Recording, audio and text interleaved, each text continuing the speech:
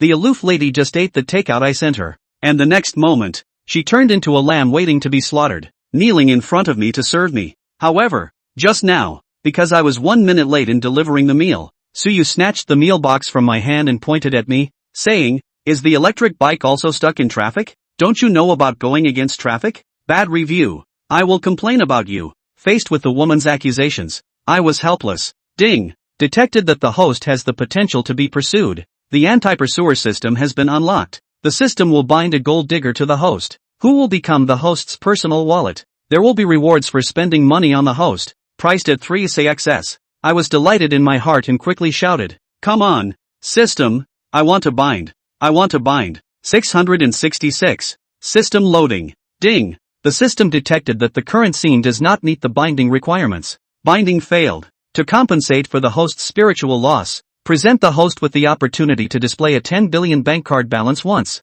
a Rungshu chain restaurant Supreme Experience card once, and a one-night stay in the presidential suite of the Global Heman International Hotel. Host, for the dignity of your man, show it. I couldn't help but think to myself, shocked. System, are you playing with me? What's the use of showing a balance of 1 billion, and experiencing the presidential suite? I'm single. Am I supposed to play rock paper scissors with my left and right hands in the presidential suite? When I was feeling depressed and absent-minded, Suyu still persistently said to me, "Why are you not speaking? Let me tell you, if you don't have a clear attitude today, you won't be able to leave." At that moment, my phone suddenly vibrated, followed by the sound of Alipay receiving 1 billion. This sudden sound stunned Suyu, and then she burst into a harsh laughter. "Ha ha ha, you're joking. Do you think 10 billion is for Qingming festival offerings? You can't even talk big." Suyu looked at me with a disdainful expression. "Ha ha ha, dreaming so exaggeratedly. You're finished in this lifetime." At this point, I was also shocked, thinking to myself, the system is really bad, making me so embarrassed. I took out my phone, opened Alipay, and 10 billion actually arrived. The numbers in black on a white background. Although I knew it was fake, it still made my head spin. Since we have it, let's show it.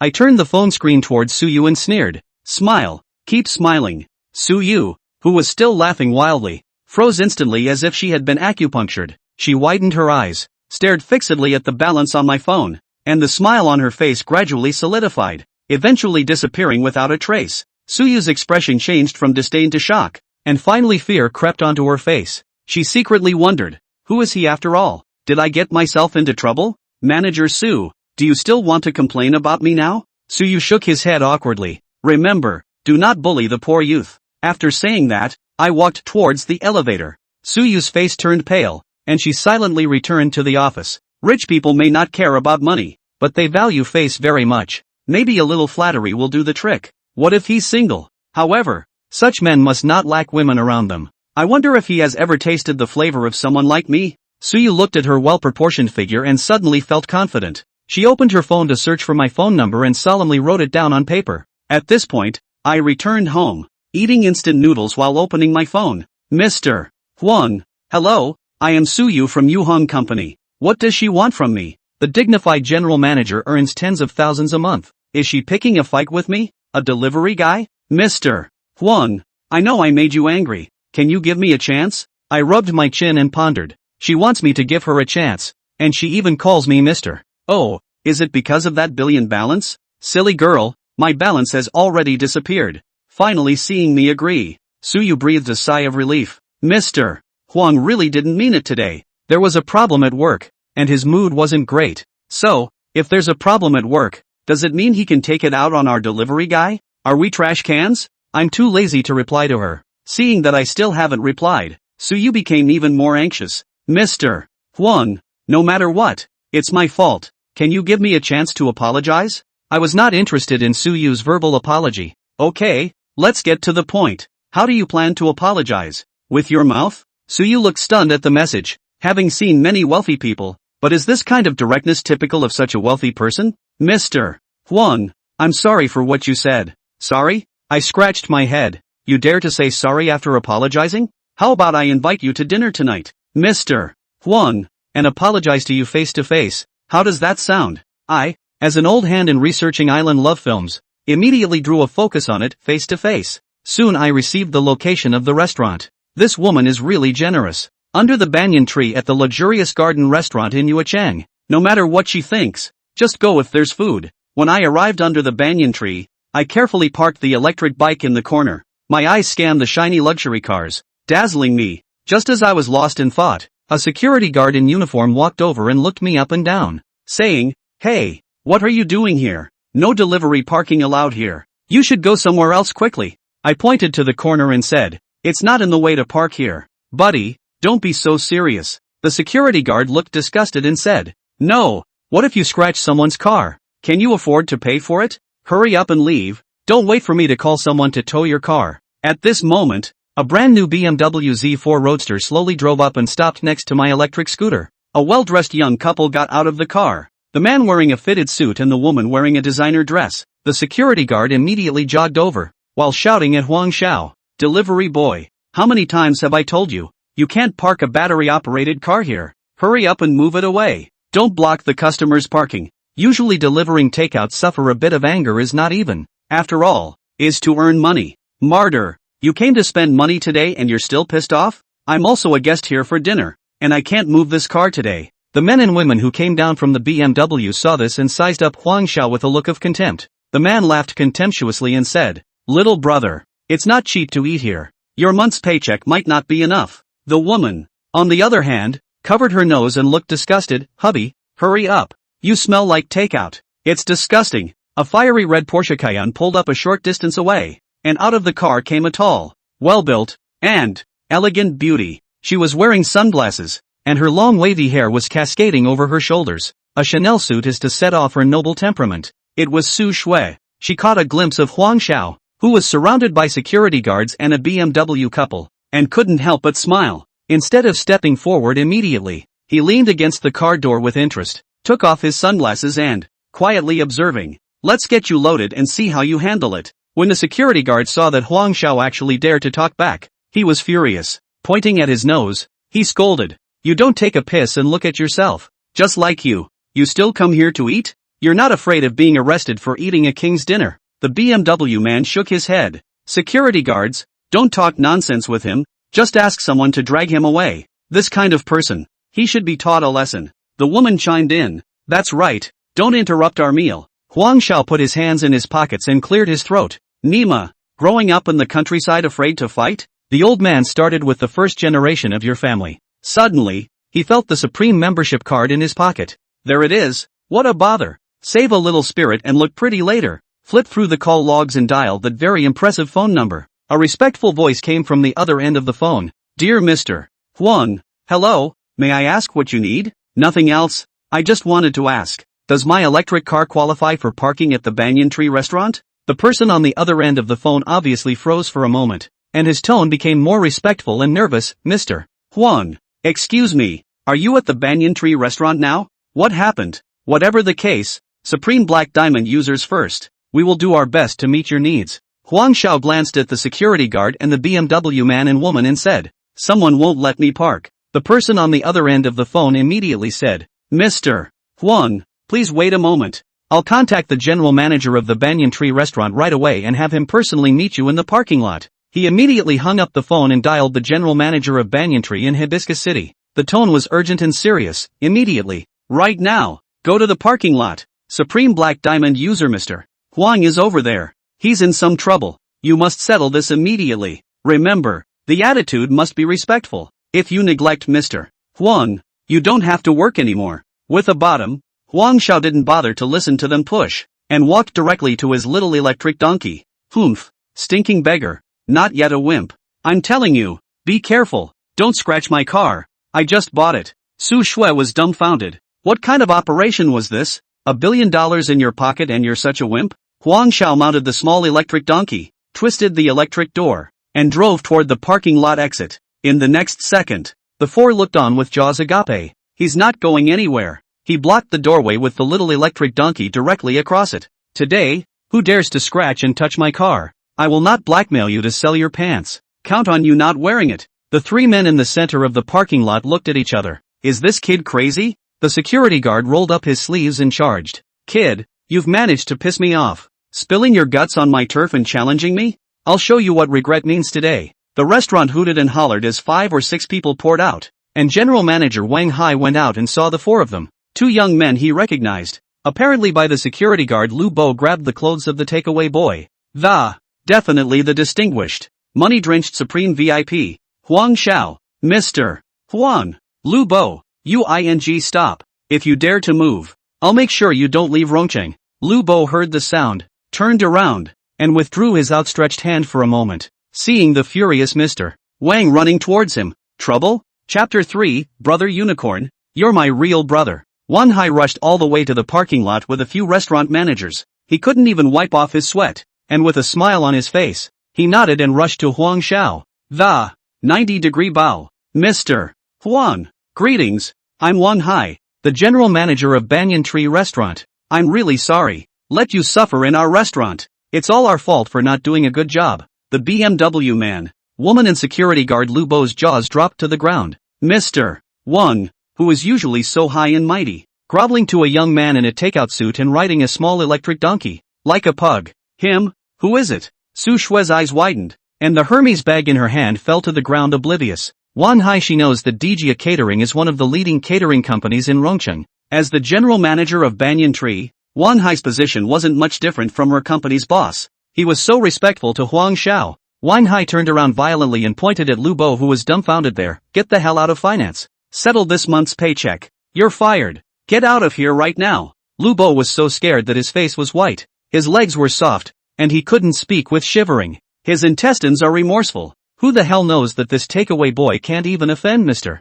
Wang? Mr. Wang. Mr. Wang. Sorry, haha. Let's eat. Eat? The two young men cautiously nodded at Wanhai and wanted to leave. You too. Get the car out of here right now. And from here on out, the deja vu chain. You are unwanted objects. Wanhai squinted at the two young men. Who came to spend money once or twice a month anyway? It's not a big client. So if you lose it, you lose it. And take them as a favor. Mr. Huang, do you think you're still satisfied with this treatment? Looking at the three people who left in ashes, Huang Zhao's heart was in a state of euphoria. This feeling of being held in high regard made him a little fluttery. He pointed to the small electric donkey blocking the exit of the parking lot and said, "Find me a space and park it." Okay. Wanhai immediately looked at the security supervisor. You, responsible for guarding Mr. Huang's car, go a little wrong and get lost just like Lu Bo. Waves of shock rolled inside Su Shui. There are some things that money can do. There are some things that only power can do. She looked at the Hermes belt she was carrying in her hand and regretted a little that she had been too careless. Through the halls, Huang Xiao was flanked to the dignity of heaven. The heavenly residence box, with its ancient colors, mahogany furniture, carved beams and paintings. Famous paintings and calligraphy hang on the walls, and a faint sandalwood scent fills the air. Outside the floor-to-ceiling windows is an exquisite private garden, with rockeries and exotic flowers and plants. The view is pleasant. Huang Xiao casually mentioned that only he and Su Shui were dining, and Wanhai immediately understood. The waiter sets a table in the garden, with a white tablecloth, silver cutlery, and, under the flowers and green trees, it is more elegant and honorable. Wanhai was all smiles. Mr. Huang, today, because of our work mistakes, it has brought you an unpleasant experience. So all your purchases today are all free of charge. Please bear with me. Su Shui froze in place for a few minutes, digesting everything that had just happened. Pulling out his cell phone, he dialed Huang Zhao's number. When the call was answered, he asked in a fake relaxed manner, "Where are you?" "I'm at the restaurant. How come I didn't see you?" "I'm in the Heavenly Palace box." Su Shui sniffed and sucked in a breath of cool air. The Heavenly Palace? Banyan Tree's finest box. With a minimum spend of 100,000. Even if you have the money, you can't just book it if you want to. Su Shui stepped on her high heels and quickly walked to the door of the Heavenly Palace's dignity box and gently pushed the door open. Huang Xiao is sitting at the table, taking pictures with her cell phone. It's the first time I've been to such a high-class place, so it's good to take more photos and have a good time and pretend later. Mr. Huang, the road was a bit jammed, so I'm a little late. Sorry, don't ever blame people for that. Su Shui stroked her hair and threw an unintentional wink at Huang Xiao. Huang Zhao's two eyes stared straight at Su Shui, and he couldn't help but touch his mouth. If it's with big beautiful Su. Hey, tongues can lick baloney skin. Su Shui sat down across from Huang Xiao. The atmosphere was slightly awkward as she looked around. Ding! The system beep sounded without warning. Check that the host has strong dog-licking thoughts. Anti-dog licking system binding in progress. It's coming. Brother Tatsuko, he's coming. Huang Xiao held her cell phone and looked at the screen. Not moving. I was afraid that any action or expression would make the old man unhappy and get stuck again. Loading. 29%. 65% 9. 99%. Come on. Brother Tetsuko. You can do it. I'm on to you. 100%. Loading complete. Host binding successful. Anti-licking dog system rules. 1. The host may not spend money in any form for a gold-digging woman, triggering a tenfold deduction, except for complimentary industrial consumption. 2. Favorability exceeds 70, and the gold-digging woman takes the initiative to give the host a gift. Receive a gift worth 10 times the value of the return. 3. Locking down a gold-digging woman with over 90 favorability triggers an industry bonus. 4. Locking a gold-digging woman's favorability over 95 triggers a special bonus. Lock 10 gold-digging women to reach 100 favorability. System upgraded. 6. Locked target reaches -100. System unbound. Su Shui was secretly pleased that Huang Xiao had been staring at her, and that, sneaking a gulp just now. Sure enough, as long as it's a male animal, who can get away with her damn charms? Mr. Huang, what are you looking at? It's weirdly embarrassing to look at people. Ah, Huang Xiao snapped back. No, didn't look at anything, just got lost in thought. Su Shui covered her mouth and laughed lightly. This woman. Beautiful. Great body. Well, that and hunger. Open the panel and scan. Target, Su Shui. Age, 31. Occupation, personnel manager. Hanyu Company.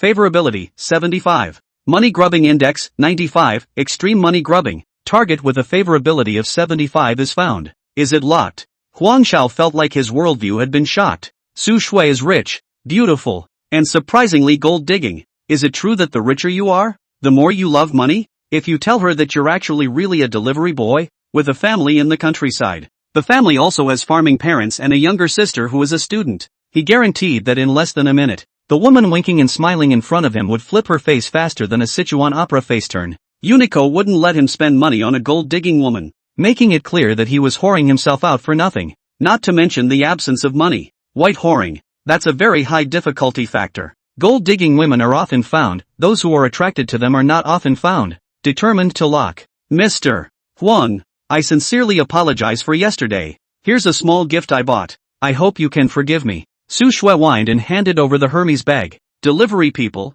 they have an occupational disease. They never refuse anything that is handed to them. Huang Xiao subconsciously took it. Ding. Long Country National Bank, your bank card with the tail number 7720 had an income of $300 and a balance of $312. 537 on October 27th at 12:38. I'm going. It's in the books. It's a system where you get what you pay for with one hand. That's a quick response. Brother Tuanzi, don't worry. I will never be a lickspill, not spend a dime, and answer your call completely. Wealth freedom, just around the corner. The system was successfully bound, and $300,000 arrived, causing Huang Xiao to straighten his waist. Enjoying the food, the two men became more and more relaxed in their speech. Su Shui breathed a sigh of relief. Yesterday's little episode had finally been revealed. Next, it's all about how to hook this golden ace on the hook. Later, let's go to the bar for more drinks. Su Shui suggested with a smile. You don't have to pay to go to a bar? Don't go to the bar. It's too noisy.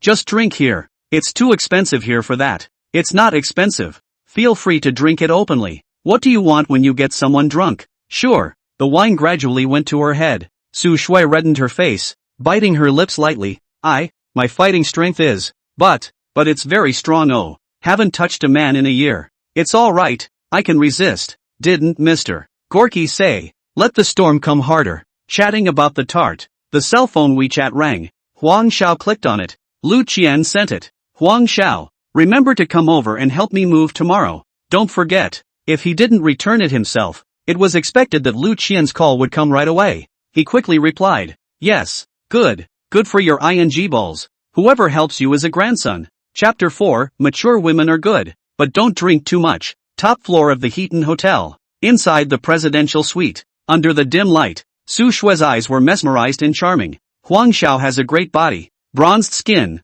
power in the puckered muscles. She didn't lie about one thing. She's got a lot of fight in her. Huang Xiao lied in one sentence. He's not strong enough to carry the storm. For the third time, Huang Xiao cupped Su Shui's face. Good girl. Let's go to bed. Okay? It's only the third month. 9 months to go. You promised someone else that. Compensate people once a month. Ding. The target's favorability has reached 90%, and he has been granted permanent use of the presidential suite at the Heaton Hotel. Ah, the good feeling spiked to 90? Wait a minute, brother unicorn, what the hell is this presidential suite perpetual use, right? Solving battlefield problems? Good girl, it's 3 o'clock, don't you have to work tomorrow? Meh, it's only been 5 months, 7 more to go. Su Shui winks as she pushes Huang Xiao down.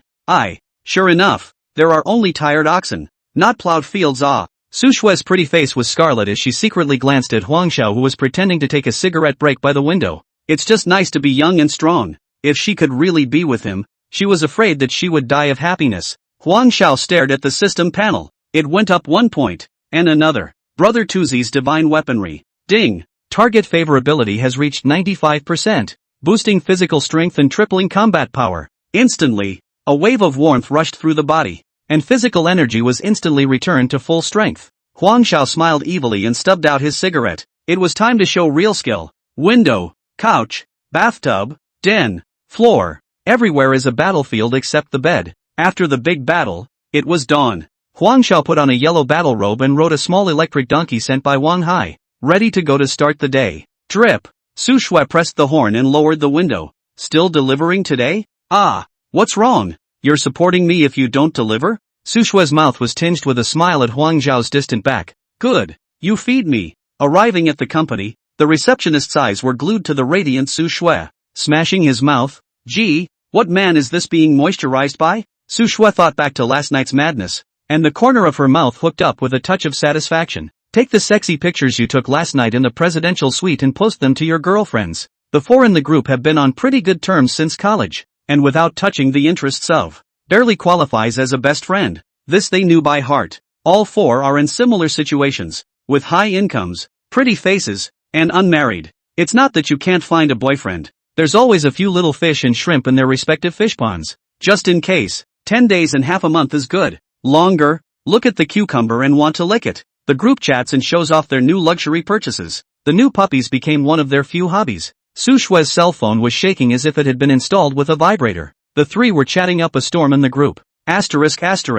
Old Su, getting dirty? Come on. Who's looking at you? We want to see the male lead in HD and no photos. You guys are talking crap. Get to the point and ask. How's the fighting? Tell me the truth. With a word from Hijiachi, the 3 of them instantly unified their topics. Honestly, how was the healing? Start at 12 o'clock and count at least 3 times. 3 times? You guys underestimate old Su's fighting prowess too much. Su Shui couldn't help herself and replied with the word 7. Now the 3 of them were making even more noise. Livestock. You're really not treating people like human beings. 7 times? Definitely not quality. Perfunctory. Fighting all night. Quality is a concern. What's the point of going up or down and not finishing? Didn't you guys say that I'm mean and dull in personnel work and can't catch a golden son-in-law? I had to irritate you leftover fighters today. Sloppy. But, do you guys know what it's like to be floating in the air all the time? There was less than 2 seconds of silence. ***. Old Su, I want to try it. Ask for recommendations. Kneel down and beg. Plus 10,086. Seeing their envy and jealousy, Su Shui was very happy. Actually, that bit is not to be mentioned. But the main thing is, you know what? He went to dinner at the banyan tree. General Manager Wang Hai personally came to the parking lot to greet him. It's a service industry. It's just a familiar face. To have Wang Hai personally come down to pick it up is pretty impressive. Old Qin, don't be sour. Can't you see that old Su is sending the Heaton's top presidential suite? 100,000 a night. Lickspittles these days. Loans and loan sharks when they're on top. They do it all. Su Shui laughed and decided to give them a fatal blow. His PayPal balance. 1 billion. I saw it with my own eyes. The group was instantly dead silent. Bye. Su Shui laughed triumphantly, laughing indulgently. Hijiachi, tonight is my treat. Bring him along. No negotiation. The address will be sent to the group later. Su Shui was wary. These ants were not oil-saving. Would a diamond man like Huang Xiao be pounced on raw by them if he brought them over? But, not returning home in silk is like traveling at night in silk. Think about when they brought rich kids to show off in front of them. Su Shui was tickled inside. I'll ask him and see if he's available. Hijiachi, if I can't get a date, I'll pull your ass with my pocket knife and open your eyes again. Qin Yusen, seconded. I'll press my leg. Jirina, seconded. I press my head. Su Shui called Huang Xiao. Brother Xiao, are you free tonight? Enjoy your meal. Huang Xiao's polite voice came from the other end of the phone. It's really delivering. Huang Xiao put on her Bluetooth headset and started the little electric donkey. What did you just say? Asked if you were free tonight. That's fine. Whoever surrenders will give the other a gift. Huang Xiao deliberately flirted. Who's afraid of who? Su Shui laughed jovially. You'd better catch up on your sleep at noon, or I'll win. Tonight, I'll show you that Superman doesn't just wear his pants on the outside.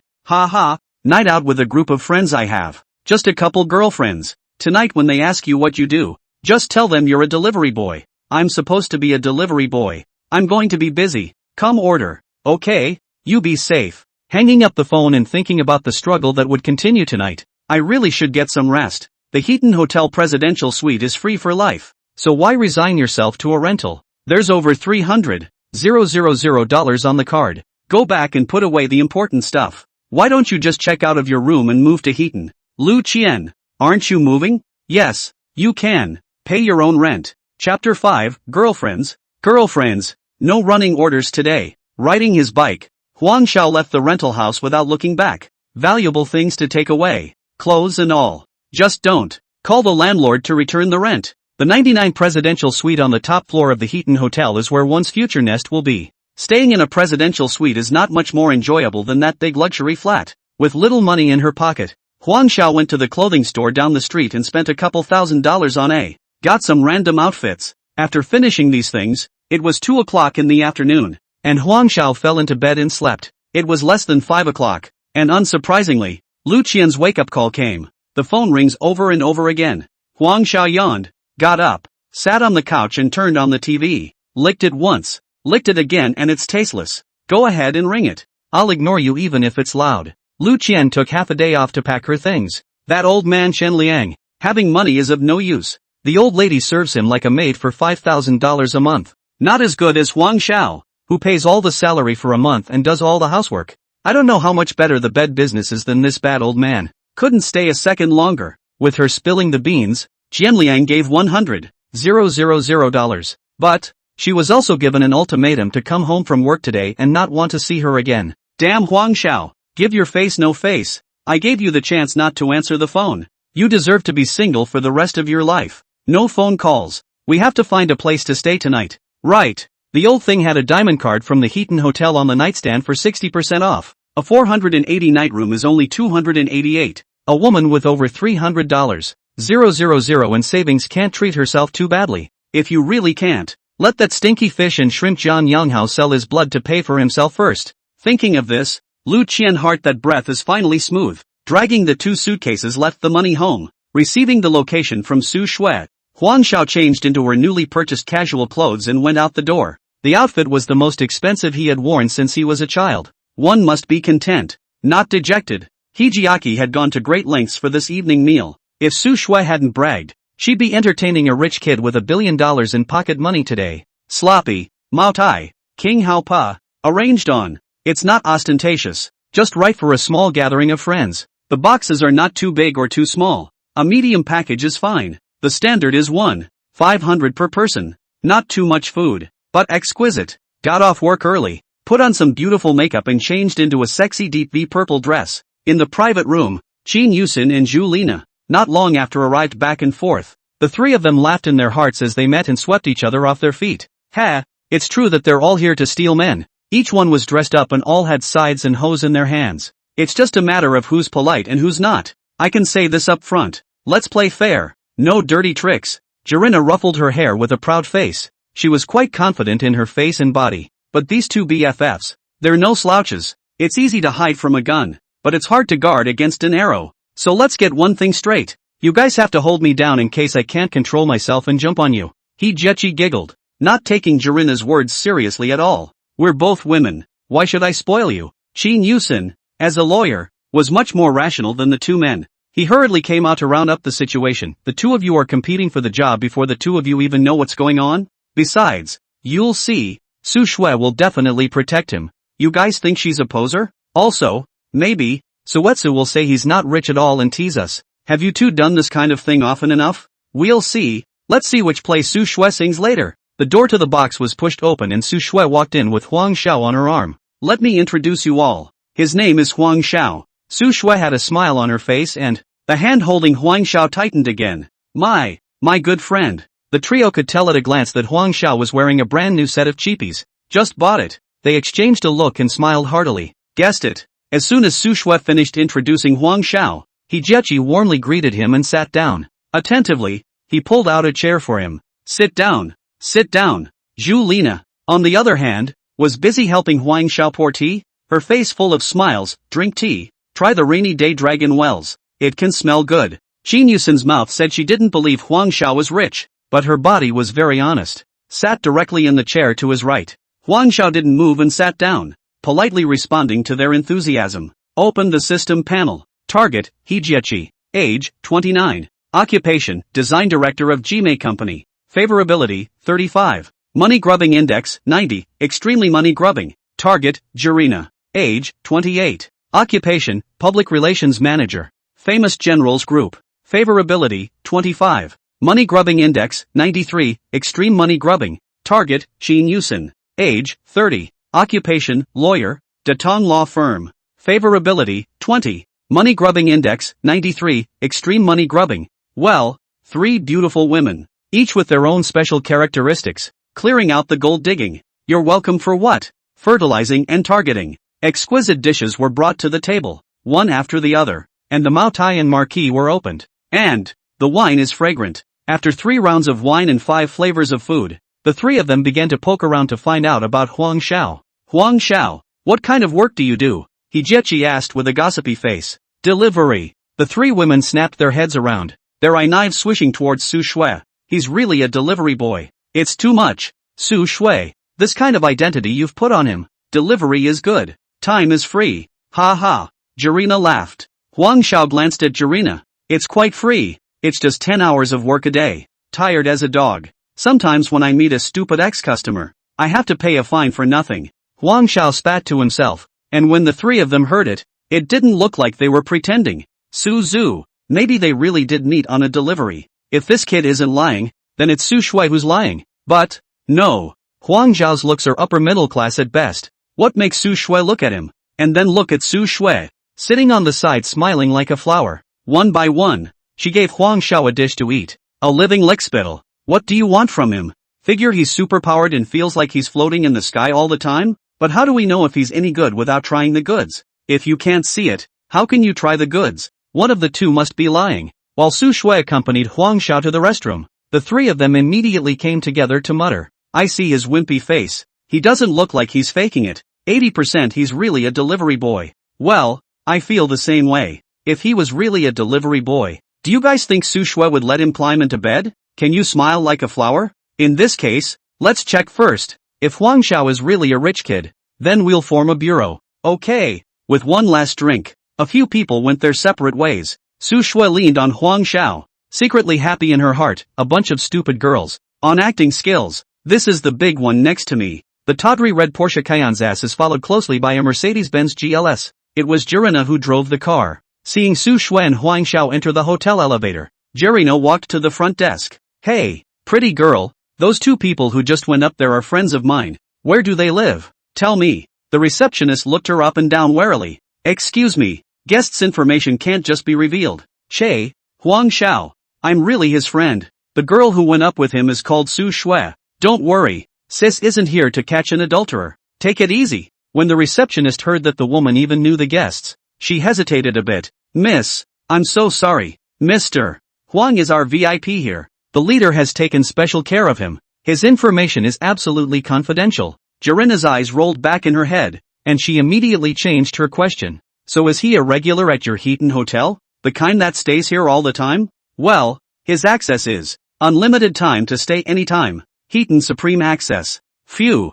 Jirina exhaled and turned away. Who knew that just as they arrived at the front door of the hotel, they saw He and Qin Yusin leaning against the car door. A playful look at her. Yo, isn't this Miss Ju? Come over here. Tell the sisters what you've inquired about. Presidential suite. Ah, Huang Xiao bagged it. Want to stay as long as possible. Top VIP at the Heaton Hotel. So that means that neither Huang Xiao nor Su Shui actually lied. Huang Xiao did run a takeaway, but he's just doing it for the experience. Qin Yusin's analysis was similar to what the other 2 thought. Now that it's confirmed, let's go with the 8 immortals. The 3 of them, unspoken, each pulled open their own car door and took off. Chapter 6 218th Milk Tea. A night of lingering ended with Su Shui's surrender. He sat in the design director's office, spinning a 2B pencil in her hand. last night in that box, was misinformed and didn't add WeChat. Looking for Su Shui for contact information. There was no way she would agree. The other 2s. They must have their eyes on that fat piece of meat now too.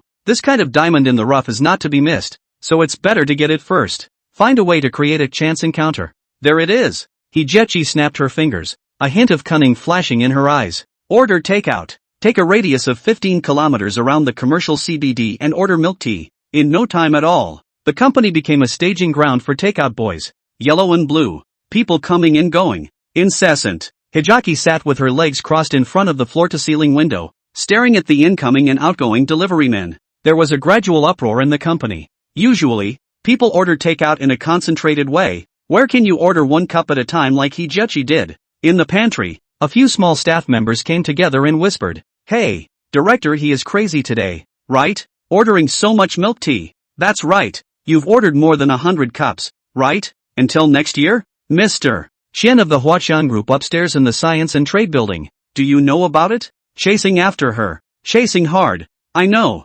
Mr. Chen? Mr. KG, right? He's almost 50 years old. He's the one who has to shop around for a bun. And our superintendent has his eye on him?"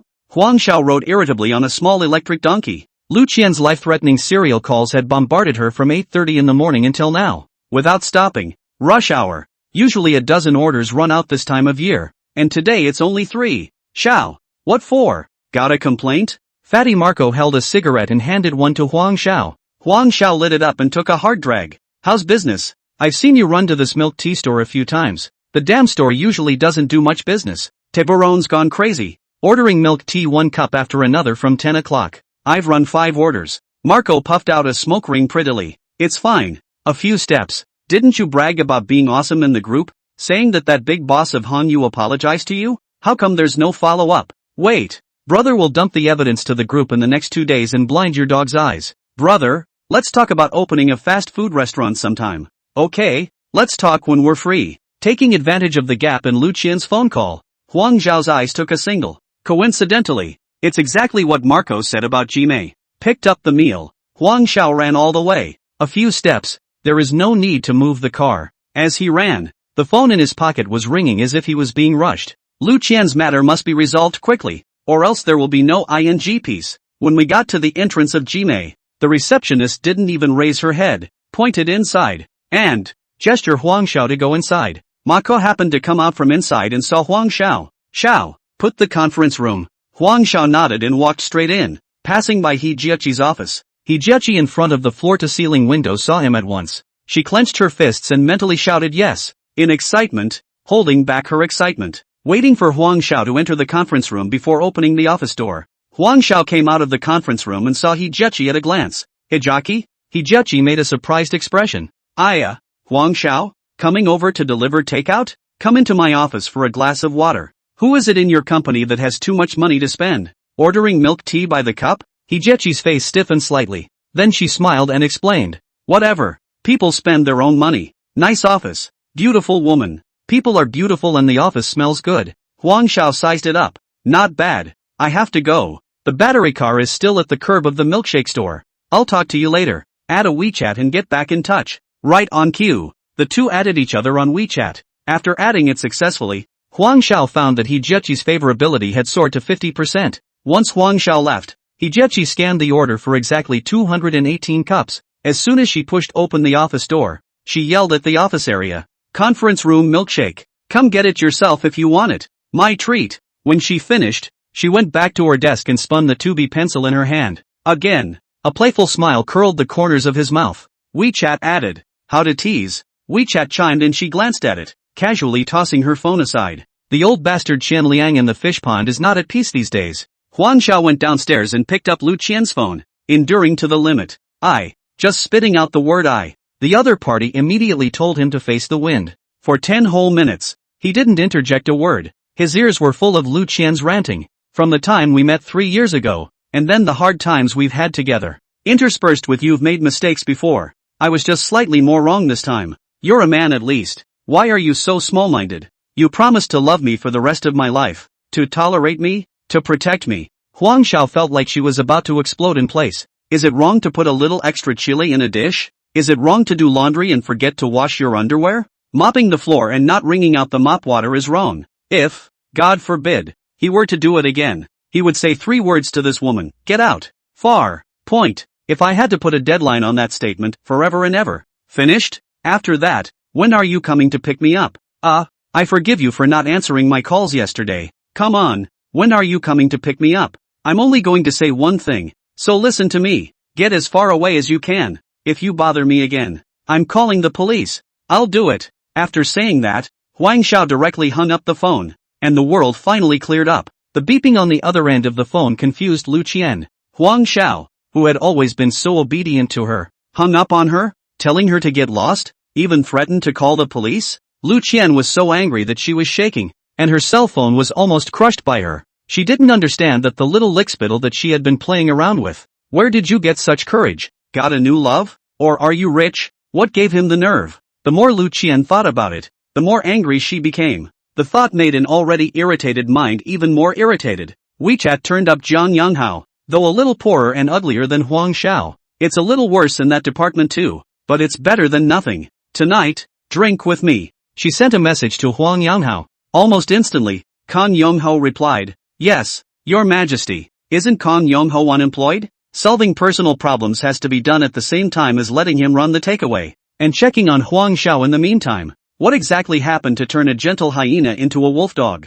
Hijechi gave Su Shui a call, and once she heard that little hoof of Su Shui was actually shopping at the mall, to sleep at home at night. Here's your chance. Xiao, what time do you get off work tonight? Let's have a barbecue together? Huang Xiao looked at Hijechi's WeChat. Another delivery. However, with the continuous rotation, this iron body can't carry it. What's more, Jarina and Qin Yusin got his number from somewhere. Ask him out for a late night snack too, shall we? Together. 3 women together can't possibly do anything to me. I'm not a farm animal. Xiao, need to rest. Good. Jarina and Qin Yusin also asked me out. Let's get together. Seeing Huang Xiao's reply, Hijechi directly exploded. Asterisk asterisk. 2S. Moving really fast. Chapter 7, Deeper and Deeper. 9 p.m. Old 3 Grill near the Heaton Hotel. A table with a 90% turnover rate sat in front of the door. 3 flavorful women. A man in a yellow takeout outfit. Hijechi, wearing a hot red dress, took the initiative to pour Huang Xiao a glass of beer. Brother Xiao, you're exhausted from running takeout. I'll drink to that. How could Jarina lag behind? Picking up a piece of chicken wing and putting it on Huang Xiao's plate. Whispering, he said, Xiao, try this. Their chicken wings are grilled to be especially flavorful. Qin Yusin pulled out a tissue and handed it to Huang Xiao, who was feasting. Brother Xiao, wipe your mouth. In this life, when have I ever enjoyed having several women around me? Except when I was first born. Or 3 big beauties. I'm 28. How old are you guys? Huang Xiao lit a cigarette and looked around at the 3 of them. A few beautiful women call themselves brother all day long. And if they don't know, they think how old they are. How big? Guess? Jarina intentionally pushed up her proud breasts and, hotly staring at Huang Xiao. I guess, at least see. Huang pretended to gesture with his hands, the corners of his mouth curling into a bad smile. Bummer. People are more than that. Jarina pouted. Dawn, think we're calling you big? How about a little brother? Qin Yusin followed and teased. Huang Xiao tilted his head back and drained his beer in one gulp, pulling a cigarette out of his cigarette case. A long exhale of smoke. I had trouble expressing myself earlier. I mean, length. Ha. This completely opened up the conversation, and a couple of the women were laughing their asses off. A barbecue, and the 3 women's goodwill rubbed off on each other. The highest, Hijechi, had reached 60%, and the other 2 had broken the 50 mark. Huang Xiao felt great, compared to the previous living. That's the ing way young people should live. Free and happy. At 11 o'clock, the barbecue was over. All 3 women's cars were parked at the Heaton Hotel, and they stopped by to accompany Huang Xiao back to the hotel. Qin Yusin said as if she didn't mean it. Brother Xiao, it's too much of a waste to stay in a hotel all the time. It's not as cost-effective as buying a suite, and it's more of a sense of belonging. You can buy a suite for a month's worth of housing costs. Huang Xiao shook his head and spread his hands. I'd like to, but I don't have any money. Besides, it's not like I'm paying for the room. The 3 women are almost certain the $100,000 a night room bill came from Huang's family. He's a rich kid that his family arranged to come out and experience life. As for Su Shui's comment about Huang Xiao having $1 billion in her PayPal, it's quite understandable. That money must have other uses and he is not allowed to use it at any time. A thought flashed through Hijechi's mind. To experience life, his family probably wouldn't give him any money. If you don't have any money on you, wouldn't it be a good opportunity to help each other out as friends to get closer? Huang Zhao's whole body, only the waist of the Hermes belt is slightly more valuable. Look at the color is new. Humph. Maybe it's still a gift from Su Shui. If Su Shui could deliver, why couldn't she deliver herself? They were all human beings. If Hijechi could notice, how could the other two not notice? Walking to the parking lot, Huang Zhao found the hotel lobby, standing a man and a woman. Who was that woman? If not Lu Qian, crazy woman? Holy, chased me here? No, definitely not staying here tonight. When the three women left, Huang Zhao dodged around the corner, mounted a small electric donkey and scurried downtown. He's still a little too young. The number one thing for top hunters is go. Just as he left the house, he was caught by Hijechi, who killed him. Master, follow that electric car. It is easy to go from frugality to extravagance, but difficult to go from extravagance to frugality. After a few days of staying in the top presidential suite, Huang Zhao habitually chose a luxury hotel, Lianhua International Hotel. Huang Zhao parked his car and walked straight to the front desk, pulling out his ID card to open a room. Suddenly, a hand was on his shoulder. Huang Zhao turned back. Luckily, it was Hijechi, not Lu Qian. Go to my house. Hijechi took advantage of the alcohol, and without a second thought, took Huang Zhao by the arm and headed out. You, tonight, I'd like to see the 28 you're talking about. Hijechi exhaled in Huang Zhao's ear. At this moment, Huang Zhao thought of the ducks her parents raised back home. You guys have an easier life than I do. Hijechi happy crazy, but also a little more hard eyes. To not be able to pick up the leakage? Orchid Court, an upscale neighborhood in Hibiscus. Huang Zhao toured around the 180 square foot room, and when he returned to the living room, he wanted to escape. Nima, it's going to be another bad fight tonight. Hijechi, who had changed into a set of dark blue stewardess uniform, walked to Huang Zhao with a coquettish smile, slightly indebted. Hello sir, welcome to this flight. I'm your exclusive stewardess, Hijechi, glad to be of service. What kind of drink would you like? Sir, we have wine, champagne, whiskey, both come and go. Fight if you don't want to. The sky outside the window was gradually whitening, and the eastern fishbelly was tinted with a faint reddish hue. A new day is coming. A fierce and violent battle continued throughout the night.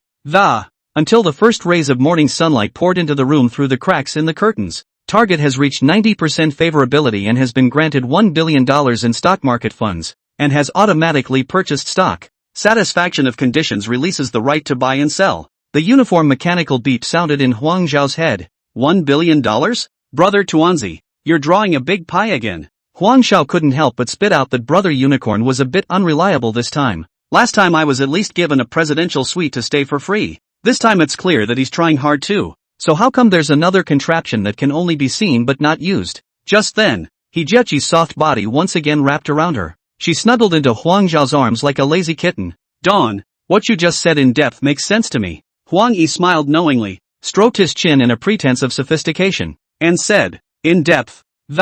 It's not something that can be done by the average person. Hijechi closed her eyes, reminisced, and sighed. The feeling of going up to the sky is too good. It's fluffy. Xiao, how about I play the maid tonight? When Huang Xiao heard this, she was so scared that she jumped straight off the bed and quickly waved her hand. Sis, give me a break. As the old saying goes, if you work hard enough, you can grind an iron bar into a needle. I'm still young. I want to play for a few more years. Hijechi couldn't help but giggle when she saw Huang Zhao's panicked appearance. The two bantered for a while longer before Hijechi started getting ready for work. Suddenly, as if remembering something, she turned and walked to the study and, from inside, he took out a brand new cell phone and handed it to Huang Zhao. Xiao, I see that your cell phone doesn't work very well, and I happen to have one at home that was given to me by a friend. Go ahead and take it. Huang Zhao took the cell phone and took a look at the extraordinary master. Ding. Cell phone text message tone rings. Open a look. The bank card to the account of 23,990 yuan. Huang Zhao wasn't very happy to see the money, because he felt that it was more like Hijechi paying him for some kind of service. Hey, I'd better not run for takeout today. Go back to Heaton and get a good night's sleep and recuperate. Chapter 8, Life is Important. Hijechi's next words warmed Huang Zhao's heart. Last night's efforts were not in vain after all. Dawn, send me the size. I'll go to the mall this afternoon and buy it and send it to Heaton for you. What more nonsense was needed? Huang Zhao immediately sent over the sizes of the dress, pants, and shoes. Jiachi beauty. It's not befitting of you not to buy me a full set. Just rode the little electric donkey. Huang Xiao. Mom Lu Guifang's phone call came through. Mom, what's wrong? Huang Xiao hurriedly got out of the car and walked to the corner of the parking lot. Mom rarely calls during the day. Something must have happened. Wah, what's going on with you and Lu Qian? Calling me so early in the morning. I cried so hard that my heart ached. The old Huang family has been decent all their lives. Don't you dare to do anything that would cause trouble. Don't go back home. We can't afford to lose this. Lu Qian, you're really something. You've actually sued my mom. Mom, I know. We broke up 6 months ago. She's sick. Ignore her. Mom, how's the family? How are Dad and Huang Huan? Hey, something's up. Mom, you said, it's fine. Your sister said she doesn't want to study anymore and wants to go to Rongqing to work with you. No more studying. Part-time job?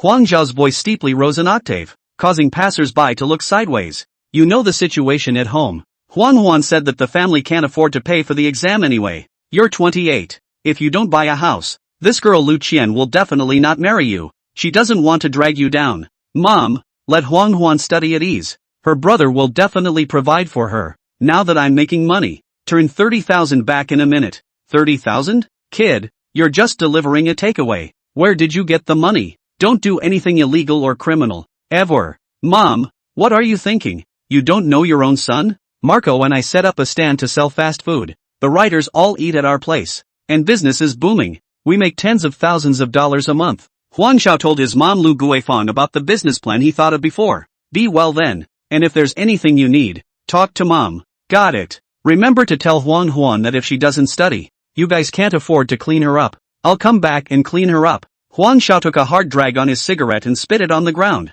Back to the Fort Heaton Hotel. Make money now. 500 in a small county. As long as it takes to get a 3-bedroom apartment. It's also $500,000 for 100 square meters. Plus renovations. You can't get down without $700,000. There's $500,000 or so in the bank card. It's not enough. He was even more panicked in his mind. In case brother Tuzi left without saying goodbye one day. One is used to luxury again. Life is over. Mom's right. The old Huang family has had their feet on the ground for generations. Open the writer app and take the order. As long as it's not dry. It's dry. The system has stipulated that it must be a gold-digging woman who takes the initiative to give gifts. And there will be no rewards for those who ask for them on their own. Cast the net. A bigger net must be cast. The only way to catch the big fish is to know more people. The person giving the gift must have financial means. Otherwise, if you go through all the trouble of delivering all the milk tea, then you might as well deliver it honestly. At least it's not as tiring to pretend. There is only one place that qualifies and is currently able to get it. Commercial CBD. A white-collar and gold-collar gathering place. A place where there's never a shortage of gold-digging women. At 2 o'clock in the afternoon, Huang Xiao and Marco nestled into the writer bistro to skim lunch. I'll go. Xiao, you're rich? A triple screen. That's worth tens of thousands of dollars. Let me see. A friend gave it to me. I was going to take it and sell it, but I don't think it's quite right. So I'll use it for now. Oh, female, right? Not too young? Marco wiggled his eyebrows and had an I-get-it look on his face. What are you thinking about? What you think is unbeatable is nothing in someone else's eyes. I'm sorry. Huang Xiao laughed. Oh, by the way, Xiao, the station manager had a meeting this morning, and there's a new guy coming to our group tomorrow. Let's bring the band. Okay, I'll bring it. You focus on running orders. Good. Then you have to go to a meeting tomorrow morning. Bringing in new people? A trivial matter. Huang Xiao didn't worry about it at all. Running around the neighborhood anyway. It's not much of a delay. Transferring 30,000 to his mom. Huang Xiao continued to wander around the CBD. Ding. The system cashback arrived at $72.800. The system rebate arrived at $9.800. Holy, what the hell? Brother Tatsuko, what's wrong with you? Where's the $800,000 in revenue? A minute later, WeChat rang. Su Shui, honey, willing to bet. The underwear and socks are sent to the hotel for you. Hijechi, 28. New clothes? Go back and try them on. Huang Zhao's hand shook. You guys are buying money for your lives. If something is good enough, you'll vomit if you eat it every day. Gotta slow down. Sleepless. Lives matter. You can stop the evening activities, but you can't stop the gifts. But can they afford to spend tens of thousands of dollars on other people at the drop of a hat? Over time? A fine line is the way to go. Huang Xiao pondered for a moment and returned a message. Thanks. Added a little spice to my boring life. Don't send such expensive ones in the future. Though, I can't use it either. It's a waste. When they received the message, the two women immediately, as if studying a leader's speech, pondering whether Huang Xiao was hiding a deeper meaning in this statement. It didn't take long for them to get the gist of Huang Xiao's words out. Boring, flavoring agent, send, waste, got it. It's okay to send a little trinket. Just give Xiao a whole little surprise. Real rich people are different. Understated. With substance. Qianliang was slightly chubby and wore a well-tailored dark blue suit with meticulously combed hair. Fingers tapped rapidly on the screen. Jiaqi, dinner together tonight? There's a new Cantonese restaurant that tastes good. Jiaqi agreed to Qianliang's invitation after she made sure Huang Xiao wasn't available tonight. Qianliang carried a bag and waited for Jiaqi at the entrance of the restaurant like a doorman. As soon as he saw Jiaqi's car drive in, he immediately ran over with his ass in the air. Jackie, Mr. Money, why so formal? Call brother Liang. Jiaqi, brother asked someone to bring you perfume from France. Let's see if you like it. Qianliang handed the bag over as if offering it as a treasure. Jiaqi didn't even look at it and threw it directly on the back seat. Hungry? Let's eat. Fine, let's go. I've booked a private room. Qianliang cheerfully led Jiaqi towards the restaurant. Jiaqi surveyed the so-called nice Cantonese restaurant and shook her head slightly. Stingy, as always. Qianliang attentively pulled out a chair. Jiaqi, order. Jiaqi swept a glance and handed it to Qianliang. Mr. Qian, just arrange it.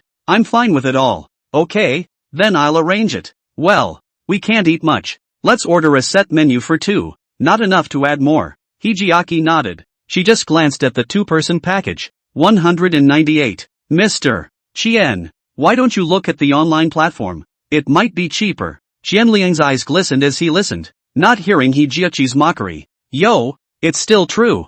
These treacherous merchants nowadays. Not honest at all. The same package. It's $10 cheaper online. Jiaqi, I'll order la. Jiaqi squeezed out a smile on her face. The boss of a listed company. That's a lot of societal beatings to get into the habit of living. Okay, Mr. Qian. Qianliang stared at Jiaqi colorfully, itching to swallow her in one bite. Jackie, you're beautiful. Jiaqi covered her mouth and laughed. Mr. Qian, you're flattering me. Compared to your little girlfriend, what am I? For you, I let her go.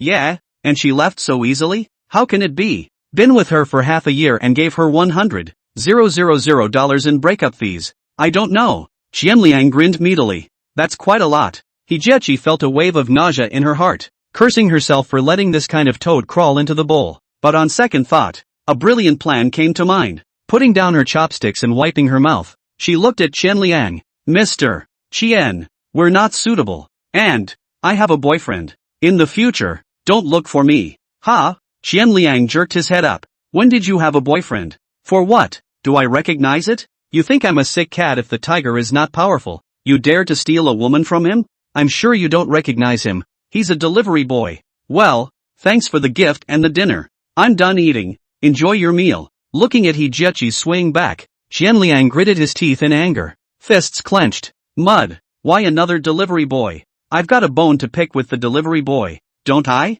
Chapter 9, Infernal Affairs? Huang Xiao slept comfortably, and early the next morning, rushed to the site for a meeting. The station manager led the newcomers over to Huang Xiao and Ma Ku. Old son quit some time ago. Add a newcomer to your group. And Huang Xiao take it well. The newcomer stood there with his head bowed and in a hasty manner. With a thin, honest look, Huang Xiao sized up the newcomer and looked a bit familiar. Okay, station master, I'll take the men. Hearing Huang Xiao promise to take him, a trace of undetectable joy flashed in the newcomer's eyes. My name is Kong Youngho. Huang Xiao. Huang Xiao nodded and pointed to Marco next to him. This is Marco. From now on you just follow us both. Huang Xiao. Marco and Zhang Yonghao start the day on a small electric donkey. Youngho. First takeout run. Stay close. Dawn. Got it. Look. This software is what you eat. Orders, addresses, requests. It all has to be looked at carefully. This road. It's winding. Don't run in a stupid straight line. Use your head. Zhang Yonghao realized that Huang Xiao's cell phone he had never seen before. Stealing a check. Asterisk asterisk. He almost screamed. 20,000 plus. He hurriedly sent a screenshot of the search results to Lu Qian, the cell phone he used. Lu Qian stared at the picture, her brain buzzing. What did he do to earn so much money? That look, body, ability. When the young master went, no wonder the talk is so tough. Must be making a fortune. It has to get back together. Rat, keep an eye on him for me. Keep me posted if anything happens. Qianqian. He's on a 20,000 plus cell phone. He'll definitely be able to pay back the money he owes you. You shut up. Don't be nosy. Do whatever you're told. Well, tonight, can I come see you? 5 minutes later. Come on. Remember to bring some money to help me save for a couple days for the room. Qian, why don't you stay at my place? Stay here all the time. A few days room charge is enough for a month's rent. Asterisk off. Don't store it straight. Save. I'll save. Seeing as Jiechi gave over $70,000 for clothes, Huang Xiao agreed to have dinner with her tonight. Just for dinner. The body recuperates for 2 more days. And the rounds are too much to eat. Jiechi arrived at the restaurant early and chose a window seat, her eyes drifting out the window from time to time. A cab pulls up to the curb. Its door open. Dressed in a tailored Prada suit, Huang Xiao walked toward the restaurant. Jiechi's heartbeat couldn't help but speed up a few points, and her cheeks flushed. Huang Xiao is rich and capable enough to make her heart flutter, but she always feels that something is missing. At the moment, Huang Xiao perfectly fit all her fantasies about her ideal partner. Huang Xiao pushed the door in and caught a glimpse of Jiechi by the window. Today she was dressed in professional attire, and she looked heroic in a different way. I've never eaten Western food, but I've had a lot of takeout deliveries. Receiving the menu, Huang Xiao ordered a few signature dishes and asked Jiechi what she liked to eat. Added a dessert. So handsome tonight. Ha ha,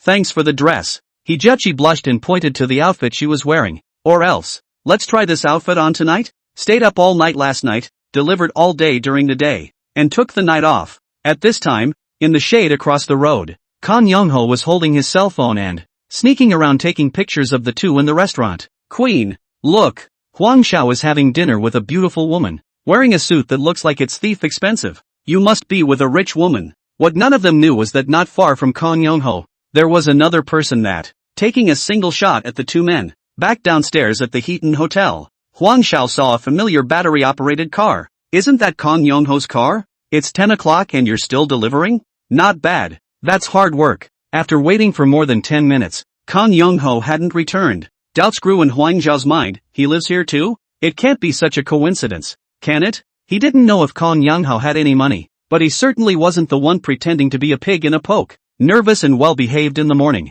Rich people can't fake it. Returning to his room, he immediately dialed the hotel housekeeper. Is there a Kan Youngho staying in today? The housekeeper quickly inquired and replied, Mr. Huang, there is no record of a check-in named Jian Younghao today. The sweaty hairs on Huang Xiao's back exploded and goosebumps fell all over the place. He snapped back to the side of the face he had glanced at so hastily the night before. The shape, the feel of there's a striking resemblance to Kan Youngho. As soon as he grabbed the phone again, check for me again. Wasn't there a lady named Lu Qian who checked in? A minute later, Mr. Huang, the hotel's regular single room is occupied by a lady named Lu Qian. It has been a 4-day stay. The spirit is still alive. If she knew she lived here, she would have killed her. Kan Youngho is her boyfriend? Huang Xiao knows Lu Qian too well. The probability of Jiang Younghao being her boyfriend is lower than winning the lottery. Unless he's a tycoon. Lu Qian can't possibly look at him with that frustrated look. It's too much of a coincidence to creep out Huang Xiao. And Lu Qian thing, in Huang Xiao early turned the page.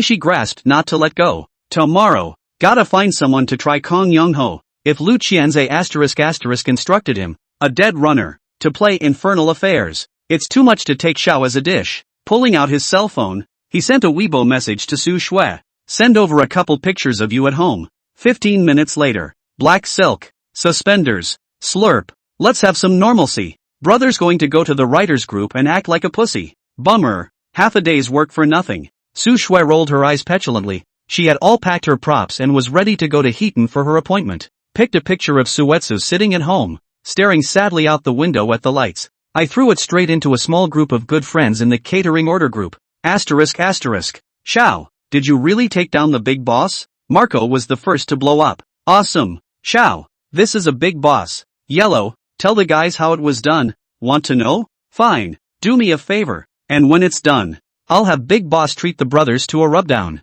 Huang Xiao replied. Dawn, speak. The new guy in our group today, Kan Youngho, check him out for me tomorrow. Remember, to pretend to be on bad terms with me. It's a piece of cake. I'll make sure it's done right for you tomorrow. Dawn, what's wrong? Noticed something about him, help me get to the bottom of it. Where he lives, his family, and what he was before. Huang Xiao handed over and stood in front of the window looking downstairs. Kan Youngho's car hasn't left yet. It's too early to be sure about the relationship between him and Lu Qian. Wait until tomorrow. It will come out. Let's hope he's not related to Lu Qian. What it's like to be a lickspill. He understands. Licking Lu Qian is absolutely the saddest thing in life. Chapter 10 Reasons to be fresh and off the grid. Lu Qian kicked Zhang Yonghao, who was sleeping like a dead pig. Go sleep on the couch. I've been running takeout all day and my sweat smells like vegetables. With a stifled look on his face, Kan Youngho smiled sarcastically, pulled on his underwear, and rolled off to the couch with a grimace. Lu Qian looked at the photo. The woman in the photo. Her age should be 30 or less. Dressed appropriately. The makeup is exquisite. A proper rich white man. Huang Zhao's outfit. Without $100,000 or $80,000 to buy down. In this world nowadays, there are really women who are willing to drop money on men. She, Lu Qian, also smashed it, but that was in a nightclub. Huang Zhao must have gone to become a young master. Lu Qian was almost certain. I called Lu Hohot in the morning. I don't know if the old woman said anything to Huang Zhao. Push her a little more tomorrow. Break up? Nice try. Got the money and want to run? In the meantime, Qianliang's family villa. Qianliang sat on the sofa, cupping the photo in his hand, listening to his men's low report. They didn't do anything? Disperse after dinner? Yes, Mr. Chen. I watched MS. He go home with my own eyes. Hearing this, the stone in Qianliang's heart fell to the ground. Waving his hand to send the underhand away, Qianliang took out the rest of last night's beer from the refrigerator. Took a couple sips. He Jiachi. Swindle me. Lu Qian's boyfriend is a delivery man. Yes. She must be being sarcastic, grabbing a woman with a delivery boy. Director Ho, who earns millions of dollars a year, how could he possibly look at a poor? Qianliang felt that his analysis was correct, and his mood was pleasant again. Opening the safe, he took out a set of cosmetics that he had previously prepared to send to Lu Qian. Luckily I didn't give it to that vampire Lu Qian. Spend some blood money and find another chance to try again. Early the next morning, Marco and Li Fei take Zhang Yonghao to run a single. In the afternoon, Ma Ku called. Xiao, Zhang Yonghao, was fired from Lingyu 2 months ago. The reason is misappropriation of public funds. Rongqing local, only son, 2 houses for rent in the city center village, and his parents have pensions. When Huang Xiao heard the word Lingyu, she suddenly realized, isn't Lu Qian the receptionist at Lingyu? Turns out the two were co-workers before. Damn. Zhang Yonghao is 80% Lu Qian ***s licking dog. Local guy. A little bit of money at home. Runs a takeaway with a bunch of bitter people. Thinking with my toes. It must have been arranged by Lu Qian. What does she want? It's not like you can't find a man. Why are you so desperate to find yourself? You're used to eating delicacies from the sea, but you want to eat some roughage for a change? It's not right. It's not right. This is trying to find out what's going on with me. There was only one possibility. There was something she wanted in herself. What does she want, other than money? At this time, Mom Lu Guifeng's phone called. Mom, did you get the money? Roger that. Huan promised to study well for the college entrance exam. Lu Qian's matter. I thought about it last night. It's best if you meet with her and make things clear. If you break up, then break up properly. You want to see me? Fine. Then, Huang Xiao picked up her cell phone and dialed Lu Qian. Hey, 6:30, Mudu Tea House. Without giving Lu Qian a chance to speak, he hung up the phone. At 6:30, Mudu Tea House. Huang Xiao asked for a small private room and quietly opened the cell phone recording. A little extra preparation is very necessary to deal with this kind of. Lu Qian twisted her waist, carried her bag, and pushed the door in with a smug look on her face. Ha, little man, clean you up. It's not a matter of minutes. If I play a little trick on you, you'll still come to see me. Today, either be a good boy and make up and give me your bank card with both hands, or take the breakup fee. Putting the cigarettes on the table, he pulled one out and held it in his mouth. Huang Xiao, it's been over half a year. How come you still haven't grown up? You don't have any eyesight. Light a cigarette before pouring water. Huang Xiao looked at the familiar and unfamiliar woman in front of her. Today, she wore a burgundy cheongsam, and her figure was a bit fuller than before. The slit in the skirt was just right to show off her slender legs. Wearing delicate makeup, her features were more three-dimensional than she remembered. The long curly hair was casually draped over her shoulders, adding a bit of the flavor of a mature woman. For some reason, the more Huang Xiao looked at it, the more nauseous she became. Her stomach turned over and she felt the urge to vomit. He picked up his teacup and gulped down a couple big gulps to press it. Lu Qian secretly laughed in her heart. Ha! Or before that virtue, see, the old lady cannot walk. No cigarettes or water for herself. And she didn't bother. Walking up to Huang Xiao, He deliberately put his hand on his shoulder, lit a cigarette and exhaled a puff of smoke. What are you looking at? Go home tonight and take your time. I'm looking at your sister. Look. Huang Xiao slapped her hand away in disgust. It's different when you're rich. How dare you? Is he spoiled by those old women in the nightclub?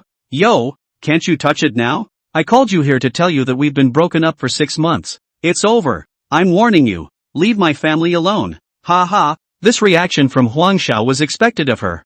Huang Xiao, don't think I don't know about the you've done. Now you've made some money? What did I do? Huang Xiao looked puzzled. Pretend. You keep pretending. How did you get your extraordinary master? From a friend. That luxury outfit of yours. Was it also a gift from a friend? What's wrong with giving it away? $20,000 cell phone. $100,000 dress. Friend? Good friends from the nightclub, I guess. Lu Qian yelled at the top of her lungs. Huang Xiao was furious. What the hell? What gives you the right to talk to me in that tone of voice? Lu Qian, what I do or don't do is none of your business. For the last time, I'm warning you. Leave my family alone. We broke up 6 months ago. You know exactly why it's over. I don't need to remind you, do I? What's wrong with me? Can't I pursue my own happiness? Lean. You have a ing boyfriend going out and sleeping with other men in the pursuit of happiness? Nonsense. But it's all about the pursuit of happiness. I'm not sleeping with him. Is there a future in rolling in bed with a poor like you every day?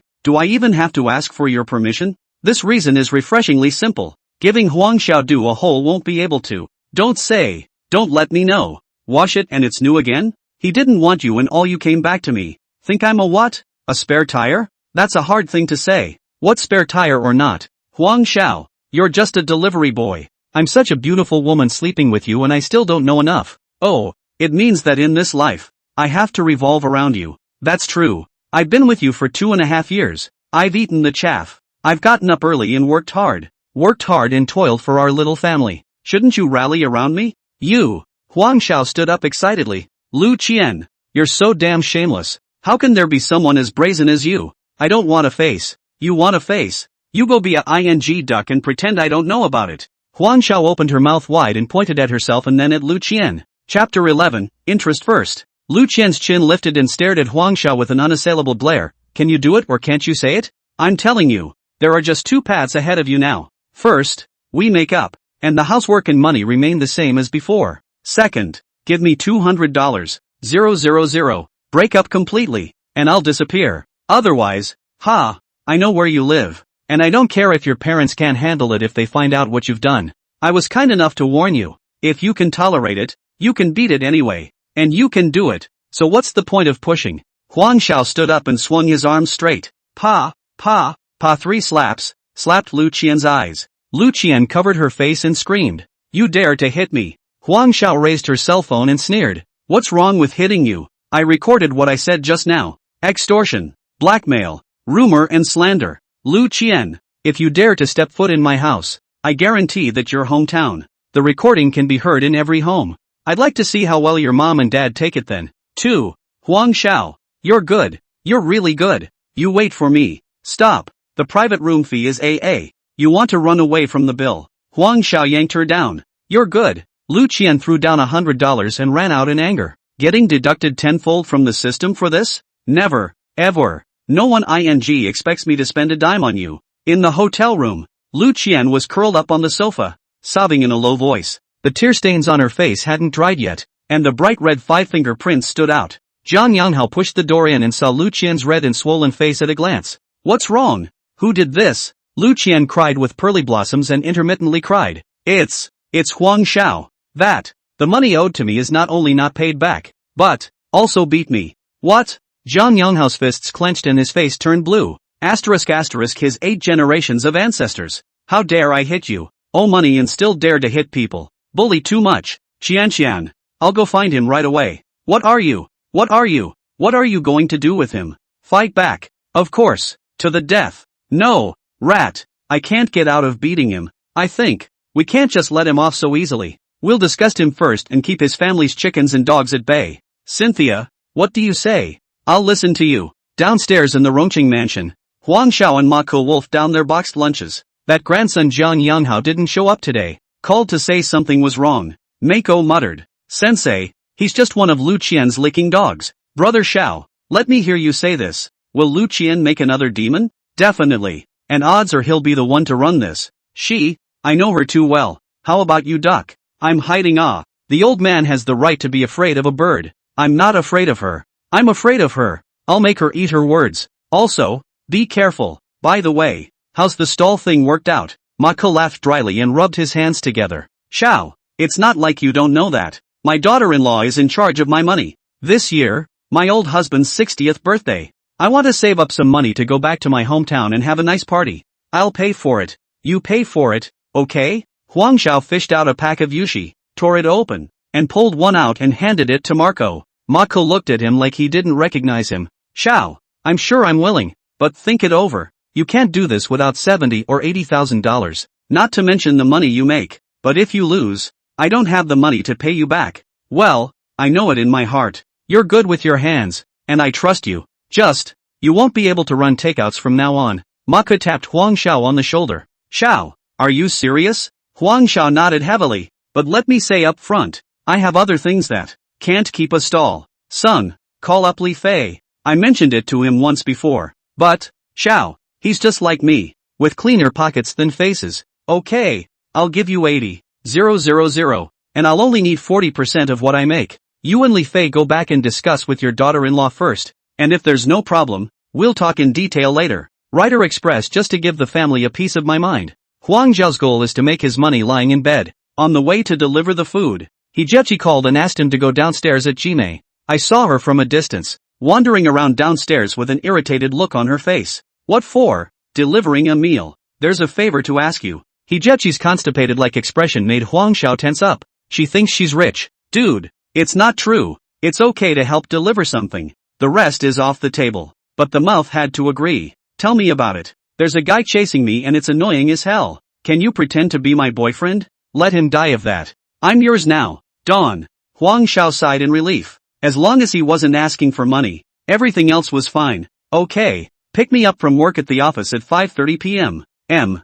Huang Xiao nodded. Having received a gift from someone, it was nothing to do a little favor. This woman, using a delivery boy as a shield. I don't know what to think. At 5:30, Huang Xiao came downstairs at Jime on time. Without the slightest hesitation, Hijechi intimately held Huang Zhao's arm in front of the crowd. The crowd was dumbfounded. The $1 million a year director of the design department, the company's recognized goddess, Hijechi, surprisingly, holding on to a little guy in a takeout suit? Shen Liang stood in front of the floor-to-ceiling windows of the company building and watched it all like a clown. Act. Keep acting. I'll see how long you can act. He narrowed his eyes and a disdainful sneer appeared at the corner of his mouth. Hijechi's move seemed to him to be nothing more than an attempt to rid himself of his pursuit of a play that was deliberately put on by someone. How can a delivery boy be Hijechi's boyfriend? Find out what he's up to. Xian Liang took a picture and sent it out. Hijechi sat on the back seat of the electric donkey with a sweet look on her face, her hands tightly encircling Huang Zhao's waist.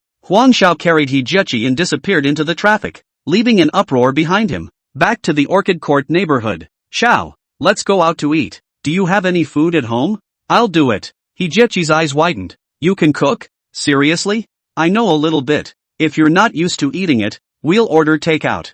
Huang Xiao smiled and walked into the kitchen. Before long, the sound of chopping came from the kitchen. Hijechi bit her lip and looked at Huang Zhao's busy figure. With a 180 square foot house, it suddenly feels like home and warm. Huang Xiao made 3 dishes, sweet and sour pork, scrambled eggs with tomatoes and stir-fried broccoli. It's all home cooking, done with color and flavor. Wow, it looks so delicious. Hijechi couldn't help but marvel. After one meal, Hijechi's favorability towards Huang Xiao soared to 95. Ding! Congratulations, host. Hijechi's favorability has reached 95. Reward for English proficiency, London accent. An unfamiliar message flooded into Huang Zhao's mind. Various English words, grammar, and pronunciation rules were instantly clear, as if he had been living in London for decades. Brother, another body strengthening 3 times is not enough Mr. Chien. That kid followed him as he home. It's been 2 hours and he hasn't come out yet. Chapter 12, dig a hole and bury some dirt. Night falls and the lights come on. A cozy atmosphere pervades the 180 sq.ft. house in the Orchard neighborhood. The dishes had been cleared from the table, and Huang Xiao and Hijechi were snuggled up on the sofa.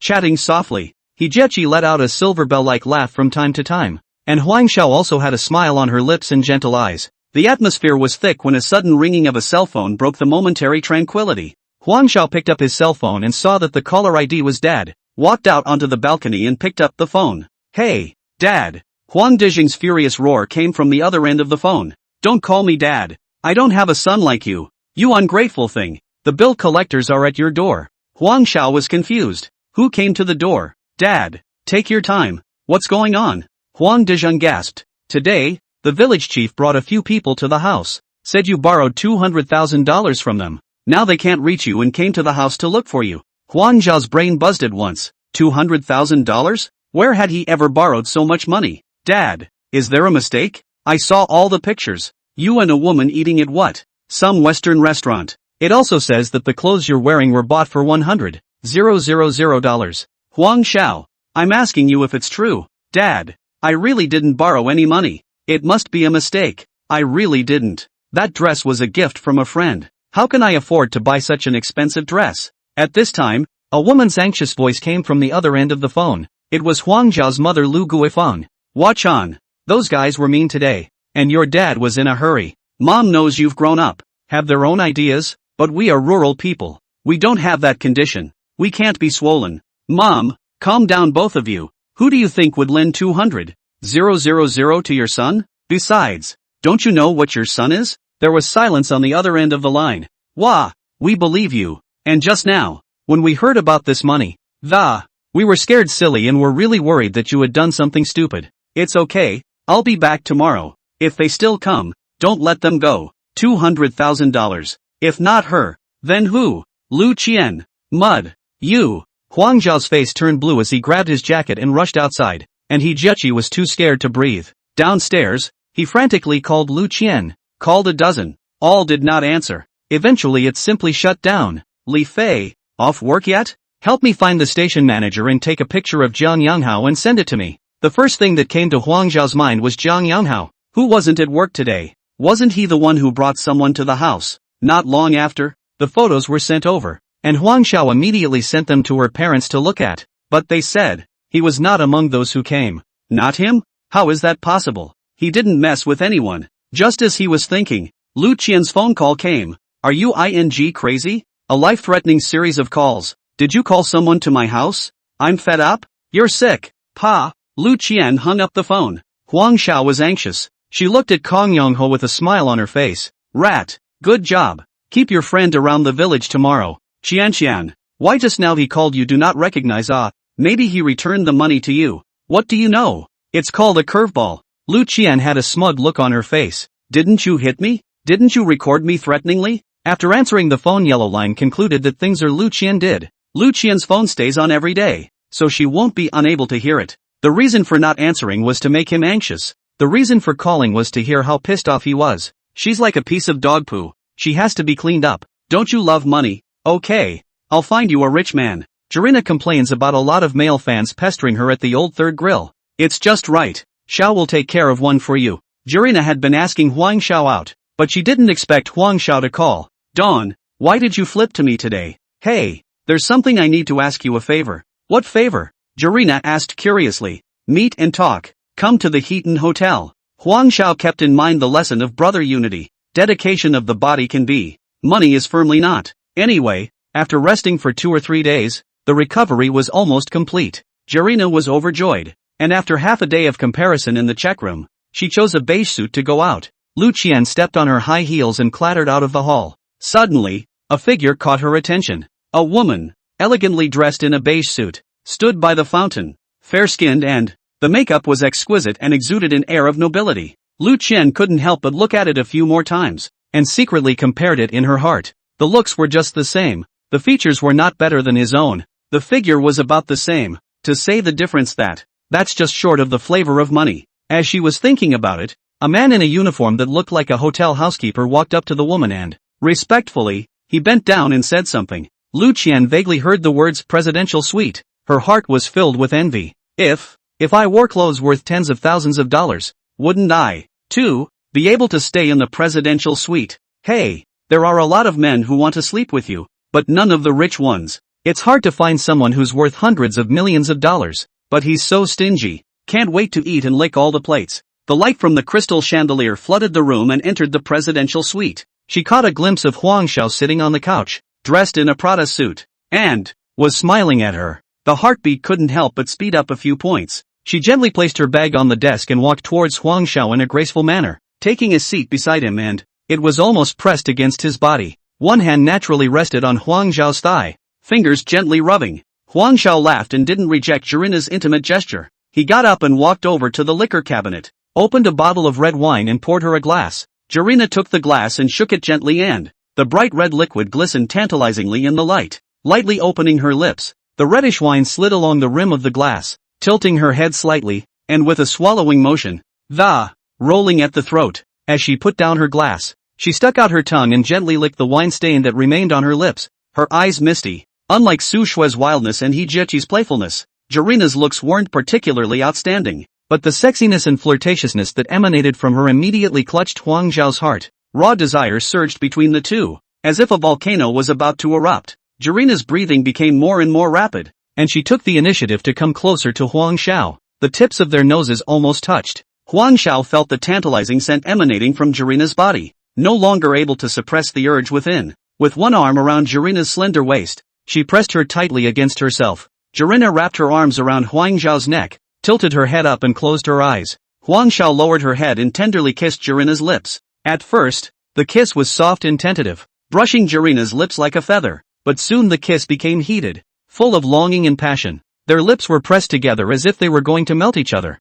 Ryoko. The smell of hormones gradually dissipated. Chapter 13 Villagers, not to be messed with. Jirina panted and snuggled into Huang Xiao's arms. Xiao, how much longer are you going to deliver the takeout? Huang Xiao gently caressed Jirina's hair. No more deliveries. Don't want to serve. By the way, Lena, do me a favor. What kind of favor? As long as it's what Brother Xiao commands, I'm willing to do anything. Huang Xiao attached herself to Jirina's ear and whispered a few words. When Jirina heard this, she first froze, then burst into laughter. Darn it, Xiao, you're so bad. But people like it. Don't worry, I'll take care of this. After a night of fun, Huang Xiao frowned. After Jirina's favoritism towards him went up to 80%, she was welded shut and didn't move a muscle. You couldn't get your chakra open even after all that effort last night? Jirina was very efficient and quickly picked a small fish from the pool. That an assignment was arranged. And the reward? Well, it was a dinner together. Early in the morning, Huang Xiao took the bus back to his hometown Rong County.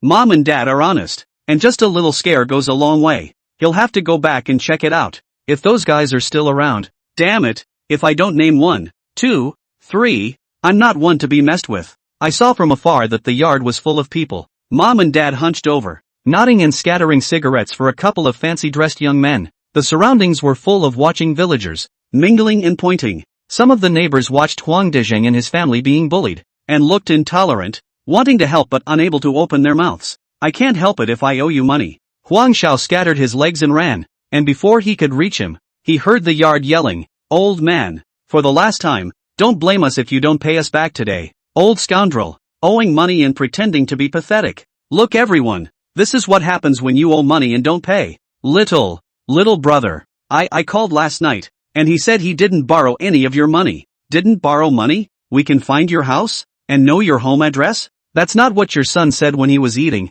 drinking, whoring and gambling in Rongqing and borrowing money." Huang Dezheng bent over, hands shivering as he handed over the cigarettes. He really didn't borrow. If he did, our family is selling blood to pay it back. Huang Xiao is back. Huang Xiao is back. Dezheng, your son is back. The villagers saw Huang Xiao running over and hurriedly called out to Huang Dezheng. My son is back. Let him speak to you.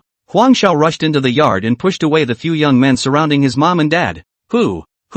You guys? What do you want? Huang Xiao gasped. What do you want? We borrowed money and didn't pay it back. What do you think we want? Just in time for you to come back. Hurry up and pay back the money. One of them, a guy with a big fat face, came over and, grabbing the collar of Huang Ji's shirt, Huang Xiao smacked his hand away and helped her frightened parents to sit down. Paying back the money is fine. Where's the IOU? Take it out. The IOU. It's at the office. Bull asterisk asterisk asterisk asterisk. You don't bring an IOU when you come to the door to collect a debt? Why are you here to cause trouble? Huang Xiao was furious. This is clearly blackmail. A few people were a bit confused when Huang Xiao yelled at them. You wait, I'll call and tell him to send me the IOU. Kid, don't be a jerk. I'm sorry, the cross-fleshed man sneered, pulling out his cell phone. Hey, send over the IOU. The kid went home and said he'd pay it back. Hearing the word IOU, the eyes of the surrounding villagers changed. What started out as sympathy turned into suspicion. Did Huang Xiao really borrow from loan sharks? Huang Dijing's old face reddened, his fingers trembling as he pointed at Huang Xiao. You. Lu Guifeng's tears instantly welled up, grabbing Huang Zhao's hand and asking with a trembling voice, Wah, did you really spend $100,000 on clothes? These guys talk like they're real. Did they lose their memory and borrow the money themselves? The murmurs around them stuck into Huang Zhao's heart like needles. $100,000 for a set of clothes. My goodness. How many years would it take to plow the land to earn it back? Auntie Wang exclaimed exaggeratedly. Loser. The old Huang family has really fallen on hard times. Huang Huan is still studying. It's the right time to spend money. This kid used to be quite honest. Why did he learn to be bad after a trip out? In the crowd, Huang Zhao's uncle shook his head and let out a long sigh. Alas, the world is going to hell in a handbasket. Young people nowadays are really getting out of hand. He picked up a wooden stick from the side of the road that wasn't too thick or too thin and handed it to Huang Dijing. Dijing,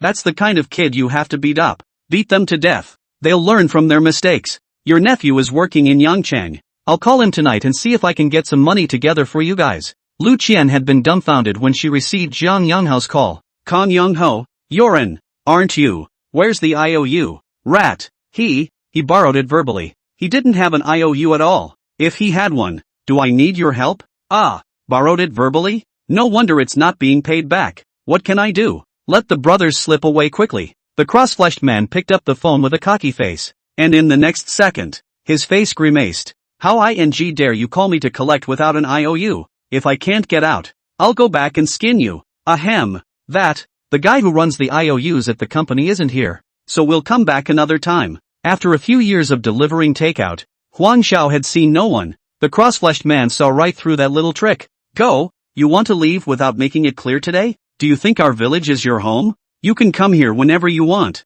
Want to leave? Huang Xiao directly blocked the courtyard door. There's something wrong with this gang. It's been 2 days since they came. How come once Huang Xiao came back, ask them for an IOU and you can't get it? The villagers reacted and helped Huang Xiao block the door. The people of Octagon Village don't cause trouble, but they are never afraid of it either. From time immemorial, it has never been bullied. Can't get an IOU? You have to tell me who I owe money to, right? Huang Xiao forced the question. Several people looked at each other. Zhang Yanhao, that boy's family, although a little money, but it's impossible to lend out $200,000. The cross-fleshed man stepped forward with a terse. Cut the crap. I'll be back in a couple days. Huang Xiao gasped and laughed. You really take our Baijiao village as your home? If you don't tell me exactly who I owe money to today, I promise, none of you will leave. What? A bunch of dirtbags. And you still want to beat people up? I'm done for the day. What can you do to me? The cross-fleshed man screamed in color. Huang Dijing reacted. You don't know the person who borrowed the money. There's no IOU.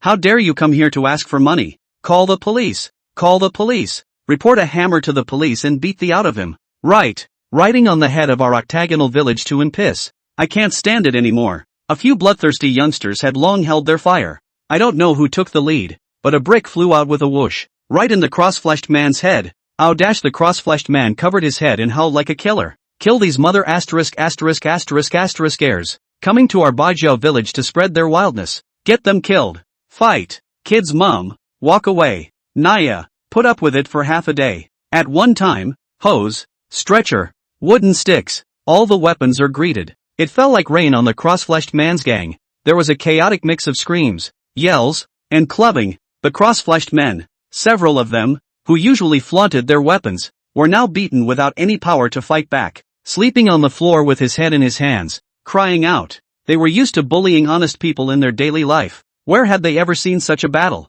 This is not a rural area. It's clearly a bandit den. In less than 10 minutes, sirens sounded from far away. When the police arrived, the cross-fleshed man's gang had already been disfigured, all of them bruised and swollen, like a pig's head. Chapter 14, Lickspittles don't usually end well. The villagers told the story in 7 different ways. The cop couldn't help but laugh as he looked at a couple of ghostly guys on the ground. There is a way to heaven that you don't go, but you have to come to the Octagon Village Trail. Take them to the hospital. Huang Xiao, Huang Dijing, you guys come with us? No, we're all going to go together. We've all fought. To arrest take all of us from one village. Exactly. If you want to arrest us, arrest our whole village. What kind of world is this? If you don't arrest the troublemakers, arrest the honest ones? Go to our village council if you want a case. Otherwise no one can leave. As the villagers looked ready to blow up again, the policeman leading the group smiled and clapped his hands. Don't worry, we have rules for handling cases. We're just going to make a statement.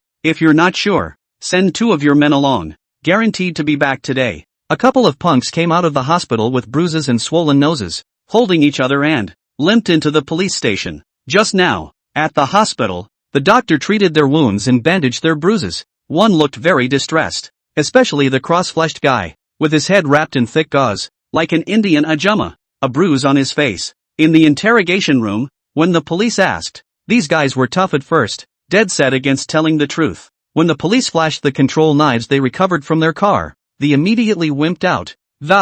I'll tell you everything. It was John Younghao who instructed us to go to Octagon Village to collect the debt. Kong Younghao? What's his relationship with you guys? Don't know. We just get paid to do it. Getting paid to do things? Whose money? To whose debt? It's a debt from Huang Xiao. John Younghao said Huang Xiao owed money to his friend. Let's go get it back and give us $20,000 when it's done. The law is not against the people. The cross-fleshed man and his troublemakers are in front of them. The police told Huang Xiao and his men to go back to the village. We'll let you know when things work out. At dinner, Huang Xiao brought up what happened during the day. Dad, Mom, thanks to the village people. I'd like to set up a couple tables next week and thank the guys properly. Huang Dizheng chucked a piece of meat into his mouth, nodding his head as he chewed. I should. It's to thank everyone. Lu Guifan looked embarrassed. This has to cost a lot of money, right? There are 500 or 600 people in the village. Even if it's 30 per person, that's still $10,000. How can our family have that kind of money? Huang Xiao smiled and pulled out a thick envelope from her backpack, placing it on the table. Mom, don't worry. I'm doing pretty well in business now and have some savings in my hand. Here's $50,000. That's enough. Lu Guifang and Huang Dizheng stared at the banknotes on the table and didn't say anything for half a day. $50,000 in cash is like a dream to them. Huang Dizheng looked Huang Xiao up and down with skeptical eyes. Where did you get this money? Don't you go the wrong way. Huang Xiao hurriedly explained. Dad, don't worry. I earned this from serious business. The fast food restaurant is doing a brisk business, making a lot of money in a month. Sometime, I'll come by your store. Luckily, having been prepared, he knew his family would not believe that he was making so much money at once. Tomorrow, I'll go back and ask Marco and Li Fei to set up the stall first. John Younghao goes in, then puts Lu Qian out. That thing Jarina arranged can be left alone. Let's hope it all comes to an end. Figuring out how to get a gift from a gold-digging woman is the right thing to do. Kong Youngho can't reach the cross-fleshed man, and he's panicked, worried that something's wrong. And I'm worried that they received money from Huang Xiao and ran away. Qianqian, a few of their phones can't be reached. They won't roll up the money and run away. The money owed thing was supposed to be a lie. Huang Zhao's family was so poor. Where did they get the money? Something's mostly wrong. It's okay if something happens, but not if it affects you. Rat, I'm telling you, they're more than likely caught. Kong Yongho gave a ghostly cry of fright. Look at you. I'm with you. You'll sell me out if anything happens. Cynthia, what did you say? Can you say that again? I said, I followed you. Don't worry, Qianqian, as long as you follow me, I'll carry everything in the sky. Can you carry it in your little body? I swear on my life that I will protect you for the rest of your life. So what do you say if they do get caught and the police come to you? Zhang Yonghao licked the dog, not fake. People are not stupid. As things stood, he guessed that Lu Qian was most likely blackmailing Huang Xiao for money. As for the reason, he didn't bother. There's no serious repercussions. What's the big deal? A few days in jail. Apologize and be done with it. I told you I looked at Huang Xiao with a bad taste in my mouth, and I deliberately sent people to get them into trouble. Kill or be killed on me. But I'm still a little bit over it. Qianqian, as long as you promise to marry me, I'm willing to go up the mountain of knives and down the frying pan. That night, the Rongqing police took Zhang Yonghao away from his home. He balked at the idea that he had gotten upset with Huang Xiao on his delivery trip, so looked for someone to go to Huang Xiao's old home to look for trouble. As for how he knew Huang Xiao's home address, he was full of it and didn't have a word of truth. In the end, he was detained for 7 days and fined $500 because he did not have a bad influence. Apologized to Huang Xiao's father and son for what happened. Not having turned Lu Qian in, Huang Xiao was very dissatisfied. If you don't beat the snake to death, I'm afraid the story of the farmer and the snake will happen again. It's a good thing that Jurina told him that the person who made the arrangement already knew Lucien. Zhu Lina and Qin Yusin good sense has not yet reached 90. Hurry to brush up is the right thing. Su Xuan Hejiachi's side must also be stabilized and not roll over. That's busy. Jurina goodness is stuck at 80. So it seems like you can't get a bigger goodness by just plowing through it. She must have something else in mind. Qin Yusin is a lawyer and is more sensible from previous interactions. Using the previous approach might backfire. Presidential suite, English language, $1 billion in U.S. stock. Huang Xiao rubbed his chin and took advantage of the limited conditions to try and fake it. Saying yes, Huang Xiao went to a bookstore and bought a few foreign financial and related legal books. At 8 o'clock in the evening, call Qin Yusin. Barrister Qin. Huang Xiao. Hey Lu, what's up? Is something wrong? It's like this. There's something I'd like to ask you. Oh, what is it? Is this a good time for you? If it's convenient, come to the Heaton Hotel and let's meet and talk. It's 8 o'clock. It's past dinner time. The nightlife hasn't started yet. What was Huang Xiao doing looking for himself at this time of the day? It sounded like something was really wrong with him. Qin Yusin thought for a moment and agreed. Okay, I'm on my way. Huang Xiao invited Qin Yusin, who was dressed in professional clothes, into the study. There were several thick English books on the table. Monetary finance, security analysis, The Big Short, Leviathan. It's a basic ability for a rich kid to know English, but to be able to read such a specialized book. This Huang Xiao, maybe there's some stuff in the brain after all. Turning her head, Qin Yusin caught a glimpse of the string of numbers on the computer screen. Total stock market capitalization, 1,523 million. She shifted and looked over at Huang Xiao. $1 billion PayPal balances. She is not quite convinced,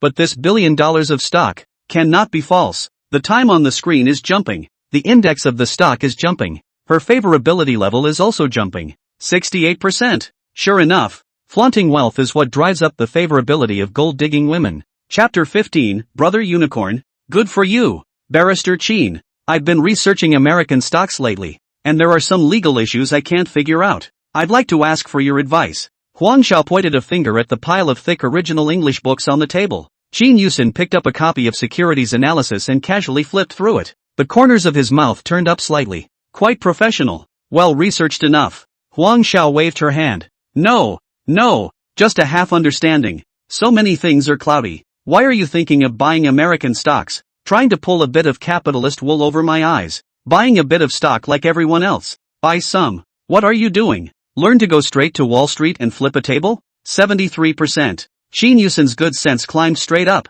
I don't know much about U.S. stock laws, so I'll tell you more when I get back to my research. Too much trouble. It's getting late. I'll ask you for advice another time. I called you here in the middle of the night, said a few words, I said some other time, and you really changed the day? By normal logic, shouldn't one invite oneself for a seat and a drink, and then move your body again? When he came to the hall, Qin Yusin was sitting in the corner. She was confident in her looks, and there was definitely something fishy about Huang Zhao's hasty banishment. Half an hour later, Jurina was seen entering the Heaton Hotel. Could it be that Huang Xiao really isn't interested in herself sexually? She looked down at the professional suit she was wearing and glanced at Jurina, who was scratching her head. Sure enough, men like S. Jurina entered the study and was equally dazzled by the string of zeros on the computer screen. Wow, Xiao, you're robbing a bank. Jurina covered her mouth and exclaimed. Low key, Huang Xiao said with a smile. The system beep sounded. Ding. Jurina's favorability has reached 90.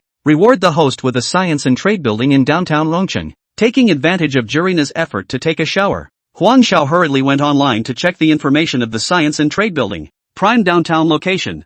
38-story, 620,000 square foot, 1 to 5-story mall. Above office building. Roughly speaking, the monthly water flow is at least $5 million.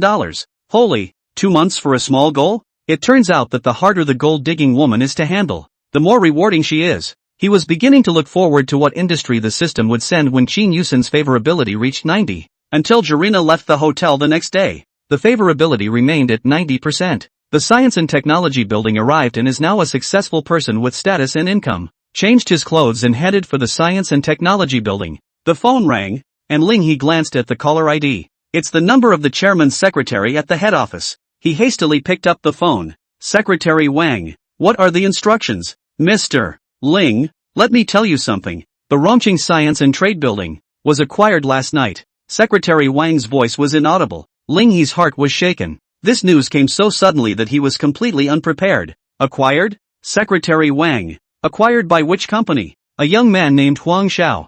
Huang Xiao? When did such a person appear? 1,000 times true. Mr. Huang has acquired the Science and Trade Building, and the formalities have already been passed on to the various departments in Rongqing. The chairman asked me to let you know that after Mr. Huang signs, the Science and Trade Building will be his. Ling He sucked in a breath of cool air and forced himself to stay calm. Secretary Wang, what is the chairman's arrangement for us employees? The chairman said that the retention of everyone in the Rongqing branch would be arranged by Mr. Huang, and that he hadn't chosen the... Oh, you know. All right, thanks. Ling He hung up the phone and a chill ran down his back. Tens of billions of dollars in market value of the building, overnight, without warning, was acquired. The new boss, unfathomable. He may not make a big deal about the rank and file, but the top brass and the financials, especially one like him, I'm afraid it's going to be a bad one. The head office is a carrot. Once eliminated by Huang Xiao, Huang Xiao stood across from the Science and Technology Building and looked up at the skyscraper. The entrance to the mall downstairs was crowded with people bustling in and out.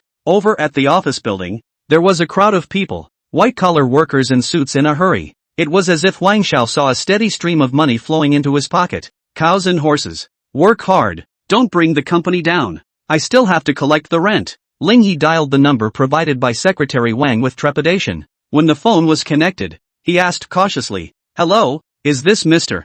Huang?" "It's me." A young voice came from the other end of the line. "Hello, Mr. Huang. I am Ling He of the Science and Trade Building, the original general manager." Ling He was so nervous that he almost bit his tongue.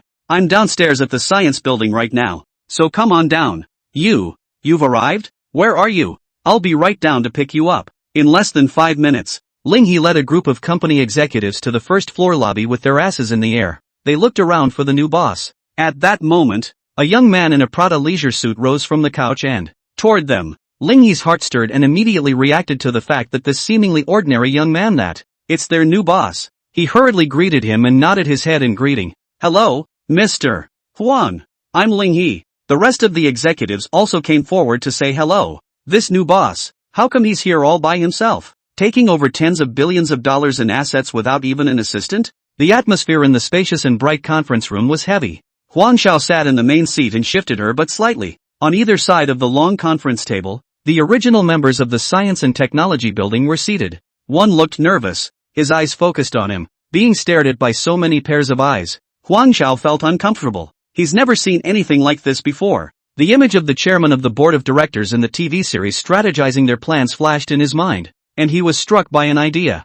Think of the line, "Let's talk about income first." At these words, Ling He immediately made a wink towards the finance director beside him. The CFO hurriedly opened the folder, cleared his throat, and reported, "Mr. Huang, currently the company's main source of income is rent from offices and stores, which averages $52 million per month at a net interest rate of 22%. Huang Xiao tapped his cell phone calculator.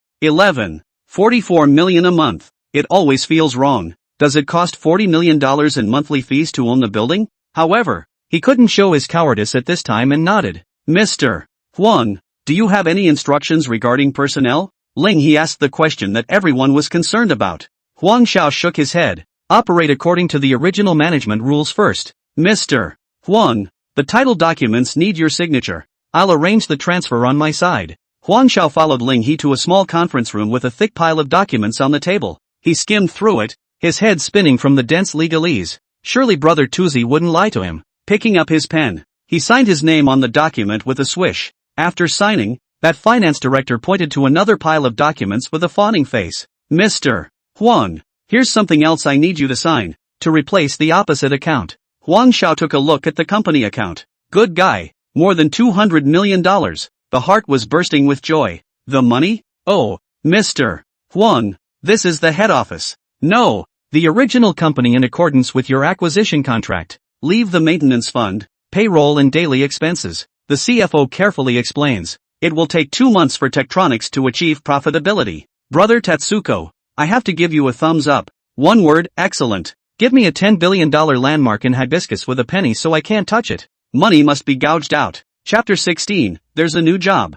After signing, Huang Xiao got up and left, without saying a word the whole time. Show a lack of interest. Damn. I still don't know if Unicorn will make a demon in 2 months so that he can't withdraw his money. A look-alike. How is that different from giving yourself a $10 billion web chart? No, there's a difference. And there's legal liability. Sadness. Ling He and the others were sent all the way to the entrance of the building and didn't straighten up until Huang Xiao left. Back in the office, Ling He immediately called all the executives for an emergency meeting. The new boss didn't say a word. Personnel didn't move. Planning wasn't mentioned. And it just hung out to dry. Guys, it's up to you to keep your jobs or not. Everyone has a doorway. It should be clear that there is no place for us in the head office. All those messy little maneuvers before. I advise you, put them away. If it affects me, I promise, you'll be left in the lurch. The bottom of the heart is like a mirror. At this juncture, to keep their jobs is the king. Huang Xiao thought all the way back to the hotel. Doesn't recognize any talent,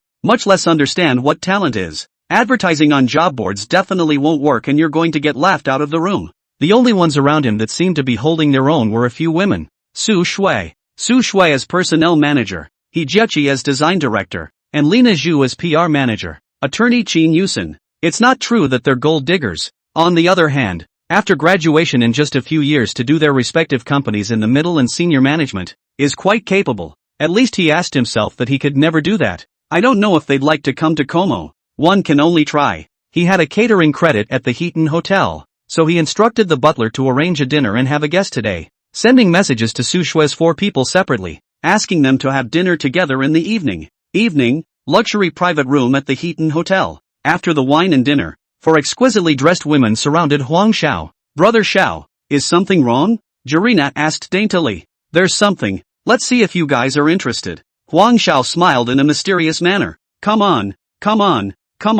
It's been all night, and I see you wanting to talk, so don't hang around. He Jiechi looked curious. I acquired the science and technology building. The 4 women were silent and looked at each other. Brother Xiao, you're not kidding, right? Su Shui rounded her beautiful eyes and, full of disbelief. The science and technology building? That's the one downtown? Jarina exclaimed, her voice breaking. Aha! Huang Xiao nodded in a cloudy manner. A deafening scream erupted from the booth. Wow! Xiao, you're too good. A building with a market value of tens of billions of dollars that you acquired? Dawn, your family digs gold mines, doesn't it? In the future, when we go to the science and technology building, will we just swipe our faces and not have to pay? Yeah. Several of the core stores are in the hands of CNT management. They represent the brand themselves. When the excitement wears off, Huang Xiao slowly stated his purpose. I want to ask you to work at the Science and Trade Building. I don't know if you're willing to do so. Going to work at the Science and Technology Building? Su Shui was the first to react, her eyes flowing. Doing what? Hongyu's company is quite a bit smaller than Tektronics, but the personnel manager is treated pretty well. He Jiechi and Jarina followed suit. Their hearts tickled. Treatment? You can rest assured that it will not be worse than now. Position? Su Shui will continue to be the personnel manager. He Jiechi will be the engineering director. And Jarina, you'll still be in charge of public relations. Really? The 3 of them spoke in unison, their faces beaming with joy. Being able to work at the downtown landmark, the Science and Technology Building, was for them. It's a huge leap in identity and status. Of course it's true. Huang Xiao nodded affirmatively. The salary? Well, double? Su Shui, He Jiechi and Zhu Lina were completely dumbfounded, feeling that happiness came too suddenly. Their annual salaries are already quite high, and now Huang Xiao is surprisingly doubling it. It's like gold bricks falling from the sky. Su Shui was so excited that her little face turned red, her breathing became rapid, and she clutched her wine glass with a death grip. The knuckles are white. He Jiechi covered her small mouth in excitement, her eyes glittering as if they were about to spit fire. I was hesitant to jump on board, but now it seems that following Huang Xiao is simply profitable. Jarina was even so excited that she just stood up and walked around the table a few times. Double, was the refrain. Huang Xiao looked at their excited looks, and an imperceptible smile appeared at the corner of her mouth. How are you going to buy yourselves presents if you don't get a raise? Qin Yusen had been sitting silently on the sidelines, gently shaking her red wine glass in her hand, eyes twinkling. Instead of being as loud as the other 3, she was extraordinarily calm. The system suggests that she's the most gold-digging woman of the 4, which is so counterintuitive. Huang Xiao quietly sent a message to Qin Yusen. What's wrong? Not happy? Qin Yusen saw the message and glanced at Huang Xiao. At night, I'll come to your room to talk. Okay? Good. When dinner was over, Su Shui, He Jiechi and Juliana rushed out of the Heaton Hotel excitedly. Wow! What does Dawn's family do? Acquiring the science and technology building. Hijechi was still immersed in shock, her tone full of adoration. It's great to think about working in the biggest commercial complex management company in Rongqing in the future. I'm sorry, Jirina chimed in. Su Shui suggested. Why don't we go to the Science and Trade Center? You guys see that Xiao usually doesn't wear much, so buy him some gifts. Go, now. Hijechi and Jirina immediately agreed. Stopping a cab, the three of them went straight to the Science and Trade Center. You guys, what's wrong with Qin Yusin today? Why is she so quiet? I don't know, Hijazi asked suddenly. Yeah, she told me that she wasn't very happy at the law firm, and had been trying to find her next job. Isn't it nice to work in the legal department of the Science and Trade? No reaction at all today. Strange. Jirina also felt something was wrong. Su Shui narrowed her eyes. Whatever. She's old and cunning. She never suffers. As the night deepened, Qin Yusin came to Huang Zhao's room. Huang Zhao looks at the system panel. 72. Dawn, can we talk? Sit down. It's a long night. Take your time. Huang Zhao took her hand and pressed her to sit on the sofa. The lawyer's hands, they were tender and smooth. That thing you were talking about at dinner tonight, I guess, I have a little idea. I'm sorry, Qin Yusin said softly. You say. Huang Zhao opened a bottle of wine and poured it for Qin Yusin. Our law firm has a partnership with CNT, and we kind of have some of the basics partially in hand. Tell me. Huang Zhao dropped her other thoughts as she heard her get down to business. The KOTC earns tens of millions of dollars a month and owns the property, but its profit margins, however, are very low. Dawn, have you ever learned about it? Why? Chapter 17, Lu Qian has found a treasure. Gently shaking the red wine glass, the bright red liquid flowed through Qin Yusin's fingertips. Brother Xiao, when will your team move in? If Huang Zhao's team was going to move in, she wouldn't have to say anything. Huang Zhao rubbed his temples, feeling a headache. I don't have a team. Qin Yusin looked at the dangling Huang Zhao in a bit of a trance. What kind of family? Tens of billions of dollars to smash down. Even if the world's richest man, also have to weigh it. You're not going to put anyone in there? When the time comes to be sold, you'll still have to help count the money. Placing her glass on the table, Qin Yusin continued. The general direction of what went wrong. I'm sure you're well aware of it.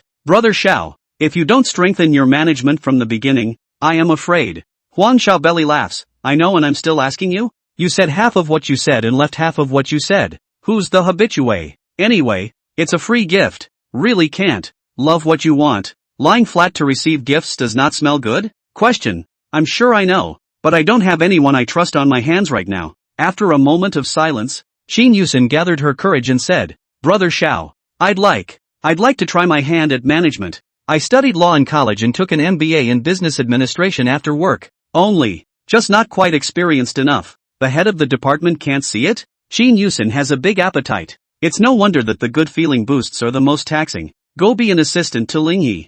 Huang Zhao mulled over this position, which is not too high and not too low, and can oversee both the Ling River, and observed Qin Yusin, killing two birds with one stone. Well, thanks Dawn. Qin Yusin smiled with joy. Huang Zhao did not let her down. Even if Huang Zhao asked her to become the general manager, she would not go. This point of self-awareness she has. Assistant is the best position at the moment. Try to practice for a few years and then take over. The favorability went up to 78. Qin Yusin is indeed difficult to deal with. 2 separate meetings, pussyfooting around, job placement. Until now a gift has not been received and the reward is even further away. Forget it. Let's collect the interest tonight. Huang Zhao put down her wineglass and walked over to Qin Yusin. Qin Yusin's body trembled slightly. Her long eyelashes fluttered gently, and her eyes flickered. Not daring to look directly at Huang Zhao, Huang Zhao reached out and gently lifted a strand of hair from her ear. You smell so good. Qin Yusin's cheeks instantly blushed, and she subconsciously tried to avoid it.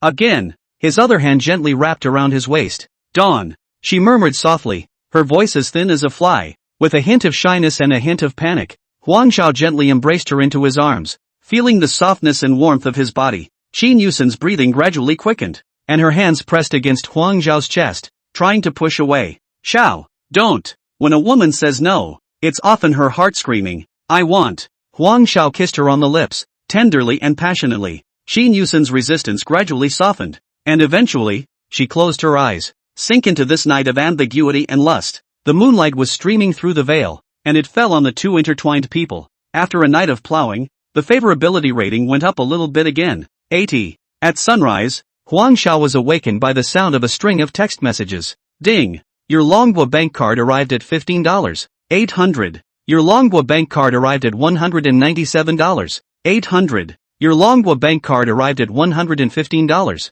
900. Your Longhua bank card arrived at $2. 700. What's the situation? Huang Xiao stared at the text message. Pie in the sky? Ding dong. The doorbell rang. The butler was pulling a cart filled with bags with various luxury logos on them. Mr. Huang, your friends sent something. Huang Xiao opened the bag. The most expensive is from Qin Yusen, a set of LV clothes. Next was a Hermes backpack from Jirina. And Su Shui and Hijuchi bought some daily necessities. Rubbing his hands together. A great harvest. The bank card has over $5 million. Tomorrow, Friday, go home. Buy mom and dad a suite in the county first. Then stabilize that Huan girl. It's the last month or so to sprint through the entrance exams. It takes a while for 4 women to process their resignations. With nothing to do and a hungry stomach, Huang Xiao somewhat wanted Marco's handiwork. Going to see how Marco and Liffy's deal is going? Out the door. Get on your electric bike and head towards the Writer's House fast food restaurant on the side of Hopedale International. The outside of the fast food restaurant was full of Writer's battery cars, and Marco and Li Fei were busy in the store, delivering takeout for a few years. The trio made a lot of friends in the writer's circle. Having just opened, business is as hot as they expected. Mark and Li Fei had no time to greet the big boss who had invested in them and gave Huang Xiao a meal. Sitting on a pony on the side of the road, Huang Xiao ate while looking at beautiful women. A familiar figure was walking towards the fast food restaurant. Asterisk. Isn't that Lu Qian? Lu Qian stopped and stood on the street, seemingly waiting for someone. Not a moment later, a BMW pulled up beside her. Lu Qian got into the car with a dimpled smile. Huang Xiao put down her boxed lunch and called Jirina. Lena, what kind of car did you arrange for that man to drive? A little BMW. Why? Dawn. Okay, I got it. Lu Qian sat in the car, and from time to time, she used her afterglow to survey the man driving beside her. There was a fawning smile on his face. She was secretly pleased with herself, thinking that she'd actually been lucky lately, catching big money at work. Several days in a row of upscale restaurants and bars. Every place she went became the center of attention and completely mesmerized her. Brother Lei, have a lunch. Just keep it simple. Don't spend money. It's okay, I earned some more yesterday. I'll pick you up tonight. I'm meeting a friend for a song, Guo Lei said casually while driving. How much did you earn? Lu Qian's eyes lit up and her body moved closer to Guo Lei's side. Not much, a dozen or so. Guo Lei replied carelessly. A few days down the road. The same words Lu Qian heard several times. Moved. Brother Lei, take me with you. You're a woman. What money are you earning? Guo Lei waved his hand in disbelief. I still want to earn some money. I can't always spend yours. Lu Qian changed her face. Disgruntled, he muttered, but quickly replaced it with a flirtatious smile. Guo Lei glanced at her. Let's see how you behave tonight. After the dining rush, Huang Xiao and Marco Li Fei greeted each other and briefly confided that it's possible that your own dad will come, and when he does, say the negotiated lines and don't wear them out. After leaving the fast food restaurant, Huang Xiao sat on the battery car and called Ling He. Mr. Ling, I'm Huang Xiao. When Ling He heard Huang Xiao's voice, he immediately stood up and respectfully replied, Mr. Huang, what are your orders? I've arranged for a couple of guys to come by around this time. I'll send you the work schedule information on your cell phone. Yes, please don't worry. I will make proper arrangements. Does the company have a car? Yes, the company has your car and driver available 24 hours a day. What car? Huang Xiao was a little excited. What man doesn't love cars? Especially a rookie like him who had never touched a car after getting his license. The company has 2 cars for you, Cullinan, and a Mirage. Both cars are excellent for sure, but neither is suitable for driving back home. A family wouldn't pass out from the shock of seeing it? One can't tell them that one has a system. Just find me one in the tens, hundreds of thousands. Yeah, no problem. Hanging up the phone, the first thing Ling He did was to check the message. Personnel, engineering, public relations, assistant. What's coming is coming. Make an effort. All the previous poop is from the former company. Surely Huang Xiao won't pursue this. Next, whoever ing touches a penny, I'll chop him alive. Tens of thousands, hundreds of thousands of dollars of buses. Of course, logistical. Running the building materials market. Too old. It's not appropriate to drive for the boss. With that, Lingyi dialed the internal phone. Wang Cheng, come to my office. Chapter 18, brother? Where did you get the car? Wang Cheng was called into the general manager's office, and her heart was in turmoil. The new boss came in yesterday and there are rumors of layoffs everywhere. She won't be laid off. Will she? It's hard to get into the KMT management company. I just bought a car, and this is if I lose my job. Ling He waved his hand and smiled. Xiao Wang, don't be nervous. It's like this. The new boss is surnamed Huang, and he needs to use the car in the next 2 days. With the car? Wang Qing muttered in her heart. Could she be asked to be a driver? It seems like it's not too bad. Well, Mr. Huang has some business to take care of, and it's not very convenient for him to have a Rolls-Royce for all his cars. He just called me and wants a car that costs over $100,000. Little Wang, what kind of car did you just buy? It looks pretty good to me. Myriad XL, the red one. Wang Qing hurriedly replied. It's fine. I've asked. Mr. Huang doesn't pick colors. Do you think you can lend it to the company for a while? Okay. No problem. Wang Qing secretly rejoiced. After using her own car, she couldn't lay her off again. Could she? Okay. Xiao Wang, you fill out a reimbursement form for the finance for the transportation allowance these days. Now take the car to the Heaton Hotel. Hand it over to Mr. Wang. And by the way, talk about the operation. He's such a big shot. I'm afraid he's driving himself less. If it rubs and bumps, don't be melodramatic. The company won't pay for it. I'll pay for you. The Myriad XL pulls into the parking lot of the Heaton Hotel. Parking the car, Wang Chang looked into the rearview mirror, applied lipstick, and smoothed her hair. Huang Xiao went out of the hotel lobby and saw a red car parked in the parking lot at a glance. A young girl in her early 20s stood by the car. White t-shirt, jeans, long dark hair worn casually. What an innocent beauty. Huang Xiao walked straight over. Wang Qing took a deep breath and, trying to look natural, hello, Mr. Huang. I'm Wang Chang, the company office clerk. Wang Qing said as she pulled out the car keys from her bag and handed them to Huang Xiao. Her cheeks slightly flushed. The heartbeat was also accelerating a bit. Up close and personal with the young boss, she felt more nervous than the interview. Huang Xiao took the key and nodded with a smile. Hello, hard work. Mr. Ling told me. Trouble to use your car for 2 or 3 days. It's not hard. It should be. Wang Qing hastily waved her hand and, then a somewhat rushed introduction to the operation of the car. After Wang Chang left, he started the car and familiarized himself with the various operating buttons and the dashboard. Take it out, walk it around a bit, and get on the highway tomorrow to familiarize myself with the car. Only when the gas gauge was about to point to E did Huang Xiao drive the car back to the parking lot with satisfaction. Isn't that the BMW? Huang Xiao glanced at the BMW parked in the parking lot and went back to her room. At this time, Guolei and Lu Qian were having a hard time fighting. Afterward, Lu Qian snuggled into Guolei's arms, her fingers drawing circles on his chest. Daintily asked, Brother Lei, what exactly is the way to get rich that was mentioned in the car today? Guolei gave a secretive smile and said, Baby, I've been following a friend in future speculation lately, and that guy is practically the reincarnation of the stock god. Took me to make several $1 million.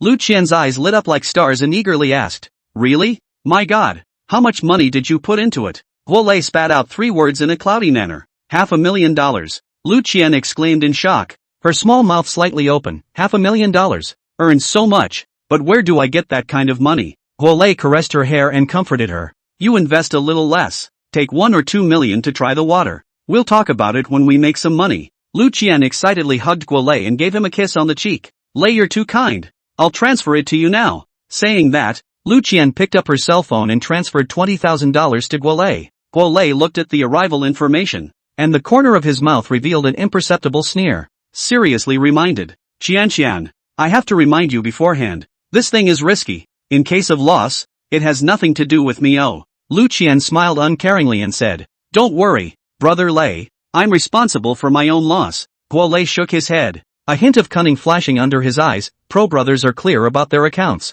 I signed an agreement with my friend. Tell you what, to avoid trouble later, you sign an agreement too. Lu Qian didn't even think about it and agreed. No problem, Brother Lei. Do what you say. I'll listen to you. Early the next morning, Huang Xiao drove steadily onto the highway. 2 hours later, pulling into the county seat of Rong County. Without going home, Huang Xiao drove straight to the Rongqing Impression Sales Department. It's one of the top upscale neighborhoods in Ronert County, and it's said to have a beautiful subdivision. The amenities are complete with not only large bungalows, but also a villa area that is a rarity in the county. Parking the car, Huang Xiao looked up at the huge sign of Rongqing Impression, and the sunlight, the gold lettering shines. He felt satisfied, atmospheric, a bit of a mansion. Huang Xiao? A voice came out of nowhere, with a hint of surprise. Huang Xiao turned around to see an old acquaintance. his high school classmate Suku. I haven't seen you in 10 years. You're a man in a suit. Suko? It's really you. Huang Xiao was quite surprised. Come to see the house? Suka smiled and walked over. Just look around. I work here as a career counselor. What kind of floor plans do you want to see? I'll give you a recommendation. By the way, Teacher Joe's 60th birthday the day after tomorrow. Our class president's son Wayman organized a bureau. In Rome County students are going. You go? Mr. Joe, go on. Must go. Mr. Joe treated him well. In his sophomore year, if he hadn't helped Huang Xiao pay the 200 yuan tuition fee, I'm afraid he won't even make it through high school. Okay, I'll contact you then. Suko patted Huang Xiao on the shoulder and asked in a low voice, you want to buy a house in Rongqing Impression? Buddy, it's not cheap here. 8,000 a square foot. The smallest unit is 150 square feet. Over $1 million. I know. Suko smiled. Did not speak again, but in his heart muttered, this kid in Rongqing delivery. Can you afford it? Guess it's just to get over the hump. With the villa floor plan in hand, he was studying it when the phone rang. Brother, are you back yet? Back in the county. Where are you? I'm going to find you and go home together. There's no class this afternoon. Mom said I'd go back and give a hand with the family treat tomorrow. I'll pick you up. Huang Xiao greeted Suko and went out of the sales department. Suko shook his head when he saw the villa floor plan held in Huang Xiao's hand. Cursed the pretender. A red sedan stopped in front of Huang Huan. Brother, where did this car come from? Huang Huan couldn't believe his eyes. Huang Xiao smiled slightly and explained. A friend's. Borrowed it to drive for a few days. Huang Huan was even more flustered. A friend's? Brother, what if you scratch or rub the car? This car looks expensive. How can our family afford to pay for it? Looking at his sister's nervous face, Huang Xiao smiled and rubbed her head. Don't worry, your brother's a great driver. What could possibly go wrong? Hurry up and get in the car. Mom and Dad are still waiting. Huang Huan patted the dust on his pants and carefully got into the car, gripping my seatbelt tightly the whole way. I panicked for the first time in my life when I was driving in Huang Xiao's car. Chapter 19, Birthday Banquet. Huang Dezheng and Lu Guifeng saw Huang Xiao driving a brand new car. Showing no surprise, he just urged Huang Xiao to drive carefully. Recently, my son has been doing business in Rongqing, so I think he has met some friends, and it is normal to borrow a car. The next day, the dam feast in front of the village committee began with great fervor. Huang Zhao's family and the village worked until midnight to get everything in order. When they got home, several people were tired and ready to go to their rooms to rest. Huang Xiao called his parents and stammered out the idea of buying them a house in the county. If they had taken out $80,000 successively for the family, they would have understood. After all, it's a number that the people can come across after years of hard work. But, don't scare us. Buying a house isn't buying cabbage. It's hundreds of thousands of dollars. The couple looked at each other, and Lu Guifeng decided to speak first. It's not easy to do business, and even if you could afford it, we don't want to go live in the county. Having lived in Bajio village all my life, I am familiar with my neighbors on the left and right, and I live a solid life. Keep the money for yourself and use it for a daughter-in-law in the future. Lu Guifeng never said the words that she looked down on her son. Instead, it's a different, more euphemistic way of putting it. Huang Dezheng concurred. Yes, we appreciate the sentiment. I really think the old room is bad. Renovate the line. Seeing that my parents have been slowly coming to terms with the changes in themselves and are no longer as blame and worry all the time, Huang Xiao nodded. Renovation is not as good as rebuilding. The big deal is that according to the Rongqing Impression Villa floor plan, fix a building out. I'm going to town tomorrow for Mr. Chao's 60th birthday. Contact a reliable construction team by the way. After saying that, Huang Xiao was ready to leave and go back to his room when Huang Huan pulled him back. Brother, you're treating and fixing up your house, and money is falling from the sky? Huang Xiao just wanted to explain, but Lu Guifeng grabbed her hand and said, your brother opened a fast food restaurant in Rongqing. Business is booming. How much can a fast food restaurant make? Brother, don't fool mom and dad. There are so many fast food restaurants near our school. Haven't seen any of them like you either. Do you sell rice or something else unseemly? The look on mom and dad's faces was clearly starting to look skeptical. Huang Xiao glared fiercely at Huang Huan. This dead girl. Tattletale Kung Fu first class. Growing up, there was no shortage of beatings because of her. In a flash of inspiration, Huang Xiao moved He Jiechi out. How much can a fast food restaurant earn? $20,000 to $30,000 a month or split among 3 people. The pretty girl in the photo is my new girlfriend. My family has money. It helped me open a clothing store in the tech building. And the clothing store is doing well and making more money. Brother, you're eating soft food? Huang Huan covered her mouth and almost laughed out loud. Go go go. What does a little kid know? Get to bed. The next morning, Huang Xiao bought a 900 yuan miscellaneous smartphone at a cell phone store and laughed. Huan, you're worthy of using this thing and suing me for nothing. Casually threw the box into the trash can, tucked away his cell phone, and ran to Yabingxuan. In front of the hotel, Sun Weiman was busy greeting his classmates. Huang Xiao saw him from a distance, and with a burst of excitement in his heart, he took a big step forward. Old Sun. Huang Xiao patted Sun Weiman's shoulder hard. Huang Xiao, good man, this is a rare guest. Aren't you making a fortune in Rongchun? Sun Weiman turned around in surprise and the two hugged hard. As they were chatting, Zhao Kai and Su Ke walked over and spoke in a conspiratorial manner. Isn't this Huang Xiao? Why are you so late? Have you bought the Rongqing Impression Villa? A trace of embarrassment flashed across Huang Zhao's face and he laughed dryly. Hey, it did seem a bit pretentious yesterday. It's not that I can't afford it. Mom and Dad don't agree. Humph. Zhao Kai. 6 years of middle school through high school have been spent pinching with Huang Xiao.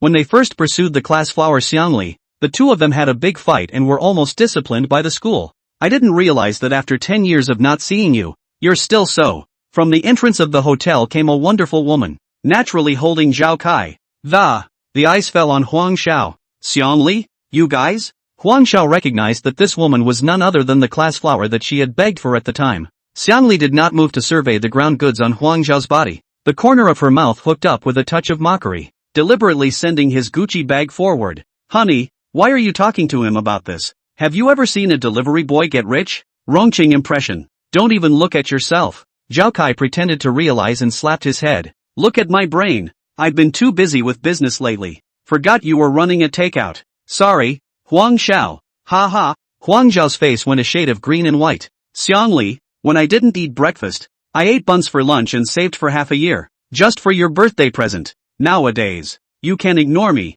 You ing stomp on me to my face. What do you mean? Sun Weiman saw that the situation is not right, and hurriedly came over to round off the situation, tugging Huang Xiao's arm to pull in. Go. Let's go inside and talk. Sun Weiman whispered as he walked. Zhao Kai is now doing business in Rongqing.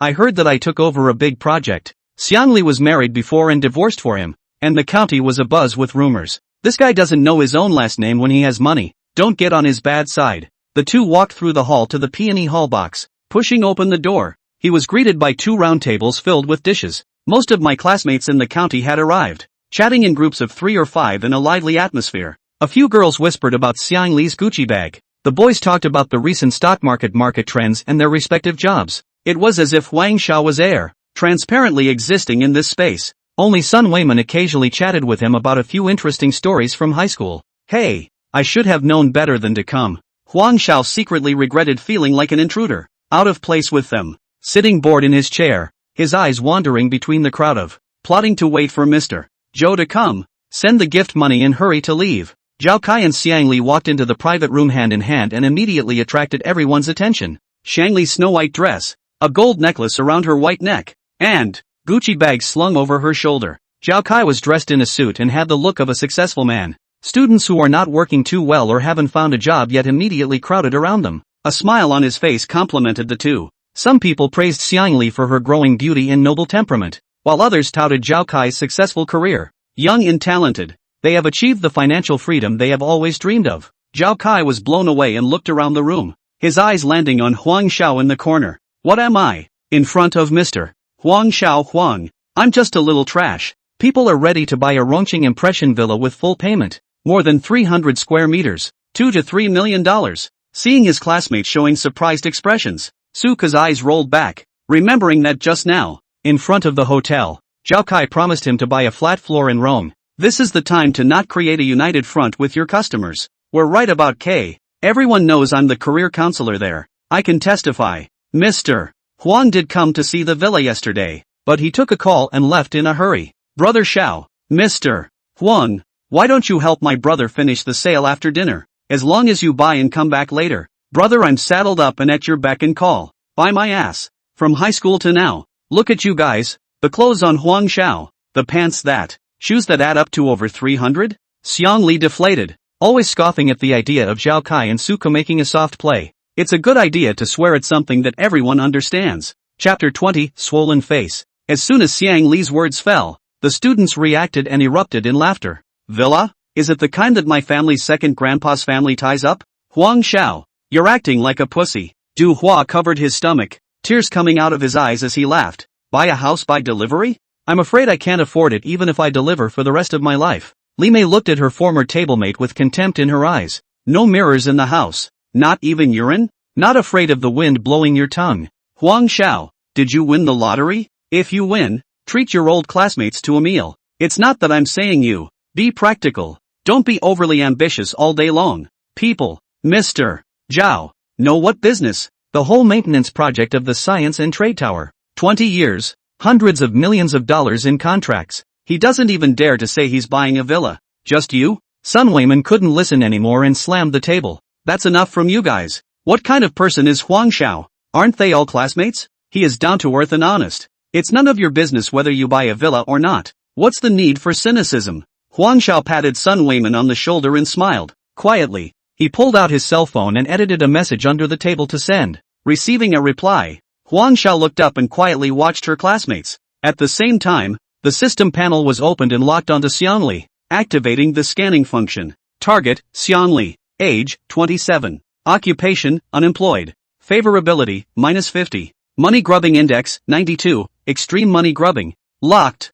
Favorability -50? Just as Huang Xiao was pondering why Xiangli, whom he hadn't seen in 10 years, hated him so much. Mr. Zhou pushed the door in and the noisy box quieted down. Sun Weiman hurriedly got up and respectfully guided Mr. Zhou to the main seat. Mr. Zhou, sit here. Mr. Zhou smiled and nodded at the former students around him as he took his place in the main seat. The guest of honor has arrived and the table is officially open. With Mr.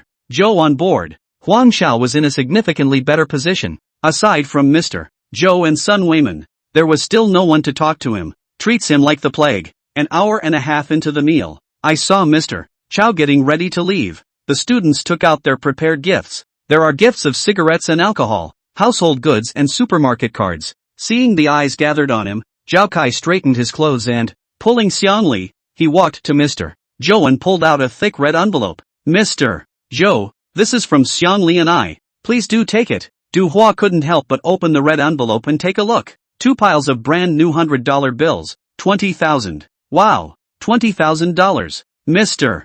Zhao is a big spender. A few months' wages. Do rich people spend money like that? The sound of compliments rang out again, and Zhao Kai raised his head proudly, enjoying the crowd's bragging. Xiangli held Zhao Kai's arm with a smile on her face and glanced at Huang Xiao in the corner with her afterglow. Fingers painted with bright red nail polish gently ruffled the long wavy hair that was carefully permed and curled. Huang Xiao, your gift to Mr. Zhou today. It won't be 2 bottles of erguo and a bag of peanut rice, right? Ha ha. The shrill voice echoed through the box, drawing laughter once again. Huang Xiao shook his head and thought for a long time. He hadn't offended her. Mr.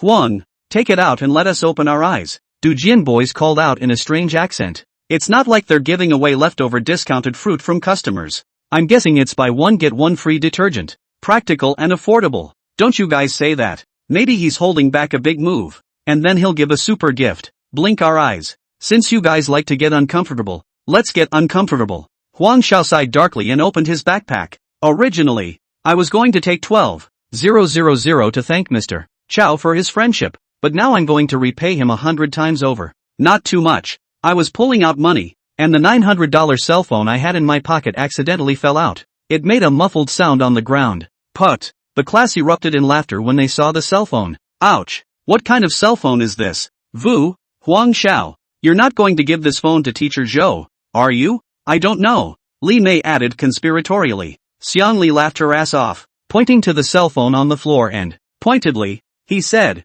ha ha, laughed me to death. Delivery boy sure is different. Huang Xiao bent down and picked up the cell phone, patting the dust on it, not paying any attention to the ridicule around him. Put it back in your pocket. Slowly, he removed the wads of bills from his backpack. 1 stack, 2 stacks, 3 stacks, fully 12 stacks. The red banknotes were like a dazzling light that instantly illuminated the entire box. The air froze, and all eyes were focused on the banknotes in Huang Zhao's hands. $20,000 had made their jaws drop. And now, 120,000. This number was like a thunderbolt that exploded in their minds. The smile on Xiang Li's face froze. Her bright red nail-polished fingers stuck in midair. Zhao Kai also stayed. The gift of 20,000. Enough to become a small county after tea talk. I didn't expect Huang Xiao to come up with $120,000. Huang Xiao took the money and walked to Teacher Zhou with a calm expression, with a sincere smile on his face. Teacher Zhou, I wish you a happy birthday, blessed as the East Sea and longevity as the South Mountain. In the beginning, if you hadn't helped me pay my tuition, I'm afraid I'd still be working in an electronics factory today. I know that you usually sponsor poor students. Spend that money on those younger siblings. Teacher Zhou looked at the $120,000 cash in front of him, and then looked at the sincere-looking Huang Xiao. She gently patted the pile of money and said kindly, I appreciate everyone's feelings, teacher, but the teacher can't take any of these things. It's a teacher's birthday, and it's nice to spend a memorable one with former students. Enough said. Seeing that no one responded, Mr. Zhou smiled and said to Sun Weiman, who was beside him, Weiman, get your gift registered and donate it to the first grade on behalf of the senior class of 14. It also counts as everyone doing their bit for education in their hometown. After handing over Sun Weiman, Mr. Zhou stood up and slowly walked past each student with a smile on his face. It's just like when you were lecturing in the classroom. I'm happy to see my classmates today. In 10 years, some, through the efforts of the, into a shape that people don't recognize, some, again, through hard work, turn out poorly. Meanwhile, I'm upset today. I was thinking that if Huang Xiao hadn't come up with the $120,000, will you all still see him as the bottom of the social ladder? Students, is money the only criterion for judging success? Mr. Zhou doesn't think so. You have a long life ahead of you. Think about it, man. What is the most valuable thing? Teacher Zhou's heartfelt words were so thought-provoking that several students lowered their heads in shame. Seeing Su Ke beside him, Zhao Kai reacted by slapping the table and, pointing at Huang Xiao, he took the money for the house. The crowd was shocked and looked at Huang Xiao. Right, $120,000. That's enough for a down payment in our county. No way. You even took the money to buy a house in order to save face in front of the teacher? Women, quick, give him back his money. Kid, a few provocations from others and you forget who you are? How did you become like this? Teacher Zhou said to Huang Xiao with hatred. Obviously she believed it too. Despise. The room was full of contempt. Even Sun Weiman was equally disappointed. Chapter 21 10 Billion True Big Brother. The door of the box was pushed open with a bang. The boss of Yapin Xian walked in with a fawning face with Ling He and a few of his assistants. Mr. Zhou, happy birthday, happy birthday. I don't know about your 60th birthday. You see, I didn't prepare a gift. So this way, today's meal is free. It's on me. The boss said politely to Teacher Zhou. Without waiting for everyone to react, Ling He was holding a few antique wire-bound books in his hands. Walking towards Mr. Chao, standing in the middle of his classmates, Zhao Kai instantly recognized Ling He. He greeted him with a fart. Mr. Ling, hello, I'm Zhao Kai. Came to KM last month to sign a contract for maintenance work. Ling He glanced at Huang Xiao. Mr. Huang's classmate. Not bad. The director of engineering has finally made the right move. Well, I remember you. Cho. Mr. Zhou, this is Science and Trade, the general manager of the landmark CBD in Rongcheng. Mr. Ling He, Mr. Ling. As soon as the students heard this, they looked at Zhao Kai with envy and jealousy. It's damn good to be rich. Eating at Yapin Xian, the hotel owner waives the bill, and the big brother who manages a $10 billion industry comes to support the face. Gee, awesome. Xiang Li's eyes flickered, and she gained a new understanding of Zhao Kai's energy. Climbing the tree of Zhao Kai, the future is going to soar. Ling He handed over the several threadbare books in his hand. Hello, Mr. Zhou. This is a small token of our Mr. Huang's appreciation. Wishing you blessings like the East Sea and longevity like South Mountain. Mr. Huang? Teacher Zhou took the book in confusion. Ling He walked up to Huang Xiao and bowed respectfully. Several of the assistants behind him bent over at the same time. Mr. Huang. The room was silent. The threadbare book in Mr. Zhou's hand slipped and fell to the floor with a muffled thud. Zhao Kai's smile froze. Xiang Li's eyes widened. Sun Weiman's mouth opened wide. The students were all petrified. Huang Xiao still had the same expression she had at dinner and nodded slightly. Manager of the Rongqing Impression Sales Department. Has it been invited yet? The boss, He Pingji, has personally come from Misty City and should be arriving soon. What's the point of calling someone's boss? Mr. Huang, we have a piece of land in Rong County. Ling He didn't finish his sentence, but Huang went white. The door of the box was pushed open again, and He Pingji, the owner of Rongqing Impression, almost jogged in, followed by Lin Lin, the sales manager. At a glance, He Pingji saw Huang Xiao standing beside Ling He and hurriedly greeted him. Mr. Huang. Greetings. Hello, sir. I've heard a lot about you. I'm He Pingji from Rongqing Impression. Mr. He, it's really too much trouble for you. It's just buying a suite, causing you to come all the way here. He Pingji was overjoyed to hear that. Rongqing Impression Villa in Rong County. Although the price is not expensive, but for a person of Huang Zhao's status, people can buy several sets in one car. To be able to climb into a relationship with a super rich man is an opportunity that is hard to find. He immediately came up with a doggy face. Mr. Huang, you're too kind. It is our honor that you have chosen Rongqing Impression. Talk about anything, but don't talk to me about money. Talking about money, you are slapping me in the face. Huang Xiao smiled. This He Pingji was rather excited. Mr. He, since you said so, I'd better pass on the money for the house and lend you a hand in donating it to the Rong County Mountain School. Good. Mr. Huang Big Pattern. Mr. Huang, this is my sales manager, Lin. You give her your ideas for decorating and she sets you up. Huang Xiao felt comfortable with this throwback from He Pingji. I let you get the name. You let me get the gold digger. Mr. Ho, I think highly of you. For the good sense of 50. Body appearance at least 90 points Lin. Huang Xiao is very satisfied. Teacher Zhou excitedly shook Huang Xiao's hand. His eyes moist. Huang Xiao. Thank you. On behalf of the kids. Thank you. Huang Xiao walked over to Sun Weiman and patted him on the shoulder. Weiman, resign. Come find me in Rongqing. He then turned to Teacher Zhou with a respectful tone. Teacher Zhou, I'll see you off. Leading a few people, Huang Xiao and Teacher Zhou walked out of the box side by side, leaving a silence behind them. Through the floor-to-ceiling windows of Yubinzuan, a stretched black Rolls-Royce Phantom was parked in front of the entrance. The chauffeur in a straight suit respectfully opened the car door for Huang Xiao and Mr. Zhou. The two got into the car and the row of limousines drove off and disappeared from sight. The atmosphere in the box was like an ice cellar. A bunch of classmates were gutted that they had actually mocked a real bigot for 2 whole hours. The eyes that looked at Zhao Kai and Xianli were filled with complex emotions. There was contempt, and there was gloating. Zhao Kai's face turned blue as he tried to say a few words to save his face. Interrupted by Du Jian. Mr. Zhao, it's a toss-up whether your project can go on. Overplaying your hand. Xianli completely panicked. Huang Xiao? How did he become the owner of a $10 billion enterprise? This is not a ing dream. Huang Xiao watched Mr. Zhou go home. Ling He, you guys go back to Rongqing first. Okay, Mr. Huang. The maintenance work on the science and technology building. Check the contract yourself. Let's see if there's anything wrong. Ling He understood Huang Zhao's intentions. He and Zhao Kai were not on good terms. It's a matter of trust to talk to yourself about it. Mr.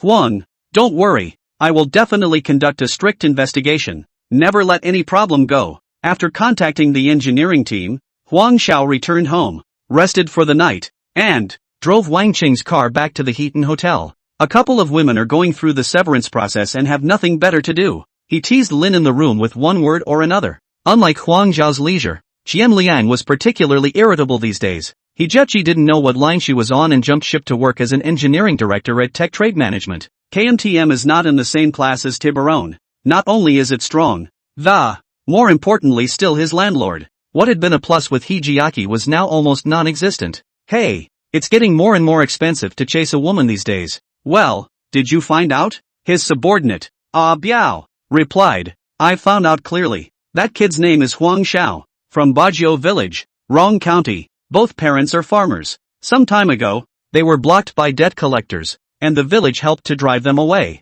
2 days ago his family invited the whole village for a meal. Qian Liang cursed, marred, taking Jiaqi's money to make a fortune. How much does it cost to invite a village to dinner? Piao paused and continued. And here's another weird thing. This kid looks dirt cheap, but he frequents the Heaton Hotel and is always surrounded by a bunch of beautiful women. Qian Liang narrowed his eyes. Could it be that this kid was actually a part-time duckling? Quite possibly. Go to the nightclub and find out if there's this guy. Okay, Mr. Chen. On the other side, Guolei transferred 3,000 to Lu Qian.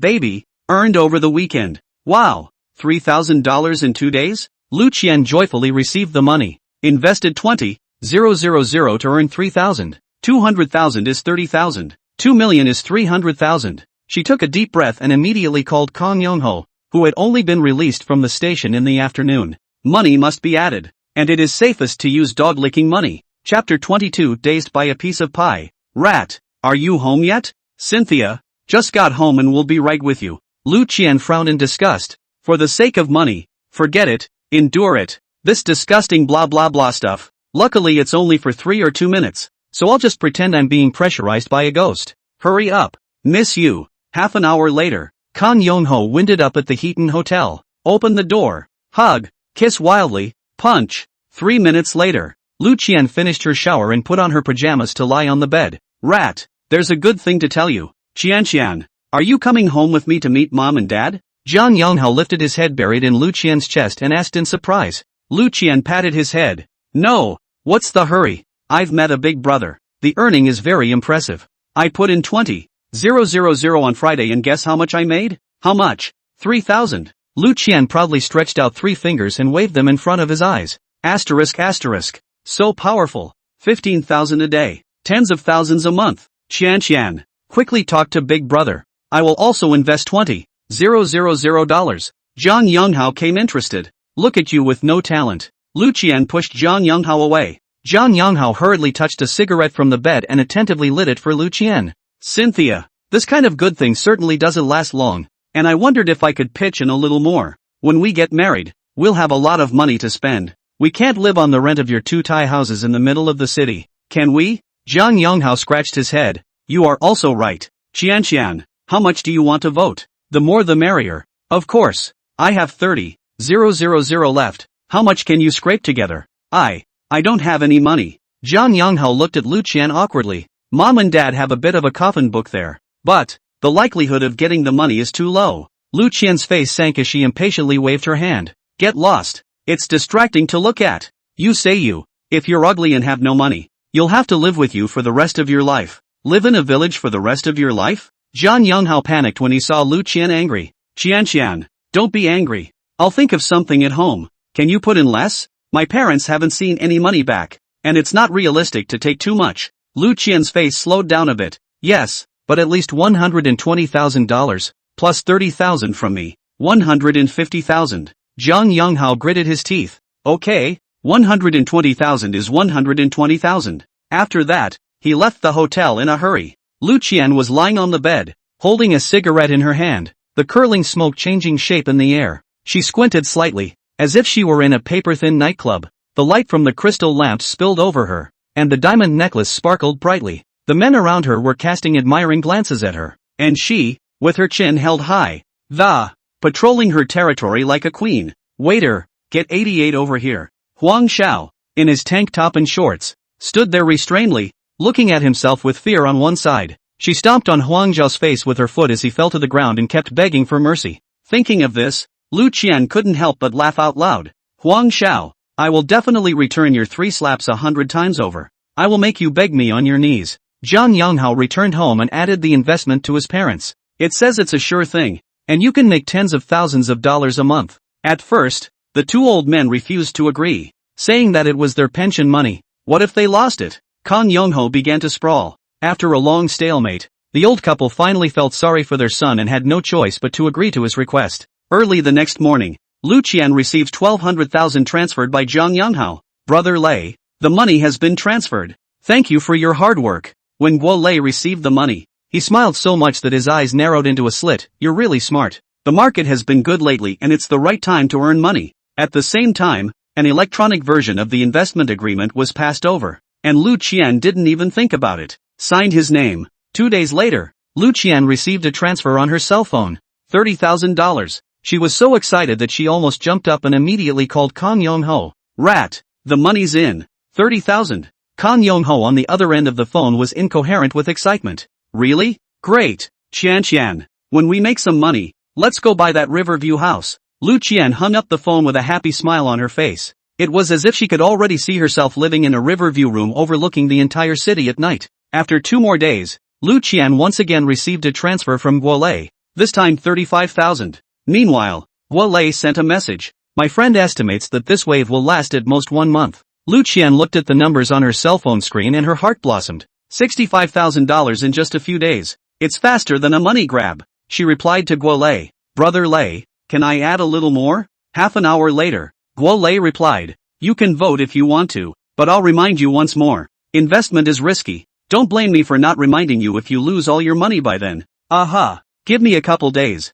Lu Qian couldn't wait to call Jiang Yonghao. The two of them talked it over, borrowed money, took out a loan, and gave 2 cents interest to a relative or friend. Lu Qian knows, all rely on Jiang Yonghao. One person to raise money does not show up, they also have to go out. Time is not on my side. Jiang Yonghao. Lu Qian relatives and friends saw Lu Qian's transfer records. One's eyes were glazed over. For 2 days, the two families went crazy, completely mad. One by one, like mad dogs, they go around borrowing money and taking out loans. Kang Yongho's family mortgaged their house outright. Lu Qian's family has also emptied all their old pockets. Bank card lying 8 million. Lu Qian felt a dizzy spell, but the excitement of the thought of doubling it in a few days instantly overpowered the fear. She decided to take a few days off and keep a dead eye on Guolei, not moving an inch. A wave of nausea washed over Kang Yongho, as if he had eaten a fly. Goddess with big brother, what can we do? You can only swallow your teeth, close your eyes. Out of sight, out of mind. Lena, this time it's a big game. This crazy is really poor and crazy. She transferred $8 million to me today. Guolei, what did your friend say? There's a legal risk, unless it's a real purchase. Hold on, I'll call you back later. Huang Xiao was also shocked when she received a call from Jirina. $8 million is not a small amount. On second thought, to be merciful to your enemy is to be cruel to yourself. Go short and lose money. Okay, I'll let Guolei hide for a while when I'm done. No, everything is real. What are you afraid of? In the past 2 days, Lu Qian and Jiang Yonghao felt light when they walked. The screenshot of the transaction record sent by Guolei made them so excited that they couldn't sleep. One is in bed making all the effort and scratching his head to serve his big brother. One is at home crossing his fingers and counting the glory of the future. We're also going to hire a nanny who will specialize in cleaning and cooking. It has to be. We'll buy a car for the two of us and go out for a while. Chapter 23, The Sky is Falling? In the financial sector of state-owned enterprises struggling for many years, the years as sandpaper smoothed Sun Weiman's edges. What was once a dream dims in the day-to-day minutiae. Quit your job and come to Kotaku. Huang Zhao's words caused his originally dead heart to ripple again. In the evening, Sun Weiman was assured by Huang Xiao. On Monday, he defied his family and went through the process of leaving his job. 3 days later, he came to Rongcheng. It took Su Shui, He Jieqi, Zhu Lina and Qin Yusen a week to successfully complete the exit procedures. On Friday, Huang Xiao personally took 5 people to the Science and Technology building to check in. 2 Rolls-Royces slowly pulled up in front of the company. The car door opened and Huang Xiao stepped out first, followed by the Su Shui, He Jieqi, Zhu Lina, Qin Yusen, and Sun Weiman came out in a line of 5. Ling He and a group of executives had been waiting at the door for a long time, and when they saw Huang Xiao, rushing to greet him with a smile on his face, Mr. Huang. Huang Xiao shook hands with Ling He and walked into the conference room. In the conference room, Huang Xiao introduced the 5 people behind him to the management team of Science and Trade. This is Su Shui,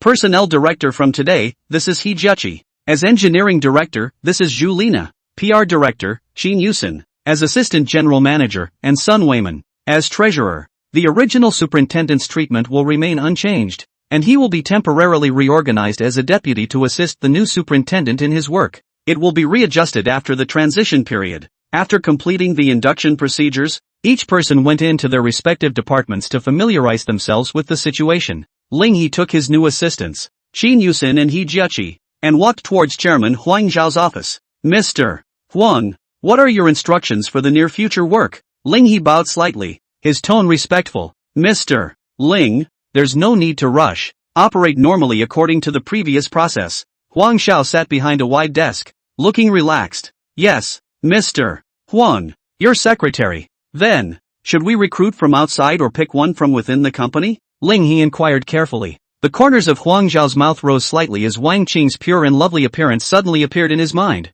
Wang Cheng it is, let her serve as my secretary. Isn't there a saying, there are secretaries to do nothing? The smile at the corners of his mouth grew a little thicker.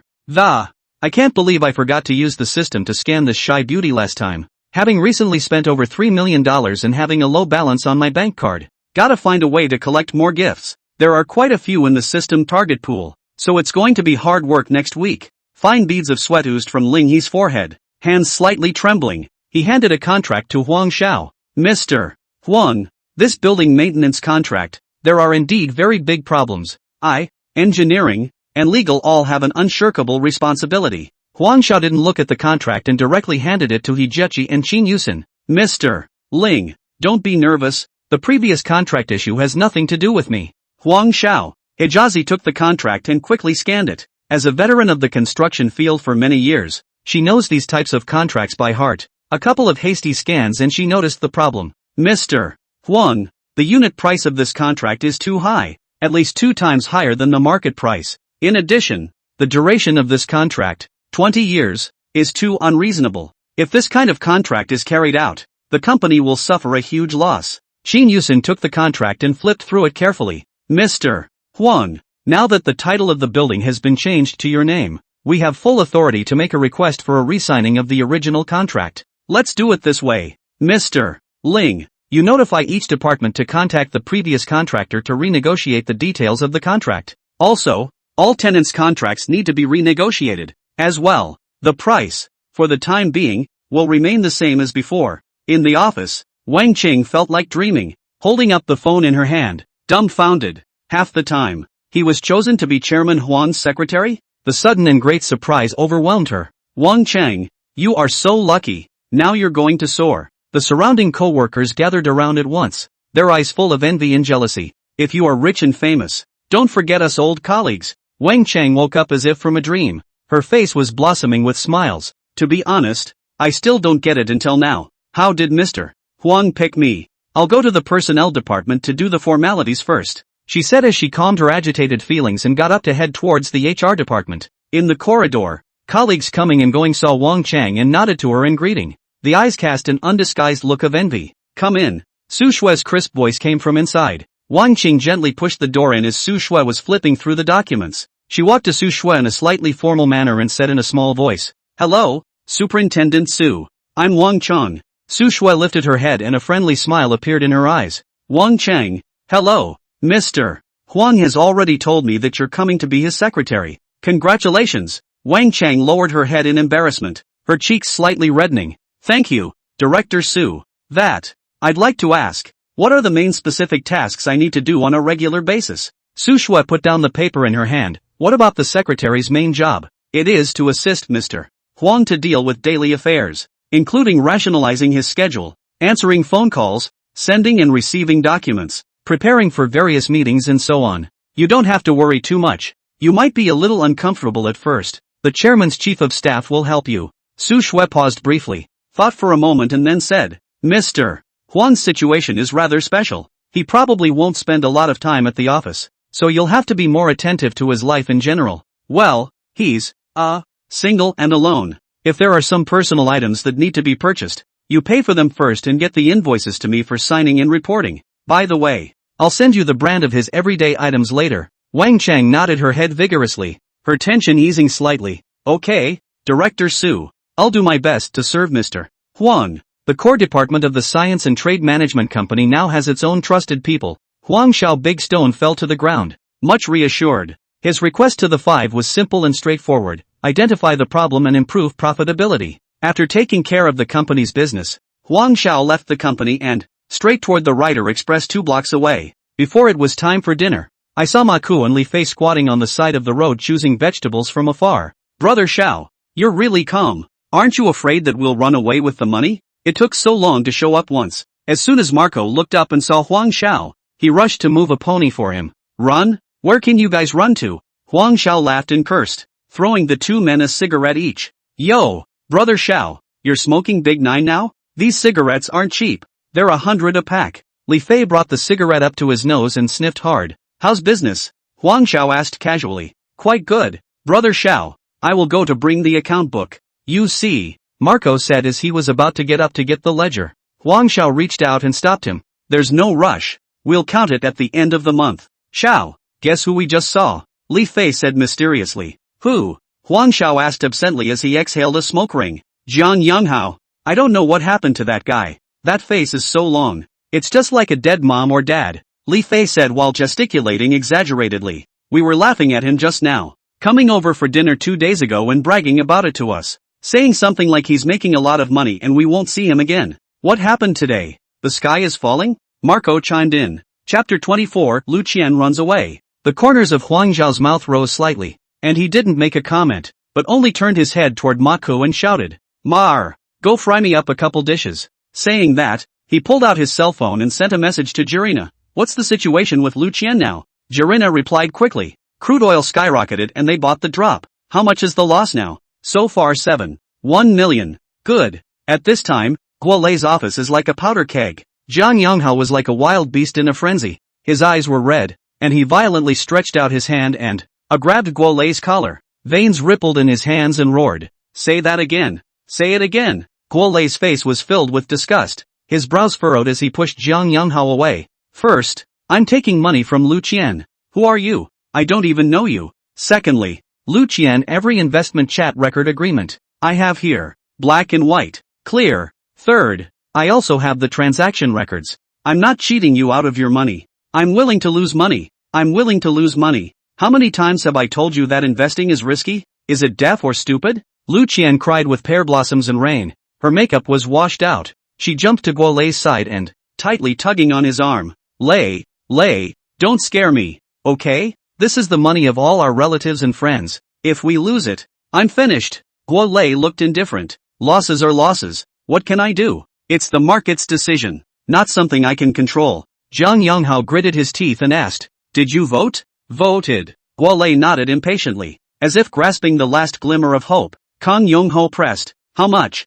20,000. Zhang Yonghao completely exploded and roared to the sky. Ah, the market is good. UING throw 20. 000? Guo Lei cursed. Get lost. I can't take it as it is. Do you think anyone is like you two idiots? Trying to get fat in one bite. Seeing this, Lu Qian cried even harder, hugged Guo Lei's legs and begged bitterly. Lei, brother Lei, don't mind Rat. I'll do whatever you want tonight. Just promise to use the rest of the money to help us make back what we lost. Okay? I beg you. Sin. He's a liar. You wake up. Zhang Yonghao roared loudly. Rat, is there anything else we can do now? Lu Qian roared in despair. There was helplessness in his eyes. I'm sorry, love. My friend isn't playing, and even if he continues to play, I wouldn't have brought you two scums with me. You look like you're going to die if you lose a little money. As if you're owed money. Don't learn how to play investment if you don't have money. Guo Lei said, turning around and about to leave. Seeing this, Zhang Yonghao madly rushed to the door, blocking Guo Lei's way, yelling at Lu Qian, call the police. If he dares to leave today, I'll fight him. Lu Qian sat paralyzed on the ground as if she had lost her soul, her eyes empty. Bewildered, he shook his head. What's the use of calling the police? Even if we arrest him, we won't get our money back. Guo Lei sneered. Call the police? Feel free to report it. All operations are legal and compliant. I'm afraid of you. You. Zhang Yonghao was furious and rushed up again to grab Guo Lei's collar. Guo Lei was prepared for this, and with his quick eyes and hands, he pushed Zhang Yonghao away and chided. Don't touch me. Kang Yongho was pushed backward and stumbled a few steps, almost falling to the ground. With a roar of rage, he rushed towards Guo Lei, waving his fists and, with all his strength, he ruthlessly smashed Guo Lei's face. Bang! With a dull thud, Guo Lei was hit and stumbled, a trace of blood instantly seeping out from the corner of his mouth. He wiped the corner of his mouth with his hand, a flicker of ferocity in his eyes. Dare to hit me? How dare you hit me? Zhang Yonghao gritted his teeth and cursed. It's you who hit. You, liar. Soon the police arrived on the scene. Guo Lei laid out the evidence one by one, and the police viewed it and shook their heads helplessly. They've seen a lot of these disputes caused by losing money and not being able to figure it out. If you're worried about losing money, don't play futures. What's the point of making a scene like this? Lu Qian and Zhang Yonghao walked down the street in a state of disorientation. The thought of being faced with all sorts of loan calls and debt collection from friends and family. They felt like the whole world was collapsing and everything around them was turning gray and desperate. Ding! Suddenly, the bank card arrives at the beep. Zhang Yonghao took out his cell phone to see that the account arrived at 687,582 yuan. It turned out that Guo Lei had returned the remaining funds in his account, over $7 million in damages. That's an astronomical amount for them. That refund is a drop in the bucket. Let's make up the deficit at home first, Lu Qian said, woodenly. There was no hint of anger in the voice. Zhang Yonghao nodded. At the moment he was exhausted and his mind was blank.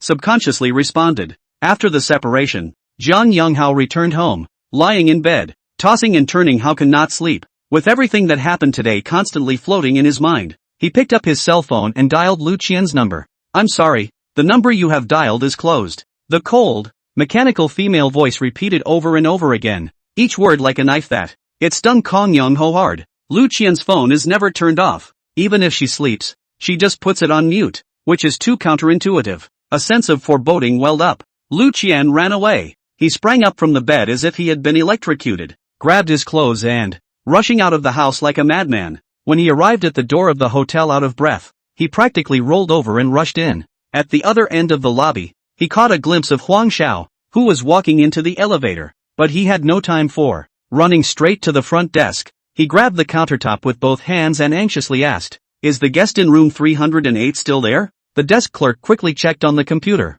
308 guest is checked out. When did you retreat? Jiang Yonghao's voice trembled, his eyes filled with fear. Over an hour ago. Hearing this answer, Kang Yongho only felt a blackout before his eyes. It was as if he had been struck hard on the head, and all his strength was instantly withdrawn from his body. He staggered back a few steps. His legs gave out and he collapsed to the floor. Lu Qian left with the remaining $600,000. Of the $8 million invested, their family contributed $2 million. If Lu Qian is and Guo Lei joined together to cheat him. Anger, despair, and hatred mingled in his heart at the thought. Damn, you all deserve to die. Jiang Yonghao's eyes were covered in blood and red as a burning flame. Brother Hammer, I rat. He shivered and fumbled for his cell phone, dialed the cross-fleshed man and, do me a favor, find me a woman, and I'll give you $100. 000 when it's done, but it has to be quick. Good. I'll send you her ID number right away. In front of the old 3 barbecue stand, Jiang Yonghao sat in the corner, pouring wine from bottle to bottle, eyes staring blankly ahead, waiting for Hammer to call. Chapter 25, Qin Yusen sent a pair of king bombs. Huang Xiao reclined on the sofa, gripping the goblet that held the red wine. There was a little rocking. The jewel-like red color of the wine swirls and swirls in the glass. Qin Yusen was due to arrive in a few moments, and she had to be tested for her bottom line tonight. If I can't get up to 90, I'll struggle until dawn. Knock, knock, came the knock on the door. Qin Yusen pushed her way in with a smile. Hey, brother Xiao, you scared Mr. Ling quite a bit today. That face of his, white as paper. Huang Xiao put down his wineglass and patted the sofa beside him. Work matters, later on. Come sit. Qin Yusen obediently walked over and sat down next to him. A tantalizing scent of perfume drilled into Huang Xiao's nose. Huang Xiao smoothly wrapped his arm around Qin Yusen's waist, and with a slight force, pulled her closer to him. Come, let brother check to see how well you've reviewed your homework in the past 2 days. Qin Yusen's cheeks flushed as she pouted and gave Huang Xiao a blank look. Then like a meek kitten, he obediently lowered his head. After a long time, Qin Yusen got up and went to the bathroom, rinsed her mouth and organized her somewhat messy clothes. Yusen, I'm going to make you part-time director of the chairman's office. While I'm away, help me organize my daily affairs, and take Wang Chang on the way. A bright flash of surprise instantly flashed across Qin Yusen's eyes. The light almost spilled out of her eyes. She excitedly wrapped her arms around Huang Zhao's neck, her voice trembling slightly from excitement. Brother Xiao, thank you. Don't worry, I won't let you down. Huang Xiao felt the warmth coming from the warm and soft body in his arms and grinned a big smile. Qin Yusen's favorability has finally reached 90. This woman, she really has a great desire for power. It's just a little test. The goodwill that had been stuck for so many days went up immediately. Huang Xiao hurried towards the bathroom and sat down on the toilet, waiting for Brother Unicorn. Ding! Huang Xiao came with a burst of excitement. The system has detected that the target's favorability has reached 90. Reward the host with 100% shares of the Rongqing Dijia restaurant chain. Huang Zhao's eyes widened and she almost bit her tongue. How could he not expect that the reward this time would be the Rongqing Dijia restaurant chain? I opened the map and carefully counted 28 stores. Although most of the stores are not located in the city center, each store is owned by the business. Silently, I did some math, and I couldn't help but be a little disappointed when I was done. This doesn't seem to be worth as much as the science building, does it? Brother Tatsuko, is something wrong with you? How could the rewards given by Qin Yusen not be comparable to Jirina's? That doesn't make sense. Friday night is the time when the Banyan Tree restaurant is hot and packed. Wang Hai sat in his office and swiped through the general manager group of Dijia's Rongqing branch. 28 GMs received the same message. They were packaged and sold. The Rongqing Dijia has been bought by a mysterious figure named Huang Xiao. A $7.2 billion wholly owned acquisition. They didn't know Huang Xiao, but he, Wang Hai, did. The post of general manager of the Rongqing Dijia chain has been hanging in the balance, and now it has been acquired. Maybe the opportunity is here. After some discussion in the group, they reached a unanimous opinion. We'll go to the new boss together tomorrow. They're not worried about getting fired. They're all national chefs extraordinaire. The Rongqing family was able to achieve today's splendor because they had fought their way up from one hand to the other. Unless Huang Xiao was brain dead, he would never dare to move them easily. Now there's a real problem at hand: ingredients. The stockpile of ingredients will only last for a maximum of 3 days. The former company had drained its books after the sale. Ordinary ingredients can be purchased on credit, but top-quality ingredients, which are ordered from overseas, must be paid for on a cash basis. Each store needs at least $1 million in working capital or it will have to close down and go out of business. I'm not worried that Mr. Wang won't be able to get his hands on the $28 million. Their concern is that Huang Xiao simply doesn't understand the restaurant operation model and is meddling haphazardly. A commitment from him will be required first thing in the morning. In the conference room of the presidential suite, 28 general managers look serious, eyes burned into his new boss. I am in full agreement with your proposal to operate all stores under the existing model. I won't touch your permissions either. The finances of the Degas chain are to be merged into the Science and Technology Building Management Corporation immediately. Separate financial accounting by them. The crowd nodded. As long as the management of the store was in their hands and the new owner didn't add to the chaos. Mr. Huang, we need $1 million of working capital for each store to operate normally. Will this be paid by you or by CNT? Huang Xiao nodded and pulled out his phone, calling Sun Weiman. Then next, Huang Zhao's heart clenched. Sun Weiman made it very clear that before the formation of the group of companies, Djia and TechTrade are two separate companies. The Kotaku's public account is not able to capitalize the Dehas. 3 days to prepare $28 million in liquidity? He screamed in his mind, this is even harder than robbing a bank. Okay, I know. Huang Xiao clenched her teeth and could only harden her heart and agree first. Mr. Huang, Tuesday. The money must be in place on Tuesday. Yes, Mr. Huang. I had to put my face on the line to get the supplier to agree to stock up first. I've got some big clients booked for Tuesday night, and if anything goes wrong, offend these big clients and you're in big trouble. Wang Hai wanted to stay and have an in-depth chat with Huang Xiao, but where did Huang Xiao have the heart to do so? He waved his hand distractedly and told Wang Hai to hurry back and talk about it later. That's not asking for money, that's asking for life. He rushed to check the system, and there were quite a few locked targets, but there are only 4 with a 70 favorability rating. Lin, been chatting for a week now, good feeling 55. Brush up Lin's favorability to 70, then spread the 28 million over the 5. Giving 600,000 gifts per person in a short period of time is not typically difficult. Picking a few more targets to go after is imperative. Hey, you're not as good as you think you are when you need to be. Brother Tatsuko, are you playing with me? Brother, are you punishing me for not working properly?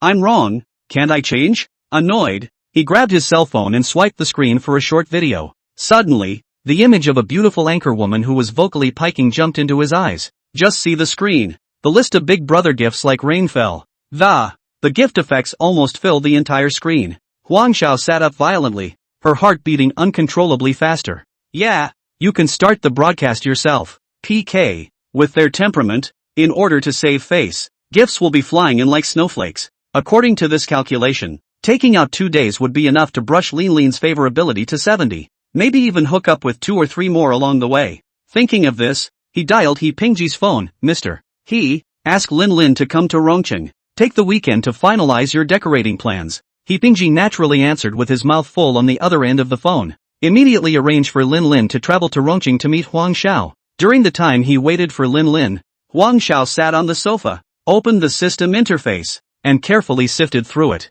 Pick out the ones with high favorability and added WeChat. 4 were finalized. Zhao Huiman, Li Ting, Kong Yin and Zhou Liangyin. They are all general employees of the company. The good thing about it is that it's a better way to brush up on goodwill. The bad thing about it is that there's not a lot of money in your pocket. Probably can't squeeze much out of it. Forget it. A mosquito leg is still neat even if it's small. After thinking about it, he messaged each of the 4 and asked 2 of them to come to the hotel to read a book. The other 2 went to eat under the banyan tree. After receiving the reply, he sent another message to his driver, Qin Donlai. Tell him to pick them up at the appointed time. 2 days to take care of 5 women. Time is short and the task is daunting. Chapter 26, 9 Women in 1 Act. At noon, Lin arrived at the Heaton Hotel. Although I have seen the world after Heipingji, I have seen the world before. But it was the first time she had seen the top presidential suite in Rongqing at $100,000 a night. Nearly 300 square feet of suites, lavishly appointed,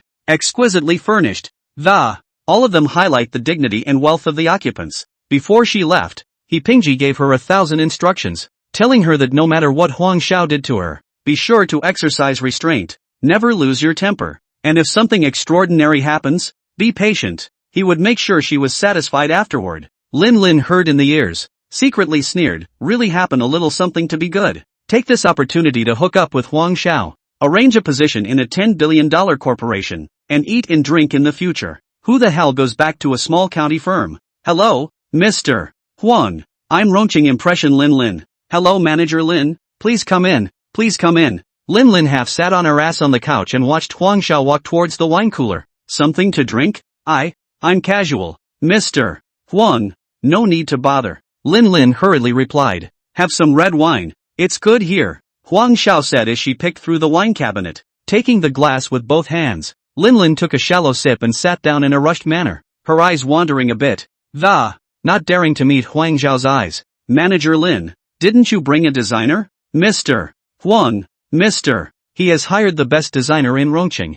I've come to make an appointment with you. See which time is convenient for you and I'll bring him over. Trying to maintain a professional smile, Lin Lin quickly took stock and how to take your relationship with Huang Xiao a step further. Huang Xiao sat next to Lin Lin and was also pondering on ways to boost her favorability. Suddenly, Lin Lin accidentally knocked over the glass of red wine in her hand and the crimson wine spilled onto Huang Xiao's thighs. Oops. I'm sorry. Lin Lin stood up in a panic, hastily grabbing a tissue and bend down and wipe. Fingers inadvertently brushed against the base of Huang Xiao's thighs. The crunchy touch made Huang Xiao wince. Is this a tease? Dry wood meets fire. Beauty. It's easy to shoot a gun. Now that you've blown the charge, there's no way Huang Xiao is going to admit defeat. He gently held Lin Lin's chin, looked into her slightly mesmerized eyes, and slowly lowered his head and kissed it. In front of the floor-to-ceiling window, he watched Lin Lin's back as she left the hotel. For a moment, Huang Xiao inexplicably developed a strange feeling. Now I am as if I were in the old fields. Those who, for a mouthful of food, ducks that keep struggling and flopping. And Lin looked like the grandpa who had finished playing with himself and left. Hey, in this world, who is not for a few tales of broken silver? Lin is not coming in the afternoon, and the renovation is left to her full responsibility. Huang Xiao promised her that he would talk to Yi Pingji after the renovation was over. Let her work in the property company under KMT management. The next day and a half should be much better for the remaining 4 women. Rolls-Royce transfers, 5-star top presidential suites, and gourmet dining under the banyan tree. Retain a little fantasy while feeling rich. Easily raise the favorability level to 70. Send off the last woman and take them all. The beauty of the exchange is that they really don't make a lot of money. It's better than nothing to at least add some boost. Everything is ready. All we need is an east wind. Gotta mull over the live stream. After all, he is now a billionaire who is worth tens of billions of dollars. And it is not in keeping with the persona to receive gifts live. The first live broadcast could be explained away as a whim. The second would seem like a drop in the bucket. If there's a third live broadcast, the persona that's been molded could just fall apart. Live streaming in a room isn't really appropriate either. And without live content, it would seem too contrived. Called Qin Donglai and told him to bring in Cullinan for tomorrow's outdoor broadcast. In case you meet a special situation, you can still borrow a luxury car to pretend and enhance your image. In addition, he also wanted to test whether the system could detect gold-digging women across the screen. Picked up a live stand at the cell phone accessory store and bought a couple of rechargeables. The next evening, drove the Cullinan towards the Summer Loam Road. This is the famous shopping street in Rongqing, where beautiful women gather. On both sides of the street, a variety of Netflix stores, cafes and dessert stores are lined up. The bustling crowd was full of beautiful women, making it a perfect location for a live broadcast. Pulled up in front of a coffee shop with a rather dainty decor, Huang Xiao ordered an iced Americano and sat outdoors under an umbrella. Adjust the angle of your cell phone holder to make sure the camera can capture both yourself. Again, you can get the bustling pedestrian street behind you into the picture. Before opening the live streaming software, Huang Xiao purposely edited a friend circle that was visible only to Su Shue's few women. Summer Loam Road. Live for fun. Click the live button. Hidu's live room. 0 people online. Huang Xiao didn't care, crossing his legs and leisurely sipping an iced Americano. The ice fell every now and then on the beautiful women walking by on the walkway. 10 minutes later, 9 beautiful avatars appeared in the live broadcast room almost simultaneously. The comments section was instantly buzzing. Wow, Xiao, you're actually live streaming? Xiao, look at me. I'm Lin Lin. Brother Xiao, do you want to have a late night snack together? What's so fun about live streaming? Dawn, let's go to the bar. Where are you? I'm coming to get you. Huang Xiao said to the camera. I don't want to have fun tonight. I'll have some coffee. Showing you the handsome ladies. By the way, I'll show the out-of-town netizens the summer lone road at night. First live broadcast, you guys don't mess up. There's a netizen called Hibiscus Pepper who's been on fire lately. Fans quickly accumulated from 10,000 to 200,000. It started when she planned a campaign to straighten out the little anchors, taking fans and tourists around checking out rooms and looking for little anchors to PK, with the pretense of letting them know that the internet is not a good bowl of food. Fans were particularly keen to watch the spectacle that, spending a small amount of money to see the opposite side of the small anchor whispering and begging for forgiveness feels especially enjoyable. Tonight, Hibiscus Pepper swept in and many of the smaller anchors stopped accepting her streak, so she targeted newcomers who were just starting their careers and desperately needed traffic. She laughed when she saw Dawn live. Fan 37. Families, today my sister brought you to see what is called social evil. It's live. Not everyone can do it. Too many young people think about getting rich overnight and don't look at how much they weigh. This bowl of rice, it burns. A connect request suddenly popped up in Huang Zhao's live broadcast. When he looked at it, his avatar was a heavily made-up woman, and his ID was Hibiscus City Pepper. 200,000 followers. Huang Zhao, secretly happy, was still thinking about how to find a reason to find someone PK it. The dish came to me. Clicked agree without hesitation. The video picks up and the screen is instantly split in two. Chapter 27, who says a gold-digging woman can't be a big brother? On the screen, the heavily made-up Hibiscus Pepper appeared, and underneath the pompous makeup, a pair of eyes full of meanness and contempt. Yo-ho! Little brother was born with a good skin, but it's a pity that this live room is simply colder than a cold palace. The number of people online 9. For that matter, I'm afraid I can't even earn the electricity bill. Right? Families, take a good look. This is the ugly state of affairs in the live streaming world today. What do you see in broadcasting live? Putting up street scenes. What kind of bulls and snakes try to get a piece of the pie? And don't take a piss and look at themselves. As soon as the words left her mouth, her livestream fans frantically flooded into Zhao's live room as usual. For a while, the pop-up screen was bristling with all sorts of taunts.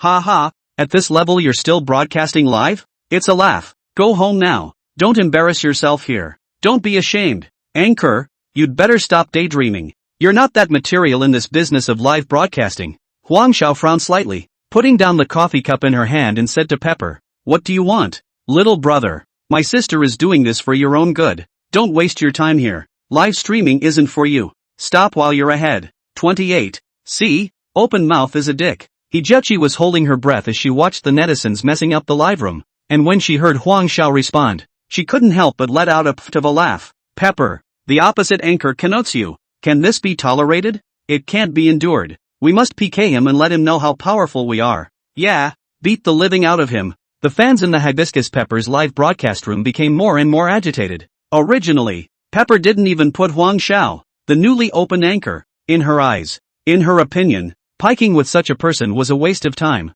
It's fun to see the fans get hot and bothered. So let's have some fun with this new-to-me guy. What tricks can you pull off? It's just a matter of a few little stars. 2. Willing to PK? Sister, I'll help you grow a little more popular as a little brother. 30,000 online on your side. 9 people on mine. You want to play PK with me? Don't get high on yourself. Here's the deal. I've only got 3 guys out on my side. Let's see how I'll beat you so bad you won't be able to see the bloodstain. Xiao, don't be afraid. I'm here. Catch it. The loser kneels and sings. If you try to cheat, I'll never let her go even if I have to dig up 3 feet of ground. When Su Shui saw Huang Zhao being insulted, she was so angry that her little face turned red and she typed indignantly in the comments section. A few other women responded, and they knew in their hearts as well as in their minds that it's just a passing Netflix check. It's not like there's a big conflict. It doesn't cost much. The key is to make Dawn comfortable, more than anything else. Hey Lou, it's picked up. Give me 2 minutes. I'll recharge it right away.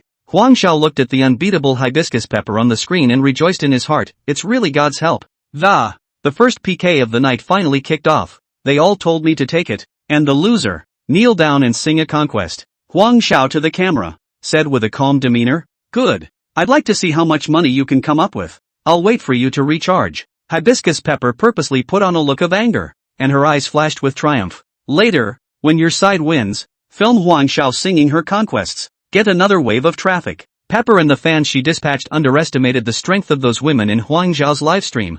3 against 9. Pepper's blood bar was beaten down to just 1 centimeter. System tip, congratulations to the host for receiving a cashback reward of $16,800. Huang Zhao shook her head slightly. It was only $168,000. Your fans can't do it. Who was the one who just blurted out there that I couldn't even make my electric bill? Huang Zhao's words were like a loud slap in Pepper's face. Her face was red as a ripe tomato. It felt like I was being stripped naked in public. Zhao Huimin, Li Ting, Kong Yin and Zhou Liangyin, who are? He was looking forward to the opportunity to perform well. How could he let go of this chance to please Huang Xiao? They enter the hibiscus pepper live. If you lose, you have to admit it. Kneel down and sing your conquest. Don't try to cheat. We're all watching, willing to gamble. It's a natural thing to do. Don't try to deny it. Hurry up and sing. We can't wait. Don't waste everyone's time. You're at least a netizen with 200,000 followers. You can't afford to lose. Kneel down. Pepper's fans were furious at the situation and fought for their own anchor. There were only 3 of us just now. This game doesn't count. Let's have another one. What are you guys so proud of? Isn't it just a win? 9 against 3. What's so arrogant about it? Pepper, enraged, gritted her teeth and snarled at the camera. Let's fight again. I'll call all those big brothers of mine. I'll have to beat you to your knees and beg for mercy today. You have 10 minutes to prepare. Huang Xiao responded calmly. His palms were slightly sweaty and he was a little apprehensive. Are you guys sure about this? The other side is outnumbered. Even if one person only swipes $10. Soon, Qin Yusen's reply appeared on the screen. Brother Xiao, don't worry. Just now we discussed in the group. Each person charged a few 100,000. Today is the king of heaven to come, but also cannot let you be aggrieved. We must let them know that offending you was the stupidest decision of their lives. Lin Lin didn't say anything, but she silently charged $200,000. It's so hard to hook up with Huang Xiao. If you fall off the wagon at such a critical moment, all her previous efforts would be in vain, and she didn't want to lose this opportunity. Zhao Huimin, Li Ting, Kong Yin and Zhou Liangyin were just 4 small staff members of the company, with a monthly income of only about $10,000. It's just not affordable for them to take on the huge cost of gifts like everyone else. But, again, they didn't want to miss the opportunity. Those model sisters brushing the wazoo.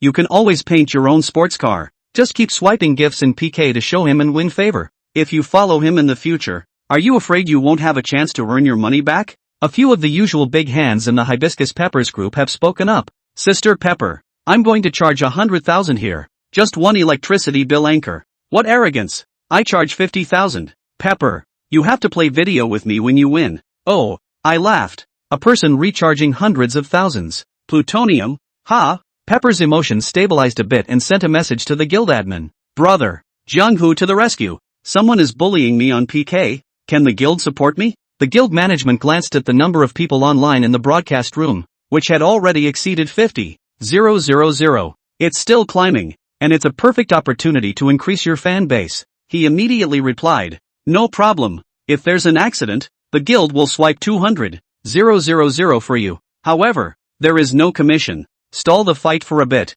and all the anchors in the guild will help you draw traffic with all their might. The number of viewers in the 2 live streams had already exceeded 100,000. Chapter 28, 9 men fighting 50,000 men. The number of people in the live stream jumped up like a rocket, bright red numbers pulsing with the stimulating the nerves of the little chili pepper. This is the golden time to increase the powder and fix the powder. A once-in-a-lifetime opportunity. Pepper interacted with her fans while intentionally bringing up her opponent's arrogant attitude, stirring up fans to be protective. Families, the anchors across the street, 9 of them, have a big mouth, putting out the word that one person has charged hundreds of thousands of dollars. This awesome blowing is going to be heavenly. Don't be in a hurry to vote later. Don't be fooled by them, and don't be intimidated by their bluff. If they really dare to upvote, everyone, $10 a person, beat them up and spit out their blood. If our chili group loses to them, spread the word. Don't be afraid. Sister Pepper, we've got your back. Pepper, they're bluffing. Paper tigers, get it started. I can't wait to see them get punched in the face. From time to time, Pepper glanced at the number of people online, and secretly rejoiced in her heart that the wave of operations that, not only can he teach the other party a hard lesson, but he can also make his own popularity of the live broadcast room go up to the next level. It's like killing 2 birds with 1 stone. The kid across the street is truly a blessing in his own right. Huang Xiao watched Pepper's performance and was puzzled. Why hadn't the PK started yet? However, he wasn't in a hurry. The more people the better, as long as they don't scare a few women away. Opening the system panel, Huang Xiao was pleasantly surprised to find that the opposite side's information was really detectable. What made him even more surprised was that Pepper had a favorability rating of 30 towards himself, and it's still slowly rising. This is what's going on. Say no with your mouth, but say yes with your heart? Is this the fabled mouthful? Target, Li Xiaojiu. Age, 27. Occupation, Internet anchor. Favorability, 31. Money grubbing index, 90. Extreme money grubbing. Is it locked? The system beep sounded. Locked. Finally. With fans waiting expectantly, the battle cry was officially blown. PK is on. Lin Lin and the other 9 women had been waiting impatiently for a long time, and as soon as the PK started, then, without hesitation, he launched a blistering attack. Gorgeous gift effects instantly filled the screen with wazoo, sports cars, and rockets. Asterisk. What a brush. Hundreds of thousands of dollars for one person. It doesn't seem to be bragging. These women are crazy. Such losers. Pretty girls, stop for a second and look at me. I'm better looking than him. Look at me too. I'm 188, 80, strong and skilled. The popularity of Pepper's live broadcast room had also peaked, with the gift effects almost obscuring the entire screen. 5 minutes later, the frequency of Pepper's live streaming gift swipes had decreased significantly. On the other hand, Huang Zhao's side of the live broadcast was still maintaining a steady output. Pepper's guild began to go down, several accounts swiping gifts at once in an attempt to regain the momentum. After 7 minutes, the bloodlines of both sides were surprisingly even. In the last 2 minutes, the gifts on Pepper's live stream had become almost extinct. While Huang Zhao's aura in the live broadcast was at its peak, the blood bar was soaring all the way up, like a wild horse out of control. The PK was eventually won by an overwhelming margin of 27 million to 19 million. 9 against 50. 000. Crushing. The little Pepper live broadcast room was filled with shock and disbelief. Asterisk. Really lost? How is this possible? There are so many of us, but we lost to 9 people? Pepper. This time it kicked steel. $27 million. 9 women swiped too. $7 million. That's ing rich. Huang Zhao's live broadcast room, however, was as lively as a volcano erupting at the moment. The number of fans soared all the way up to 80. 000. Awesome. It's so awesome. I recorded the screen. 9 guys fighting 50. 000 people. It was fierce. Brothers, gifts go a long way to celebrate Dawn's big win. The 9 women were raging, about to make Pepper fulfill her bet and kneel down to sing her conquest. In the live broadcast room, tens of thousands of visitors followed suit, clamoring for Pepper to make good on her promise. Pepper's face was pale and she was in a dilemma. Just then, Huang Zhao spoke up. Forget it, we're all out to have fun. There's no need to take things to the extreme. Willingness to bet is enough. She has lost the PK and we have won. Although the 9 women were a bit reluctant, they obeyed his words and stopped pushing Pepper. After all, Huang Zhao is their golden father. Huang Zhao's mood was indeed great at the moment. The system came in at over $27 million, plus the $2 million left on the bank card.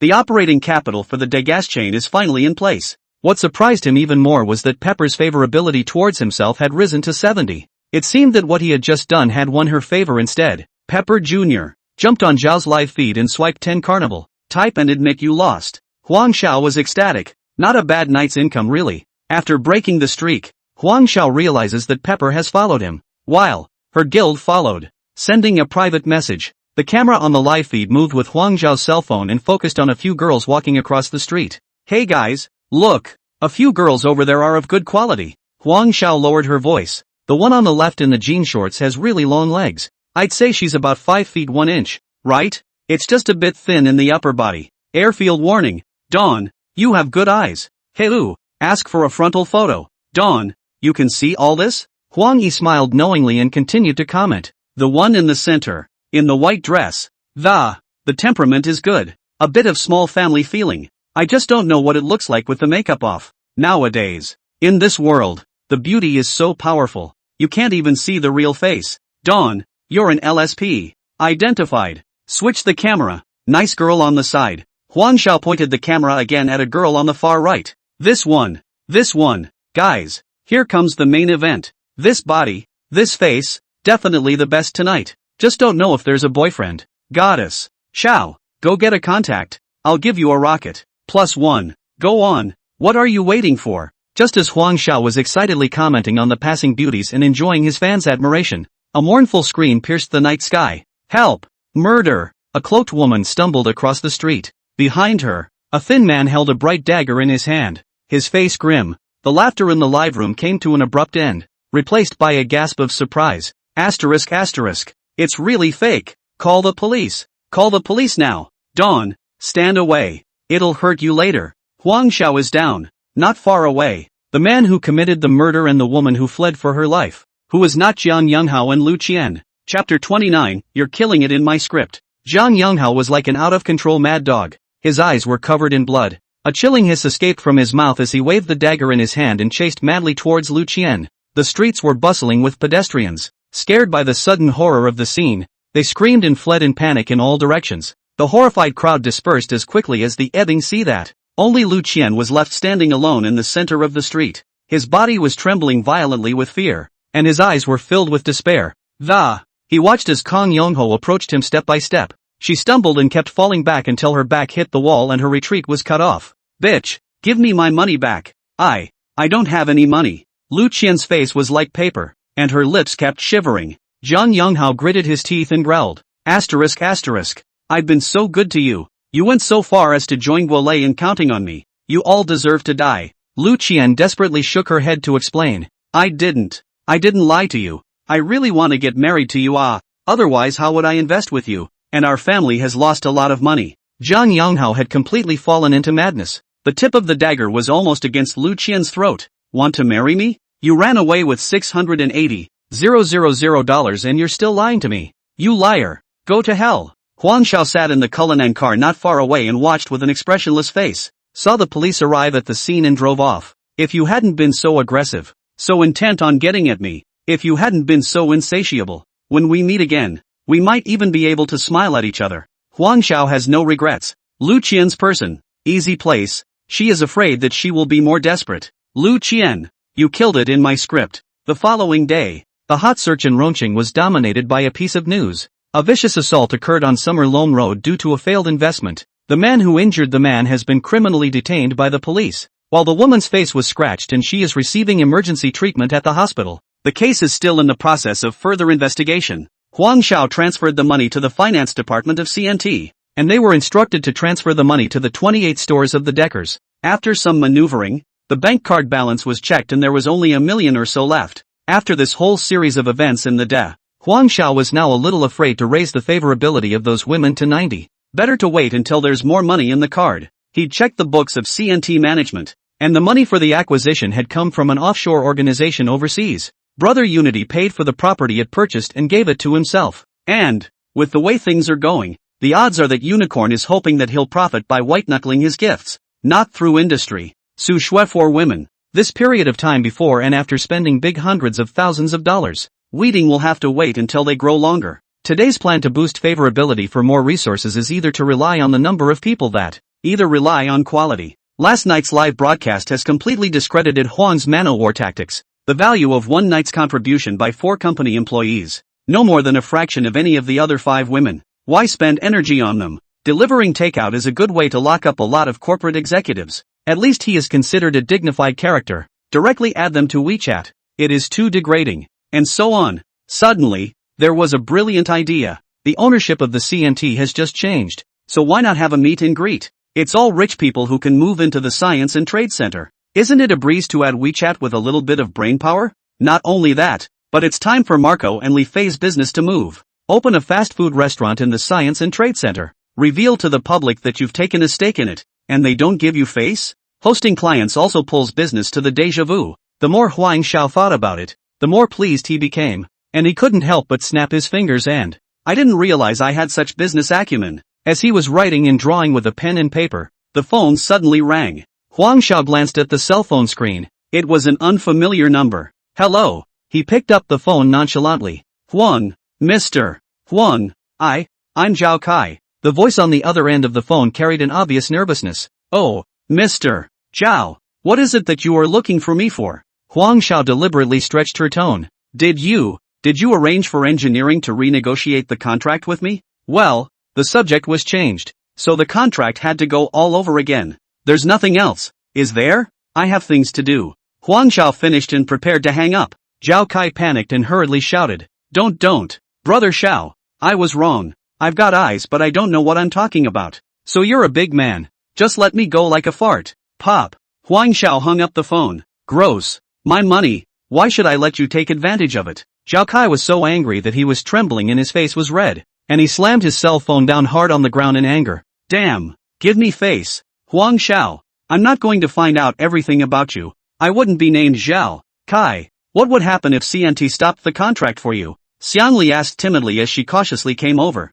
Zhao Kai spat viciously. His face became disheveled, and he let out a long sigh. For the sake of this contract, I've put my entire ING fortune of $5 million into it. If the contract stops, we'll all have to beg for food. Xiangli quietly glanced at Zhao Kai, taking advantage of bending down to help him pick up his cell phone. Without moving, he wrote down Huang Xiao's cell phone number. Huang Xiao pushed open the door to the chairman's office. Huge floor-to-ceiling windows take in the bustling streets of Rongcheng. Qin Yusin and Wang Qing followed closely behind and closed the door. Assistant Qin, notify the executives to come to the office for a meeting. Huang Xiao ordered. Okay, I'll get right on it. Wang Qing was wearing a set of newly issued summer work clothes from the Science and Trade Group. A snow-white, short-sleeved shirt on top with a light blue ribbon tied at the collar. She crossed her arms in front of her, trembling slightly with nervousness, her lips biting her lower lip lightly as a slight blush rose to her cheeks. Huang Xiao turned on the system scan, but this scan surprised him greatly. The system was surprisingly unresponsive to Wang Qing. It wasn't the first time he'd encountered this, but he was still amazed. A beautiful woman like Wang Qing must have a lot of temptations around her. To think that she wasn't interested in material things? There's only one woman in a million like that. Wang Cheng, relax. I'm not a tiger. It's a matter of work. Did Assistant Qin tell you clearly? Huang Xiao said in as gentle a tone as possible. Clear, Mr. Huang. Don't worry, I will work hard. Wang Qing stammered in reply. Huang Xiao was just about to continue saying something when a knock sounded on the door and a group of executives fishtailed into the room. Walk into the office. 3 things. The first is to change the name of the Science and Trade Management Company to Yovan Management Group, Inc., the Rongcheng Dijia chain I've acquired last week to incorporate them. Secondly, organizing meetings with clients. The title has changed. We, the executives, still have to meet with our customers and get to know them better. Third, set up a cafeteria in the Science and Technology building. And the candidates, they've already been found. You guys make arrangements for the cafeteria. 10 days ago, he threw tens of billions of dollars at the purchase of the Science and Trade building. And now, in just a few days, the company has also acquired Dijia, which has a pivotal position in the catering industry in Rongcheng and has a market capitalization of nearly $10 billion. In the face of such financial strength, all those small plans once had gone up in smoke in a blink of an eye. Su Shui, He Jiaqi, Qin Yusin and Zhu Lina exchanged glances. The heart is in the right place. The gifts they gave out last night are now looking like they were worth every penny. Huang Xiao were just a big tree. It was clearly a tree that reached up to the sky and was able to shelter them from the wind and rain. The future is unlimited as long as you stay close to the tree. Chapter 30, Qian Liang's Small Mind. Huang Xiao arrived at the Ryder fast food restaurant, and Ma Ku and Li Fei immediately greeted him. The cafeteria at the Science and Technology building. I've contracted it out. Do the 2 chefs have any ideas? When Ma Ku heard this, his eyes almost glazed over, and Li Fei rubbed his hands together in excitement. Xiao, really? The Science and Trade cafeteria? That's going to be a fortune. Xiao, you're not kidding us, are you? As good as dead. Wait for my news. At the end of the month, the Ryder Express is dished out and the capital is recouped. Let's be honest with our brothers. $80,000 in connections count as my share. The rest of the money, you guys figure it out yourselves. Huang Xiao knew in his heart that it was okay to help his friends, but not without limits. He didn't want to raise white-eyed wolves. You call yourself a friend if you don't want to pay for it? In the eyes of such people, those who pay are cuties, is a pig. Huang Xiao swept a glance at the 2 men. Their faces clouded. Not a moment later, Ma Ku gritted his teeth. Xiao, I'll listen to you. I'm going home to mortgage my house for a loan. Li Fei stammered. The business of Science and Trade is too big. I'm afraid I can't handle it. Shall I proceed with this store? Marco twisted his head and stared at Li Fei with an incredulous expression. Fei, you want to go solo? I think it's kinda nice to get a little store. Huang Xiao saw through Li Fei's small mind at once, thinking that the Science and Trade building might not last long. The investment is large and you are afraid of losing money. He was asked to invest before,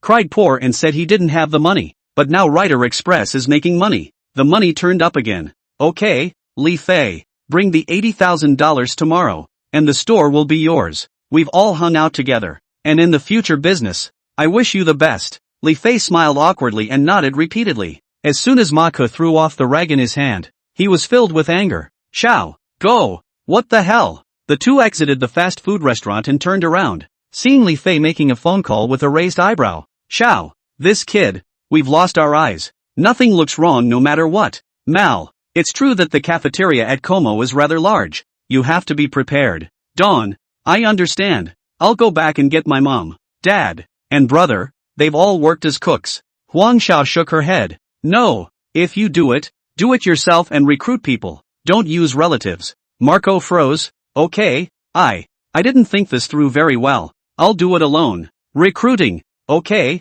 figure yourself a general manager's salary. Dawn, I have a question. I don't know if I can ask it? Huang Xiao patted Maku's shoulder. The contract is at least 10 years. That's a relief, isn't it? Go back and hurry up with your errands. Okay. The tenants in the science and technology building range from first-tier international luxury brands to small local specialty stores. All shapes and sizes, more than 300 in all. Received invitations with bright red seals, this Friday, 2 p.m. Banyan Tree Restaurant. CNT management name change and client meet and Greek reception. Upstairs, the Huaxiang Group naturally received an invitation. As one of the top 3 companies in the science and trade group of companies, Qian Liang decided to attend in person. Since He Jueqi had joined the science and trade, the gift he had prepared had never had a chance to be delivered. Meet and Greek reception. A great opportunity. He wanted to let those toads who had thoughts about He Jueqi know that the woman Qian Liang, had my eye on. Don't touch anyone. Of course, if you can climb up the ladder with the new boss of science and trade, He Jueqi, you're the sun monkey, and can't escape me. That delivery boy, he must be a duck. Why else haven't we seen him hooking up with He Jueqi lately? When he thought of He Jueqi spending money to go to a nightclub, he felt his heart ache. Loser pussy. Knock knock. Qian Liang looked up. Come in, Mr. Qiandong. Mr. Wu, Deputy Director of the Engineering Department of Zhuofan Management Company. Take a man outside to see you. Mr. Wu, quickly invite him in. Wu Qingfeng frowned and walked in with a bearded man with an iron face. Dong Qian, this is Zhao Kai. Mr. Zhao. Qian Liang nodded perfunctorily. Sit. What's wrong, Mr. Wu? Look at your sad face. I had previously signed a maintenance contract for the building with Mr. Zhao, but it was vetoed as soon as the new owner arrived. Now it's going back out to bid. Qian Liang, a human savant, laughed coldly in his heart. You Wu Qingfeng received black money, and now the boss has changed. Come to wipe my ass? It's normal to retender after changing the A party. Qian Liang pretended not to understand and said, Dong Qian, you speak well in front of the boss. Can you do me a favor? Retendering is fine. The price is fine. It's, ha. Qian Liang laughed a little and didn't answer. If Wu Qingfeng was still the director of the engineering department, he'd still be high on him. And now, the engineering department is run by my own daughter-in-law. Who do you think you are? Mr. Zhao is willing to pay $2 million. You only need to put in a good word for him. Don't bid on this thing. $2 million? For a few words? That's a good deal. Zhuofan overturned the contract is estimated to be too high price. The surname Zhao is willing to reduce the price. Things will be good. Mr. Wu, aren't you making things difficult for me? I don't know Mr. Huang well. I don't know if I can talk well or not, and I don't know what's in my heart. Dong Qian, you are too modest. I know you have an iron relationship with several other companies. You mention it in front of a few of their bosses at the meet and greet reception. And Mr. Huang will definitely have to give face. Okay, so I'll try? Please. Zhao Kai nodded and handed over a bank card. Qian Liang waited and looked at the haggard Zhao Kai. If I take the bank card, and things work out, I can't promise that. Okay, Mr. Qian, you take care of it. Zhao Kai didn't say anything about his relationship with Huang Xiao, and if he did, Qian Liang might not help him, just asking for the 2 million to buy a chance. As soon as the meet and greet reception, Qian Liang will live Huang Xiao. According to Huang Xiao's character, it was really possible to let him off the hook. Returning to the room rented in Rongcheng, Xiangli saw Zhao Kai, who was as relieved as he was, and muttered in his heart. She had just hung up with Sun Weiman when the squad leader reminded her. Zhao Kai's chances of winning the bid were almost zero, and He Jueqi had already blacklisted Zhao Kai's company. Moreover, now the bidding is already in the process. This Zhao Kai thought of what folded. Zhao Kai's house collapsed for sure. Xiangli flipped through her cell phone and secretly made up her mind. Early the next morning, she sent a message to Huang Xiao, who was still sleeping. Huang Xiao, I'm Xiangli. For the sake of our years of schoolmates, can we meet? It wasn't until noon that Huang Xiao woke up from her nap and saw the text message. Xiang Li and he were actually on good terms when they were in school, and at the last birthday party for Mr. Zhou, it did baffle him that she was doing this to herself. What's more, Xiang Li's favorability is in the negative, and she must be brought up to the positive. In case her old man gets angry and it turns into negative 100 and Tuncher gets angry and walks away. It doesn't pay for itself. Okay, meet up. In the afternoon, at the cafe Ryoki-kun, Huang Xiao saw Xiang Li in a baby blue dress sitting by the window smoking a cigarette. System scanning. Good sense -30, 20 less than before. Huang Xiao sat down and ordered a cup of coffee. Looking for me for something? Chapter 31, The Dangerous Xiang Li. Old school. Let's talk. Xiang Li pressed her cigarette out in the ashtray and scrutinized Huang Xiao, without blinking, like he was trying to see through him. Huang Xiao was a bit uncomfortable by her look and subconsciously touched her face. What? Something on my face? I just want to see if you're still the same Huang Xiao I once knew. That Huang Xiao who saves money to buy me a birthday present even if he chews his own buns. Xiang Li's tone carried mixed emotions. Huang Xiao stirred the coffee in front of her. Xiang Li, we haven't seen each other for almost 10 years, right? Well, not counting that time with Mr. Chow. This is the first time we've seen each other since graduation. Xiang Li responded. I've thought about it for a long time,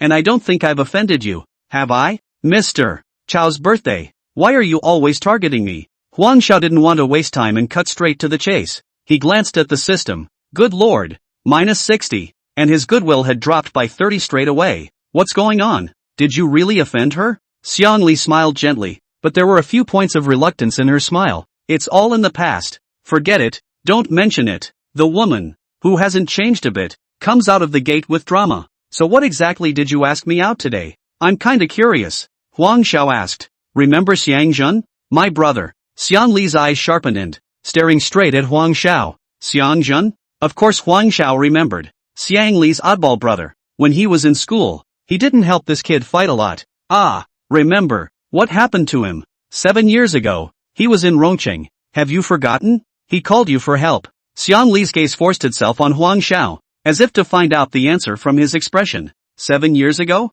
Xiang Zhen called himself? Huang Xiao quickly searched through her mind, having no impression, and shook her head. There isn't any. I really don't remember. As soon as the words left his mouth, the system prompted the favorability to drop again to -80. The temperature in Xiang Li's eyes dropped to freezing point. The eyes that looked at Huang Xiao were like looking at an unshared enemy, and the chill in his gaze made Huang Xiao shiver. This drop in favorability is so violent. It's like a roller coaster. This sister is trying to screw herself to death. Is she a system terminator? Xiang Zhen has always treated you like a brother, even like a brother-in-law. Have you forgotten that? He had an accident in Rongqing and called you to save him.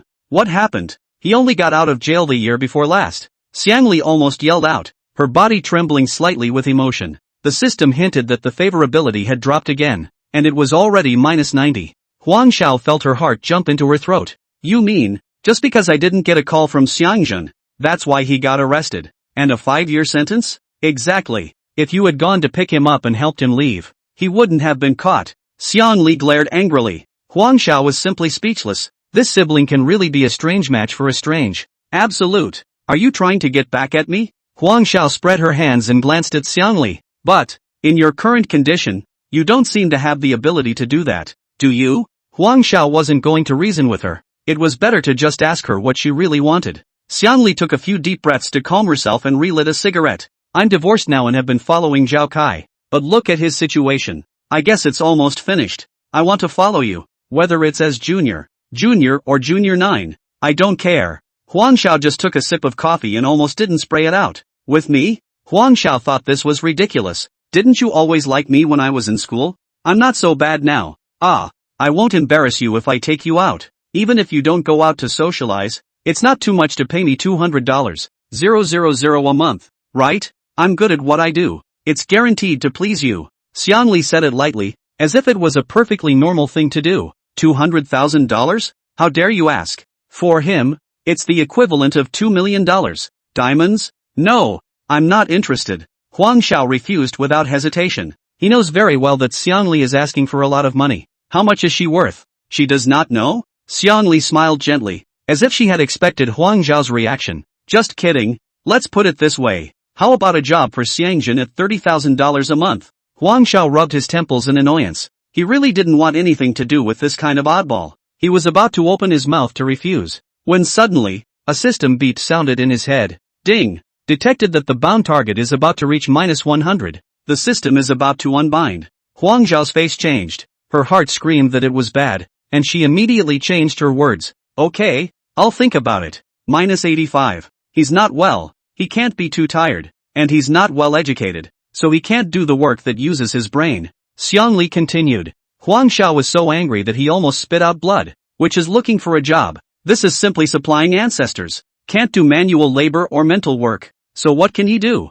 Huang Xiao cursed the siblings in her heart, but the mouth had to be coaxed. I'll see if there's a suitable position. Now it's imperative that we get this crazy woman's favorability above the safety line. First, it's so scary to see this favorability going down like a jumper. 10, 20%. Huang Xiao, let him be your driver. What do you think? Seeing that Huang Zhao's attitude had eased, Xiangli immediately got the better of him. Xiangjin drove for me? Huang Xiao was stunned. He's a great driver. 2.5 hours from Rong County to Rong City. He only needs an hour. Xiangli said with a smug look on her face. Huang Zhao's heart 10,000 grass mud horses galloped past, which is driving while that's taking a life for granted. Huang Zhao's compromise gives Xiangli a beautiful misunderstanding. In her eyes, Huang Xiao had her in his heart. Huang Xiao, if you don't want him to be your chauffeur, why don't you let him be the secretary? Xiangli continued to try. The secretary? Wang Qing's innocent face instantly surfaced in Huang Zhao's mind, and a vicious chill ran through his heart.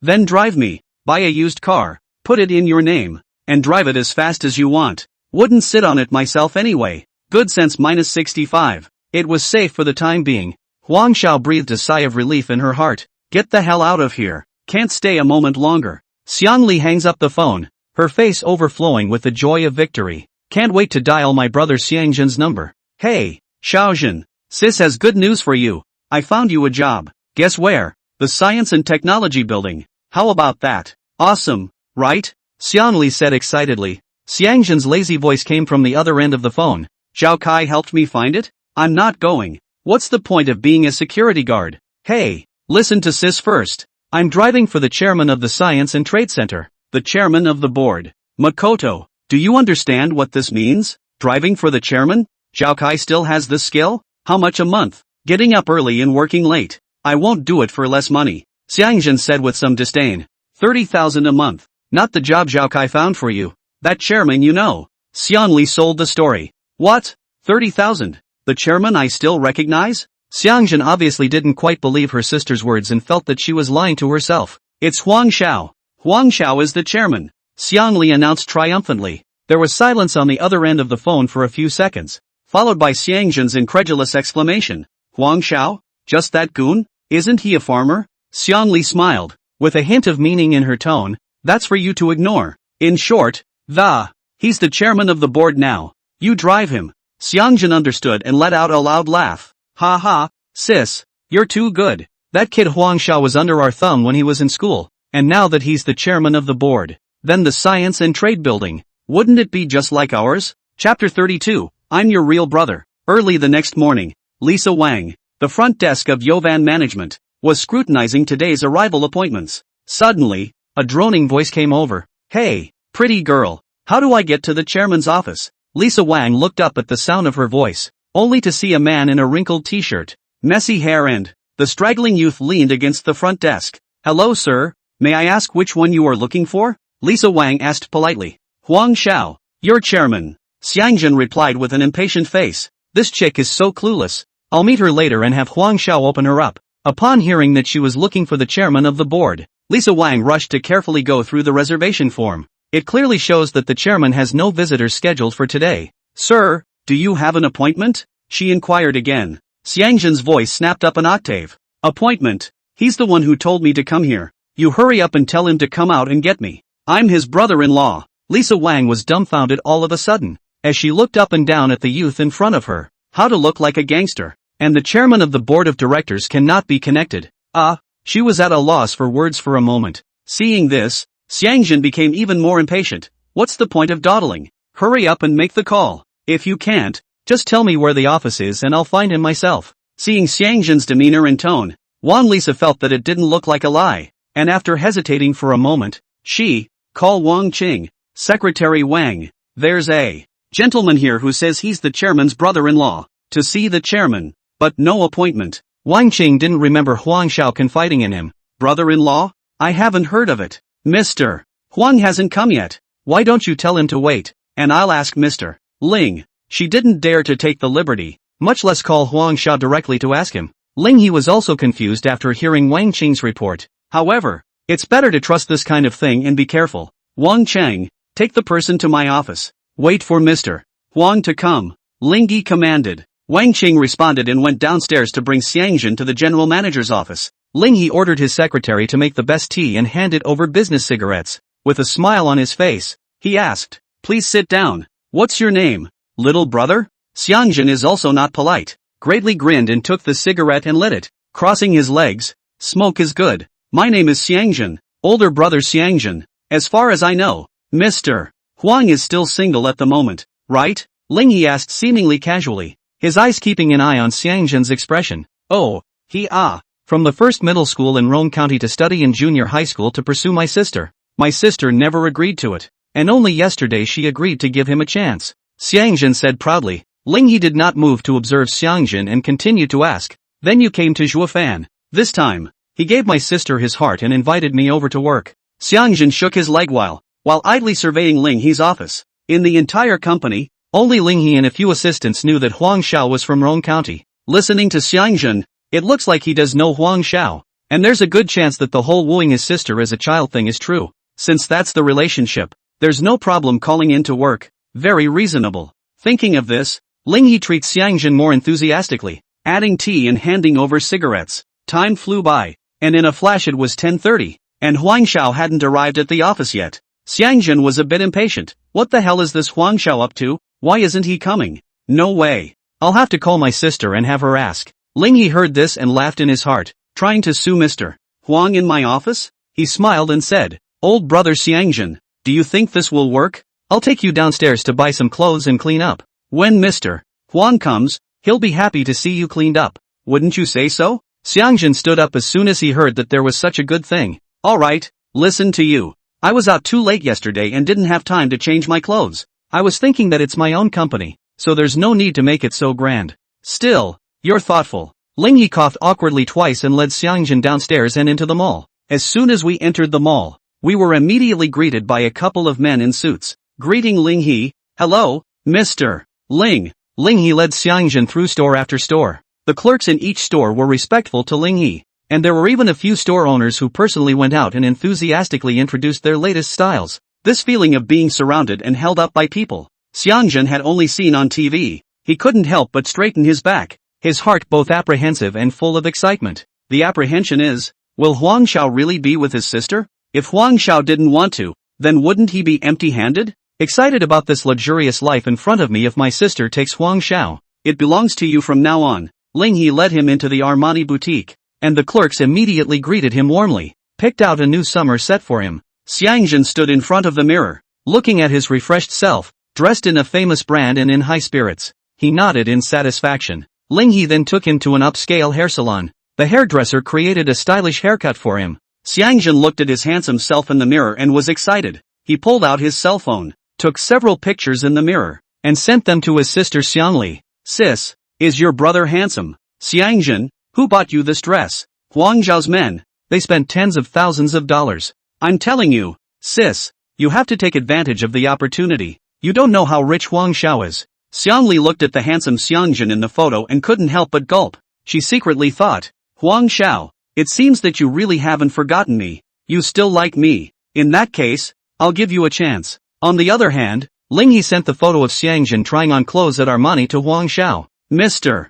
Huang, this brother came to see you, saying he came over to work. What kind of person is he to you? Ling He thinks that money should be spent in the open, and that he has to let the leaders know when he has done something. Unsung heroes he never was. Huang Xiao reached the underground parking lot and opened the door to get out. See the photos and messages sent by Ling Yi. Xiangjun he knows very well, is a piece of dog skin plaster. If you dare to talk to him, he will dare to come to your house for dinner. It's better not to see it. He's my ancestor. Ignore him and tell him to stay in the cart class for now. Remember, don't arrange for him to drive. Whoever arranges for him to drive will be responsible for anything that happens. I have nothing to do with the money for the clothes. Don't ask me for reimbursement. Huang Zhao's reply left Ling Yi in the wind. There you go. Horse's ass to horse's leg. Obviously. Mr.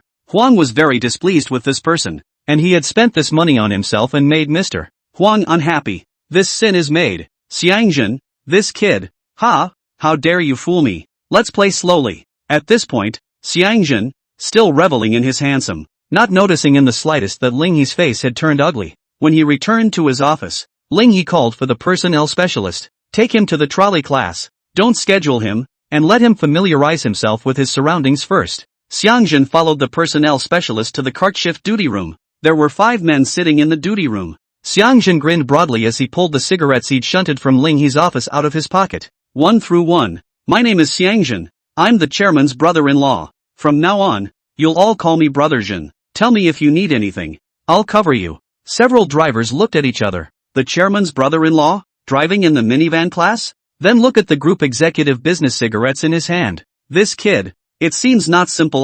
Makoto.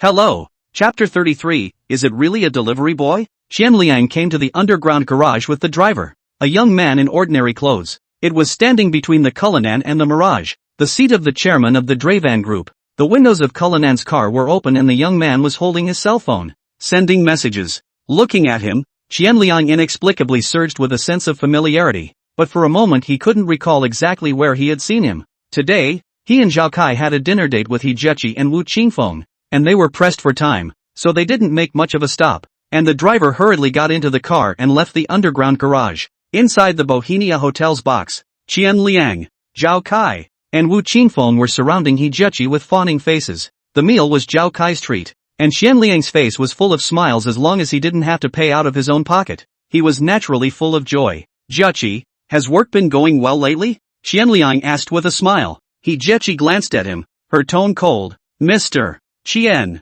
please pay attention to the title of Hijechi is not what you call it. Just say what you have to say. Qianliang smiled awkwardly. I like your businesslike attitude. Wu Qingfeng hurriedly picked up the conversation. Mr. Zhao's side wants to do the project at the company's guide price. By rights, I shouldn't talk too much. But Mr. Zhao has invested a lot of manpower and resources in this project before. Isn't it a bit unkind to re-sign the contract now and leave him out? Zhao Kai was crying on the side, nodding his head vigorously. Mr. We're a small company. All other projects have been put off for this contract for the science trade. Now if you won't let us do it, we're at the end of our rope. Hijechi slammed her chopsticks on the table with a crisp ringing sound, sweeping his gaze over the 3. I came to this meal today because of Superintendent Wu's face. I'll set the record straight. Your previous quote was 7 times higher than the market price. Higher prices are fine, but you have to use good materials, right? But you are using all the common stuff on the market. She let out a cold smile, her gaze straight at Zhao Kai. Mr. Zhao, how do you explain? Zhuofan needs honest partners. I don't care if you pit the money of previous companies, but if you want to pit Zhuofan's money, there's no way. After saying that, Hijechi got up and was about to leave. Seeing this, Qianliang hurriedly got up and blocked. Hijechi, there are things to discuss. There's a solution for everything. See if this works. Name a number and let's hear it. Hijechi stopped walking, turned around and stared at Qianliang for about 2 seconds, and slowly said, Mr. Qian, you've been stingy all your life. Can you afford the degas chain? Can you afford the science building? Between you and Mr. Huang, is this a multiple choice question? You've lived this long and you don't know what you're talking about? Qianliang only felt that his face was on fire, as if he had been slapped viciously in the face. The whole thing froze in place. His ears were buzzing, and Hijechi's words were like a sharp, poisonous needle. It stung his sensitive ego hard. He forced himself to stay calm, maintaining the last vestiges of decency but the slightly trembling corners of his mouth mercilessly exposed the inner panic. At this moment, the air in the box seemed to freeze. Zhao Kai and Wu Qingfeng were silenced. The atmosphere is not daring. After Hijechi left, Qianliang sat paralyzed in his chair as if he had lost all his strength. He subconsciously pulled out his cell phone and flipped through it with a dull gaze. Suddenly, a picture caught his eye, which he had taken downstairs at the Jime company. The image shows Huang Xiao picking up Hijechi from work. Qianliang was stunned. Wasn't this the person he saw in the underground garage today? He drove the Cullinan, Chairman Dravan's car. Did Hijechi secretly give the chairman's car to this duck to drive? Yeah, let's see what I can do to you. He grimaced and handed his cell phone to Wu Qingfeng. Mr. Wu, take a look. Do you recognize this person? Wu Qingfeng took the cell phone, and when he took a look, He almost lost his hand and dropped the phone on the ground. He pointed his finger at Huang Xiao on the screen, dressed in takeout clothes, and was filled with shock. At this moment, he finally realized why he couldn't continue as superintendent. Also understood what Hijiaki meant by not being multiple choice. Good lord, Hijiachi is the queen mother. This is the chairman of our company? Huang Xiao. Ah, Qian Liang exclaimed, snatching the cell phone and staring at it with wide eyes.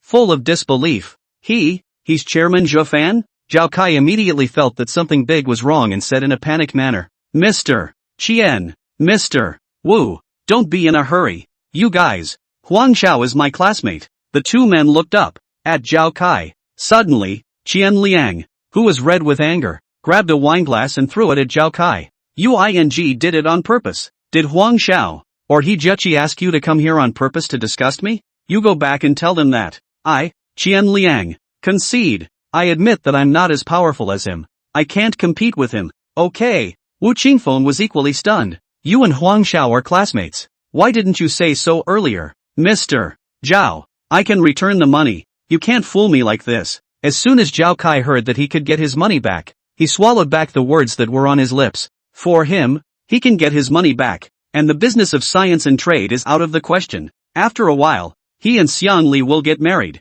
and the days can be lived. So he said, you guys have to understand me. He's the big man now. He won't let me talk about it. So how dare I? You guys can blame him if you want. You've got balls. Zhao Kai, give me the card number. I'll transfer the money to you right away. Qian Liang roared. Zhao Kai laughed and let out a long breath of relief. I didn't realize that Huang Zhao's identity as a classmate worked so well. Qian Liang sat there, his thoughts surging like a tidal wave. The more he thought about it, the more he realized that Rongxian, rural, petty laborer, take out. These words kept flashing in his mind, like a walking light that. It all comes down to the staggeringly astronomical figure of $20 billion.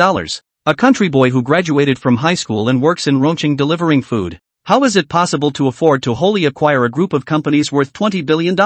Old Wu, there must be a ghost in here. Qian Liang slammed the table hard. Wu Qingfeng's face became gloomy. It is indeed fishy. I won't hide it from you. I also investigated Huang Xiao before. His background. Biao's investigation should be fine. Huang Xiao is from the rural areas of Rong County. That bastard Zhao Kai is also from Rong County. There's no mistaking it. Qian Liang said through gritted teeth. Mr. Qian, I'll call and ask the brothers from the previous head office. Let's see how much they know about Huang Zhao's bottom line. Wu Qingfeng said. Alright, I'll check his bank account. A hint of viciousness flashed in Qian Liang's eyes and, if there's a problem with his funding sources, that means the kid is a puppet, pushed out as a shield. The corners of Qian Liang's mouth spread into a sinister smile. Hijiachi, if it's really what I think, you're going to get it later I'm not resigning for a while. If that's the case, I'd like to see how long this Mr. Huang can shine. Zhao Kai, when the time comes, I'm going to make you beg me on your knees. Chapter 34, Must Be a Poor Bastard. The two split up and were extremely efficient. In less than half a day, Qian Liang and Wu Qingfeng were sitting in the office. In front of him lay information about Huang Zhao's investigation. Qian Liang pointed at the information, his tone certain. Old Wu, look, the largest flow in this kid's account was only $27 million, which was transferred out the next day, and now the balance is less than $200 million for the acquisition. He didn't show up the whole time, and his source of funding is still an offshore company. So is he not clearly a puppet? I dare say, this kid is a toolman. 99% of the time. Wu Qingfeng nodded, deeply impressed. That's right. Which organization would feel comfortable handing over $20 billion of assets to a delivery boy? For such a long time, the company's account hasn't transferred a penny to him. It's obvious that it's just for show. As to why he is looking for him, Qian Liang frowned, thinking for a moment. We can't know this for now, but we can be sure that he definitely won't be the chairman for long. No organization would leave such a large asset unattended and let an inexperienced person fool around with it. Thinking of this, a contemptuous smile appeared on Qian Liang's face. Tidying up a poor bastard. It's still a handful? If he dares to play me, I'll let him know how powerful I am. Hijiachi. When I mess up Huang Xiao, see where you run. Qian Liang couldn't help but laugh out loud as if he had already seen Hijiachi begging for mercy on the bed. Mr. Qian. So what do we do now? Qian Liang's laughter came to an abrupt end. A hint of sinister flashed in his eyes. Isn't there a meet and greet reception in 3 days? I'm going to give him a kick in the pants. if several of the most prestigious companies announce that they are withdrawing from science and trade at the same time? And then with the network propaganda, spreading some news of the management of the science and trade chaos. Rough means, he is guaranteed to be dropped immediately. Park tea house, under a yellow jiaotong tree so lush it looks like a giant green umbrella. The sunlight poured through the cracks in the branches and leaves, creating patches of golden light. Huang Xiao and Marco chatted as they got high on melon seeds. Xiao, I've gotten the bank to appraise my house, and it can be mortgaged for $1.2 million. The cost of opening a cafeteria should be almost enough. Marco rubbed his hands together, sweat seeping out of them, and with tension in his tone. And yet, I can't hide the excitement. Huang Xiao gently sipped a mouthful of tea from a covered bowl, put down the teacup, and, smiling, he said, $1.2 million is really about right, but I can throw in a little more money up front and an easier run. Marco hurriedly waved his hand. Don't, Brother Xiao, how can this be? Brother Xiao, you're giving me this chance. I'm already very grateful, but I'd feel bad if I had to ask you for more money. If the cafeteria comes to fruition, it's also you, Xiao, who gets the most credit. Looking at Marco's nervous and sincere look, a warm current welled up in Huang Xiao's heart. What do you think about the shares? Marco hesitated and asked tentatively. Brother Xiao, how about a 50-50 split? Okay, 50-50. In addition, you are solely responsible for the cafeteria, and you will be given a $10,000 salary. 10,000? It's all self-serving. What a salary. And besides, it's too much. Not much. Do a good job, horse, and there'll be more opportunities in the future. Xiao, Li Fei gave me the money. This month's turnover is 53,855. You're 40%, 21,542, and I'll transfer the money to you. Lines. Huang Xiao did not talk to him politely. Brother, money matters have to be clear. The relationship can only be long. Tomorrow you'll go directly to Wang Qing at Chua Fan Company and she'll take you to sign the contract. The rent will be paid monthly. Those tables and chairs in the warehouse will work. Saving a little is a little. Marco grinned so wide he could hardly close his eyes. That'll save a lot of money. By the way, how much do they give us for rent? What about management fees? Rent is $10,000 and the 7th floor is zoned for 200 square feet for starters. Management fee 5 points. My goodness. 200 square feet. Science and technology building. And the rent is only $10,000.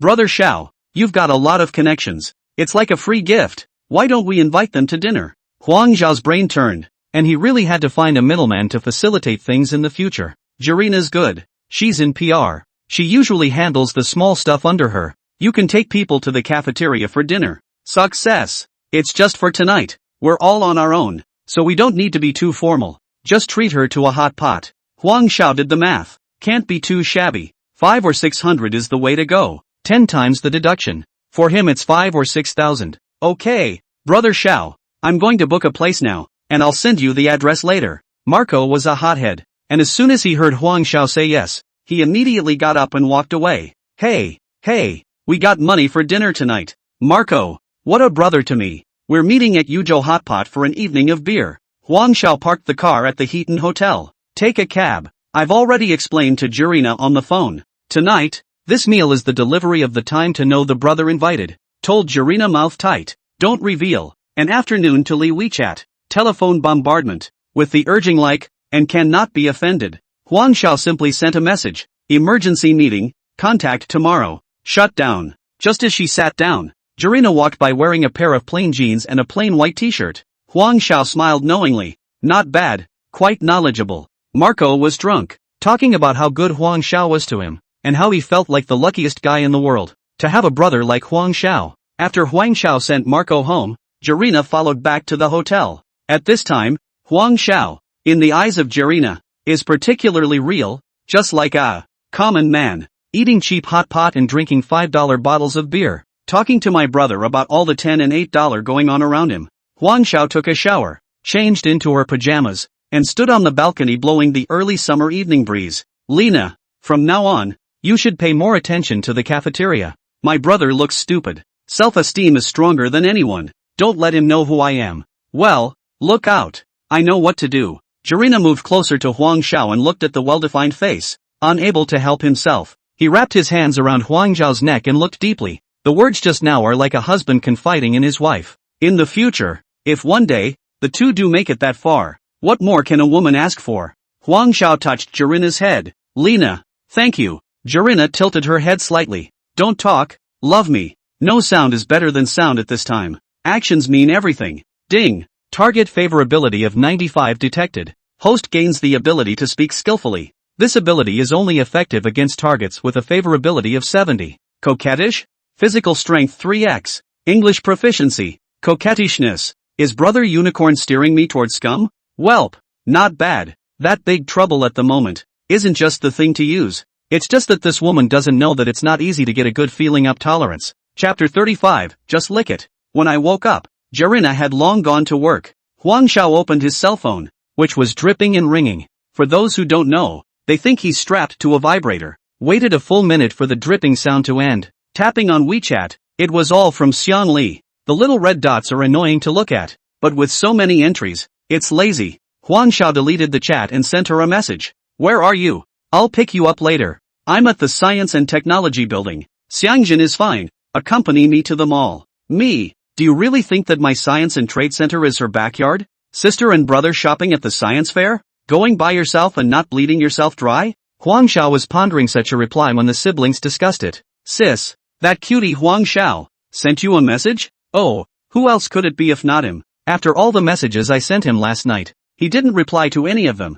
and just turned off his cell phone. If I don't let him spend money for us today, I won't think I'll let him go. Sis. Yeah, he owns this whole mall. Take what you see later and hang up the bill. Hang the accounts of Dravan's company. Will it work? What are you afraid of? He's such a big boss as Huang Xiao. He's still short of this much money? Well, then let's hang out and let him pay for it. Huang Xiao's message arrived in time, or Xiang Li's siblings would have taught him a lesson. If you don't come, the money's gone just the same. Teacher Joe has made an appointment to accompany me on a trip to Rome County, and then come back to accompany you to the mall. Now you go to the gate and wait for me. You'll be there in a few minutes. A few minutes later, a Cullinan pulled up firmly in front of Xiang Li. Get in the car. Xiang Li got in the car and Huang Xiao kicked the gas. Stay away from this place that smells like copper. Xiangjin looked at the dusty Cullinan. Asterisk.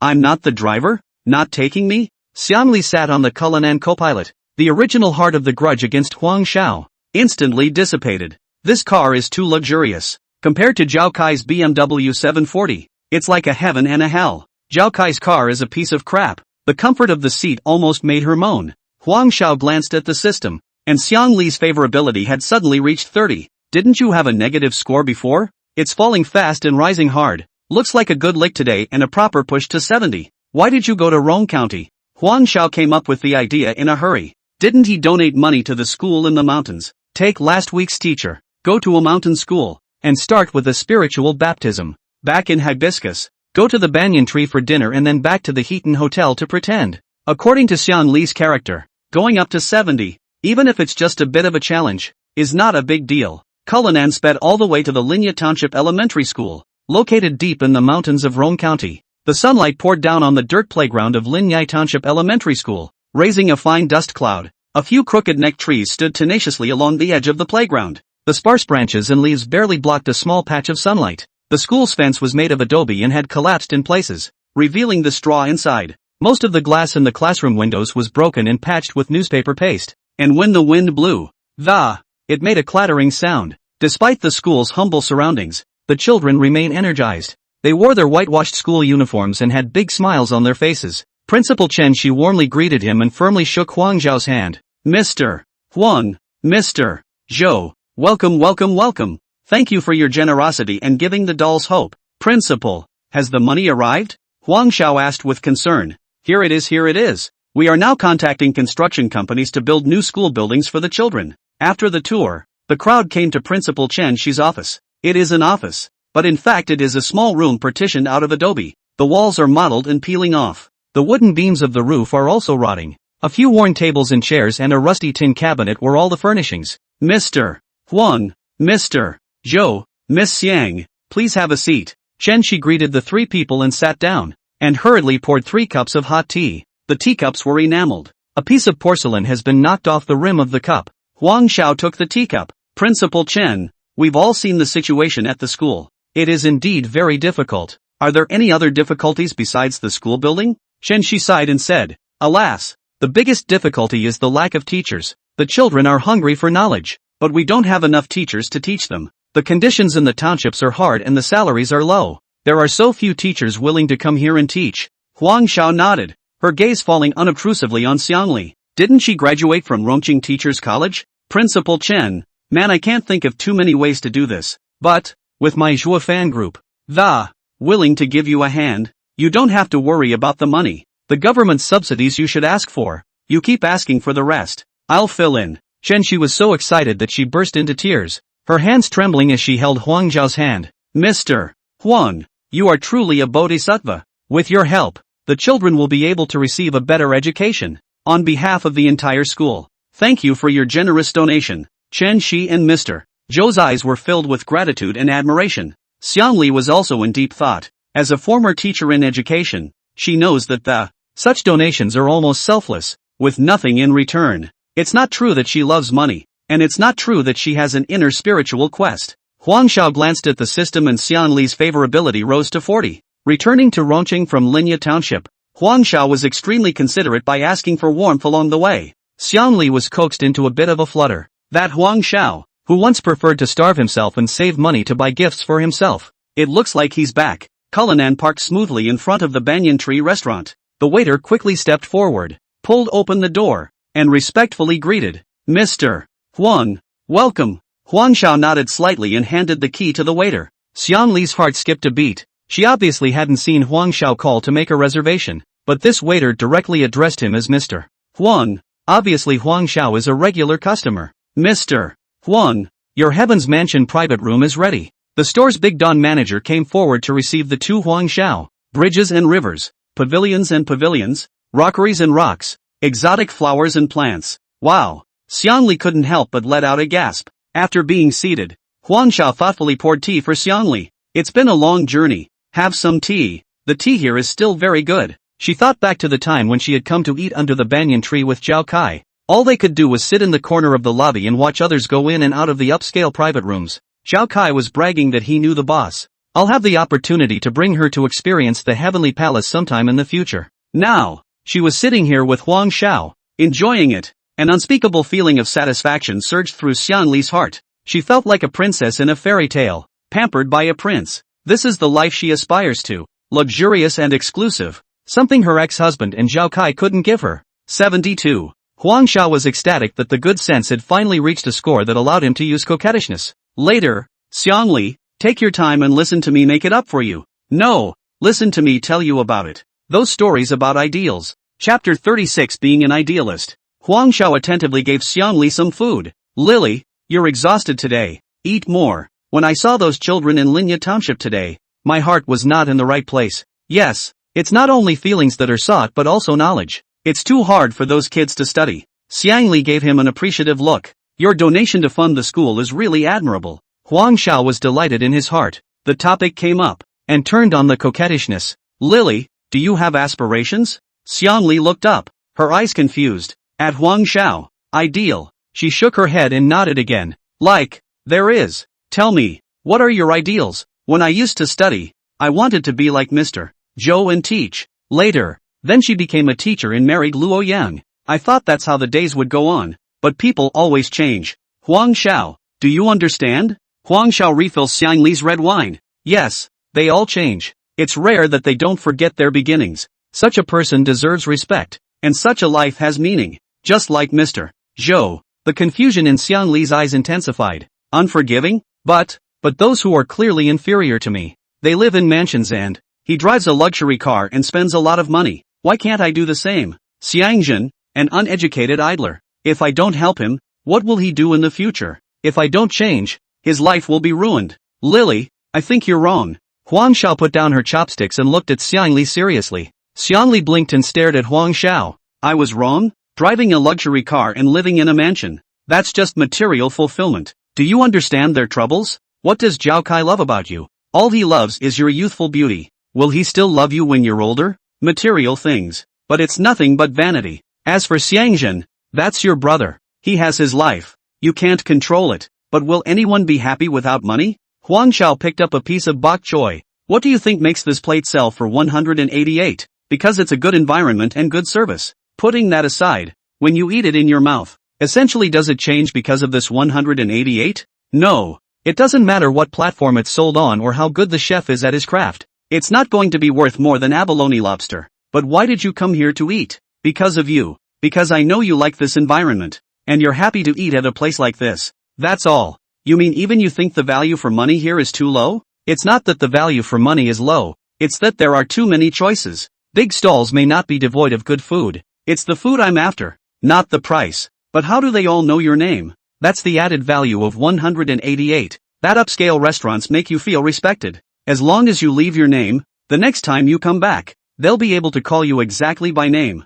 Values that you give yourself, not what others can give you. Feeling honored at an upscale restaurant is because you've spent your money accordingly. It's not the people they respect, it's the money. Huang Xiao, being with you doesn't raise my value. Huang Xiao didn't pick up on her words and continued. Under the banyan tree, the waiters change at will. As long as the service and environment hasn't changed, it still sells 188. Xiang Li nodded, understanding what Huang Xiao meant. It was unrealistic to rely on him while increasing his value. Detached from him, it's still her. Nothing will change. Why should he love only her? Why would a multi-billionaire and a bachelor marry her? A divorced woman with no money and no power? It's the flesh he likes. Then she's worthless. He likes souls. Then she's worth 100 times that. If only it were possible to go back in time and change back into the person you once were. Does he like that kind of soul? Huang Xiao still said to herself, when you were in school, you were pure and idealistic. The last time I saw you, what I was most angry about wasn't Zhao Kai, let alone my classmates sneering at me, but my former crush. It turned into something I didn't recognize. Xiang Li, are you, or are you? Xiang Li's eyes became clearer, no longer confused. The hard-won wealth that was once within reach. Just the eyes covering themselves. In high school, she also liked Huang Xiao, but Huang Xiao was never his own choice. Because, being a farmer and having a sister who was a gifted reader, and he was willing to give up his education for his sister. Did she make the wrong choice? Yes, but it's just giving in to life. Ridiculous, now that I think about it. Thinking back to those clear and transparent eyes today, Xiang Li suddenly raised her head and looked at Huang Xiao seriously. Huang Xiao, if I go to Linyao Township, will you come to see me? Huang Xiao blinked. Was this coquettishness coming on too strong? Why is she brainstorming about Linyao Township? If you go to Lincliff Township, don't worry about the income. I will support the school expenses to the end. Xiang Li didn't say anything else, and the two of them finished their meal in silence. Huang Xiao, go to my house. Xiang Li hugged Huang Xiao before getting off the bus. Huang Xiao thought about it and nodded. Yes, consolidate it. Don't wake up and change your mind. In the roadside BMW 740, the figure of Xiang Li holding Huang Xiao and going upstairs fell into Zhao Kai's eyes. Mud. Huang Xiao. Dog day bully. Zhao Kai's fists pinched and cackled, his nails digging deep into his flesh. Feeling no hint of pain. Boom. The car door was thrown shut hard and he copied a brick in his hand. The anger was so great that he couldn't care about anything else right now. Huang Xiao and Xiang Li had just entered the house and sat down, their asses not yet warm. Bang bang. There came the sound of a violent slamming of the door. Who? Xiang Li shivered in fear and immediately guessed that it was Zhao Kai. Huang Xiao was startled for a moment, then reassured. I haven't done anything wrong, so I'm afraid of nothing. Open the door. I'll see what he dares to do. Zhao Kai's eyes were bloodshot and red as he pushed away Xiang Li, who had just opened the door, and rushed into the house. Huang Xiao, where is that dog? Where is he hiding? Mr. Zhao, you're blind. I'm sitting on the couch. Huang Xiao stood up and took a step towards Zhao Kai. The two were about the same size, but Huang Zhao's physique practiced by delivering takeaways, coupled with the systematic modification of, it's not comparable to Zhao Kai who drinks and socializes every day. Zhao Kai was a bit confused. No, grass. I'm here to catch an adulterer. Why do I feel like a thief? What are you? What are you doing in her house? We went to Mr. Zhou's house for dinner together today to send our old classmates home. What's in your way? I saw her holding you. Zhao Kai, I haven't married you yet. Even if I did, I'd be sitting with my old classmates. What's wrong with going upstairs to help? Zhao Kai blushed and spit in Xiang Li's face. You and Xiang Jin, two parasites who eat and wear the old man's. Don't you dare talk to me like that? Xiang Li sneered disdainfully. Zhao Kai, I knew that this is all you had. Let me tell you, I don't care about you now. You've got yourself a rich man, don't you? Huang Xiao is richer than me, but do you know how many women he has around him? Does a crippled woman like you rank up there? Zhao Kai was infuriated and roared hysterically. Xiang Li took a step closer to Zhao Kai and lifted her chin. One word at a time. Zhao Kai, because of you, I threw away my job as a teacher. Now, I don't rely on anyone. My old lady is going to pick it up. Xiangli, am going to pursue my own vision. Huang Xiao laughed. You're a ing master of the articulation. Chapter 37, 10 days, $150 million. Good. Xiangli, don't you regret it? Huang Xiao, I'm not playing with you. Zhao Kai slammed the brick hard on the floor and slammed the door. Xiangli looked coldly at the hasty fleeing figure downstairs. A big stone in his heart finally fell to the ground. She fumbled for a cigarette, lit it, and stubbed it out. You're going to be a teacher from now on. You can't smoke. You have to set a good example for the kids. Walking out onto the balcony, she looked off into the distance and murmured, your father is full of peaches and plums. Why use the hall to plant more flowers? I didn't realize that I've lived to become what I hate the most. Huang Xiao, I've figured it out. I'm going to teach in Linya Township to bring hope to those mountain children and take them out of the mountains. Huang Xiao walked over and stood beside Xiangli, looking at the swaying branches of the trees downstairs. Don't worry, I've got everything. It was the second time he had made a promise to Xiangli. A real promise. The first time he starved himself for half a month and gave Xiangli his favorite gift. Xiangli cried silently, as if saying goodbye to the past and washing herself. Huang Xiao gently closed the door and went downstairs to see Xiangli smiling and waving at him. Ding! Target favorability of 90 detected. Rewarding the host with ownership of the Hope Education Foundation. Phew! Huang Xiao exhaled as the time bomb was disarmed. Starting the car, the phone suddenly rang. An unfamiliar voice came from the other end of the phone.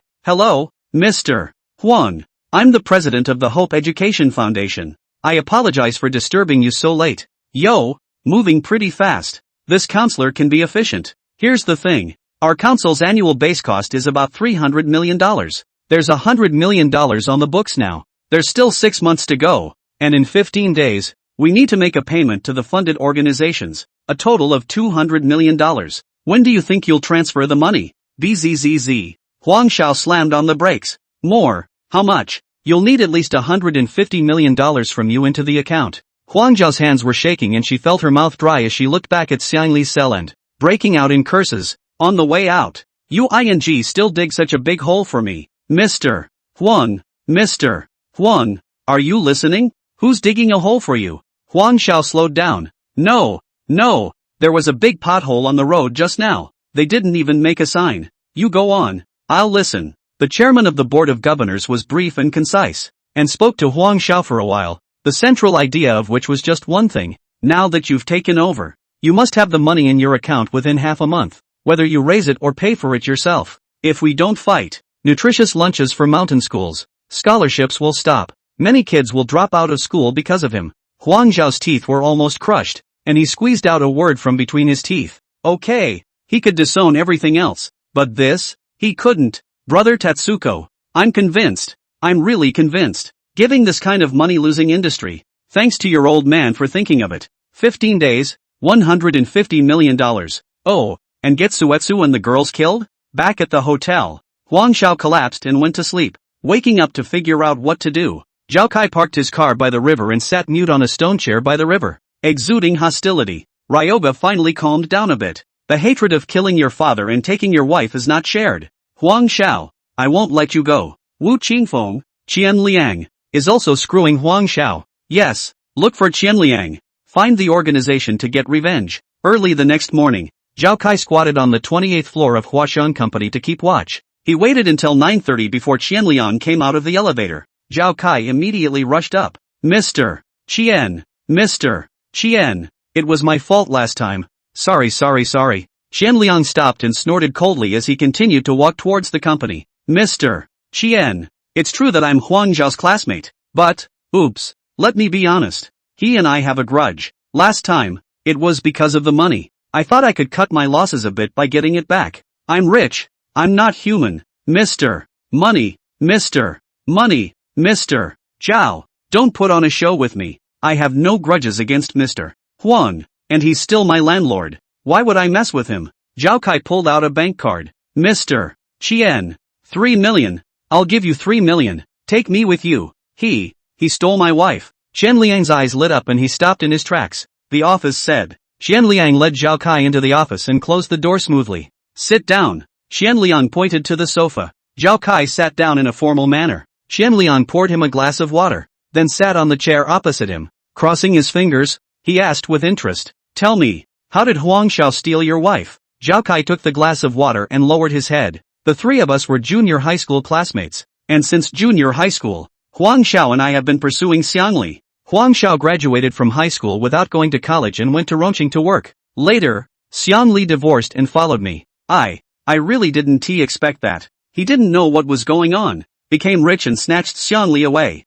I can't swallow this. Qian Lian laughed. So it's a love rival. Adding you together to mess with Huang Xiao is fine. But, there's not enough money. Zhao Kai froze for a moment. Not enough money? What do you mean? Investigating people costs money, and if you're willing to pay $7 million, when Wu Qingfeng is back in the director's seat, I can let you continue to do the contract for the science and technology building. $7 million? Zhao Kai hesitated. Xian Liang took out a piece of information from the safe and handed it to Zhao Kai. Take a look at it. This is some information about Huang Xiao. Think it over for yourself, whether it's worth it or not. After reading it, Zhao Kai understood what Xian Liang meant. Good. I agree. $7 million.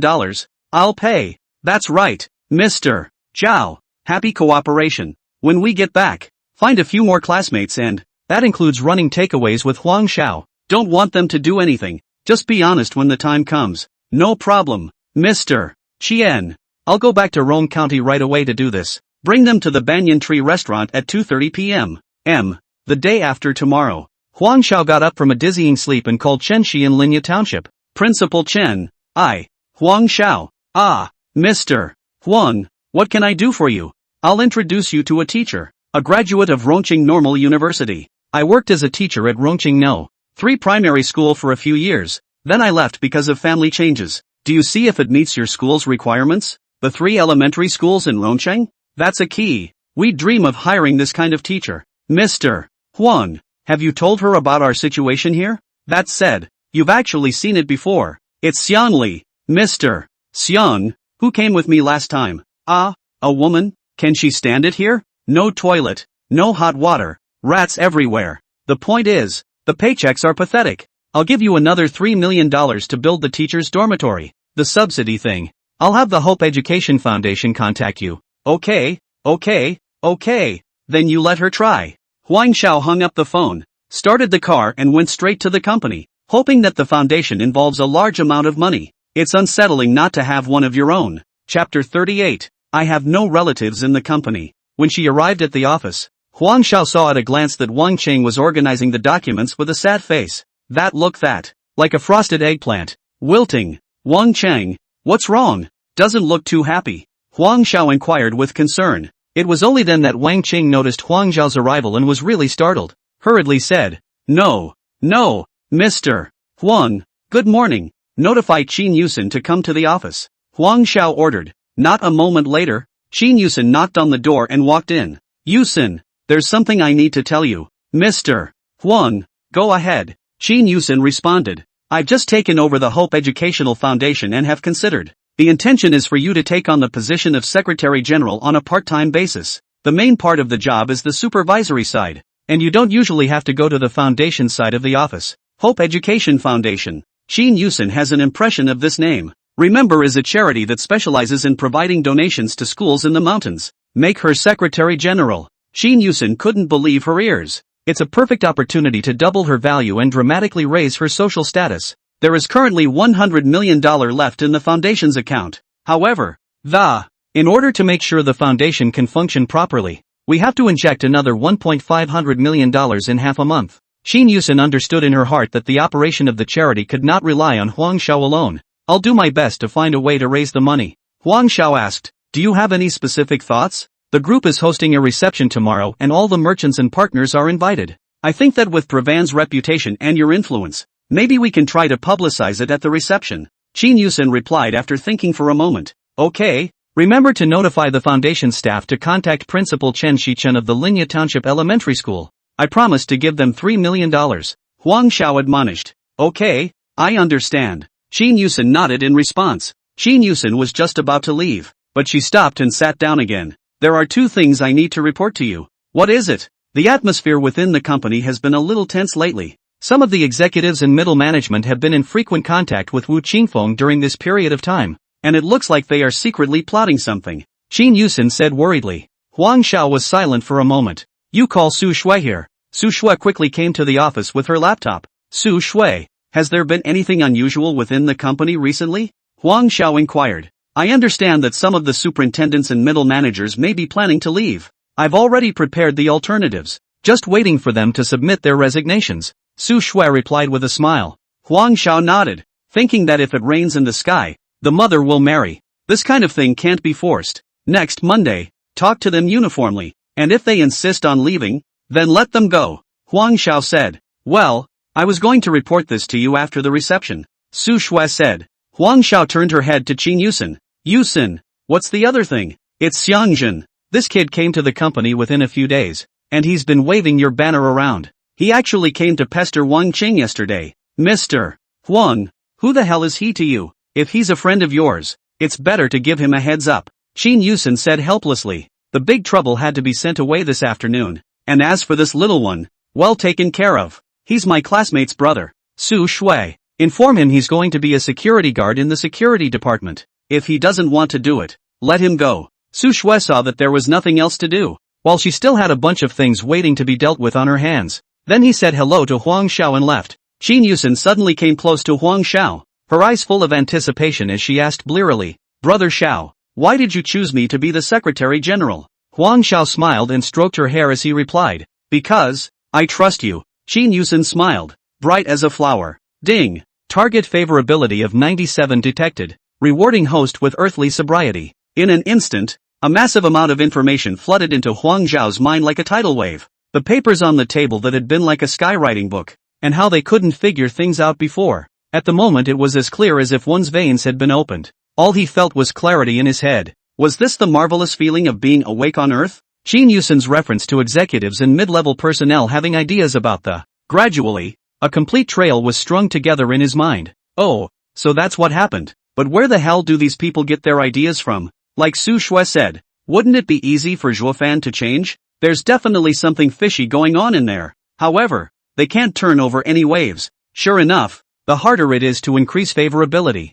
the more awesome the rewards you get. But it's so easy to raise Xian Li's favorability. Why was a mission given with such a sick difficulty? It's a lot more complicated than that $28 million thing with the Dijia chain. Every time the system gives a reward, it's not for no reason. Something must be going on. Lin's favorability is now 80. Take her and test the waters again. Huang Xiao felt as if he was on the verge of figuring out the system's routine. He sent a message to Lin, saying that he was going to be in Rong County in the evening. Lin quickly replied with the word, good. Just as he was thinking, Wang Cheng's slightly panicked voice came from outside. You can't go in there. Wang Cheng, you don't want to work anymore, do you? Be careful. I'll ask my brother-in-law to fire you. Get the outta here. It's Xiangjun? Huang Xiao instantly heard the arrogant Cockney voice. When he opened the door, he saw Xiangjun dressed in an Armani, with a big back haircut, and the look that, live and let live. Seeing Huang Xiao open the door, Xiangjun's face immediately piled up with a pleasing smile.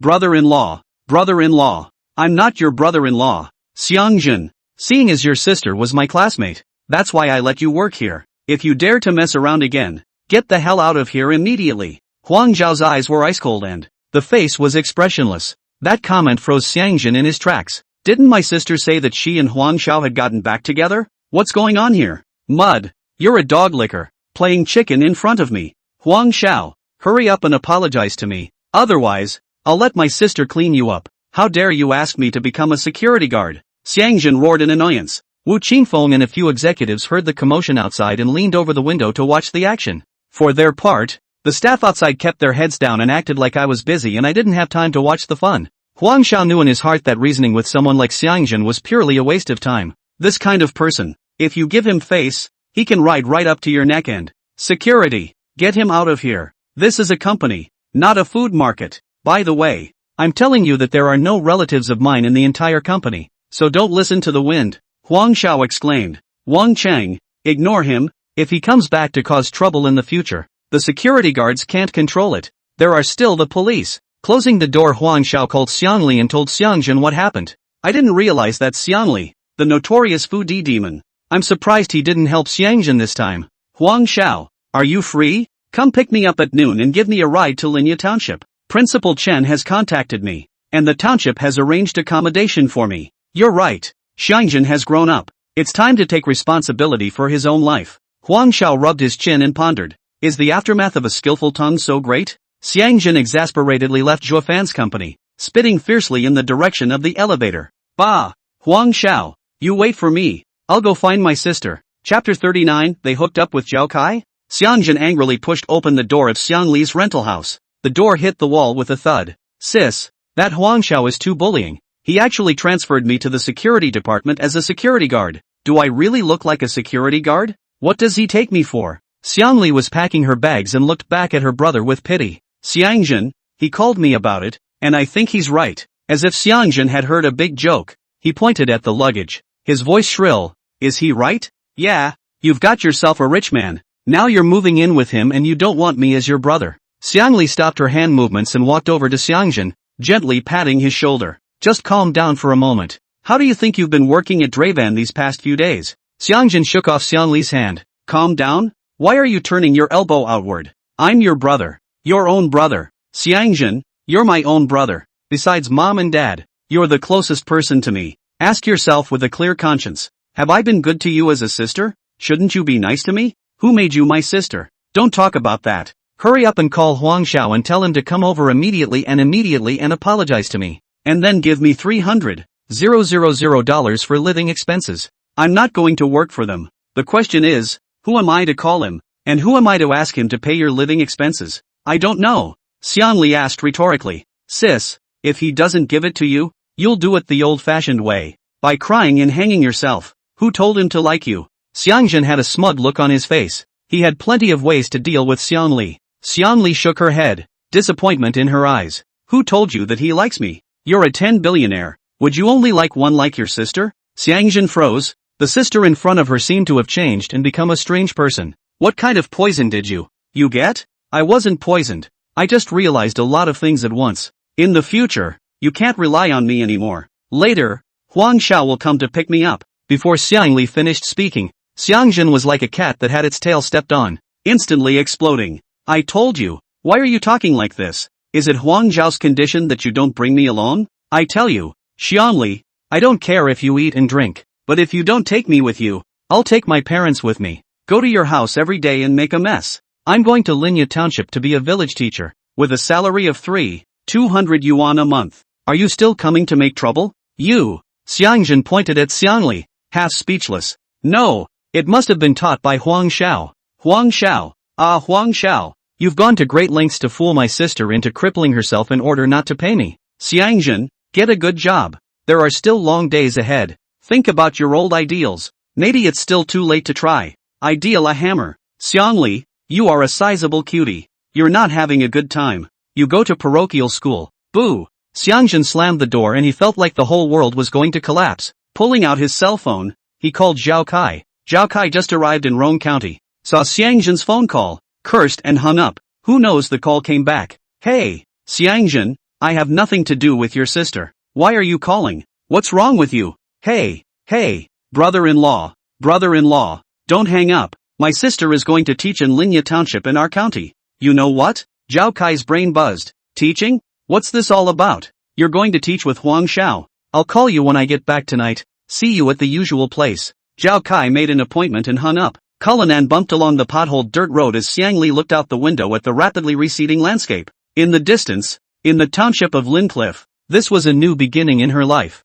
Entering the township government, several middle-aged men in jackets and the principal, Shan Shi, greeted them at the door. A middle-aged man warmly greeted him. Mr. Huang, Mr. Xiang, it's been a hard journey. I'm the mayor of Linyao Township, Gao Yanlai. After exchanging pleasantries, a few people took Xiang Li to see where she lived. The room was small, a separate bungalow with somewhat yellowed walls but the house was clean and tidy. A simple wooden bed, an old closet, and a table and chair set were all that was needed. Xiang Li, how's it going? Huang Xiao asked. It's not bad. Living in the township government is quite safe. Xiang Li laughed. Let me transfer some money to you.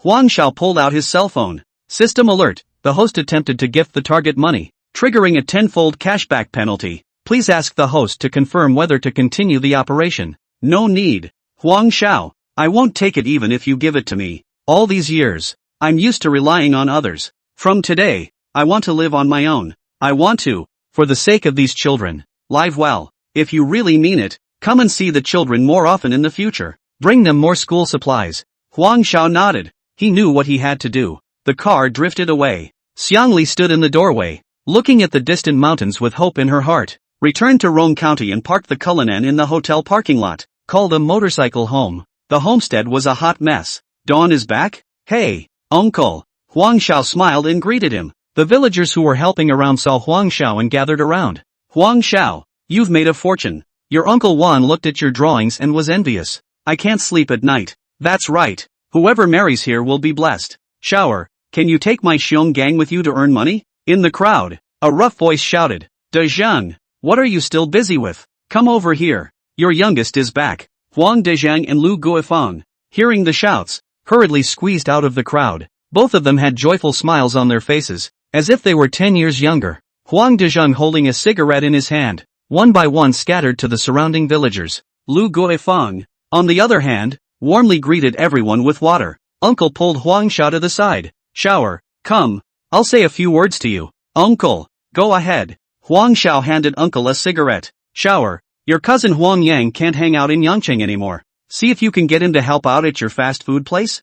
Huang Xiao just wanted to open his mouth to refuse. No problem, uncle. Family should help each other. Lu Guifang jumped the gun and agreed. Huang Xiao smiled helplessly and bitterly, so she could only nod her head in agreement. Huang Yang, Huang big trouble. I wonder if you've changed those problems. The family now has no place to live. And on Monday Huang Huan will take the college entrance examination. Huang Dezhang did not stay. Huang Xiao, tell him to hurry to the county seat and see his sister. Huang Xiao slapped his head. Oops, this got it. Forget about your own sister's high school entrance exams. When I got to the county, I sent Lin Lin a WeChat and told her that I couldn't have dinner with her tonight. Tell her to wait in the hotel room. In front of the first middle school in Rong County, there was a BMW 740 parked. Huang Xiao fixed her eyes on it. Isn't that Zhao Kai's car? Classmates Du Jian and Li Mei, smiling, walked out of the school, pulled open the car door and sat on it. They're hooking up with Zhou Kai again? Chapter 40, be prepared. Brother, what are you looking at?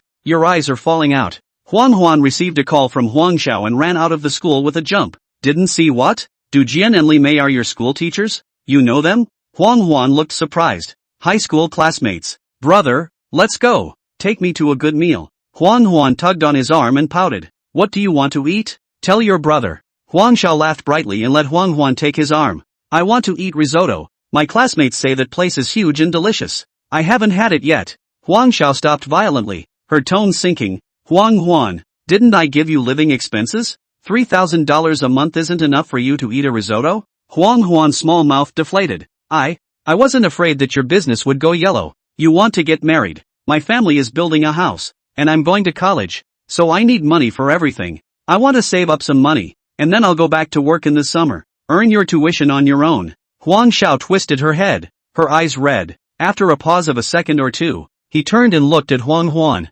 Brother's business can't go yellow. You study at ease. When you get into college, I'll give you a big surprise. Let's go. Brother will take you to eat Hai Di Lao. No, let's just go for the risotto. Hai Di Lao later. Huang Xiao couldn't argue with his sister, so the siblings ended up at the risotto store in front of the school, spending $50, had a super satisfying meal. After Huang Huan returned to school, Huang Xiao was about to leave when Marco sent a tweet. Dawn, someone was asking about you in the jockey's hand this morning, and they were pretty detailed in their questions. I feel a little off.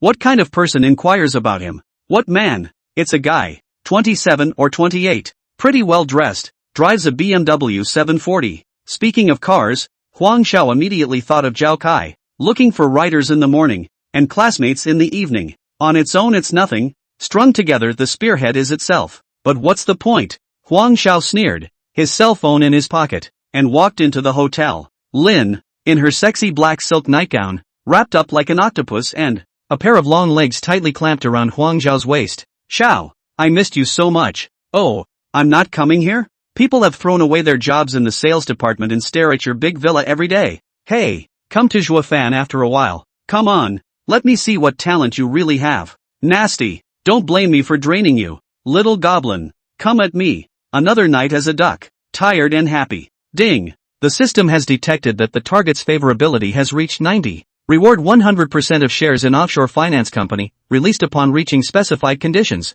Huang Xiao cursed. Brother Unity. Another blank check. Last time $1 billion in U.S. stock was still missing and now an offshore company. Specify the conditions. Tell me. You're old man. Forget it. It's better than digging a hole. Every time you open a blind box, the excitement is real. It's just a little too much for your heart. Fill in the holes one by one. Sleep. On the other hand, Zhao Kai drove his car and took Du Jian and Li Mei straight to Rongcheng. Mr. Zhao, I told you that Huang Xiao guy is a fake boss. A few of their cuties still don't believe me. Had to lick him. Humph. What do they know? Forget about them. Tomorrow afternoon. I'm looking forward to watching how you guys clean up Huang Xiao. He's just a delivery boy who got lucky. He's only been allowed a few days because he has no background. Now that he's messed with the wrong people, his good days are over. I'll take you to the hotel later. I have a few things to do, so we'll have lunch tomorrow at noon. After sending the two off, Zhao Kai hoofed it to the 10-finger stall to meet Xiangjin. Xiangjin sat down across from him with an indignant look on his face and pounded his beer. Brother-in-law, I'm telling you, that Huang Xiao really isn't a thing. Snubbed my sister to teach in Linyao Township, and didn't even care about me. Zhao Kai flicked his cigarette ash. They didn't. Xiangjin quickly waved his hands. No. You know what my sister is like, don't you? Not a rabbit in the hat. And she didn't get a bit of the benefit of the doubt, could she? Zhao Kai inhaled a cigarette and fell into deep thought. Xiang Li's change puzzled him. How can a woman who values money as her life suddenly give up a life of privilege? Running off to the ravines to teach? He muttered. This woman, Xiang Li, has no interest. She went to Linya Township and, there must be some reason. Could it be that Huang Xiao gave her some favor? Or, is there some secret? In this case, you go to Linyao Township and stay with your sister. Just say you're worried about her and go take care of her. Keep an eye on her for me in secret. Xiangjin's head shook like a rattle when he heard that. No. Why would I go to that hole in the middle of nowhere? Besides, my sister would never let me go. How about $10,000 a month? Stay in the mountains. You can't spend it all. As long as you discover the secret and notify me at the first opportunity. There's an added bonus. Xiangjin hesitated. Do not have to work. $10,000 a month. Living in the township. That is a big man. Zhao Kai, this proposal, as if, is not bad? Brother-in-law. Then you'll have to advance me 3 months' salary. Okay, you kid. When have I ever lied to you? I'll transfer the money to you right away. But, I'm sorry if I don't see you at the cliff tomorrow. But I'm afraid you haven't seen what I can do to a man. Don't say I won't give you face when the time comes. The next day, Friday, 10 a.m. In Huang Xiao's office. A suit tailored for Huang Xiao hung on a hanger. Changing into the suit, Wang Qing couldn't suppress the little stars in her two eyes. So classy. So handsome. Wang Cheng, what are you looking at? Huang Xiao snickered.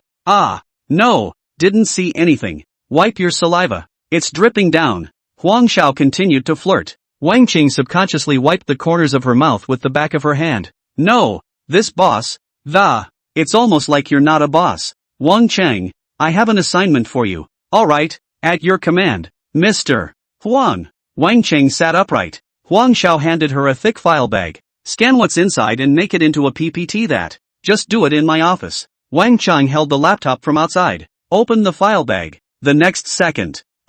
She covered her mouth. Eyes wide. Lighten up and leave your laptop when you're done. I may need it this afternoon. Not to be outdone by a renowned university scholar. It took less than an hour to make a nice PPT with all the files. Just to remind you, Wang Cheng, it was my idea to make you a secretary. I think very highly of you. But make sure you keep your mouth shut. Wang Cheng nodded solemnly. I understand. Mr. Huang, how's the venue set up? 28 general managers of restaurant chains arrived at Banyan Tree at 8 a.m. today. Director Jerinet and In Honghua brought people over to set it up. Good. Follow the arranged process. Huang Xiao looked at the PPT and got out of his mind. Hopefully, you won't be used. Chapter 41.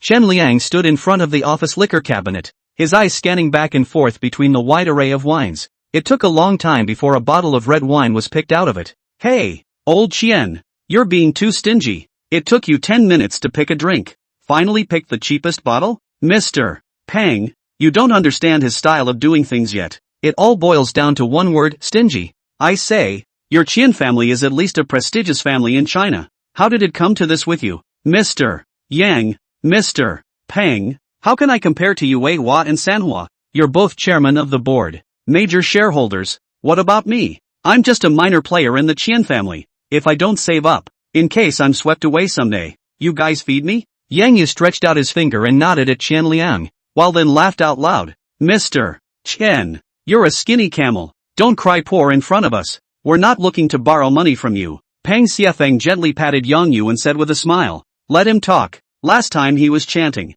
He said that women are so expensive nowadays that he needs to save up more money for the bride price. Qian Liang hemmed and hawed and responded with a careless smile. Saving is a virtue. There's nothing to be embarrassed about. Well, to get back to the point, for the reception this afternoon, let's follow the plan we discussed earlier. Yang Yu and Pang Xiafeng glanced at each other. A hint of hesitation flashed in each other's eyes. Yang Yu picked up his wine glass, just sent it to his mouth and slowly put it down. Old Qian, we're upstairs and downstairs. The relationship is good on weekdays, but isn't it not very decent to mess things up at someone's meet and greet reception? Pang Xiafeng nodded his head afterward and continued, hitting people without hitting their faces. I don't think it's right either. Besides, what if he doesn't agree? How will it end then? Qian Liang smacked his lips. He wouldn't dare. Even if on impulse he refused to. We have a cushion of time. Will he still be able to sit in that position during that time? Oh, guess how many merchants I contacted? How much? Yang Yu and Pang Xiafeng asked in unison. 57 homes.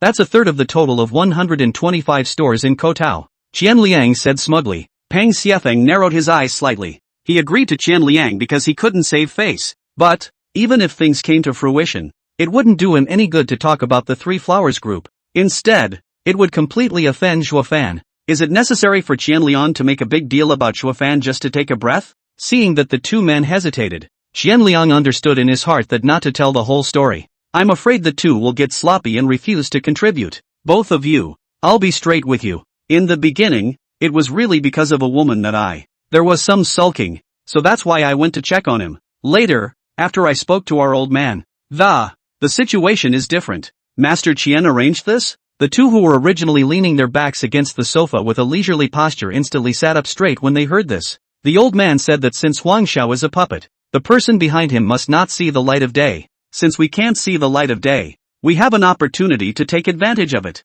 The Chen family wants to pick up the slack? The thought bubbled up in both of them in unison. The old man sees deep. He suspected that the acquisition of the science and trade was for the purpose of money laundering. Qian Liang lowered his voice. The two men's faces suddenly changed, and they secretly marveled in their hearts. No wonder Mr. Qian is known as Shark in the financial world. This vision is really poisonous. From Huang Zhao's identity alone, it can be inferred that CNT may be involved in money laundering. The purpose of money laundering is naturally to realize quick cash, and the best way to cash in on that is to let Kotaku run poorly and then sell it. Even with a 20% discount, we'd still have $8 billion in the bank. You guys help me get rid of that Huang Xiao kid and I'll give you 3 years free rent. Arrange for you to meet with the old man. You know, the old man doesn't see outsiders easily, but those who can see him, the benefits received are not measured in money. Qian Liang looked at the two men with a burning gaze. Yang Yu couldn't help but suck in a breath of cool air. Old Qian, don't fool us? What's in it for me to lie to you guys?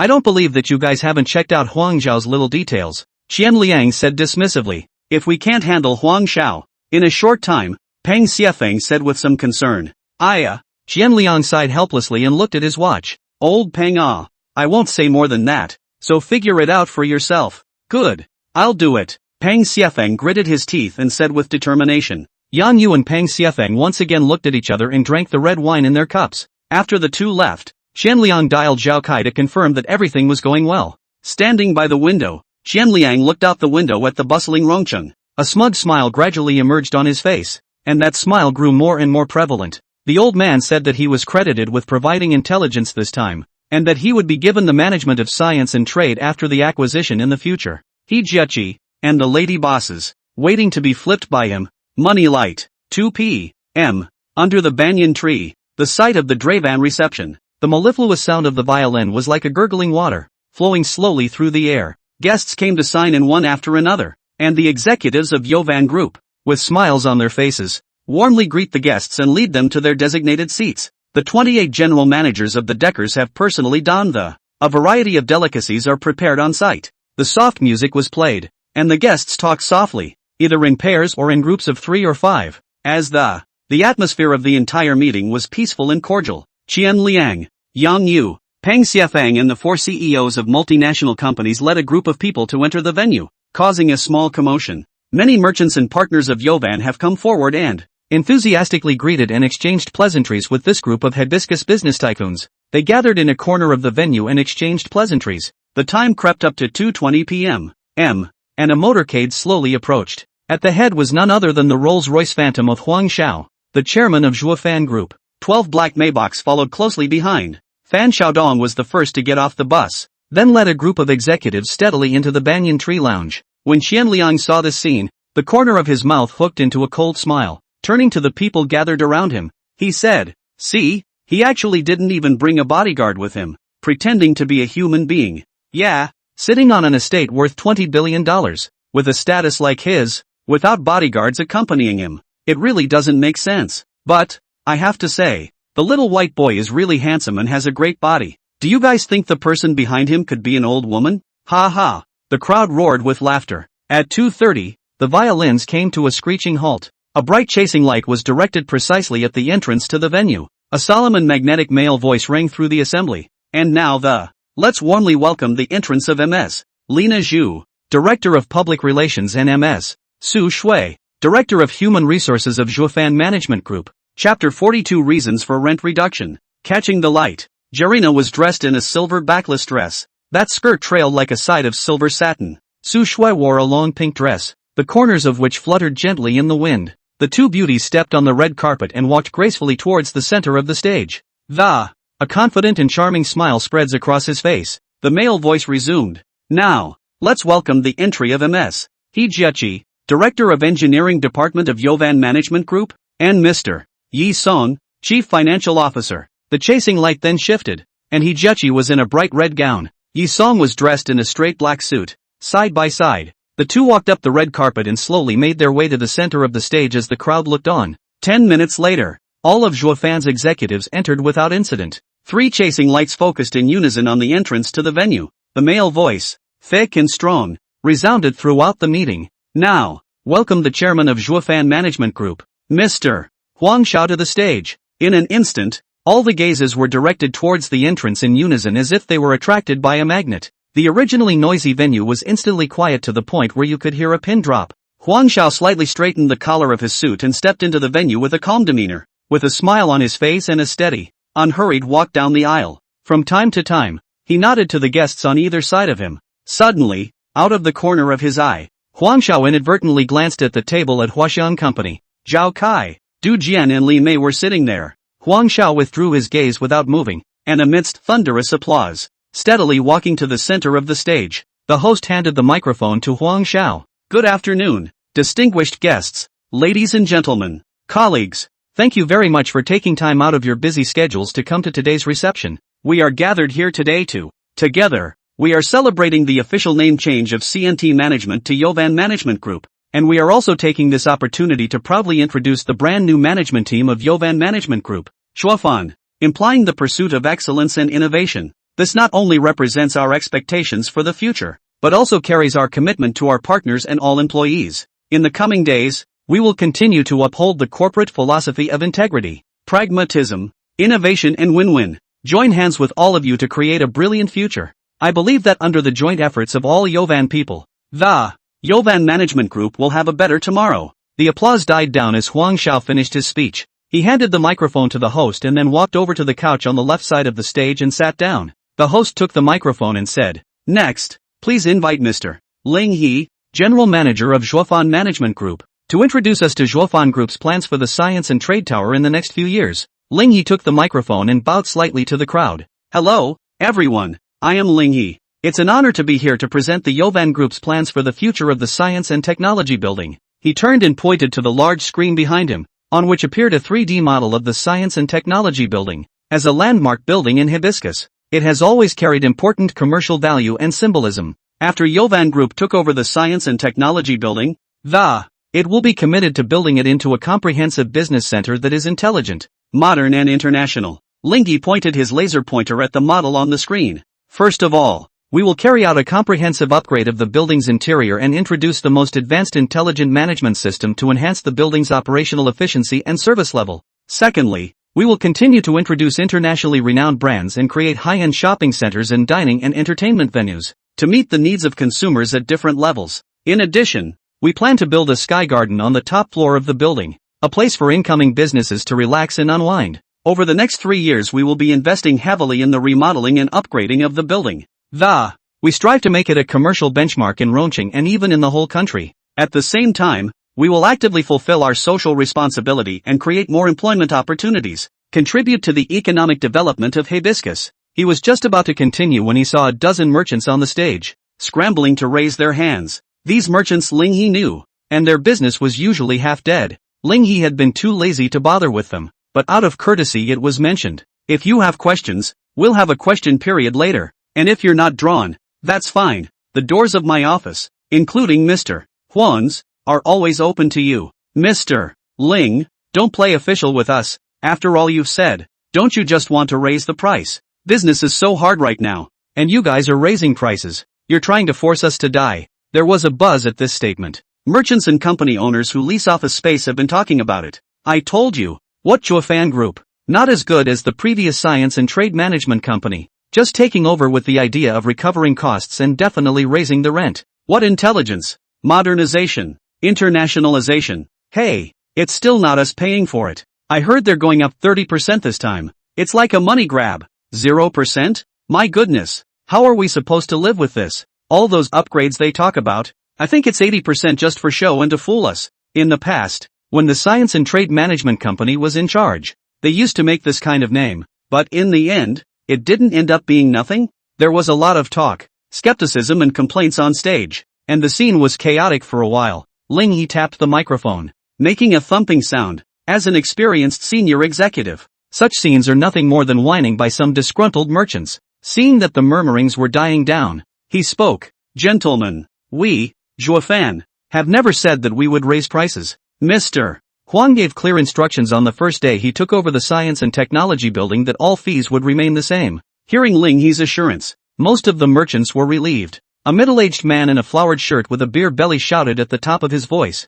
Mr. Ling, the real economy is not doing well now. Yovan just took over the science and technology building. You should stabilize the tenants and lower the prices for us. Support us a little. If everyone can't do it anymore, won't SciTech be finished? His words resonated with several merchants around him, who chimed in. Yeah, business is tough right now. Price cuts are the way to go. If we don't lower our prices, we'll have to close sooner or later. At first it was only a few people who said this, and more people agreed. The originally eased atmosphere became tense once again. Some merchants who had been reassured have begun to waver. Saving a little is a little isn't. They followed suit and yelled, price reduction, price reduction. Ling He glanced at Huang Xiao, only to see Huang Xiao's face expressionless as he looked at him. Huang Xiao was now very unhappy with Ling He. How could he turn around and look at himself at this time? It's not a naked signal to these people down here that the price is negotiable. But does it depend on the boss? As it happened, the uproar from below grew louder and louder.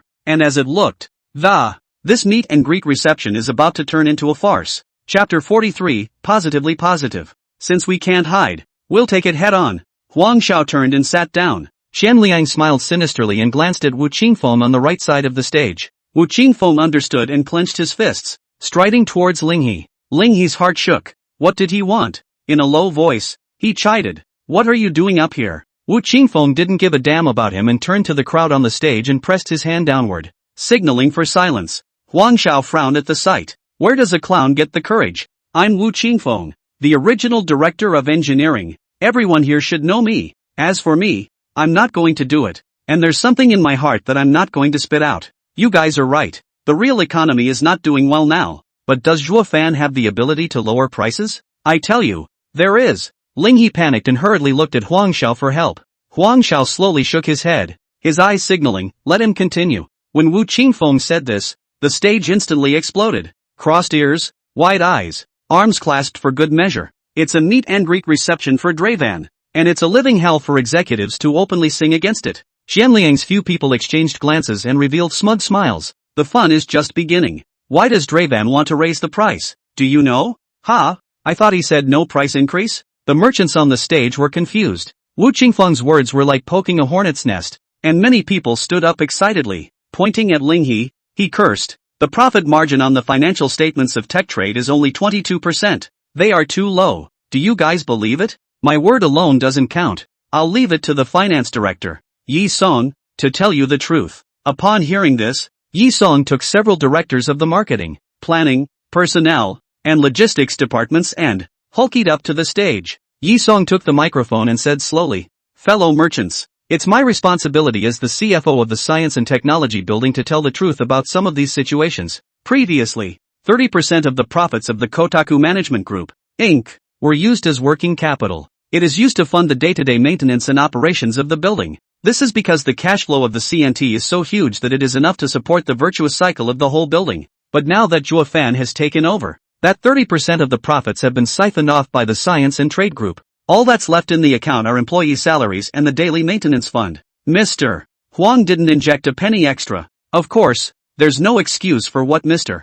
Huang did. After all, he invested $10 billion in acquiring Science and Trade. It is understandable that they are eager to recover their investment. As far as I understand it, other cities have lowered the rents of their science and technology buildings to attract more merchants to the area and ensure a stable cash flow. When Yi Song's words fell, the venue fell silent, and in the next second, it boiled over. What the? Playing with us? The merchants feel like they've been played. One by one, their faces reddened as they pointed at Ling He on the stage and roared, "Where's Huang Xiao? Let Huang Xiao roll out and explain. Why should the rent drop in other places in the Kotaku building, but not in ours? It's a trap. Refund. Refund the money. Refund at once. We demand our rent back. Huang Xiao, shrinking head turtle, get your ass out here." For a while, the crowd was furious, shouting and questioning, and the scene was almost out of control. What started out as a festive meet and greet reception instantly turned into a soundbite. Ling He was sweating profusely and stood on the stage with his hands full. Su Shui and the girls were also confused and looked at each other, completely not expecting it to come to this. What's worse, some posts about hacking the Science and Technology Building have started popping up on the internet as well. On several video platforms, people have been posting videos saying that the Science and Technology Building is poorly run, with all the debt, and even with people videotaping this messy scene at the reception and posting it on the internet. This completely blew up. The Science and Technology Building is going out of business? No way. So soon? I heard it just got bought out, and that's the end of the game? Huang Zhao's cell phone vibrated. It was a message from Wang Qing. "Mr. Huang, there are some negative videos about the Science and Technology Building on the internet, and the reception site has been leaked, so public opinion is now very unfavorable to us." Sullenly, he walked quickly to the front of the stage, picked up the microphone, scanned the room, and the noisy meeting place gradually quieted down. "Yi Song and Wu Qingfeng, please return to your original positions. Mr. Ling, you also go down and rest. For the rest of the day, it's up to me." A short sentence, but it seemed to carry the force of 1,000 pounds. A trace of embarrassment flashed across Yi Song and Wu Qingfeng's faces as they silently turned around and returned to the sofa on the right side. Ling He was like an amnesty and almost jogged away from the stage. He understood from Huang Zhao's words that he called them by their names and himself by his position. "Bosses, I'd like to ask you a question. Whoever answers it, don't say lower the rent. Rent-free whatever." Huang Xiao said smilingly. "Suppose, you guys bought a store, prime location, 100,000 a square foot, for $10 million. As for me, I also bought a store. The place is almost there, $70,000 a square foot, and it cost $7 million. Now a tenant came in, asked me first, and I said 30,000 a month, and then went and asked you guys. Good lord, you guys are asking for 40,000 a month." The tenant exploded. He said that people only rent 30,000 yuan. If you also 30,000 yuan, immediately rent. What do you say? To rent or not to rent? There was silence down there. A merchant receives a look from Chanliang and raises his hand. Huang Xiao pointed at the man. "Go ahead, Mr. Huang. I think your analogy is, well, not quite right. We're trying to lower the rent. All the other cities have lowered their science and trade. So why don't you? Is there no money left? That's a good question. I wonder if you have misunderstood that. The Science and Trade Building is now owned by the Zhuofan Group, and we don't have a single relationship with the Science and Trade Group. Let me ask you, how much space you've rented? What floor is it on and what kind of business is it?" The man replied, "The third floor is rented as a tea restaurant,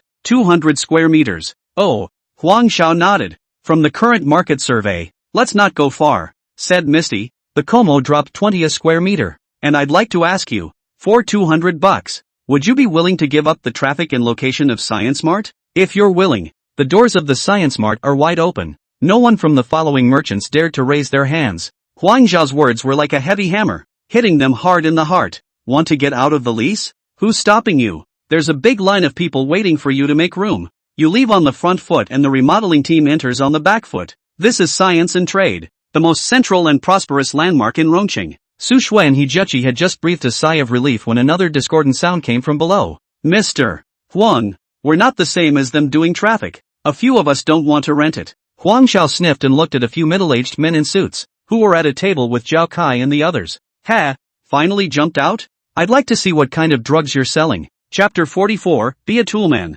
Look at you guys. This Huang Xiao designation has been practiced. Can a delivery boy say that? Zhao Kai had a look of contempt on his face and nudged at his two classmates. You two say something too. What's the feeling? When have Du Jian and Li Mei ever sat with such big bosses? Zhao Kai, who was usually as high as a mountain in their hearts, was now like a dog. It's like a different person. Evil. Du Jian scowled and muttered. Yes, not like him at all. He was a smooth talker when he was in school, but not at this level. Li Mei hastened to agree. That's right, Mr. Qian. Huang Xiao has worked at our site for more than 3 years and knows us all well. It's so unbelievable now. Qian Liang smiled and patted Yang Yu on the shoulder. Lao Yang. Later on, 7 or 8 of our companies are going to make trouble together. Guess if this Huang Xiao can handle it? Yang Yu and Peng Xiefeng are not cuties, being held hostage by someone inexplicably. They won't do it. If you really force Huang Xiao to reveal himself in a moment, then step on it. If Huang Xiao doesn't act like that, then I'm sorry. You guys have your own problems. For tens of millions of dollars a month, not so much. You guys, you want to get out of the lease. I'm okay with that. Just go in on Monday and get the lease back. If the purpose of the disturbance is to get out of the rent, there's no need to do that. It's clearly written in the contract. Just follow the contract. Huang Zhao's answer put a soft nail in the coffin of several people. I didn't realize that people didn't give a damn about them. About to sit down, Qian Liang knocked on the table. Surrounded by 4 multinational corporations the 7 veterans of Huaxiang, Sanhua, and Weihua stood up. Mr. Huang, on Monday, let's do a few of ours together as well. I'm sorry, Qian Liang growled conspiratorially. Hejichi took a look at Qian Liang standing up with this group of bosses. I'm afraid that Huang Xiao is young and impulsive and falls into the way of this old fox. Hurrying over, he whispered. Mr. Huang, several of them are the gold standard of science and trade. Can't let them go.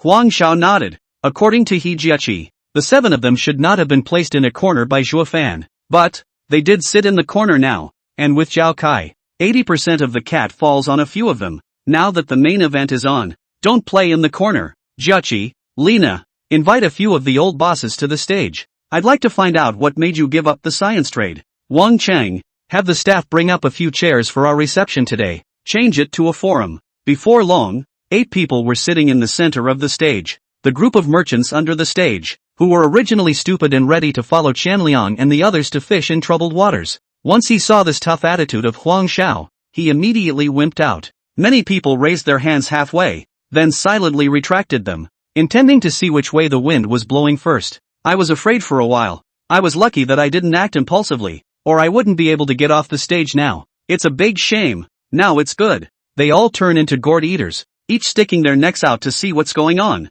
The stage, too, gradually split into 2 factions. The management, led by Wu Qingfeng, sided with Qian Liang. The rest of them sided with Huang Xiao, led by Ling He. Huang Xiao swept a glance at the 7. Several old bosses. Which one of you will speak first? Qian Liang turned his head to look at his comrades on both sides, and saw that they were all staring at him, mentally cursing, a bunch of old foxes. He straightened his coat and crossed his legs. Mr. Huang. No, I can't call you Mr. Huang. Just call you by your name. Huang Xiao. Huang Xiao waved his hand. All right, you continue. We have 7 companies, all of which are listed companies. Why did you choose tech trade in the first place? The reason is simple. Because the science and trade is strong and the locations are landmarks in various cities. As for us, it is also good to dip into the light of the science and trade. But now, it seems that this light cannot get.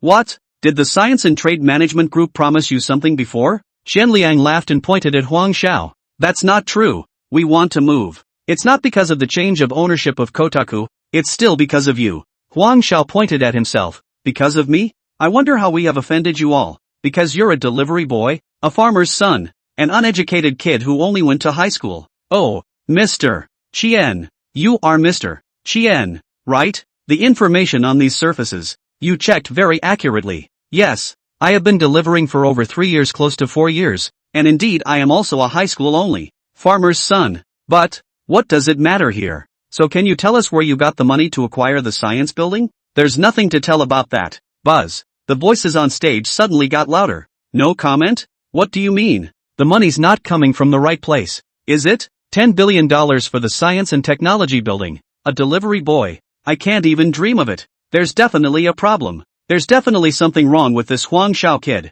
The management behind Huang Xiao are all dumbfounded. They didn't expect Huang Xiao to directly admit that he was a farmer's son. A delivery boy. Where the did that 10 billion come from? Especially He Jiaqi, Su Shui, Qin Yusin, and Zhu Lina. Their faces were filled with shock. It's like seeing a ghost. The favorability dropped right down to 60. Qianliang laughed maniacally there, while Wu Qingfeng's gang looked at their former colleague across the street with a look of contempt. It's like looking at a bunch of cuties. Bunch of blind s. Huang Xiao, let me explain it for you. You should know someone, and then what? Gave you a lump sum and then used your identity to buy out Tektronics. Huang Xiao was a bit happy. Don't say. This Qianliang really has a rich imagination, and it's almost all guesses. How could he have thought, though, that this man was his tutelary brother? Qianliang stood up, took the microphone, and said to the people below, today, I'll tell you why we're opting out of the science trade. Some of you may still have illusions. Come and I'll prove it to you. Zhao Kai,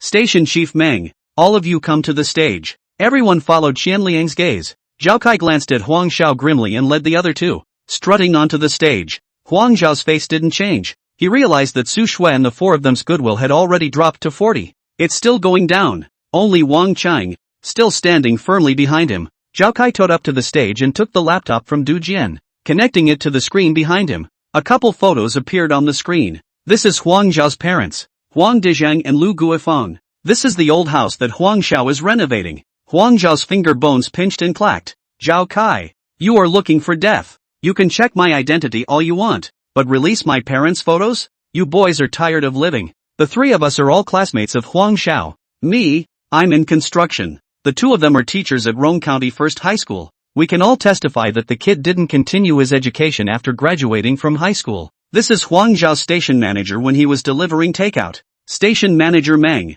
Huang Xiao until last month. Still delivering. Still full-time. Ha ha. Zhao Kai pointed to an attendance sheet on the screen and laughed arrogantly. Chapter 45. Hello, boss. Seeing that Huang Xiao still didn't fight back, everyone had almost believed Qianliang's words. Qianliang smiled triumphantly. He knew the time had come. He pulled out a flash drive from his pocket and plugged in the laptop and opened the survey that had been prepared. On the projection screen, the first thing that appeared was the transaction record of Huang Xiao's account. Let's see. Folks, Huang Xiao's account has a maximum income of $27 million, and he transferred $28 million to Zhuofan immediately afterward. And now the account balance is only $58 million left, in addition to the $8 million he spent on a house in Rome County. There are hardly any other big expenses. Isn't that a far cry from the godly man you imagine in your minds? The crowd nodded in recognition. He went on to show the source of the funds that were credited to the CNT account, an offshore account offshore. This is the real source of funds for the acquisition of tech trade,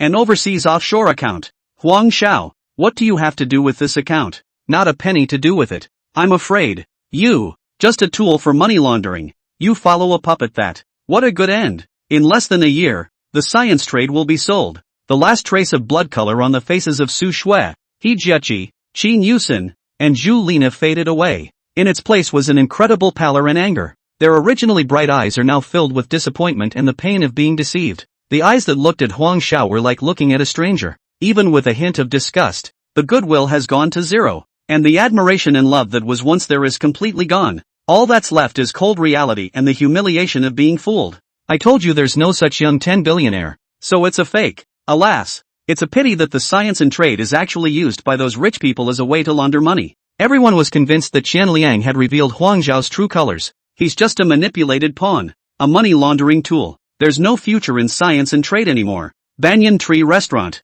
back kitchen. A waiter colorfully reported with Wang Hai, they all say that our Zhuofan's boss is a fake, is a front, the real behind the scenes, is money laundering. 28 GMs heard it too late to change out of their grease-stained chef's uniforms and couldn't be bothered to take off his chef's hat and enter the venue. Many of the people in the room recognized the chefs, who were usually a godsend. Mr. Jiang, don't get busy. I'm afraid we won't be able to eat today's meal. What's going on? Mr. Wang, you have to think of a way out earlier. Maybe you can still take advantage of the chaos. Weiman, Wang Chang, you two go get the laptop from my car. Huang Xiao ordered it. Sun Weiman and Wang Chang. These two were the only ones still standing firmly by themselves now. Wang Chang knew the situation, but Sun Weiman didn't know anything about it. In the future, Sun Weiman is his own trusted confidant. Huang Xiao nonchalantly pushed aside Chen Liang, who was standing in the center of the room and talking eloquently. Make way. Really think this is your home? Glanced at the stage and pointed to one of the waiters. Could you get me some paper, please? Get another pen. After the command, Huang Xiao laughed and shook his head back and forth. When I used to run takeout, I always wondered, you bosses who have mountains of food every day, they were all as smart as monkeys, but now they're all idiots. With a single word, the entire room was silent once again. All eyes fell on Huang Xiao. I'm quite happy today because you guys made me see your true colors for once and for all. Let me ask you the simplest question. Who is the legal person of Zhuofan Group? Who holds 100% of the shares? Think about it yourself. If you can't figure it out, I'll give you a solution right away. The world. The last thing you need is people. The waiter warily handed Huang Xiao the paper and pen. Pop. Huang Xiao slapped his pen down hard on the paper. Now, settle the chores. If you don't want to do it, come over and sign, and leave immediately. However, the middle and upper management have signed non-compete agreements, so don't eat this for 2 years. Come on, sign it. Wu Qingfeng snorted disdainfully. What a pretense. I'll see how many days you can still jump around. After saying this, he strides over to Huang Xiao, brushes and signs his big name, followed by Finance Director Yi Song. A group of wallflowers from the marketing and planning departments also lined up to sign. Science and trade. Hey, once glorious building. So finished. That's right. The people behind Huang Xiao haven't even made a move yet. Once the management leaves, the merchants will withdraw again. The gods can't save us. Too young and impulsive. As long as he's stable, let the backstage step in. This crisis isn't such a big deal. Zhao Kai shook his legs and said proudly to Du Jian and Li Mei. In the future, the Chen family has collected the science and trade, and if you hang out with me, you'll be guaranteed to soar. Yes, Mr. Zhao. I'm counting on you from now on. Zhao Kai arrogantly laughed. It's nothing. Now you know how powerful I am. Fight with me? Out of your depth. If Xiang Li knew about this, she'd be gutted. Hey, I just took a video and sent it to her. Zhao Kai hammered Du Jian. Understand. Wang Chang clutched a notebook and went on stage with Sun Weiman. Huang Xiao took the notebook and did not open it, still quietly waiting for the departing officer to sign. This action of his, along with that earlier comment, cleared some of their heads. Yes, people, Huang Xiao is a legal person. 100% shareholding. Why do they bite a puppet? Over $20 billion in assets and a tool guy to play with? Who capitalizes on being a cutie? What's the point of playing like that? Besides, with this look and aura, how does Huang Xiao look like she's weak and scared? There's no telling what great tricks he's hiding in that notebook. Those who thought so were not only those middle management, but also Yang Yu and Peng Xiefeng. Huang Xiao scanned the 5 executives and 17 minions, a total of 22 active departures. Anyone else want to leave? You have 3 more minutes. 3 minutes and 180 seconds. Tick-tock. When the time came, Huang turned back with a smile on his face. Brothers and sisters who stayed behind, go down there with a pen and paper and find out which partners are pulling out and which merchants are surrendering their rents. Ling He and Sun Weiman immediately ran over, and the others hurriedly followed. Go from table to table with a pen and paper and ask the tenants and Dravan's partners. You look at me and I look at you. Exchanging glances and fluttering eyes, they realized that even though the melon was sweet and filling today, it was really signing that there don't seem to be many. Wang Chang, get a pen and paper and go to those 7 companies on the stage and ask them to see if they're still cooperating. Qian Liang brushed and signed, looking at Yang Yu's guys with a smug face. Found out they actually didn't mean to sign it. You guys, sign it. What are you waiting for? Merchants are customers, and getting rid of them is not Huang Zhao's goal. When management went down, he immediately hooked up his computer to the big screen, and his cell phone cast the screen that dialed a video call. Beep, beep, beep. All eyes were focused on the stage again. Huang Xiao shook people? The video connected and a group of foreigners in suits appeared on the screen. As soon as they saw Huang Xiao, they immediately stood straight and respectfully shouted, Boss, Chapter 46, Blind Your Eyes. Huang Xiao spoke extremely fluent English. Smith, open my account. Yes, boss. Smith responded respectfully. At the moment, behind a few of Smith's men, was a large screen made up of a dozen screens spliced together. The top split screen displayed real-time information on the stock markets of various countries, with red and green numbers jumping around constantly. Smith turned around, and after some maneuvering, the account opened. He then stepped aside. On the big screen, it was clearly displayed. User, Huang Xiao. Total value of shares, 1,078 million. In United States dollars. The series of numbers made the air around them seem to blaze for a few moments. Smitty, take the cell phone and go to the street. Huang Xiao commanded, raising her eyes slightly. Okay, boss. With cell phone in hand, Smith walked through the imposing glass revolving doors of J.P. Morgan Chase. He lifted his cell phone and slowly scanned the iconic columns of the New York Stock Exchange. Then it schemes over the triangular mountain wall with its distinctive flavor, and then passes by the Confederate National Monument. And finally, the camera settles on the bronze bull statue that stands majestically in the street. It's Wall Street at 4 a.m. Huang Xiao has a team on Wall Street? No wonder. Okay, hard work guys, rest up. Huang Xiao hung up the video, holding the microphone in his hand, and sighed slightly. I didn't expect it. One day, I actually have to prove myself in front of this big crowd. What you saw just now, it's my account in US stocks. Sorry, that's all I can show you for now. So yeah, money always says I don't have any. That's true. There really isn't much money in the domestic bank card. Later, if it's convenient for everyone, add WeChat. Maybe I'll have to count on all of you to pick me up someday. After saying that, Huang Xiao turned back, her gaze like a sharp knife, ruthlessly scraping across Qianliang's face. Qianliang immediately felt his face burning hot, and that face, which originally still carried a few points of complacency,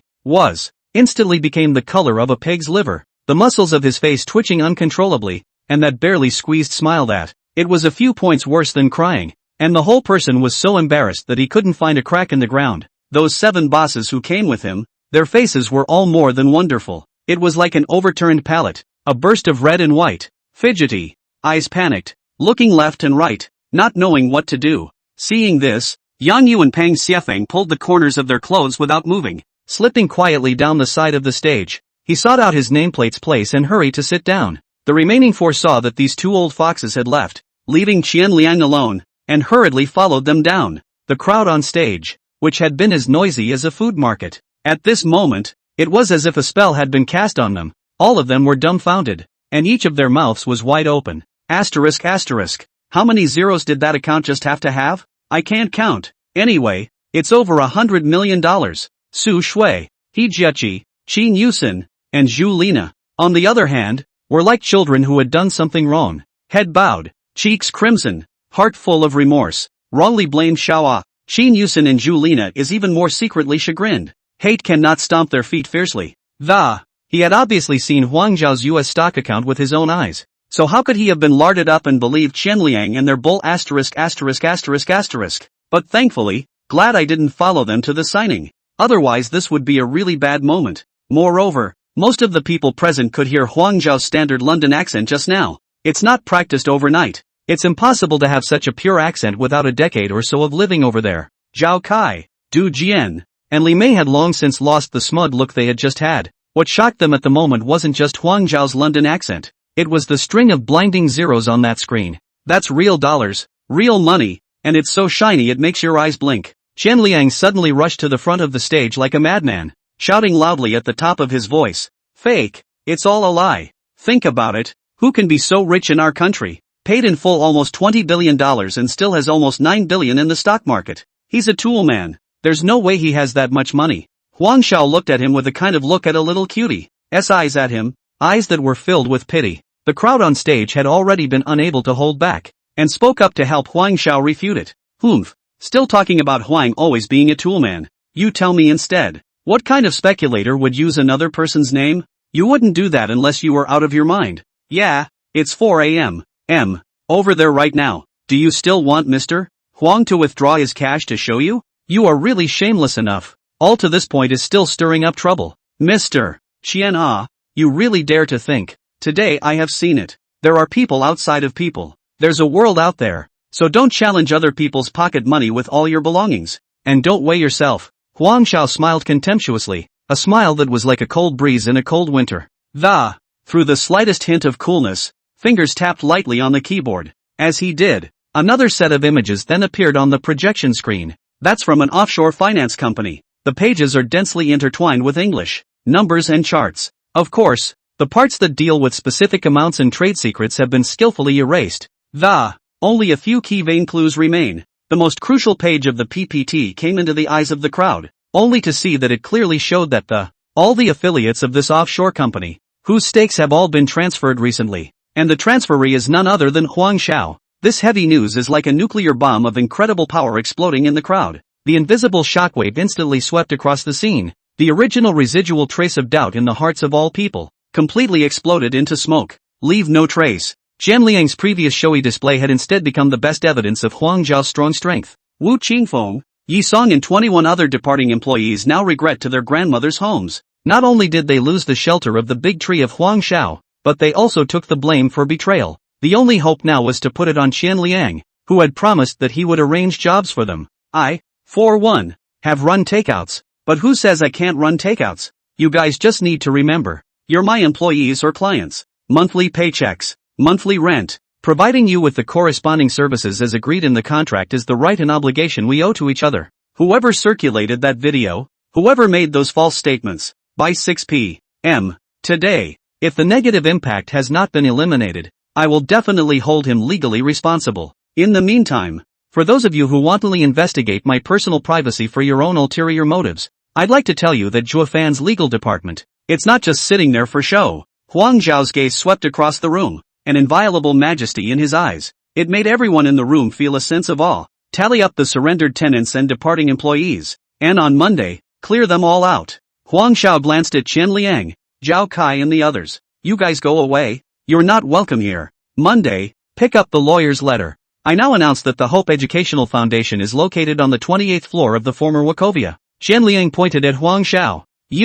Do you know who I am? I don't care who you are. Chen Liang led his assistant out the door. Wu Qingfeng Zhao Kai, the merchants and companies that signed the lease surrender. A large group followed and chased them out. I'm sorry for the joke. Mr. Ling, you continue. Chapter 47, $270 million.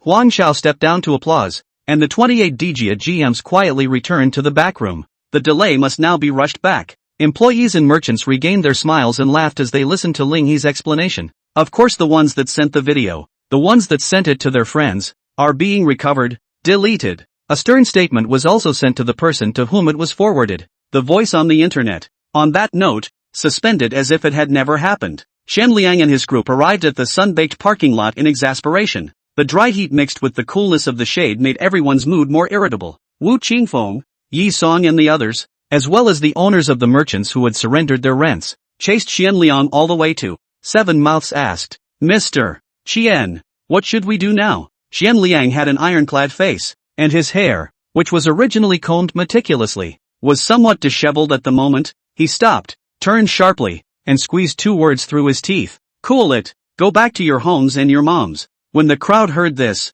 they quit and hollered and surrounded, blocking Xianliang's way. Mr. Qian, you can't just leave like that. We're all making trouble because we listened to you. Now you've got to give us a statement. Xianliang sneered, you're stupid yourself, so you can blame others? You guys see how people Yang Yu and Pang Xiefeng didn't listen to me? Do you really take me as your father? These words were like pouring oil on the fire, and the crowd was instantly enraged. They were already fearful because of Huang Zhao's strength, and now they were so humiliated by Qianliang. The pent-up anger could no longer be suppressed, and they all swung their fists towards Qianliang. Beat you to death. US***T. You're hurting us. Mortgage, car payment, UING pay me. Fists fell like rain on Qianliang, and he was beaten to hold his head and skin. By the time the crowd was tired of fighting, Qianliang had collapsed to the ground. Looking at the beaten-up Qianliang in front of them, the crowd gradually calmed down. Wu Qingfeng wiped a handful of sweat from his face and said under his breath, What now, Qianliang? This doesn't recognize the account. If Huang Xiao makes another bad move, don't mix with us in this industry in the future. Yi Song also had a look of despair. Yeah, Huang Xiao definitely won't let us go. The crowd looked at each other, and eventually, someone suggested, how about we go back and beg Huang Xiao for forgiveness? This proposal was approved by everyone, after all. Now, Apart from begging Huang Xiao for forgiveness, they don't seem to have any other choice. Xian Liang lay on the ground breathing heavily and dialed out a phone. Big brother, today is planted. Yes, their methods are stronger than we thought. It seems that for a short period of time, they have no intention of selling. He's got a trader on Wall Street named Smith. Okay, I get it. Inside the venue, not long after, Su Shui and Juliana came to Huang Zhao's side and handed him a piece of paper. The number of exiting merchants plus office area companies was 37 overall, with 22 management resignations. Huang Xiao nodded and handed the paper to Wang Cheng.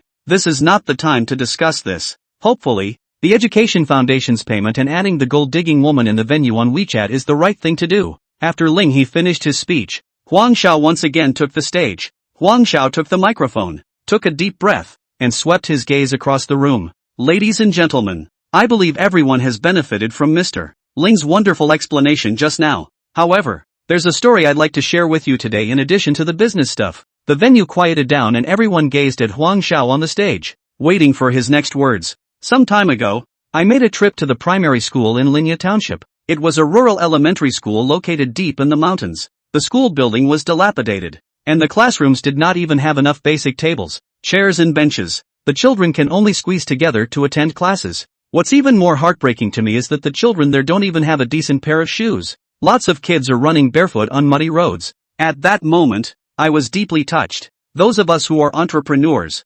businessmen, every day, we chase wealth and enjoy a privileged life. But there are so many children, in places we cannot see. They cannot even secure the most basic education. At that moment, I felt a deep sense of responsibility. We can't just focus on ourselves. We should do something for these kids. So I took over the Hope Education Foundation, the nation's largest educational charity, and it has moved its headquarters from the capital to our Rongqing. This is not just a labor of love, but also an honor for our entrepreneurs in Rongqing. The applause was thunderous and long-lasting. I have donated $100 million to the foundation in my personal name. I hope that all of you here, you can also lend a helping hand to those children who need help, even if it's just a little bit. It can change them too. The atmosphere in the meeting room was once again ignited, and many people had moist eyes and expressed their willingness to make donations. Huang Xiao glanced at the system interface without moving and realized that of the bound targets, 8 or 9 of them had a favorability of 70 or more, and the corners of their mouths couldn't help but show a smile.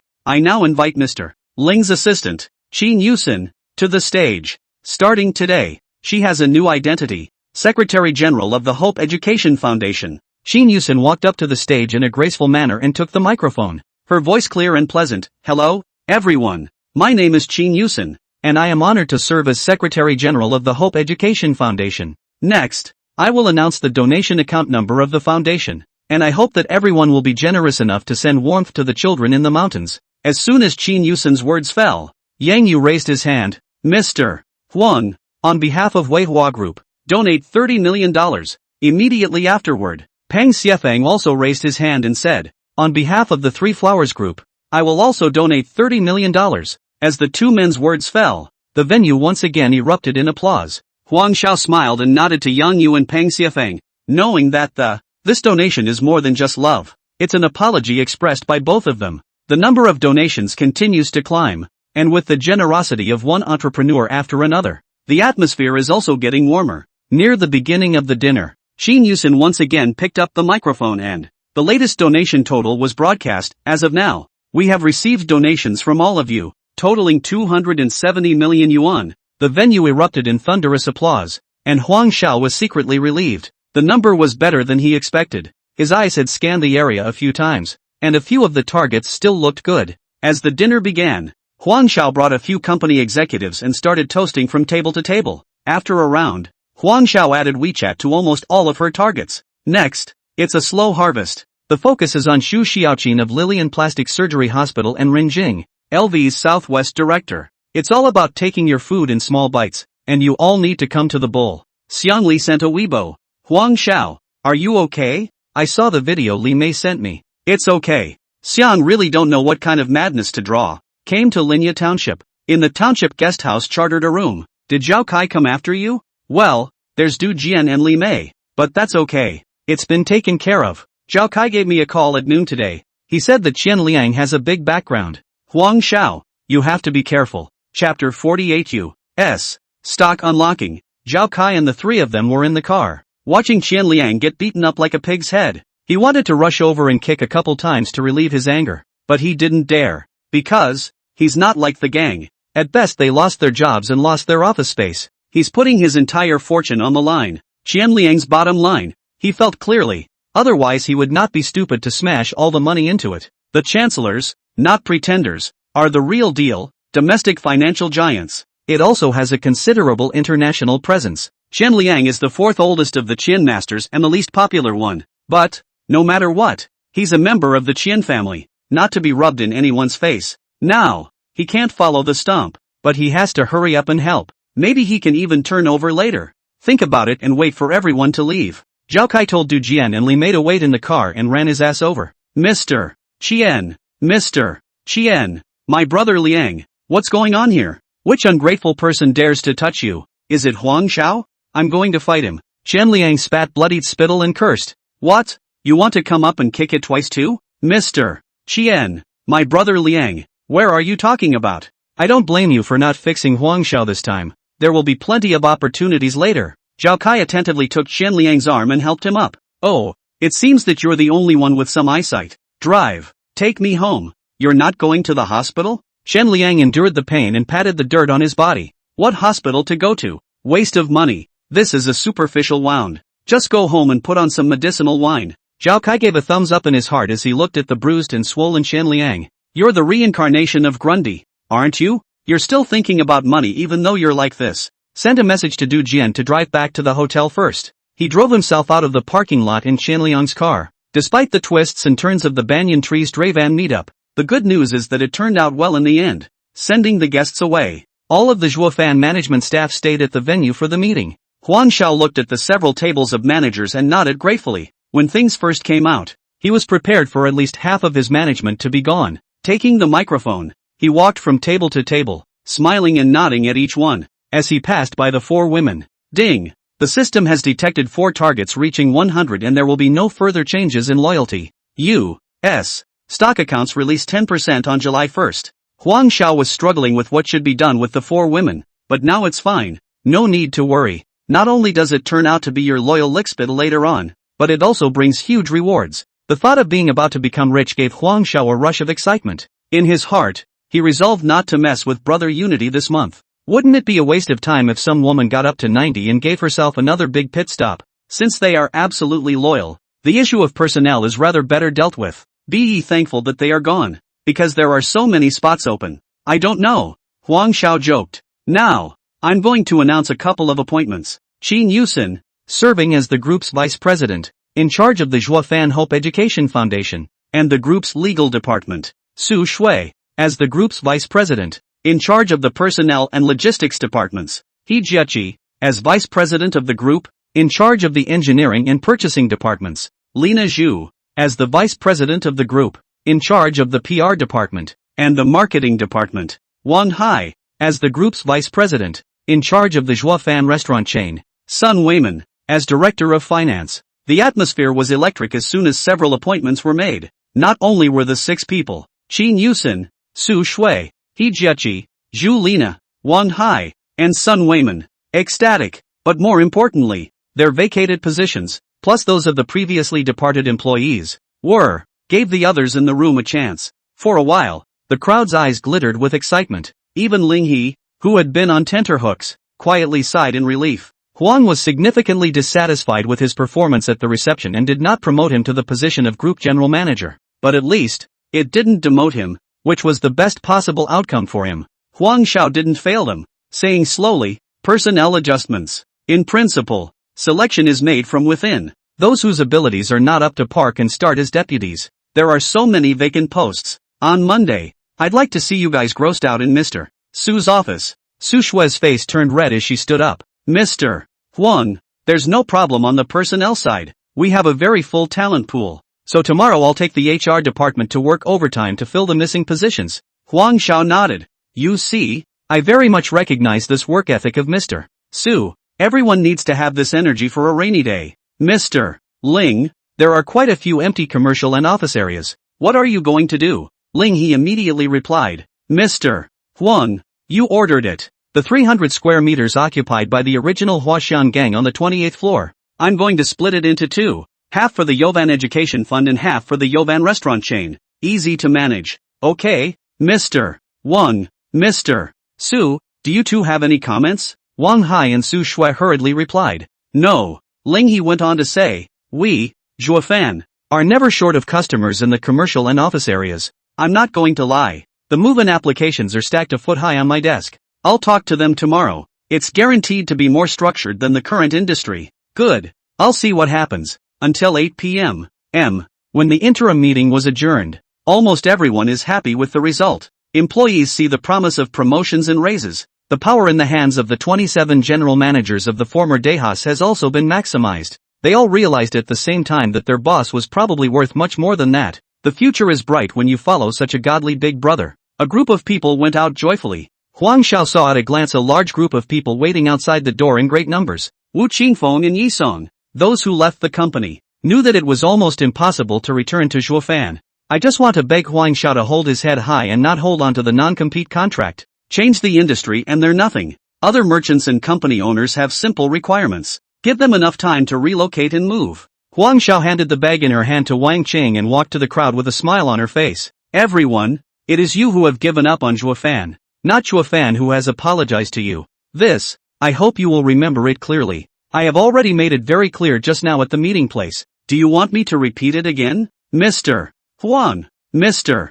Huang, please give us another chance. Yes, Mr. Huang, be merciful, big deal. I don't want my margin, okay? Mr. Huang, you're a generous man. Don't be so general with us. Huang Xiao didn't even look at them, turning toward the driver and raising his chin. Old Sheen, bring the car around. After saying that, he nodded at Wu Qingfeng and one of the merchants. All adults are responsible for what they've done. Monday, if you haven't finished the formalities, wait for the lawyer's letter. You guys, not only are we blacklisted in Zhuofan, you're out of business for the whole industry. The crowd was dead silent. Wu Qingfeng and Yisong's faces went white. Their legs and stomachs trembled, and they almost didn't kneel down on the spot. How can a man in his 40s live in the future if he loses his job? Chapter 49, Bringing Home a Girlfriend. Back at the hotel, Huang Xiao clicked on the microblogging. 99+. He scanned the messages. None of them, except for his partners. Now that I've decided to wait for the US funds to arrive,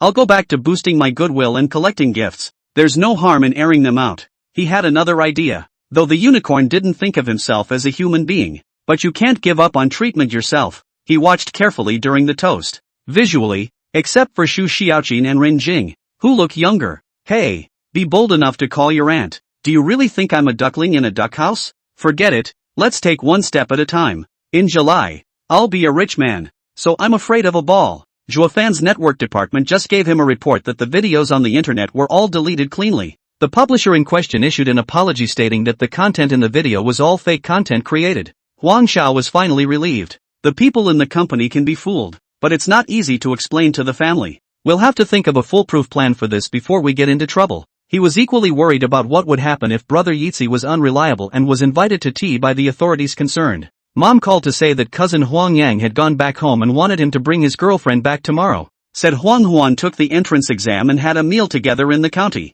Hijechi was used as a shield before, so it's fine to bring her along this time. It's just that cousin, being a smooth pole climber, can't let him get a whiff of it. Come on, let Wang Qing drive her myriad over here. Buy a car when you get to Rong County. It's not good to keep using Wang Qing's car. The next day, Huang Xiao drove Hijechi in a myriad and sped toward Rong County. Hijechi was simply going crazy with joy, even though Huang Xiao had explained over and over again on the phone. Still bought so many expensive gifts overnight. My parents are farmers and haven't seen much of the world, so they don't know about my situation. And my cousin, you mustn't let him think you're rich. Remember, or you'll be in for it. Hijechi looked left and right at the makeup mirror and kept touching up her makeup. I know. I bought all the gifts. First time I met my aunt and uncle. How can you do that with empty hands? My dad's cigarettes, wine and tea are okay, but my mom's jewelry and bags are even. The most expensive bag she's ever carried is the old school bag Huang Huan and I traded in. If you carry a Hermes, you'll scare her out of her wits. Here's the deal. You'll get a cheap one when you get to the county seat. Dawn, when are you going to tell them? I'm thinking about it. Wait until Huang Huan goes to school. That girl is spooky. Dawn, what do I need to watch out for later? Hey, told you 800 times. You're doing it on purpose, aren't you? parked the Prius in front of the country house restaurant. I saw Huang Dezheng, Lu Guofeng and Huang Huan from afar. There is also the eldest uncle. Huang Defa's family of 3 stood blearily in the doorway and looked. Huang Xiao honked the horn and Huang Huan cheered and flew over. Brother! Huang Xiao had just gotten out of the car when Huang Huan asked thievishly, "This is my sister-in-law?" He Jechi wore a light blue dress today, wore light makeup, and had long hair that fell over her shoulders, clean and dry. Huang Huan couldn't help but compare her to Huang Zhao's ex-girlfriend Lu Qian. Lu Qian looked demonic. He Jechi like a lady of the house. Huang Yang's eyes went straight. This girl was like walking out of a painting. He rubbed his hands together, giggled he, and stepped forward to take Huang Zhao's hand in his. "Shower, why don't you call out when you see your brother?" Huang Xiao didn't move and pulled his hand out, smiling as he introduced. "This is my girlfriend, he Jiachi. Jiachi, this is my mom, dad, great uncle, this is my cousin Huang Yang, and this is my sister Huang Huan." He Jiachi sweetly called out, "Hello uncle, hello auntie, hello, great uncle, hello, auntie, brother, hello, Huan Huan, hello." Huang Dezheng and Lu Guifang couldn't stop smiling and hurriedly greeted He Jiechi as she went in to sit. Huang Huan took He Jiechi by the arm affectionately and entered the restaurant. The crowd made their way to a large round table in the corner of the hall. After being seated, 7 or 8 home-cooked meals were served. Lu Guifang kept giving He Jiechi food. "Jiechi, don't be polite, eat more. We Xiao are blessed to have found such a good girl as you." Huang Huan followed suit. "Sister Jiechi, if Huang Xiao bullies you, tell me and I'll clean him up." "That's good. Huan Huan, let's add a WeChat later." After saying that, He Jiechi gave Huang Xiao a smug look. "Hey, as long as you get the approval of Huang Zhao's family, I don't believe you can still run away." The smile on his face grew even wider at the thought. Huang Yang handed Huang Xiao a cigarette and asked with a squeeze, "Xiao, where did you find this girlfriend? She's really pretty, much more pleasant to look at than that Lu Qian from before." Huang Xiao secretly shook his head in his heart. This cousin's emotional intelligence was indeed worrying. Asking this kind of question in front of He Jiechi, without a trace, he moved a step away, took the cigarette and lit it. Faintly, he asked, "When did you get back?" Huang Yang didn't even notice Huang Zhao's cold face. With a big grin, he said, "I was doing well in Yangchang, and your uncle and eldest uncle had to force me to come back, saying that your business was doing well. Asked me to come back and help you. I heard you opened a fast food restaurant? On and off. Passed it on to a friend." Upon hearing that the fast food restaurant was gone, Huang Dezheng and Lu Guifang's faces immediately changed. "War, what's going on? A good store, how come it's closed just like that?" "Uncle, auntie, our family opened a clothing store for Huang Xiao. It's too tiring to cook fast food. I thought it would be easier to sell clothes." He Jiechi hurriedly explained according to the negotiated words. "Men, you still have to find a way to earn money on your own. You can't be like this." "I'm sorry," Huang Dezheng said in a muffled voice. Huang Defa and his wife Zhang Hui exchanged a look. Selling clothes? How can this bastard Huang Yang help? He's just helping people grill barbecue in Sheepshead, and his family doesn't have the capital to give him a business. It was originally thought that Huang Xiao had opened a fast food restaurant in Rongcheng, so it would be a good idea to utilize his store to sell kebabs at night and save some costs. Now Huang Zhao's store is gone. How can we talk about this? Huang Yang approached He Jiechi with a lewd face and asked with a wink, "Sister-in-law, where do you get the goods in your store? Do you want a goods? I know a buddy in Yangchang that a goods do great." He Jiechi was already diabolized by looking at his demeanor, and as soon as she heard the words younger sibling, immediately, he raised his eyebrows and smiled. She said daintily to Huang Yang, "Brother, I don't meddle in business matters. You have to ask Huang Xiao." Huang Dezheng heard that his son could make the decision, and saw the expectant eyes of his elder brother and sister-in-law. Couldn't help but speak up. "Huang Xiao, your brother came back from Yangchang. We've all tasted his barbecue skills. Authentic. Can you let him set up a barbecue stand in front of your store at night?" Jiang Hui hurriedly picked up the conversation. "Shower, don't worry. Your brother does not use it for nothing. The money should be given to the money. Besides, if your brother lives with you, he can share half of the rent. The two of you can also take care of each other in Rongcheng. It would be fine if Huang Yang was a decent person,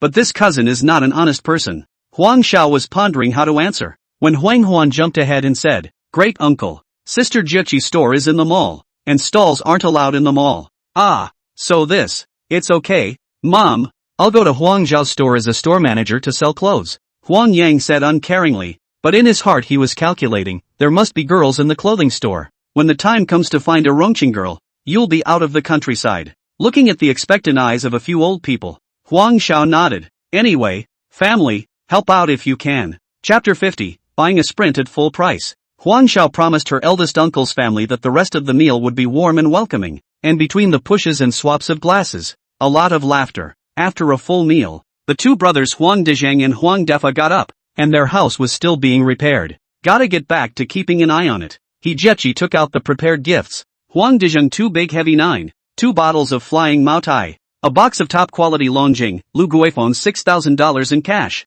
and a bag picked out in the county. The two old men repeatedly excused themselves, and finally took it only after Huang Zhao's persuasion. Mouth full, this kid is so wasted. I didn't realize that my eldest uncle, Huang Defa, and my aunt, Jiang Hui, were also there. Hijechi had to pack 1,000 red packets for each person, in addition to stuffing 2 cigarettes for Huang Yang. It wasn't as expensive as the one given to Huang Zhao's parents, but it was still a token of appreciation.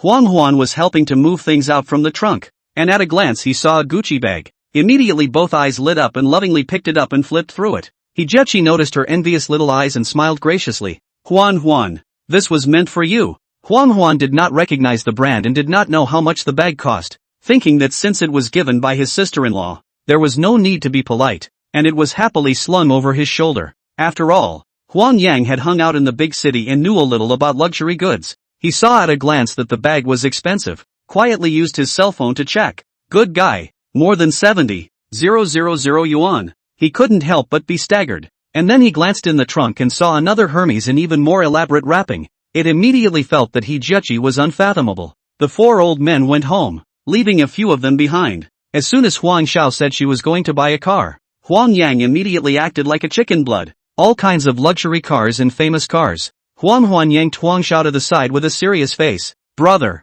don't you know what's going on in our family? It's okay to save some money. Don't be a jerk. What's the point of borrowing someone else's car all day long? Don't worry. I know what I'm doing. It's not going to be spent frivolously. How much does it cost to buy a car? 100,000 or so for a car. A few tens of thousands of dollars down. And 2 or 3,000 a month in monthly payments. My brother can still afford it. Oh. Huan bit her lip and secretly made up her mind that she must find a summer job this summer vacation. Make more money. In case your oldest brother is stressed about paying off the loan in the future, you can help out yourself. The 4 drove to the forest store in Rome County, and Huang Yang looked like a child who had entered a playground. Touch here. Look there. Huan followed Huang Xiao step by step, asking this and that every now and then. This is a car that is truly your own and the first car you have ever bought. Huang Xiao forced himself to be calm and put on the appearance of a veteran driver. Scanning idly, eyes eventually fell on a white Volkswagen Sprint, with smooth body lines that, the grand and stable appearance captured his heart immediately.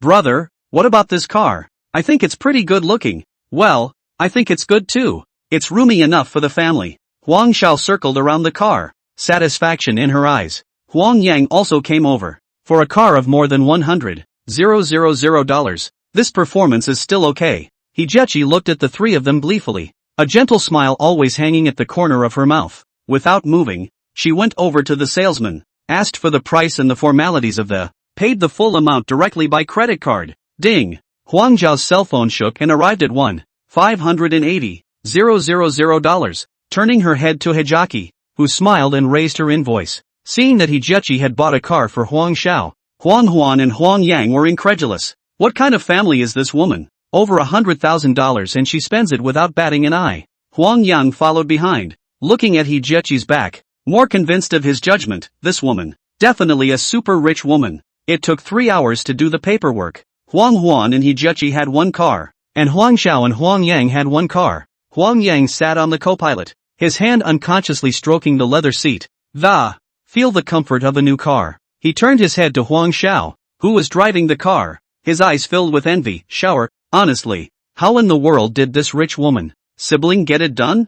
Huang Xiao gripped the steering wheel and said calmly, I met them unintentionally. You met him by accident? You're too lucky to have caught such a gold master. Huang Yang's heart turned over. He couldn't figure out how Huang Xiao found such a rich girlfriend. A bag is over $70,000 and you can buy a $100,000 car without blinking an eye. Dawn, let my sister-in-law introduce me to her best friend. Huang Yang. She does have girlfriends, but they're all mine. I'll ask for you sometime later. Huang Yang rubbed his hands together excitedly all the way. fantasizing about the good life he would have after he got his hands on a rich woman. By then, he'll be driving a Porsche 911, going in and out of upscale places, surrounded by beautiful women. A mansion? A must. Preferably one of those detached houses with a private pool and garden. Wake up every day to fresh air instead of gasoline smells and exhaust fumes. He's also going to hire a couple of maids who will specialize in cleaning, laundry, and cooking. He's going to live a life where he's clothed and fed. Every day's mission is to enjoy life, savor the world's cuisines, travel around the world, hit the various attractions. The four of them had a dinner in Rome County, and after sending Huang back to school, Huang Yang wanted to follow them back to Rongcheng. Of course Huang Xiao didn't agree. Going back to Rongcheng now and staying in the presidential suite with him? Okay, Jan, wait for my news. I'm sharing a small place with someone right now. You'll come back when I've rented the house. After a good deal of persuasion, he finally got rid of Huang Yang. The night colors of Rongcheng float outside the car window as Huang Xiao dialed Lin Lin's phone. Lin, I've greeted He Pingji. You'll report to Zhuo Fan on Monday. On the other end of the phone, Lin's voice was overwhelmed with excitement. Really? That's great. Brother Xiao, thank you so much. What kind of work do I do? You've worked in the sales department before. You're familiar with this area of sales. Go to the investment department. But first say goodbye. I can't offer you any position yet. It's up to you to make it up there. Lin nodded vigorously on the other end of the phone like a chicken pecking at rice. Brother Xiao, I understand. I'll report for duty first thing Monday morning. How can I thank you? Practice all your skills well and be ready to receive my inspection. Huang Xiao said with a bad smile. There was a pouty on the other end of the line. After hanging up the phone, a familiar system beep sounded in Huang Xiao's head. Ding! Detected target favorability rising to 95. Rewarding proficiency in fighting skills. Fighting skills? Brother Tatsuko is never aimless. Could he be in some kind of trouble? Huang Yang is coming. The presidential suite. Can't stay for a while. Renting a room? It doesn't seem necessary. Otherwise, buy a small house. Now there are more than $3 million in the card. And the price of second-hand houses in the center of Rongcheng City is about 20,000 a square foot. It doesn't cost much to buy a 2-bedroom apartment. When mom and dad come over in the future, if they're not used to living in a big house, it's okay to live in a neighborhood house. Chapter 51, whose family buys a suite to receive guests. Turn over the map. Takeout delivery for so many years. The downtown area with eyes closed familiar. Target, Sky City. This neighborhood is in a great location. The house is 15 years old, and it's easy to get out later. Immediately called Wang Cheng. Tomorrow you'll work an extra shift. Go to Sky City and look at a small 2-bedroom apartment for me. The next morning, Wang Cheng's call came. Mr. Huang, I found a set in Sky City. 70 square feet. North-south. Very good light. Finely decorated. No furniture and appliances. Huang Xiao went over and turned around. The house layout and lighting are really good. Standing on the balcony, the community's central garden is in full view. The owner is in a hurry to make an offer. 1.45 million. Do you think it's okay? Wang Qing asked softly from the side. Yes, this is the set. Huang Xiao nodded. Wang Cheng went to do the formalities, and Huang Xiao took out her cell phone and clicked a few pictures. Set it so that only the targets with a favorability of 70 or more at the Science and Trade Building are visible. And then send it to a friend. Less than 5 minutes after the circle was sent out, WeChat messages were ringing off the hook. Congratulations to Mr. Huang on his new house. Mr. Huang, where are you buying? I want to buy a house too. Which agent did you use? Introduce me? Mr. Huang, dinner together tonight? Looking at these messages, Huang Xiao smiled. The fish, starting to take the bait. This brilliant trick of harvesting gifts without meeting was something he'd racked his brain for last night. Huang Xiao replied with an almost identical message. Ha ha, thanks. A little set too is all. My distant cousin is coming to work in Rongcheng. It's inconvenient to stay at home, so I'll arrange a place for him to stay first. He'll be here in a few days. I just bought it today and came over to look at it. I just haven't gotten around to buying furniture and appliances and stuff yet, so I'll talk about it later. The women on the other end of WeChat, seeing this reply, one by one, their minds came alive. Distant cousin? Can't live at home? Buy a small suite of 2? These keywords echoed in their minds over and over again. It's ing magnificent. These women are kind of old farts who've been in the mall for years and years. They had never seen such a tawdry operation like Huang Xiao's buying a suite to entertain guests before. Soon, Huang Xiao received a few more messages. Mr. Huang, you have a lot of work to do. How can you have time to care about such trivial matters? Furniture and appliances and whatnot. I happen to be free today, so I'll help you go to the mall and pick them out. Oops, Mr. Huang, you forgot that I'm in the electrical appliances business. You don't want to waste your time. Give me the address and I'll make the arrangements. Mr. Huang, you're being too kind. My company is in the business of daily necessities. I'll arrange for someone to deliver it to you later. Your cousin is guaranteed to be satisfied. Being polite, Huang Xiao chose 5 targets and sent them the address and room code. Everyone else, wait for another chance. In the Nanshan Villa in Rongcheng, Qianliang reclined on a chaise longue on the balcony, looking out at the garden downstairs. A middle-aged man with a big greasy back hair and a cold face sat aside and, slowly and methodically, he took a cigar out of the humidor. Zhao Kai, go to the living room for a while. I'll talk to my brother about something. I'm sorry.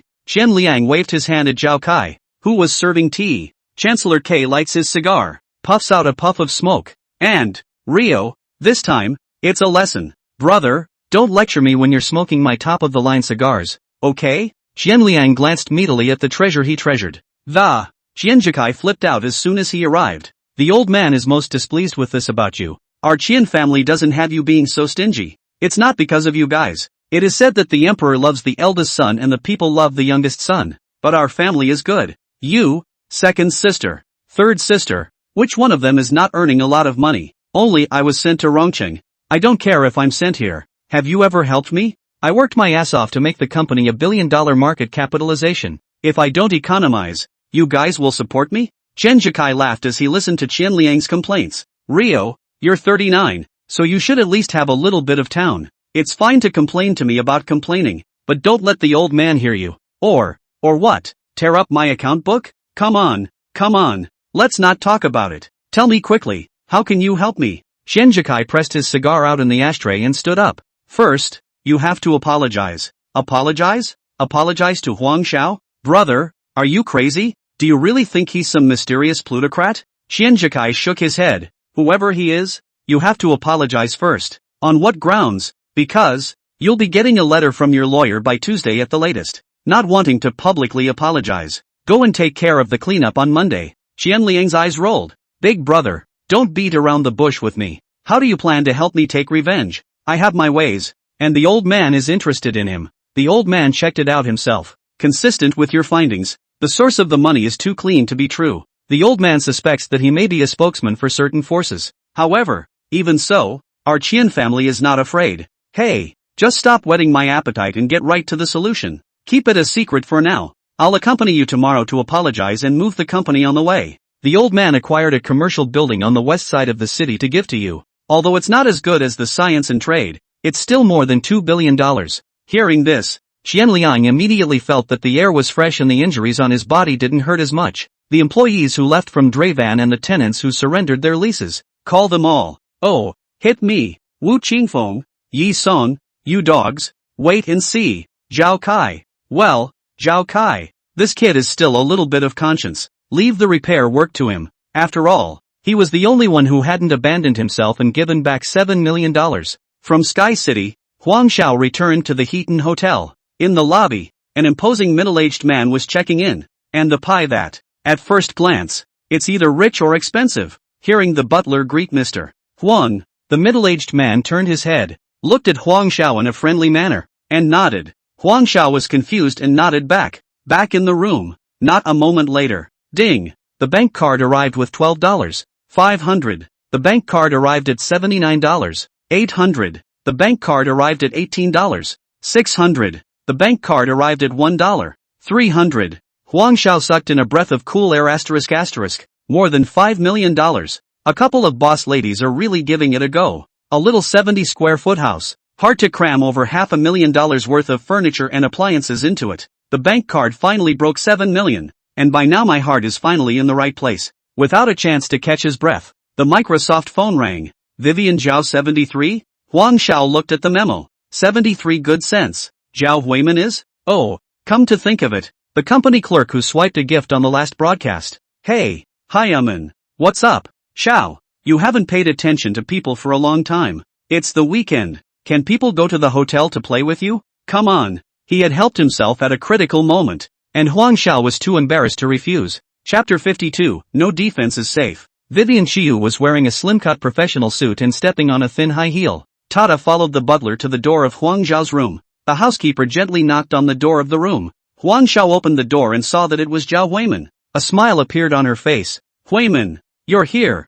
come on in. Xiao, it's been a long time, I've missed you. Zhao Huimin walked over to Huang Xiao and gently put her hand on his arm. Softly, Huang Xiao drew back her arm somewhat unnaturally and smiled. Huimin, don't be polite. Feel free to sit down. This recent period of time must be strictly guarded. Never let their good sense rise to 90. The wallet has just bulged. It can't be made to disappear again. Zhao Huimin didn't care about Huang Xiao's action and sat down on the sofa smoothly, elegantly crossing his legs. Seeing that Huang Xiao didn't sit over, a pair of big watery eyes looked at Huang Xiao and, aggrieved, she said, Brother Xiao, do you not like people anymore? Huang Xiao turned around and took out cigarettes from the study, lighting them to hide his embarrassment. Why did you think to come over and hang out with me today? Hey, don't mention it. I'm bored to death. You are very knowledgeable. Help my sister analyze it. As long as we don't talk about money or relationships, Huang Xiao is not at all averse to other topics. Go ahead. I'm listening. Zhao Huimin sighed in a pretentious manner and said grudgingly,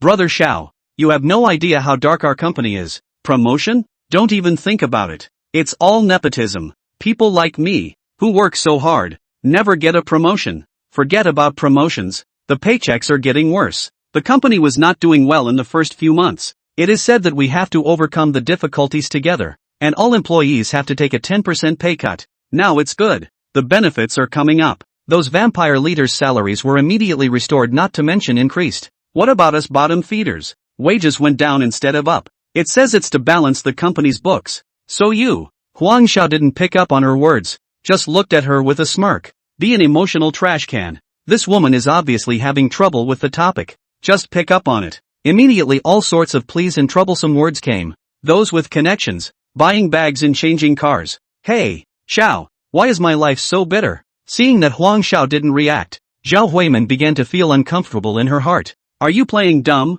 or are you really dumb? I'm dressed like this today. Don't you have any office OL feelings? It's okay if you don't do anything. Answer the ING question. Dawn, are you even listening to me? Huang Xiao took the ashtray from the coffee table and put it in his hand, shaking the ashes. Listening. Do you think I'm unlucky? Huang Xiao cursed. You was ready to stab ah. Drip.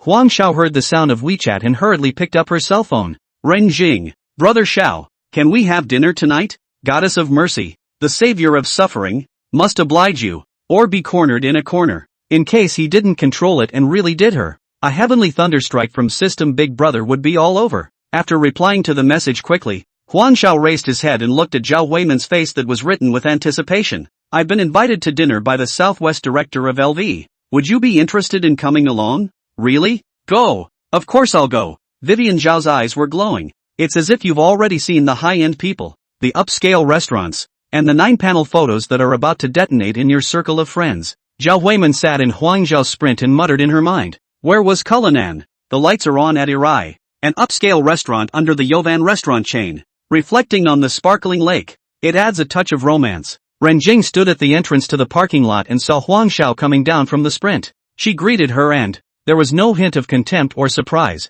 Huang Xiao's strength has long been no need to prove with luxury cars. He himself is the greatest wealth. Zhao Huimin looked at Ren Jing. A new LV set off her noble and elegant temperament. The heart was filled with envy. Ren Jing, my friend, Vivian Zhao. Ren Jing fell on her feet and extended her hand. Hello. Zhao Huimin was flattered to hold it and felt her hand become rough. Ren Jing sized up Zhao Huimin. Although well-dressed and, however, there is a deliberate refinement in her body. And this kind of woman could not be on the stage of Huang Xiao. However, since Huang Xiao had brought her here, respect had to be given. On second thought, she went to her car to fetch a customized LV companion gift for super VIPs. Put it in your own bag. Huang Xiao had just parked the Sprint when Urbion's general manager, Dian Jun, received the news. When the boss came over, he didn't dare to slow down, and immediately called the head chef and the lobby manager. The three men walked quickly to the door of the restaurant and waited. From a distance, Dian Jun saw Huang Xiao get out of the car, and he hurriedly straightened his suit and, piling on a full smile, he greeted them. Mr. Huang, you're here. Why didn't you tell me in advance that you needed to use your exclusive private room? Mr. Dian, I'm Mr. Ren's guest today. She arranged it. Huang Xiao made a joke, and Ren Jing hurriedly said, Mr. Dian, it is said that the top of Xiangshan Mountain by the Arai Sea is honored beyond compare. Why don't I dip into Mr. Huang's light today? Dianjuan hemmed and hawed, seeing no change in Huang Zhao's face, leading the three to the top of Tsangshan Mountain. The top of Tsangshan box is 200 square meters in size, suspended above the Yarai Sea. Transparent floor-to-ceiling windows on three sides take in the lake and distant mountain views. The crystal chandelier radiates a radiant glow that, reflected in expensive Persian carpets and Italian leather sofas. Huang Xiao and Ren Jing took their seats and started chatting. Zhao Huimin was completely shocked by the opulence of the top of Tsangshan Mountain. She took out her cell phone. A moment to pose, a moment to adjust the angle. When she heard that this was Huang Zhao's property, her eyes glazed over. The favorability was instant. Ding! Target favorability of 95 detected. Host gains ownership of Midas clothing store. Reward the host for singing proficiency. Huang Xiao didn't expect Zhao Huimin to be handled so easily. He shook his head. TSK. Women. There's no defense against it. But this Maida, in the second ring road, is just a low to mid-range clothing store, so it shouldn't be able to make any big waves. It's just as well that Huang Yang is here and has a place to settle down. Just as he was thinking about it, an unfamiliar phone call came in. Mr. Huang? I'm the store manager of Meta Clothing. The boss said you took the store down. There are two things I need to tell you about. I knew it wasn't that cheap. Huang Xiao replied. You tell me. The rent is due. 52,000 a month. You have to pay for 6 months first. More than $300,000. Huang Xiao promised. Okay, tomorrow I'll have the finance call you. What else? Meta's license has expired.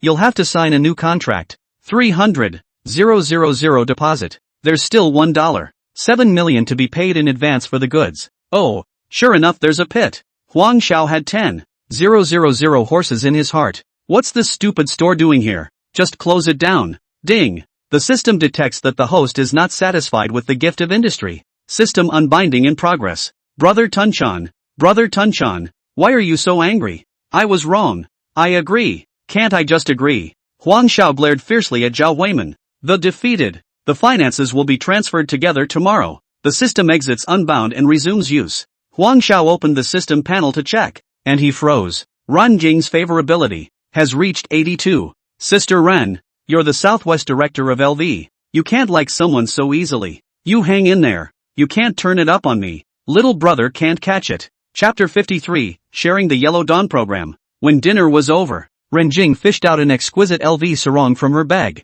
shoved it directly into Zhao Huimin's hand. Xiao Min, take it and play with it. Keep it if you like it. Zhao Huimin was flattered and held the sarong with both hands, excitedly thanking her. Ren Jing covered her mouth and smiled, her eyes drifting towards Huang Xiao. Mr.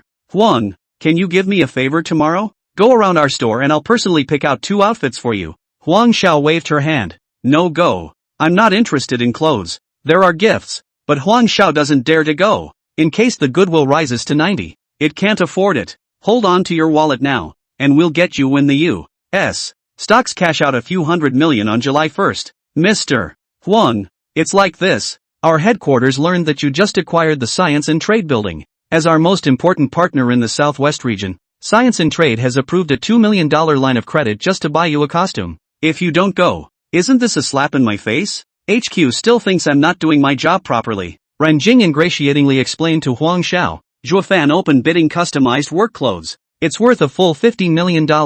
If Huang Xiao didn't want to contact her, wouldn't today's efforts be in vain? Zhao Huimin looked dumbfounded. LV rushed to give away money. But there are still people who don't want it? If you don't want it, you're blaming the gift giver for not delivering it? Ren Jing said this, and if he didn't go himself, he was more or less giving his face away. Alright, tomorrow at 10:30. I'll be there after I take care of the company. Okay, see you tomorrow. Mr. Huang. Zhao Huimin returned home, still immersed in the luxurious scene. The opulence of the top of the Tsangshan mountain and the silky touch of the LV sari were both mesmerizing to her. However, Huang Zhao's cold attitude was like a pot of cold water, dousing the rising flame in her heart, repeatedly recalling everything that had happened today. Huang Xiao didn't seem to have much interest in her. Huang Zhao's wealth and status, yet like a huge magnet, deeply attracted her. It made her unwilling to give up so easily. A man like that must have no shortage of women around him, trying to monopolize him. It's almost impossible. An idea suddenly flashed through Zhao Huimin's mind. Since she couldn't have it all to herself, she would share it. Why care about the name? As long as you get the benefit of the doubt. He's not that fit either. Can he handle that many women? Sleep with him once in a while in exchange for a good life. And play just as much as you should? Thinking of this, a wry smile appeared at the corner of Zhao Huiman's mouth. I opened my cell phone and found the other 3 women who had swiped gifts for Huang Xiao together that day. Pulled them into a group chat. Li Ting was a little confused as she looked at the group chat that suddenly appeared on her cell phone screen. Click on the picture. It shows Vivian Zhao dressed up in a floral outfit and standing with Huang Xiao. In the background is the gilded top of Tsangshan revolving restaurant. In the corner of the restaurant, Huang Xiao was talking and laughing with a woman. What's going on? How did Zhao Huiman get involved with Mr. Huang? Almost simultaneously, Kong Yin and Zhou Liangyin voiced the same question. What the hell? How did they hook up? Zhao Huiman quickly replied. Mr. Huang invited me here today. Ha. I didn't realize he was so rich, splurging money like dirt. Then, she added to her description, picking up only how rich and well-established Huang Xiao was, saying that, how the LV director flattered him. As for his own cold shoulder, half a word was not mentioned. Sisters, I think, this kind of man, we don't want to have it all to ourselves. There must be a lot of swallows around. We don't have much of an advantage over those women, so we might as well find a way to share them together. Don't you think? The group was silent for a few seconds. Li Ting, Kong Yin and Zhou Liangyin were all digesting the shock of this information. Sharing? That's a bold idea. After a moment, Kong Yin was the first to break the silence. I agree. It's not like he's only one person anyway. It's nice to rake in a few favors. I also think it's feasible. It's hard to have money. Li Ting hesitated for a moment, but in the end, she couldn't resist the temptation. Alright, I'm in. By the way, sisters, tomorrow morning at 10:30 a.m. Huang Xiao is going to the LV boutique in the Science and Technology building. We swiped over 10,000 gifts for him earlier. This time, we have to earn back the money we invested first. Otherwise, if he doesn't care about us, there's no way we can approach him. Vivian Zhao threw out the key information. Li Ting, Kong Yin, and Zhou Liangyin's eyes lit up. To the LV store? We can't just die and let him give us a gift. Huang Xiao is a rich man. Rich people love face. We'll see what we can do. Just don't let him get away. And so, each of the 4 women, with their different minds. The next morning at the Science and Technology building, the appointment of chance encounter Huang Xiao. Early the next morning, Huang Xiao arrived on time. He pressed the intercom on his desk. Wang Cheng, notify the personnel specialist for me. Arrange for Lin to be inducted today. Wang Cheng walked into the office gently, placing a cup of steaming dragon well in front of Huang Xiao. Mr. Huang, your tea. Thank you. By the way, Wang Cheng, I've notified the group's purchasing department and got you a new car,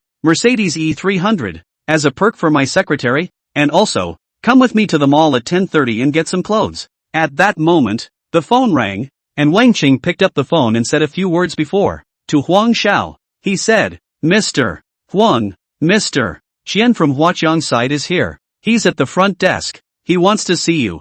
Huang Xiao put down her teacup. Let him come up. By the way, notify the legal department. Send the lawyer's letter to Qian Liang and Zhao Kai as soon as possible, as well as those who provided the information, especially on the bank side. He hated Qian Liang and Zhao Kai, but it was the bank that disturbed and frightened him the most. Easily giving out your bank card account information to individuals must be severely punished. The office door was knocked on and Wang Chun walked in with Qian Liang and a middle-aged man. When Huang Xiao saw the middle-aged man, a hint of a smile appeared at the corner of his mouth. Isn't that the man we met yesterday at the Heaton Hotel? It's a pretty small world. The middle-aged man extended his hand with a smile. Mr.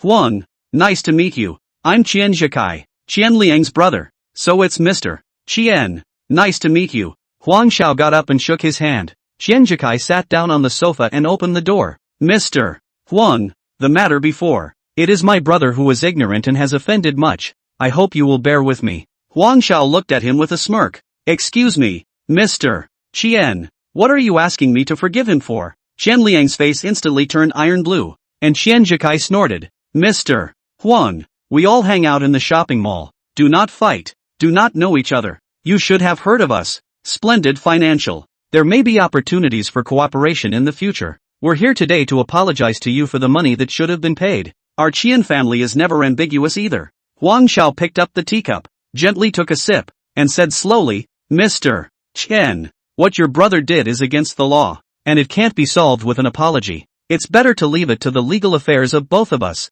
Huang Xiao, could it be that the information we released was wrong? Qian Liang raised his voice. That's right. Where did you get the nerve to publish my privacy in public? My bank account. If you don't give me an explanation, I don't care if you're brilliant or sunset. I'll make you suffer. Chapter 54, Exploding in Place. Xianjikai was surprised. Huang Xiao is a monkey? Say flip-flop. Mr. Huang. Mr. Huang. Just calm down. We are all dignitaries. Huang Xiao snorted coldly. Humph. Someone with a head and a face couldn't do such a nasty thing. Mr.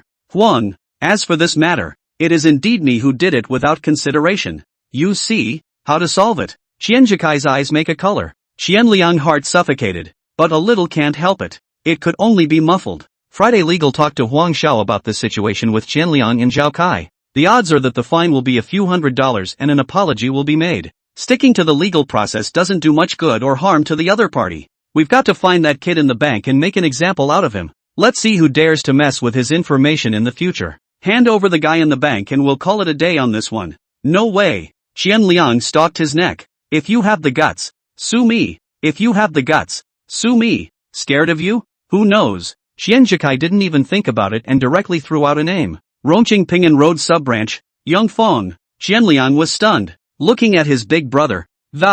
In his heart, he cursed furiously. You're so good at selling your teammates. Xianjikai gave him a look. Qianliang, give Mr. Huang a proper apology. Huang, Mr. Huang, I'm sorry. Qianliang gritted his teeth, as disgusted as if he had eaten a fly. Huang Xiao waved his hand, sort of revealing this. Xianjikai immediately piled up a smile. Mr. Huang, let's have a meal together one day. I'll be the host. Out of the Science and Trade Building, Qianliang held a bellyful of fire, rushed to the big brother to open spray. What the hell are you up to, big brother? How am I going to get along in the future? You think he won't find out if you don't say anything? Little Liang, you need to take a longer view. It's not worth dying with a guy like that. If you still want to get him, listen to me. As the two left the office, Wang Qing muttered to Huang Xiao, Mr. Huang, let's just let this Qian guy off the hook. He was so arrogant on Friday. He couldn't wait to eat you.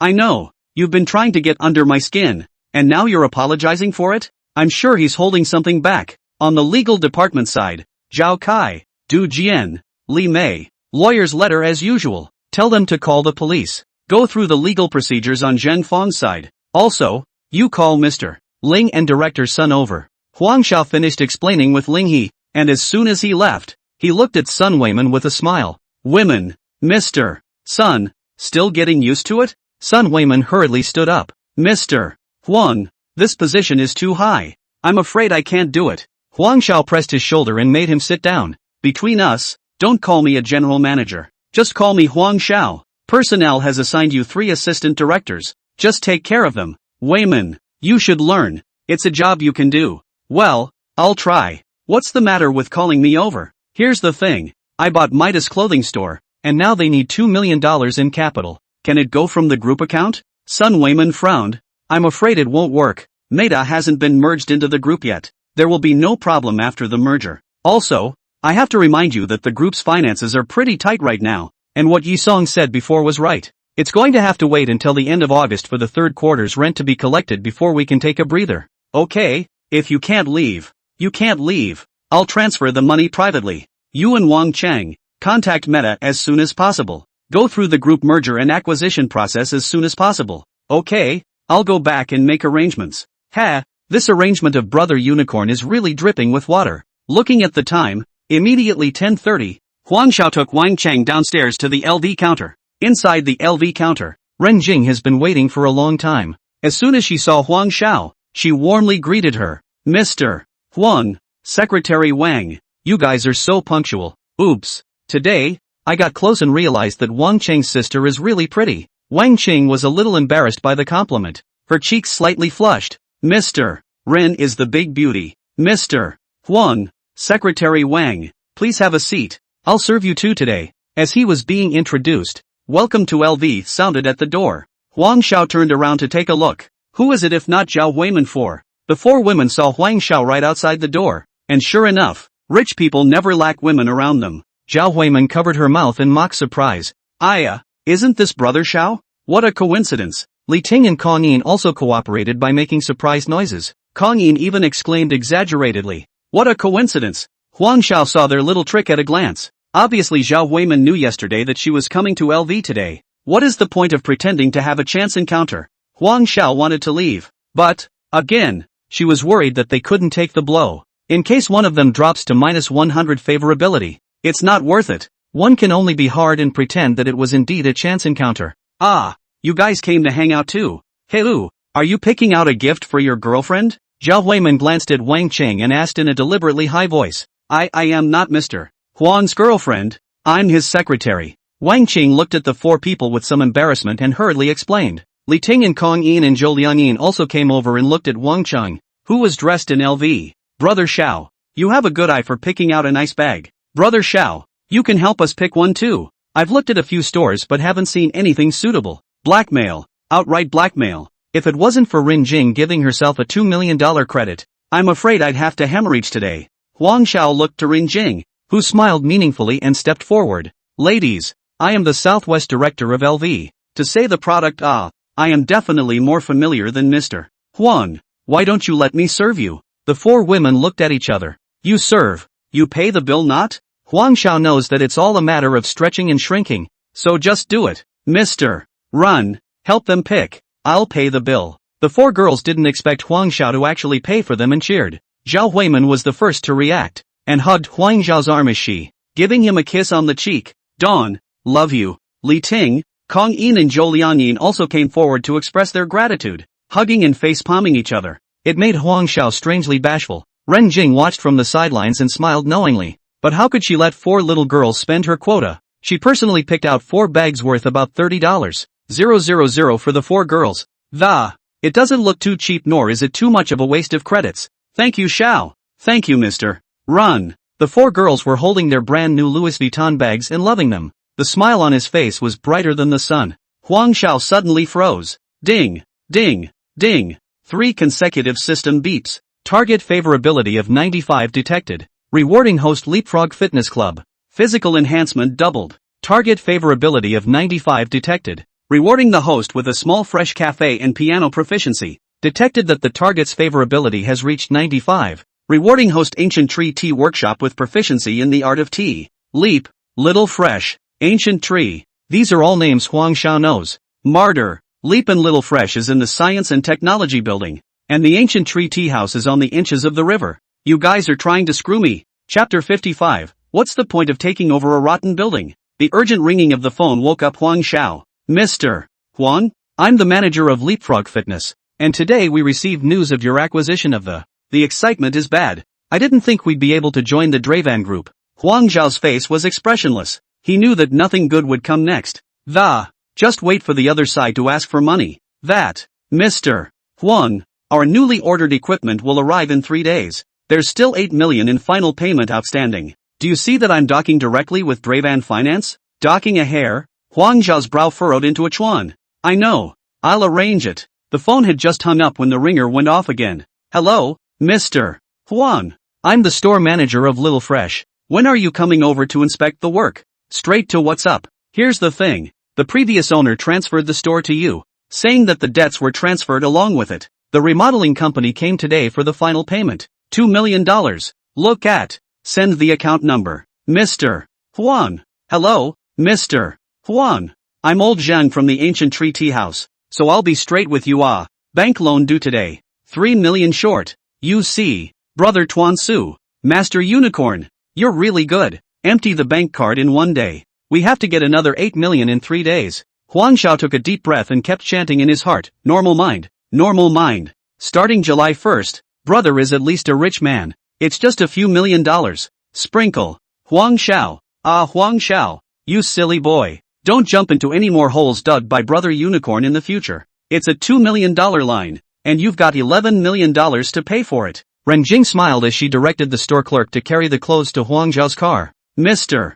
Huang, you have 930,000 credit left and are free to spend it. Huang Xiao nodded like a log and was just about to leave when Ren Jing called out to him again in a whiny voice. Hey, Mr. Huang, there's still a little something I want to discuss with you. What is it? That is there any chance for us LVs to work with Shuofan? Huang Xiao was unsure and looked at Wang Qing. Shuofan and LV have a cooperative project? Mr.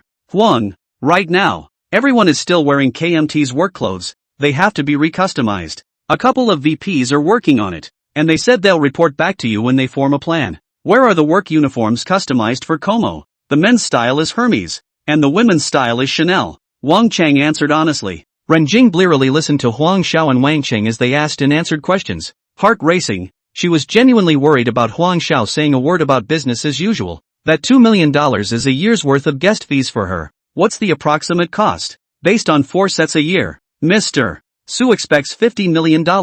What? $50 million? Really take me for a kaiju? 4 sets of overalls for $50 million.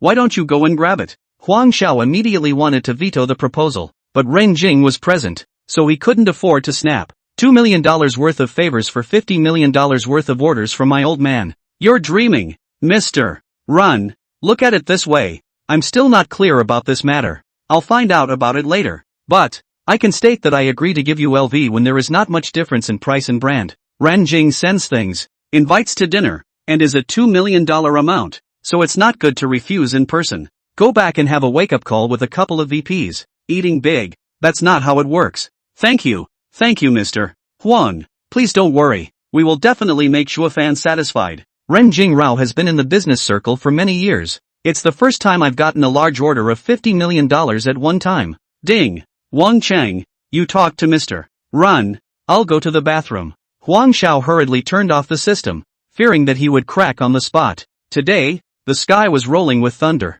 and his intuition told him that Ren Jing was the ultimate big boss. I haven't promised you yet. You like a fool. Flush the toilet and turn on the system. Target favorability of 90 detected. Rewarding Westside 1000 Elephants Mall. 1,000 elephants. 1,000 elephants. Huang Zhao's hand shook like a sieve as she clicked on the search. 1,000 Elephants Mall's financial chain has broken. Suspending construction. With a projected shortfall of $800 million. 1,000 Elephants Mall's financial chain has broken. Suspending construction. With a projected shortfall of $800 million.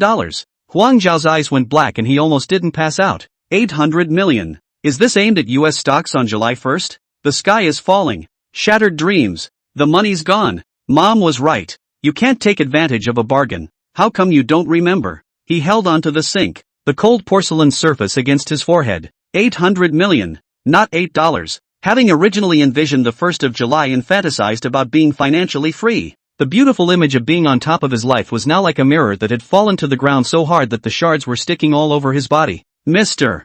Huang, are you not feeling well? Wang Qing sent a message when she saw that Huang Xiao hadn't come out after going in for 10 minutes. Huang Xiao had a hard time getting his strength back and washed his face with water. Look at yourself in the mirror. Dawn, work on it. Walking out of the bathroom, Ren Jing and Wang Qing were waiting outside with anxious faces. It's okay. Suddenly I got a little dizzy. Maybe a little hypoglycemia. Huang Xiao explained the reason for her pale face, then got on the elevator without a word. Until the afternoon near the end of the day, Huang Xiao did not leave the office half a step, full of 2 words. Earn money. The phone rang again, and Huang Xiao gritted her teeth and picked it up. The opposite party sighed in relief. Mr. Huang, your call finally got through. Who are you? 4 people who asked for money from him. Huang Xiao was not willing to give any good face at all. I'm from the Xiqing district government in charge of the 1,000 Elephants Mall. Zhang Bin. Mr. Huang, do you see when you have time? Huang Xiao looked at the time and tried to use a stalling tactic. His opponent didn't even give him a chance. Mr. Huang, I happen to be at the Science and Trade Building. Are you in your office? Why don't you just say you're squatting in front of my office? I am. Knock knock. The knock on the door sounded. Huang Xiao bitterly smiled.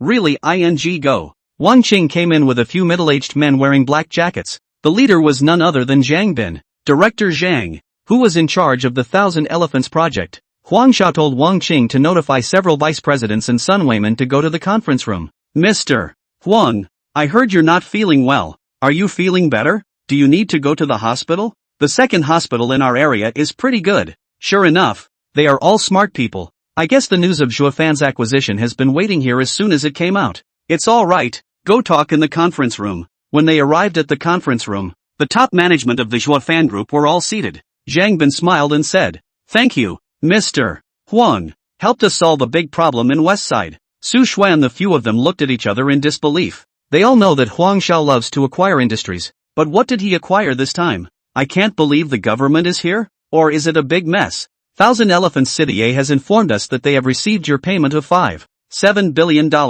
And now, the 1,000 elephants are all yours. We're here today to ask when you're going to restart construction. When will the migrant workers be paid? Ah. In the conference room, all the executives were stunned. Huang Xiao. Mr. Huang, have you taken the wrong medicine? What's the point of picking up a dead building? Chapter 56, this kid really knows his stuff. 800 million. The executives of Draven couldn't help but swallow hard. The owner is trenchant, angrily dropping $5 billion to save the rot. Cough, cough. Huang Xiao coughed lightly twice. Director Zhang, the $800 million of special funds you mentioned. No problem. Zhang Bin heard, immediately smiling. This money is in place. All the problems are solved. Trouble can turn into a heavenly political achievement. But well, $7 billion just went through, and the remaining $800 million won't arrive until July. Zhang Bin's heart thumped, but on second thought, the money cannot run away anyway. Late is late. Mr. Huang, then let's make a deal in front of so many people present. Your funds arrived at the beginning of the month. We'll go back and calm the folk down, and your construction company can move in tomorrow. Okay, Mr. He, Mr. Ling, Mr. Sun, starting tomorrow. Zhuofan Group has officially taken over the Thousand Elephant City project. After the meeting adjourned, he took the Leap Gym and the Little Fresh Cafe. The incorporation of the ancient tree tea house into the group was left to Sun Weiman and Juliana. Huang Zhao's behavior of this kind of motionless acquisition seemed completely numb in their eyes. What can't a master who can take on a project like Thousand Elephant City do? When I got back to the hotel, I saw $125, 478 lying on my bank card. That's a lot of money. It took away his appetite for dinner. The only thing I'm happy about is the doubling of physical fitness. Along with fighting proficiency, it gave him an illusion. I can hit 10. As for the idea of being a ducky, he discarded it outright. What was originally a joyful thing that turned into a transaction is missing a bit of meaning. Good sense. Can't go up to 90 easily, but it's hard not to think otherwise now that you're in the position you're in. Pretending to be poor to attract gold-digging women. Forget it. Licking dogs. No good can come of it. Unicorn gave quite a few skills. Is he implying that using talent is better for you? There are still gifts for not meeting in person. So what else is there to do besides live internet streaming? Huang Xiao set a rule for himself. From now on, adhere to the 4 principles of scum: no initiative, no refusal, no commitment, no responsibility, no meeting unless necessary. Just get to 70 in favorability. What's the point of having so many cumbersome industries? Now is not the time to get hung up on the method. Get some presents, make up the deficit, then fill up the wallet again. No money in the bag, no money in the mind. Opened the short video platform and added Pepper's WeChat. Just applied and Pepper agreed in seconds. Xiao, you're so calm. What took you so long to add me? Hey, I'm running a takeout delivery, so how can I have time to play with my cell phone? You made over $1 million a few days ago. Why are you still running a takeaway? Come to our company. Operations is interested in you. Want to come and talk? Honestly, I'm really not interested in joining any guilds. I'll just play around. Tell you what, let's meet and talk. Pepper Good Sense 72. Cannot spend money. A cup of tea $8. Please, she is 80. This would be great for another meal. Got to run for 2 or 3,000. It's not that you can't afford it. It's mainly that you don't want to pay it. That. I haven't been paid. Yet. He cheekily knocked the words out. Cut. I thought you didn't want to see me. It's okay. I'll treat you. I'll send you the address. Speeds up. Sis is hungry. We still have to broadcast live tonight. Unlike online vitriol, this little Pepper is kinda brash. Luckily, I didn't throw away my little donkey, so I put on my yellow robe and headed to Samuel's skewer shop. Just as I entered the store, I saw a hand waving in the crowd, like a signal tower. A loud female voice came. Brother Xiao, over here, over here. Huang Xiao clutched his helmet, hemmed and hawed, and trotted over to him. Pepper? Ah, it's me. I'm Li Xiaojiao, 26 years old. You can call me Sister Jiao. I'm 28. Link for caliber? Grind. If you're told to call yourself Sister Jiao, call yourself Sister Jiao. The little chili peppers are really hot enough. Sister Jiao, keep your voice down. It's not nice to talk. The two sat down and Li Xiaojiao opened 2 bottles of beer and handed one to Huang Xiao. Do you have any talents? Talent? There is. What's the talent? Li Xiaojiao took a bite of her food and squinted at Huang Xiao. Does piano, singing, tea ceremony and English count? Piano and singing is okay. You don't sell lessons. And tea English is. What's the level? Don't brag about it. Huang knew the system's skills, except for the English language has not been shown. He also didn't know just how powerful the system said the proficiency was. Anyway, these skills are, in his own words, innate. It should be okay. Your model sisters. Are they in private contact? Hey. Li Xiaojiao suddenly stared at Huang Xiao and laughed thievingly. Hey. I realized that your kid's body is really good. 9. I'm friends with them. A friend? A friend who swiped over $2 million for you? A good friend who fights with his life. I guess. Cut the crap with me. Huang Xiao was momentarily speechless and could only laugh dryly. You're on tonight too. Play together. I'll look at your stats and point you in the right direction then. Good. What's the point of having a face when you've chosen to ask for money? Li Xiaojiao's words woke him up. Live talent show this road. Seems to work. Chairman Dravan himself went down to PK? Meh. That's too much of a drop. Piano? It's in the suite. A top-of-the-line KTV system? Also available. Try the water tonight. Circle of friends? Can't post anymore. It's too deliberate. Back at the hotel, Huang Xiao asked the housekeeper to move the piano to the floor-to-ceiling windows. As Li Xiaojiao had said, the glittering night scene of Hibiscus City is his best backdrop. At 9 o'clock, Li Xiaojiao's call came. Dawn, I took the night off and will be your field control for the day. Keep an eye out for my messages. Sister Jiao, it's too much trouble. It's okay. Sis sees you as a good boy. Have you rented a hotel yet? Let's try it tonight. If you're okay, hurry up and sign with a company or the fees will be too high. It's okay, my classmate's hotel. It's not expensive. Okay, start the show. Let's start with a couple of takes. And remember, they have to be takes. Don't turn it over. I've informed the fan base. They're all coming to support you. OJBK. Adjust the lighting, the angle of your cell phone. Huang Xiao tapped the on button. Li Xiaojiao clicked into Huang Xiao's live broadcast. In the live broadcast room, Huang Xiao, dressed in straight formal attire, sat quietly in front of the piano. The light spilled over the side of his face, outlining the angular contours. The floor-to-ceiling windows behind us show the glittering night view of Hibiscus City, illuminated like a river of stars hanging upside down. It mirrors his quiet demeanor. Li Xiaojiao looked at the screen. Her breathing slowed down a few beats, and a hint of infatuation showed in her eyes. She unconsciously murmured, if only you were really a rich man. A strange sentiment spread in the bottom of his heart, and Pepper's favorability quietly rose to 75. Slender fingers leaping on the black and white keys, Huang Xiao gently played a few tones.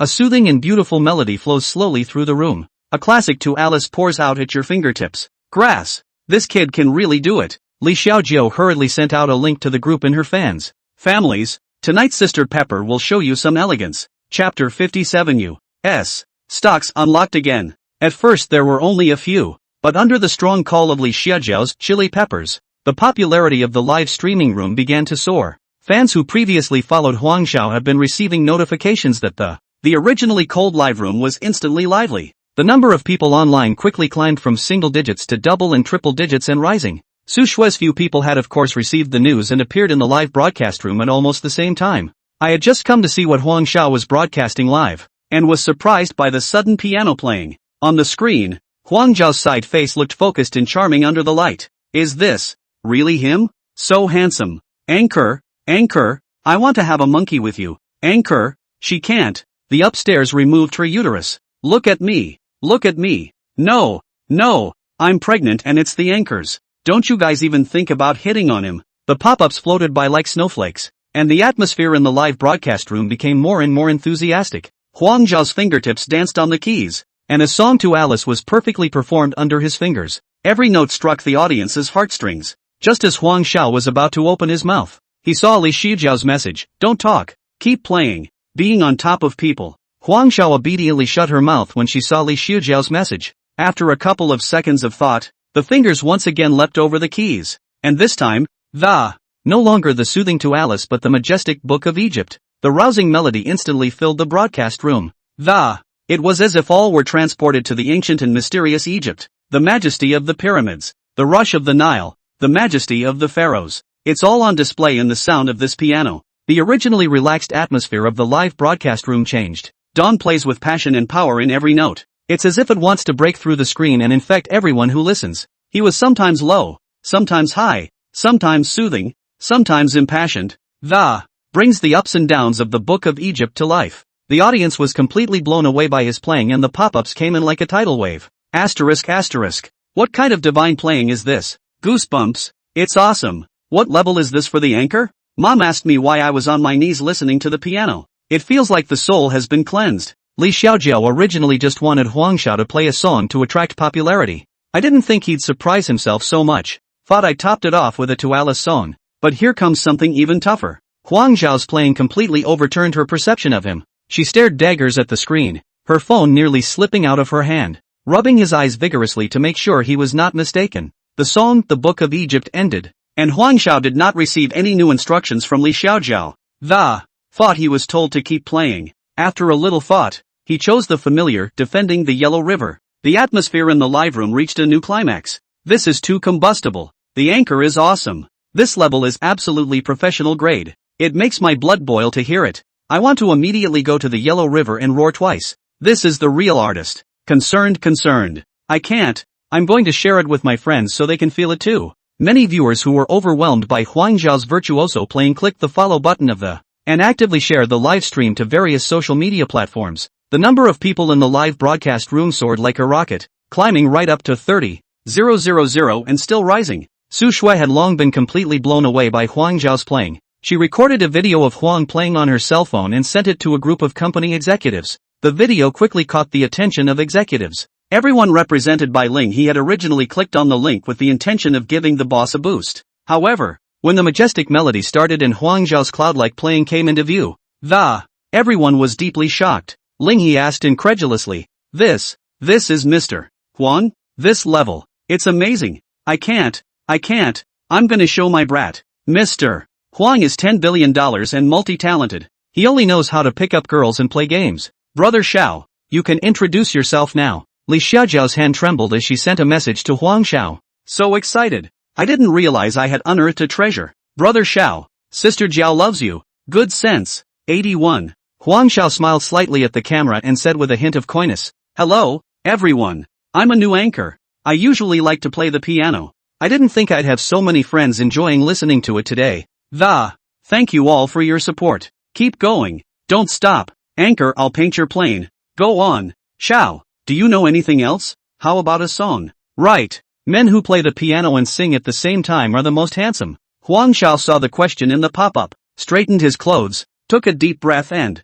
Young said to the camera, A multitude of people are grateful to meet you. A song the one for you in front of the screen. How clear my sky is. Transparent promises are an air of the past. You're the one holding my hand, but you can't see your smile. Has a star changed its heart? All the wishes of the past have been discarded. I can't breathe these days. Even your own shadow wants to run away. Baby, you're the one. It was as if an invisible hand had pressed the mute button. In the live broadcast room, more than 30,000 viewers held their breath and quietly listened to the beautiful melody. The men thought of the favorite woman in their hearts and the women thought of the favorite man. An unspeakable feeling of emotion welled up in everyone's heart. And Su Shui and Li Xiaojiao, who knew Huang Xiao, were even more shaken, and through the song, feel the deepest emotions within Huang Xiao. The song, sung by none other than myself. Huang Xiao sang for her. After the song, a series of crisp dings sounded in my head. Huang Xiao didn't move and continued to drink water, inwardly excited. Vivian Zhao reaches 100 goodwill for all four, and the US stock unlocks 5%. Next month, one can still be a rich man. An unholy system message breaks the harmony. Huang Xiao couldn't help but frown as a wave of doubt surged through her mind. Li Xiaojiao's good sense has reached 95. Sister Jiao, you're a gold digger. How can you like a takeaway boy? Luckily, it just rewarded a live company. A live streaming company. It's not going to cost me hundreds of millions. Unlocks the skill violin mastery. Huang Zhao's song ended, but the live broadcast room fell into an eerie silence. A few seconds later, a pop-up slowly floated by. Usually you people, look twist and ask crazy bounty, how to meet the really awesome. Instead, you're not moving? Come on, I'll make a sample. Immediately afterward, 3 bright red sports car effects whizzed across the screen. This pop-up was like a thunderbolt that woke up the intoxicated crowd in the live broadcast room. Yeah, and you have to buy a ticket to see a circus. The anchor sings so well. Must reward. ****, I was so blown away I forgot to swipe my gift just now. For a while, all kinds of gift special effects exploded on the screen. Lingyi and a bunch of executives rubbing their hands together. With us. Who are you little party animals? Chapter 58, Exploding. Collecting 52 million wildly. The first real live broadcast. Huang Zhao's mind went blank. Gifts are inexplicably swiped up. One by one. The Wazi gift effects appear in the screen. Will be on top of the world? It was Ling He. Huang Xiao instantly realized. You can't point it out at this point. Pointing it out puts Ling He and others who know him on the shelf. He thought for a moment, his fingertips jumping over the keys as a relaxing rendition of colorful clouds chasing the moon flowed out. Li Xiaojiao looked at the gifts flying all over the sky, and her heart was happy. Live broadcasting is all about money. It's a good thing when people send gifts. The song The One made her heart flutter, and with her favorites soaring, she decided to give the handsome delivery boy a big wave. Tonight's top spot has to be Sister Jiao's. Stimulating stimulus spending. Thinking of this, she domineeringly tapped out a line on the public screen. I'll take the top one tonight. Su Shui, He Jieqi, Qin Yusin, and Julina saw Li Xiaojiao's declaration. The moment he sat down. Lingy brush on the brush. You a small neproots in the yellow total live room hair, what upside down? Do you really think I'm a fake? Top one. I'll take it. Old Sue. Better let me have it. What's the point of wasting words and getting a high mouth? Come on. Brush it up. Don't let me look down on you when you're done in 2 minutes. The tourists got excited as they watched the live woman and a group of big brothers strangle each other. The number of people online in the live room shot up to 100,000 plus. The bank card arrived in the amount of $300. Bank card arrived at $200. Constantly receiving text messages of arrival. Huang Xiao is intoxicated. Brother Tuanzi, I was wrong about you. If your old man doesn't push me, I really don't know that money is so good. This lively scene was not expected by Ling He, and he could not help but shake his head and laugh bitterly. The original intention was only to show loyalty, but I did not expect that it would lead to a war.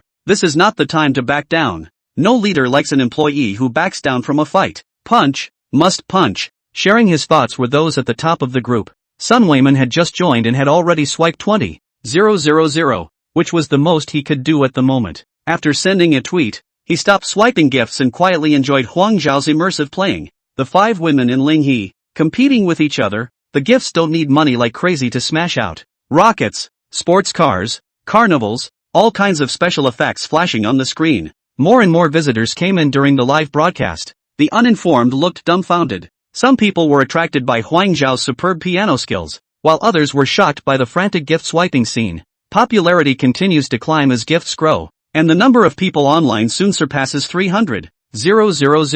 The number of followers has also surpassed 200,000 fans. Xiaoguo's live broadcast, Hurricane, ascended to the number 1 position on the hourly list. At the end of the 3 songs, the rebate amount had exceeded $50 million.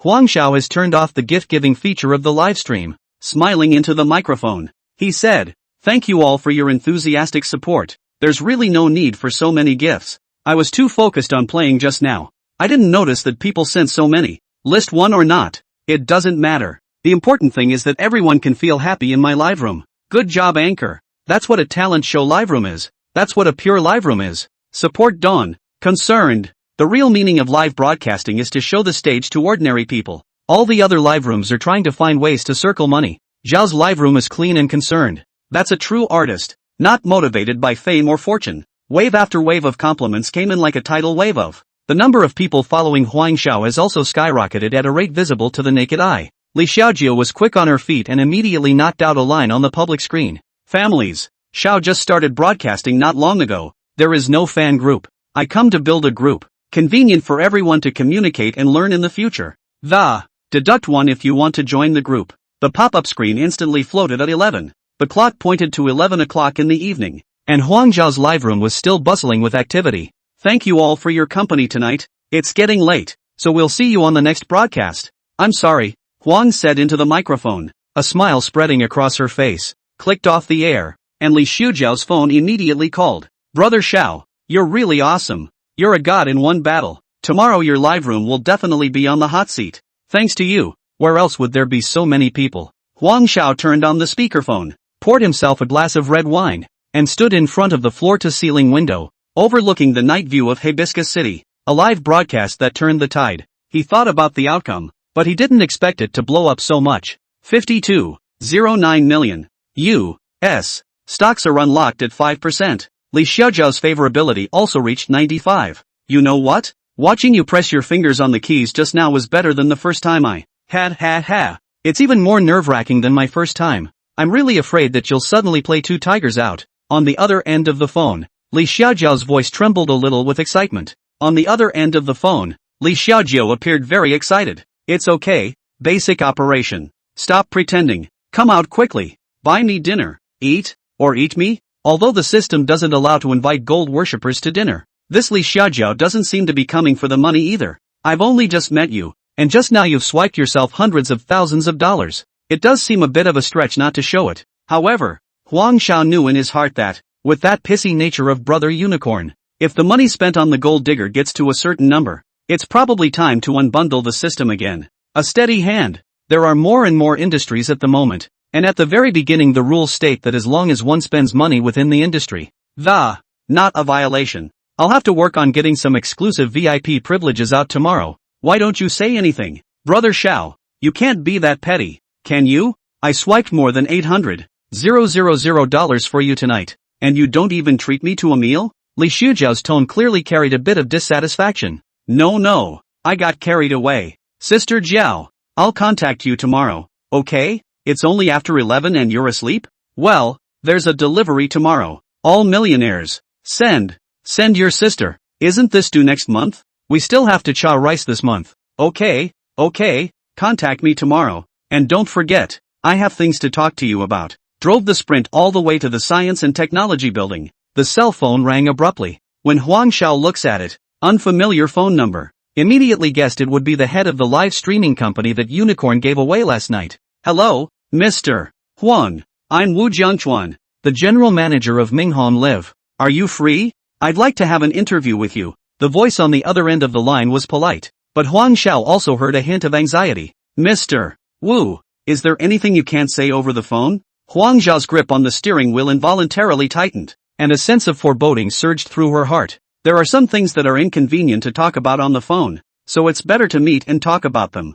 Huang Xiao hesitated for a moment, but finally agreed. Well, you can meet me at the Science and Trade Building Yovan Group. Hanging up the phone, Huang Xiao's heart sank. He vaguely felt that he was afraid that this meeting would not be as simple as he had imagined. Before, it was all about asking for money. This time you don't want money, you want a meeting? What can't money fix? Chapter 59 Brother Unicorn is being punked? Sun Weiman walked into the office holding a stack of papers. Mr. Huang, the financial information of the several stores that will be merged into the group has been brought. Ancient Tree Tea House, 2 acres, 3 floors, 200 SQ foot, a GM, 10 waiters, 8 tea masters. If it weren't for the fact that the land is its own, I'm afraid it would be difficult to support it on its running water alone. Sun Weiman took out a copy and handed it to Huang Xiao. And then there's this, the gym and the cafe, which are actually operating in a worrying way. Huang Xiao took the information, scanned it, didn't read it, and, anyway, listening to Sun Weiman that means it's a mess. But, it didn't do much good. Can I not? But since business results are bad, adjustments must be made. Recently, the company expanded too quickly and another group of people left the management. The personnel side of the organization is still overstretched, although it is being filled in one by one. The good thing is that TechMart is a mixed-use shopping mall, so it's not too difficult to attract people from all walks of life, as long as you keep your hands to yourself in the meantime, and don't get involved with women. When the group's on the right track, not much of a problem. Notify the executives that the meeting is in 10 minutes. 10 minutes later, the conference room. Mr. Sun, introduce our daily expenses now. Yes, Mr. Huang. Sun Weiman cast the group's expenses for the last half month on the big screen. Employee meals, 30 per person, to be contracted to the CNT cafeteria on the 7th floor. It's a 10% savings from before. Hospitality, 47 million spent in half a month, with some not yet accounted for. Maintenance costs. After listening to Sun Weiman's report, Huang Xiao's palms were sweating. At this rate, margins will be lucky to go up another 5 points. I have an idea for you all to mull over. Huang Xiao tapped the table lightly. A dozen or so executives immediately sat upright. Notebooks open, pens in hand ready to record. In the future, the reception will be all in our own store. Jovan's Catering, 28 outlets, Little Fresh Cafe, and Staff Cafeteria. Use it. Leapfrog Gym, think of it as our in-house gym. Meta Clothing, the grassroots staff uniforms are completely optional. There's no need to necessarily use a major international brand. Wang Hai excitedly slapped his thigh. Mr. Huang is wise. I've wanted to do this for a long time. I'm going to work on a marketing program to pull in all the merchants and customers of the Como. That's right. Fertilizing the market. Expanded customer resources too. Jarina chimed in. Marketing and PR can implement this. After the discussion, everyone integrated and adjusted Huang Xiao's program, and Huang Xiao signed it to form a document. After leaving the conference room, Wu Jiangchuan was already waiting respectfully outside the chairman's office. "You're Wu Jiangchuan." Across the room stood a tall, thin young man, wearing a pair of glasses, svelte. "Yes, Mr. Huang. Are you Mr. Huang?" Wu Jiangchuan bowed and asked. "Well, go into the office and talk." Huang Xiao nodded. "Wang Cheng, make a good pot of tea." Wu Jiangchuan's but just dipped into the chair, and he couldn't wait to speak. "Mr. Huang, there is a matter of great urgency that requires your decision." "Oh, what's the matter? Short of money?" Wu Jiangchuan hurriedly nodded his head and shook it again in quick succession. "If you were just short of money, with your skills, it would be a piece of cake. Yes, it's the company's first line of anchors who heard you took over the company and are leaving. Just leave. Just hold up a few more. Won't that be enough?" Huang Xiao poured Wu Jiangchuan a cup of tea, said with a relaxed face. "Mr. Huang, if you think that first-tier anchors are that good to train, I'm not in a hurry. It took us 3 years and tens of millions of dollars to make these 2 anchors famous. If they leave, we're finished at Minghong." As soon as Huang Xiao heard it, he realized that it was the ex-boss's doing. Seeing that the contracts of the 2 first-tier anchors are about to expire, and they've made it clear that they won't sign, just sell the company to Brother Unicorn. However, there was no way that Brother Unity didn't know what this old fox was planning and bought the company. Then there was only one explanation. Its old man was setting him up again. These 2 anchors, they have to be retained. Somehow, at least make sure that their departure won't hurt Akihiro's vitality. Where are the other anchors? Any of them want to leave? From what I understand, most of the anchors are planning to follow them. Chances are you've been scammed, bought an empty shell. How long before their contracts expire? Huang Xiao asked with a frown. Needless to think, if Minghong yellow, the system will certainly be obliged to unbundle the. Not a bit of negotiation will be given. It's fine if it's any other type of company. Naya, a live streaming company. The chairman of the board is personally asking for food? Let the gang from Zhuo Fan Group pay attention to the reward? 1 month to go. I'll be at the office this afternoon for a meeting and inform everyone that they must be present. Okay, Mr. Huang. They may not be very manageable. You have to be somewhat prepared. As Wu Jiangchuan was leaving, he gave Huang Xiao a heads up. The live broadcasting company. By the way, I have to invite Li Xiaojiao to eat today. Wang Cheng, does the group have a VIP card? Mr. Huang, the merchants in the mall have provided us with discount cards. Which brand do you need? Seeing that Wang Cheng misunderstood, Huang Xiao explained. Prepare 50 Zhuofan Group VIP cards, with the card restaurant chains, cafes, gyms, and metas. A year's worth of fees are waived. Understood. The group office has blank cards. Just fill in the information and notify the stores. Okay, give it to me at noon. Call Li Xiaojiao. We are going to have a barbecue dinner at the restaurant chain Tuanchi Bazi. Gotta say hello to the guys at work, and when they see themselves bringing someone to the store, they must pretend they don't recognize them. If she meets with a gold-digging woman like Zhao Huimin, she can't afford to be a nymphomaniac. He was about to go to a meeting in Minghong when his dad, Huang Dezheng, called. Huang Huan finished her college entrance exam. Tomorrow she'll come to Rongqing with Huang Yang to look for you. What's Huang Huan doing here? Nonsense. She came to see her brother. What reason does she need? You guys, take care of your sister. Let her work if she wants to. I'll remind you. Man, you can't eat soft food. You take care of yourself. A soft touch? What does dad mean by that? Huang Huan coming to Rongqing is a ing time bomb. Got it. Live in front of her and ask Li Xiaojiao to teach her on-the-spot control. That way, she'd know Lao could make money, and she'd go home and tell her mom and dad. The source of the money explained through Huang Yang. Try sending him to Meta. Hey, it's a mistake to buy a small house. Where will Huang Huan live? It arrives tomorrow, so it looks like I'll have to go back and rent another set. A big one. Still need to get a piano, violin. Unfortunately, the presidential suite at Heaton's won't be available anytime soon. Leave these things to Wang Qing. Huang Xiao drove to Minghong's company. Minhan is on the west side, above the shades of Green Mall. Parking the car, Zhao Kai's BMW 740 was actually parked here. Without much thought, a message was sent to the legal department. Hold the people involved accountable as soon as possible. I'm waiting for the results. Chapter 60 Woolly Moon. Into the elevator. Huang Xiao heart straight into muttering. Never hand cheap to open the panel. These female anchors. I'm guessing there's no one left to save. Minghong Live Company occupies an entire floor of the Green Mall,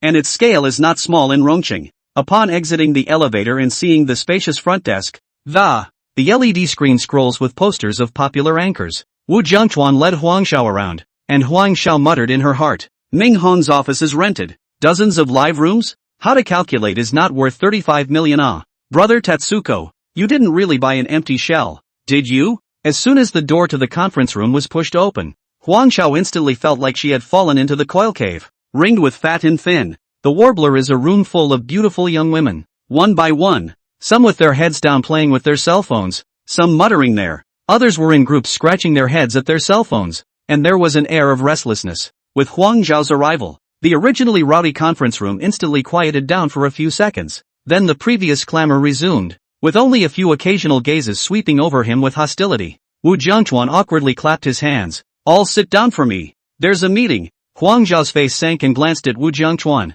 On this management ability, the anchors want to go. This Wu Jiangchuan himself probably cannot get out of it. This is the new boss of our company, Mr. Huang, who is also the chairman of Zhuofan Group. Wu Jiangchuan introduced with a smile on his face. Hearing Wu Jiangchuan introduce himself in this way, Huang Zhao's feelings towards him fell to the bottom. Are you digging a hole for me? What do you want by mentioning Draban on purpose? Sure enough, once these anchors heard the word Zhuofan, their eyes lit up and stared straight at Huang Xiao. Mr. Huang, are you going to give us a raise when you get here? Zhuofan Group, isn't it the one that broke out on the internet a few days ago? The one where the chairman delivers takeout? I heard that the chairman is a puppet, a delivery boy. Ha ha, laugh me to death. Our Minghong is being bought out by a takeout boy? Without changing his face, Huang Xiao pulled out his chair and sat down firmly. Eyes swept over the faces of these anchors. A minute passed and he didn't say a word, just watched them in silence. These anchors were looking at him with their hearts in their mouths, and their voices were getting smaller and smaller as they spoke. The atmosphere of the entire conference room became tense. Only when everyone shut their mouths did Huang Xiao speak up nonchalantly. What's the matter? Enough said? Can it be my turn as the new boss to say something now? Seeing that the people below were obediently seated, he continued. Anchoring, as a profession, it's a career that can only be eaten with youth. I know what's in your hearts. What does a live broadcast company do? It's a place to help you realize your dreams. Let me just ask you this. How many of you here graduated from a proper university? What can you do when you leave the booth? College students are still working hard, and you're feeding off the internet bonuses. Still trying to smash the platform bowl? What Huang Xiao, do is not your concern? I heard from Mr. Wu that there are some among you who want to go to other platforms for development. If you want to go, just go. Huang Xiao, won't stop you, but let me remind you, there are many examples of failed job hopping. You were treated like a treasure at Minghong. It's hard to tell when you go somewhere else. Huang Zhao's brief words were like nails hammered into the hearts of everyone present. Some people heard the warning, while others felt a burning pain in their faces, especially Zhou Zhou and Yang Na. They are Wu Jiangchuan's mouth. The company spent several years and resources to bring up popular anchors, each with millions of fans. When she heard these words from Huang Xiao, her face changed, ashamed and annoyed. Mr. Huang? Yang Na sneered, not even raising her eyelids. Mr. Huang, that's not right. Every industry has a dividend period, and is it wrong that we ate it? Count on it. She's also a multimillionaire, and she's never been the only one to teach others a lesson. Boss?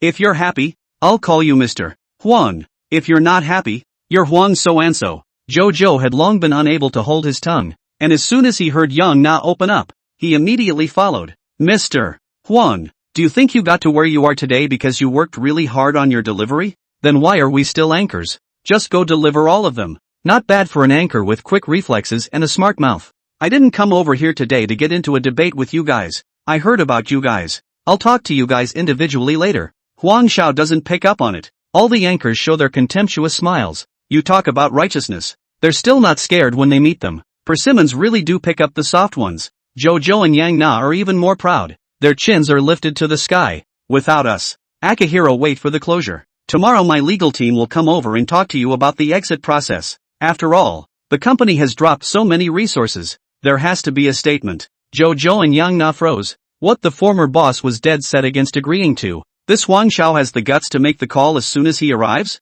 Fine. We'll come back tomorrow. We'll broadcast the evening live as usual. The two of them carried their bags and towed out the door. During the termination period, your live broadcasts are off the air for now. Like a thunderbolt, the complacency on Zhou Zhou and Yang Na's faces instantly solidified. It was like having a pot of ice water thrown over my head. Huang Xiao didn't even look at them and turned his head to scan the other anchors. Any of you who still want to terminate your contract, we can talk together tomorrow. But I advise you, Think about it. You can't even get resources in Minhong. Jumping ship and flying high? Now that the two big anchors are gone, the company will surely pick someone among you to focus on. Opportunity. Not every day. After that, he got up and left the conference room without looking back, leaving the crowd staring at each other in disbelief. Minds were each playing a little game. I had just entered the underground garage to get into my car when I heard noisy voices coming from outside. Looking up, Qian Liang, Zhao Kai, and Wu Qingfeng, three of them, talked and laughed as they walked past the car.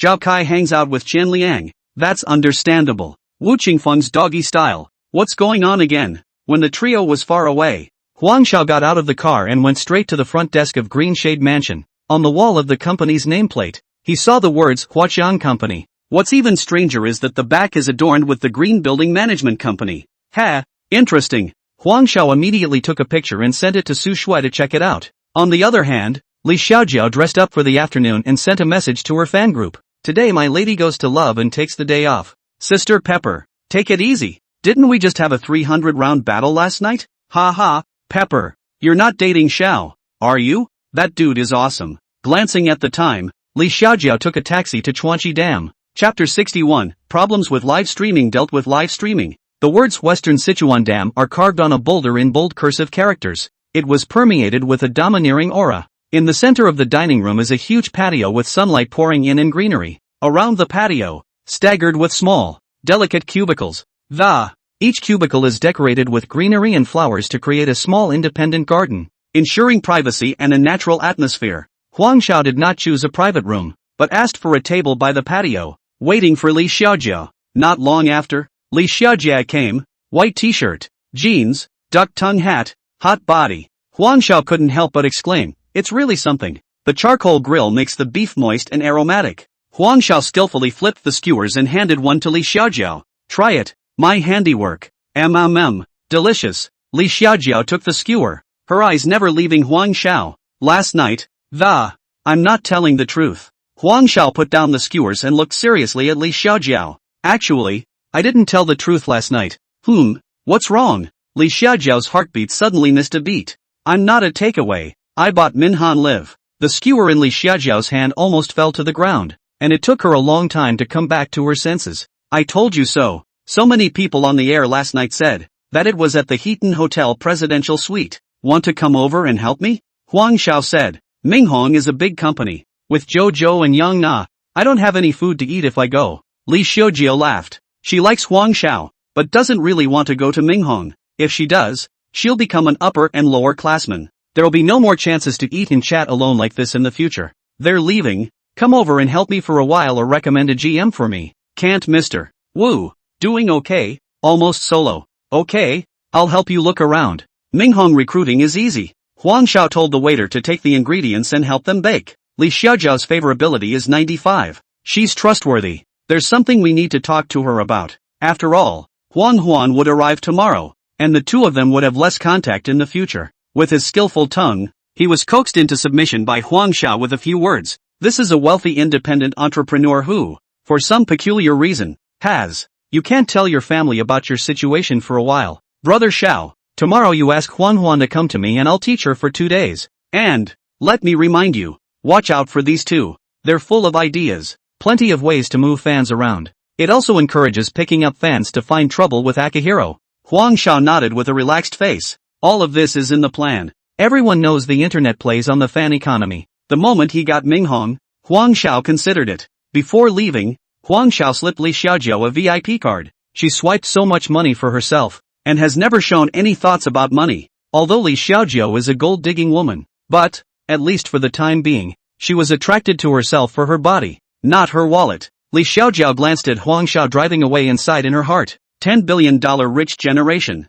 I have no background and no talent, just with a force of spunk and good luck to make a living on the internet. But, it wasn't in her character to not take advantage of an opportunity. Minhong has a problem. How can you also have to pull a hand? Suetsu sent a message and a picture. Yi Song, Wu Qingfeng and other leavers, who are now working for Green Source Management Company. The owner is Qian Liang. In the photo, Green Source Mall is giving a welcome to Qian Liang. Qian Liang stood on the podium, standing on the stage, holding a microphone. His intentions flying. West Side, Thousand Elephant City. It makes sense that Tadako arranged it. I just transferred $8 million in equipment payments from Leapfrog, and I have over 42 million left on my card. I'm not going to be on the air tonight to save people from saying I'm not doing anything serious all day long. It's also time to buy a suite in Rongqing, and live in your own house for peace of mind. Real money buys the heart. I was just getting ready for an early night's sleep when the phone suddenly rang. Mr.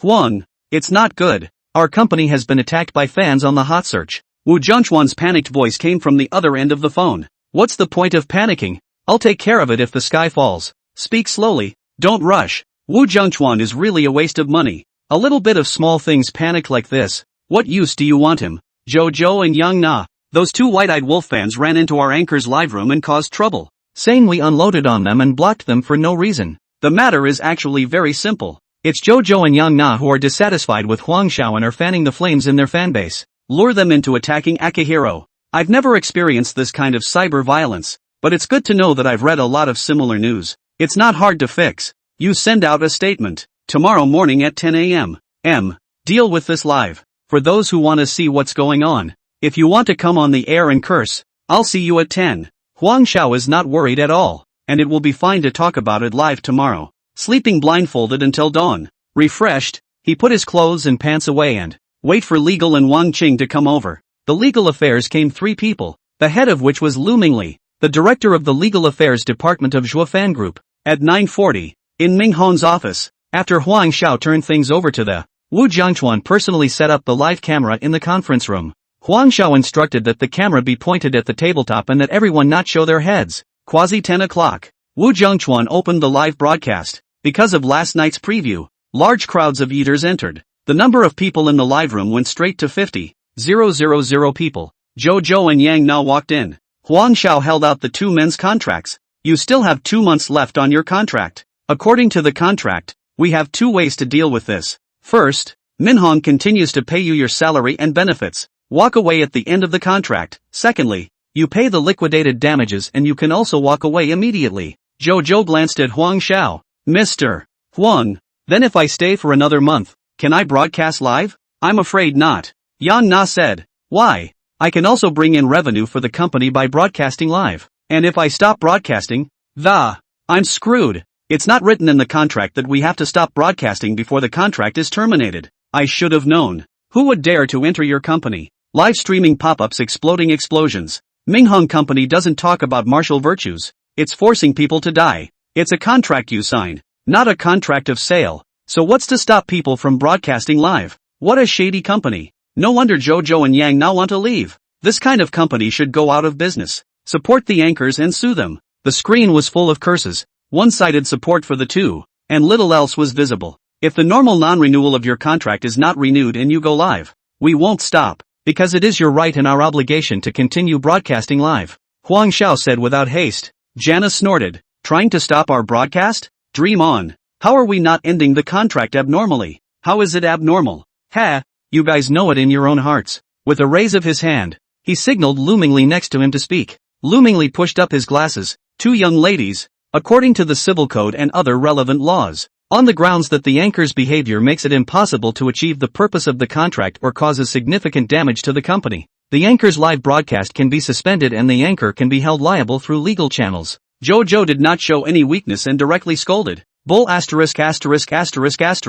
We have long told Mr. Chen to leave. You're the one who took over the company. It's none of our business. You're the one who made a fool out of yourself. And you want to blame us? Chapter 62, Born a Minghong's man, died a Minghong's ghost. Good scolding, rightly scolded, speaks my mind. That is, having been the wrongdoer yourself, you have to block the path of others. I feel sorry for Jojo and Yang Na. It's really bad luck to have such a boss. Suggesting that the owner of Minhong check out Lin Yao Yao from just 30. Learn how to be a good boss. Wu Zhengchuan looked at the densely packed curses in the live broadcast room. His face was almost green. Hands trembled as he was about to turn off the comments. Don't shut it down. Let people talk. Freedom of speech as long as there are no laws involved. Huang Xiao stopped him. With Huang Xiao's move, some different voices immediately appeared in the broadcast room. There's something about this boss. How dare he open up the comment section? Not afraid of being sprayed to death? Upstairs? Not so fast. What if it's staged?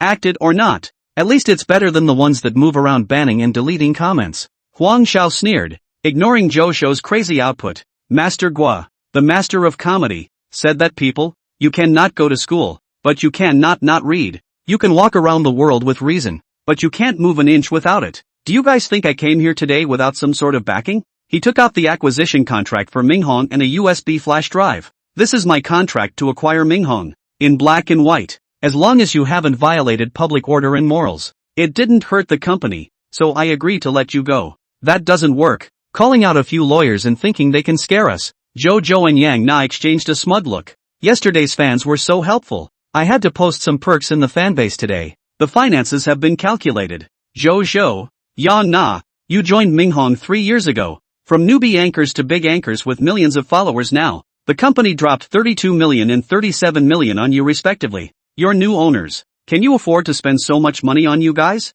Every one of your fans now is money piled up. Why did Mr. Chen sell Minhong? You really don't have a clue? It's none of my business. It's not like we're begging the company to throw resources at us. It's not because we have potential. Otherwise Chen would always be a cutie. Yang Na ruffled her hair with a disdainful face. Zhou even cackled strangely. Mr. Chen won't quit because of the two of us. And the company went out of business, right? That's why you sold the company? That's right. It's because you jumped ship for no reason that the company lost its investment. That's why he had to sell the company. I urge you to think about what else you can do without being an anchor. Huang Xiao still wants to fight a little more. After all, mature anchor is not easy to find. Oh, we quit and make enough money. The netizens in the live broadcast room heard the flavor and split into two factions, with pop-ups pouring down like a waterfall. Asterisk, so that's what happened. No wonder it's so arrogant. I told you, there is no anchor who has enough to do to jump ship. There must be a golden master father behind. It's also too disgusting.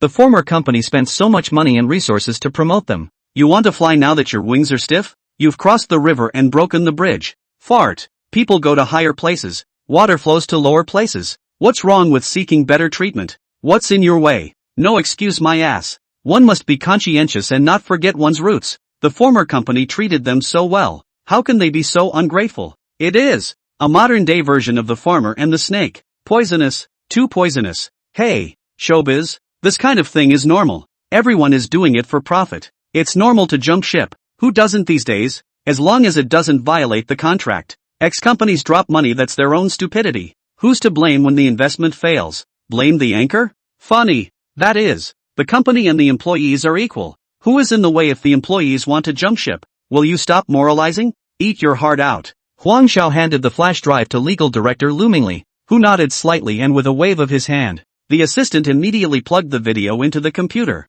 while the live camera was aimed at the giant screen display in the conference room. Click to play. In the video, in a cafe, Zhou and Yang Na were talking to a man with an excited face. After audio stripping, every word they said was nakedly exposed to the millions of netizens on the air. In there, it's flip-flopped to one sentence. Lin Run Live is scooping them up for $8 million a year. 60% split on endorsement fees and 50% split on bandwagons. The condition is that at least 60% of Minhong's fans must be taken away. The two men agreed and signed an agreement that the man transferred $2 million to each of them on the spot. Huang Xiao sneered and snapped to stop the video. That's a hell of a calculation. Forest Run. We spent $67 million to train our anchor, and they want to whore it out for nothing? It's not even enough to pick the peaches. You have to dig up the roots. Zhou, Jana, what is your behavior? What's in the way of me leaving you and signing a contract with a new company? Zhou stalked his neck and screamed. Lumingli took over the conversation. Of course you have no problem signing the contract.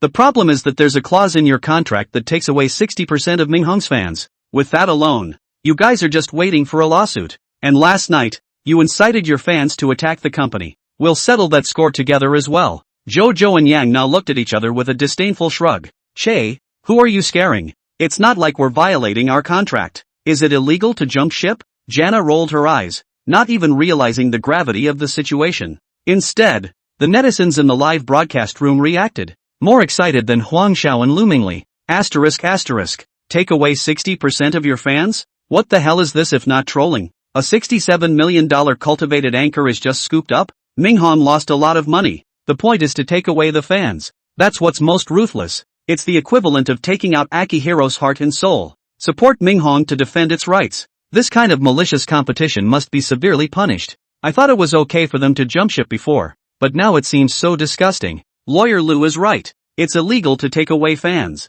A striking pop-up floated by, and other netizens followed suit. Right or wrong? Black and white. The netizens are not stupid. To hear who is right and who is wrong, it is clear. We broke the law? They stared wide-eyed and deadpan at the pop-up, muttering incredulously. Of course it's illegal. Loomingly nodded affirmatively at them and, we signed a relevant agreement with the advertising agency, and all the losses will be borne by you if the endorsement can't be carried out properly because of your reasons. Pay out how much? Their voices quivered. It's not much. It's only about $20 million. Huang Xiao laughed. Aren't you guys quite rich? The two of them turned white with fear. $20 million? Mr. Huang, we're not leaving, okay? We were wrong. Mr. Huang, I'm not leaving. I'm going to do a good job in Minghong. Huang Xiao waved his hand unflinchingly. It's too late. The video didn't play before. We're all negotiable. Now, you must go. But not the normal termination of the labor contract, but the judicial process. And, of course, with regard to Lin Run, we will hold them accountable. Mr. Huang, I beg you. I was born a Minghong man, and I'll die a Minghong ghost. Chapter 63 Gathering LV Wool. There's no need to bull *********2 anchors. The other anchors naturally learned why Zhou and Yang Na left, while others had touts. They didn't. Stay honest. With the company's big anchor gone, maybe the opportunity might actually hit you. Didn't Zhao Huimin, Li Ting, Kong Yin and Zhou Liangyin complain about bad jobs? They look good. Why don't we just let them try? It's fine to be an anchor. It's fine to learn how to be a manager. And it's a waste to leave 100 favorability unused anyway. Come to think of it. He directly sent a message to the group of them. I acquired the Minghong Live Broadcasting Company. I want to go tomorrow to contact this number, called Wu Jianchuan, as an anchor or operation at random. The four women immediately went crazy with joy. The live company was not a bad deal, and they agreed. Arrangements were made for the four girls to drive straight to the station, where their cousin and sister were about to arrive. Outside the station, Huang Xiao leaned against the door of the car and smoked, and from a distance, he saw Huang Huan running over with an excited face. Huang Yang pulled his luggage and ran all the way up the ass as well. Brother, he rubbed the girl's head. Why did you come to Rongcheng? Why don't you stay home with your parents? When you go to college, you won't be home much. Huang Huan made a face at him. Mom and Dad sent me here to spy on the military. Don't worry, I won't stay long. It won't cost you much. He smiled helplessly and bitterly. Get in the car, comrade underground communicator. Seeing Huang Yang coming over, Huang Xiao opened the trunk and helped him stuff his luggage in. Shower. Where do you live? It won't be a Thai place like a city center village, will it? I'm sorry, Huang Yang asked tentatively. Think about what? You and Huang Huan are coming. I specially rented a 3-bedroom apartment. Fu Li neighborhood. Huang Yang hemmed and hawed. Hey, I'll just sleep in the living room and change houses. Trouble for you, Don. Huang Xiao glanced at him in surprise. This kid changed his nature? Opening the door to the room, Huang Xiao herself froze. The spacious and bright living room was connected to the balcony, which had been set up to look like a live room. A brand new piano sits next to the floor-to-ceiling windows, with a violin hanging next to it. Wow, brother, since when do you play the piano and violin? Huang Huan, who was following him, blinked his big eyes and stared at Huang Xiao with an odd expression. Huang Xiao touched his nose and coughed dryly. Still not allowing my brother to have some personal favorites? Really? Our family is all pentatonic except me. Bragging. Huang Huan surveyed him suspiciously with a look of disbelief. As the two were talking, Huang Yang poked his head out of the room. Shower. This is a nice room. I'll take this one. When Huang Huan heard this, he immediately rushed into the room, and took a look at Huang Yang, who had actually picked the master bedroom. His face pulled down. Why the hell do you have the master bedroom? The master bedroom is my brother's. Huang Yang said with a straight face. I'll be the store manager of the clothing store soon, and I'm busy with work. Need to get some rest. Besides, it's not like I'm not paying rent. Seeing that the two were about to argue, Huang Xiao hurriedly stopped her sister. All right, let him live. It's okay. Huang Huan was so angry that he glared straight at Huang Yang, gritting his teeth and muttering in a low voice, brother, don't spoil him. Wasn't there anything else he did when he was a kid when he stomped his nose? Don't worry, my brother knows in his heart. My sister won't be in Rongcheng for long. When she's gone and Huang Yang has an income, let him move out and work out his own housing when the time comes. He'd heard too many stories about Dumian and Rise Mi Fei to let Huang Yang take anything for granted. Huang Huan just mentioned his sister-in-law. He Jechi knocked on the door. Speak of the devil. The Dragon Kingdom can't help but chant. Huang Xiao was happy. Remembering that he had an appointment with Renjing in the afternoon, Huang Xiao asked Hijechi to arrange for the two of them to have some fun in Rongqing in the afternoon. Back to the office by myself. Renjing had long been waiting outside the office, and Huang Xiao gave her a nod and pushed the door in. Mr. Huang, didn't you say last time that work clothes give priority to our LV? Huang Xiao nodded. Yeah, what's up? I heard from Mr. Xu that most of it went to Midas? That brand, Midas, it doesn't match Shuafan's class either. Renjing looked at Huang Xiao with slight anxiety. The $2 million line was utilized, and if this deal goes south, she didn't know what to tell headquarters. I know about this. Some time ago, I acquired the Midas clothing store. The fat is not flowing to the outside world. However, the grassroots employees are given meta, while the management still chooses luxury brands. I'm sorry, Huang Xiao explained with a smile. Renjing reluctantly nodded. Let Shuafan grassroots also wear LV is indeed a bit excessive, but the big head is gone. The heart is still clogged. If it was just to explain to Renjing, Huang Xiao didn't need to make a special trip. He was going to pull some wool over LV's eyes. I just collected Minghan Live 2 days ago. 40 or 50 anchors and 1 or 2 dozen management. A live streaming company? Renjing's heart moved. Mr. Huang, can that be? Huang Xiao held a cigarette in his mouth and lit it with a snap. They're all from Zhuofan Group. Of course they have to be counted. 70 to 80 people. A mosquito's leg is meat. I've also taken over the disc for Thousand Elephant City. And Mr. He has already begun to start work on it. Renjing was completely taut this time. Thousand Elephant City. Although the geographical location is not as good as the Science and Trade Center, but 7 or 8 billion large projects, the scale is not smaller than the Science and Trade, not only to move in, but also to nibble down the order. What's in Huang Zhao's gourd? Whatever. Let's probe him first. She smiled all over her face and fawned. Mr. Huang, Thousand Elephant City is also owned by Zhuofan. She said. Does that order count together? Huang Xiao shook his cigarette ash and crossed his legs. Well, by all rights, it should count. But you know, after burning through so much money in less than a month, I do have a bit of a tight cash chain. It's okay, we at LV can give billable hours. Money's not a problem. We believe in Zhuofan's strength. Renjing hurriedly gave the funding solution. Huang Xiao waved his hand. The billing period, as long as Zhuofan asks, who wouldn't be willing to give it? So you mean, price? Price. Well, I don't think it's a problem. Renjing's mind was racing. Could it be that Huang Xiao didn't think the LV brand was loud enough? Are you kidding me? She twisted her waist and walked up to Huang Xiao, saying coyly, Mr. Huang, just say it plainly. What are the terms of the other brands? I'll apply. The order is for $50 million. The same amount. $50 million was not thought of before, but that was counting all the people in Zhuofan. Now that you've cut so much volume, it's still $50 million? However, I have 2 conditions. You say. First, the payment of $50 million will be spread over 2 years. Secondly, give us a step up in the grade of our clothing. Give Dravan another $5 million in waivers. Renjing sucked in a mouthful of cool air. Boy, this is not a 10% discount. Clothing upgrades plus interest on funds. Not daring to take matters into her own hands, she asked Huang Xiao to give her half an hour and immediately report to the Asia-Pacific headquarters. Okay, go ahead and fight. Huang Xiao got up, walked over to his desk, and, deliberately revealing the few branding suggestions that Jarina had given him, he let Renjing take a good look at them. Chapter 64, Apologizing at the Door. Renjing logically and clearly communicates with Mike, president of LV Southeast Asia. Mr. Mike, you understand the Dragon Kingdom and know how important Rongqing is in the Dragon Kingdom. Yovan Group, a leading player in the retail industry. They just ate the $8 billion Thousand Elephant City project that the government is very concerned about, more than doubling its size. And it's going to be even more of a boom in the future, especially their boss, Huang Xiao, who is backed by a plutocrat of unknown strength. It was very necessary for us to enter into a partnership with him. I just saw with my own eyes that at least 5 brands gave them quotes. It's a good thing we gifted them 2 million credits before, so it's not good for him to reject us outright. Now his conditions are high, but we can still make money. 10 seconds later, President Mike said, Run, I promise. I guess Yellow still has to expand and there must be more than just one city in Rongqing. Since we're working together, a lower profit on this order is acceptable. I'll give you another $5 million.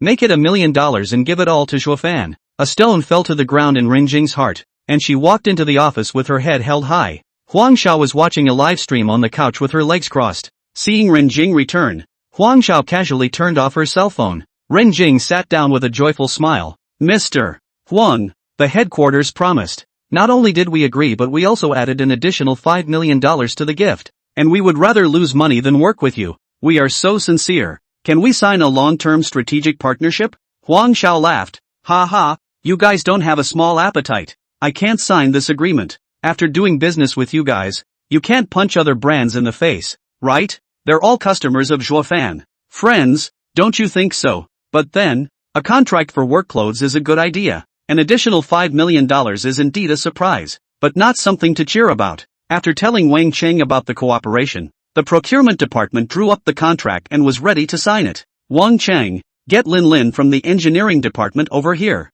Huang Xiao mulled over buying a house. Lin Lin has been hanging out at He Pingji's real estate company for quite a few years, so she asked her to help take a look. Just after a few words with Lin Lin, Wang Cheng knocked on the door, followed by Director Lu Mingli of the legal department. A serious face, Lu Mingli bowed and said, Mr. Huang, the police station policeman came over to look for you with two people. It's about the previous leakage of your privacy. One is Zhao Kai, the other is Liao Lei, the bank supervisor. Let them in. Huang Yunpeng, a police officer from Ping'an Road Police Station, walked in with Zhao Kai and Liao Lei. Comrade policeman, please sit down. Huang Xiao smiled and greeted Huang Yunpeng as he sat down. As for Zhao Kai and Liao Lei, oh, they deserve it? Mr. Huang, you called the police before, and I brought the two parties today. Give you a face-to-face apology. Oh, Zhou Kai can. He can't. Huang Xiao said, pointing to a short man with glasses. Why, Mr. Huang, please forgive me this time if you're so kind. Liao Lei's face went white with fear and his voice shivered. As to why, I don't think I'm obligated to explain it to you. Huang Xiao waved his hand impatiently, and his eyes fell on Zhao Kai. He knew that Zhao Kai had hugged Qian Liang's thigh and taken the project of Green Mall. It doesn't matter if you come today or not. Since he's here, it must be under Qian Liang's orders. Qian Liang? If he really wimped out, could he take in all of Wu Qingfeng and Yi Song's gang? I'm afraid there's more to this apology play today. Zhao Kai squeezed out a smile worse than a cry at Huang Xiao and nodded his head. With an unclear mouth, he said, Mr. Huang, I'm sorry, I was wrong. Huang Xiao looked at him coldly. Zhao Kai, Mr. Zhao, this apology of yours is like a handout. I'll be a grown-up and accept it today,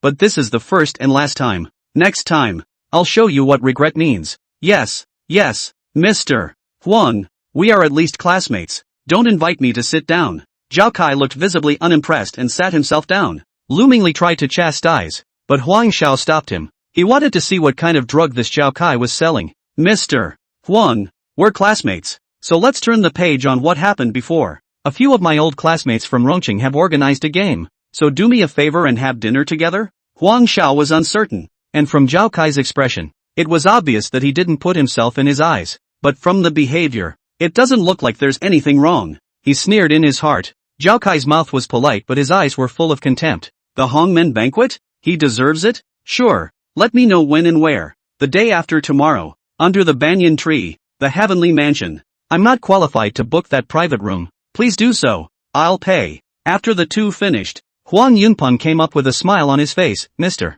Huang, Liao Lei this matter. Do you see that you are not high on the list? Officer Wang, if someone had leaked your bank card information, would you have been high on it? Follow bank rules and legal procedures. Liao Lei was dumbfounded. Didn't Mr. Qian say it was fine? Now, that's a minor dismissal, or you'll go in and step on a sewing machine. Huang Xiao was deliberately punching Qian Liang in the face. However, Qian Zhikai promised him that if he really went in, the Qian family would give him a sum of money, fish him out as soon as possible and then get him a job.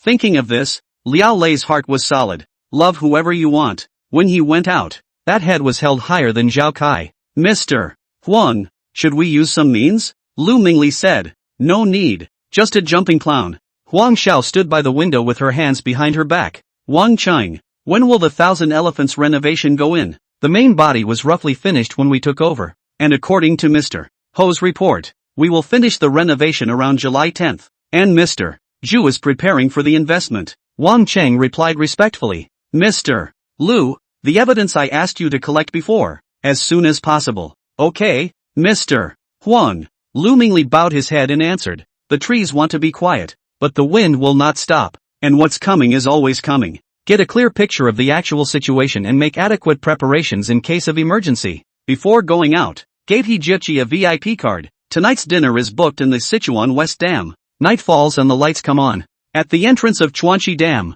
red lanterns are hung high, reflecting the bustling crowd. Huang Xiao pushed the door open and a hot aroma hit his face, mixed with the noisy sounds of the people that. It's full of the smoke and mirrors of the city. In the center of the restaurant, a huge patio with lush greenery and swaying bamboo. It mirrors the surrounding quaint buildings. Huang Huan and Huang Yang were already waiting at the table by the patio, looking up at the fine furnishings around them. Wow! Sister-in-law, this place is too beautiful. This setting, this arrangement, it feels more luxurious than those fancy restaurants you see on TV. Huang Yang nodded in sympathy and looked around the room.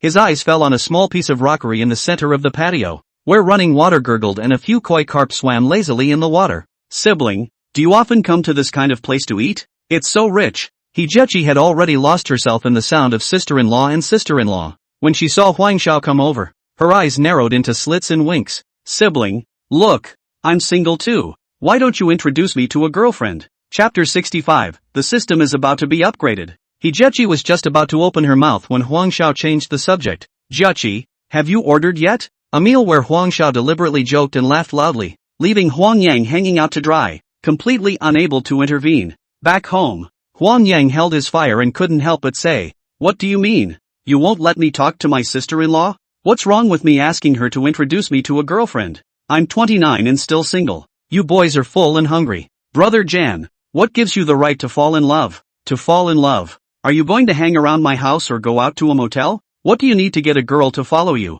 Handsome? Good health? Personal charm? Don't tell me it's because you're my cousin. Huang Xiao disliked Huang Yang with a series of blasts. These words sound like a question, but then they don't seem like a question. What's the difference between you, Huang Xiao, a stinky delivery boy, and me now? Tomorrow, Hijiaki will take you to Meta's clothing store to learn how to be a good clerk first. I'll hand the store over to you when you thoroughly understand how to run it. Huang Zhao's face sank and his tone went cold. Huang Yang instantly exploded. Didn't you say you wanted me to be the store manager? How did it become a store clerk? What big old man have you ever seen selling clothes? Leave it to you? What the hell do you know about clothing? How do you do inventory? How to give discounts? How do you train store employees? Do you know how? You didn't really think you'd come to Rongqing for me to support you, did you? We're brothers. It's okay for me to help you, but only if you get it. Understand? Huang Yang's heart was clogged with a strong sense of loss. What was agreed upon? Huang Xiao changed at the drop of a hat. It's just that you've fallen for a rich woman. What's the big deal? If you can find it, I can't. It's not just a rich woman. Just wait for me. One day, I'll make a name for myself and make you regret it. He returned to his room, took his bags, slammed the door, and left without looking back. Huang Huan and Huang Xiao didn't go after it. Huang Yang has some friends in Rongqing. Nothing should happen. Huang Huan took out his cell phone and dialed his great-uncle Huang Defa's number. A brief account of what happened was given. On the other end of the phone, Huang Defa said in a calm tone, "Let him be. Don't mind him." Hanging up the phone, Huang Defa hated his teeth. This Huang Xiao, too unsympathetic. Your own cousin. You treat him like this. Early in the morning, Huang Xiao brought Huang Huan and pushed people in front of Li Xiaojiao. Sister Jiao, my sister will trouble you for the next 2 days. I'll pick her up after work this afternoon. Li Xiaojiao scanned Huang Huan up and down. Gucci bag. 30, 000 to 40, 000. Clothes, street clothes. Cell phone. TSK, TSK, TSK. It's just hot. TSK, TSK. I can't believe it's a hillbilly geriatric. He has a grudge against his sister? It doesn't look like it. It looks pretty intimate. Or is it that this Huang family favors sons over daughters and raises their daughters poorly? She pulled over Huang Huan's hand and said with a smile, "Come on, sis will take you to buy clothes. Pick out another laptop for you and change your cell phone." Jiao's sister. "No, I'm fine like this. What's so good about it? Your brother is just stingy." "It's okay, I have money." Huang Xiao smiled. "I had planned to take her to buy clothes today, but she insisted on coming to you first." "Sister Jiao, there's really no need. I know what's in my heart." "How can that be?" Huan, don't be polite to sis. Just think of me as your own sister. Sis doesn't have a sister yet. Huan was completely confused as he watched yet another big beautiful woman paying attentions to his oldest brother. Since she was a child, how come she didn't find her oldest brother so attractive? What is this world coming to? Thinking that Li Xiaojiao had spent a lot for herself, and now she was going to buy something for her sister. Huang Xiao was a little overjoyed in her heart. Pulling out a card from his bag, he handed it to Li Xiaojiao. "Sister Jiao, just take her to Meta to buy some clothes. There's a VIP note on the card. You just take her to these places to spend money. Li Xiaojiao glanced at the card, then at Huang Xiao, and pointed at the card. Yours? A friend gave it to me. Just take it. No. Huang Xiao, do you know how much this card is worth? Huang Xiao heatedly smiled, revealing 2 rows of small white teeth. Take it.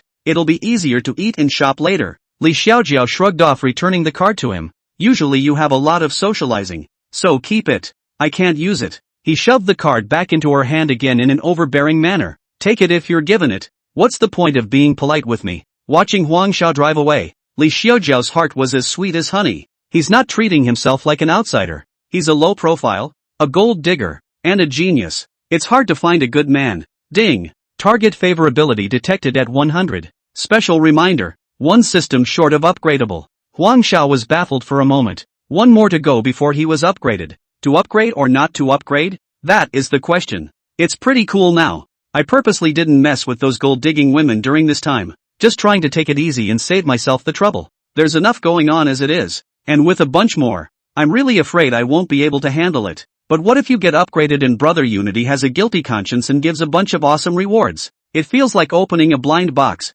and it makes you itch. There are now 2 with a good sense of 95. Lin Lin and Xiang Li. Lin Lin was also in the live broadcast that day, and the good sense did not rise. So I guess there are small things in my heart. Xiang Li is a teacher in Linyao Township and is relatively easy to handle. Since we're upgrading, let's find an easy one. Huang Huan is in Rongqing and can't go home, or his parents won't scold him. Making an appointment with Xiang Li, he turned his car around and headed for Rong County. When she arrived in the county, Huang Xiao found a minivan and loaded it with school supplies and milk to go to Linya Township. Chen-Shi learns that Huang Xiao is going to arrive and waits at the entrance of the school with Xiang Li, a few teachers. The minivan slowly pulls into the Linyai Township Elementary School. The wagon full of school supplies and milk caught the eye and immediately drew a cheer. Chen-Shi and Xiang Li, as well as several teachers, had surprised smiles on their faces. The kids were even more excited, clapping their hands and cheering. Huang Xiao got out of the car and said with a smile, come on, let's all work together to unload the car.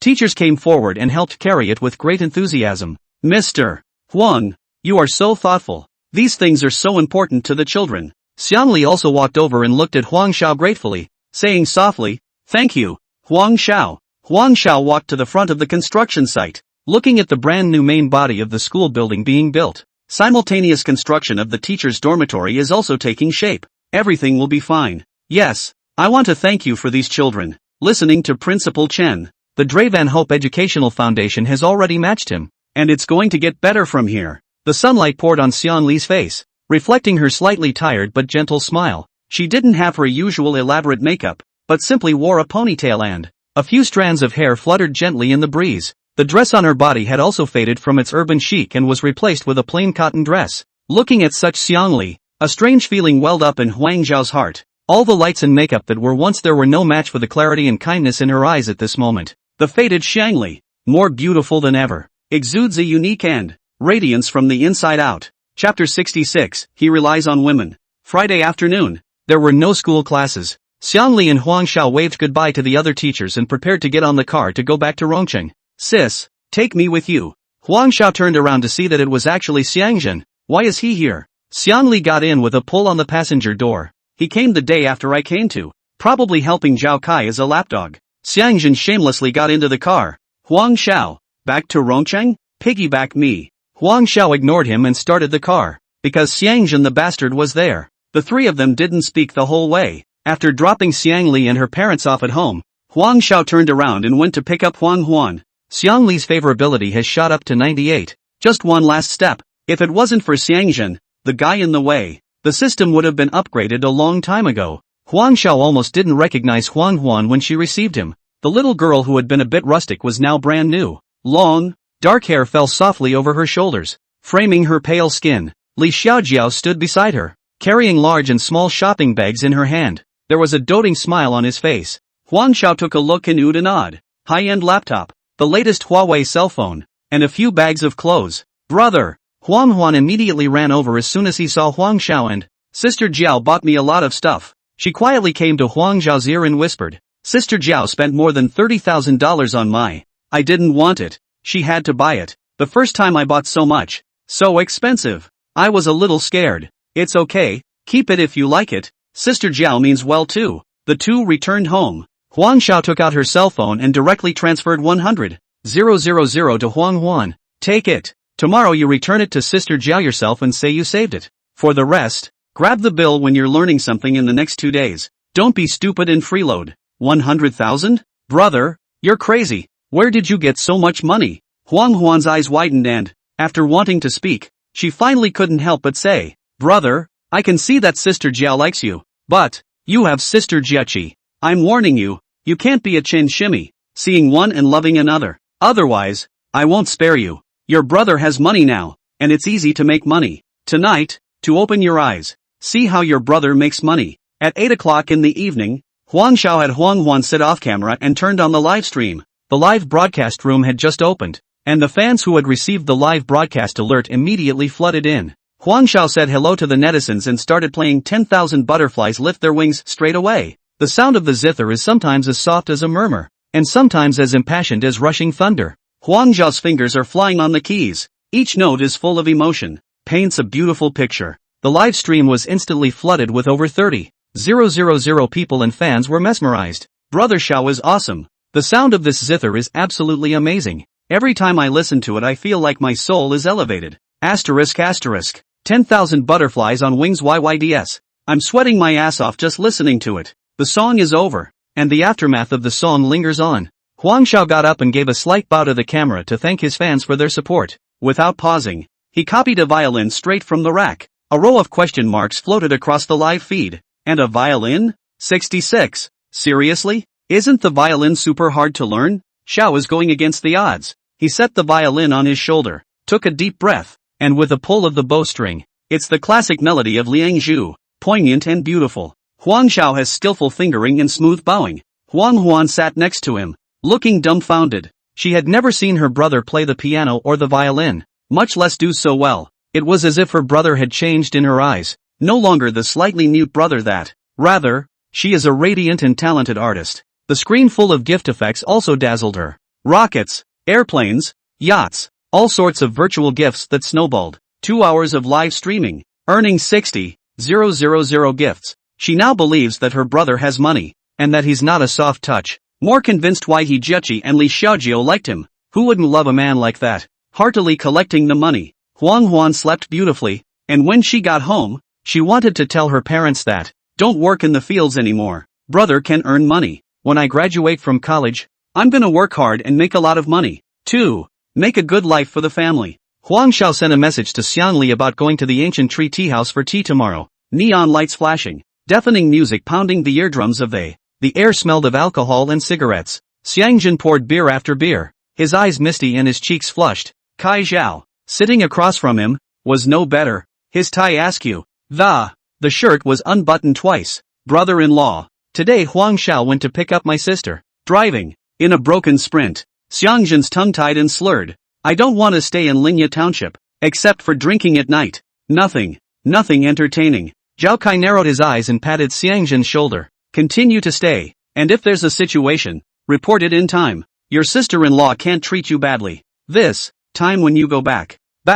Find a remote place to rent a house. I'll see you in a few days. There's money to be made. There is money to be earned? Xiangjin's eyes lit up and his wine sobered up a few points. How do I make money? Zhao Kai smiled in a mysterious manner. You, just do what I say. Xiangjin nodded and hiccuped. Okay, I'll listen to you. But, brother-in-law, what's the point of me staying here? My sister doesn't even carry her cell phone with her except for classes and lesson planning, and I can't find out anything from day to day. Suddenly he pointed in the direction of the bar and poked Xiangjin. Hey, look at that waiter. Doesn't that look familiar? Xiangjin looked in the direction of Zhao Kai's finger, and a man in a bar uniform that. The skinny male waiter with a tray was serving wine. It was hard to see the face in the dim light, but the figure, it gave him a sense of déjà vu. It seems to be a bit familiar. Xiangjin tried to stare hard to see what the person looked like. The male waiter seemed to notice their gaze and looked up. Huang Yan? Xiangjin blurted out. It's really him. Huang Zhao's cousin.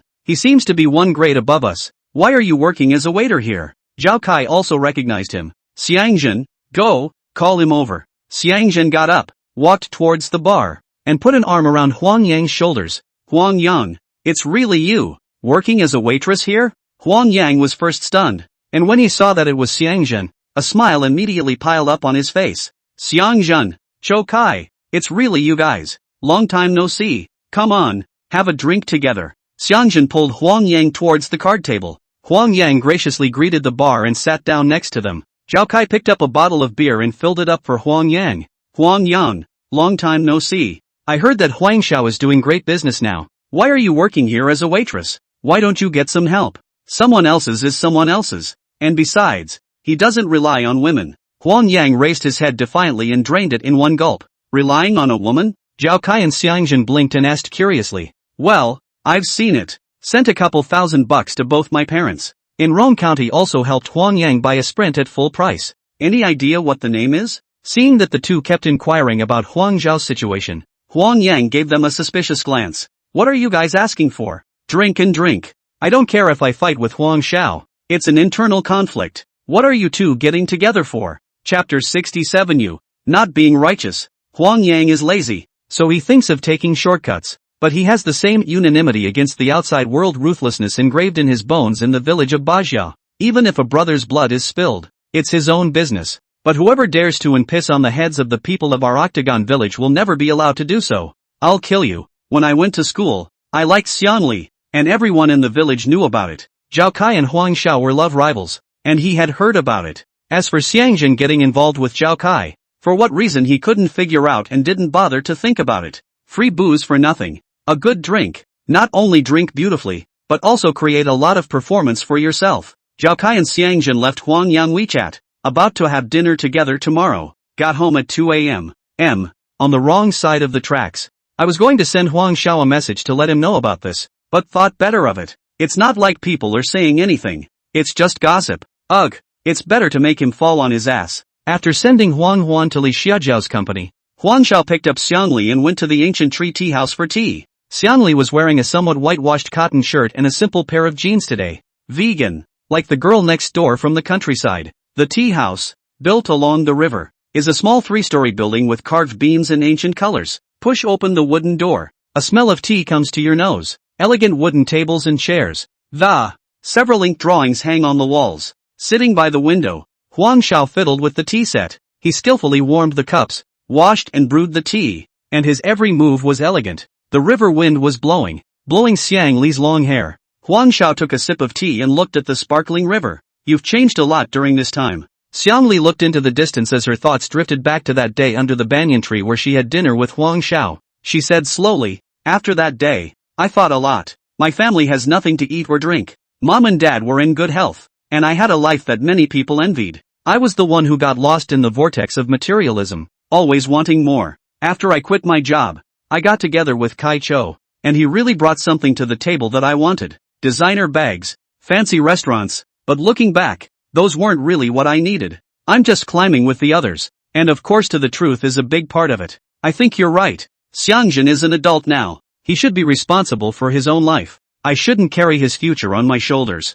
I should be pursuing the value of my own life, not living for him. Xiangli smiled sweetly and asked mischievously, Huang Xiao, now that I'm like the image you have in your mind? Huang Xiao nodded seriously. Like hell. Once upon a time, running around for 3 meals a day in rent, stopping hand in mouth. Now that I have some ability, and I want to live life to the fullest, do what you can. Well, Xiangli held up her teacup and took a gentle sip, looking back toward the depression of the return, and there is no storm. Huang Xiao quietly looked at Xiangli with great emotion. Come to the Dravan Hope Education Foundation. You can do so much more. Xiangli shook her head. No, I haven't considered changing jobs for now. Let's talk about it later. She knew in her heart that Huang Xiao wasn't that between a man and a woman to her now. Rather, it felt like she and he were one of a kind. This value identity is the same no matter who is sitting across the table today, male or female, but she still felt elated. Who doesn't like to be recognized? It's just a matter of figuring it out and not being a saint. Whenever you think of it, tell me. Ding. Target favorability of 100 detected. System upgrade in progress. Expected to take 1 day. Last 2 points. A cup of tea. Mission accomplished. From the ancient tree tea house, the two went for a meal. And to Huang Zhao's surprise, I'm surprised the system didn't fine him tenfold for the money he spent. Is Tuzco's upgrade asleep? He rubbed his eyes as he opened the system again and looked to Xiangli. On the system panel, her information had disappeared. not a bound target anymore. Huang Xiao is now very much looking forward to the completion of the system upgrade. 10 times the fine is really inhumane. It's not a good idea to keep earning money and not spending it. You can't spend all the money you earn on your career. At his insistence, he transferred $100,000 to Xiangli. It is used for her usual subsidized student expenses. The two broke up and Xiangli suddenly rushed over and hugged him tightly. Thank you, Huang Xiao. Loose, as in the days when I was a kid reading. Xiangli bounced and disappeared from Huang Xiao's view. Stay on the body, a faint smell of soap. Make a sniff. The smell of childhood. Huang called, sounding excited, yelling that tonight she'd be the controller for the first time, not going home for dinner. After finishing, Li Xiaojiao sent her back, drove the car, skirting the streets aimlessly, looking for a place to fill his stomach. The red light came on and he glanced at it casually. In a small restaurant by the roadside, Huang Yang and Xiang Zhao Kai sat down to eat together, chatting with eyebrows raised. Something's wrong. How did these three get together? Gotta warn Huang Yang, those two are no good. He immediately called Huang Yang, and clearly saw him fumble his cell phone out of his pocket and look at it. Then it just hung up and shoved it back in his pocket. Yoo-hoo. Funny, not answering the phone. Instead of calling again, he sent a voice message to Huang that, tell her to take the time to give Huang Yang a call and ask him what he's been up to. Zhao Kai saw that Huang Yang didn't answer the phone and asked, Huang Yang, who's calling? Why don't you answer it? Che, harassing call. Zhao Kai, go on, how do you make money? I'll tell you more about it when Xiangzhen puts the place in place. It's a lot more than your little paycheck at the bar anyway. Xiangzhen picked up his wineglass and clinked it with Huang Yang. Brother Yang, listening to my brother-in-law is definitely right. He's bossing the business now, and he's got a superb boss behind him. How big a boss? More powerful than the one over in Yangcheng? Huang Yang glanced contemptuously at Xiangzhen, who had been hanging out in Yangcheng for a few years. Those big bosses didn't know him, but that didn't stop him from knowing those big bosses. The legend of those bosses is something he can talk about. Zhao Kai laughed. So big that you can't imagine. There are his industries all over the country. Shades of Green Mall. You know? Huang Yang nodded. He had been chatting with someone at the bar for the past few days and heard that the mall was huge in the West City. People didn't even lift their eyes. Snap. $2,700,000,000 just slammed out and bought it. Would you say it's awesome? Huang Yang still wanted to mouth off and prove that this boss was just like that. As a result, Zhao Kai's next sentence directly dried him out. Huang Xiao's Zhuofan Group is worth more than $20 billion, but in the eyes of my boss, it's just sloppy. What? What the hell? Huang Xiao has more than 20 billion? He couldn't make that much money selling his ass. What kind of stupid would spend that much money for a man? Zhao Kai looked at Huang Yang's expression that didn't look like he was faking. You really don't know about him? Huang Yang nodded his head like a chicken pecking. I've only been back from Yangcheng for a few ing days. Usually there's no contact with him. Hell no. The Science and Trade Building, the original Dijia catering Rongqing chain, are all his now. That's not right. And he didn't take the money home? Huang Yang scratched his hair and thought carefully about buying a car that he Jechi had to pay for. The house you live in is also rented. You don't look like a rich man. Are these grandsons playing with me? How would I know? He decided to hold it in until he had inquired about it. If he's really a 10 billionaire, this Wang Xiao is hiding too deep. He's not righteous. Damn. I can't believe I let my own cousin work as a store clerk. Chapter 68, Practicing the Evil Art of Picking Yin and Replenishing Yang? Linlin was so efficient that she wandered through the villa area in 2 days, and made a PPT that made a list of the pros and cons of each villa area, highlighting 3. Lagoon Peninsula, 300 SQ. Foot, $427. 8 million, Silverwood Peninsula, 358 SQ. Foot, 2 million, the last blue Cartier, used, $31 million. Since it was recommended by her, Huang Xiao naturally studied it well. Without realizing it, the time came to 11 a.m. Ding. Hey, the system upgrade was finally ready, and Huang Xiao hurriedly checked it. System upgrade complete. Amend the rules as follows. In order to prevent the host from evading his responsibilities, the system will take the initiative to target the host completes the task as requested. Second, within 6 months, if the locked target does not rise to 70, the system will automatically unbind it. Third, the gift from the gold-digging woman reaches 200,000, and the host returns the gift without triggering a fine. 4. The next upgrade requires 15 goodness 100. Upgrade bonus, U.S. Stock lockout lifted on July 1st. The offshore company can help the host acquire a company. Total value may not exceed 2 times the total value of the host's company. All skills are upgraded to expert level. and physical fitness and strength reaches 5 times that of an ordinary person. Huang Xiao stroked his chin and frowned, moving like a statue. The system upgrade was a love/hate thing for him. In the past, they could still drill and touch the fish, but now it's good. Directly people are automatically locked. Even if your old man helps lock it down, he has to finish the job? What mission? 6 months. If you don't get a good feeling in 6 months, you're unbound. It was clearly forcing him to spend all his mind on the target. Brother Tatsuko, you're a big man. It's strengthening the body and boosting the strength again. Do you really want to stuff me in a duck blind as a breeding duck? Accepting a gift of $200, 000 and then returning it, exempting it from fines, though avoiding a guilty conscience. When all is said and done, it's still a mainstay of white whoring. Brother, I'm not short of money. Wouldn't it be better to stun them with money? Save time, be quick, and be safe. However, the benefits of the upgrade are really shocking. Billions of dollars of U.S. stock funds were lifted at once. Dude became a billionaire? With the way this dog tutor's pissed off, the money will probably be spent before it's even warmed up. Acquiring a company with no more than 2x the market cap of Dravan? If Lao Tzu was worth trillions, wouldn't he even be able to buy up fruit companies? Hiss, the temptation. It's so damn great. What's the point of having a bicycle?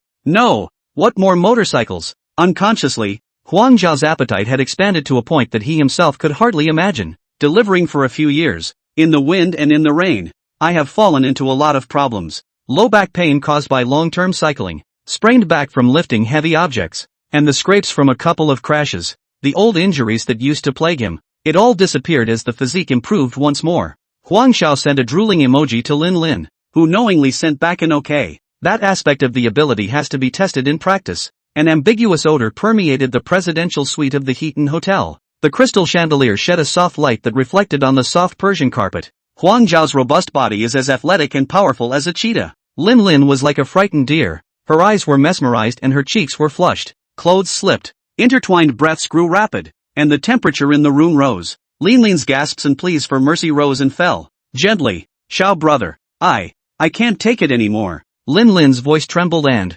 break off and beg for mercy. The flames in Huang Zhao's eyes became even hotter. Lin Lin feebly responded to Huang Zhao's passion. Every inch of his body was feeling his power. She tightly wrapped her arms around Huang Zhao's neck, as if she wanted to integrate herself into his body. Time passes by. The room was filled with waves of passion, one after the other. For a long time, the passionate battle lasted until 8 p.m.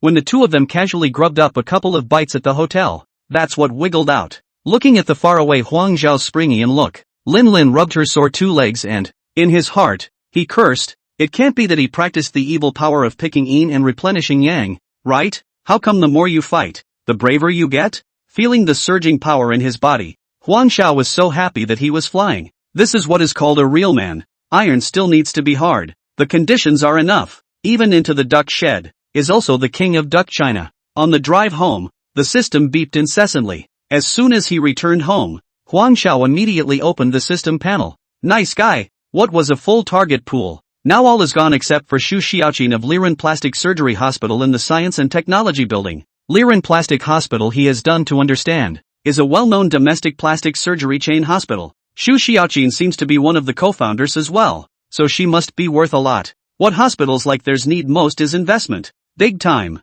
Perhaps the favor was not necessarily interested in himself, but in rushing him for the money behind him. After all, she worships gold to the extent that, 99, among the women Huang Xiao has seen, she recognizes the second. No one dares to recognize the first one. For nothing? Difficulty to SS level. This kind of woman has always been a rabbit out of the hat. Hence, Huang Xiao chose Renjing over her in the first place. She wasn't even in the last delivery of appliances and furniture. Specific favorability enhancement requirements are scanned in person to get the information. Okay, you're the brother. You said it. It can't be any harder than that. Not long after, Huang Huan came home humming a little song. I called with Huang Yang and he says he's working as a waiter in a bar. A glass to tomorrow and a glass to the past, and tells us to leave him alone. Oh, what else has he gotten up to? He said he's coming to see you tomorrow to ask you something. Nothing else. Brother, don't mind him. Almost 30 years old and acting like a douchebag day in and day out. Huang Huan said to Huang Xiao as he swiped the live stream.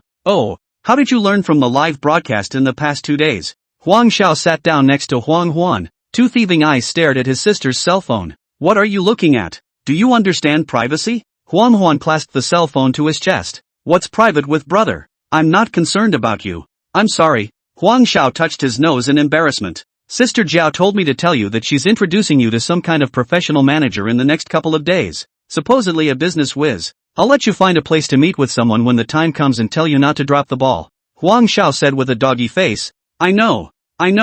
My little auntie, go take a shower. Tomorrow the results of the college entrance exams come out. Let's see if you can say goodbye to 9 years of compulsory education and be happy with your college acceptance letter. Okay, check tomorrow. It's nothing really. My grades are pretty much on a 1 book. It doesn't go up or down. What are you talking about? If you get into college, brother must properly set a few tables with you in your hometown. The first college student in our old Huang family. We must beat the drums and set off firecrackers. I'm telling you, don't give me Versailles. After the exam, just get on with it. The book, and read as far as you can. But you have to work hard. I know. Like the Tang monk, chanting. Huang muttered. Go back to your room and close the door. Chapter 69, Can't Hurt a Man. Disgusts him. People come and go in the office area of the Science and Technology Building. Huang Xiao led Wang Cheng and a few company vice presidents while touring the building, while chatting about the company's future development plans. As the group talked, they arrived at the door of the Southwest Headquarters office of Liren Plastic Surgery Hospital. Come on, get in there. The receptionist was sharp-eyed and immediately greeted him. The group were all regulars at the Science and Technology Building, and before the receptionist had a chance to greet them, Liren Vice President Lu Yafeng ran out. Mr. Ling, a great pleasure to see you. Welcome. Ling he sidled up and introduced. Mr. Lu, this is our chairman of Zhuofan. Mr. Huang. Mr. Huang, I've heard a lot about you. Please come in. Shaoli, go inform Mr. Xu, Xiaozhang. Serve good tea. Lu Yafeng led the crowd on a tour, and not even 2 minutes later, Xu Xiaoqin rushed over in a hurry. I'm sorry, I just got the news. I heard that Mr. Huang, Mr. Ling, you're here. Come sit in my office. The office was large, and the sunlight poured in through the muslin curtains and reflected on the polished floor of the room was filled with a light orchid aroma. Fresh and elegant, not too strong and not too intense, just right for comfort and relaxation. Huang Xiao took the lead and sat down, patting the sofa. Mr. Xu, this is a nice office you have. Tea was served, and Xu Xiaoqin said with a smile while handing tea to the crowd. Thanks to Mr. Huang's blessing. That's what makes it such a great office environment. Mr. Xu, how's business these days? Huang Xiao asked carelessly. It's not bad. It's okay. Why is Mr. Huang free to come to our small company to inspect the work today?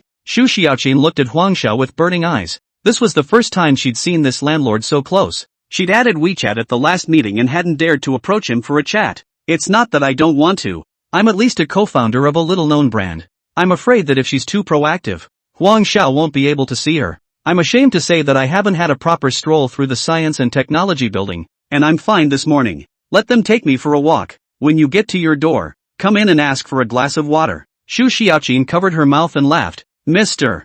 Huang, you really know how to joke. This is your territory. Turn on scanning. Target, Xu Xiaoqin. Age, 30. Occupation, Southwest General Manager. Co-founder of Liren Plastic Surgery Chain.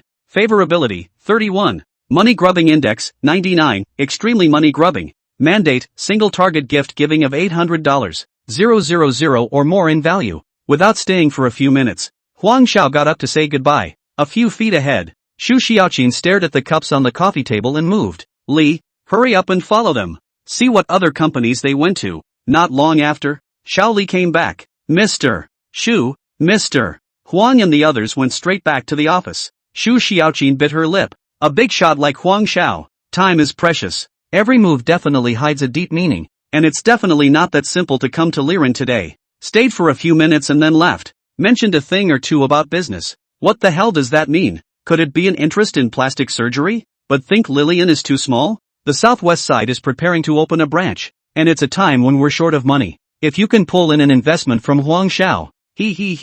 Just as Huang Xiao thought. Xu Xiaoqin, this woman is exquisite. She simply did not hit Huang Xiao idea. She can't handle this kind of man. It's not like she doesn't have money. There's no need to go and be a mistress to someone else. She decided to wait and see, and try to find out what Huang Xiao really meant. If you're really interested in cosmetic surgery, it's not too late to get in touch. Huang Xiao, where there are so many twists and turns. He had come over for the sole purpose of simply scanning what Brother Unity had asked of him. Goodwill 31? A single gift of 800,000 or more? Brother Tatsuko, are you trying to leave me? Think about it. At noon, a phone call came from Huang Yang, asking Huang Xiao to have dinner in the city center village. Huang Xiao wanted to see how he hooked up with those two Zhao Kai Xiangjun, so he agreed. When I arrived at the cheap restaurant, I saw Huang Yang sitting at a table under a tree with a cigarette in his mouth, head down, playing with his cell phone. Huang Yang. He looked up at Huang Xiao and nodded, his hand continuing to poke and prod at the screen. Order food. Wait till I finish this one. Huang Xiao shouted at the boss. Boss, 2 orders of bean curd, 1 order of back-to-pot pork, a Brussels sprout. Huang Yang sighed, slapped his phone on the table, and cursed, *********, a bunch of vegetable s. The food was quickly served. Huang Yang did not say anything. Huang Xiao also did not say anything, picking up the bowl and picking up the rice. Huang Yang finally couldn't hold it in. You kid, don't explain to your brother? Huang Xiao looked up with a puzzled expression. Explain what? Explain, you are the chairman of Zhuofan. Zhuofan Group are all yours. 10 billionaire? Ah, who said that? Zhao Kai and Xiangjun, the 2 grandsons. Huang Xiao hemmed and hawed. You believe that? Huang Yang straight shook his head, mostly fooling my old man. If you're a $10 billion tycoon, I'm not a 100 billionaire anymore? That mustn't be. Spend less time with them. They're not nice people. Huang Yang threw Huang Xiao a cigarette. Shower, how on earth did you offend Zhao Kai? He's doing a lot of business now. Do you want my brother to help you make peace? Huang Zhao's heart warmed. Although this cousin was out of tune, he was still toward his own family at critical moments. Huang Xiao lit a cigarette and thought for a moment. Brother, don't get involved in what I'm doing with him. He told Xiangjun to find a remote house in Linya Township, and to make good relations with the police station. Pulled me in. Said it was a bit of a money-making business. Huang Xiao snorted coldly. What else could it be but yellow gambling and drugs? That's what I thought. Drugs are definitely out of the question. Yellow gambling is a big possibility. Huang Yang nodded approvingly. Lincliff Township. Let Xiangjun look for housing and do illegal things. It's a drunkard's dream. What gives Xiangjun the right to get in bed with the police station and not fly Xianli's flag? Who in Linya Township doesn't know that the person behind Xianli is me? It doesn't hurt to hit people. It's disgusting. Zhao Kai dared to mess with himself? It would be strange if Qian Liang, or even the entire Qian family, didn't back him up. This little action. Huang Xiao didn't put it in his eyes at all. Qian Jikai hadn't moved, and that was what he was really worried about. You work in a bar? Huang Xiao finished the rice in the bowl in a few mouthfuls, and patted her stomach in satisfaction. Zhuofan restaurant chain meals are more exquisite, but not as good as a bowl of bean flowers. Well, what's the matter? Don't talk to me about that store clerk, or I'll get mad at you. I'm sorry, Huang Yang said with a terse voice. Think about it, buddy. Why did I say those things the other day? It was for your own good. You don't know anything and you want to teach others? At least, you should change your temper. All day long, the sky's the limit and you're the boss. Who's happy to listen to your bull *********? Alright, it's a pain in the ass. I'm having a good time. Don't you care? Lend me 5,000 and I'll pay you back on my paycheck. Huang Xiao took out his cell phone and transferred 5,000 over. No need to return it. Do a good job. Remember to call me if something happens or if you can't mix it up. Huang Yang nodded the collection. Borrowing is borrowing. So what not to collect? What begged for food? Oh, don't eat food handed out in contempt. Whatever. I'm outta here. Hey, wait. I've got a red packet for that dead girl. Huan. I know that the results of the college entrance exams come out tonight, so congratulations to her for being the first college student in our old Huang family. Huang Yang pulled out a red envelope from his pocket. I thank you for her. Get lost. Delay me from playing the game.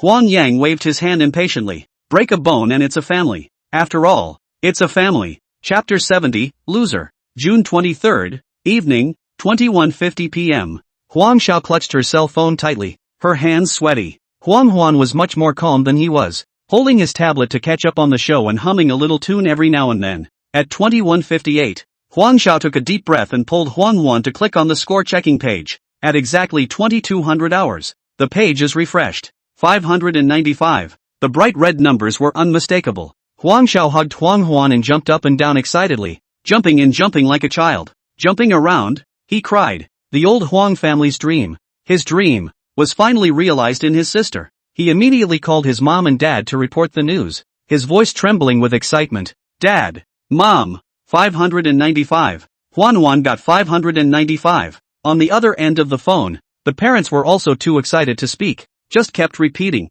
good, good, yes. Hanging up the phone, Huang Xiao again reported to his friends and family, ecstatic that the can't wait for the world to know the good news. Huang Huan also cried. The way her brother was happy made her feel that all her efforts had not been in vain. Tomorrow we will return to the village. We'll set up a banquet in Bajio village for 3 days. Then we'll go to Rong County. Your teachers and classmates. All on me. Brother, really don't need. It's too ostentatious. Huang Huan thought of greeting so many people. Heads all over the place. It must be posed. It's not negotiable. Hurry up and pack your things and leave tomorrow. After calming down a bit, Huang Xiao picked up her cell phone and dialed Hejechi. Taking this opportunity with Huang Huan, he wanted to get the message out that he had money. Huang Yang's words today reminded him that this can't be hidden. Those from Bajio village who work in Rongcheng. Sooner or later, we'll know. Instead of being reactive, we should be proactive. Now that he has money in his hand, he's worth billions after a few days. No sense in still letting mom and dad suffer in poverty back home.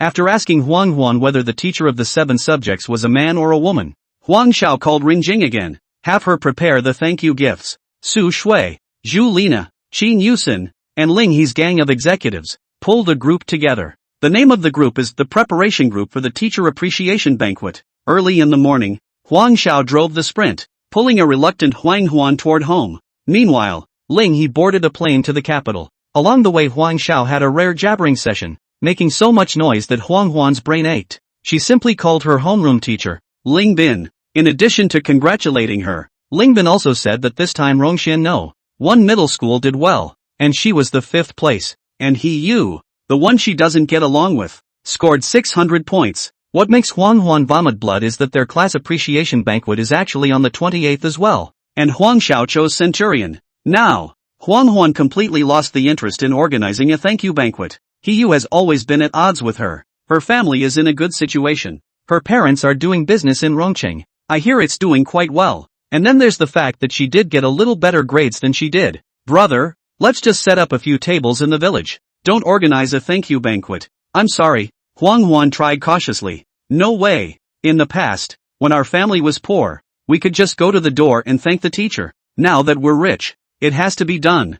Huang Xiao was unusually adamant in her refusal. Huang Huan grimaced bitterly and muttered in a low voice. You think you're the only one with money? Other people's Yu's family is also inviting guests, so the teacher will definitely go to their place at that time. Don't blame me if you lose someone. When he arrived at Rong County, Huang Xiao went to a fireworks factory and bought a truckload of fireworks and firecrackers. Huang Huan's head was spinning. The new 2-story building made of red bricks is not yet fully completed. Workers are busy painting the walls. Huang Dezheng and Lu Guifang stood on the edge of the dam of the new house, eyes full of expectation. From time to time, he stood on tiptoe and looked toward the entrance of the village. In the distance, a gray sprint slowly approached. The car stopped in front of the dam, and Huang Huan took the lead and stepped down from the passenger side. The 2 men rushed to meet them, and, pulling Huang Huan by the hand, looked up and down and, eyes full of love. Huan Huan, are you tired? Is the road hot? Thirsty? Hungry? Lu Guifang asked a series of questions and didn't even wait for Huang Huan to answer.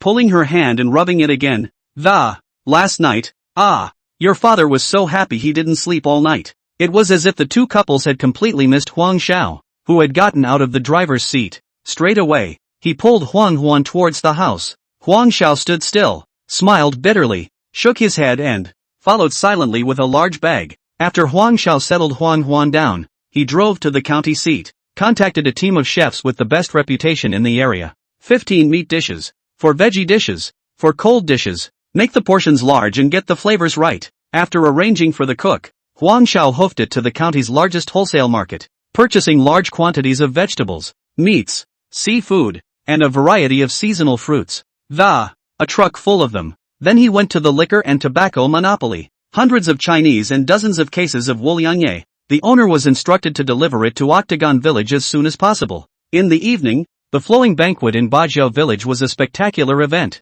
Dozens of tables were set up all over the village clearing, and the crowd was as lively as the new year. 18 boxes of fireworks at a time were neatly arranged, and when they were ignited, the brilliant fireworks illuminated the entire night sky.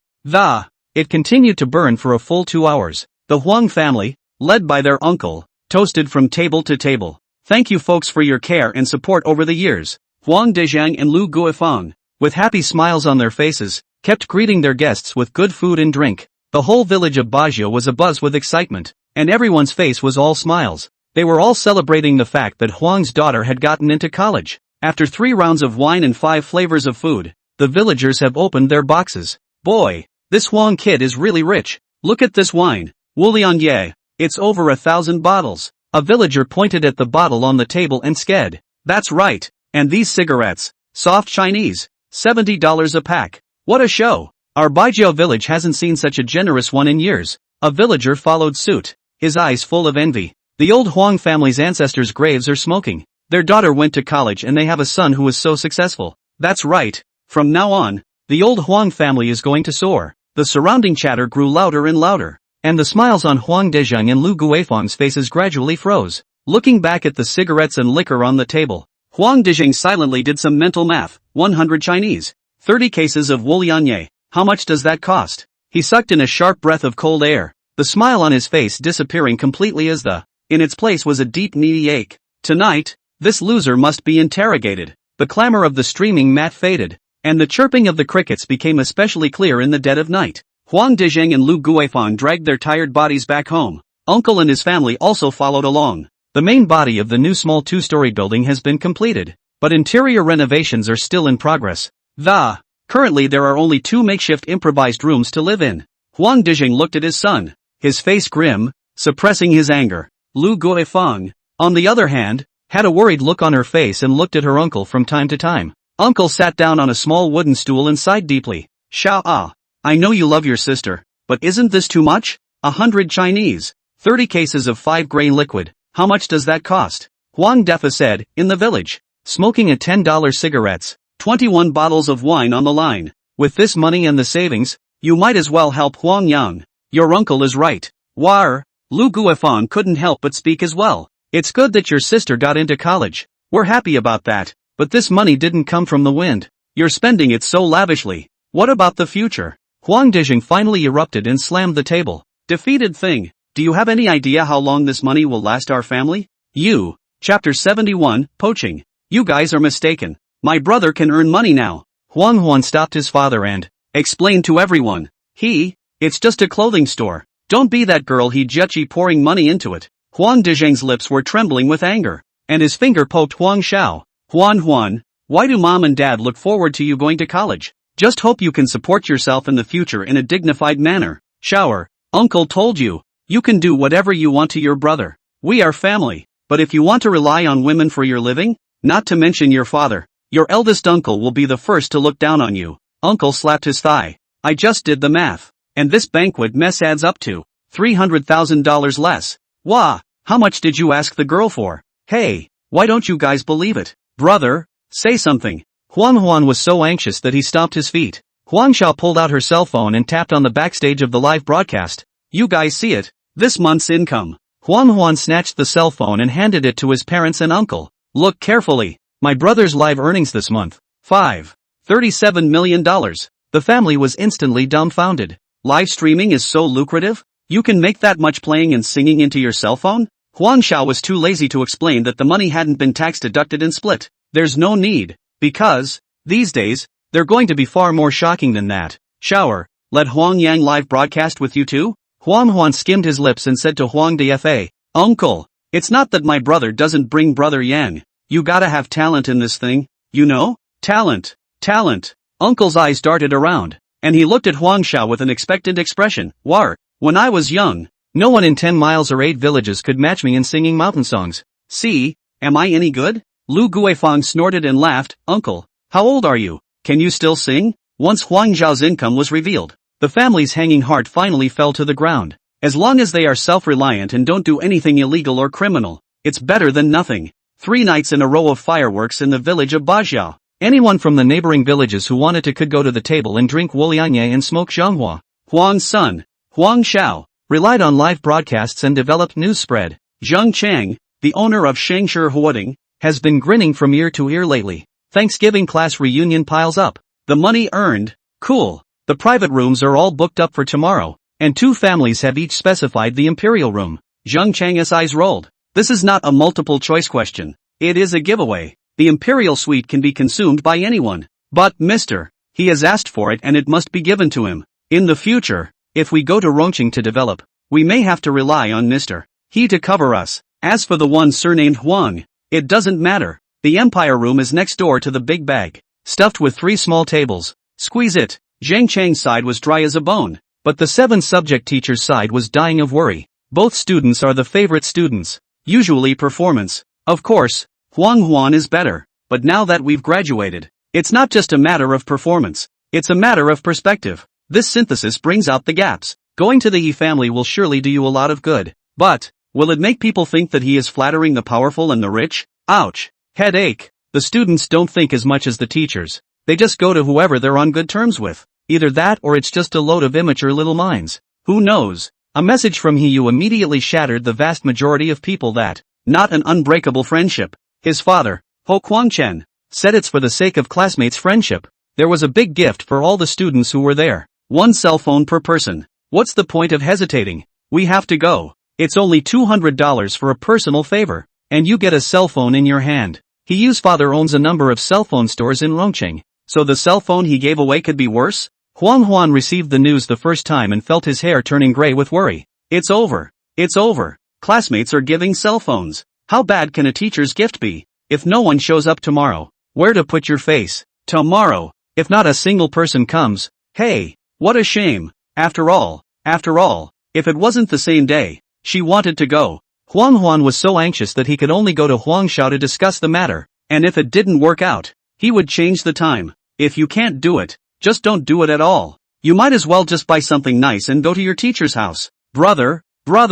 Huang Huan rushed into the room and shook Huangshao awake. Huangshao opened her eyes and asked in a daze. What's up? Too excited to sleep? Ha? No, come out. There's something I need to tell you. Hearing that something was wrong, Huangshao gingerly got up and pushed open the door to follow her sister to the dam. In the dam, the concrete floor was still warm from the day's sun. A few crickets chirped tirelessly, along with the occasional dog barking in the distance. Huang Huan moved 2 small matzahs and the siblings sat down. Huangshao lit a cigarette to wake up. Say, what's the matter? Getting all secretive. Why don't we change the day? I'm afraid no one will come tomorrow. Huangshao teased. Yo, mixed up so poorly? Afraid no one will support you? No, more than half the class was supposed to come, but just now 7 or 8 of them said they're not coming. They're going to use. Huangshao did not take it seriously. Children, change of mind is normal. Taking a drag on his cigarette and yawning, he asked, where's the teacher? What did he say?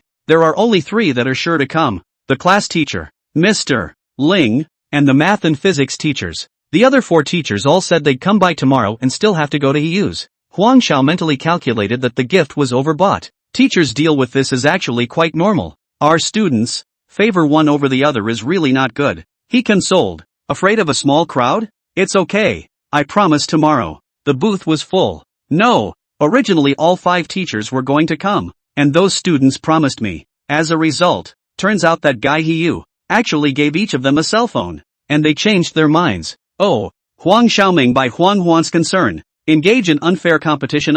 You send a gift tomorrow when we eat. Just send it. What do you mean in advance? A thank you banquet was made into a mess by the He family. Similar to a palace drama. Come on, don't think about it. Tomorrow we're going to thank our teacher. I miss our youth when we were crazy together. What comes and what doesn't are all our memories. Little sister, there is no absolute right and wrong in this world. You should not hate those students and teachers who did not come, because it's not worth it. There's no need to punish yourself with someone else's fault. They come or they don't come. We are still us. Huang Huan seemed to understand and nodded. Suddenly she felt her brother was so magnificent. Growing up, my family lived in poverty, and now that times are better. Why have you suddenly become so vain yourself? Yes, it's good that they're coming, but what's the harm if they don't? After all, everyone's paths have started to look different since then. Everyone's circle of friends will be constantly refreshed in the future.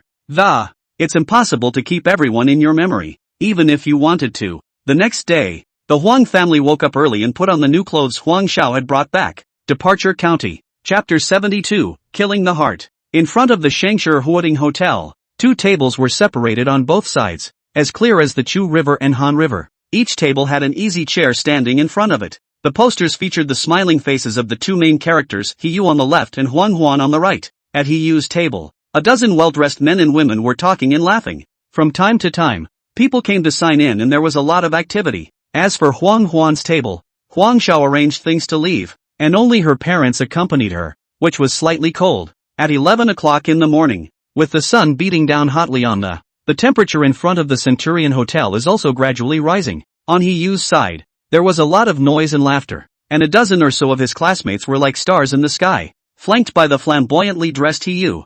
A constant stream of new arrivals joined in, and the crowd grew larger and larger. On the contrary, on Huang Huan's side, there were 7 or 8 students standing sparsely, and the atmosphere was obviously much colder. Huang Dizhi and Lu Guifeng stood aside with a little embarrassment on his face. A few classmates walked over to Huang Huan's table and laughed conspiratorially. Yo, isn't this the poor guy Huang Huan from our class? Why did you also come to Shengshi Huating to pretend to be a pussy? Couldn't be selling all the rags you've picked up in the past few years, right? A boy followed. That's right. You can't even afford to eat a piece of meat in the cafeteria. And now you're playing the big shot here? Another girl covered her mouth and laughed. I guess I sold all the pigs the family raised. A few students on Huang Huan's side couldn't stand to hear it anymore and retorted. Clean your mouths. What about Huang Huan's family is none of your business. Where she wants to hold her thank you banquet is her freedom. Freedom? Her? She deserves to be here? She doesn't even know what she's like. Will you be able to match her in the future? How many points did she score on the exam?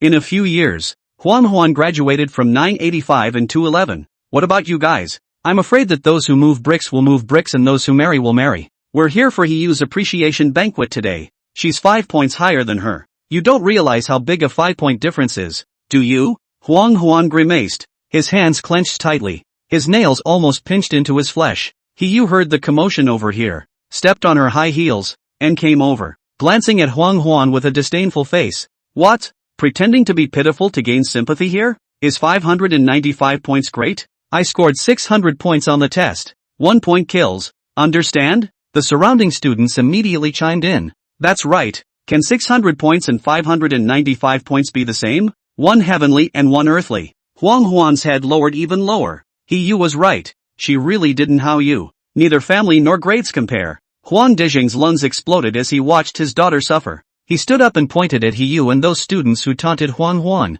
Aloud. What's wrong with my family? Huang Huan, being a peasant? She doesn't have money for tuition. She doesn't have money for meat, but with her own skills. You scored 595 points in the exam. You young masters and ladies who grew up eating and drinking and spending money on tuition. If you were in our condition, would you have lasted? Would you have gotten such high scores? How many of you dare say you work harder than her? The surroundings were quiet for a moment. All of them did not expect the wrinkled face of Huang Dizheng to be so fierce. One was dumbfounded, staring blankly at the usually sullen farmer. At that moment, a middle-aged man in a suit with a beer belly walked over to the. It was He Yu's father. He Guangchuan, he said with a leathery smile. This old brother is right. Huang Huan does work hard. He's a good boy. But have you ever wondered if it's because you're not good enough to be a father? It's your waist that holds Huang Huan back. If she's in better condition and has a higher starting point, she might be able to go to Qingbei. When these words came out, Huang Dizheng and Lu Guifeng's faces were as hot and painful as if they had received a slap. The murmurs around them stuck into them like needles. This man, who is incapable of doing anything himself, is not ashamed but honored. It's a long time to live. It's a pity about this girl. If she were my daughter, she'd have to be groomed. Yes, it's my own incompetence that made my son Huang Xiao not want to study and run to Rongqing to deliver food. It was his own incompetence that made his daughter suffer so much, and he was humiliated in front of so many people in the county town today. Shame, remorse, anger, a mix of emotions that almost took their breath away. Huang Dizheng's lips trembled and he couldn't say a complete sentence. Lu Guifeng's eyes reddened and she grasped her husband's hand in death. He who secretly gave his dad a thumbs up. Old ho. Awesome. Now that's what I call a murderer's death. Dad. Mom. Let's go. This thank you banquet. We're not doing it. Huang Huan's tears were about to fall. And for the first time, she saw her stubborn father's eyes red. No. Huan Huan. We have to do it. If we leave today, this face will never pick up again. Huang Dizheng forced down the hard feelings in his heart, patted Huang Huan. His trembling hand drew out a cigarette. Borrowing a cigarette to walk down the street. Tears rolled down his face before the man arrived. Huang Xiao arranged everything and walked to the entrance of the hotel. The old man squatted on the street and sipped his cigarette. Huang Huan and Mom's eyes were red. Each of the invited students was as red-faced as if they were about to be eaten. The atmosphere isn't right. With a sweep of his eyes across the room, A bunch of stupid X's were pointing at his side, and he instantly understood. Ha! Another lame play on smugness. His eyes were cold. He didn't ask, and he didn't need to. Bullying me, I might be able to tolerate, but touching my family? I'd like to see how hard your head is. Huang Huan, greet your fellow teachers, I'll be right back. Huang Xiao greeted Huang Huan and turned around to enter the hotel. It wasn't long before he walked out with a playful smile on his face. Is that Huang Huan's brother? Yes, the same beggar who drove the red myriad last time. What's he giggling about? I guess it's the first time I've been in such a high-class hotel. And the dirtbag is happy and stupid. These taunts drifted into Huang Zhao's ears,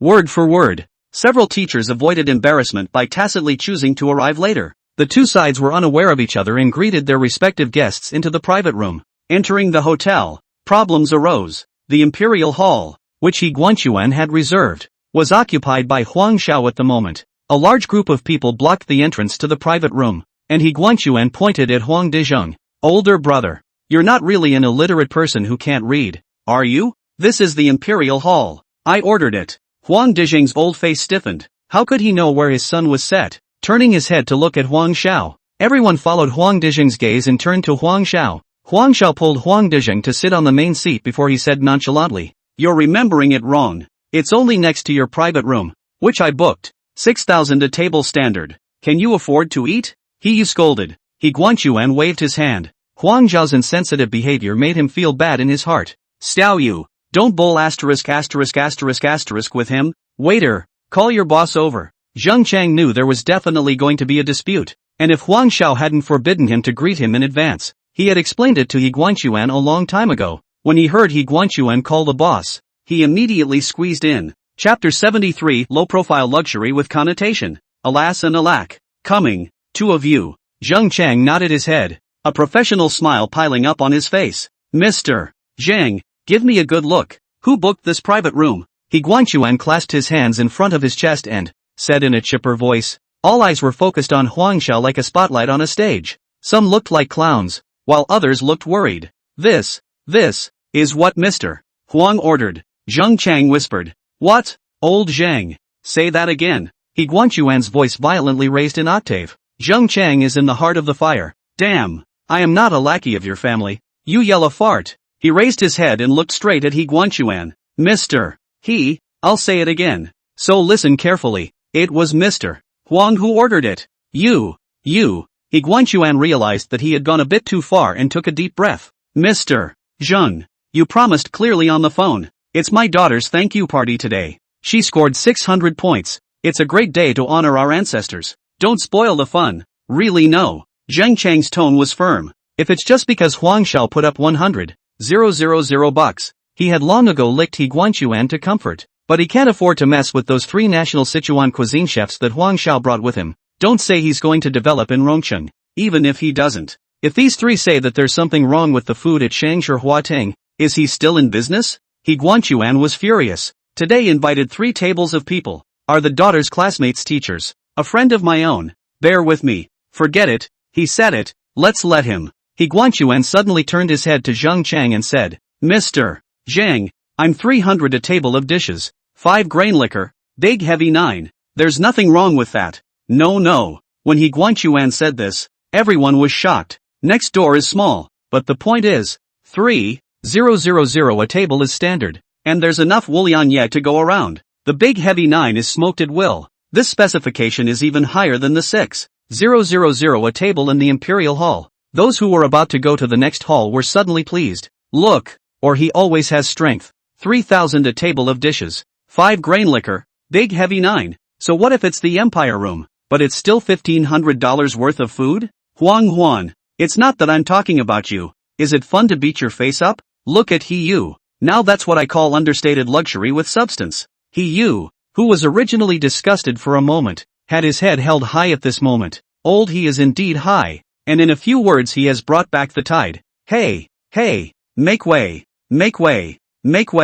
I'm sorry, excuse me, this wine is golden. 5 burly men carrying 5 cases of wine moved cautiously into the Imperial Hall. Almost ran into the crowd that was about to leave. Mr.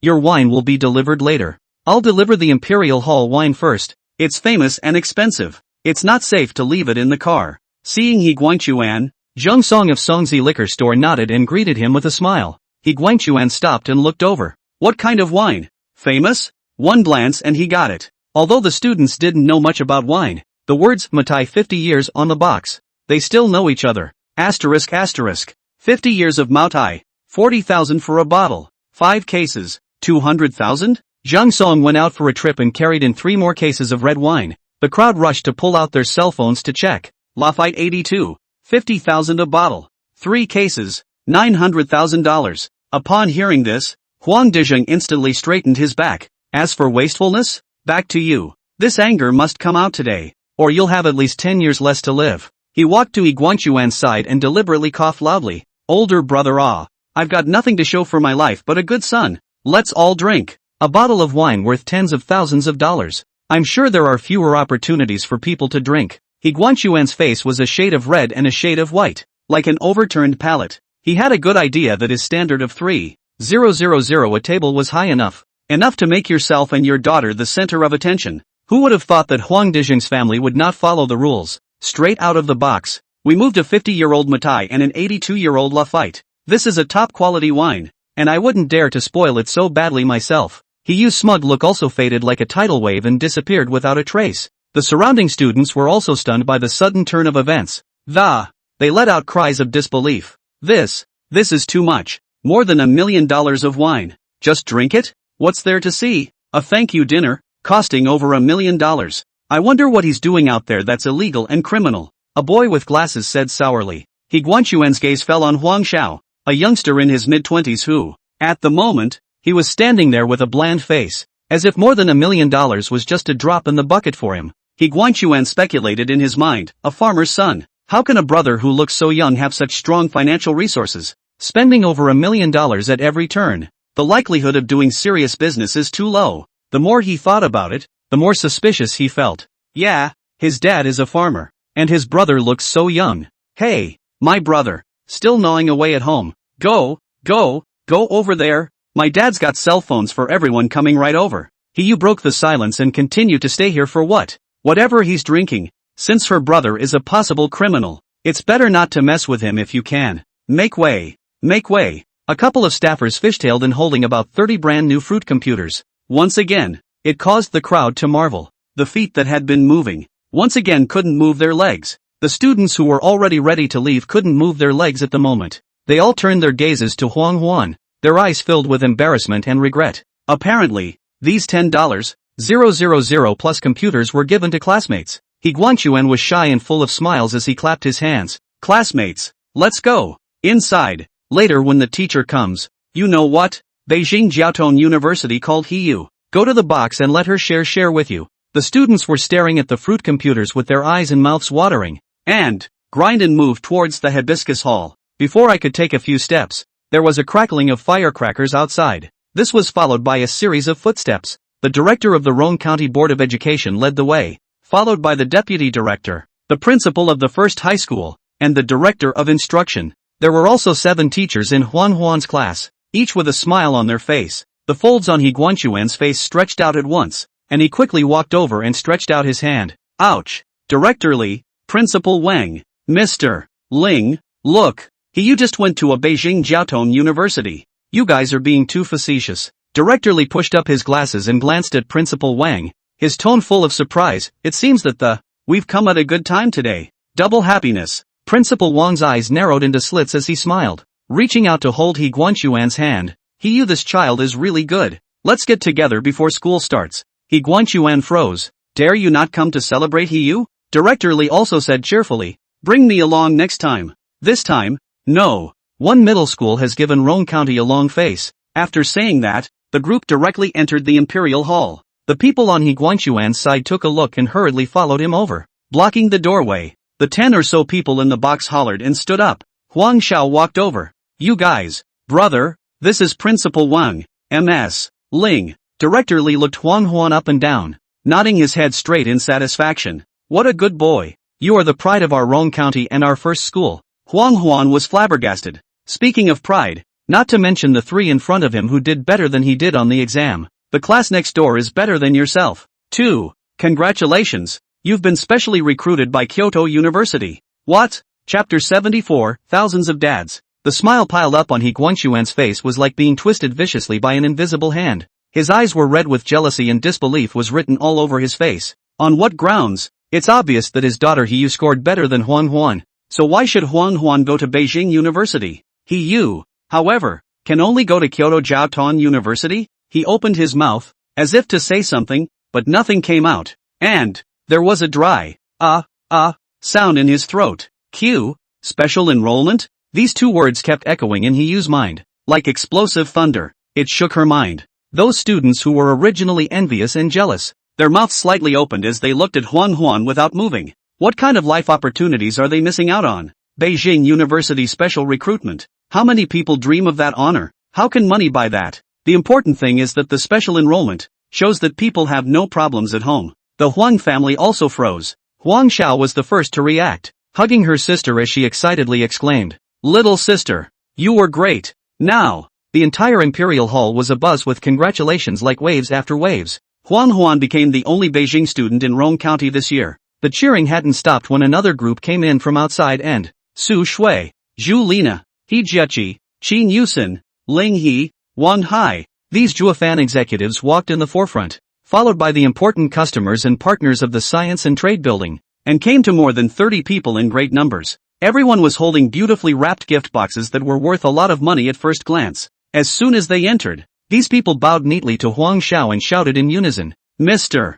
Huang." He Jieqi fell to walk in front of Huang Dezheng and Lu Guifeng, introducing the two old men, "Uncle, Auntie, this is the Deputy General Manager of Juefan Group, Su Shui. This is our strategic partner MS, Ren Jing, Southwest Director of LV." Zheng Chang caught a glimpse of the suited Wang Hai in the crowd and he covered his mouth. Wang Hai, it's actually Wang Hai. That's his mentor, also a nationally renowned chef, today's head of the Joven's restaurant chain. Zheng Chang's heart set off waves of shock as three nationally renowned chefs cooked together. Turns out it's really about Huang Xiao. The surrounding guests also noticed Zheng Chang's strange behavior and followed his gaze to Wang Hai. There was curiosity in his eyes. Huang Zhao's identity became the biggest mystery in everyone's mind. Huang Dezheng and Mr. and Mrs. Lu Guifeng, as well as Huang Huan, looked at him with the same puzzlement. He Jieqi looked around the room, cleared her throat, and said in a loud voice, "Dear guests, allow me to introduce you to Mr. Huang Xiao, chairman of Yovan Group." The company owns many industries such as the Science and Technology Building, 1000 Elephant City, 28 Joven's restaurant chains, and Minghong Live Company. He Jieqi's voice was clear and strong, echoing in the banquet hall. Every word was like a heavy bomb that exploded in the crowd. How do they know anything about the Juefan Group? But the Science and Trade Tower, the landmark of Rongqing, the 1000 Elephants City, which is broadcast daily on TV, and the restaurants under the banyan tree and by the Arai Sea where only the top tycoons go, are as good as it gets. These, surprisingly, are all from the Huang family? All from that ordinary-looking brother of Huang Huan? Huang Xiao rubbed Huang Huan's head and walked to Yi Guang's full front, his tone icy cold. "Old He, you're quite old, and you've done quite a bit of business in Rongqing. Why are you feeding your eyes to the dogs? There's nothing wrong with giving gifts to your classmates and teachers. You're messing with my sister by giving her an expensive gift. The pattern is too small, humiliating our family in front of the hotel. Is your sense of superiority so strong?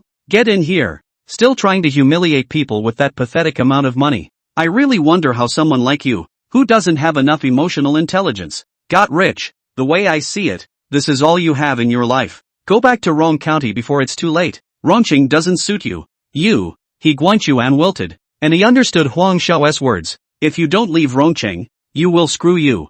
Huang Xiao finished and smiled politely. "Waiter, close the door. Serve the food." He placed Director Li and his party at the main table, with Huang Huan and his classmates at the same table. A few of the heads of Como also sat at the main table, while the others were at separate tables. Everything finally settled down and the hotel started serving food one by one. Huang Xiao asked the waiter to open the wine. Carrying a glass of wine, he stood up, and when he saw the crowd rise, he hastened to say, "Sit down, everyone. Sit down and I'll say a few words." Walking to the center of the three large tables in the Imperial Hall. "My parents were farmers and couldn't speak. Last night our family discussed it and sent me as a representative. First of all, thank you to the school for training Huang Huan. Without your training, she would not be where she is today. Secondly, thanks to the students. Our family was really poor before, unimaginably poor, but instead of disliking her, you have made many precious memories with her. Finally, Huan Huang and I would like to thank our mom and dad for teaching us, as siblings,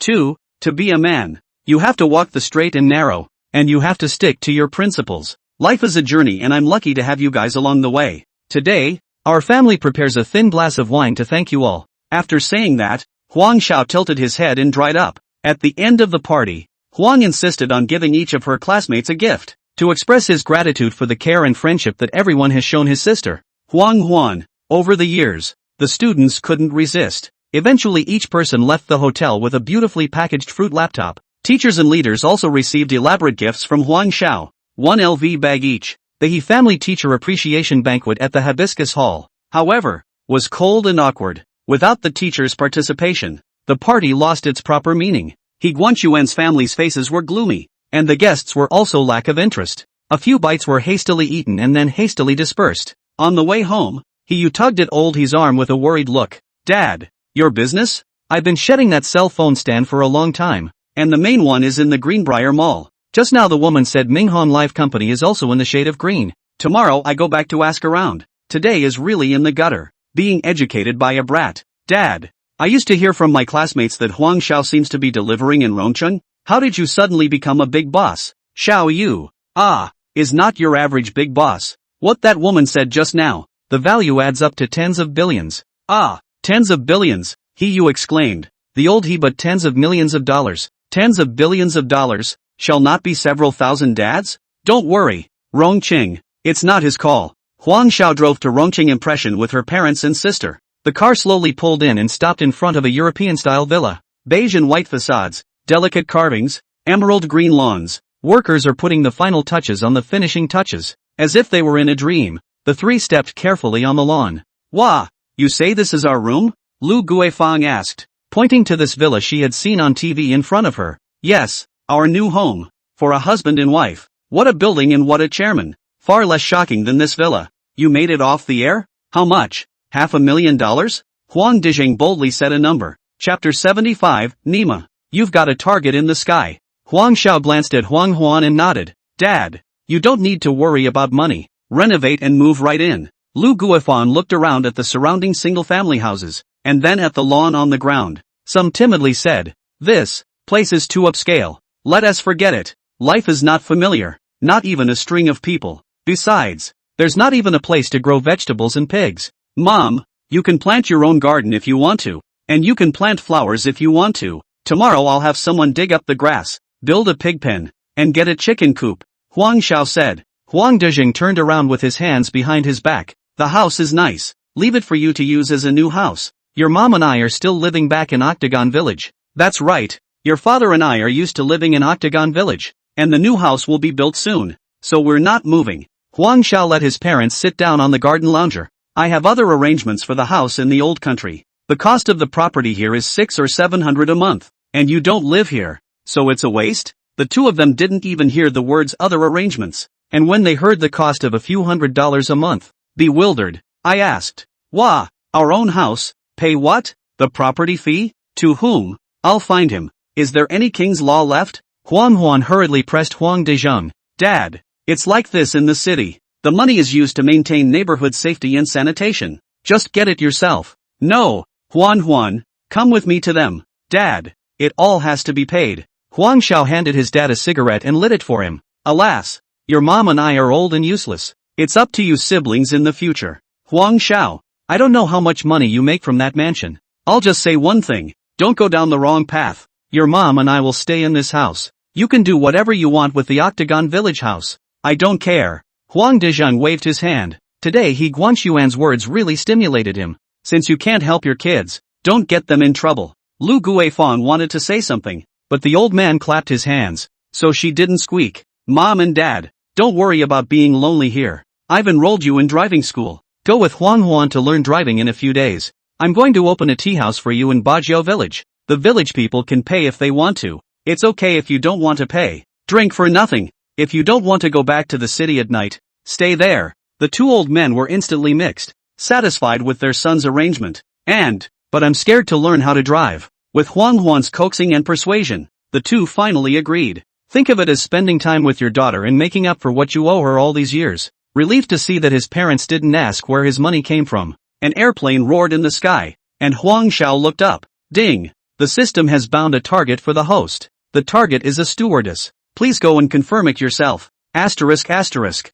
Huang Xiao almost didn't explode. That's okay? Flying in the sky. You bound me too? It's not too far from the Rongqing airport. I'm going back to Rongqing today anyway, so why don't I just lock her in? First, you can't squat at the airport every day, can you? After dropping off his parents, Huang Xiao stepped on the gas and headed straight to the airport. 2 hours later, with a cigarette in his mouth, he was leaning against the door of his car and, 5 cigarettes in and the expected target still hasn't shown up. Master, go! Huang Xiao turns back. Ooh, stewardess, excellent. Ding, target bound. Target, Peng Min. Age, 26. Occupation, flight attendant. Favorability, 8. Gold digging index, 82. Quest, achieve a favorability of 70 or more without knowing the host's identity. Go! Huang Xiao helped Peng Min put the suitcases into the trunk and sat in the cab. Good service, master. Peng Min smiled when she saw Huang Xiao covered in luxuries. And secretly, this master doesn't know where to find the A-goods.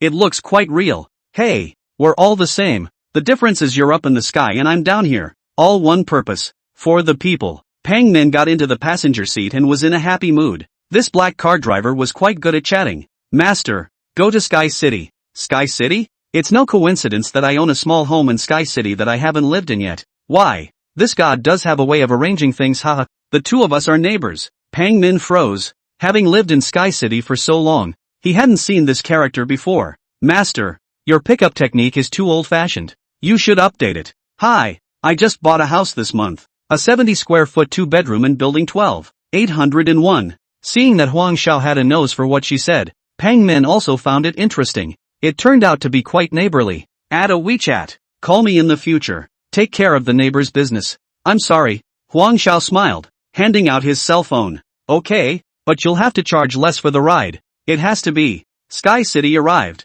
Peng Min paid the fare. In the future, I will look for you for my traveling Master Huang. Huang Xiao smiled and nodded, watching Peng Min walk into the neighborhood. When she disappeared, he turned around and drove to the rental house. My sister won't be coming. It's no fun living in a house that big. Put your clothes away. A moving company was contacted to move the piano and light equipment. You can't let Peng Min's goodwill increase to 70 without knowing your identity. This is not a difficult one. What's the difference with a toad eating a swan? It can only be outsmarted. Can't let her know the identity. What identity do you have? Chairman Dravan. Anchor. These two identities must not be exposed. Black car driver status? Trying to win favorability. Even if you can raise the point, it is not expected to be high. After searching the platform for half a day, there is no case of a flight attendant falling in love with a black car driver. Maybe, for a change, perhaps, just go along with the gold-digging women. To attract gold-digging women, it takes props. Piano, violin are props. These need to be made available for her to come to the house and may not be used for a short time. Think again. Lying on the living room couch, Huang Xiao flipped through Peng Min's friend circle, delivering attentive service to passengers at 30,000 feet. Seeing their smiles is my biggest motivation. Landed on the ground and hunted down a treasure trove of little stores with my buddies. Food really does cure all exhaustion. Tried the local specialties in East Japan and the Wagyu beef was amazing, but unfortunately too expensive. Peng Min has been posting to her friends every day, basically centered around flying in food. After a round of analysis, Huang knew the following conclusions. She is a foodie and likes things with one thing in mind. Expensive. But the income wasn't enough to support her spending, so each time she landed it was shallow. Love the food. Easy. There's nothing you can't eat at Jovan's restaurant chain. Go to the office tomorrow morning. After meeting the professional manager introduced by Li Xiaojiao, find a way to talk to Xu Xiaoqin again. Try and try again. Xu Xiaoqin can be so calm. Her sister's thank you banquet didn't even draw her out. We can't be passive. Tetsuko took the initiative to target them, and when the time comes, one after the other. It's over. The pace is slow, one slow step at a time. The company has professionals to handle things. It's not your turn to compare. One's job is to serve Brother Tuzi well. The size of the king scores clearly. Chapter 76, The Appearance of a Love Rival. When he came to the office, Wang Qing had already made him tea. Mr. Huang, the person introduced by MS. Li has arrived and is waiting in the conference room. Call him over. Just as he sat down and took a sip of tea, Wang Qing brought someone in front of him. Ding! Here we go again. Brother Tetsuko, don't you sleep in the morning? Thought the system was locked on target. Target, Cecilia Zhang. Age, 27. Occupation, Internet Professional Manager. Favorability, 15. Gold Digging Index, 89. Quest, stop her from dismissing the 4 Zhao Weiman and raise her favorability to 70. Huang Zhao's hand shook as she held Zhang Cici's information. You know how to play. Brother Tatsuko. You really know how to play. 2 days to lock in too. Time is short and the task is heavy. Huang Zhao placed the information on the coffee table and said to Zhang Cici, I've read it and am satisfied. You can just mention any ideas you have. The treatment was just told to me by the personnel director, and I don't have any additional requirements. It's just that I'm going to have an absolute say in this part of the company's management. Huang Zhao nodded approvingly. No problem. But there's one thing, after half a year, this decision-making power can only be fully released to you. You should be able to understand it. After all, the company is mine, and the investment is not small. I don't think Unicorn would mind if I stuck a bug. Unexpectedly, Brother Unicorn was fine with it, but Cecilia Zhang was not. Mr. Huang, we signed a betting agreement. You bet on my professional ability. I'm betting on my own skills as well. If I don't have the power to make decisions, I can't play. You're a conglomerate. It's a cumbersome process. There's a bunch of formalities. The internet business is changing rapidly, and I have to make a decision first thing. Huang Zhao frowned slightly. Alright, I only have one request. Your personnel adjustments. I must be consulted. Okay. Zhang Cici fell on her face and extended her hand. Once they shook hands, Huang Zhao turned her head and instructed Wang Chang. Wang Chang, you and Mr. Su, send Mr. Zhang to Minghong on my behalf, and appease Wu Jianchuan on the way. Wang Chang and the two of them left with their feet in front of them, and Huang Zhao sent a message to Xu Xiaoqin, ask her to come to the office for a chat. When Xu Xiaoqin saw Huang Zhao's message, her mind raced. In the last few days she had investigated Huang Zhao's personal situation to the fullest extent. Either way, he has no interest in plastic surgery. What do you want with her today? There's no use guessing. Since he called himself, there must be something. After a brief cleanup in the mirror, she headed upstairs to the Dravan Group office. Come in. Before Xu Xiaoqin entered, her bright laughter arrived first. Ha ha, Mr. Huang, what are your orders for me today? Huang Zhao casually leaned back on the sofa, crossing his legs. Sit, Mr. Xu, there must be something to discuss when I call you up. The two sat down, and Huang Zhao handed Xu Xiaoqin the project for Thousand Elephant City. Xu Xiaoqin had heard a little about Zhuofan taking over Thousand Elephant City and rolled her eyes. Expanding the territory again. Congratulations. What congratulations ah? Zhu is ready to investment. I have nothing to do, to assist her to recruit investment, enrich the Thousand Elephant City business. Are you Lillian interested in expanding your business? I'm not going to lie. We need a bigger site for our plastic surgery hospital, and it's basically in a cheaper location. Opening in a big shopping area like Thousand Elephant City would be a struggle. Xu Xiaoqin didn't reject it outright and explained with a light smile. Oh, forget it then. Let's let Tongfang and Han and the two of them step on the pit and forget it. Huang Zhao took the project book without caring. Mr. Huang, the two of them contacted you? Xu Xiaoqin's heart tightened, and her smile stiffened for a few moments. In Rongcheng, there are only two of them that can compete with Liren.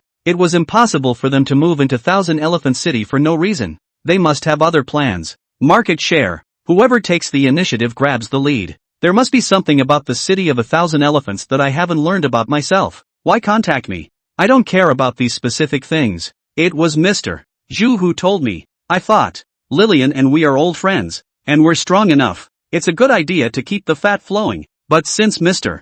Zhu isn't interested, forget it. I'm sorry, Huang Zhao said, making a gesture to put the project book back on her desk. Xu Xiaoqin hurriedly grabbed the project book from the coffee table again and flipped through it carefully. Huang Zhao held his cell phone and flipped through the messages with a winning look, giving Xu Xiaoqin time to digest them. 5 minutes later, Xu Xiaoqin said a bit awkwardly to Huang Zhao. Excuse me, Mr. Huang, the project book, I really don't see anything in it. She was honest, because the shopping malls of the Yovan Group are all scheduled invitations. It is true that no special arrangements have been made for plastic surgery hospitals, which are at risk of disputes. It's true that the two plastic surgeons are looking for Jarina, and you can see that by trying to. They put a lot of pressure on Lillian. You can't just change the plans of the Thousand Elephant City at will by yourself, but it's still possible to make adjustments to the original layout. However, now was not the time to give Xu Xiaoqin a promise that this hellishly difficult woman, if you don't hold her in place, you could flip the car at any time.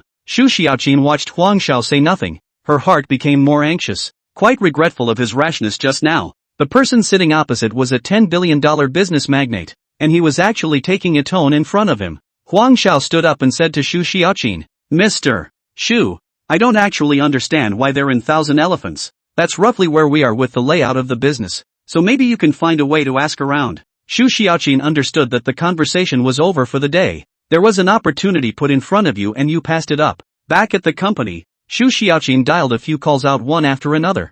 Huang Zhao's cell phone vibrated twice. I land at 8 p.m. and I'm picked up at the gate at 8:40 p.m. No problem. Going home and changing clothes. Huang Xiao arrived on time. At 8:25, the passengers of the flight from Mordor to Rongqing walked out. A Maybach drove past the Sprint and parked on the side of the road. In the crowd, a poised middle-aged man stepped out. Huang Xiao recognizes Qian Zhikai. He also recognized that Maybach, the car of Qian Liang, the chairman of Huaqian Company. The driver opened the door and Qian Zhikai sat short in the back. 15 minutes later, Pang Min smiled like a flower and happily got into the car. Looks like you're in a good mood today, Huang Xiao said. Huang Xiao, let me ask you a question. In your eyes, what should a rich person be like? Is it extraordinarily disgusting, arrogant, and haughty? Pang Min asked excitedly. Huang Xiao shook her head. I don't know, but those rich kids on TV, pretty much a lot of them look like this. I was in charge of first class today and met one. So handsome and polite. Ha ha, he courted you? Huang Zhao's heart is tight. I have not started to act on this little party dish. Don't kill out a program. That's not true, but he gave me a business card and we both tweeted each other. Pang Min took out the business card from her bag and looked at it again and again. Splendor Group. Huang Xiao scanned the card and noticed the heads up in the card. Chancellor K? Chapter 77, Stealing a Woman from Me. Pang Min all the way to chatter. Blah blah blah said non-stop. All how to marvel at Qian Zhikai talk extraordinary. How to appreciate his jaded demeanor. Huang Xiao responded with a hitch, unconsciously humming a little song. Peach leaves on the tip of the tip. Willow leaves cover the sky. The ditty came out with a faint hint of sadness that immediately diverted her attention. Stopping his praise of Qian Zhikai, he looked curiously at Huang Xiao. You sing so beautifully. Very clean sounding. Huang Zhao's chin lifted as he joked. At this point, I'm not really modest with you. A ditty that managed to pull Pang Min back from Qian Zhikai. After Huang Xiao sang 2 songs generously, Pang Min instantly made a decision that the next colleague gathering, be sure to ask Huang Xiao to be a special guest and go up there and show off his skills properly.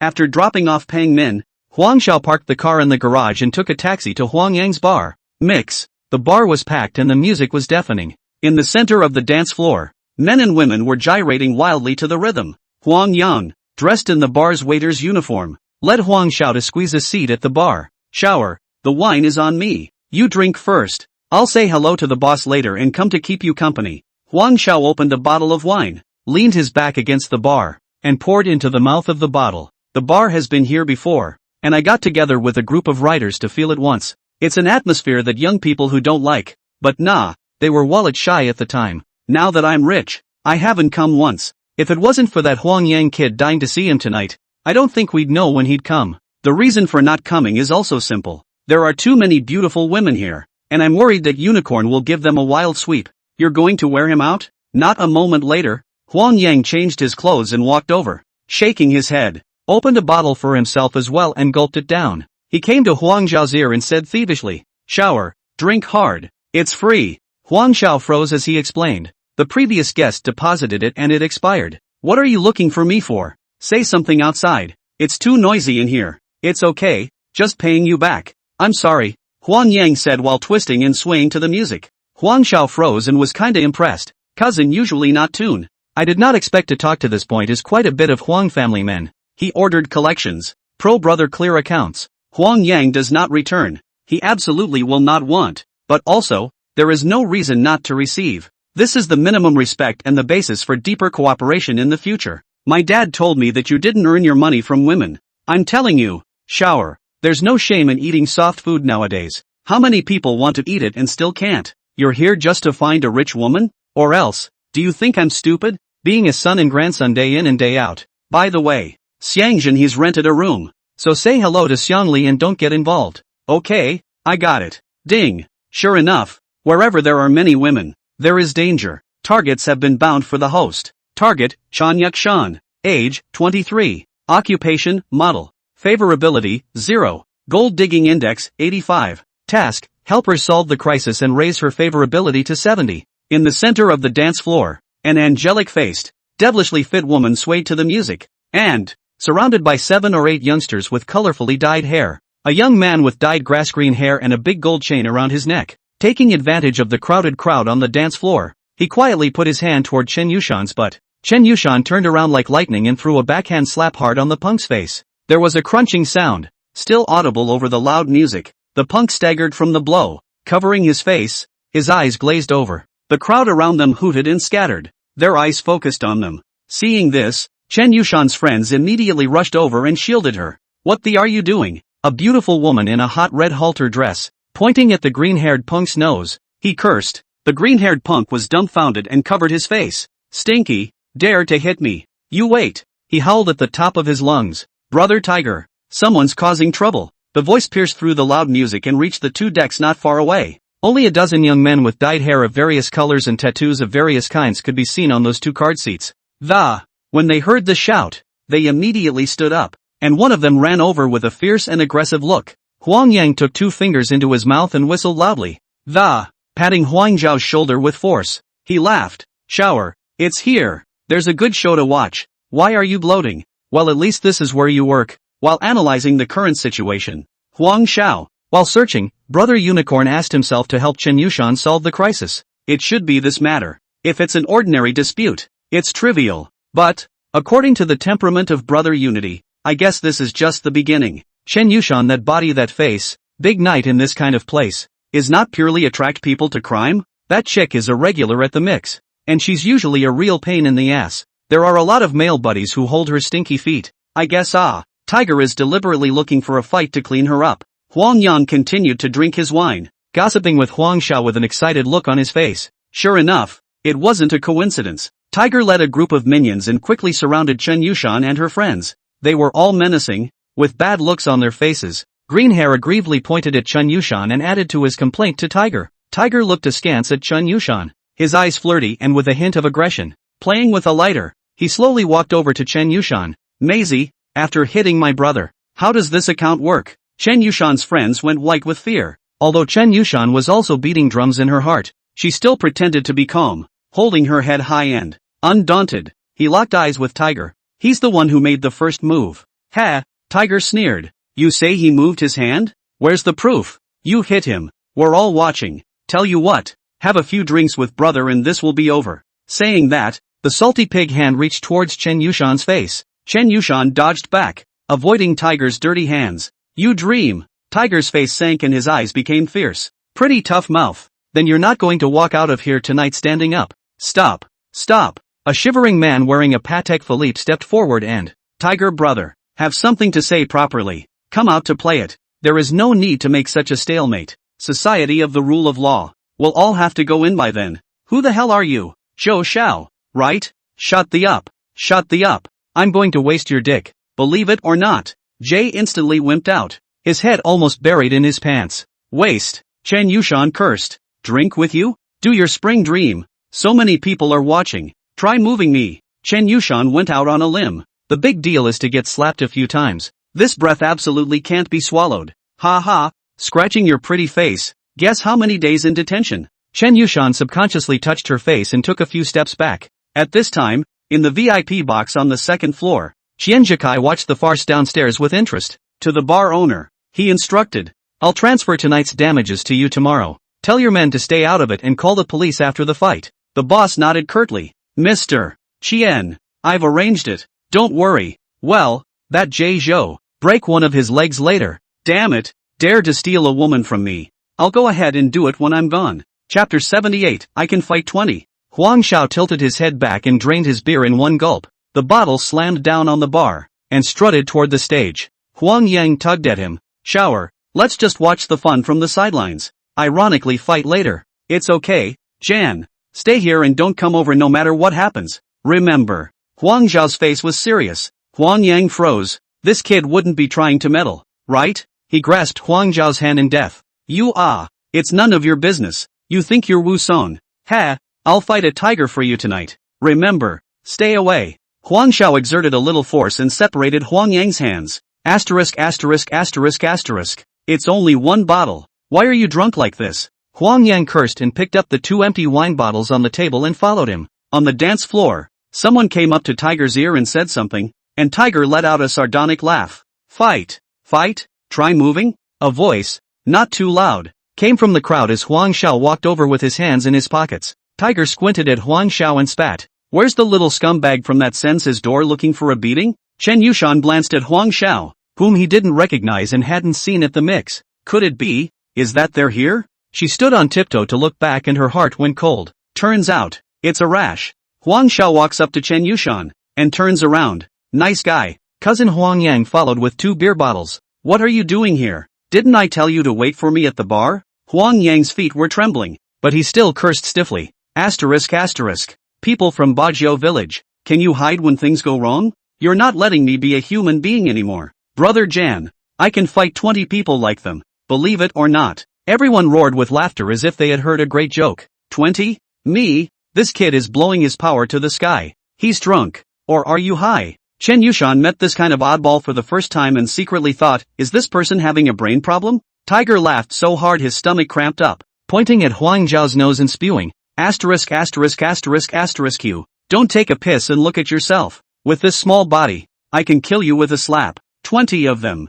Who do you think you are? Bruce Lee reincarnated? Huang Xiao ignored Tiger's shouting, an imperceptible smile appearing at the corner of his mouth. He slowly raised his right hand, index and middle fingers together, pointing at Tiger. You, come here. The figure flashed and rushed into the crowd. With expert fighting skills, attack with precision and effectiveness. A gangster swings at Huang Zhao's head. Huang Xiao doesn't dodge, and backs up. A crisp straight right to the jaw lands for his opponent. The punk screamed miserably and fell on his back, unconscious. Another punk sneaked in from the side and raised his leg to kick Huang Zhao's knee. Huang Xiao slightly sidestepped and dodged the attack, while grabbing the opponent's calf and twisting it with force. The punk rolled around on the ground clutching his leg and wailing. Seeing this, Tiger copied a chair and smashed it into Huang Xiao. Huang Zhao's eyes were quick, dodged sideways, grabbed the chair leg in the process, and swung his backhand. It hit Tiger hard in the chest. Tiger stifled a grunt and staggered back, knocking over a few tables before finally collapsing to the ground.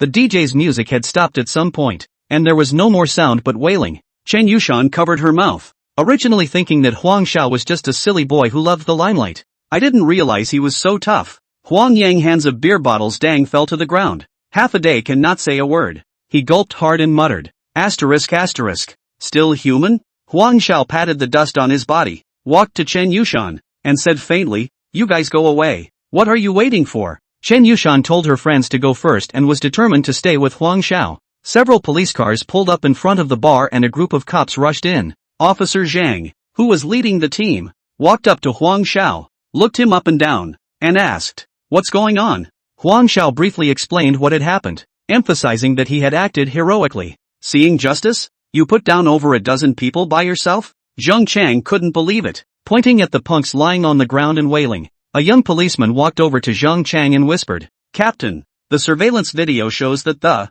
indeed the boy fought alone, with clean moves like a martial arts star in a movie. When Huang Xiao arrived at the police station, legal director Lu Mingli and director Zhang Bin of the Western District had already arrived. Learning that Huang Xiao is a famous entrepreneur in this city, after making a statement, leaving the rest to Lu Mingli, Huang Xiao left the police station with Chen Yushan. When Huang Yang saw Huang Xiao come out, his hanging heart was finally put back into his stomach. Chen Yushan trotted up to Huang Xiao, her face flushed, and pulled out her cell phone. Thanks to you today, otherwise, can add a Weibo? Huang Xiao took out her cell phone, scanned her QR code, and added her friends after. Said, if you or your friends get into any trouble because of tonight, let me know first and I'll take care of it. Chen Yushan nodded gratefully. She didn't know Huang Zhao's true identity. It just felt like he was a hero who had fallen from the sky. Not only was he skillful, but he was also calm and collected, giving people an inexplicable sense of security. Watching Chen Yushan get into the car,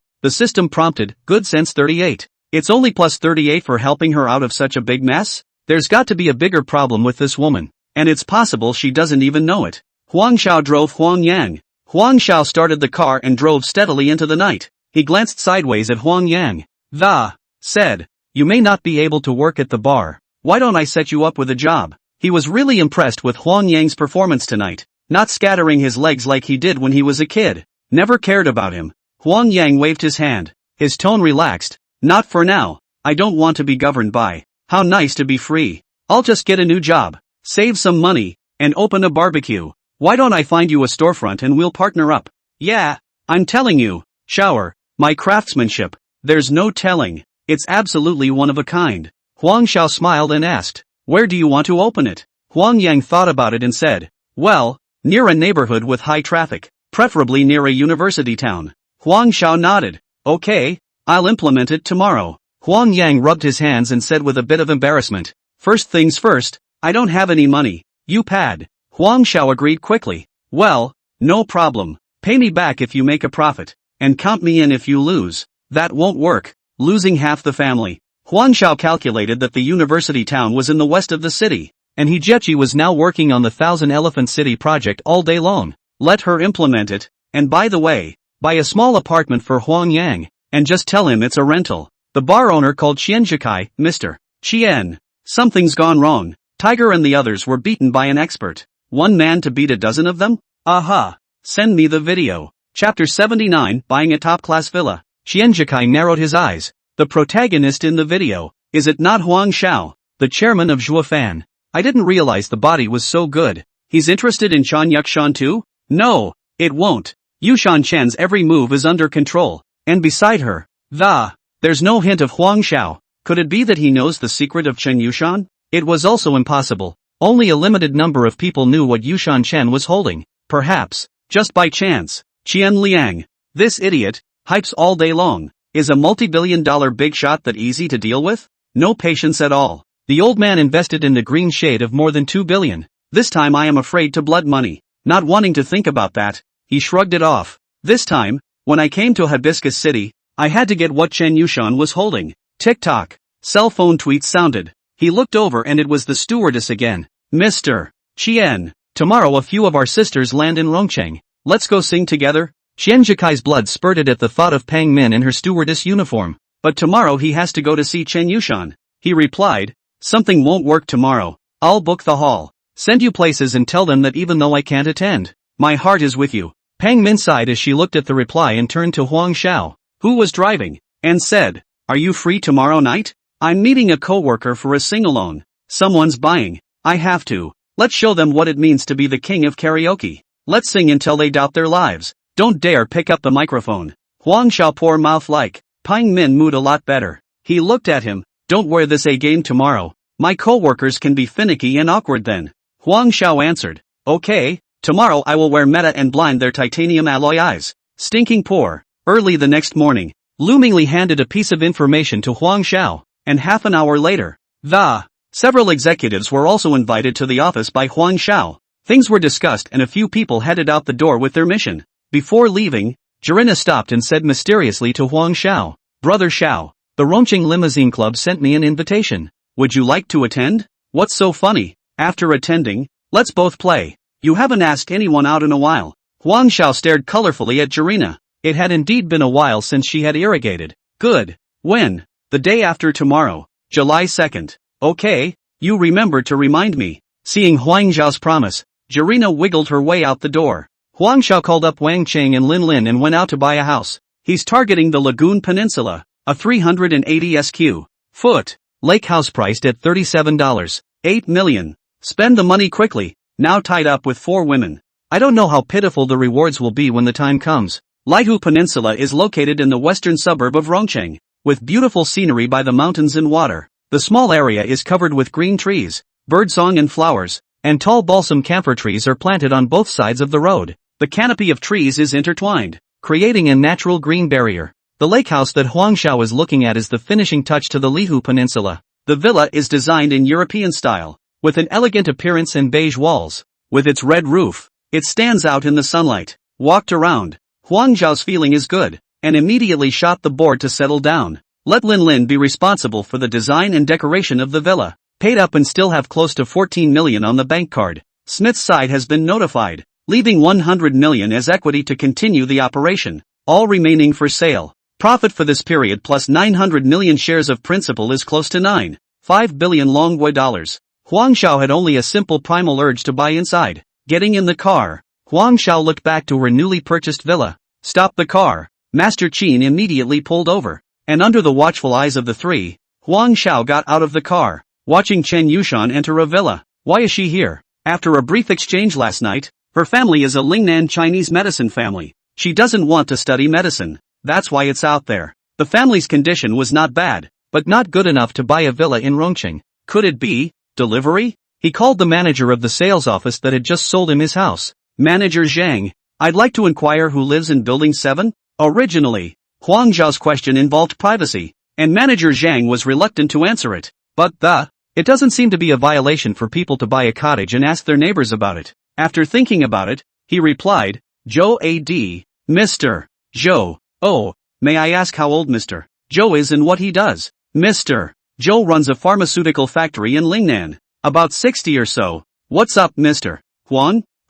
Thanks. Huang Xiao was relieved to hear it, hung up the phone and got in the car. Zhou Jiadi is supposed to know Chen Yushan and there is no home delivery business. Drive. Huang Xiao closed her eyes and began to wonder if Chen Yushan's trouble was not last night's trouble. Definitely. He had a very strong premonition. So far, she's had the lower difficulty of the 4 in terms of raising her favorability. Taking her first is the best option. Trouble, in the face of absolute strength, is not called trouble. Domestically, with tens of billions of dollars in liquidity, what can't be solved except by breaking the law? Opening his eyes, he sent a message to Chen Yushan. Hello, beautiful. Is anyone else bothering you about last night? In less than a minute, Chen Yushan called back. Thank you. No one is bothering me. I'm at my dad's friend's house and I told him what happened. If there's trouble he'll take care of it for me. The analysis was correct. Zhou A.D. and her did know each other. That's good. Let's have a coffee together tomorrow. This time the wait was about 10 minutes. Okay. Little Fresh Cafe.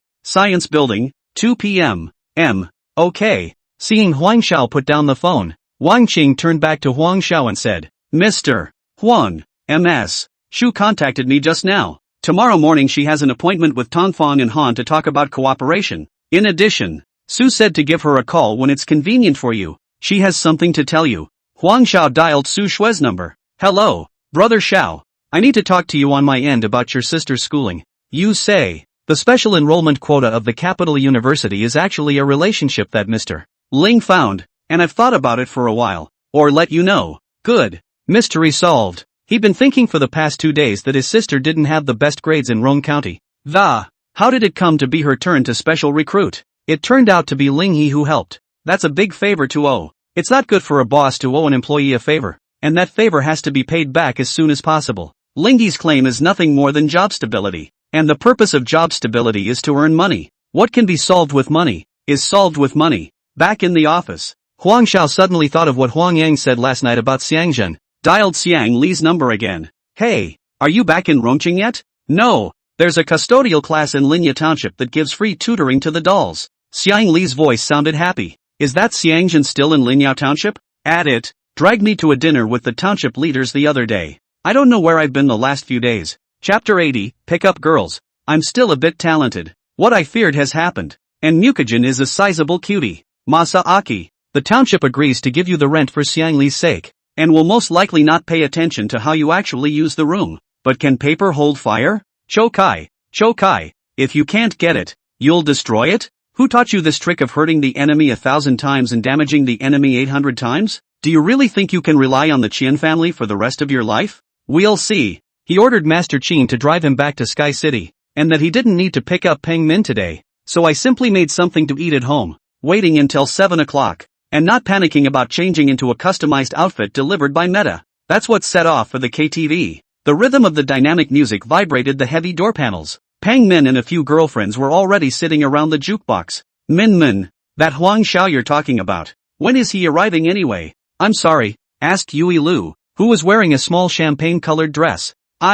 Don't be in a hurry. Ching, he said the road is a bit congested and he should be there soon. I'm sorry, Penman said perfunctorily, his fingers flying across the jukebox screen. Louis E. Zhouya raised an eyebrow and took a sip of red wine. Min, don't fall for him. A man. He's nothing without money. What are you guys thinking? I just think he's not a bad singer. He's fun, and he's good to have as a friend. I don't know. Penman bristled. Fun. That's true. Nowadays in this society, the rich may not be good, and the good may not be rich. He, laughed Lin Weiwei loudly from the side. Minnie, how much fun is it? And when you get tired of it, can you let your sisters have some fun too? Amidst the waves of powerful music, Pang Min pressed the pause button and picked up the microphone. I ordered the song that. I'll go first. Just a few lines into the song, the door to the box was pushed open. A young man in casual clothes walked in. Crisp short hair, clean face that. Sunny and handsome. Though he wasn't wearing any big name brands,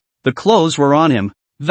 It's practically tailor-made. Pang Min's eyes lit up and she immediately put down the microphone, smiling and beckoning. Huang Xiao, here. Lu Yi, Zhou and Lin Weiwei turned their heads at the same time, their eyes swishing all over Huang Xiao. Lu Yi raised her eyebrows slightly, a hint of surprise flashing through her eyes. This man, it's more durable than what Penman said. Zhou didn't move to survey Huang Xiao. Lin Weiwei unabashedly revealed an admiring gaze. Whispering to Peng Min, he said, not a bad eye. Huang Xiao smiled and walked over to them, nodding her head towards everyone. Sorry I'm late. Want a drink? Beer would be nice. Penman poured him a beer and handed him the microphone again. Here, first song? Ha, really let me sing. When I open my mouth, you guys stop singing oh. When Huang Xiao said this, the atmosphere warmed up. Lin Weiwei covered her mouth and laughed. I don't believe it. How about a song sung by a woman first? No problem. Lin Weiwei immediately ordered him a difficult hit song, Yukui's Knowing the Difficulty of Knowing the Difficulty of Knowing the Difficulty of Knowing the Difficulty of Knowing the Difficulty. The intro plays, a slightly old-fashioned intro that quiets everyone down. I didn't expect Huang Xiao to wow the crowd as soon as she opened her mouth. He has a clear voice, a bright timbre, and a good grasp of the rhythm and emotion of the songs. The soprano part is even more comfortable. There is no sense of male voice singing female songs, but instead sang a different kind of deep feelings and flavor. The song ended with thunderous applause in the box. Lu Yi and Lin Weiwei exchanged a look, both seeing surprise in the other's eyes. This man, he's really something. Lin Weiwei took the opportunity of the applause to sit down next to Huang Xiao, her arm deliberately rubbing against him. Whispering, I said, you sing so beautifully. It's almost like your ears are getting pregnant. Huang Xiao laughed exaggeratedly. Congratulations, you're going to be a mom. Lin Weiwei threw a wink and immediately took out her cell phone and lit up the WeChat QR code. Add a WeChat. Find a chance to study up on being a mom. Huang Xiao did not move and glanced at Peng Min, seeing that she was chatting with her best friend. Sharp added Lin Weiwei Weixin. In his heart, he thought that it would be good to put a spy beside Peng Min. Coincidentally, Peng Min happened to turn around and took in the scene, her face slightly stagnant with a smile. Although Lin Weiwei and Huang Xiao looked like nothing, she was just blocked in her heart. It felt like Huang Xiao didn't give her a second thought. Huang Xiao immediately caught the change in Peng Min's expression and opened the system to take a look. And sure enough, the favorability dropped from 40 to 35. A little jealousy. Well, that's a good start. Zhou couldn't sit still either and proposed to sing a love song with Huang Xiao as a male-female duet. Huang Xiao naturally agreed readily. The two of them looked deeply into each other's eyes and sang, with affection. It was as if the whole world was left with just the two of them. After the song was finished, Zhou took advantage of the strength of the wine and pouted. Singing made me a little dizzy. As he said that, he smoothly fell onto Huang Xiao's shoulder. Peng Min's face hardened a few more points and his favorability dropped to 30. Next, Yuilu also volunteered to sing with Huang Xiao. She chose a song with an upbeat tempo and sang it during. Every now and then, he bumped Huang Xiao with his shoulder or tapped his arm with his hand to create little gestures of intimacy. After the song was sung, Zhou also added Huang Xiao's WeChat by the way. Peng Min felt like an outsider. His heart was sour, and his favorability dropped again, down to 25. When it was over, Penman sat in the car and sulked. Huang asked knowingly, what's wrong? You're not happy all night. You can do it you. Huang Xiao, my girlfriends, singing karaoke once, were all caught up in your net. Goo, my missy, they're all your friends. Mustn't they be properly entertained? How rude does that seem? Peng Min viciously gouged out Huang Xiao and cursed in her heart. Who are you to me? Think about it. I don't know them. People come to me for drinks and songs and tweets. Can I say no? Who are you going to talk to when they talk about you? When Peng Min heard it, it seemed to be a bit reasonable, and the fire in her heart subsided so much. You guys have been singing all night. I haven't sung a single song. Huang Xiao laughed. I have an idea. How about a concert for you? Bragging. Peng Min bristled. You'll see when we get there. I don't need to use money. A little scheming, and a little talent to smash you. When they arrived at Sky City, under Huang Xiao's compulsion, Peng Min half-heartedly went back home with him. Huang Xiao pushed open a bedroom door. Peng Min let out a soft cry. This man, there is something piano, violin.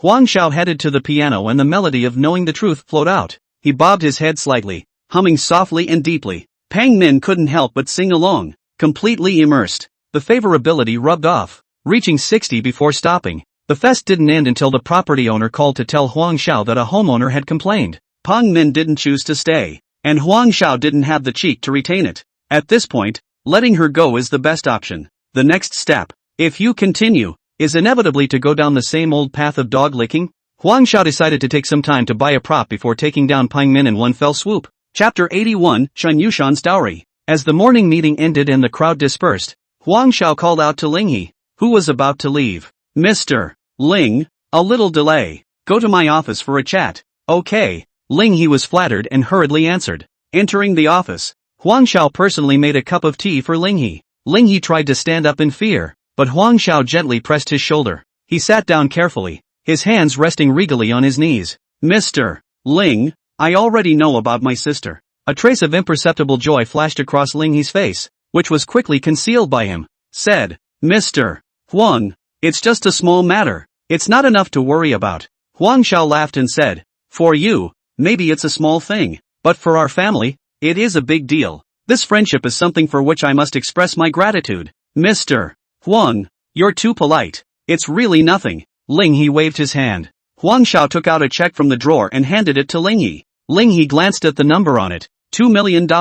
Hesitated. Didn't pick up. Huang Xiao smiled and slipped the check into his hand. Roads return to roads. Bridges return to bridges. You've done my family a favor, and I'm rightfully grateful. Work on things. I also hope that you will continue to do your best. As long as you do your duty, we will always be colleagues in the future. He understood what Huang Xiao meant. A favor, paid off with money. Ling He took the check and got up to leave the chairman's office. Walking out of the office, he looked up at the ceiling and let out a long breath. In order to get a firm foothold in the growing Zhuofan group, you have to work twice as hard, return the favor and settle a score. Huang Xiao sent a message about Xiang Zhen to Xiangli, and next, she should know how to handle it. After lunch, Huang Xiao arrived at the Little Fresh Cafe and went straight up to the second floor, picked a seat by the floor-to-ceiling window and sat down. The sunlight sprinkled on the log tables and chairs, and the coffee aroma mixed with the jasmine fragrance smelled quite cozy. At 2 o'clock sharp, Chen Yushan stepped on her high heels and was dressed in a famous brand.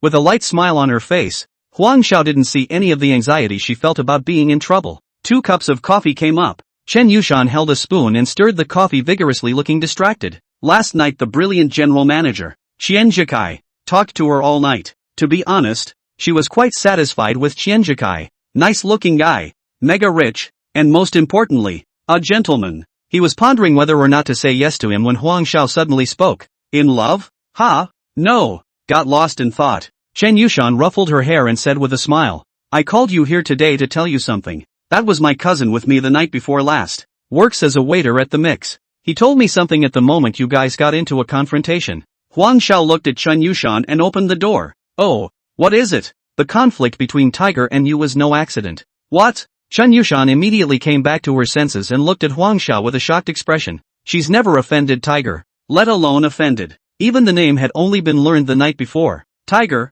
it's the bar owner's man. Can make the boss not do business and target you specifically. I'm afraid it's not that simple, Huang Xiao said while observing Chen Yushan's expression. From the panicked look on Chen Yushan's face, it was obvious that she didn't know. Why? I haven't offended him at all. Suddenly, Chen Yushan seemed to have thought of a little something, but vaguely and indistinctly. Think about it, because of someone or something. I said, I'll set you straight on this one. You? Chen Yushan didn't mean to look down on Huang Xiao. What can I do to help with the clothes on my back and driving a sprint? Fighting is great, but the last thing a male is worried about is that you can fight. With the words here, Huang Xiao didn't feel the need to go any further. Taking out a business card and pushing it in front of her. Contact me if you need anything. Chairman of Zhuofan Group? Chen Yushan looked at the business card. Her eyes rounded and, why are you helping me? Zhuofan Group has been in the ascendant in Rongqing lately, and everyone who has a bit of knowledge knows it. This company has an unfathomable background. Chen Yushan couldn't help but compare Huang Xiao to Qian Jikai.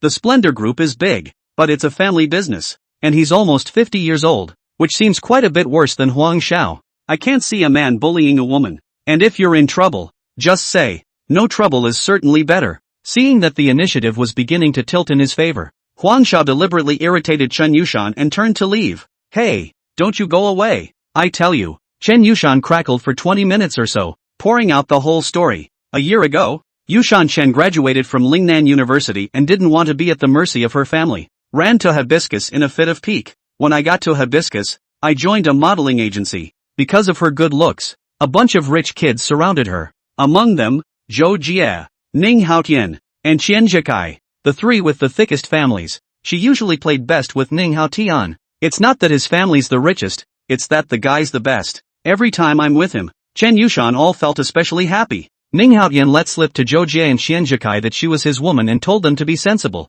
Stay away. Recently, I don't know what's going on, but Ning Haotian is like vaporized. He can't be contacted. Qian Jikai contacted her frantically. Twice a week he comes from Mordor to see her, and one inquired about her family. Qian Jikai. Again. There's no denying that Chan Yukshan does have stunning looks. Every knit of the brows exudes charm. But is it worth Qian Jikai flying from Magic City to Roncheng twice a week just because he's pretty? In his place, he asked himself if he could not do it. With money, what kind of women can't you get? What was he inquiring about Yushan Chen's family for? Have you met with him recently? Huang Xiao asked as if it were casual. I've met him. He invited me to dinner last night and talked until 11 p.m. Huang Xiao didn't move to follow up. What's the conversation about? Chatting for so long. At first I was asked about what happened last night and then said I wanted to help me get revenge. And then later asked my grandfather, what does your family do? Chen Yushan's gaze drifted towards the window. Her tone was tinged with pride. A family of traditional Chinese medicine. My grandfather is well known in the Chinese medicine world. Oh, he wants your grandfather to show him? Chen Yushan shook her head. My grandfather has passed away. He left behind a prescription. Since I was the only child in our family, he made a will and left the prescription to me as a dowry. What prescription? Huang Zhao's interest was completely piqued, and he felt that he had touched the truth of the matter. I don't quite get it, Yushan Chen said, sounding a little confused. My dad said this prescription is very valuable and told me never to divulge it. With the ability given to him by the system, Huang Xiao immediately connected all the clues together. Conclusion reached. The so-called trouble is actually Qian Jikai. Qian Jikai wasn't at the bar but still knew what was going on there. Maybe it has something to do with him too. Not only could he strike a blow against his competitors, but he could also take advantage of the fact that Chen Yushan was frightened and find an opportunity to comfort. A rich man, a very rich man, put so much effort into chasing a woman. He couldn't think of any other reason than that prescription. I'm afraid the value of this prescription is far greater than imagined. Chapter 82, the B word on the steering wheel. To give you a suggestion, do you want to hear it? Huang Xiao said after hearing it, with a rough idea in his mind. You say, Mr. Huang, I'm willing to listen. You'll go back to Lingnan today, and you won't see anyone. I'll make things perfectly clear. Then I'll let you know. Okay, but I have a job to do, and I don't think there's anything wrong with it. It's not like I'm messing with anyone. Hearing Huang Xiao ask her to go home, Chen Yushan was bossy and reluctant. A gentleman is not a gentleman. And besides, it's just a job. Turn around. I'll just set you up. According to the habit of brother unity, Huang Xiao guessed that after Chen Yushan's good sense reached 90,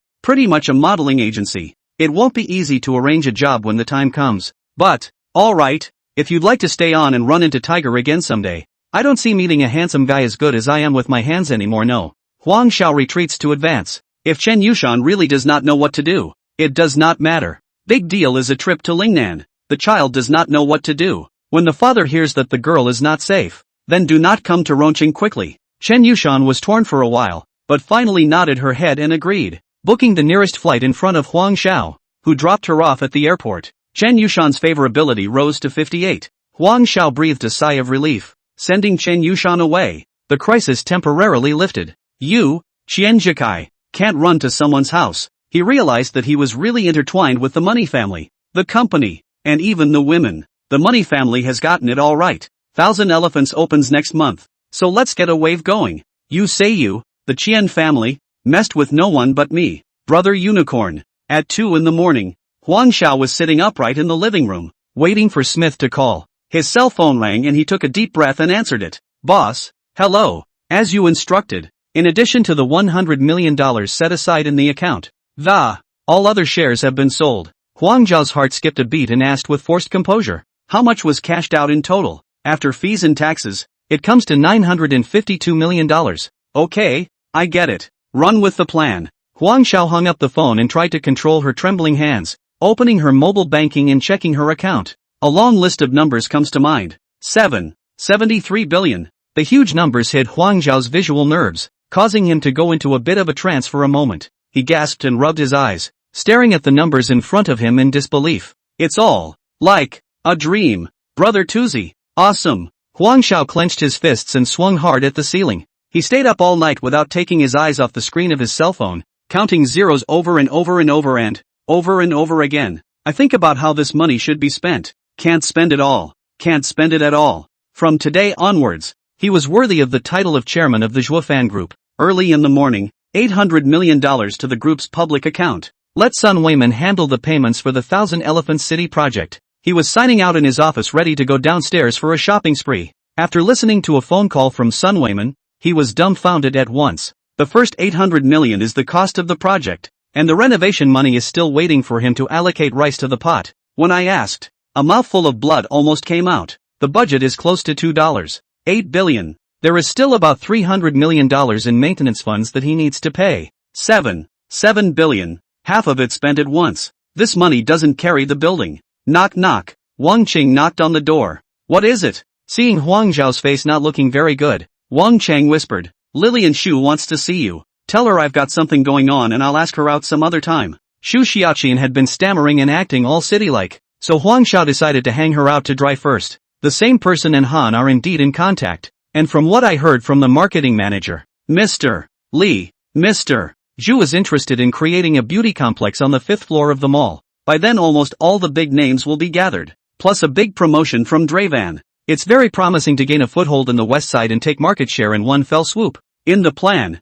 there are 2 plastic surgery hospital slots on the 5th floor. Shu Xiaoqin has already discussed this with headquarters. Be sure to take both spots. Sent a few messages to Huang Zhao and waited for half an hour with no reply. Hearing that Huang Zhao didn't see her, Shu Xiaoqin panicked a bit in her heart. Is it already negotiated? Or did he feel disgraced and angry for politely rejecting Huang Zhao last time? Men, when you have money, you need to buy a car. The Rolls-Royce is too ostentatious and slightly old-fashioned. A sports car, too ostentatious to match Huang Zhao's temperament. After browsing through the website and making a few phone calls for advice, Huang Zhao eventually decided to start with a Bentley Continental convertible. It just so happens that there is an existing car in the Rongqing 4S store, and Huang Zhao makes an appointment with the sales to set off. Arrived at the store, test drove, paid, licensed. 3 hours later Huang Zhao then drove back to the Heaton Hotel. On the way, I took a picture of myself in the summer sun, then edited a circle of friends visible only to Pang Min and her BFF and sent it.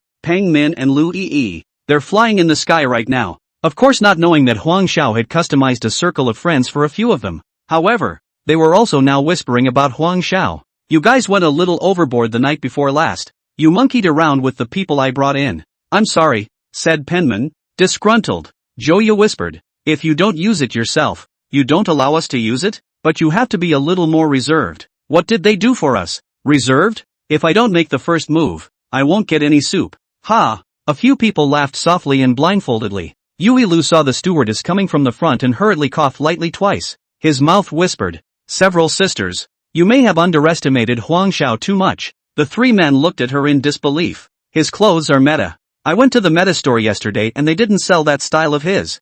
I took a picture to the clerk and the clerk said it was customized. Do you know what customized means, sister? I mean, he looks good in that suit. Isn't he a black car runner? Hey, I say, you're just overthinking it. Pang Min listened to a few people chatting and felt that it wasn't quite right. It's true that Huang Zhao lives in a small apartment, but the furniture and appliances are brand new, all branded and not cheap at first glance. And he can play the piano, he can play the violin, he can sing. A flurry of personal information came to light that she also felt that this Huang Zhao seemed to be a little bit out of the ordinary. The flight landed earlier today and a few people got on the airport bus. When she got into the car, Pang Min received a message from Qian Jikai, asking her to play together tonight. As he was about to reply, he heard the 3 of them, Lu Yi, exclaim in shock. Asterisk. This Huang Zhao really isn't an ordinary person. Penman padded over and took a look. Under the sun, Huang Zhao is smiling, and the bee on the steering wheel is glowing.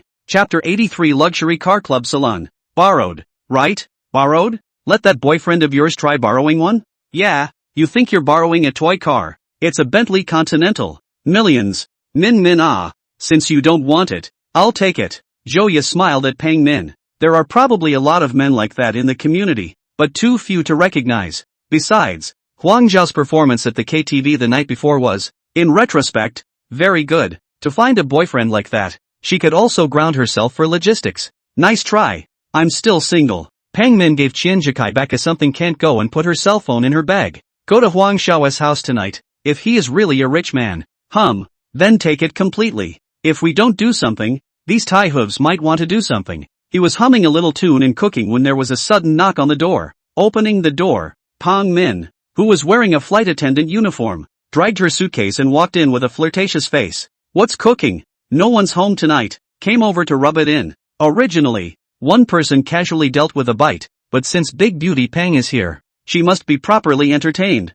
Sit down. You'll be done in a minute. Penmin put down her bags and walked to the kitchen. Let me help you with that. Huang Xiao pushed her out, tired from flying all day. Go watch some TV. Luckily, I had Wang Hai deliver some top-notch ingredients. As Huang Xiao bangs in the kitchen, Pang Min revisits the two-bedroom apartment. It looks like a short stay and a good value for appliances and furniture. There was no sign of another woman in the room. Importantly, on the nightstand in the master bedroom, she saw the car keys with a B on them. Huang Xiao plated the Wagyu beef, which was pan-fried to medium rare, drizzled with a red wine sauce and garnished with a little rosemary. Slices of fat and lean meat zinged. Immediately after, he served pan-seared foie gras on toast with a sweet and sour blueberry sauce. Finally, he finely shaved thin slices of black truffle and sprinkled them over the creamy pasta. Pang Min couldn't believe her eyes and covered her mouth in surprise. It felt like my heart missed a beat. She gulped, picked up her knife and fork, sliced off a piece and brought it to her mouth. I'll go. The gravy,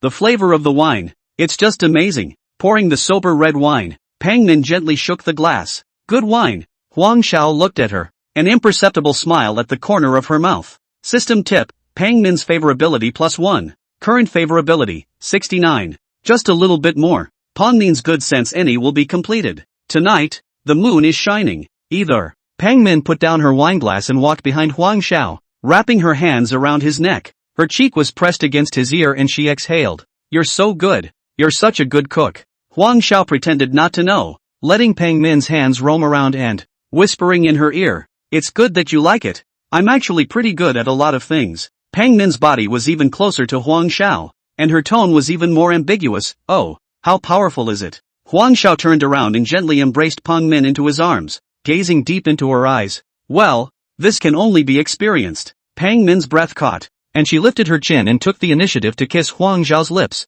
A little bit of dry wood goes a long way. A night of lingering. The early morning sunlight shone through the gaps in the curtains, and Pang Min lay lazily in Huang Zhao's arms. There was a happy smile on his face. Ding! The host has completed the mission. Target favorability 80. Dawn, what exactly do you do? Drive a black car. Ha? Buy a Bentley and drive a black car? Well, the monopoly drives you. Pang Min rolled over and sat up, looking at Huang Xiao. Did you approach me on purpose? Huang Xiao stroked Pang Min's hand. The question was a giveaway. He chose not to answer and just hemmed and hawed. From now on, can you pick me up and drop me off every day? He shook his head, feeling that without the use of coquettish words again, Penman is going to go crazy when he hears his answer later. I'd love to pick you up and drop you off every day, but I have a lot of important work. You're so idle that you run a black car for fun. What else can you be busy with? Penman was visibly upset in her tone.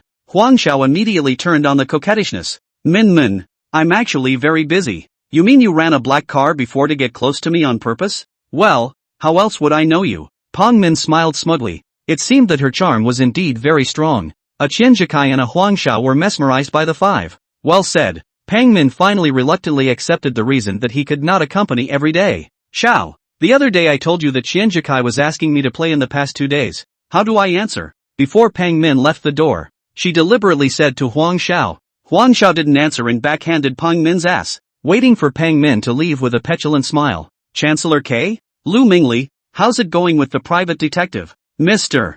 Huang, the investigation is clear. The owner of Mix and Qian Jikai are on good terms, and on the night of the incident, he was at the bar. Chen Yushan, her grandfather, did leave a prescription, but the specifics are still unknown. Also, do you recognize He Guanchuan? He Guanchuan? What's wrong? He used to work as a cell phone vendor, and recently he's been hanging out with Qianliang, and I've heard that he's been asking around about you. Green Shade Side is digging up our merchants. I guess it's Wu Qingfeng's gang that's behind this. Keep an eye on them and gather the evidence. Yes, as you instructed. All preparations are proceeding as planned. Okay, send me the mix evidence. With the evidence in hand, Huang Xiao didn't rush to send it to Chen Yushan. As long as the little girl sees Chen Jikai's true colors, the crisis will naturally be lifted. This evidence, Huang Xiao wants to show it to Chen Yushan face to face. It's not time yet. We have to figure it out. What in the world would make Chen Jikai go through so much trouble? The salon of the Rongqing Luxury Car Club is located in a private estate in the countryside.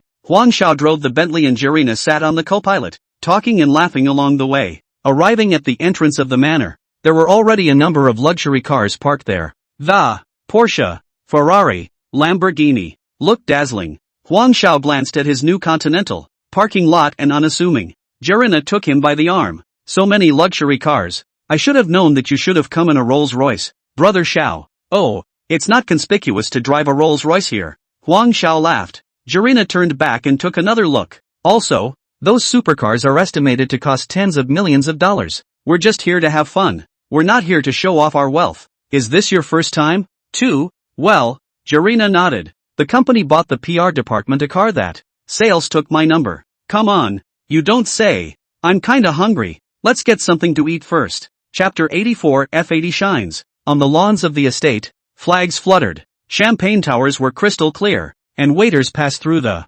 clothes and drinks. On center stage, a huge red curtain conceals the silhouetted and mysterious object of the apparently a luxury car that has yet to be unveiled, whetting the appetite of the crowd. In the distance, a buffet table filled with a wide array of food. Huang Xiao and Jirina were picking out food with great interest. Dawn, guess what kind of car is on the stage? Whatever car it is, I'm not interested anyway. Jirina glanced at Huang Xiao and said in her heart, of course you don't care about any car. A small electric donkey, a speedster, anything. Those who have eaten big fish and meat don't understand the cravings of little people like us. Going to check it out later, no? Come all the way here. Just take a look. Huang Xiao said vaguely with her mouth stuffed with food. The cooks here are really good, and they make things just to his liking. The two of them chatted sky high, ate a half-full meal, and sat in the corner with a glass of water. Brother Xiao, that's the young master of the Su family. Jirina looked at a man in a white t-shirt. The Su family? Doing what? Getting into investing is strong.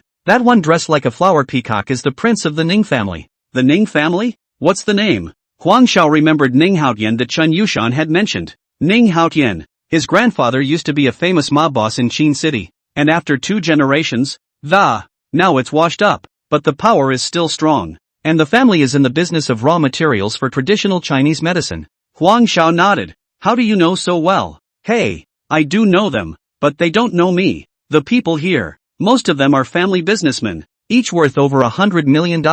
Of course there are also minions like me, representing the company. Jirina smiled to herself. You are not a minion. You represent me everywhere you go. Lena, I am you. You are me. For Jirina, who was 100% favorable. Huang Xiao never skimps on flowery words. Jirina's bones crumbled as she listened, looking at Huang Xiao with affection. Huang Xiao didn't doubt for a second that if it hadn't been for the crowd, she would have pounced on herself. Isn't this kid Ning Hao Tian playing disappear? What's the reason for the sudden lack of contact with Chan Yukshan? Ning Hao Tian walked to a corner with a big grin, and there was a huge pile of people in the corner, surrounding a man in the center. A large group of people chatting away. At that moment, a delicate woman in a silver sequined gown, with a rhinestone-encrusted microphone in hand, she walked onto the stage in style. Good evening, distinguished guests, ladies and gentlemen. Welcome to the F80, the first in-house tasting in hibiscus. With the host's opening remarks, people who had been scattered all over the place made their way to their seats. The crowd in the corner also dispersed and returned to their places. Huang Zhao's gaze swept unobtrusively over the crowd, and suddenly a familiar figure made his heart flutter. Isn't that Chen Jikai? The person Ning Hao Tian was surrounding was actually Chen Jikai. Ning Hao Tian and Chen Jikai knew each other and had a great relationship. If all the underhanded tricks against Chen Yushan were from this old fox, then he was too scary. One's own preparations still don't seem to be enough. Huang Xiao came over to Jirina's ear and muttered a few words, and Jirina looked at him in surprise. Still nodding, the opening dance began, and Huang Xiao quietly left her seat, looking for an unnoticed corner. The music gradually stopped and the noisy ballroom gradually quieted down. The host takes center stage again, and the lights focus on her as she gracefully raised the microphone. Ladies and gentlemen, the exciting moment has finally arrived. Next, we will reveal the main character of the evening, the Ferrari F80, debuting in the city of Hibiscus. Thunderous applause from the stage. All eyes were focused on the huge red curtain in the center of the stage. The curtain fell slowly, like a graceful dancer shedding her veil, revealing its breathtaking beauty. The lights suddenly brightened, and a streamlined sports car, like a dormant cheetah, resting silently on the rotating table. The dazzling red paint glows in the light as if it were a burning flame.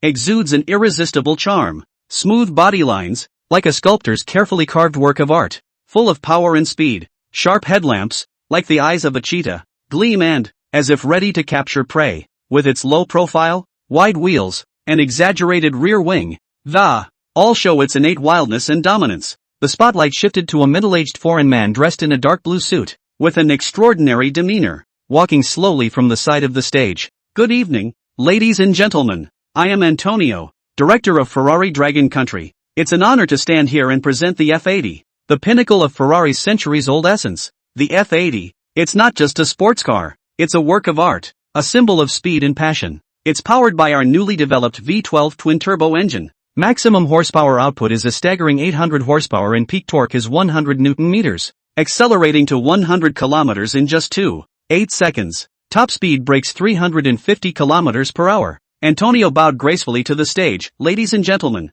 next, I have an even more exciting announcement to make. Tonight, we will be here for this one-of-a-kind F80. A special auction is being held. It will belong to tonight's most honored guest to be the third lucky winner of the Dragon Kingdom to own an F80. And I can assure you that the future F80s that are released into the Dragon market, there will never be more than 30 of them. This means that you will have a truly rare and prestigious supercar. A professional auctioneer, dressed in a tuxedo and holding a gavel, steadily walks onto the stage. He coughed lightly and said in a magnetic voice, "Good evening, distinguished guests. Now, I announce that the Ferrari F80, the debut of Hibiscus, the exclusive auction, officially begins. Starting bid, 25 million. Each time the price increases, it must not be less than $500,000. There was excitement and restlessness in the air, and the audience, leaping off the stage, jumped to the, waiting for the bidding to begin. Huang Xiao leaned on the railing and smoked a cigarette. The car was good but too expensive in his eyes.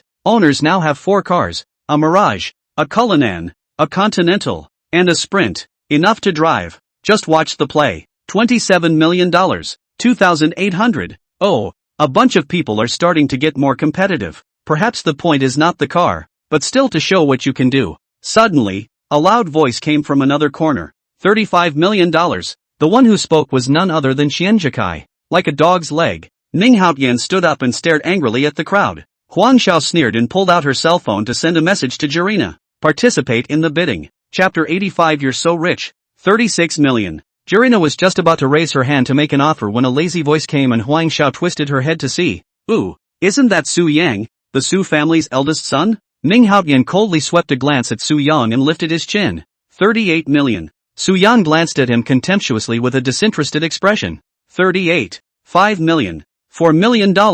Chancellor Kai raised his hand in offer. 45 million. Su Yang slowly continued to raise the price. Huang Xiao could sort of see the point at this moment. Su Yang is clearly intentionally disgusting Qianjikai. They are all in the business of investing and playing with money. It's normal to have conflicts. The corner of Ning Haotian's mouth hooked as he pointed his finger at Su Yang. 45 million. Qianjikai did not change his face and continued to raise his cards. This is a car he must take. He's long past playing with cars at his age, and shot it because it's rare and has a forced. The important thing is that it could potentially be a brick in the door to pry open Yushanshen. An enemy's enemy is a friend. Huang Xiao quickly sent a message to Jirina. It's your show. Never mind the price. Jirina received the signal, raised her hand, and chirped. 46 million. Jirina's delicate voice rang out, and the whole room's attention was drawn to her. In unison, they cast a glance at her area. Ning Haotian and Qianjikai were no exception. Qianjikai twisted his head to look at his secretary, who understood and said, Vice President of Zhuofan Group, Zhu Lina. He scanned the venue and didn't spot Huang Xiao, a part-timer, fighting with him. 5 million. When Qianjikai shouted out the price of 5 million, the whole room was in an uproar. That price is way beyond the value of the F80 itself. Many people present were shocked by Qianjikai's vigor. Jirina looked unusually calm amidst the crowd's awestruck gazes. Without any hesitation she raised the sign in her hand and her red lips lightly opened. 52 million. Her voice was not loud, but it carried clearly throughout the entire venue, instantly drowning out all the chatter. $50 million has exceeded Xianzhikai's mental expectations, but, at this time, backing off. Brilliant face. His face, where to put it? 6 million. 62 million. Eyes focused on Jirina and Xianzhikai. $60 million for a sports car is not an outlandish thing for them to do, but at this price it's clearly too little value for money. Even the always calm Su Yang narrowed his eyes slightly and observed with interest. At this time, Xianzhikai would be living in vain if he still couldn't think that it was Huang Zhao's authorization. In his heart, he secretly screamed. This Huang Zhao was shady enough to let an employee compete with himself. If it was Huang Zhao himself, he could have made a joke about how he wasn't going to compete with Zhuofan's chairman of the board. Sell a good one. Now. 7 million. Huang Zhao quickly sent a message to Jirina. Offer 100 million. If he exceeds it, let him have it. 100 million. The whole room instantly boiled over. Almost everyone sprang to their feet and, incredulous eyes focused on Jirina in unison. Xianzhikai's face was a shade of green and white. $1 billion? Buy a car worth less than $30 million? Huang Zhao. I'm afraid I'm crazy. Jirina's heart was pounding, an unspeakable excitement making her blush. 100 million for a car. It was something she had never even dreamed of, and now it spat lightly from her lips. Just as she was getting excited, Xianzhikai's voice rang out again, with a hint of gnashing of teeth. 102 million. Jirina's hanging heart finally dropped and she breathed a long sigh of relief. Gently put down the sign in your hand as if 1,000 pounds had been lifted. Amidst the thunderous applause, Xianzhikai squeezed out a stiff smile on his face. People around him came up to congratulate him on the sky-high price of the F80. In the depths of those congratulatory gazes, which clearly hid a teasing that was hard to hide, as if looking at a kaiju, a little cutie, Huang Zhao led Jirina towards Antonio. Jirina fell to introducing Antonio. Mr. Antonio, this is the chairman of the Zhuofan group. Mr. Huang Zhao. Antonio has some idea of the guests who will be there tonight. I didn't expect the 10 billionaire to be there in person. He hastened to greet them warmly. Instantly, the eyes of the entire audience shifted from Xianzhikai to Huang Zhao. Curiously, he surveyed the rich young man. Huang Zhao said regretfully, it's really a bit of a shame that I didn't get to shoot the F80 tonight. I wonder if Mr. Antonio could order 2 for me? Antonio didn't dare to take Huang Zhao, a young 10 billionaire, lightly. He pondered slightly for a few seconds, weighing capacity and delivery time.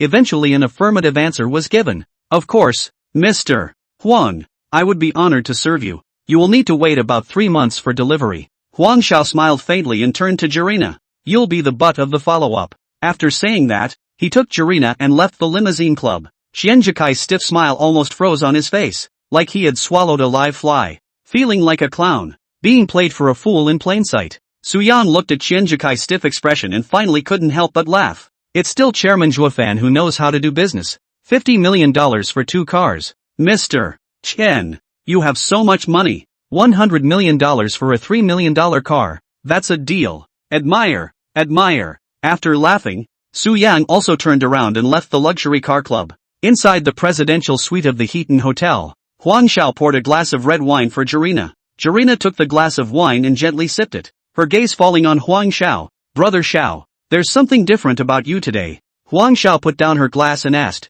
oh, what's different? Jirina mused slightly, organized her words, and said, more confident than ever. It's also more aggressive. Oh, yeah, with all that money on your bank card, how can you not have some character? As the old saying goes, money is strong. Jirina smiled along and continued. Xianzhikai this time. Probably going to spit blood in anger. Huang Zhao picked up her wineglass and gently shook it.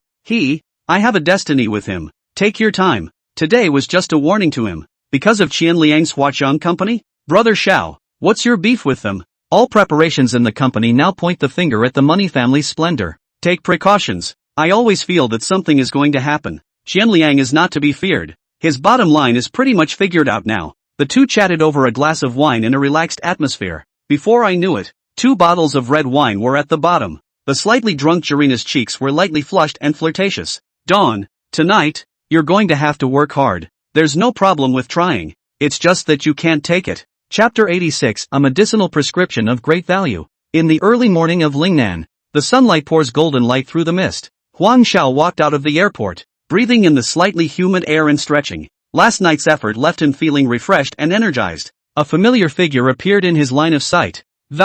Chen Yushan was wearing a light blue dress today, looking exceptionally pure and lovely. Seeing Huang Xiao, she quickly greeted her with a hint of nervousness and consternation on her face. Mr. Huang, you're here. Well, come on. The air is so nice in the ridge. Chen Yushan hesitated for a moment and said periodically, my dad wants to see you.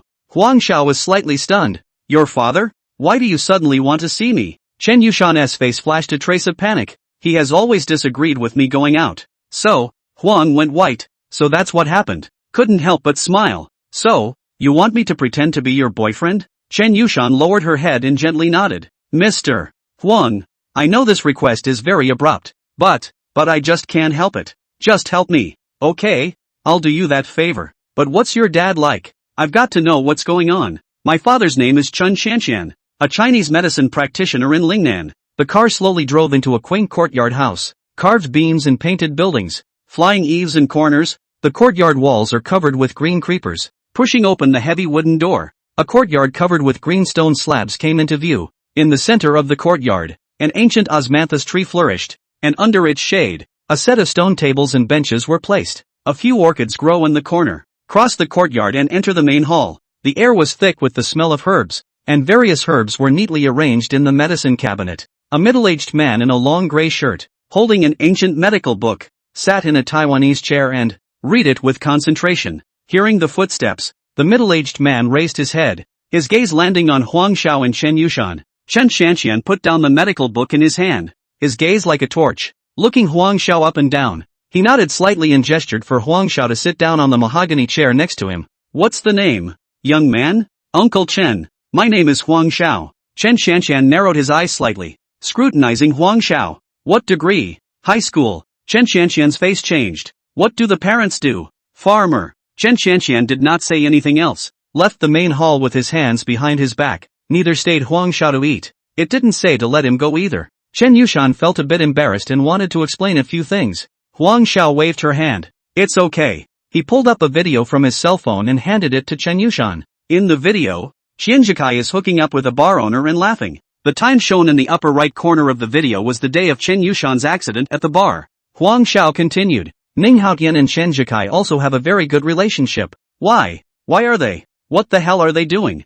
Yushan Chen was incredulous when she saw the evidence in front of her. She's just a better-looking model. I also get along well with my co-workers. I'm afraid their desperate attempts to get close to them go far beyond the issue of a relationship. Thank you, Mr. Huang. It's okay. I'm leaving. It seems your dad doesn't like you very much as a boyfriend. Huang Xiao straightened his clothes and stood up, ready to leave. Huang, Mr. Huang, why didn't you mention your business just now? Don't you see? Your father isn't interested in money. Huang Xiao turned to leave, and before he could go out the door, Chen Shanxian's steady voice came. Mr.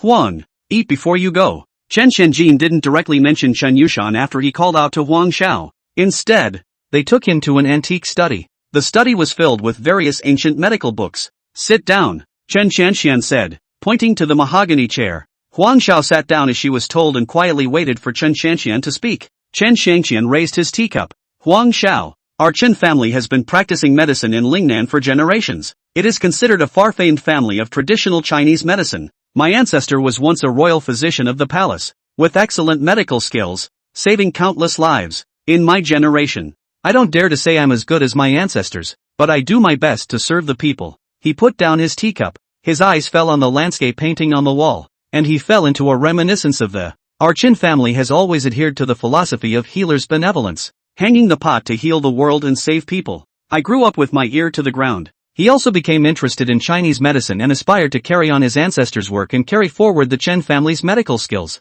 Chen Shenjin turned his head and gazed at Huang Xiao. Huang Xiao, you don't have a high level of education. The family is also average, but I want you to understand. A person's value depends not only on his education and family background, but also on his character and ability. Yu Shan, I hope she can find a responsible and motivated partner. You, as her friend, I hope you'll continue to improve yourself, both academically and competently. That's the way to be worthy of her. Huang Xiao calmly watched Chen Shanxian and let him finish. Uncle Chen, you're right. However, I don't need to make an effort. Chen Shanxian twisted his head in surprise and looked at him. Combined with what he said in vain? This is my business card. Huang Xiao took out a business card and handed it to Chen Shanxian. Chairman of the Dravan Group? You? Chen Xianshan cupped the business card in his hand.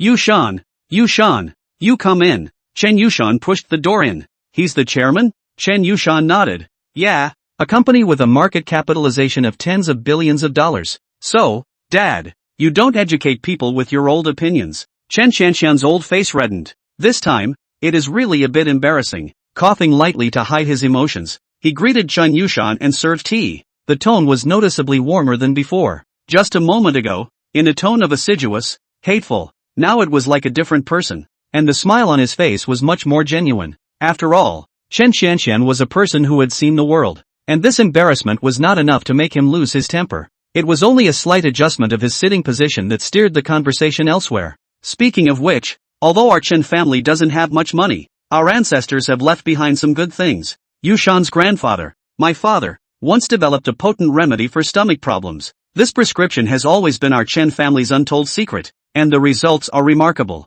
Before his grandfather died, he made sure to leave this prescription behind as Yushan's dowry. Here it comes, the stomach remedy. Stomach problems are common and difficult to cure. If there really is a special drug on the market, it's like picking up money. No wonder Chen Xianshan does not put money in his eyes too much. People want money, a matter of minutes. The investigative information above shows that the Brilliant Group has invested in a large pharmaceutical company. Maybe that's why Chen Jikai pursued Chen Yushan. Uncle Chen, has anyone come to you to buy this prescription? Chen Xianshan nodded his head proudly. There are definitely there are quite a few. For cash, give the shares. But what do I need that much money for? That's our Yushan's dowry. Huang Xiao found out that Chen Xianshan and Chen Yushan didn't know the value of this prescription. Perhaps, it was Chen Xianshan who deliberately didn't tell his daughter. Uncle Chen, keep the prescription safe. Chapter 87, You don't deserve to use me as a gun. As he left the Chen family, the system's voice finally came. Ding! Target crisis detected and cleared. Target favorability reached 75. 2-time bombs defused. Xu Xiaoqin and Zhang Sisi were left. The next day, Huang Xiao let Chen Yushan stay at home for a while longer and boarded the plane back to Rongcheng. I had just gotten off the plane and got in the car when Zhurina's call came through. Mr.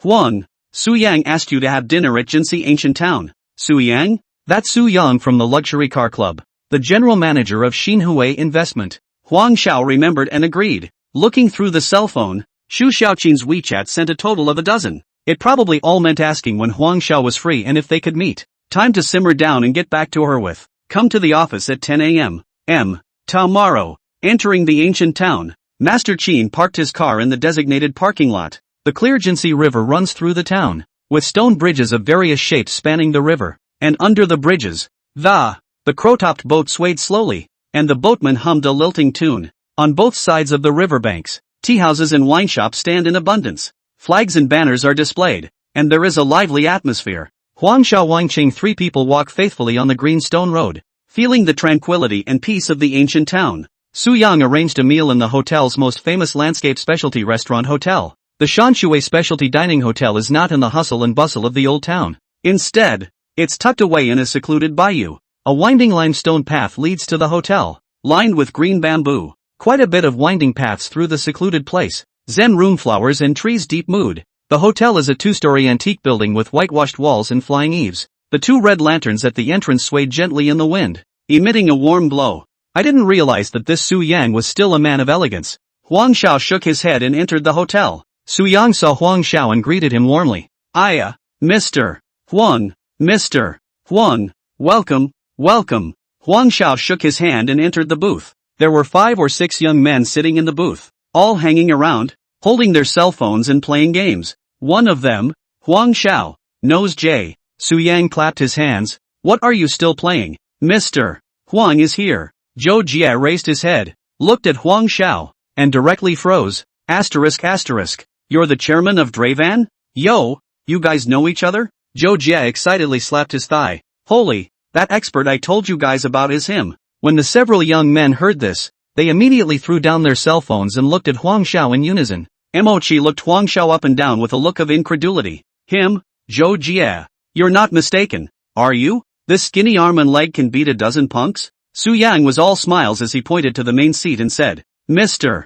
Huang, please take a seat. Huang Xiao waved his hand. Mr. Su is too polite. Just feel free to sit down. After saying that, he and Wang Qing casually sat down. Su Yang saw Huang Xiao take her seat and took the initiative to introduce herself. Mr.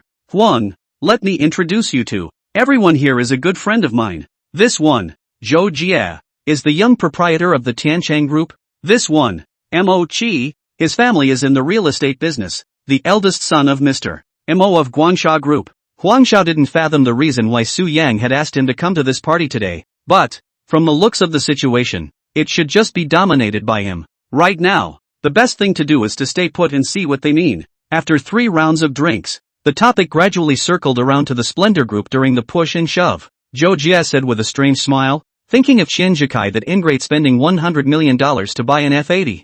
I just can't help but be happy, especially Mr. Huang, you took 2 cars with Antonio behind you for more than 50 million. Ha ha, if it were me, I have to hate you. Mo Qi was curious, there's still this matter? Zhou Jie, quickly tell us properly. Oi, I should have known I wouldn't go out that day and see the action. Jay told the events of that day with a raised eyebrow. Huang Xiao listened to the teasing of a few people and sneered in her heart. Not a 3-year-old. These guys flirted with him in words and tried to use him as a gun. Seeing that Huang Xiao hadn't said anything, Su Yang dryly coughed twice. There's no other meaning in inviting Mr. Huang here today. All of us here have had problems with the Qin family. Let's all get together and talk about how to clean up that grandson. Huang Xiao snorted coldly. I don't have a problem with him. Mr. Huang, you kicked Shen Liang out of the Science and Trade Building, and you swept Xian Jikai off his feet 2 days ago. Did you forget? Ha ha, you call this bit of crap a festival? Then I don't need to be in the mall anymore. Just avoid everyone. I'm not like you guys. You're second generation. Me, I started with nothing. Besides, I don't mean to look down on you, but how much money do you have in your pockets? You want me to help you? You guys are still a bit young. Huang Xiao disliked it nonchalantly. What do we need these unreliable teammates for when we have brother unity backing us up? Even if you want teammates, you have to look the part. Do not say that Qianjikai is not making any trouble now. Even if he really did, he is not afraid. 1 has no loans, 2 has no lawsuits. So what are you afraid of? A $10 billion conglomerate can be easily screwed by him, when the laws of the Dragon Kingdom are for show. His words went cold. Su Yang smiled awkwardly. Huang Xiao was right. They have to report to their families when they spend tens of millions of dollars, unlike others who are their own bosses. If it were the elders of each family sitting here today, maybe people would look up a few times. The combined strength of their 7 families was definitely greater than Zhuo Fan's, but on their own, no one was a. The strong-bodied Feng Xiaojun frowned. Mr.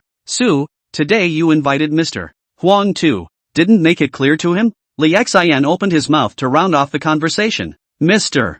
Huang, having offended the Qian family, you're afraid that you still have to draw some blood to solve it. Oh, Elder Qian's character is vindictive. I advise you to beware. Su Yang's face returned to normal as he moved his chair and walked out, pouring wine for everyone. What Mr. Huang said is true. The few of us do, well, still need to learn more. However, we get together today, mainly want to make friends with Mr. Huang. Business, more friends, more road. Huang Xiao shook his wine glass. There is no problem to make a friend. You want to clean up the money family. Ha, that's more than okay. Several people looked at each other in disbelief. This change of face became faster than turning a book. Mr.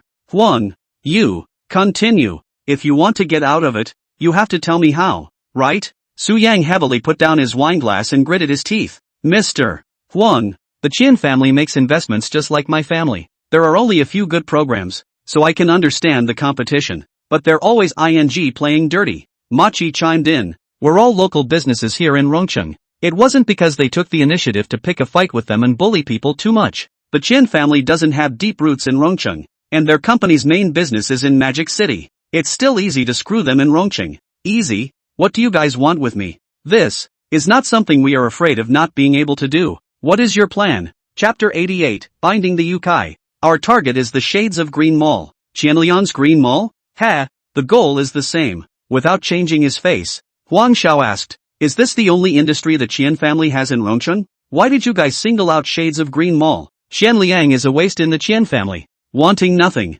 Green Mall has just arrived, and its roots are not stable. Better get down to it. Mooch rushed to answer. So, Mr. Huang, your 1,000 Elephants City renovations are all in. Publicity and investment promotion are also in full swing. You're a competitor in the eyes of the Qian family. If you work with us, you'll make money. Su Yang stared at Huang Xiao, his eyes glittering. Huang Xiao and Wang Cheng exchanged a look and laughed. 1,000 Elephant City. a key project in the West End, is 5 kilometers from the Green Mall. 5-kilometer circle of life. We're not direct competitors with each other. At least not yet. You guys want to get green? Of course I'm happy. Just go ahead and do it. If any of your merchants want to go into Thousand Elephants, I'll just say hello to Mr. Zhu. Mr.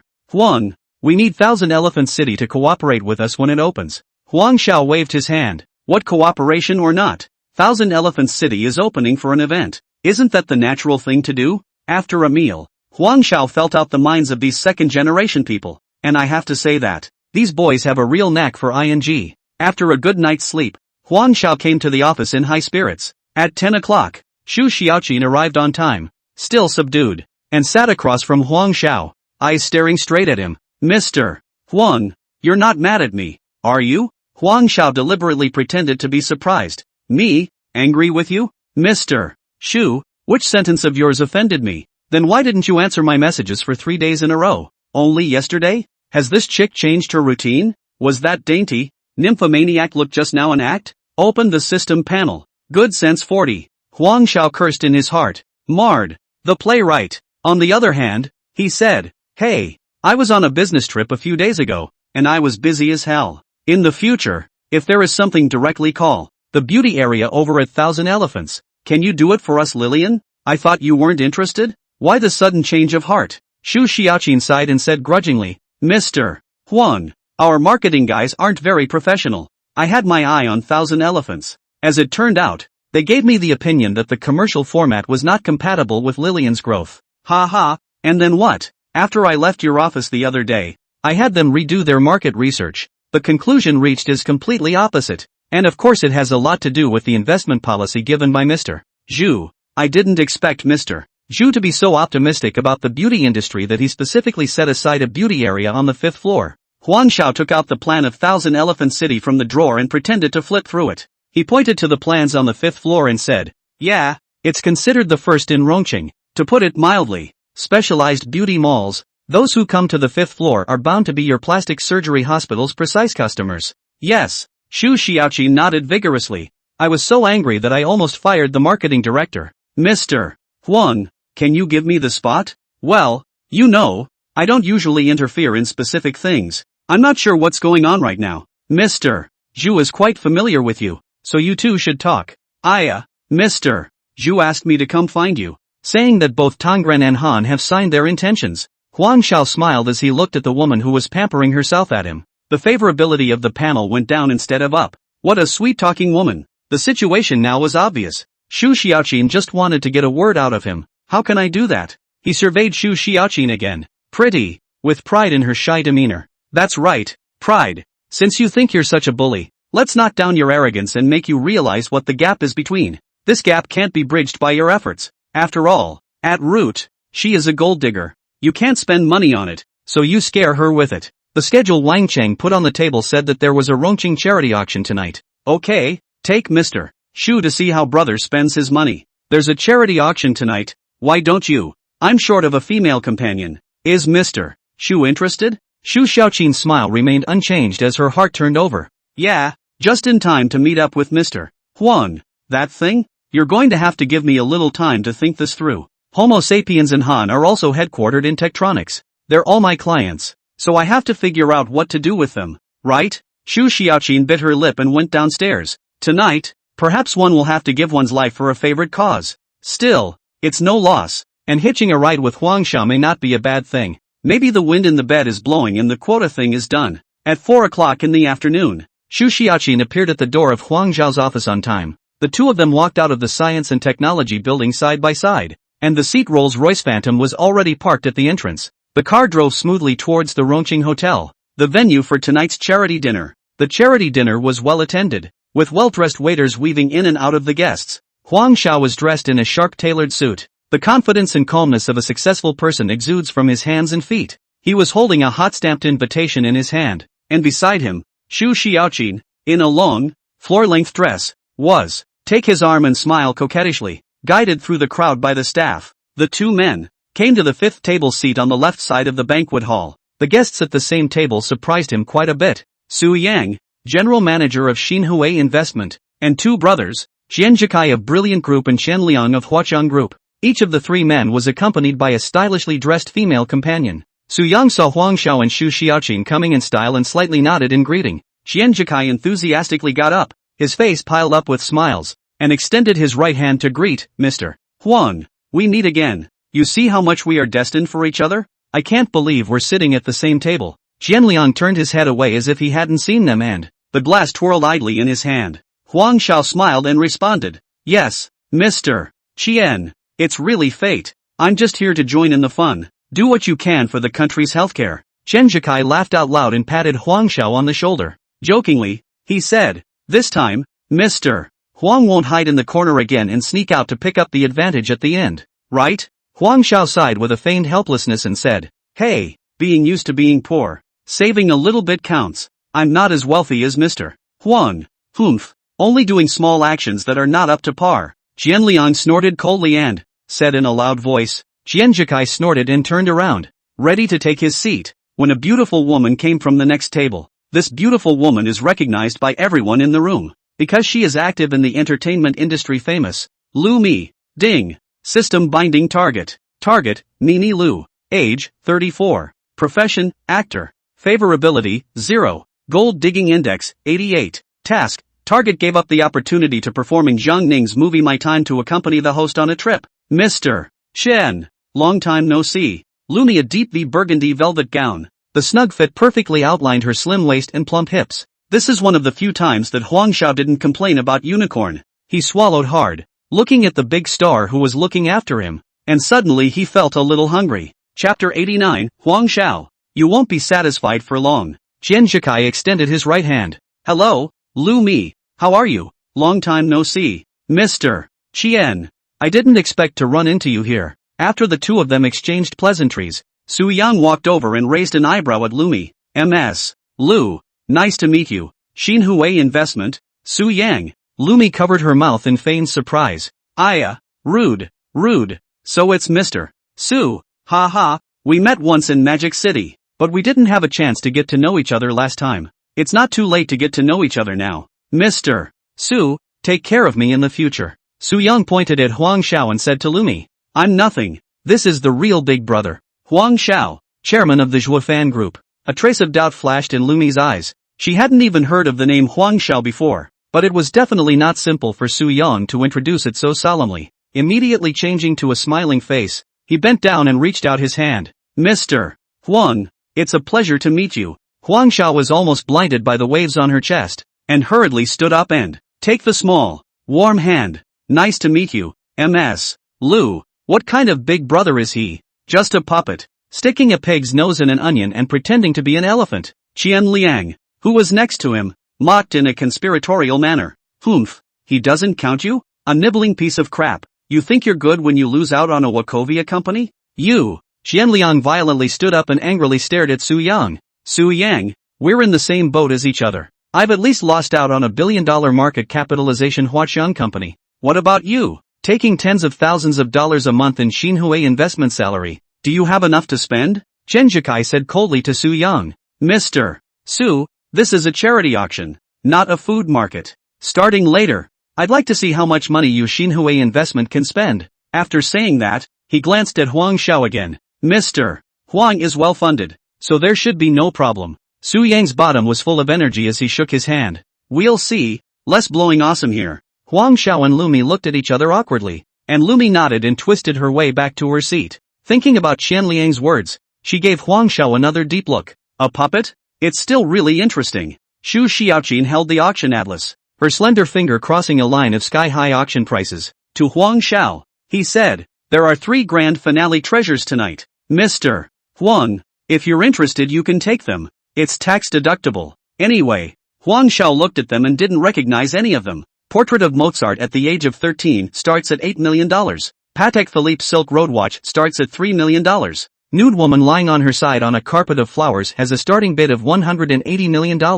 Huang didn't search these lots and looked up the tax deduction policy for charity auctions directly. Send the 3 prices to Sun Women, who tells him that according to the size and profit estimation of Zhuofan Group, 600 million is not a problem and can be deducted. Even if it exceeds, it can be deducted in the 3rd year. Huang Xiao asked Xu Xiaoqing in a low voice, are you going to shoot a little later? Xu Xiaoqin shook her head with a helpless expression. Alas, Lillian's cash flow is a little tight right now with all the money being dropped on stores and equipment. Otherwise, it's such a great opportunity to pick up a baby for nothing and get a tax deduction for it. Who wouldn't want that? Huang Xiao watched her eyeballing the jewelry in the atlas and the corner of his mouth quirked. I can lend you that. Xu Xiaoqin froze. Lend me? Borrow your company to be exact. I'll shoot the stuff and just turn around and go through the process. It doesn't matter if I keep the stuff if you back out. Borrowing money from her company, which is not against the rules. And of course if you meet something she personally likes. You don't send me an item of high value until goodwill reaches 70. Just take a look. Sure enough, Xu Xiaoqi nodded and said to Huang Xiao, Mr. Huang, I'll shoot the gadgets myself. If you see anything big, I'll trouble you again for a bid. Baby, let me tell you, the other Mr. Huang's U.S. stock account has more than $1 billion in speculation. Right, Mr. Huang? Xianliang wrapped his arm around the heavily made-up female companion beside him and his chin lifted. Huang Xiao didn't even raise his eyelids. You lose if you take care of this kind of goods. Xu Xiaoqin attended a meet and greet reception for the Yovan group. Of course, she knew that this was Chen Liang shyly coming over to look for a fight again, but since Huang Xiao hadn't opened her mouth, she couldn't say anything. Su Yang is indeed a very rich second generation, not counting the super rich second generation in China. In his perception, having $1 billion not to go into business, put in the stock market speculation, absolutely nothing. Just because Huang Xiao was lazy, it didn't mean that Su Yang held back. Qian Liang, shut the hell up. Does Mr. Huang have any money for you to blather on about? Your money family looks great, but when it comes to cash, is your family's entire fortune that much? To put it bluntly, it's not just a porter. So what's the acid in the pan? My family is a porter? Your Su family isn't? Not as much moving as my family. Su Yang sneered. You, belong to the dispatched personnel. How do you know the situation at home? These words directly poked Xianliang's sore spot. He, a marginalized person, know nothing about the family business. He guessed that this shade of green mall that the old man had given him, 80% of it is the entire family fortune that was distributed to him. Maybe the mall is going to be used up by the family. It was the last remaining scraps that rewarded him with a dog bone. Our Qian family's business. Why do you Su family have more mouths to feed? Su Yang, go back and tell your father that. It won't be long before he's welcome to meet me at Splendor. My dad came to see you. You little punk. Oh, my brother's right. Tens of thousands of dollars a month. You won't be able to lead it for long. So be good. Su Yang was dumbfounded by Chen Jikai's few words. What do you mean? Our family is going down? And he told me directly. His family called him yesterday and even told him to feel free to participate in this auction. The more he thought about it, the more he associated it with the atmosphere in his home lately. A hasty excuse to go to the restroom before it was time to start. Huang Xiao glanced around and spotted Mochi and Zhou Jie a few tables back. Mr. Huang, what stocks did you buy in the U.S. stock market? Our family also rang the bell in the U.S. stock market. Have time to work on it together? Qian Jikai asked. Brother, what are you saying to a puppet? Watching the two sing a double act, Huang Xiao remained reluctant to talk. I'll see you at the event. What's the big deal? Not a moment later, Su Yang came back in a rage, sitting on his butt on the chair in anger. Huang Xiao, still playing with her cell phone with her head down, said softly, it's nothing, business matters. Settle commercially, and outside of business. Legally. The voice was not loud, but it accurately reached the ears of the few people sitting there. Mr. Huang, I advise you to run your mall well, and anything else, not for you to touch. Huang Xiao put down her cell phone and looked at Qian Jikai who was still smiling. What if I touch it? You guys are going to make me come to your brilliant office to find you? Oh, Zhuofan. Huang Xiao. Qian Jikai stood up, walked behind Huang Xiao and, slapping the back of his chair. I don't care who's behind you. You're not enough to screw you. It's not up to you to say whether it's enough or not. Mr. Qian, you know very well what splendor is like. I know it well too. Don't put that scaring little kid's crap in front of me. Yes? Bang! Shenliang slapped the table. Huang Xiao, you can't be complacent for long. Chapter 90. If you like it, why care about the price? A presenter in a dark blue suit, with a smile on his face, took center stage and, adjusting the microphone in his hand, he said in a thick, magnetic voice, Dear guests, ladies, good evening, gentlemen, welcome to the annual Chuan Red Cross Charity Auction. Tonight, we will witness the mingling of love and good deeds, sending warmth and hope to those in need. The proceeds of this auction, it will be used entirely for medical equipment purchases and medical funding for special patients. After a short leadership speech and a promotional video, the auction kicked off. One by one, ordinary collectibles came up for bidding, and the call was made. Emotions are gradually rising among the participants.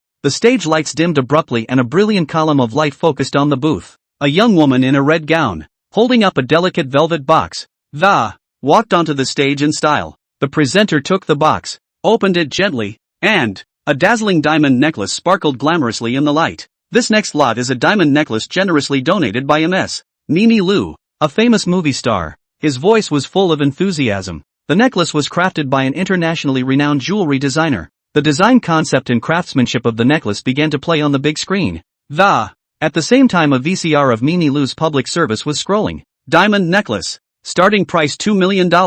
Each increase not less than $100,000. Now start bidding. A gasp rang out from the stage, and many women exuded a look of longing. A smile welled up on Nini Liu's face, able to get entrepreneurs to chase after her. And for showbiz, it's a thing to be happy about. Qianliang's female companion pulled on Qianliang's coat. Mr. Qian, it's so beautiful. Can you buy it for people? Qianliang cursed in his heart. Give it to you. Are you worth so much money? The starting bidding price of $2 million. You can't get it without $3 or $4 million? How long do I have to earn $3 to $4 million? He grabbed his female companion's hand and said, then you'll have to do as you're told. Surprised, the female companion replied, well, I promise to be obedient. Behave. We're not buying. The people at the table looked at Qianliang in unison, and Su Yang laughed out loud. He said to his female companion beside him, baby, I'll buy it for you. You don't have to listen. Qianliang glared at Su Yang. Forgot what my brother told you? Still arrogant. Arrogant? You brilliant wanna mess with our Xinhui. You don't have that good of teeth yet. What else can your money family do but F******K? Qianliang, what's the point of talking to him? If your girlfriend wants it, buy it for him. It's just a few $1 million. It's not like there's no money. I don't want to spend money, but it's about face. He gritted his teeth and cursed. Su Yang, let's try it then. 1 million. 2 million. 5 million. Prices climbed all the way up and the atmosphere was electric. Xu Xiaoqin gently tugged on Huang Zhao's sleeve. Mr. Huang, I want this necklace. Shoot it if you like it. Xu Xiaoqin shook her head. But I don't want to use the company's name to shoot. This is my personal preference after all. But by the looks of it, I don't expect the price to be low. It's okay. I'll take the shot. You can't afford not to take advantage of an opportunity that comes your way, no matter how much the final price shoots up to. Let's finish the task of brother unity first. Xu Xiaoqin heard Huang Zhao's words and a strange feeling surged through her heart. She was just a client of Huang Xiao. So generous. Did she really like herself? The system panel prompted that Xu Xiaoqin's favorability had reached 55. Useful. Hey. 3 million. Su Yang raised his card and gave Qianliang a provocative look. Qianliang gritted his teeth. 1 million. 5 million. Su Yang directly added $400,000. Qianliang's female companion fanned the flames. Mr. Qian, you can't lose to him. Qianliang was already hesitant, and by the female companion's excitement, he was even more unable to get off the stage. 6 million. 4 million. Su Yang simply raised his card with a mocking tone. Mr. Qian, keep following. Ha! The whole room is in an uproar. $4 million for a necklace worth no more than $2 million. This was no longer a simple bidding, but a naked fight. Even Lumi was a bit surprised. She didn't expect the necklace to fetch such a high price. $4 million. Is there anything higher? Qianliang's face turned blue. $4 million had far exceeded the value of this necklace. It would be unwise to raise the price any further. However, in front of so many people, he couldn't pull his face to admit defeat. 1 million. He told himself that if he needed to raise the price again, this face couldn't be photographed again even if he didn't want it. $4.5 million. Su Yang raised his hand again. The family told him that indeed the Qian family was messing with them, but it wasn't to the point of life and death. The meat of the Su family is not that tasty. Dad told him to screw the chancellors as long as he could, as long as they were enemies of the chancellors, all friends of his Su family. $5 million. This time, Qianliang didn't raise his card and Qian Jikai did. Su Yang and Qian Jikai went back and forth, and the price quickly climbed to 7 million. Xu Xiaoqin gently shook her head and said to Huang Xiao, Mr. Huang, forget it, this price is too outrageous. A hint of a smile appeared at the corner of Huang Zhao's mouth. Since you like it, why care about the price? He held up the sign. $1 million. with a high price of $1 million. The whole room was in an uproar. Mr. Huang, the price is really too high. There was surprise in Xu Xiaoqin's eyes but still reminded Huang Xiaodao. Chen Jikai looked back at Huang Xiao. Try? Huang Xiao spread her hands and nodded gently. 15 million, 2 million, 25 million, 3 million. Anyway, it's tax deductible. Huang Xiao has no psychological pressure at all. Sun Weiman said. Feel free to play in the 6 billion range tonight. Chen Jikai grunted coldly, suddenly thinking of the luxury car club experience. Forget it, let him. He won't want to pay the high price later. Tens of millions of dollars for a $2 million necklace. This is a big shame. Congratulations. Congratulations to Mr. Huang, chairman of the Yovan Group, bidding on Ms. Mimi Lu's diamond necklace for $3 million. The bidding ended and Lumi walked towards Huang Xiao in style. Thank you, Mr. Huang. Just a small contribution for a good cause. Thanks to you. Without your donation, I can't get down yet. I really like it. For the rest of the day, Su Yang and Xu Xiaoqin each took some shots of their favorite things, and the Money brothers didn't lay their hands on a single lot. Huang Xiao didn't believe they would be indifferent. They must be holding back. Now that we've got that out of the way, what's the point of spoiling you guys? I'll make you granules today. Billions in the silver card. Play with me, play with you. Chapter 91, He's going to screw you. Tonight's lot, Chancellor K. had done his research beforehand. The most valuable is a 1929 oil painting by the master of modern art, Chang Yu, entitled Nude Woman Reclining Sideways on a Flower Carpet. The painting has a market value of at least $150 million, measured without losing money on it. It can be shot for $300 million. It was of great use to the Qian family. Otherwise, it wouldn't have sent Qian Jikai to the auction. To prevent accidents, they prepared an extra $200 million in cash. Spent $100 million on the car myself and have $400 million left over. Shooting it should be enough. Huang Xiao should also be acting under orders. Zhuo Fan's tax status of the Qian family has naturally done investigation. The profit situation is certainly not comparable to that of the Qian family, but there are many sources of profit that the chancellors don't pay taxes on. So the explicit profits work out to be much less than Dravan. This will also result in the auctioning of oil paintings that will create variables. The only way to land safely is to put all the money last. Let him have the first two. Heck, give him a proper raise on the other lots. Drain him of funds and see what he does. The auctioneer introduces the next lot. A Ming Dynasty Xuanda furnace, said to have been used by the royal family. The starting bid is $30 million. After a few rounds of bidding, the price reached $38 million, and Huang Xiao raised his card. $40 million. Qian Jikai immediately followed. $45 million. Huang Xiao didn't hesitate. $50 million. There was a bit of a chase, and eventually Huang Xiao pocketed $55 million. Subsequently, one lot after another was put on the auction block. From antique paintings and calligraphy to precious jewelry, there is a wide variety. As long as Huang Xiao called the price, Qian Jikai would inevitably follow the price. Recognizing the need to go against him, Huang Xiao was happy to play along, and each time he pocketed the lot at a slightly higher price than Qian Jikai. Seeing that, more than $200 million had already been spent, the crowd in the arena looked sideways. Huang Xiao's crazy move completely ignited the atmosphere of the charity auction. Each of his lifts was accompanied by gasps of awe from the entire room. The spotlight seemed to follow him all the time. The flash kept flashing, recorded every time he swung for the fences. The auctioneer's voice became high-pitched and passionate. Distinguished guests. Next, we will be welcoming the first finale lot of the evening, a special customized Patek Philippe Silk Road watch. The auctioneer's voice sounded again, and the lights of the room focused on the slowly rising booth. A beautifully crafted watch set with countless sparkling diamonds shines in the light. The dial depicts an exquisite Silk Road pattern,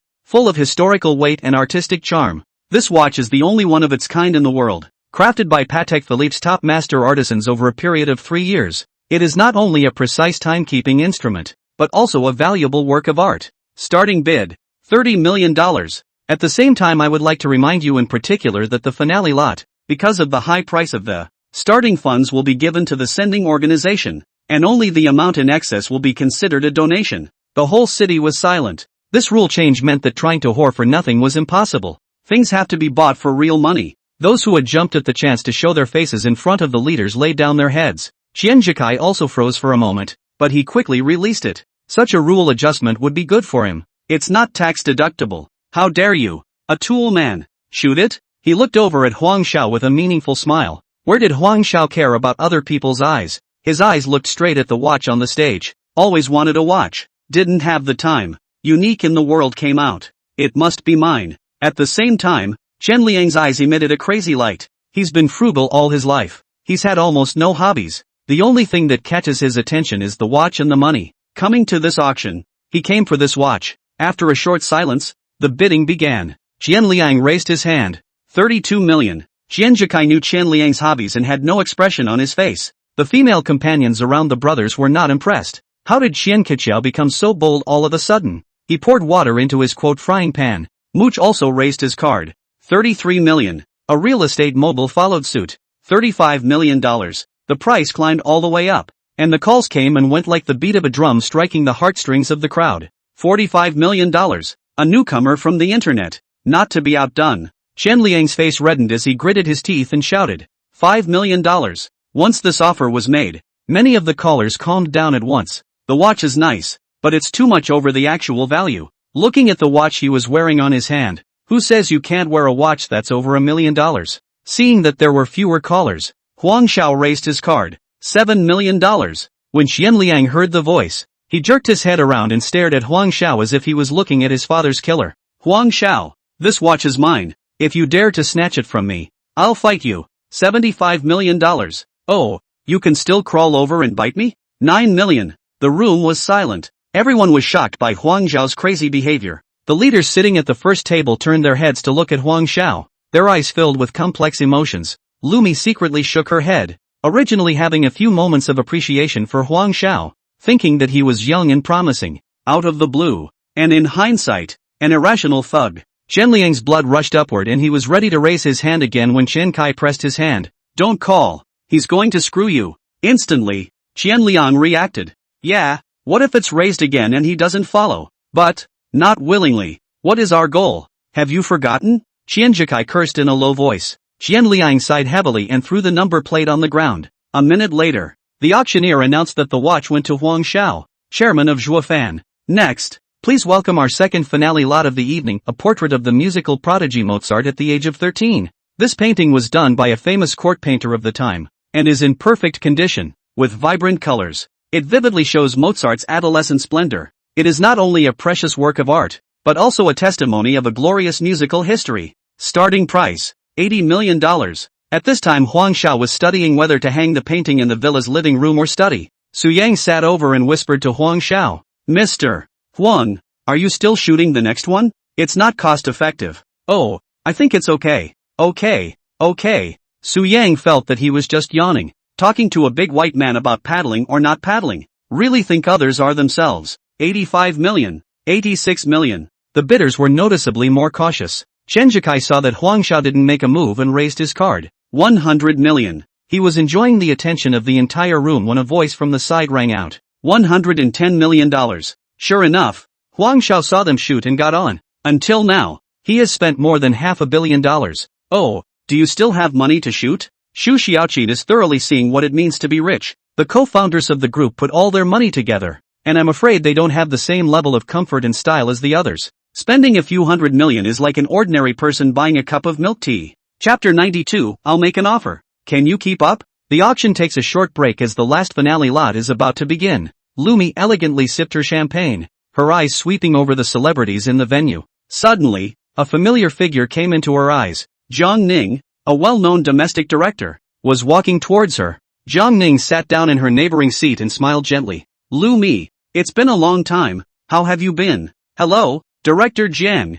Lumi hurriedly got up, flattered to have Zhang Ning take the initiative to greet. Not a treat for anyone. After exchanging a few pleasantries, Zhang Ning cut to the chase. I've been preparing a new movie recently. The script has been polished for a long time and I've never been able to find a suitable female lead. Seeing you today, suddenly, I think you fit my image of a female number one perfectly. Lumi's heartbeat suddenly accelerated. Zhang Ning's movie. That's how many actors dream of the opportunity. How many first-tier stars may not even be able to get a role? And he offered to cast himself as the female lead? Director Jiang, you flatter me too much. Lumi tried to suppress her inner excitement and pretended to be calm. No, I'm serious. Zhang Ning's gaze was sincere and, your temperament and acting skills are excellent, and I'm sure you can interpret the role perfectly. He briefly introduced the plot and characterization of the movie, and Lumi listened with rapt attention. There was also a growing interest in the role. I'll have someone send you the script later. so take a look at it. And if you're interested,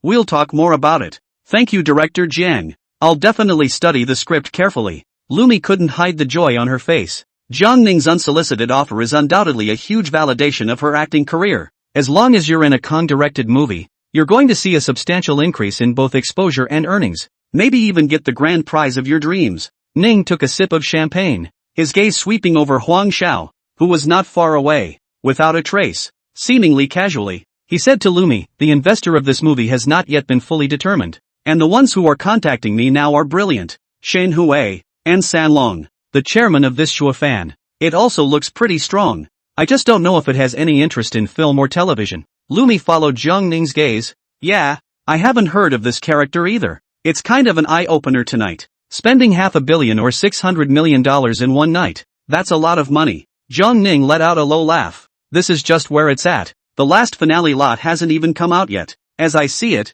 this Chairman Huang doesn't seem to get along with splendor, but is quite close to Xinhui. When we finish later, is there time for us to get acquainted with Mr. Huang? Lumi's heart cooled down. No wonder the heavenly good fell upon her. This is to let himself make a beauty trick to build a bridge for him, but taking this opportunity to get a little closer to a rich young man. It doesn't seem like it's doing itself any favors. I met with him just now. Go ask for a business card later. Lumi replied with a smile. The lights dimmed and the room fell silent. Under the spotlight, a huge red curtain was slowly pulled back revealing the third finale lot of the evening. Chang Yu's sideways reclining nude woman on a flower carpet. A nude woman lies on her side on a carpet covered with flowers in a languid and stretched position. Her skin was fair and curvy. Her long black hair poured down like a waterfall. Intermingled with the colorful floral carpet. It forms a visually striking picture. The nude woman's expression was calm and mysterious, seemingly asleep, as if she were immersed in her own world. Her slightly closed eyes, the slightly upturned corners of her mouth, all reveal an unspeakable flirtatiousness and laziness. The guests around the room were mesmerized by the painting and let out exclamations of admiration. Although Xu Xiaoqin didn't know anything about art, she was also shocked by the painting. She couldn't help but ask Huang Xiao beside her in a low voice. This painting is worth a lot of money, isn't it? Huang Xiao stroked her chin and nodded. Put it in the bedroom. It should be good. Hearing this, Xu Xiaoqin gulped. The finale lot. You hang it in your bedroom as a decorative painting? Qian Jikai clenched his fist slightly. Tonight's target was it. The old man had told me 1,000 times to take it. Out of respect for the finale lot, the auction house changed to a beautiful auctioneer, dressed in an evening gown and holding an auction gavel. She approached the stage and, in a clear, pleasant voice,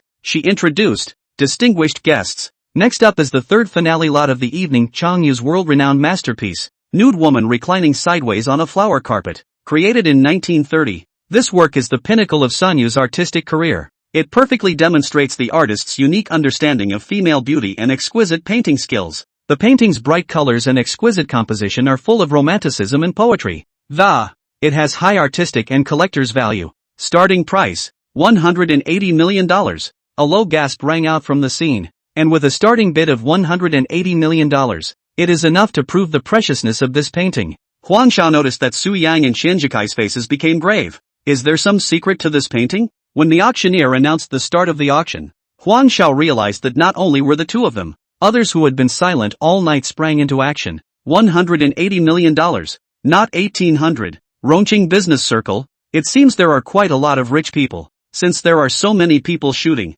Huang Xiao is in no hurry. As long as it's not the money family shooting for it, why pay so much for it yourself? Which of the women on the hard drive at home, surrounding themselves, don't look better half naked than they do in paintings? $260 million. A loud voice broke the brief silence of the one who called the price was none other than Su Yang. $270 million. In the other corner, a middle-aged man with gold-rimmed glasses held up the sign. $300 million. Qianjikai followed closely behind, showing no weakness. $311 million. $320 million.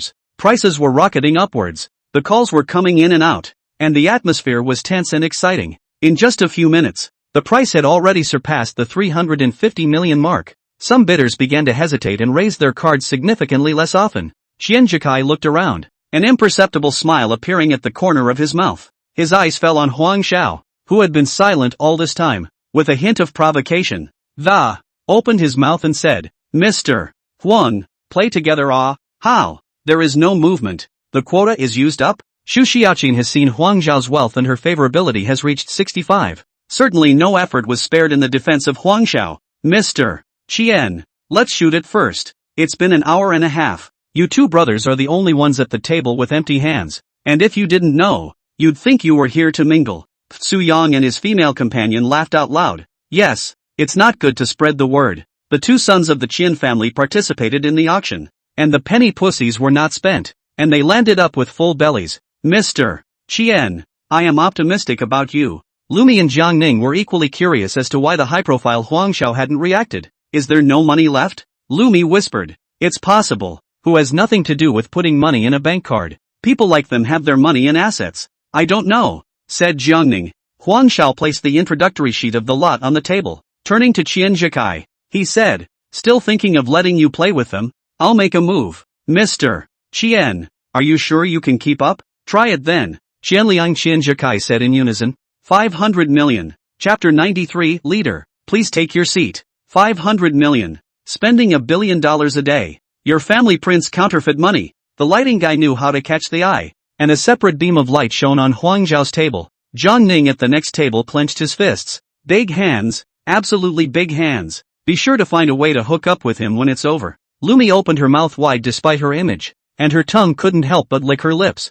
Biggie, I've seen rich people before, but I've never tasted your kind. Xu Xiaoqin's eyes glittered as she looked at Huang Zhao. This Nima, that's a human being. It's clearly a walking Dragon Nation coin. Su Yang dragged over a chair and practically stuck to Huang Zhao with a fawning face. Brother Huang Zhao, you are fierce. It must be hung well and securely. He wasn't the only one with the same mindset. Jay and Machi also ran over like pugs and surrounded Huang Zhao. Enjoying the lighting services of the lighting technician. Qian Zhikai and Shen Lian opened their mouths and looked at each other. Brother, Qian Zhikai gasped twice. 500 million. Too hard. If you add it, you're afraid of being put on the spot by him. If you don't add it, the face of the Qian family will fall on the ground and not be able to pick it up today. $510 million. He held up his hand shakily. Not that he hadn't seen money before, and bigger money he had handled. Rather, he was worried that Huang Zhao would give him another big one. Petty. $550 million. The last straw that broke the camel's back rested gently on him. $550 million for the first time. $550 million for the second time.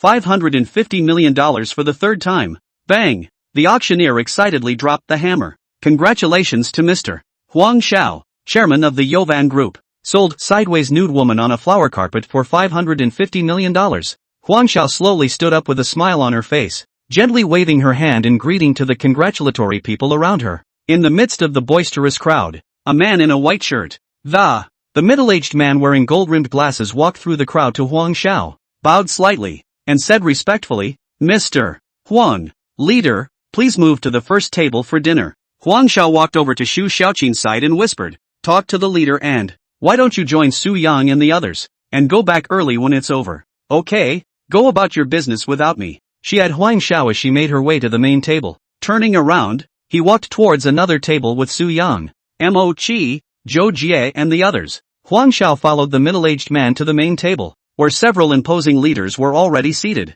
Mr. Huang, you're so young, but you have an extraordinary spirit. A man with white hair and the kind-faced leader offered his hand. Hello? Don't dare. Huang Zhao hurriedly shook the other party's hand with both hands and feel the thickness and strength of the other's palm. The middle-aged man duly introduced, Mr. Huang, this is Chuan Province Governor Zhou Jiangwo. After the introduction, the middle-aged man smiled and guided Huang Zhao to the seat next to the main seat. Said, this is Mr. Zhang Ping, the Secretary General of the Red Cross, and the others are leaders in charge of medical and healthcare. Greetings. Hello leaders. Huang Zhao greeted the crowd once again after taking his seat. Zhou Jiangwo amiably patted Huang Zhao's shoulder and said appreciatively, Mr. Huang is young and promising. Today's auction is an admirable act of charity, and you have made a great contribution to our medical care in Chuan Province. I thank you on behalf of the people of Chuan Province. Several other leaders chimed in, expressing their appreciation for Huang Zhao's good deed. For a while, the atmosphere at the main table was cordial. After the meal, the middle-aged man, Summer, escorted Huang Zhao to the door. Tomorrow Governor Zhou has asked you to come to his office for a chat. I wonder if you're available at 10 a.m. on the 8th. Huang Zhao readily agreed. Of course, thank you Governor Zhou for the invitation. I will definitely be on time. The hotel's revolving door slowly turned, and Huang Zhao's figure appeared in the lobby. Jiang Ning stood with Lumi and saw him at a glance. The two of them greeted him and Jiang Ning was the first to speak. Mr. Huang, I'm Jiang Ning, the director. May I have a chat with you? With Mimi Lu around. Of course we can talk. I've heard a lot about you. But, let's go to the tea house. Asked for a private room. Huang Xiao refused the tea house tea master service. Boiling water washes over the purple clay pot, and the warm body of the pot emits a faint aroma of clay. Huang Zhao's movements flowed like a well-versed old tea master. He used a teaspoon to pluck the right amount of Westlake Longjing, the tender green tea leaves stretching out in the pot. It's like an ink painting. Boiling water was injected, and the aroma of tea overflowed and filled the entire private room. Washing, brewing and distributing the tea. Each step is just right. Passing the cups of tasting tea to Jiang Ning and Lumi, he said with a smile, "Taste my handiwork." Jiang Ning lightly sipped a mouthful. The tea soup was clear and bright. The mouth was sweet and mellow, and the aftertaste was long. Good tea. Mr. Huang's tea skills are truly amazing. Lumi also savored the tea, feeling the aroma lingering between her lips and teeth. Smiling sweetly, not only is Mr. Huang successful in his career, he is also so proficient in the tea ceremony, which is really rare. Huang Xiao smiled modestly, filling the water again and continuing to brew. Knowing that Huang Xiao was waiting for him to speak, Jiang Ning put down his teacup and looked straight at Huang Xiao. Mr. Huang, forgive me for asking, but I wonder if you have any interest in the movie industry? Huang Xiao smiled faintly, not moving. Where did director Jiang start with that? Mr. Huang, I polished up a script with Lumi as the female lead. Jiang Ning glanced at Huang Xiao and, seeing Huang Xiao's interest in Lumi, now there are 3 funders ready to invest in me. Oh, quite impressive. Wishing you a box office hit. Huang Xiao lightly returned a sentence. But I found out today that there's an even better funders than them. Huang Xiao pointed at himself. You mean me? I don't know anything about movies. Jiang Ning handed Huang Xiao a cigarette. Mr. Huang, it's precisely because you don't understand that I think you're more reliable. Because you won't tell my crew what to do. I can sign a parley agreement with you. I can invest too. How much do you need? 1 billion. Jiang Ning raised his hands and made a 10. $1 billion?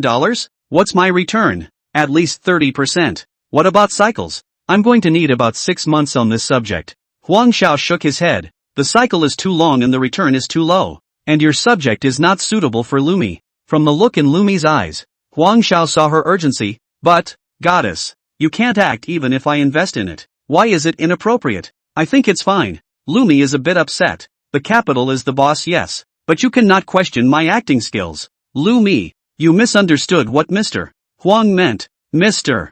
Huang meant to create a customized movie for you. The old geezer Jiang Ning hemmed and hawed and laughed. Today's auction was not really in vain. I can't believe I let myself fish for a bigot. Even more fortunately, he just happened to be sitting next to a woman of interest to the big man. Ha! Lumi pretended to be surprised even though she understood Huang Zhao's meaning in her heart. Huang Xiao reckons differently, and the task given by Unicorn is paradoxical. Since Lumi chose to come to herself with Jiang Ning, it meant that she held Jiang Ning in high regard. Take this play very seriously. There's a prerequisite for taking Lumi on a trip by herself, and that's for her favorability to reach 70, and also a $200,000 gift to make it work. I can't promise Jiang Ning for now. Let's finish this condition. Director Jiang, look at it this way. Let me go back and mull it over before I get back to you. Chapter 94, a net profit of $24 million.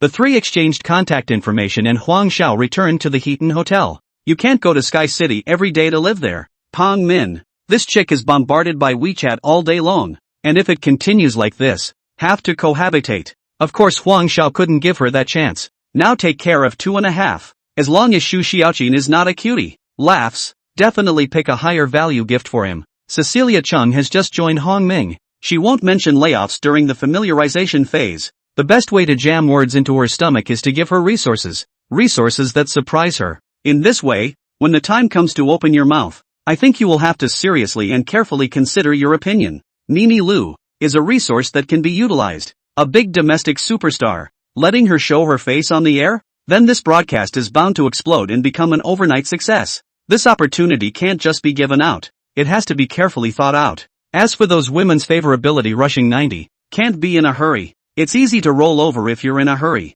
It's hard to have 2 subs on your body. But if you don't make a big deal out of it, you'll lose it all. 2 days later, Huang Xiao on the Red Cross side got the paperwork done. What about the new house decoration? Everything that's photographed is banked first. Xu Xiaoqin has been struggling for 2 days, and today she also finished the formalities. Knowing that the $30 million diamond necklace that Huang Xiao had photographed for her had arrived, if it was $2 or $3 million, it would have been just a matter of taking it with a thicker skin. $30 million. You didn't even hold his hand, and you're just taking his stuff? She's not a little girl. She has a career. She really can't do this. Buy a gift in return. Huang Xiao shot tens of millions of dollars of watches. I guess it is also for collection. Why don't you just give a watch too? For this gift, she made a special trip back to the Magic City headquarters. For one thing, Jiang Min, the chairwoman of the Lilian Group, also played with the table and asked her to give advice. The second is to withdraw a portion of the dividend. Through her connections, Jiang Min shows her an Omega Speedmaster chronochime for $4.8 million. If you can't match the price, then you can match the quantity. Spent another 400,000 on a bag for Huang Xiao. 100,000 on a belt. 100,000 for a tie. Xu Xiaoqin walked out of Rongqing Airport and called Huang Xiao. Mr. Huang, where are you? Meet me. Huang Xiao had wondered how this woman had not contacted herself for a day yesterday, and since she did, just go. Anyway, if you don't have a gift, just drag it out. If you want a whore for nothing, it's impossible. I'm the ancestor of whoring. Yeah, let's have barbecue in Kawasaki Dam. It's been a long time since I've had it. It was still the same seat that Huang Xiao had sat in with Li Xiaojiao, Huang Huan and the others before, and not a moment later, he saw Xu Xiaoqin walking carrying a backpack. Huang Zhao's heart went cold. A one-time gift of $800. 000. You've got $800. 000 in this backpack. I'll write the word yellow backwards. Xu Xiaoqin gave Huang Xiao away from a distance. Mr. Huang, I haven't been to this barbecue restaurant you opened. Oh yeah, it tastes pretty good. You can come here for company dinners in the future. Xu Xiaoqin handed the backpack to Huang Xiao. Huang Xiao didn't want it, but it was hard not to take it when people handed it over. What are you doing, Mr. Huang? Thinking that you can just carry it when you usually go out. It's not worth much. Sure enough, Huang Xiao hand wrung his thigh. I spent $30 million and you really take a tie bag for me. Mr. Huang, there are still a few small gifts in the bag. Open it and see if you like it. Huang Xiao pulled open the backpack. A watch box. Omega. Estimated to be tens of thousands of 100,000. Belt? Ties? Lean. Forget it. Forget it. The diamond necklace is out of your mind. $30 million for you, and I'll be fined another $300 million by Brother Unicorn. I'm getting very sick. Ding. Cell phone text message, your Dragon Nation bank card arrives with $54 million. What? 4 million for these things? Xu Xiaoqin, Xu Beauty, I was wrong about you. Good people are rewarded with a net of $24 million. Huang Xiao stared at her cell phone, her thoughts wandering. If, for example, Yushan Chen's prescription is given to him, wouldn't that make you the richest man in the world? At this moment, he didn't complain about the system at all. Look at you. What's the point of breaking these? With the mission accomplished and money earned, the smile on Huang Zhao's face grew. The aroma of the charcoal grill filled the air, and the moist panko, with a cold beer. Xu Xiaoqin and Huang Xiao both ate and chatted in a relaxed atmosphere. Xu Xiaoqin had been a little apprehensive before, worrying that Huang Xiao would be upset, but now that she saw him with a big smile, the mood relaxes with it. Mr. Huang, the venue?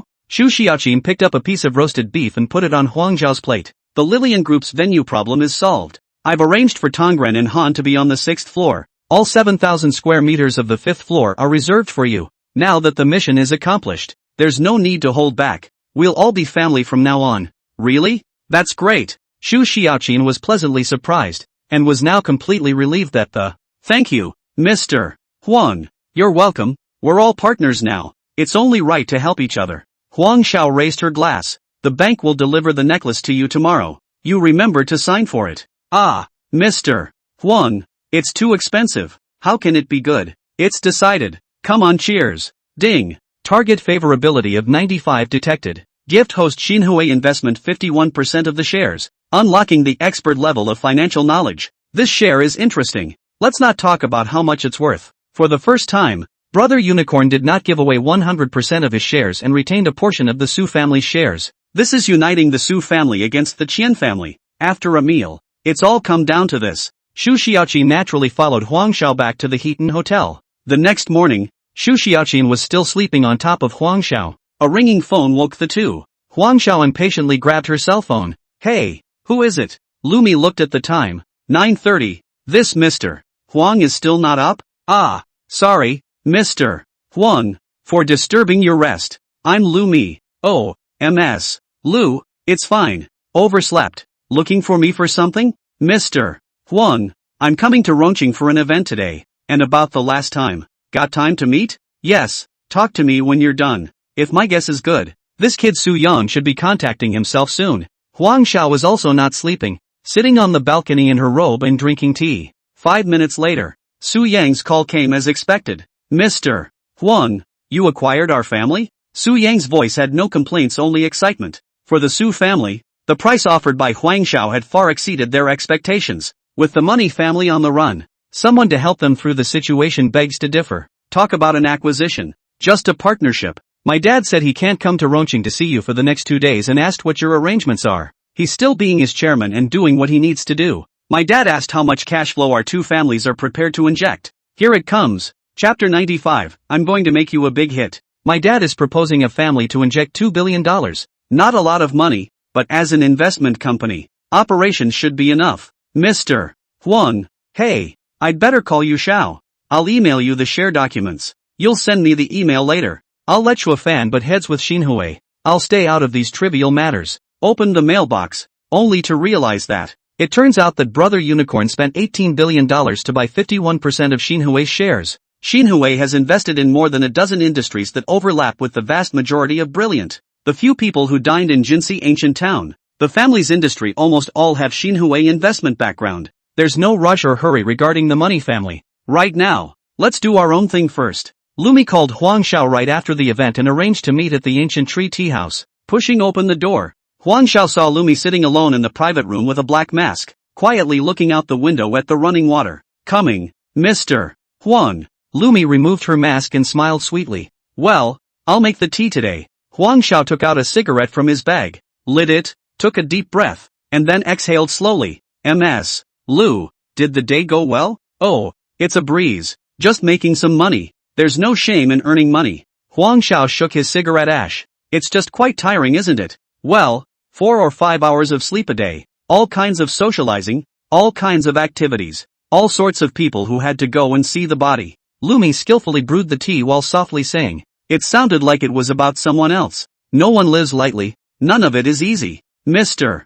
Huang, I'd like to ask if what you said the other day was true. Lumi looked up at Huang Xiao. What did Director Kong say? She nodded. Huang Xiao extinguished his cigarette and picked up his tea. Real or not, that's all you want to ask? Director Kang's play is a big opportunity for me. He wanted to get in touch with you when I came to Rongqing to find out what you really think. If I come to invest, you can't act in this play by Director Jiang. Huang Xiao's tone was flat. The teapot in Lumi's hand shook slightly, and the boiling hot tea splashed a few drops on the tabletop. She took a deep breath and tried to maintain a calm tone as she asked, why? The temperament doesn't match. That play was about the struggles and resilience of the little guy in the beaking years. What's needed is a sense of composure through the ages. You are too pretty. This kind of pretty is not suitable for that role. Huang Xiao was blunt, eyes open. Lumi blushed slightly. She had heard many compliments that no one has ever pointed out so bluntly that her beauty is a hindrance. She pursed her lips tightly. Something in her mind. Is it a fault to be pretty? Not wrong, just inappropriate. Huang Xiao's tone remained calm, like a sharp knife that stabbed Lumi's pride. What if, and I say what if, there is a suitable script? Can you really help me? Lumi stared tightly into Huang Xiao's eyes, a hint of trembling in her tone. Huang Xiao picked up her teacup and took a gentle sip before setting it down. Perhaps. Yes, I know. Lumi picked up her own bag and turned to leave without a hint of hesitation. What Huang Xiao wanted to do, she naturally understood and had to understand. Hey, come help my company with a live stream in a couple days. Okay, let me know when it's set. Huang Xiao dialed Li Xiaojiao's number. Hey, Sister Jiao, how's it going? Li Xiaojiao's brisk voice came from the other end of the phone. It's quite good, Brother Xiao. You've been a busy man lately. Why did you remember to call me? There's something I want to ask you. When does your contract expire? Huang Xiao opened the door. Li Xiaojiao hemmed and hawed. Brother Xiao, don't you know? I'm already your employee. The breach of contract thing has been taken care of for me by Akihiro. I'm getting ready for my first live appearance on Minhan. Okay, I'll make the arrangements. Sister Jiao, thank you for helping me all the way. I'll make you a big hit. After Huang Xiao hung up on Li Xiaojiao, she dialed Zhang Cici's number again. Hey, Mr. Zhang, I have good news for you. What's the good news? I've contacted the big star Lu Mi, and when Li Xiaojiao goes live on air, it's possible to get Lao Mei to the site. There was silence on the other end of the line for a few seconds. Then a squeal of surprise erupted. Really? Mr. Huang, you're too good. Nini Lu is the hottest actress now. With her, our live stream is sure to blow up. Zhang Cici's excited voice almost shattered Huang Xiao's eardrums. Prepare well and strive for a hit. Huang Xiao admonished. Don't worry, Mr. Huang. You've given me such good resources. I won't let you down. The den of the European-style villa was filled with the faint aroma of cigars. Chen Jikai gently shook the red wine glass in his hand. The scarlet liquid shimmered demonically in the light. Across the street, Qian Liang was pacing back and forth anxiously. Brother, can you really stand it? Qian Jikai took a sip of red wine, his eyes deep and cold. Of course I can't endure it. However, now is not the time to get tough with him. What then? Is it possible to just watch him get complacent? Qian Liang asked impatiently. What's the rush? Qian Jikai waved his hand. Huang Xiao is in the wind right now. Governor Zhou is meeting with him tomorrow. Why don't you go make a scene? No brain. Qian Liang smiled awkwardly. Brother, what's your plan? Qian Jikai put down his wine glass. The corner of his mouth hooked into a grim smile. So many industries. You think Shuofan is innocent? Huang Xiao just created Shuofan not long ago. Xiao Liang, learn to be patient. But what if he's okay with it? He's okay with it. And all those people down there, they're all clean. And none of them are going to have a problem? Qian Liang's eyes lit up. Good idea. 2 days ago, I was about to clear out his Minghong. Looks like it's not necessary. Wu Jiangchuan, it's easy for me to pin him down. And, Wu Qingfeng, Yi Song and the others also have many of their old men in Zhuofan. Remember, be cautious and don't leave any traces. Qian Jikai admonished. You make the contact. I'll do the rest. Don't worry, brother, I know what to do. Qian Jikai picked up his wine glass again, a cold light flashing in his gaze. Huang Xiao, fight with me. You're still young. The old man called today, said Xinhui has been acquired by Zhuofan 51% of the shares. All the efforts made before have become a sham. This made the old man furious. Plus the oil painting wasn't photographed. Chen Jikai decided to speed up the layout and let Huang Xiao know that Ginger is still old and hot. Leaving Qian Liang's villa, Qian Jikai called Chen Yushan or no one answered. The woman hasn't answered his calls in days. Really can not only go to Lingnan. Chen Yushan cannot be lost. After thinking about it, Qian Jikai called Pang Min again, and Pang Min answered. The reply to him was extremely cold. What the hell happened? Chapter 96 Governor Zhou's Rural Revitalization Plan. Huang Xiao woke up early, washed up, changed into a dark blue suit, white shirt, and parrot with a dark red tie. He carefully straightened his collar in the mirror to make sure it was right, picked up his briefcase and, out of the hotel. Master Qin had long been waiting at the front door of the hotel. Opening the car door, Huang Xiao sat in the backseat and the car started smoothly, heading towards the provincial government. In the spacious and bright office, Governor Zhou Jiangwo put down the documents in his hands and, smiling amiably, he rose to greet Comrade Huang Xiao. Welcome, welcome. Huang Xiao hurriedly stepped forward and respectfully extended his hands. Governor Zhou, how are you? Come, have a seat. Zhou greeted Huang Xiao as she settled down on the sofa. The secretary immediately brought 2 cups of hot tea. Zhou Jiangwo said appreciatively, Comrade Huang Xiao, as far as I understand it, the Yovan group that you founded has been going strong lately, especially your work on the Hope Foundation. I've read the report. It's very good. It's worth encouraging and promoting. Huang Xiao smiled modestly. Governor Zhou overpraised us. We haven't done nearly enough. There is still a lot of room for improvement. The development of Zhuofan Group cannot be separated from the strong support of the province. We also hope to contribute more to the construction of our hometown. It's good that you have this heart. Zhou Jiangwo nodded. Nowadays, entrepreneurs, it needs to be as responsible and accountable as you are. Zhuofan Group has resolutely taken over the 1,000 Elephant City project. It's gratifying to have done something tangible for the many people who have invested in the program. Thank you Governor Zhou for your encouragement. We will definitely live up to your expectations. Huang Zhao's tone was firm. A request to you, that all processes stand up to scrutiny. All formalities and subsequent operations must not violate any laws or regulations. Can it be done?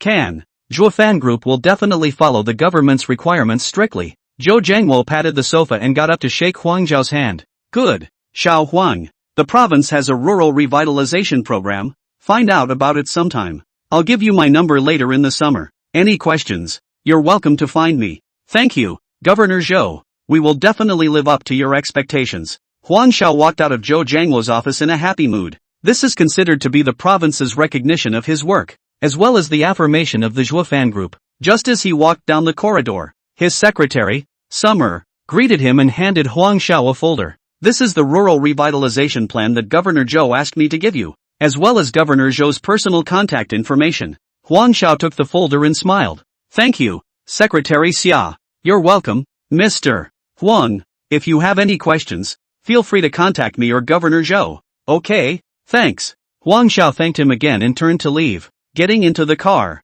Huang Xiao opened the folder and carefully flipped through it. The plan is divided into 3 main sections. The first section is revitalizing the rural economy, utilizing local resources to develop special industries and increase farmers' income. For example, the development of ecotourism through the promotion of efficient agricultural techniques, creating special brands of agricultural products and other ways to realize rural economic upgrading, and ultimately achieve the goal of common prosperity. The second section is the Care for the Elderly and Children Left Behind program, considering that many rural young adults go out to work, leaving only the elderly and children at home. The plan proposes the establishment of a sound system of care services for the elderly and children left behind in rural areas, and the provision of services such as life care, medical care and psychological counseling, ensure that they can be properly cared for. The third section is rural education. The plan emphasizes increasing investment in rural education and improving the conditions of rural schools, improving the remuneration of rural teachers and attracting more talented people to teach in the countryside.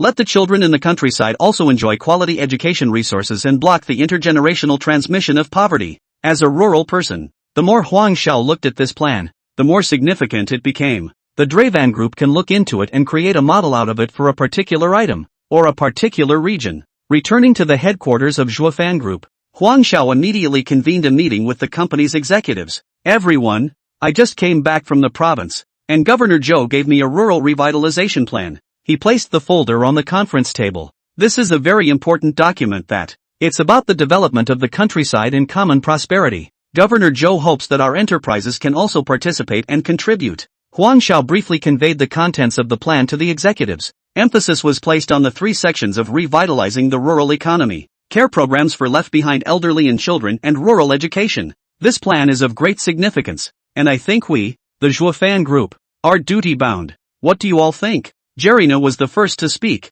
Mr. Huang, I think this plan is very good. We have to do a good job. This is not only a response to the national call, but also a reflection of our corporate social responsibility. And, doing this right will also help to enhance the image and brand value of our business. Sun Weiman agrees. From a financial perspective, participating in the rural revitalization program may not bring economic benefits in the short term, but in the long term, it will help the sustainable development of our business. It also opens up new markets for us. Qin Yusen proposed. I think we can start by choosing a small area for a pilot program, create a model project out of it. This will allow us to accumulate experience and avoid problems when it is rolled out over a large area. Huang Xiao nodded. Mr. Qin's proposal is very good. I decided to put this pilot in my hometown, Rong County, as it pertains here to what the Hope Education Foundation does. We have set up a rural revitalization project team, led by Mr. Qin, who is responsible for the concrete implementation of the project. All of you must cooperate fully. Make sure to do a good job with this project and live up to Governor Zhou's expectations, as well as the expectations of our hometown fathers and mothers. After the meeting was adjourned, Huang Xiao immediately dialed Zhou Jiangluo's phone. Governor Zhou. Hello, I'm Huang Xiao. Mr. Huang, have you read the plan? Zhou Jiangluo's voice was tinged with laughter. Having read it, Governor Zhou, this plan is of great significance. We, the Dravan Group, have decided to cooperate fully. Zhou Jiangluo was slightly surprised, but also filled with relief. Oh, made a decision so quickly? Tell me about your plans. Huang Xiao briefly reported on the outcome of the meeting's discussions, and highlighted the idea of choosing Jun County as a pilot. Zhou Jiangluo said 3 good words in a row. Good, good, good. Mr. Huang, your Dravan Group is really efficient. I am very satisfied. Rong County is your hometown, and you know the local situation better. The choice of Rohnert County as a pilot was a perfect fit. Thank you for Governor Zhou's affirmation. We will do our best to make this project a success. Okay, I'll tell the Rong County government about the decision of the Dravan Group. Inform them to cooperate fully with your efforts. Chapter 97, Sister Jiao on the air. Zhang Sisi pushed the door in, holding a document in her hand. Mr. Huang, Li Xiujiao's live broadcast time is set for a week from now at 8 p.m. Huang Xiao nodded. Okay, I know. Calling Lumi. She quickly promised to arrive in Rongqing on time. In a week's time, Zhuofan Group has been developing smoothly, and Xinhui's $2 billion have been called. Su Yang's father, Su Hui, the current chairman of Xinhui Group, will also arrive in Rongqing on the day of Li Xiujiao's live broadcast to interview Huang Xiao. Friday, July 19, 10:30 a.m. Yovan Group Conference Room. A group of executives, including Su Shui, Qin Yusin, He Jieqi, Zhu Lina, Sun Weiman, Ling He, and Zhang Sisi, gathered with 15 executives of Xinhui Group.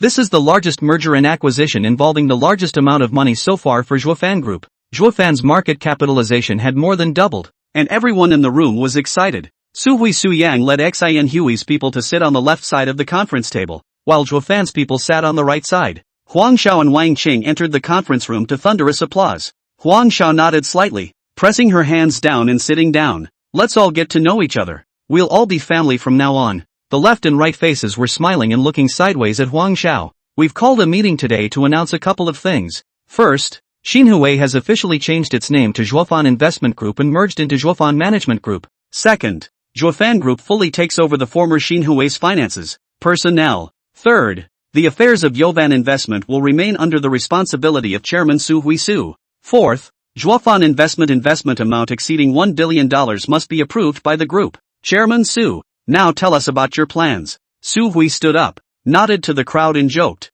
Before, I'm sitting where Mr. Huang is sitting, and this ass, it's hot. Now it's better. With Mr. Huang at the helm for us, I believe that in the future, this big ship of ours, Zhuofan, will go farther and more steadily. The crowd laughed knowingly. Currently, Yovan Investment Group's investments are focused on biotechnology, internet. After a study by the board of directors, in response to current market conditions, ready to increase investments in the internet sector, entertainment, food, and smart products. The atmosphere in the conference room was electric, with smiles on everyone's faces. Employees of Zofran Group are excited by the doubling of the company's market capitalization. For their part, the employees of Xinhui Group are looking forward to the future after merging into Zofan. Huang Zhao's clear and forceful speech added to everyone's confidence. Su Hui's jokes not only enlivened the atmosphere of it also expresses the recognition of Huang Zhao's leadership ability. The merger of Yovan and Xinhui is not a simple combination of strength and power.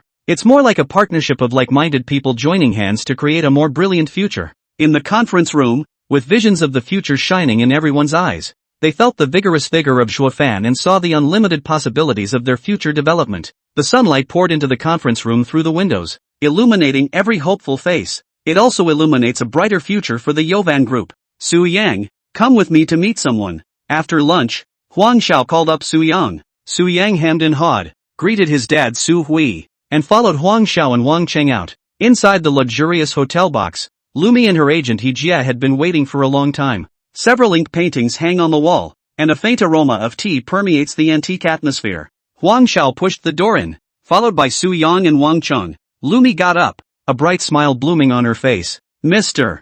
Huang, hello again. Oh, yeah, thanks Ms. Lu, this is my agent, He Jia. Lumi introduced. Huang Xiao nodded slightly. After everyone was seated, the waiter served exquisite refreshments and fruits. Lumi's gaze moved back and forth between Huang Xiao and Su Yang as she asked curiously, Mr. Huang, Su Xiao Hao. Su Yang smiled brightly and took the initiative to answer. Xinhui Investment has been merged and acquired by Zhuofan. Now it's not only my dad, but I'm also working for Mr. Huang. Lumi sniffed and was secretly surprised, not moving to hide her inner waves. The elegant smile remained on his face. Congratulations, Mr. Huang. This Huang Xiao, so strong. In the investment world of the Dragon Kingdom, although Xinhui is not a first-rate investment company, but strength is not something that anyone can merge with. Mr.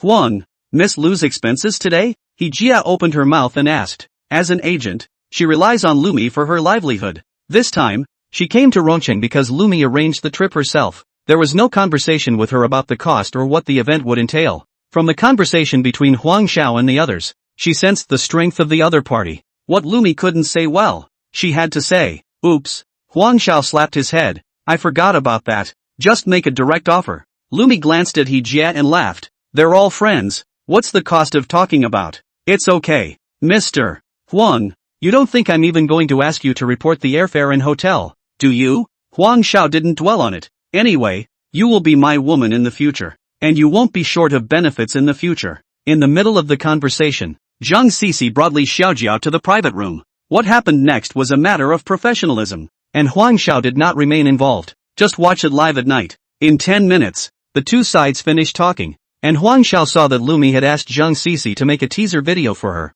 As night falls, the city of Hibiscus twinkles with neon. Li Xiaojiao is wearing exquisite makeup. Started her live streaming debut in Minhong in a well-decorated live room. Because of its own fan base. Together with Lumi's preview video and Zhang Sisi's pre-publicity and diversion, the popularity of the live broadcast room quickly soared. Less than 10 minutes after the start of the broadcast, the number of people online exceeded 100,000, and it's still going up. Li Xiaojiao, who doesn't have much talent herself, transitioned into a singing anchor under the guidance of Cecilia Zhang. She was dressed in a light dress, wearing delicate makeup and smiling sweetly into the camera. Hello everyone, I'm Jiao, and I'm so happy to be here tonight to meet you all. Nini Lu's time on the field was set for half an hour, with the first half hour to be played by her, while performing prepared songs and interacting with fans. Interspersed with some small stories and jokes from time to time, the relaxed and pleasant atmosphere makes the popularity of the live room continue to climb. At 8:30, the atmosphere in the broadcast room reached a new climax. A striking gold banner floated across the screen. Welcome Goddess Mimi. Immediately afterward, Lumi's figure appeared in the live broadcast. She was elegant and radiant in a red gown. Li Xiaojiao hurriedly got up and warmly greeted Lu Mimi. Sister Mimi, welcome to my live room. Lumi smiled as she walked over to Li Xiaojiao and greeted her cordially, and waved to the fans in the live broadcast. Hello everyone, I'm Lumi. I'm very happy to come to Sister Jiao's live broadcast to meet you all. Chapter 98, I want to sign the boss so badly. In the Magic City, the headquarters of Tanny Live, the atmosphere was gloomy. All employees are tense and on guard. On the big screen, Li Xiaojiao's live broadcast data kept jumping, and the number of people online soared all the way up. The gifts flowed and poured down like a waterfall. Qian Jikai sat in his boss chair, his fingers rhythmically tapping on the desktop.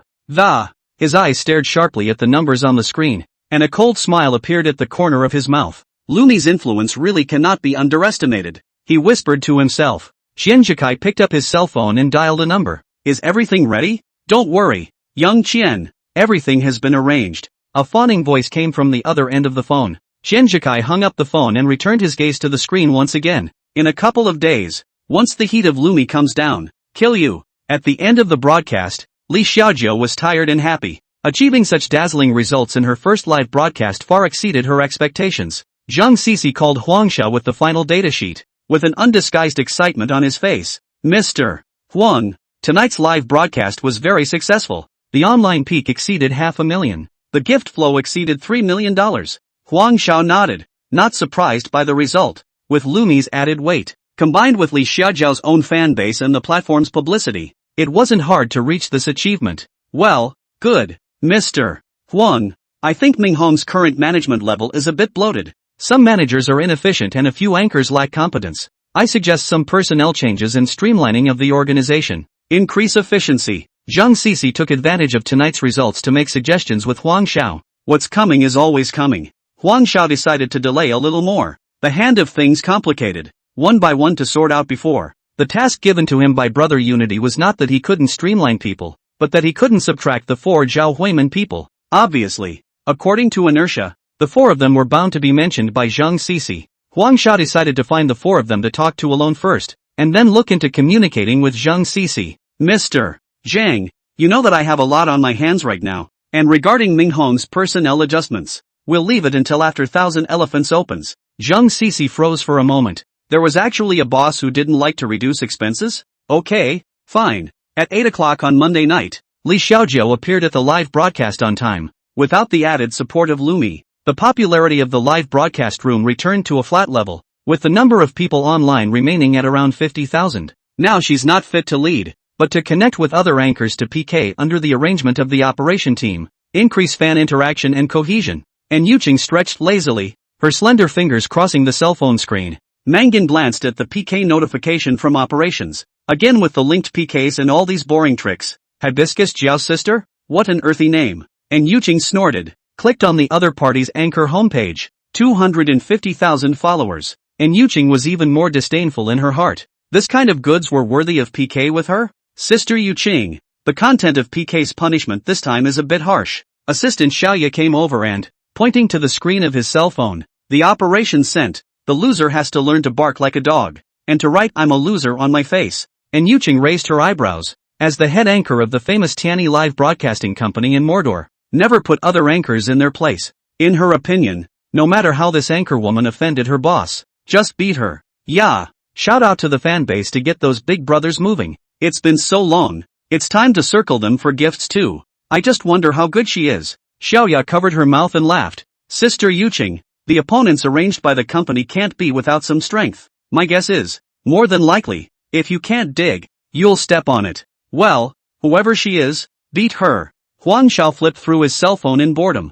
WeChat, all kinds of message beeps rise and fall. Mostly irrelevant group chats and chats from people I don't know very well. When he opened the video platform, Li Xiaojia was broadcasting live, and he thought for a moment, why don't we make her more popular? Say it and do it. Huang Xiao found a black mask and put it on. Such a big boss. Live broadcast or a little more obscure? Well, that looks much better. He nodded in satisfaction and rejoined the camera. Turn on the live stream. The notification that Zhao's live broadcast was on quickly arrived on fan cell phones. Xiao has finally started broadcasting. This anchor is too unreliable. He hasn't broadcasted for half a month. Isn't that not enough gifts to get motivated? I want to hear Xiao play the piano and sing Li Shanglan. Huang Xiao, as usual, did not say anything, but looked at the pop-up screen of the live broadcast. A Li Shanglan popped up.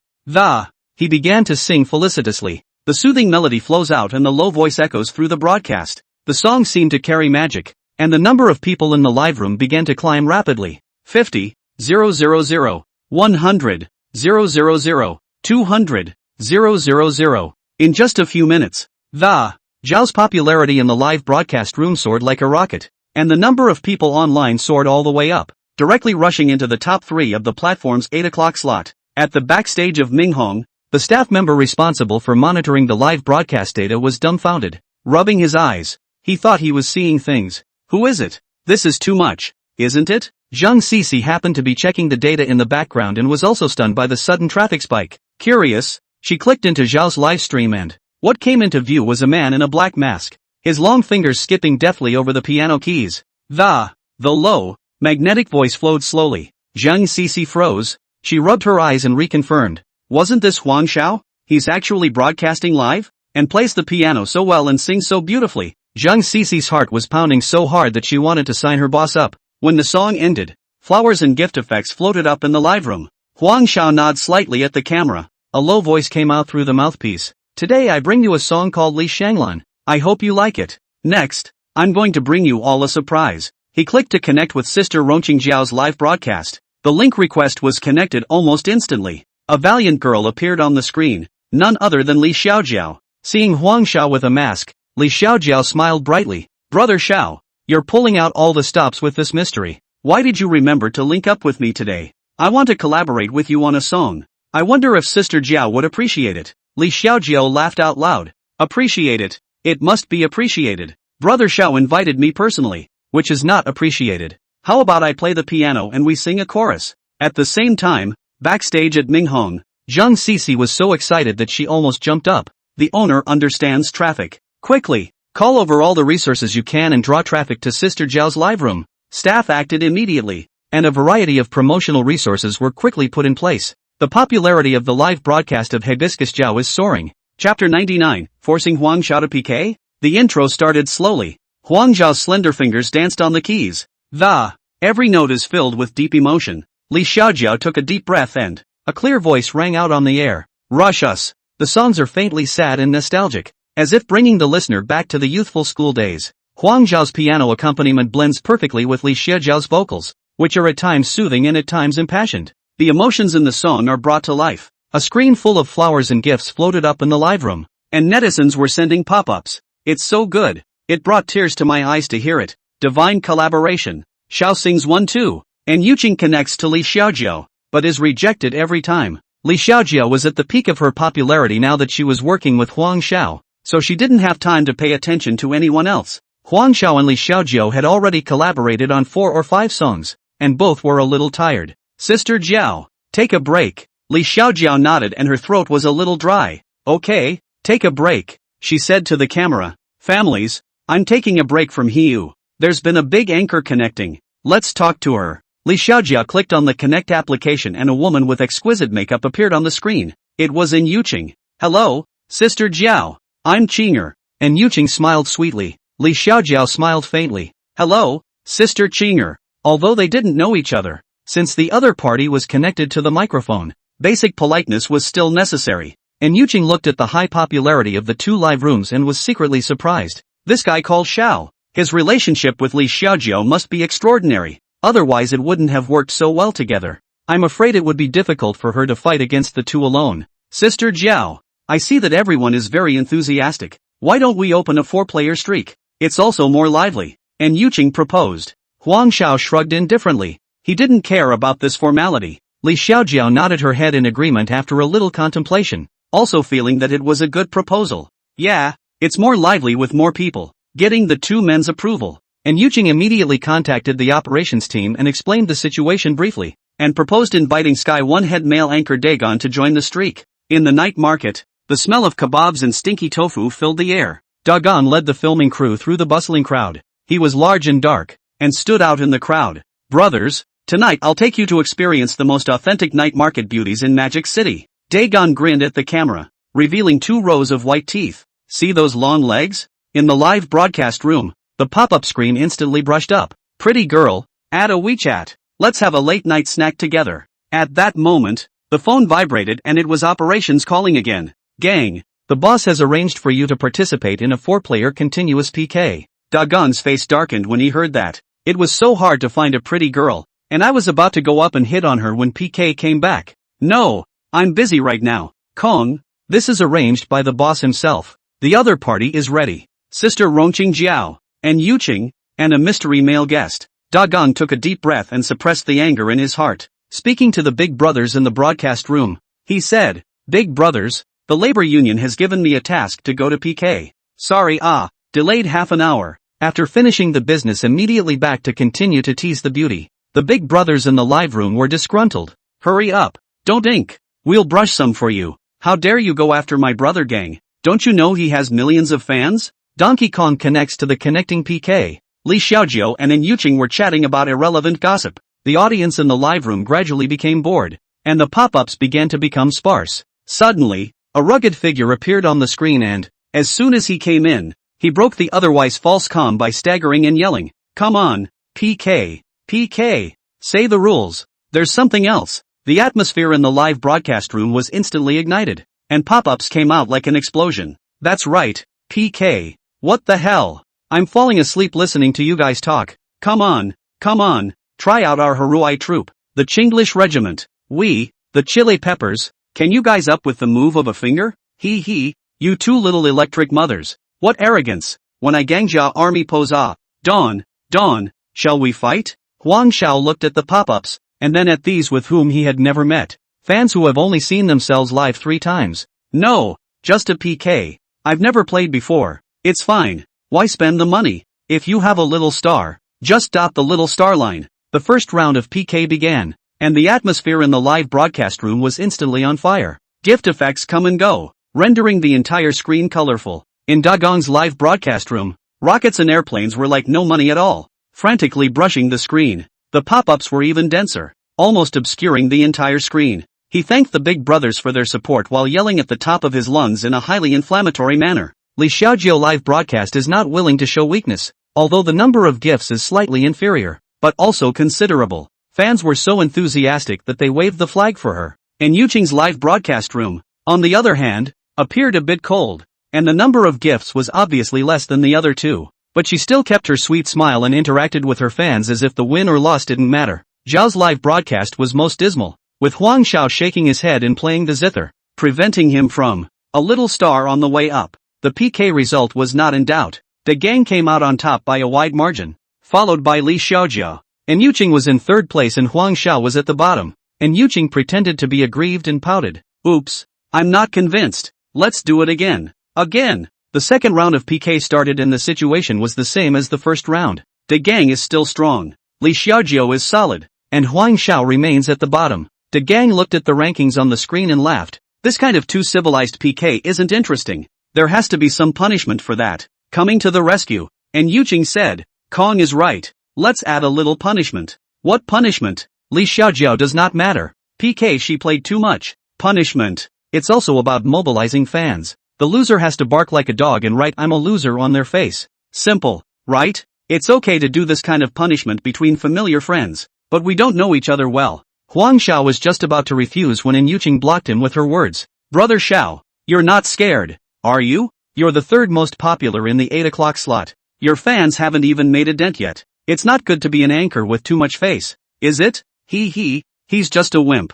Xinger, Sister Jiao, let's play one more game and then break up. The way I see it, he's probably just a wimp. Huang Xiao felt quite bored and was about to exit the streak when he suddenly saw a message in the pop-up. Xiao, Haru and De Gang are in the same guild. He checked, and sure enough, the Magic City Tianyi Live Company, the parent company Brilliant Investment Group, Chancellor K? Chapter 100, if you don't withdraw from the net, I'll mess with Qianjikai. Since you guys are so persistent, can I mention a punishment? Huang Xiao slowly spoke. Humph. You mention it. Da Gong ate with the meat skewer his assistant bought him in his mouth. Xiao, just tell me. I'm generous. Any punishment will do. Seeing that Huang Xiao's tone was not right, Zhang Sisi secretly said that these two were going to have bad luck, asking tens of billions of dollars of big shots to learn how to bark from you. You guys really have your heads up your asses. Loser retires from the net, and I don't care to hear you dogs bark. By the way, it's one of me against two of you. In the live broadcasting room of Da Gong, the first big brother of the list, Crazy Dragon Out of the Sea, watched the punishment proposed by Huang Xiao,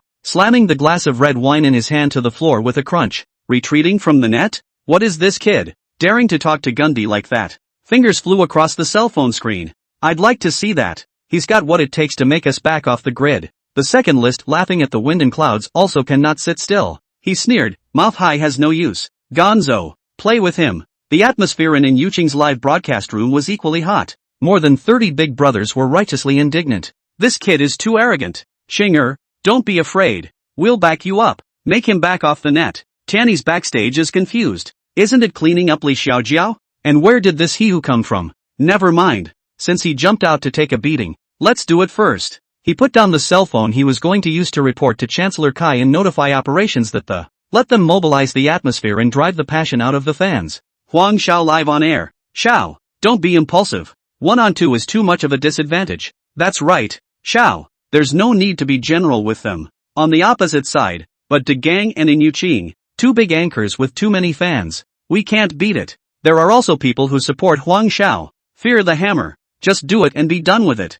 Brother Xiao, I support you. That's right, Xiao. Them. Let them know how powerful we are. Xiao, I haven't properly swiped your gift yet. I have to do it tonight. Make them exit the net. Guys, everybody recharge. Find a place with a good signal. Don't get stuck swiping gifts then. Yeah.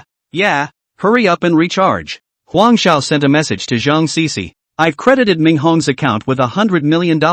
Prepare the account immediately and swipe it all for me later. Zhang Sisi heart thumping. Nima, this boss is too trenchant. A PK is more powerful than the year. Su Shui, He Jiaqi, Zhu Lina, Qin Yusin, and Ren Jing, Shu Xiaoqin. The four women who are usually swashbucklers, plus Lin Lin, Lei Xiaojiao, and Zhao Huiman, have their teeth clenched tightly, and top up their chanting. What else is there to say? Let Xiao learn to bark like a dog. What are you guys? Huang Xiao said into the microphone. Whoever loses, retires from the net. Do you guys take it? And Yuqing and Dagon looked at Huang Xiao with disdain. Are you sure? We're 2 against 1? Okay. If you guys don't back out by then, what to say? Whoever doesn't back off is a grandson. Changing numbers on it won't work either. And Yuqing added. Okay, I've recorded the screen. On my word, let's get started. Huang Xiao didn't continue with the nonsense and opened up a 10-minute PK. In Huang Xiao's live broadcast, with a command from CC Zhang,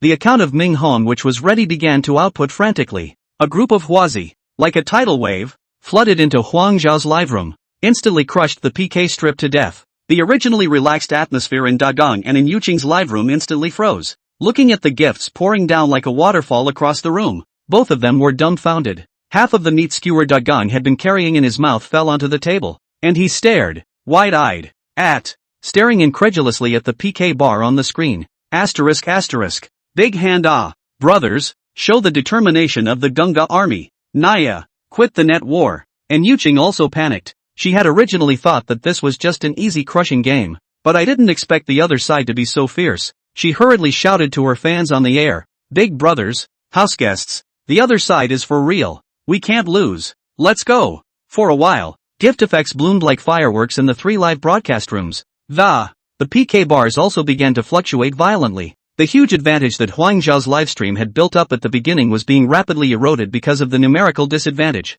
In the live broadcast room of Dagang, the mad dragon goes to the sea has a gloomy face. He clenches his teeth. Fingers tapped quickly on the cell phone screen, and a set of carnival was thrown out. Damn, this kid's fan is so strong? He took a hard swig of his drink and his eyes were dead set on the PK bar that kept jumping on the screen, but he realized that his opponent's momentum had not decreased at all, but instead was getting fiercer and fiercer. The woman beside him delicately advised, "Big brother, don't brush it. It's too much. Get lost." Xiong Batian pushed the woman away. "I just don't believe it. Can you still brush me off?" However, his grandstanding didn't do much good. The gifts from the other side were like a never-ending tide, wave after wave, with no intention of stopping. Wild Dragon Out to Sea is getting uglier and uglier. It felt like I was throwing money into a bottomless pit with no hope in sight. It's been 2 million swipes and there's no sign of winning. Instead the gap is widening a little. Asterisk asterisk asterisk asterisk. No more brushes. A similar scene played out in Yuching's live broadcast room.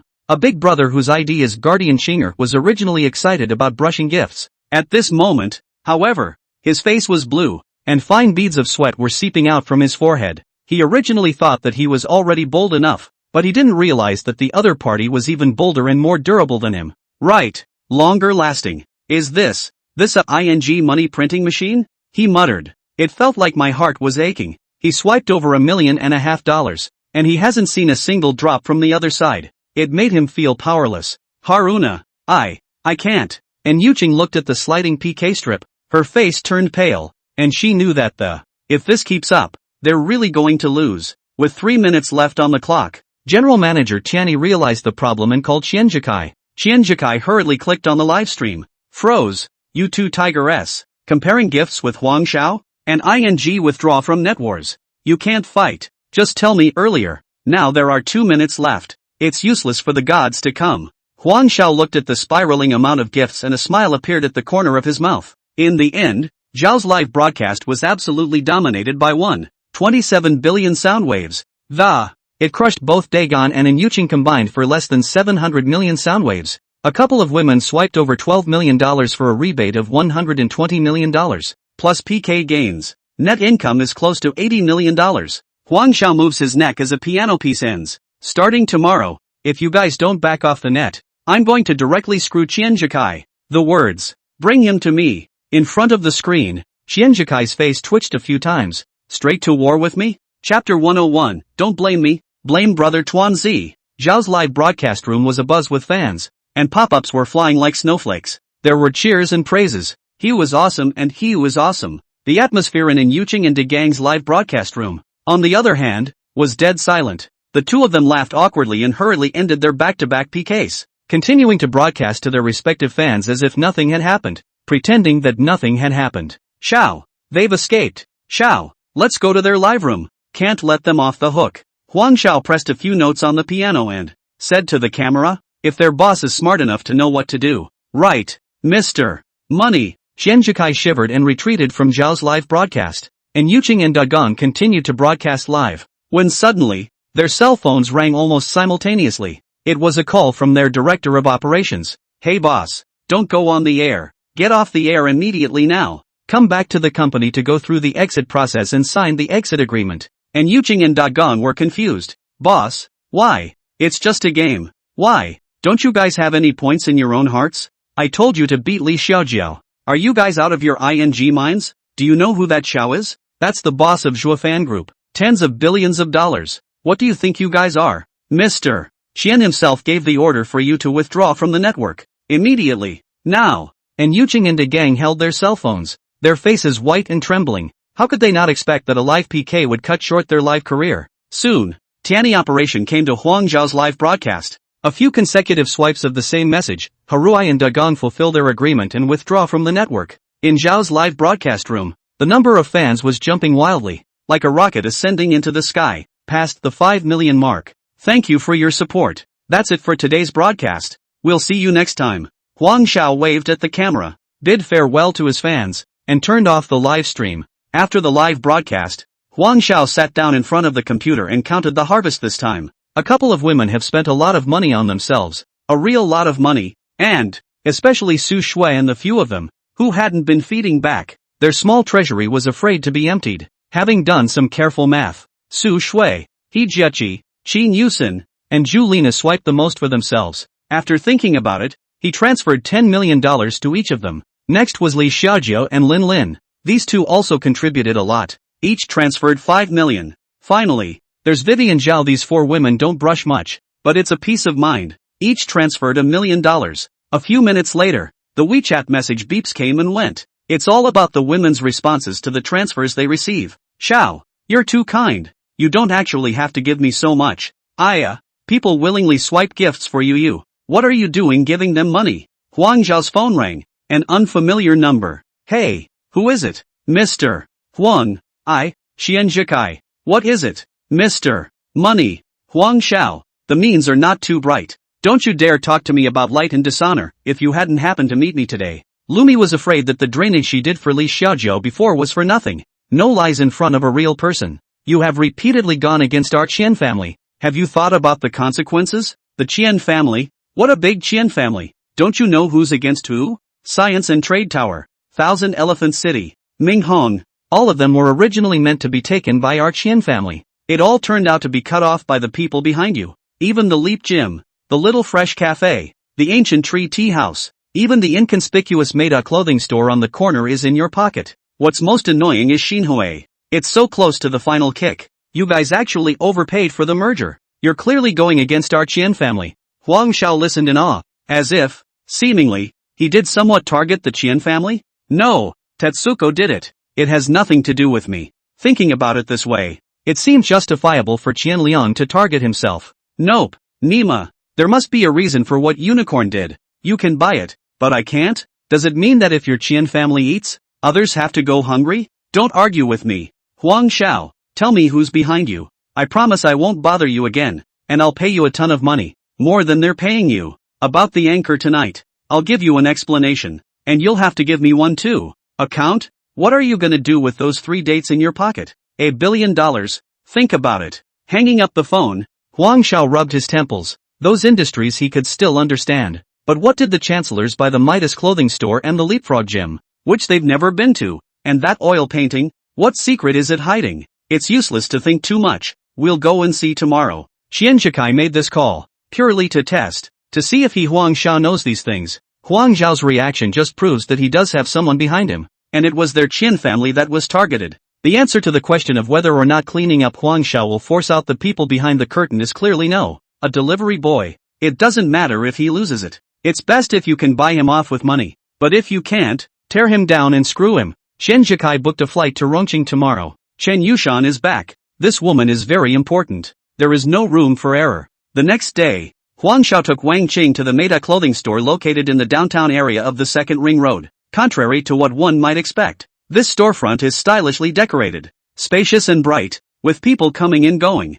Business is pretty good. The store is stocked with a wide range of innovative clothing styles, from casual to formal, men's to women's. There should be everything. A few sales clerks were enthusiastically introducing clothes to customers with smiles on their faces. What's so special about it? Huang Xiao strolled carelessly, and suddenly, he stopped in his tracks, his pupils suddenly contracting. A poster pasted on the wall. A familiar figure came into view, with delicate features that, elegant temperament. Who else is it if not Chan Yukshan? Yushan Chen turned out to be the face of Meta Clothing. Seeming to have a bit of a train of thought, Huang Xiao and Wang Qing rushed back to the Science and Technology building. Huang Xiao and Wang Cheng hoofed it to the Leap Gym. As soon as you enter, dynamic music and sweaty crowds hit you. The air smelled faintly of sweat, and the crash of various pieces of fitness equipment, full of energy. Hello, Mr. Huang. Huang Xiao responded politely, walking to the front desk and finding the gym store manager. Ever seen this guy? Huang Xiao took out Chen Yushan's picture and handed it to the store manager.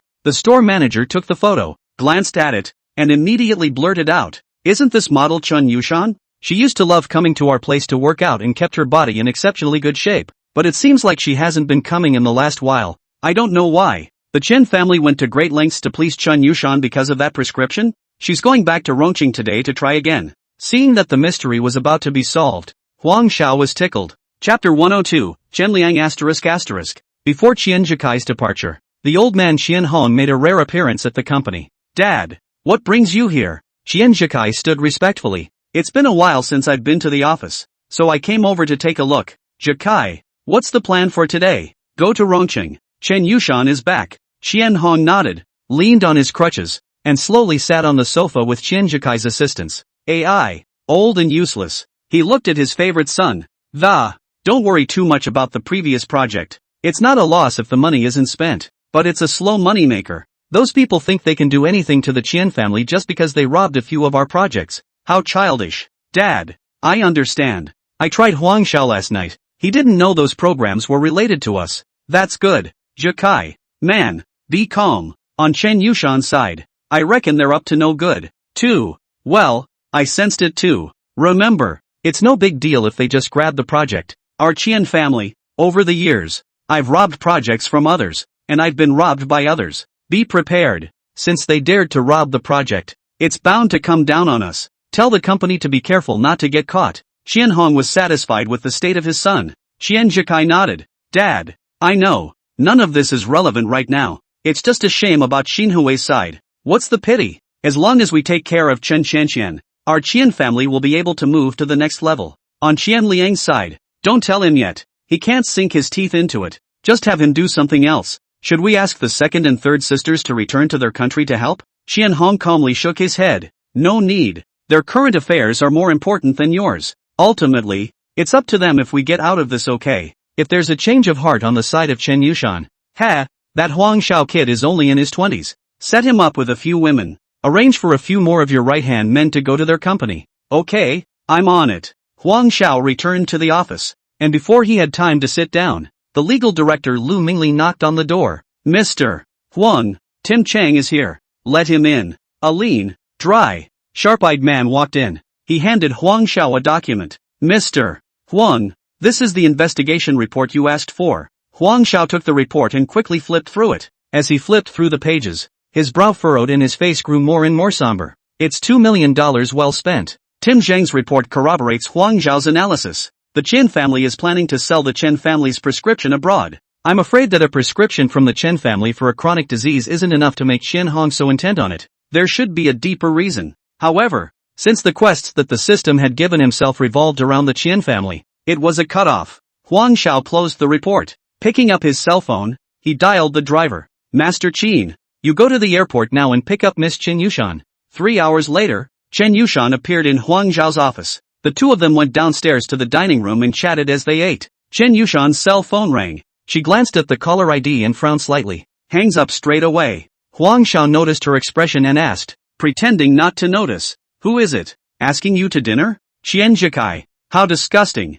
To have the face to keep contacting me. I told him all about it last time. Tell him not to call me. Huang Xiao didn't answer. Instead, I asked, have you been the face of Midas Clothing lately? Chen Yushan shook her head. It's not really a spokesperson. It's an order taken by the company. Helped them with some posters. But I kinda like the design of Meta. It suits me. Huang Xiao nodded in agreement. Chen Yushan looked at the time. I'm going to go upstairs to Leapfrog Fitness in a while. It's been a long time since I've been there. It feels stiff all over. Huang Xiao pulled out a black card from her wallet and handed it to her. Take this card. Of the Dravan Group. Can spend money at its venues? Free of charge. Chen Yushan took the card in surprise. Wow. Meta. Leap. Little Fresh. All places I like to go. Thank you, Mr. Wong. Opening the panel, Chen Yushan's favorability reached 81. Could use a coquette. Yushan, from now on, no matter what happens, happy or unhappy, be sure to tell me first, okay? Friends should help each other.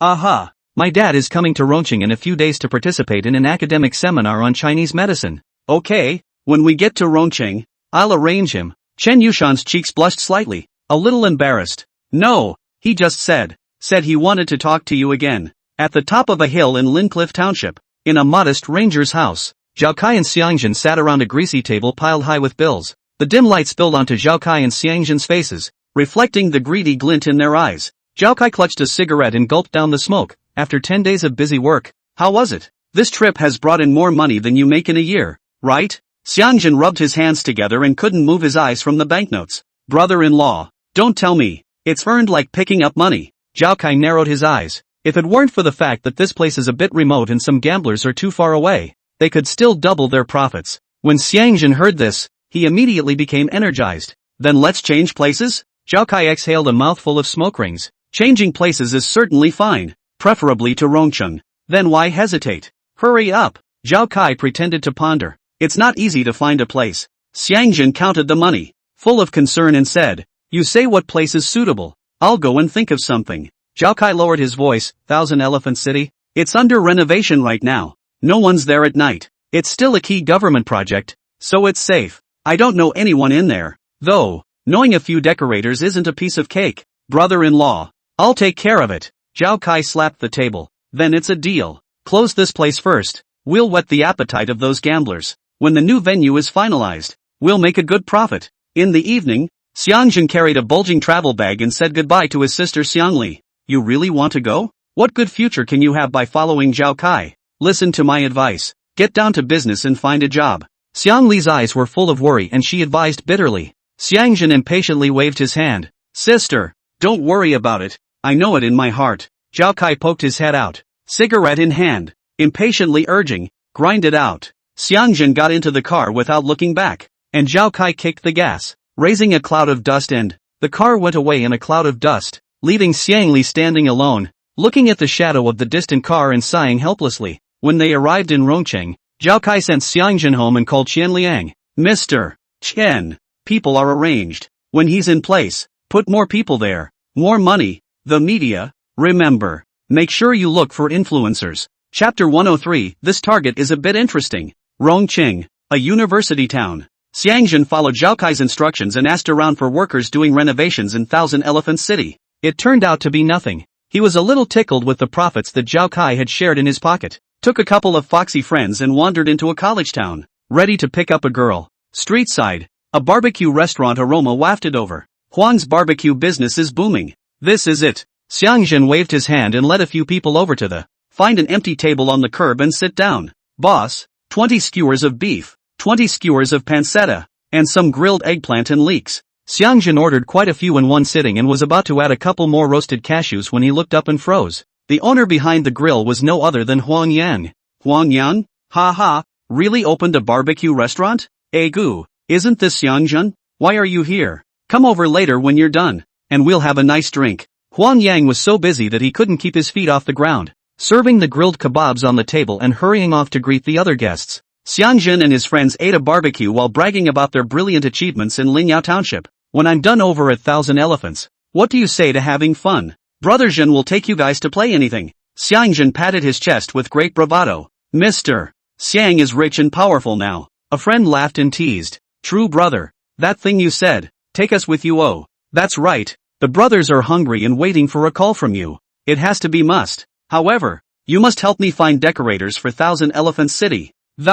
It can't be implemented. It's difficult. Hey, no. Tomorrow the brothers will go and block a few. If they don't know each other. Huang Yang happened to be passing by and heard their conversation. Couldn't help but snicker. Is Mr. Xiang preparing to change his profession to become a decorator? Xiangjun waved his hand, making small talk. Huang Yang glanced suspiciously at Xiangjun, always feeling that there was something wrong with this person. Why did you suddenly come to Rongcheng when you were obviously engaged in those illegal activities in Linyao Township? Also look for 1,000 Elephant and Castle remodelers. It was late at night and the college town was getting quiet. Huang Yang closed the stall. Remembering meeting Xiangjun, he always felt a little uneasy in his heart. Xiangjun's gang is no good at all at first glance. Looking for the decorators of 1,000 Elephant City. Definitely not holding any good water. Thinking of this, Huang Yang hurriedly sent a message to Huang Xiao. Shower. I bumped into Xiangjun in the university town today. They came to the store for a barbecue. Said they were looking for the renovation workers from 1,000 Elephants.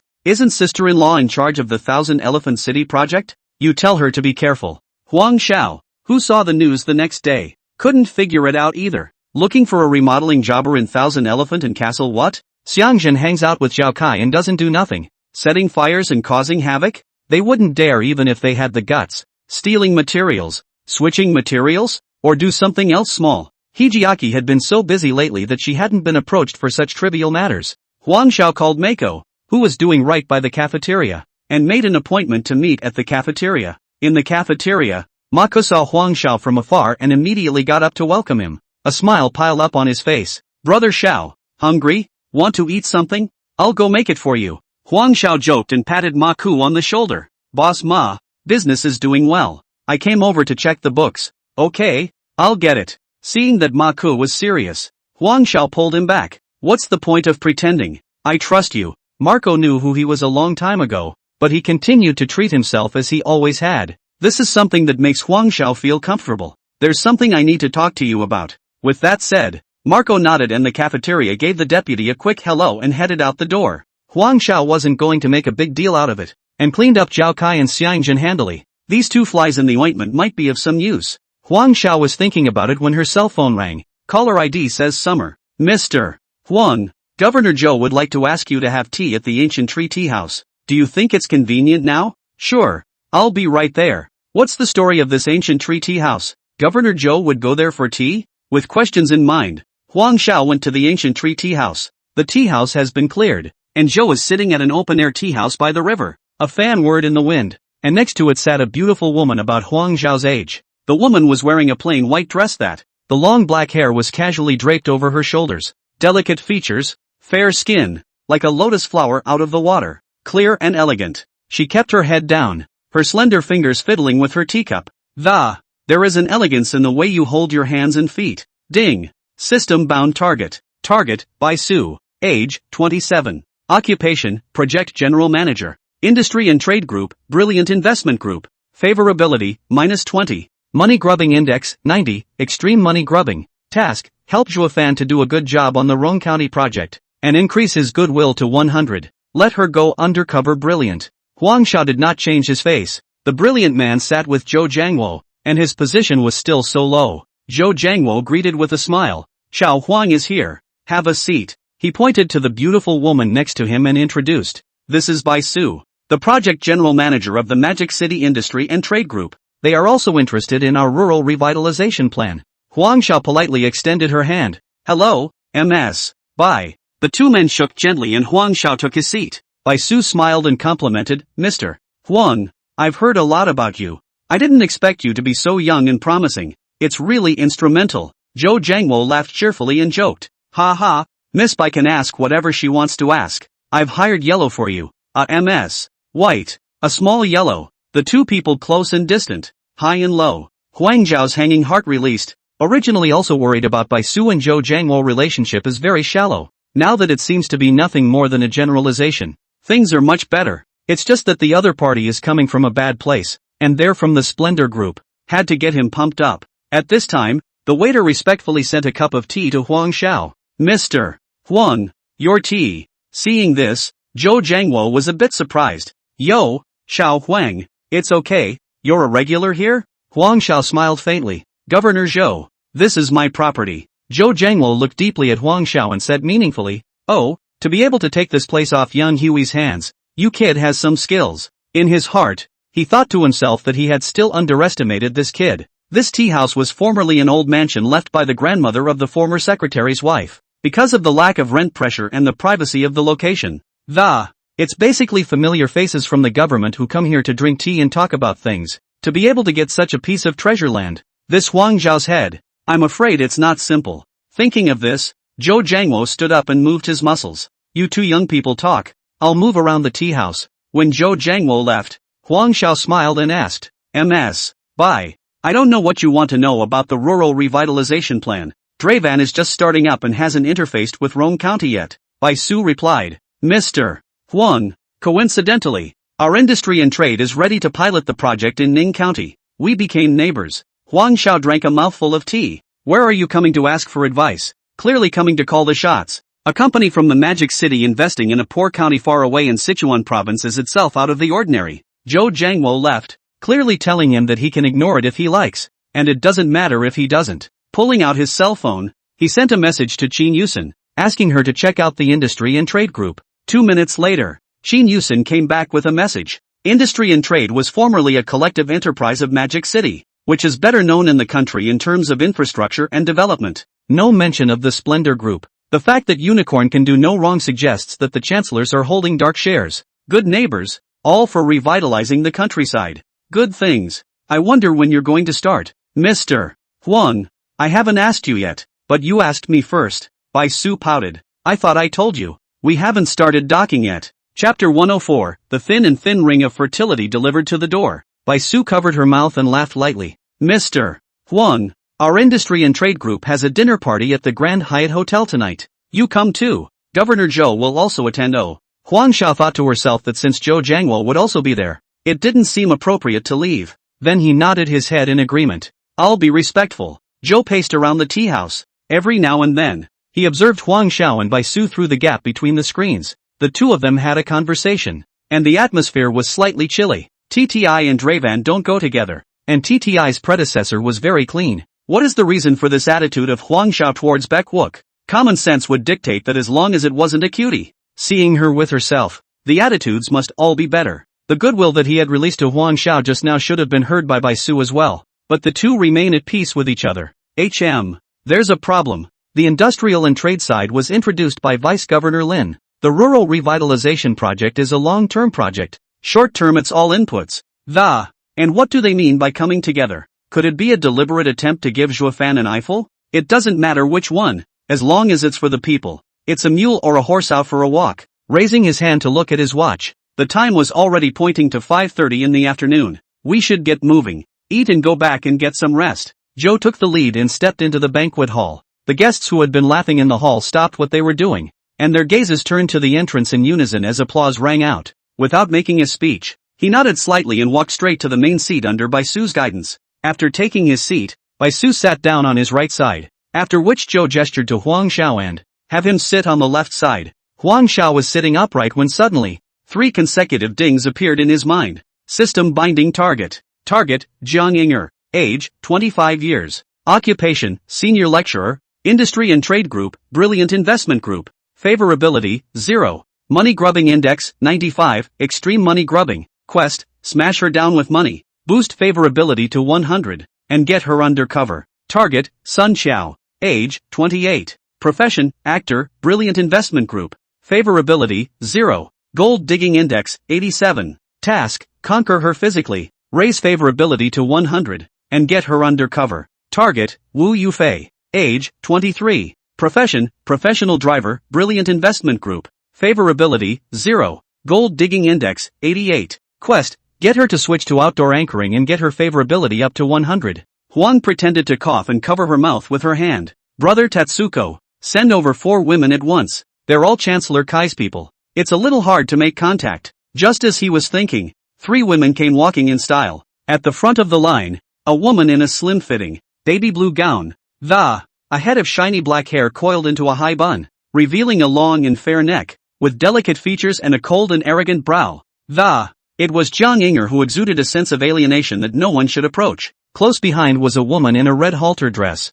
A head of wavy curls fell casually over her shoulders. She was shapely, curvy, and exuded the sex appeal of a mature woman, with her hands and feet. It was Sun Xiao who seduced people with her knitted brows and smile. The last was a girl in a short goose yellow dress with a high ponytail that, revealing a polished forehead, with clean and attractive features and a pair of large eyes that are lively and animated. It is Wu Yufei. Looking again at Baek Wook, a tailored white suit with a silky champagne-colored shirt underneath. The neckline is slightly open. Huang Xiao looked at the 4 beautiful women with very different styles and smiled, laughing wildly in his heart. They're obviously the beauty plan sent by Qian Jikai. Luckily, I have a system on my side, and now that I know where it's coming from, I'll take it as it is. Nice little life. Bai Su got up and coughed lightly, attracting the attention of Zhou Jiangwo and Huang Xiao. Governor Zhou, let me introduce to you. This is Jiang Yinger, a senior lecturer from the Industry and Trade Group. This is Ms. Sun Xiao, a famous film and television actress.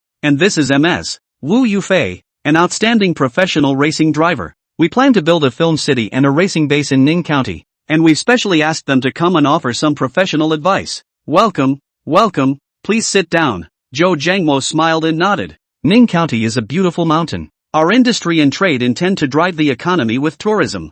then gradually move forward with the rural revitalization plan. I support it in principle, as long as the arguments are sound, but Nin County is financially strapped. You guys need to take more responsibility. Don't worry Governor Zhou, we will do our best. Bai Su turned to Huang Xiao and introduced, this is Mr. Huang from Zhou Fan Group. They are working on a pilot project for rural revitalization in Rome County, and we have to learn more from Mr. Huang and exchange ideas. Huang Xiao waved his hand and thought in his heart, indeed we have to exchange and learn more. The mouth replied, let's add a WeChat in a while, so we can contact each other more in the future. The dinner party ended. Huang Xiao exchanged WeChat messages with Zhang Ying'er, Sun Xiao and Wu Yufei. Contact information was exchanged. Bai Su stood on the sidelines with a big smile on his face, as if this was all expected. Getting in the car, Zhou called, Huang, you've seen all the arrangements for tonight, haven't you? See, Governor Zhou. 8 words for you, do your work with your heart and mind,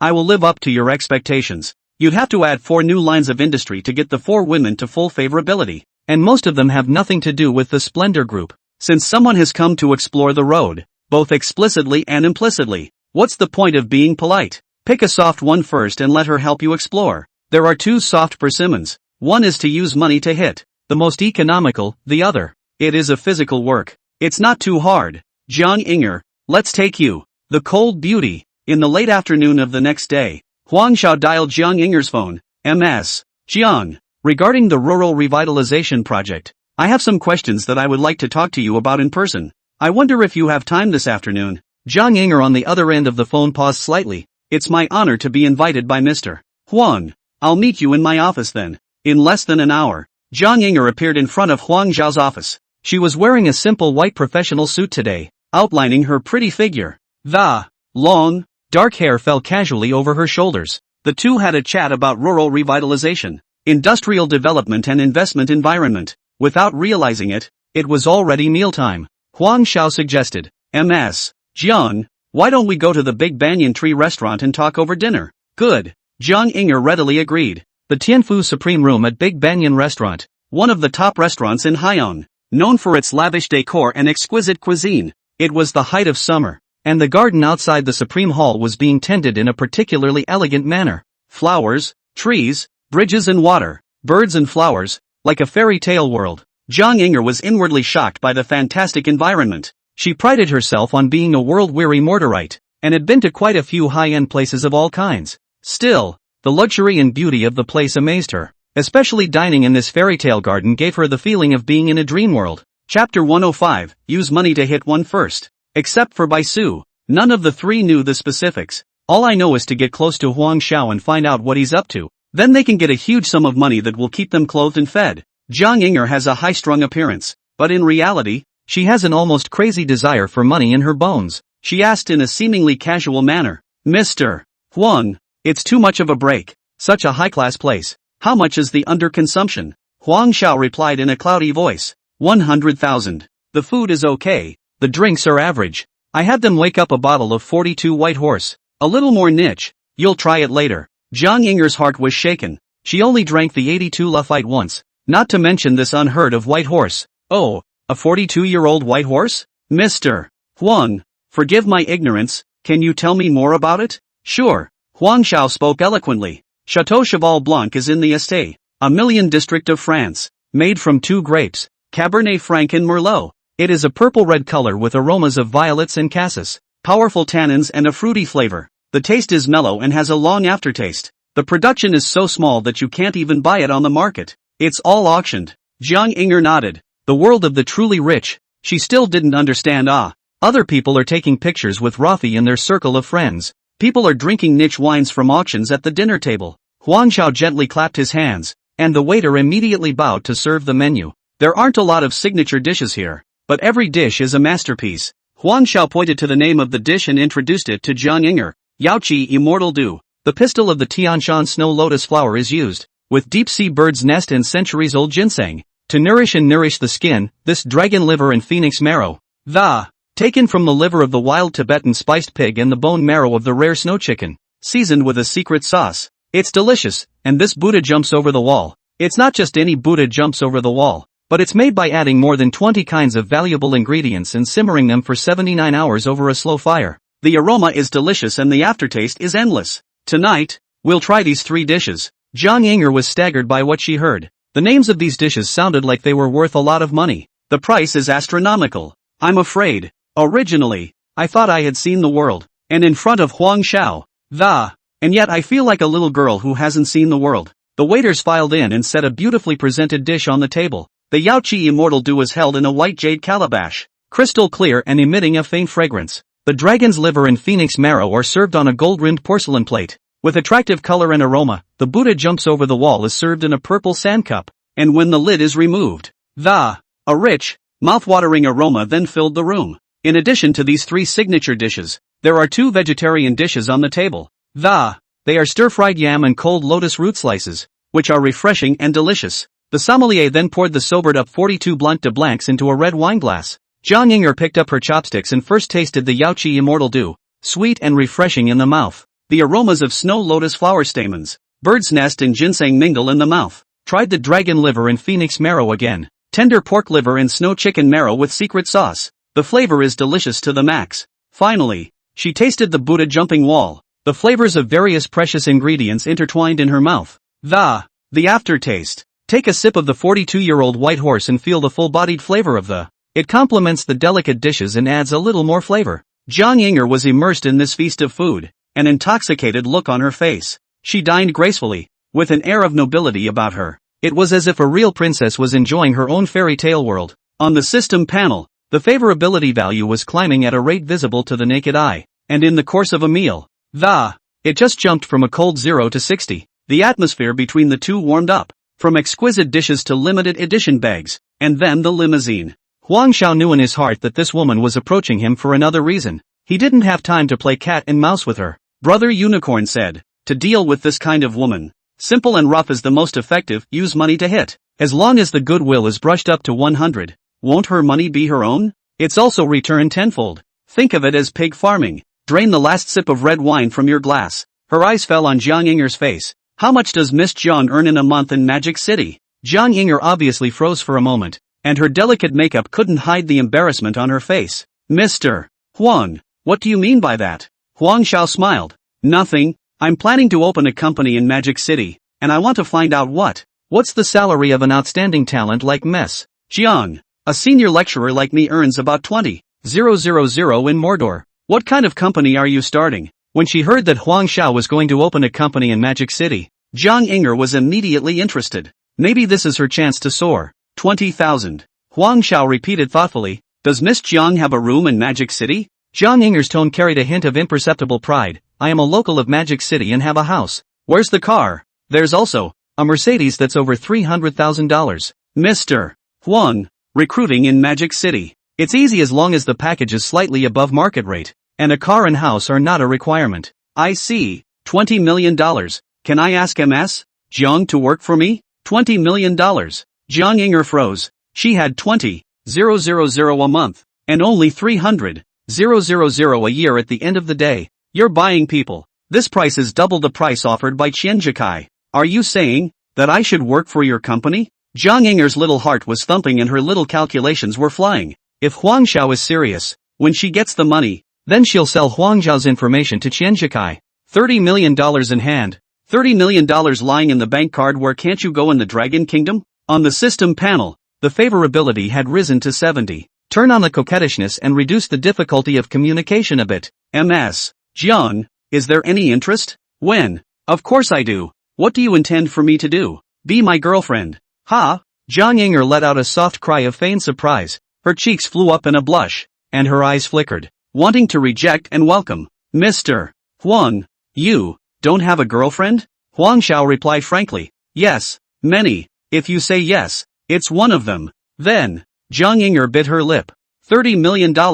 Money at the drop of a hat? Jiang Yinger's heart and liver trembled a few more times, and her breathing began to become heavy. It's not a multiple choice question. The answer is a given. Qianjikai sighed. Is it still necessary to continue to pass the message to him? The favorability on the system panel was still rising, indicating that she was happy with the offer. Huang Xiao didn't give her much time to react. How much is it worth? Do you know in your own heart? If Ms. Jiang doesn't agree, just pretend I didn't mention it. I agree. Jiang Yinger lowered her head and replied in a small, slightly shy voice. Give me the account and I'll transfer you some pocket money first. Since the words had been made clear, Jiang Yinger no longer pretended, and took out her cell phone and reported the bank account to Huang Xiao. Your Longhua bank card arrived at $1 million. The cell phone beeped. Jiang Yinger excused herself to go to the restroom, and after hiding in the cubicle, she held her cell phone tightly over her chest, flushed and breathing heavily. $10 million.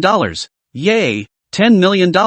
She stomped her feet in excitement, her suppressed joy finally bursting forth. Chapter 106. Gold-digging women also love cultured people. Ding! Detected that the target's favorability has reached 90, gifting the host with the Magic City Zhonghan law firm. The industry of the Tunsun brothers arrived without incident. After receiving the system alert, Huang Xiao immediately searched the internet for Zhonghan law firm. The webpage shows that the law firm is located in the core business district of the Magic City, with more than 100 senior lawyers and a high win rate, especially specialized in handling complex commercial disputes. It is highly reputable in the industry. Not only that, Zhonghan also maintains long-term cooperative relations with many Fortune 500 companies. The strength is evident. After seeing this information, he was secretly happy. It's a real snoozefest. With this law firm, you will be more secure in dealing with legal issues in business in the future. Jiang Yinger tried to calm down and organized her makeup in the mirror, hiding the joy in the corners of her eyes. That's when he pushed the door open and returned to the table.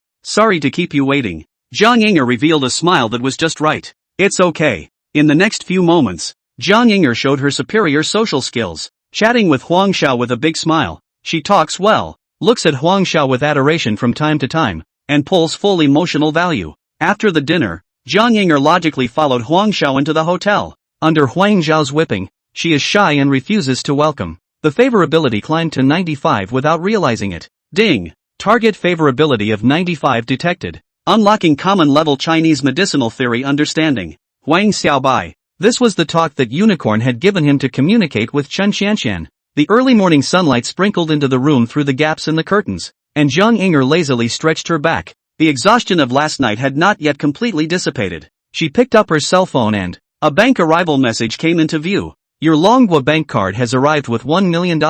Ah! Jiang Yinger sat up violently from the bed, her sleepiness instantly disappearing without a trace. She rubbed her eyes to make sure she was right. It really was $1 million. The great surprise made her heart beat faster, her breath catch in her throat and a feeling of unspeakable happiness flooded over me. She clutched her cell phone tightly and rolled over in her bed, excitedly, happy as a child with his hands in the air. He actually transferred another $1 million to me. Jiang Yinger muttered. There was a glint of excitement in his eyes. On the system panel, her favorability instantly soared to 100. The bright red number seemed like a beating red heart, signaling her infinite loyalty to Huang Xiao. Huang Xiao looked at the system beep and a smile appeared at the corner of his mouth. The first lickspill has been thoroughly tamed, and with her poking around the other three, there's no need to rush. Next, it was Yushan Chen's turn. You can't let a cooked duck fly. If he can wait, others may not. This woman loves to play and dress up. Buy him a bar? There's no need. Brother Tuanzi has arrangements in the industry.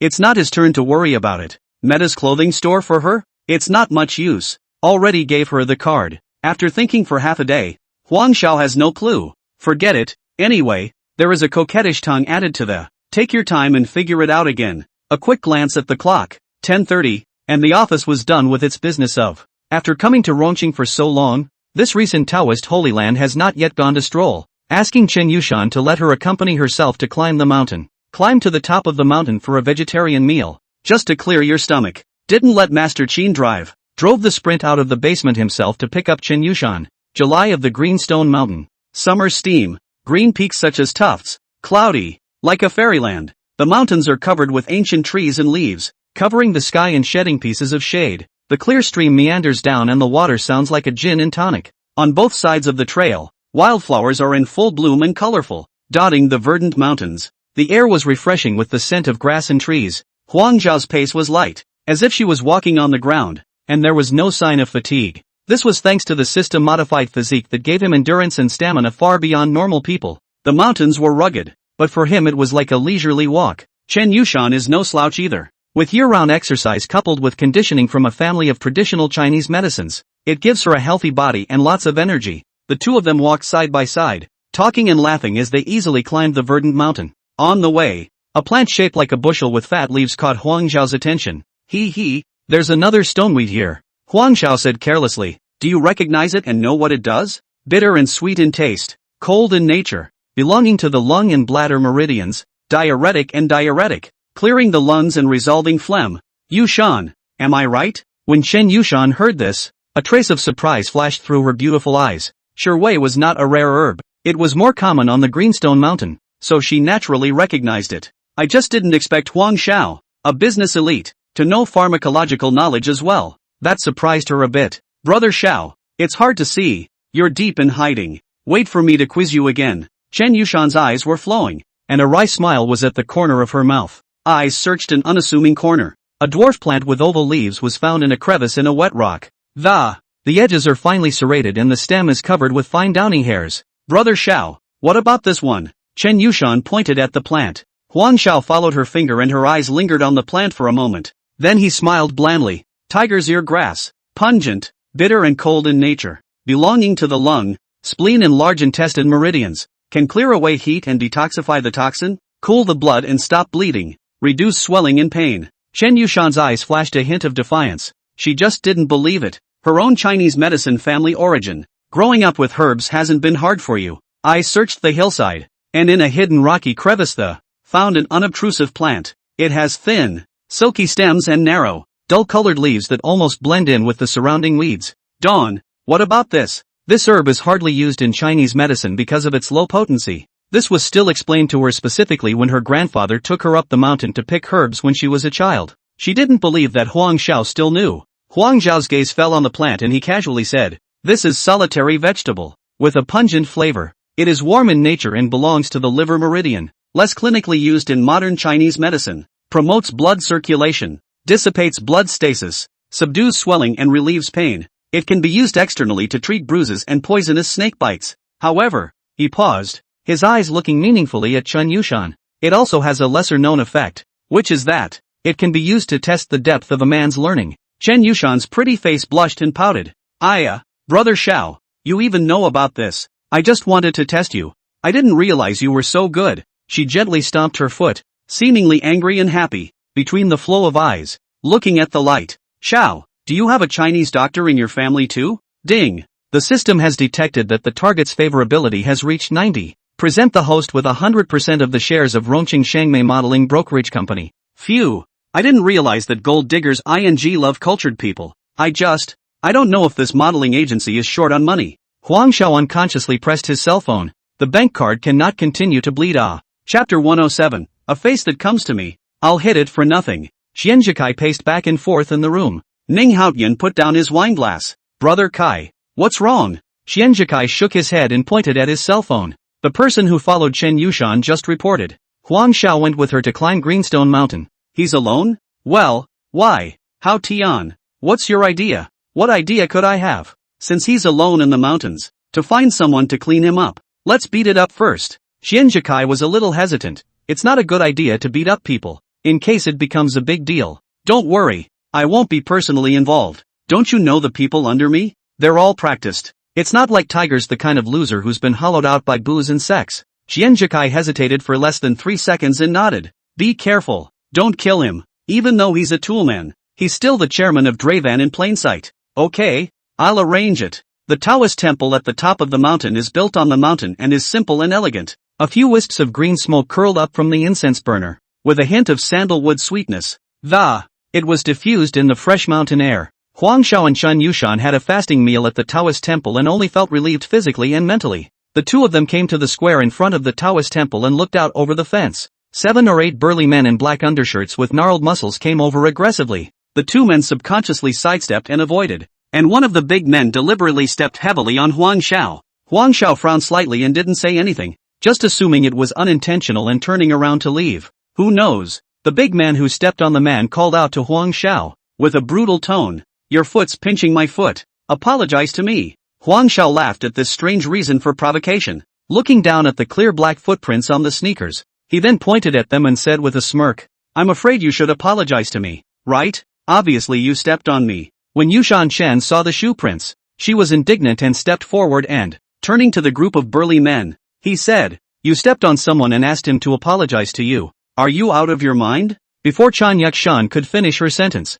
the big man who stepped on the man roughly reached out his hand and prepared to shove her. She cursed, "Bitch, it's none of your business. Get lost." Huang Xiao was quick on his feet and pulled Chen Yushan back to protect her behind her back. Looking coldly at the burly man in front of him, he asked in a deep voice, "What exactly do you want? In broad daylight, moving your hands and feet. Better think through the consequences." The group of burly men didn't take Huang Xiao's warning seriously at all. Instead they laughed and cooed. One of them pointed at Huang Xiao and said arrogantly, "Not apologizing? I'll beat you until you apologize today." Tourists around the area saw this and stopped to watch. A few tourists couldn't stand to watch and spoke out in condemnation. "You guys are too unreasonable. It's obvious you guys stepped on someone and you're still being so mean." "That's right, bullying people in broad daylight. Is there any king's law left? I want to call the police." Hearing the alarm, a few burly men clenched their fists, their bones clicking, and a few tourists who originally wanted to speak out in defense of justice saw this and unconsciously took a few steps back,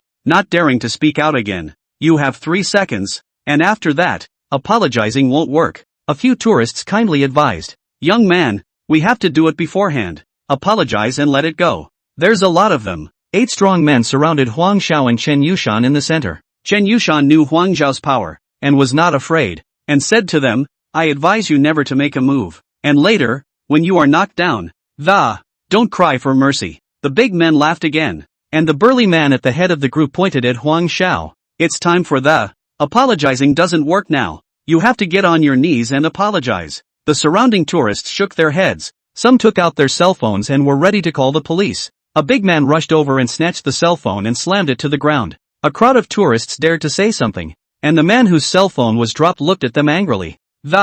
Hesitantly, he followed the crowd backward. At this moment, Huang Xiao patted Chen Yushan. "Be good. Stay on the sidelines with them and watch Brother Xiao perform. Tell them not to call the police." Chen Yushan obediently walked towards the visitors, looking at the 9 people in the field with an excited expression on his lips. He said, "Don't call the police, everyone, and watch my brother Xiao clean them up." The tourists looked at Chen Yushan like a little cutie. They looked at Chen Yushan as if she were a cute little girl. "How can you say such a stupid thing?"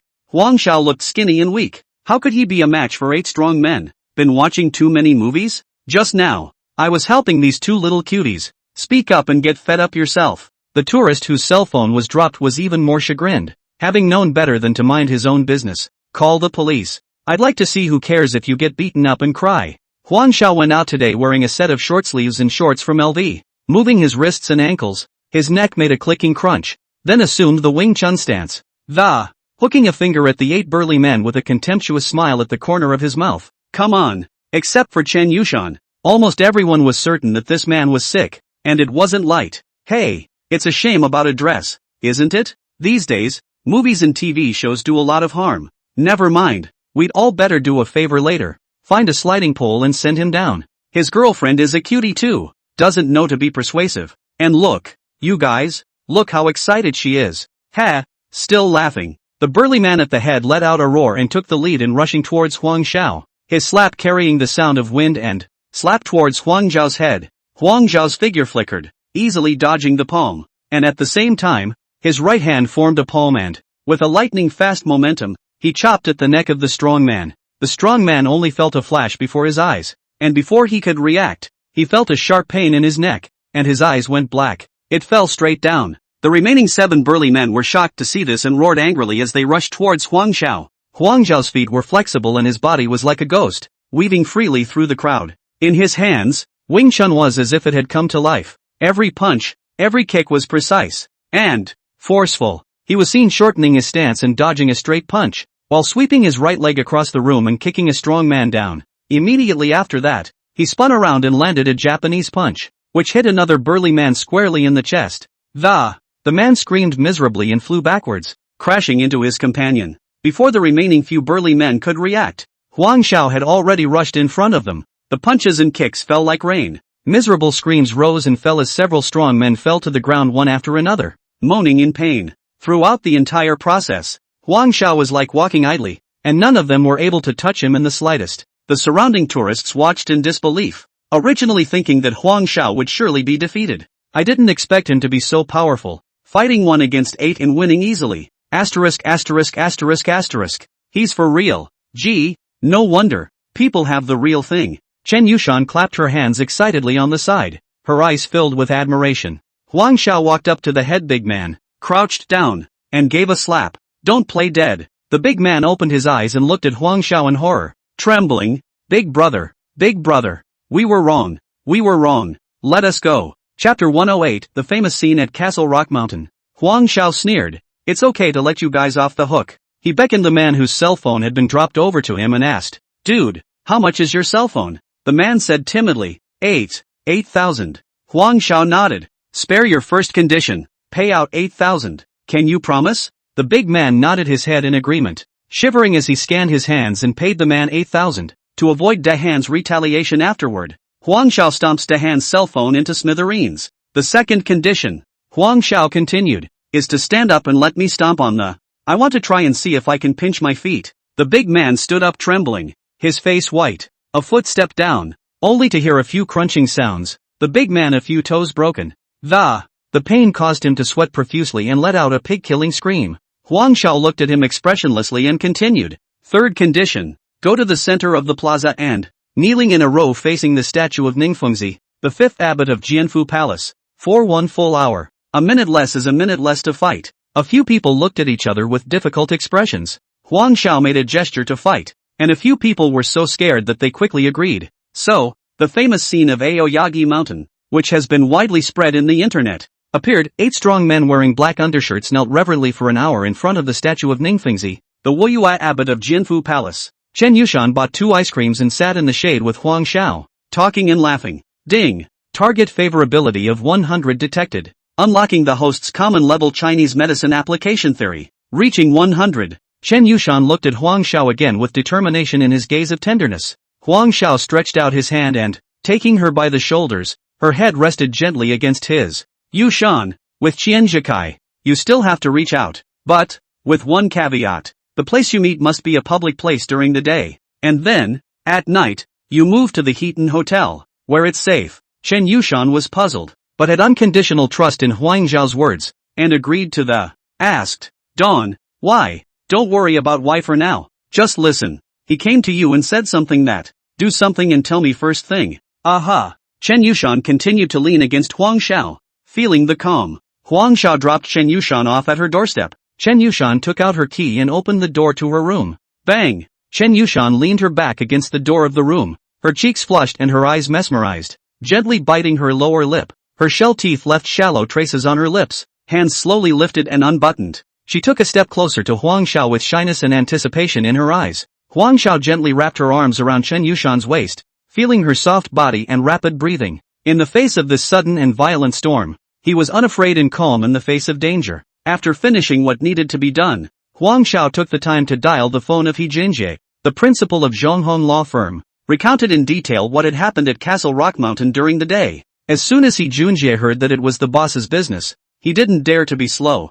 immediately gathered the firm's core team and boarded a flight to Rongqing overnight, arriving in Rongqing at 1 a.m. Based on the information provided by Huang Xiao, he began to collect evidence, responding to a potential storm of public opinion. A fight between tens of billions of dollars of big men is no small matter and must be done with care. Ning Haotian stared dead at the cell phone screen, and in the video, the 8 henchmen kneeling in front of the statue of Ningfengzi, the 5 Yuzhans of Jianfu Palace, like a group of plucked hairs in the soup, allowing people to gather around in ridicule. The veins in the corners of his forehead rippled as he slammed his cell phone to the ground, the screen instantly in pieces. Waste! Bunch of losers! He roared, kicking over the chairs in the ward. Each of the 8 henchmen was bruised and swollen, and the leader of the boss had 3 of his toes crushed by Huang Xiao's foot. He picked up the phone and was about to mobilize more manpower to come over when Qianzhikai stopped him. Qianzhikai patted the injury report in his hand. Hao Tian, there's something here that, it's enough to keep him busy for a few days, so I'll take advantage of this time to take down Chen Yushan. You mean call the police? There's a lot more that can be done than just calling the police. That evening, a video titled 10 Billion Chairman of the Qingshi Mountain Violence Injury on the internet went viral. The video was carefully edited to show Huang Xiao's arrogance and domineering, his strong tone of blackmail. The image of a foot crushing someone's toes is slowed down over and over again. The scene of 8 black clothes kneeling in front of the statue of Ningfengzi despite their injuries was interpreted as a great shame. The video does not explain the cause and effect, but only highlights Huang Xiao's violent behavior. and the misery and cries of the injured in the hospital. The video quickly festered, set off by an incendiary soundtrack and narration that the number of retweets quickly surpassed 10 million, sparking strong indignation among netizens. Netizens were outraged and left messages in the comments section, condemning Huang Zhao's atrocities. Can you do whatever you want with money? In broad daylight, in the clear sky. How arrogant! This is simply triad behavior. The culprits must be severely punished and the victims must be given justice. It's horrible. A foot crushing a toe. What a lot of hate that must be. Heartache for the injured. How does this kind of scum deserve to be chairman? Strongly urge the authorities to thoroughly investigate his company to see if there are any other illegal and criminal acts. Kneeling in front of the statue of Ningfengzi is an insult to traditional culture. He must be made to apologize publicly. Boycott Huang Zhao's company. Boycott his products. Make him pay. The water armies and contacted V's that Qianzhikai had Ninghout and Hire also came down and retweeted their comments. Point the finger of public opinion at Huang Zhao. He was accused of being rich and oppressing the people. The internet is filled with abuse and condemnation of Huang Zhao, and calls for the murderer to be severely punished are growing louder and louder. Some netizens started to flash search Huang Zhao's personal information, including his home address, business address, contact information, etc., threatening him with social death. And some netizens have organized themselves to protest in front of the Yovan group tomorrow. He was asked to come forward to apologize and compensate the victims for their losses. As the situation continued to fester,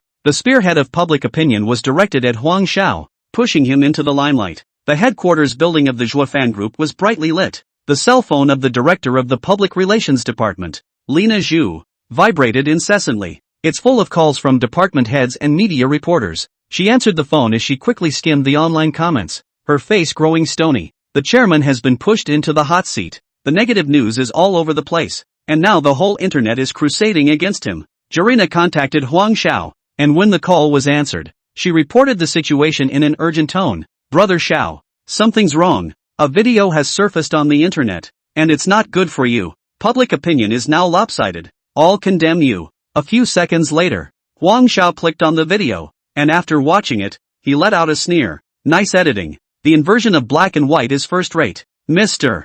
Huang, I'm prepared to hold a press conference immediately to clarify the facts. You get in touch with director Jun Jiehe of Zhonghan Law Firm. He's already in Rongqing. You guys discuss it and then deal with the public opinion. Okay. Jarina was relieved. As long as there was a reason for what happened. A big boss worth tens of billions of dollars, disregarding the safety and security of a Pick 8, said she did not believe it. Hello, Mr.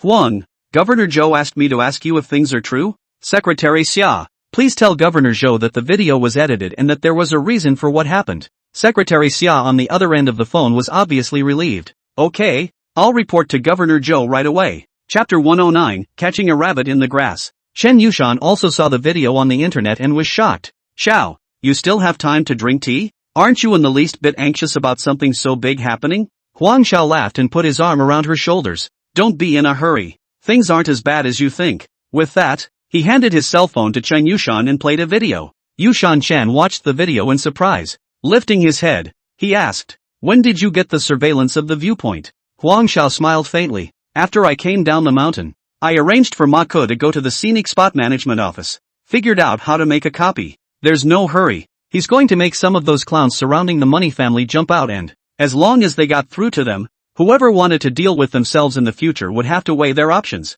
Throughout the night, Huang Xiao only received calls from her mom, dad, sister, cousin and the women. Simply turn off your cell phone, bury yourself in your sleep, and let the bullets fly for a while. After Secretary Xia reported the situation to Governor Zhou, who instructed the Internet Monitoring Department to take immediate measures, controlling further fermentation of public opinion. The video was quickly taken down on the internet and related topics were blocked. However, just like the rain, similar videos and posts keep popping up again and again. The headlines are more sensationalized and the content more provocative. We want truth. We want justice. The internet is not a place outside the law. The culprits must be severely punished. Uncover the tumors of this society. Protect the vulnerable. Netizens are even more furious, vowing to uncover this social tumor. Justice for the victims. Just then, a new video rekindled the internet. The video shows several of the victims lying pathetically in hospital beds with bandages on there. The face wore a pained expression. One of them is holding a police receipt, which is clearly written in the name of Huang Zhao. The video quickly went viral, with an explosion of views and comments. The anger in the hearts of netizens was once again ignited. At 9 o'clock in the morning, a group of people gathered downstairs at the Science and Technology building, holding a banner that read "Punish the murderers, give me justice, boycott Shuafan Group, reject violence" and other banners. Emotional shouting slogans. Yovan Group's office lobby in the Science and Technology building was surrounded by a crowd of protesters. Normal office order was seriously disrupted. Police arrived to maintain order and attempted to divert the crowd, but to little effect. As protests rose, the scene was chaotic for a while. Huang Xiao stood in front of the floor-to-ceiling window of his office, looking at the chaotic scene downstairs with a frown on his face. He picked up his cell phone and dialed Zhang He's number. "Old He, how are the preparations going?" He Junjia's calm voice came from the other end of the phone. "Everything is going according to plan. The press conference will be held at 2 p.m.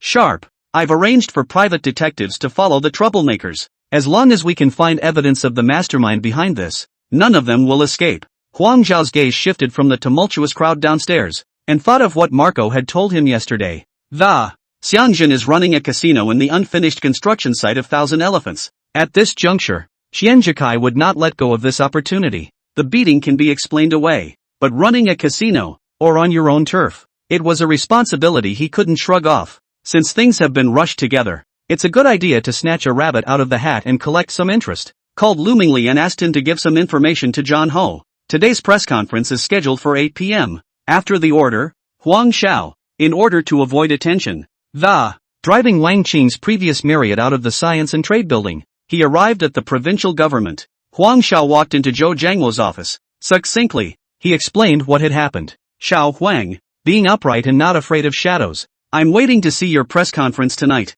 I'll talk to Xia, and he'll arrange what's next." Roadside tea house. Xiangjin was humming a little tune, playing with his car keys in his hand. The corners of his mouth couldn't help but grin behind his ears at the thought of last night's draw coming in at $100,000. The money came too easily. It was as if he saw a red-hot bill flying towards him. It's piled up into a small mountain. It's a different feeling when your pockets are bulging, and you talk a lot harder. He slapped Zhao Kai on the shoulder and said excitedly, "Brother Kai, pull some more people over tonight. Those bosses obviously didn't have a good time yesterday, so we'll have to give them a good time today." Zhao Kai glanced at Xiangjin. "No problem. I've been tired for days. Eat something good before you go tonight. Make money, don't shortchange yourself." In his heart, he sneered, "Let you bounce around for a few more hours and enjoy this last madness. Tonight, you'll have to go in and live a little routine." Xianliang and Xianjikai sat on the sofa in the office and laughed at the video on their cell phones. Ning Haotian stood on the sidelines, his face somber. Xianliang excitedly slapped his thighs. "I'll see what Huang Xiao does tonight. Caught opening a casino on his turf. Ha ha, netizens have active minds." Ning Haotian was unwilling. "The whole thing is painless, so it's better to give a beating." No relief at all. Xianjikai and Shenlian looked at each other, and Xianjikai said, "Haotian, Huang Xiao is a falling dog now. Don't you just want to hit him? You guys chat. I still have things to do. I have a dinner date with Chun Yushan." On his way out, he turned back to Qianliang and said, "Remember the media. The media. By the way, get the quality control department on board. And since we're going to stomp on it, stomp on the pain so he can't think about anything else. Don't worry, it's been arranged." Huang Xiao sat in his boss chair, the League of Legends flickering fiercely on the computer screen in front of him. He maneuvered his character, skillfully dodging skills and outputting damage. "Long live Demacia!" he shouted excitedly, completely immersed in the fun of the game. Outside the office, the clamor of protests and the ringing of the phone here and there seemed irrelevant to him. Every now and then he looked up at the wall clock. The 8 p.m. press conference is the real battlefield. At 8 o'clock sharp, the press conference hall on the first floor of the Science and Technology building was brightly lit and filled to capacity. The long guns and short cannons of various media reporters have long been set up, and the flash lamps keep flashing. It illuminated the entire venue as if it were daytime. Mr. He Junjie, director of Zhonghong Law Firm. Mr. Lu Mingli, director of Legal Department of Zofeng Group.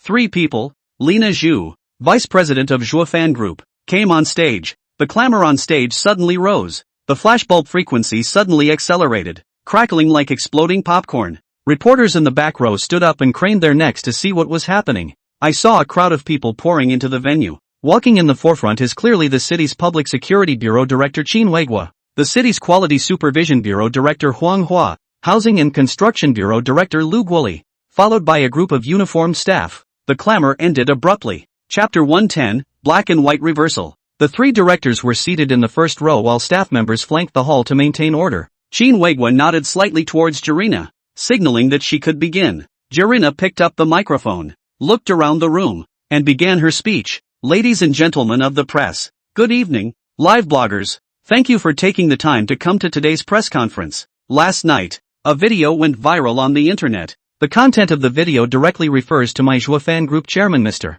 Huang Xiao beat people, one of them slightly injured. As for the details of the case, which we are not at liberty to explain. Next, a briefing on the case will be given by Chief Chin of the City Police Department to set the record straight. As soon as the words fell, the pop-ups in the live broadcast instantly exploded. What's the situation? The police department is doing a case briefing and running to the Zhua fan group? This doesn't make sense. Collusion between government and business. Solid hammer. Is there any law left? The Zhua fan group is trying to cover the sky with one hand. Even the police have become their personal bodyguards. Strongly demand an open and transparent investigation. We don't believe in the nonsense of the Dravan group. Do you remember last night when the video was taken down for a while? Yeah, there's no King's Law anymore. Famous food blogger Meatless is also broadcasting the press conference. As he munched on a roasted pig's foot, he swore to the camera, "Brothers, this is typical collusion between business and the government. Look at this scene. The police chief himself is there. Isn't it obvious that he's backing up Zhua fan group?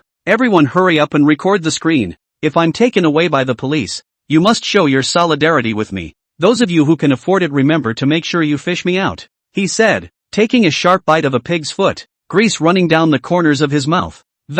He hastily wiped it with his sleeve. "Brothers, let me tell you, I'm risking my life on the air. The energy of this Zhua fan group. You know," he squeezed his eyebrows in a mysterious manner. Chinwagwa took the microphone and didn't read the police report immediately. Regarding the truth of this incident, I think a video will speak louder than any explanation. Chinwagwa's calm voice echoed in the hall. He signaled a staff member to turn on a large LED screen behind him and inserted a flash drive into the computer. The high-definition footage instantly takes over the entire screen. In the video, Huang Xiao and a young woman emerged from an ancient Taoist temple, the two of them talking and laughing in a relaxed atmosphere. They went to the railing and a group of people, the same 8 wounded who appeared in last night's video, walked past them. At this point, Chinwagwa signaled the staff to zoom in on the video and slow it down. The footage clearly shows one of the injured, the one who claimed to have stubbed his toe, intentionally stomping on Huang Xiao. Huang Xiao didn't seem to notice this little gesture, or if he did, nor did he take it to heart, and continued on his way along the trail with his female friend.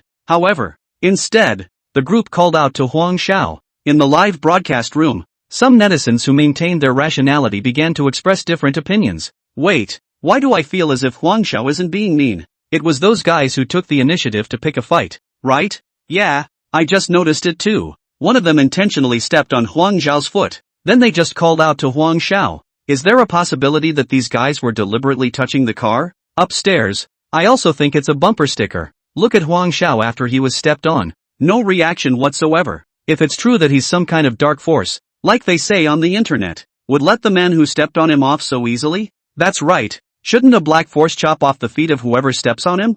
This is too counterintuitive. A fine thought. Have we all been taken for a ride by an online video? Xian Liang stared grimly at the netizens' comments on the screen, a cold smile appearing at the corner of his mouth. Ning Haotian. Have the water army focus on Huang Xiao and the woman. Let's say that woman is the girlfriend of one of those 8 guys, or at least someone they know. Let's just say that Huang Xiao has crossed the line and is bullying people. Ning Haotian understood and immediately ordered it down. Soon, a new version began to circulate on the air. Brothers, I got the latest news. That woman with Huang Xiao, it's the girlfriend of one of those 8 guys. Huang Xiao is going across the board. No wonder those guys are picking on him. Asterisk. Is it really fake? If it's true, then this Huang Xiao is too much of a badass. Just because you're rich and powerful, you steal other people's girlfriends. No wonder those guys in the video were so agitated. Who else could have put up with it? Girlfriend was robbed and stomped on. Who can swallow this breath? I heard that woman was supposed to be a childhood friend of one of those 8 men. The 2 families were all set to get married. As a result, a Huang Xiao came out halfway and broke up the family forcibly. It's too unethical. Informed sources broke the news. That woman was forced by Huang Xiao. She doesn't even like Huang Xiao. It was stoned by Huang Xiao with money. Exactly. Scum like Huang Xiao should be killed by 1,000 cuts. All sorts of rumors are swirling around, portraying Huang Xiao as an unscrupulous, cross-eyed scumbag. Meatless also added fuel to the fire. Brothers, I've got inside information. That woman wasn't even Huang Xiao's girlfriend. She was forced by Huang Xiao. She was about to get married to one of those 8 guys. As a result, he was cut off by this bully Huang Xiao. You guys say, this Huang Xiao should not die. He slapped the table angrily, spittle flying. For a while, the internet scolded and the call for Huang Xiao to be severely punished grew louder and louder. The video continues to play, showing the group stopping Huang Xiao and his female friend. The loudly demanded an apology from Huang Xiao. The woman stepped forward and refuted. At this point, some onlookers began to gather around the area, taking out their cell phones to take pictures. Seeing this, an injured man surged forward and grabbed a tourist's cell phone as he dropped it hard to the ground. The sudden move startled the onlookers, who backed away. The group saw the onlookers disperse and immediately surrounded Huang Xiao and began to fight, despite the fact that the video clearly documents the entire incident. The manipulation of the mercenary opinion went in the other direction. Brothers, did you see that? Huang Xiao fought 8 by himself. That stance. It looks like he's been practicing. Must have practiced martial arts since childhood. This is definitely a black force. Exactly. How can any ordinary person practice martial arts? I've heard that Huang Xiao's family is especially rich. His dad is a famous local tycoon. He's been raised to be a good boy. And he even has a martial arts instructor. This kid is a dude. No wonder he dares to steal someone's girlfriend. It turns out that he is rich and powerful, and has force on his side. This is lawlessness. The wounded man who led the way was so stupid. Surprisingly, he only brought 7 people. Should have brought more men, to teach this bully a lesson. Meatless once again jumped in to fan the flames. Guys, I've got the latest news. Huang Xiao is not only rich and powerful, he is also ruthless. He once crippled a man who offended him. It's still lying in the hospital to this day. The comments section is filled with malicious speculation and fabricated rumors. Depicts Huang Xiao as an unforgivable, rich bully who bullies men and women and does nothing wrong. Chapter 11 Apology and Mediation Not Accepted. Director Qin Weigui naturally noticed the change in wind direction in the live broadcast. With a stoic face, he said to the media cameras, "I'll make an official announcement later in the police briefing." Regarding what the netizens were talking about in the live stream just now, the police have been concerned and are investigating. Please don't be anxious and wait and see what happens. I believe the law will give a fair judgment. Of course, I also have to remind those big verses who are trying to gain eyeballs for the sake of traffic that the internet is not an outlawed place, and there is legal liability for rumor mongering. As soon as director Qin Weigui spoke, he signaled the staff to invite in 5 people from outside. Viewers on the air and in the field immediately recognized that these 5 people are the same tourists who watched the incident unfold in the video, including the one whose phone was dropped and the one who urged Huang Xiao to apologize. The 5 witnesses took the stand in turn, looking slightly nervous but firm in their tone of voice. A brief and concise description of the scene at the time. They confirmed that Huang Xiao and his female friend did not initiate any conflict with the 8 injured people. The parties did not know each other before that either. From the actual situation on the ground, Huang Xiao and his female friends have been on passive defense. The witnesses spoke as if they were bombshells. It made waves on the air and in the field, but it was quickly brought up to speed by the likes of Meatless. In the restaurant, Qian Jikai attentively pinched dishes for Chen Yushan. "Yushan, you're so pretty today. This dress especially complements your temperament." As he spoke, he reached out to shake Chen Yushan's hand. Chen Yushan did not move to avoid it, and her eyes were firmly fixed on the live broadcast on the cell phone screen. Didn't even bother to pay attention to Qian Jikai's attentiveness. On the air, the discussion about the Huang Xiao incident continues. The witnesses' testimonies, while temporarily reversing some of the public opinion, were soon brought to a skewed rhythm by the water armies again. Qian Jikai didn't notice Chen Yushan's coldness and continued his performance. "I'm telling you, the chef of this restaurant came back from France and is exceptionally good at his craft. Try this foie gras." Chen Yushan responded absent-mindedly. The comments on the screen of "no meat, no love" made her feel sick. Huang Xiao must have paid off the witnesses. These 5 witnesses look like actors. The acting is too poor. There were quite a few others at the bottom who agreed. She clutched her cell phone tightly, and if it weren't for Huang Xiao's repeated warnings not to let her show her face, without letting her tear her face off with Qian Jikai and stabilize him to extract more information, she really wanted to rush to the scene. Qian Jikai was still talking at length about something, but Chen Yushan didn't listen to a single word. Full of Huang Xiao, worried about his situation, but also hate those upside-down internet spammers. Director Qin Weigui paused and looked around the room for a moment. Raising his volume, he said, "I know that everyone is concerned about what connection there is between the woman and the injured person in the video and Huang Xiao. Now, I will release the results of the police investigation." He signaled a staff member to project a piece of information onto a large screen. It clearly shows information about the identity of several injured people. Chen Mao, 23 years old, undergraduate from Lingnan University, Lingnan native, from a scholarly family, Chinese medicine family, is now assigned model for a modeling agency, which is owned by none other than Huang Xiao. The lead casualty, Yang, 30, was released from prison in March of this year after serving 8 years for robbery. Yun, 29, a native of Hatay province, was released from prison last August after spending 5 years in jail for causing serious injuries in a fight. Wang Mao, 35 years old, from western Yunnan province, was imprisoned for 10 years for intentional assault, released from prison last December. Director Qin Weiguo read out the information of the 8 injured in one breath. It concludes, the above 8 people come from different places, have never known each other before, have no contact whatsoever with each other. No crossover could be found in the call logs or message records either. Yet they have one thing in common, they both served time in the same prison. The scene was in an uproar. In the live broadcast room, a dozen or so verses, including no meat, no joy, were about to continue to instigate, when all of a sudden, several uniformed police officers appeared on the screen. The camera shifted a bit, as if the filmmaker was startled. The scene then settles on a serious-looking police officer.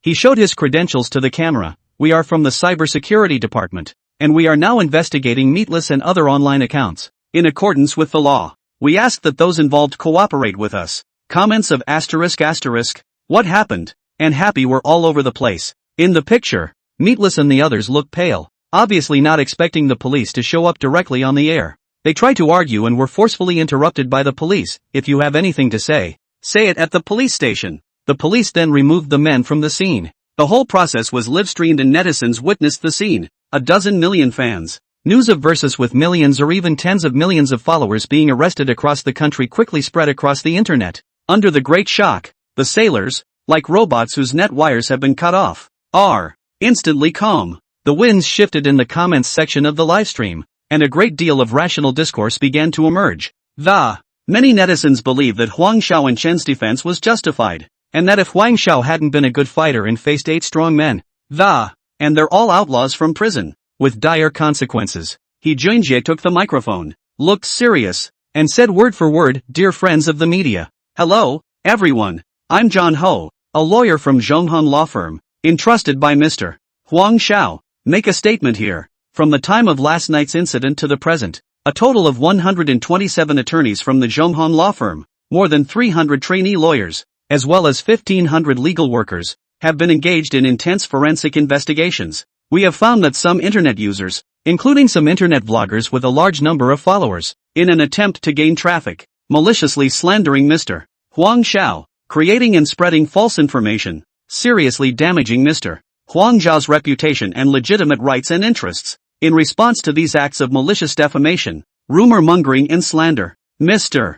Huang Xiao has formally authorized Zhonghong law firm to file lawsuits against all relevant responsible persons. We've got tons of evidence. This includes, but is not limited to, malicious comments, retweets, likes, and other behaviors. Here, I would like to squarely advise all individuals and organizations involved in this cyber violence that, no matter how difficult the road to defend our rights is, we will resolutely pursue the matter to the end and will not be tolerated. We do not accept any kind of apology or mediation. He Jianjie's loud and clear statement was like a flat thunderbolt that exploded in everyone's heart. Some of the people who were originally watching and even secretly fanning the flames were silenced at this moment. John Ho's statement has created a furor on the internet. Some of the netizens who were clamoring for a lawyer's letter warning, after checking the background of the law firm Zhonghong, it was instantly dumbfounded. Zhonghong is not some small, unknown law firm, but one of the top law firms in the country. With a strong team of lawyers and extensive litigation experience, the win rate is extremely high. What's even more shocking is that after some deep digging, they found out that the boss behind Zhonghong law firm was also Huang Xiao. Chapter 112. First, knock off the disgusting little fish and shrimp. The netizens who had been fanning the flames and gloating before all felt a chill down their backs at this moment. They realized that they had kicked the bucket this time. At the back of the conference hall, some of the originally aggressive and the righteous people who clamored for Huang Xiao to be severely punished quietly got up and prepared to leave. A couple of plainclothes cops trailed motionless and were about to slip out the front door when they stopped them. A few of you made a scene and are ready to leave as if nothing happened? What's wrong with us? Still won't let us go home? Come on, let's go to the station and talk. On the internet, with the routing of the mercenaries and the strong intervention of the official, The winds in the comments section have completely shifted. The voices of reason are gradually taking over. And more people are beginning to reflect on the realize you've been taken for a ride. As Chen Yushan watched the developments, the corners of her mouth couldn't help but rise slightly. Qianjikai said in a conspiratorial manner, "In this matter, it is true that Huang Xiao is in the right, but there's no telling what's going to happen back there." On the air, a reporter suddenly raised the volume of his voice and, interrupting the slightly noisy scene, "Director Qin, hello, I am a reporter from XX Metropolis Daily. We've gotten word that just at this very moment, your colleagues are traveling to the site of Thousand Elephant City, a subsidiary of the Jovian Group, where a large casino is allegedly hidden. Do you have any knowledge of this matter?" Everyone's eyes were focused on Burochin, waiting for his response. Burochin smiled slightly and replied calmly, "I know about this. As a matter of fact, the police took action after we received a call from the security guards at the Thousand Elephant City site. Just before you all arrived, we've completed the arrests. $26 million in gambling cash was seized at the scene, and 35 gamblers were arrested, as well as 6 suspects for organizing gambling. So I'm afraid your colleague is going to be disappointed if he rushes over there now." Qian Liang and Ning Haotian's faces froze as the Zhuofan Group security guards called the police. The police have taken action. That is now on its way to the police station and media in Thousand Elephants. Ning Haotian slapped the table. "I told you, be direct. Be direct. What's the point of getting all fancy?" Qian Liang hurriedly pulled him back. "Haotian, now is not the time to play with your temper. You contact that person and, I'm afraid I'll have to go in too. Afraid of a hammer. Old man's brother. Old man's in charge." After saying that, Ning Haotian unwillingly whisked his sleeves away. In the restaurant, Chen Yushan coldly looked at Qian Jikai. "Mr. Qian, it seems that, the next thing was also solved." Qian Jikai didn't answer Chen Yushan's words, but instead stared dead on at the arrest scene in the video. The screen shook, sirens blared, and a group of heavily armed police officers stormed into a dimly lit and smoky basement. The chips on the table were scattered all over the place, and the gamblers panicked and fled in all directions. The plan failed. Qian Jikai closed his cell phone, still with a smile on his face, and said to Chen Yushan, "Yushan, I found an outfit that would look really good on you. Why don't you go check it out tomorrow?" "No go. I have enough clothes at home. Is uncle coming to Rongqing in the next 2 days for an academic exchange meeting?" "Don't call me uncle. Mr. Qian, you're not a few years younger than my father. I'm going home. I'm tired today. Don't drive me. I'll just take a cab." Looking at Chen Yushan's departing back, Qian Jikai clenched his fists. In the office of Chairman Zhuofan, Huang Xiao ended the last hand of the game and closed the computer. "Go downstairs and head straight to the press conference. It's my turn to fight back." Flashbulbs were going off and on, and the reporters were like sharks that had smelled blood, surrounded the press conference site. When Huang Xiao arrived at the venue, he was immediately shocked by the gesture. "I thought I was ready for this, but really facing this dense mass of long guns and short guns." Still, he couldn't help but feel a tinge of nervousness flare up inside. Seeing Huang Xiao, Jarina immediately called off the broadcast. "Please put away your phones and stop broadcasting live. The police have clarified about the previous rumors." Next, Huang Xiao, the chairman of our Zhuofan Group. "Mr. Huang will make some statements here. If it were anywhere else, there's probably a chance these media and onlookers wouldn't listen." Having seen Huang Xiao's means of cleaning up after people, everyone immediately put their cell phones back into their bags, with recorder in hand, waiting for Huang Xiao to speak. "Hello everyone, I'm Huang Xiao from Zhuofan Group." His voice was low and strong, and it carried clearly throughout the meeting. "In response to the false information circulating on the internet about me as well as the Yovan Group, the police have made a clarification. I am personally grateful to the police for their prompt action. At the same time, I would like to take this opportunity to solemnly declare that I will not condone any malicious slander or rumor." He turned slightly sideways and looked at Burochin, who was sitting on the stage. "Burochin, I hope that tonight, all videos with information about me are taken down and not to be reposted. My privacy needs to be protected. I am not a public figure, and no intention of becoming a public figure." His tone was calm, with an undeniable firmness. The people on stage looked at each other and whispered, ****. Awesome. How dare you directly ask the police to take down the video? This breath, this aura, can't mess with it, can't mess with it. Hurry up and send a circle of friends to beat this out of Huang Xiao. A lawsuit for a piece of gossip. It's not cost effective. Word spreads quickly like a virus. Today, I want to solemnly declare 3 things. And, Zhongheng Law Firm and Director Zhuofan Lu will take action tomorrow. In the first case, Zhao Kai of the Mao Kai Engineering and Construction Company, together with social loafers to the real, taking advantage of the weak security at the Thousand Elephant City construction site late at night. A casino was opened in the site. Even worse, Zhao Kai also took the opportunity to steal our good paint with inferior paint. Today, the leaders of the Quality Supervision Bureau and the Housing Authority are also present. The relevant video evidence we will submit to them. The second thing is that our former employees of Yovan, Yi Song, Wu Qingfeng and 38 others, failure to honor a non-compete agreement after leaving a job will result in us prosecuting them to the fullest extent of the law.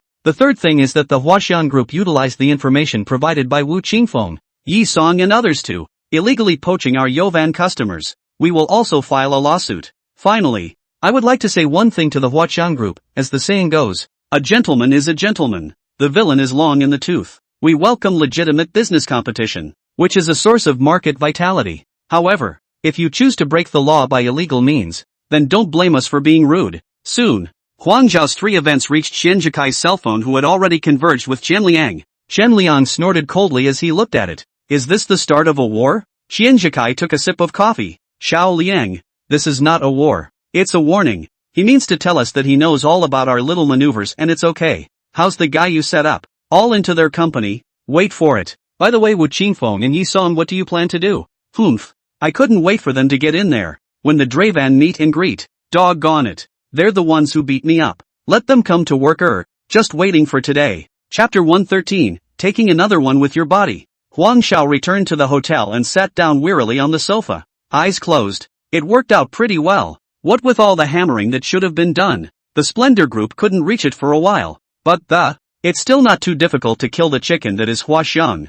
Xiang Li's place. Can't run away. Have to give her an explanation. He picked up his cell phone and dialed Xiang Li. Hey, it's me. Well, listen out. It's late and you're not resting? Your brother, Xiangjin, opened a casino at the Thousand Elephant City construction site and was arrested. Huang Xiao went straight to the point. There was silence on the other end of the line for a few seconds. How long will he be sentenced? With millions of dollars in gambling involved, it could be 1 to 5 years. Huang Xiao informed Xiang Li of the news in a calm tone. A long sigh came from the other end of the phone, and then Xiang Li's voice rang out again. And there was a hint of relief in his tone. I guessed it. It started in Linya Township, didn't it? Zhao Kai finally brought him to that point. You're such a big man. You're lazy. And you're always overambitious and impractical day in and day out. It's good to go in. Keep him awake. Huang Xiao listened quietly, waiting for Xiang Li to finish before he spoke again. Zhao Kai also went in. I mentioned to you earlier about the Hope Foundation. I'm not coming for a while. I feel good and at home in Linyao Township. At night when there's nothing to do, I'll knit him 2 sweaters. And when I'm free, please bring them to him for me. Well, respect your choice. If you change your mind someday, feel free to contact me. Hanging up the phone, Huang Xiao looked out the window at the deep night sky. His heart mixed. Zhang Yinger told him that the IFT side of Ning County's project has already nodded, going on a field trip in a couple of days. Xian Zhikai had approached her yesterday, and she had replied to him as Huang Xiao had intended. Sun Xiao was recently filming a movie in Jinxi Ancient Town, so if you want to find her, you can go directly to the theater. They had come with a mission to reach out to themselves, and it was impossible for Huang Xiao to go over and Sun Xiao not to meet. This task of brother unity is easy to say and difficult to say. After all, his own physical quality was now more than 5 times that of a normal person, and really letting go of it would be too much for an ordinary person to bear. Is she Sun Xiao gifted? And you still need to give it your all? Is she sick? Huang Xiao hemmed and hawed. The more he thought about it, the more he got sidetracked. Directly sent a Weibo to Sun Xiao. Is not a disease. Try not just. After Sun Xiao received the Weibo message, she couldn't help but pout in triumph and promised Huang Xiao that have him meet her at Jinxi tomorrow. She has a body that is considered rare and perfect in the entertainment industry. There had been a few relationships, but no man could fulfill her needs. Every time it doesn't take long to break up. It's not that they don't love each other. It's that the other person just can't afford to love them. This desire is hard to bear, and can be barely endured if left untouched. And once the mind is aroused, the scratching is very difficult. She went to the hospital and had tests done, and the doctor said it was actually a rather specific condition. The scientific name is hypersexuality. There are 2 causes, a physiological factor that, such as hyperthyroidism or hypothalamic pituitary pathology, the other is psychological. It was the latter that she belonged to, the psychological factor. Heart disease needs heart medicine at last. Despite seeing a number of psychiatrists with minimal results, she could only turn her attention to earning money. which she did more and more of. But at the end of each night that loneliness, that emptiness, no one understands. It's not that no men have come to her. It's that they're afraid they'll break up and go around talking about it. Chen Jikai found her and wanted her to go to Rongqing to get close to Huang Xiao. Although there was some inner resistance, still agreed. Not only for the money, but also because of Huang Xiao's status. This kind of status would never be easy to talk nonsense, whether he tops it or not. It's good to quench your thirst. The next day, sunlight poured through the curtains on Sun Xiao's bed. Time passes by until the cell phone screen lights up and the news of Huang Xiao finally appeared in her sights. I'm at Jinxi. Sun Xiao's heartbeat accelerated, pretended to be reserved, and deliberately delayed for 10 minutes. Only slowly did he reply. Wait for me in the car. I'll pack up and come over to you. She quickly straightened herself out and changed into a beige camisole, deliberately pulling it down and put on a mask and head out the door. Surveying the surroundings, Sun Xiao pulled open the door of the Bentley. Huang Xiao sized it up. It was indeed a Yukai, and the combat power was extraordinary just from the looks of it. Son, where do you want to go? I'll be the driver this afternoon. It's not good to be an old driver, oh? Huang Xiao heard Sun Xiao's joke. After years of driving, those who ride in my car say I drive well. Don't worry. Sun Xiao gently crossed Huang Xiao's arm with her fingers. How about visiting Mr. Huang's villa? This statement was right in Huang Xiao's face. The villa is being renovated and I'm staying at the Heaton. How about take you on a tour of Heaton's presidential suite? Sun Xiao exaggeratedly stretched her back, and Huang Xiao took a glance to see it in plain sight. The journey sped on, the Bentley speeding down the wide road, straight to the Heaton Hotel. Arriving at the hotel, they went straight to the battlefield without any pleasantries, as if a tacit agreement had been reached in their minds. The elevator rose gently, and no one disturbed the sense of urgency that the tension between the two was at its peak at this moment. Entering the presidential suite, Sun Xiao's eyes flashed with a hint of fire, instantly pulling over Huang Xiao.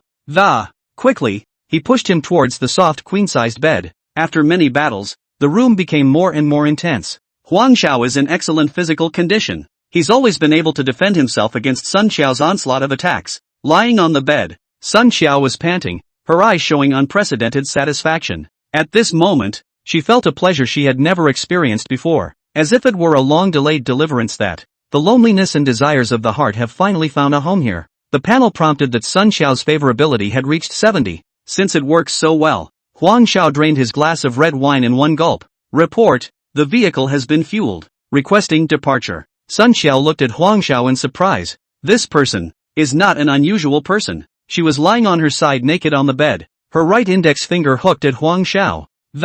Navigating the inner Mongolian steppe. Yellow, drive. Good sense 80. Again. Good sense 90. Spell it out. Again. 100. Ding. The system has detected that the target's favorability has reached 90, gifting the host with the Magic City Flower Film and Television Company. Ding. Target favorability of 100 detected. Unlocking expert-level calligraphy skill. Huang Xiao looked at Sun Xiao, who had passed out with a smile in the corner of her eyes, and stood on the balcony in her pajamas. It was now 3 in the morning and Rongqing was quiet. He lit a cigarette and shook his head with a bitter smile. If Sun Xiao hadn't told him, it would have been really hard for him to believe that this woman was really sick, or this odd disease. No, when Chen Shanshan comes, we'll discuss it with him and study it pathologically. Get her some medicine. Otherwise, she's not screwing anyone over for 3 days. Huang Xiao had a sense of crisis for the first time since gaining physical enhancement. Chapter 114. Xiangjin beats Zhao Kai at the detention center. Xiangli calls and wants Huang Xiao to help him visit Xiangjin at the detention center. Ask him what he needs. Huang Xiao extinguished his cigarette and went to his room to change his clothes. There were some things that really needed to be known to Xiangjin. He dialed Ma Ku's number. Ma Ku, come with me to the North City Detention Center. An hour later, the two drove to the Rongqing City North Detention Center. Huang Xiao and Ma Ku identified themselves, explained their intentions, and after a series of formalities, meet Xiangjin. Xiangjin, dressed in his prison uniform, bearded and haggard, met Huang Xiao and Ma Ku and, staring straight at Marco. Aren't you the security guard from the construction site? Then, with a vicious twist of his head, lowering his voice, he said at Huang Xiao, are you ing-ting me? Huang Xiao snorted. Looks like you're not too stupid. But it wasn't me who shaded you. It was Zhao Kai. Xiangjin stalked his neck. He shagged me and sent himself in. You're lying to the devil? I'm only going to say this once, believe it or not. We found you guys gathering on a construction site to gamble. The police were indeed called. But less than half an hour after you were arrested, another group of police came with a reporter. Think about it yourself. Xiangjin, your sister asked me to deposit $10,000 in the guardhouse account for you. Save it. After saying that, Huang Xiao and Ma Ke turned around and left. Xiang really want to take shortcuts and mix the world, but to say that there is no brain, that is impossible. The more he thought about it on the way back to the prison barn, the more wrong he felt. The second batch of police. Who called them? They also brought a reporter with them. Obviously they're coming for Huang Xiao. By the way, if the police didn't show up, last night Zhao Kai brought the men here and was ready to bolt. He then perfectly evaded capture. From Linyao Township, Zhao Kai has been claiming to the public that he owns the casino. One is just helping to publicize it. Not being there, he's an accessory at best, and he'll be out in a few days of detention. And this black pot, Xiangjin took the blame. Damn, Zhao Kai, you're ruthless. The lights in the prison barn went out, and snoring rose in the darkness. Xiangjin couldn't sleep. Anger rolled in his chest as he sat up, gritting his teeth and staring at the sleeping Zhao Kai not far away. Damn it, I'll get you killed. Xiangjin cursed in a low voice. Gingerly, he got out of bed and felt his way to Zhao Kai's bedside. Grabbing the quilt, he slammed it over Zhao Kai's head. Well, Zhao Kai was awakened by the sudden attack, and he struggled desperately with trying to lift the covers. I couldn't move. Xiangjin mounted him and punched and kicked Zhao Kai. Bang bang, the dull sound of blows echoed in the silent cell. Hit him, get him. The other suspects were awakened, and in the darkness, they screamed excitedly that, cheer for this sudden violence. Ouch. Xiangjin fought harder and harder, as if he wanted to vent all his anger. The punches were getting heavier and more painful. Don't fight.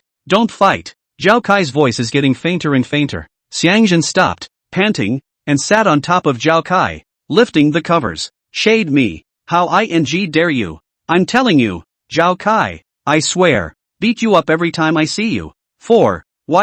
I shadowed you. Why did I follow you in? Zhao Kai looked fearfully at Xiangjin, who was flailing in the darkness. Asterisk.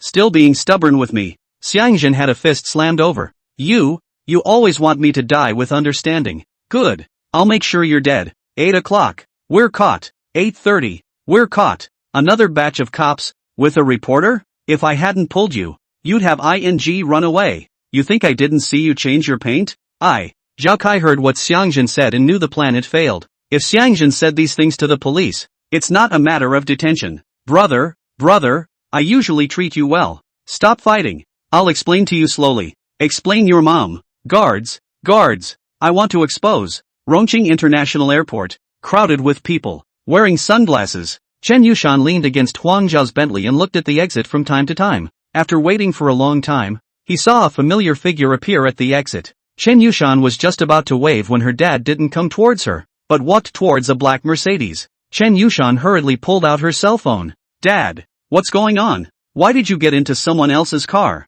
Chen Shanshan's slightly apologetic voice came from the other end of the phone. Shanshan, Mr. Chen contacted me early. Said there is an ancient formula to let me identify. I just arrived out of the airport. I did not expect him to personally come to pick up. I'll meet you after I read the prescription on my end. Mr.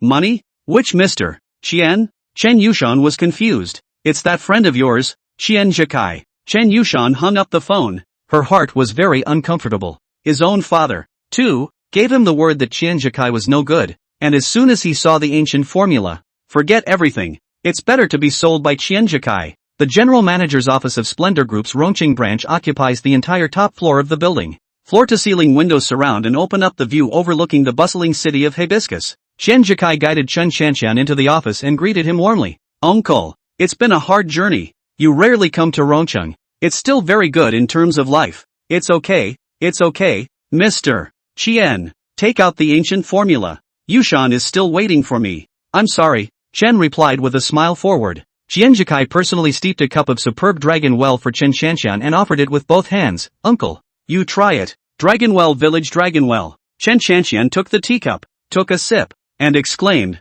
good tea. Not in a hurry to get the prescription. Chen Jikai smiled and said, Uncle, Yushan may have misunderstood me a bit. You have to help me explain. I do know that bar owner, but I didn't know Yushan was there that day. Or else. Well, I'll talk to her later. Bring out the prescription. Chen Shanshan has always advocated that children make their own decisions about their children's affairs. If your daughter is happy, The man's condition is passable. Just don't let the children get married and suffer. He didn't have a bad impression of Qianjikai, but he was also muttering in his heart. On the one hand, the bar was so chaotic and noisy, it was understandable that Qianjikai didn't see it. On the other hand, Qianjikai's motives for this are worth pondering. The son of a bigwig in the investment world of the Dragon Kingdom, who is still unmarried at this age, why is he suddenly chasing after his own daughter? Saying that he doesn't have any other meaning? Qianjikai opened the safe, took out a yellowed paper, and handed it to Chen Qianqian. Put it on the table, put it on the table. Chen Qianqian didn't pick it up,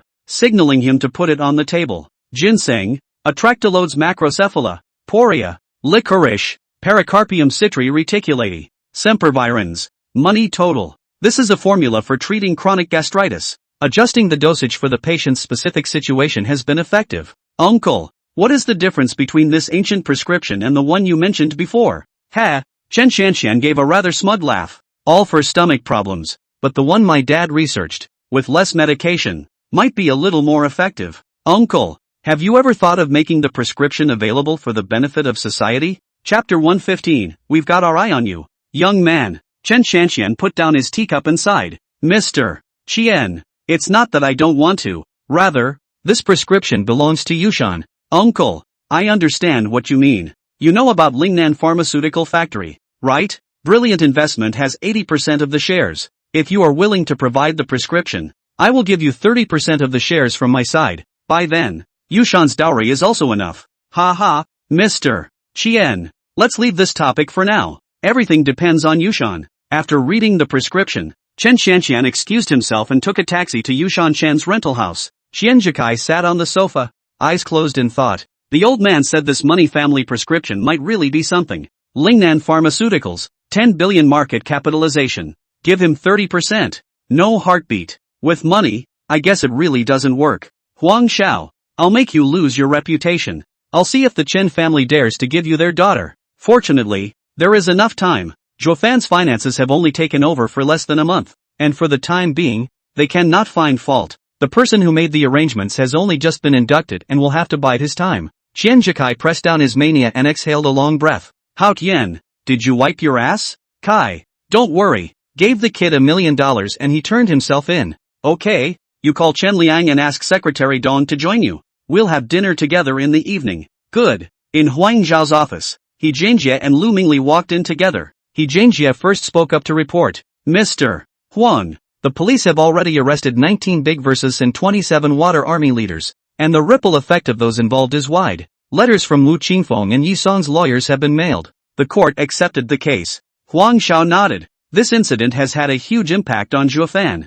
I don't accept apologies and compensation, and must be punished severely and severely. Otherwise, Zhuofan can step on anyone in the future. Lu Mingli took over and added. Xiangjin beat Zhao Kai in the detention center. Zhao Kai has now been convicted as the main offender and is expected to serve more than 5 years in prison. However, Zhou Kai balked at replacing the paint as the result of his conflict with you. Huang Xiao sighed softly, without any look of surprise on her face. Never expecting Zhao Kai to give up Qian Liang, this situation was expected. Without involving life and death, the money given by the Qian family is in place. He won't open his mouth. Lu Mingli, your most important task now is to self-check the people of Zhuofan Group, especially when it comes to finance and engineering. Not a single problem can go wrong. Prevention is better than cure. Yes, Mr. Huang, do the private investigators, Tim Chang, and the others need to continue working? Go on, let them continue to collect evidence. Director Ho, Magic City Flower Film and TV Company, do you understand?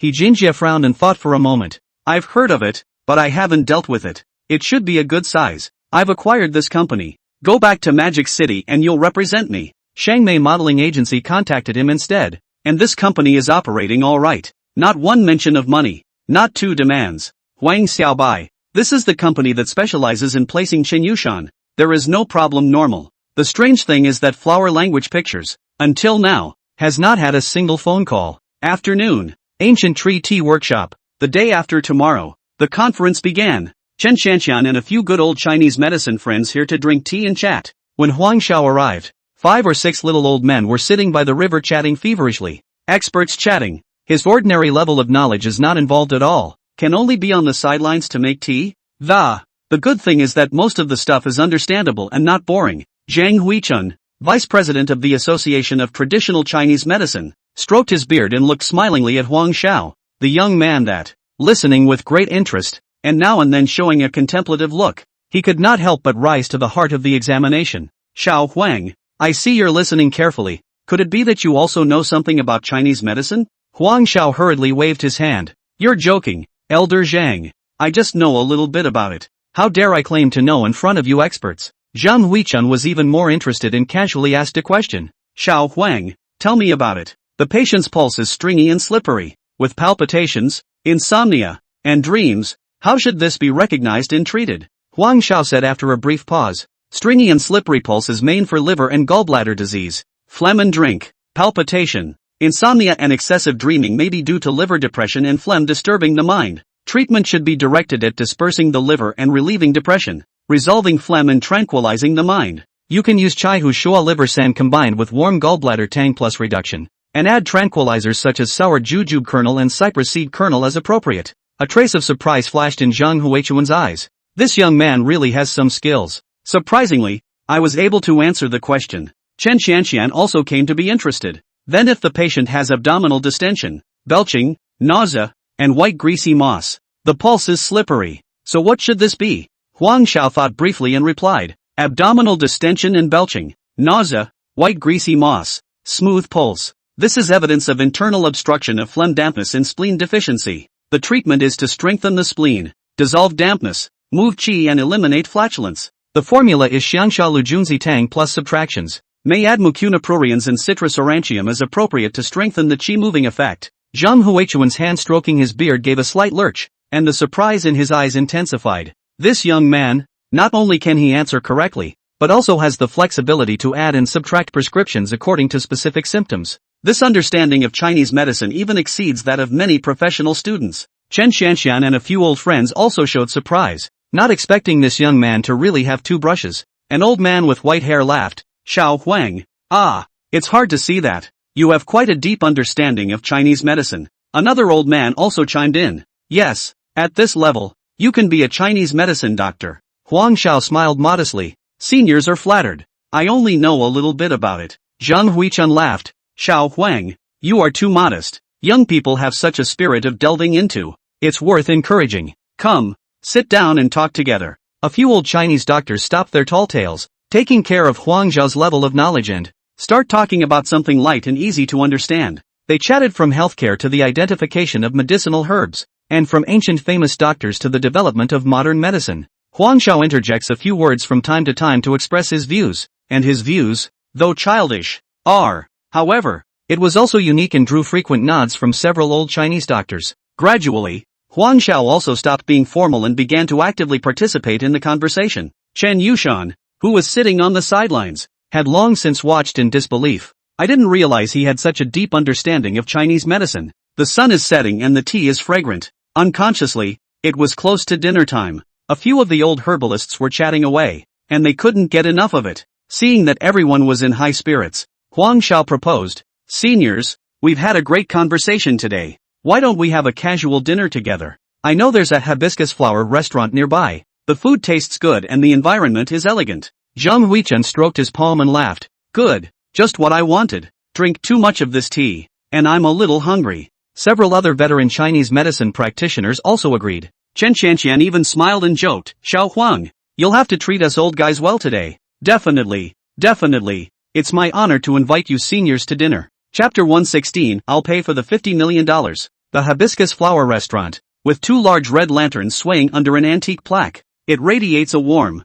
melting light. Inside the restaurant, soft guzheng music flows, and the air is filled with the faint scent of sandalwood. It's mind-blowing. Huang Xiao led several old Chinese medicine practitioners and Chen Xianxian's father and daughter through the winding corridor. I came to an elegant private room called Hibiscus Blossom. Pushing open the carved wooden door, a fresh floral scent hits you. Inside the private room, the mahogany furniture exudes a warm luster, and several ink paintings hang on the wall. The elegant porcelain placed on the porcupine shelf, adding a little more ancient charm. Right in the center stood a round dining table, covered with a snow-white tablecloth. The delicate tableware is neatly arranged. To one side, a screen separated a lounge with a clerical room. This private room is not bad. The environment is tranquil and ancient. Zhang Huichun looked around. Praise. His eyes fell upon the scribe in the lounge, and there was a flash of light in his eyes that, there are even pen, ink, paper and inkstones here. It seems that the owner is also a man of elegance. Huang Xiao laughed softly,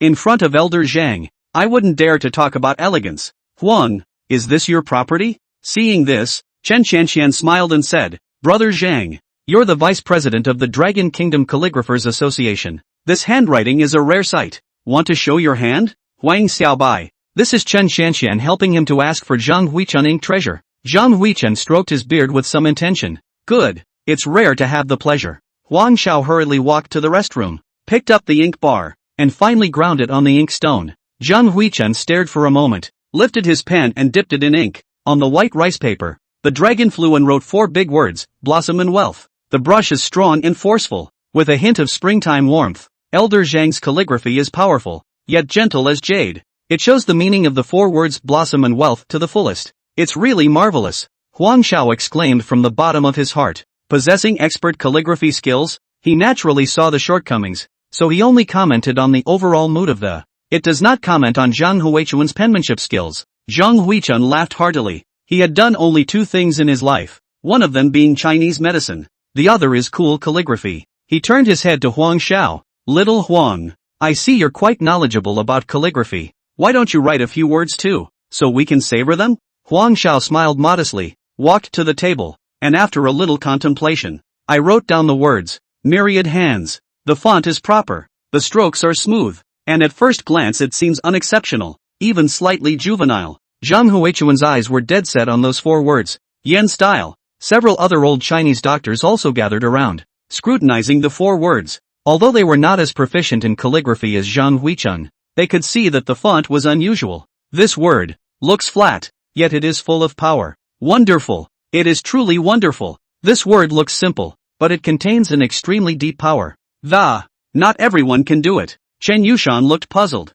A few words only. A few old men with so excited? Chen Yushan was originally bored in playing with her cell phone, and was unimpressed by the actions of a few old men. Gradually, she sensed that something was wrong with the atmosphere. Before, the way people looked at Huang Xiao was to look at the younger generation with the care and lifting up of the elders. Now, the eyes that looked at Huang Xiao changed. How did it feel like he was looking at his seniors? It puzzled her a bit. At the dinner table, the conversation naturally turned to the Chen family's ancestral prescription research. Brother Qian Jin, how is the progress of your family's medicinal formula research? Zhang Huichun took a sip of wine and, concerned, he asked. Chen Qianqian put down his chopsticks and frowned slightly. Alas, I won't hide it from old brother Zhang. I've hit some bottlenecks lately. Herbs, nowadays, have very variable medicinal properties and many remedies need to be adjusted and tested over and over again. But the results of the test were not very satisfactory, and could not achieve the therapeutic effect described in the ancient books. Zhang Huichun put down his wine glass.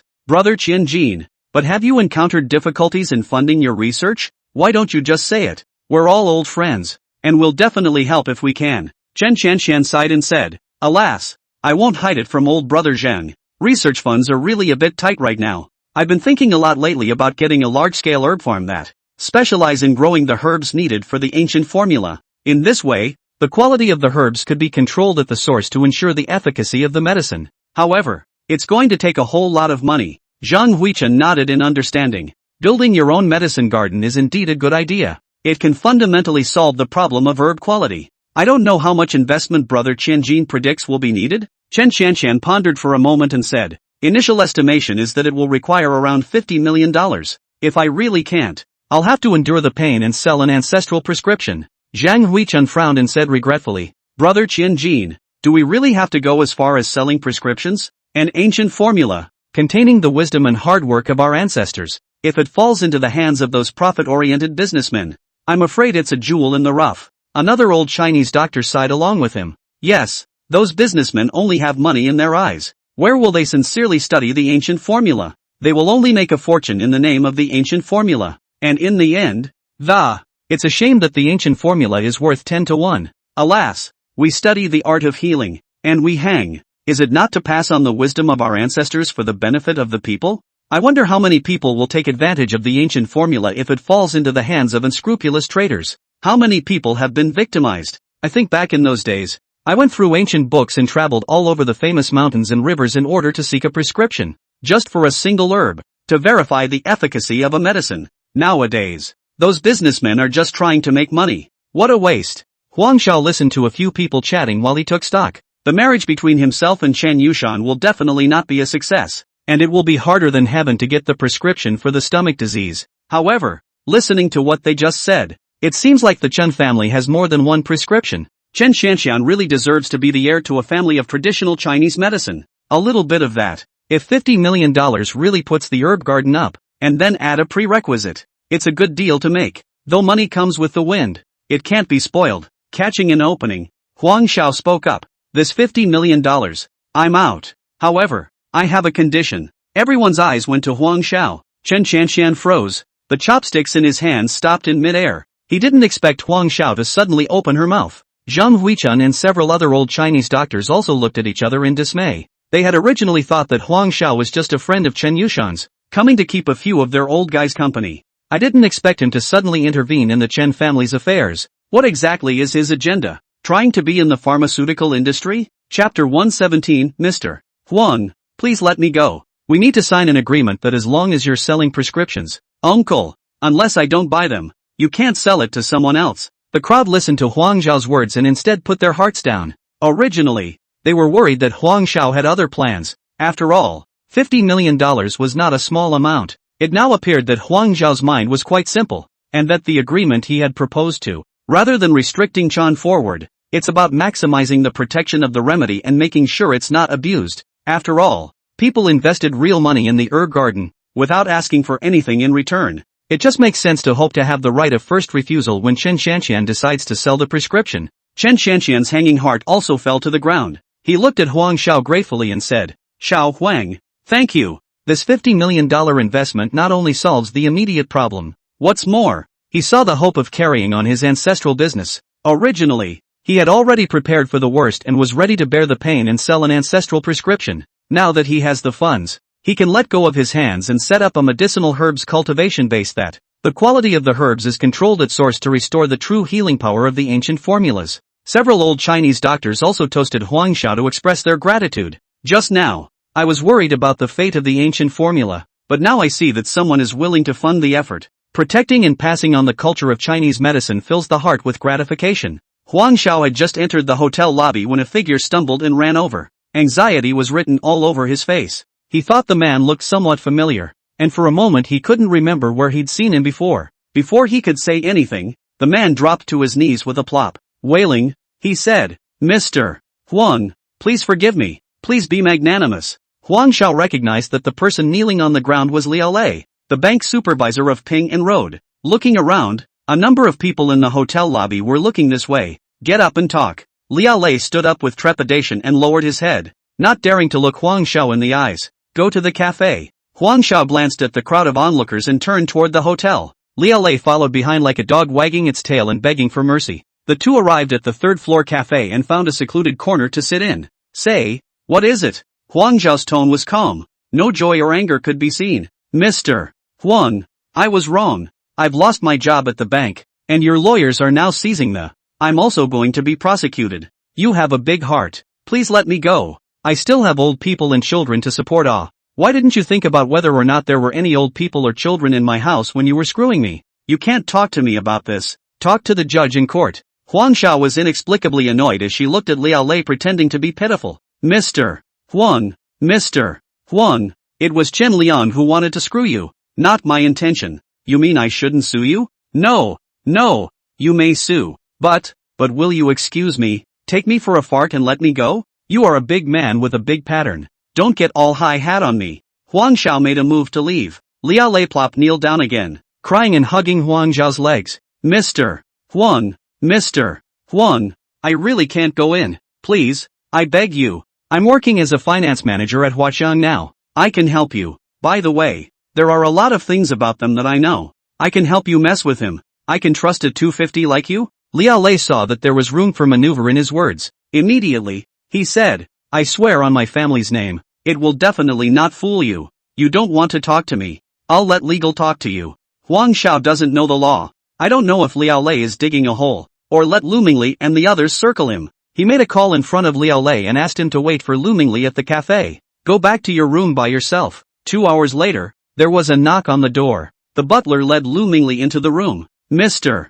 Huang, it's done with Liao Lei. He brought some information over. Oh, came prepared. Was it a trap dug? It's hard to say. We'll find out tomorrow when we check. Remember, you're a professional. Don't get caught with your pants down. The company's self-inspection revealed a number of problems, and Tim Chang's investigation revealed that there's a portion of the new employees who are more or less related to Splendor. And here's the list. Humph. Keep a close eye on them. Tell Mr. Su and the others to give them some appropriate information. As soon as you find out there's a leak of trade secrets, clean them up. The list goes on. PR, engineering, planning, logistics, office, personnel, even janitorial.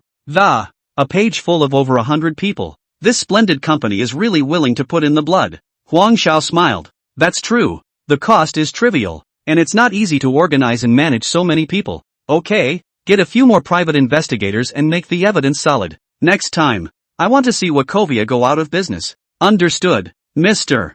Huang. Don't worry, we have quite a lot of evidence in our hands now. It's just not enough to put him out of business, and I'll catch up on the collection on my end. Good. Huang Xiao patted the list in his hand, a rare cold look on his face. The Chancellor's, if you want to screw it up, screw it up. Anyway, with Brother Unicorn here, you'll be damned if you can win. He lay down on his bed and opened his panel to check on his target. The new ones who reached 100 favorability are Jiang Inger, Sun Xiao, and Chen Yushan, 3 from 95, Xu Xiaoqin and Rin Jing and Lin Lin, 1 from 80, Pong Min, Zheng Sisi and Lumi with a favorability of 60, there is also a Wu Yufei with a favorability of 0 and a Bai Su with a -20. The specifics have been arranged. The next step is to earn goodwill honestly, and then figure out how to collect the gifts. Qianzhikai sent 4 women, and has managed to take 2 of them. The 2 remaining least difficult ones are Yufi Wu. Bind 4 more women and raise all 15 women's favorability by 100. It's time for the system to be upgraded. I was thinking of controlling the rate of industrial enhancement,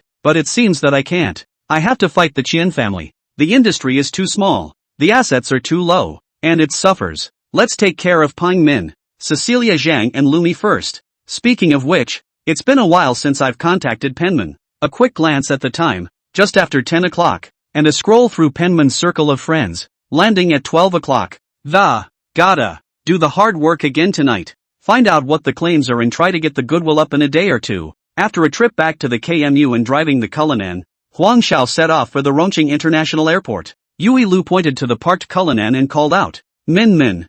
Huang Xiao drove a Rolls-Royce to pick you up. Penman caught a glimpse of Cullinan, who stood out conspicuously in the crowd, and of the car beside which stood the Huang Xiao, who was holding a bouquet of brightly colored roses. Her heart thumped and a wave of warmth rushed through her body. Throwing down his suitcase, like a happy bird, he flew to Huang Xiao. Huang Xiao also saw Pang Min, and a bright smile appeared on his face. He opened his arms and, steadily, he caught the flying Pang Min and held her tightly in his arms. Penman's feet left the ground and spun around a few times. After putting it down, Pang Min was thrilled beyond words, standing on tiptoe and a soft kiss on his cheek. This scene, coincidentally, was standing in the airport lobby floor window next to Qianzhikai Sa. Ka took a picture and sent it to Chen Yushan. Chapter 118, Receiving Gifts on Birthday. Yushan Chen is applying lipstick in the mirror. The photo sent by Qianzhikai made her hand holding the lipstick shake violently, and the bright red color was instantly applied askew, haloing out at the corner of her lips like a sinuous trail of blood. On the photo, Huang Xiao is smiling brightly, holding a woman tightly in his arms, and that woman is no one else.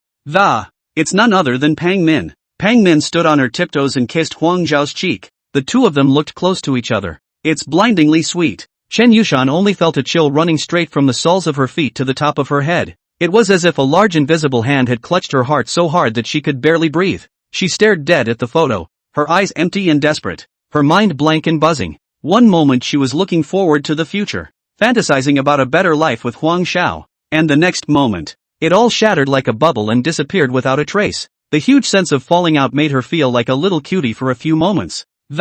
Played like a clown by Huang Xiao. After performing to his heart's content, he only reaped ridicule and taunts. Tears slid silently down her face, blurring her vision of the. It also blurs the figures of Huang Xiao and Pang Min in the photo. She crumpled into a chair, dropping the lipstick in her hand to the floor. It's tempting to call Huang Xiao and question him. Why did you have me? And go find another woman. However, the hand on the dialing button was slow to press down. Reunite with Pang Min for a night in Sky City and reach 90 favorability. Maybe it's because it's easy to gain favor. This time, the industry actually has nothing to do with Pang Min's profession, gifting a cement factory in the suburbs of Rong County. But soon, Huang Xiao realized the reason why the system arranged this industry. Because of environmental protection. He is the only cement plant in several counties around Rong County. Bai Su and the girls need all the cement for the construction in this house. The cement plant in 333 County pulls concrete. Oh, is this unicorn letting himself be cursed while eating someone else's food?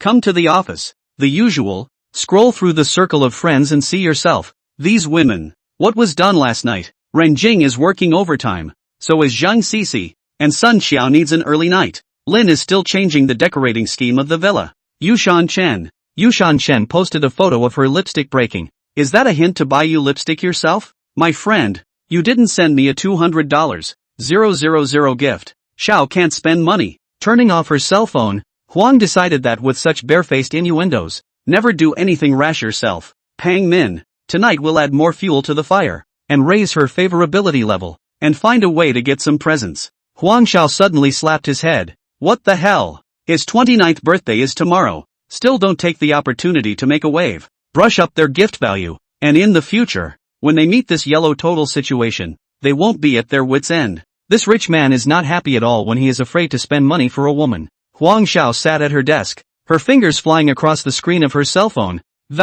Edited a friend's note, another year older. Hey, where did the time go? The accompanying photo is a selfie of a man scowling in the mirror and purposely trying to look old. Excluding the ones that didn't reach 70 in favor, only 17 women were made visible. He's going to throw a birthday party to let them know that he doesn't have a girlfriend. But you could all be my girlfriends. Within minutes of the friend message, the comments section was buzzing. Happy birthday, Mr. Wong. What time tomorrow? I'll go celebrate your birthday. Happy birthday to Xiao. Forever young and handsome. Mr. Wong. Happy birthday. What do you want to eat tomorrow? I'll make it for you. Brother Xiao. Happy birthday. I'll prepare a special gift for you tomorrow. 17 women. You and I. Enthusiastically expressing birthday wishes. Chen Yushan hesitated for a long time, but still with trembling fingers, she knocked down a line. Happy birthday. I'll spend your birthday with you tomorrow. Huang Xiao looked at the screen full of blessings, and the corners of his mouth rose slightly, revealing a smug smile. He publicly replied, thank you all for your well wishes. I'll be calling some good friends tomorrow. Spend your birthday together. The venue is the Tianfu Supreme Private Room at the Big Banyan Restaurant. The women have speculated who Huang Xiao's best friends are, secretly contemplating what to give this super rich man as a gift. The Tianfu Supreme Private Room can seat 30 people, plus him and Wang Chang, then call Sun Weiman, Ling He, Mingli Lu and Tim Zhang 23 individuals, Huang Huan, Huang Yang, Ma Ku, and after thinking about it Huang Xiao then counted Su Yang, Mo Qi and Zhou Jia. 29 people is about right. It's just that we have to think hard about this gift thing. Since we're going to receive a gift from someone else, the return gift cannot be too shabby, or this celebration meal will change the flavor. Become a bureau of enrichment. Spread out the face is not good. Huang Xiao called Ring Jing in front of Wang Cheng. Help me pick out some gifts. 9 men, 19 women, all at the Vuitton counter. The budget is $200,000 each. Just watch it. Ren Jing agreed, but she was guilty of worrying. She had planned to give Huang Xiao a set of clothes, but now it seemed that it's not appropriate anymore. Everyone else returns gifts of $200,000. Wang Cheng was listening in awe. Mr. Huang, how can I live when you give me $200,000 as a gift? Why don't you just pack yourself up and give it to you? Of course, she only dared to think about it in her heart. After all, Huang Xiao was surrounded by warblers and swallows. She can't even recognize half of them. Who is she? Shu, SHHH. Wang Qing was frozen in thought when Huang Xiao patted her. What are you thinking about? Go to the offices of Mr. Su, Mr. He, Mr. Zhu, and Mr. Qin and invite them to dinner tomorrow night on my behalf. Wang Qing came back to her senses. Okay, Mr. Huang, I'm on my way. Huang Xiao smiled and said, don't look so sad. I've been practicing my handwriting lately, so buy some rice paper for me. Wang Qing was a bit hesitant. Mr. Huang, it's not good. What's good or not? It's settled. Huang Xiao stretched and got up to go downstairs. He decided to make a trip to the LV counter. In person. Look at what gifts Rin Jing has picked out. After looking at the gifts, Huang Xiao took a picture. In the photo, he's carrying an LV shopping bag. with the hang tag appropriately in one corner of the zoom in just enough to see that the amount is 218. 800. Edited a new circle of friends. Hope your friends like it. This circle of friends is only visible to 16 women besides Rin Jing. He does this despite the fact that this behavior of Huang Xiao is a bit out of character for a rich man. There's no way around it. Who told you guys not to take the initiative? I can't be forced to open a live stream every time I ask for a reward. The women did agonize. Agonize not over the fact that Huang Xiao hinted, again and again, that the agonizing over what to buy. Pang Min beamed and showed Huang Xiao's circle of friends to Lu Yi.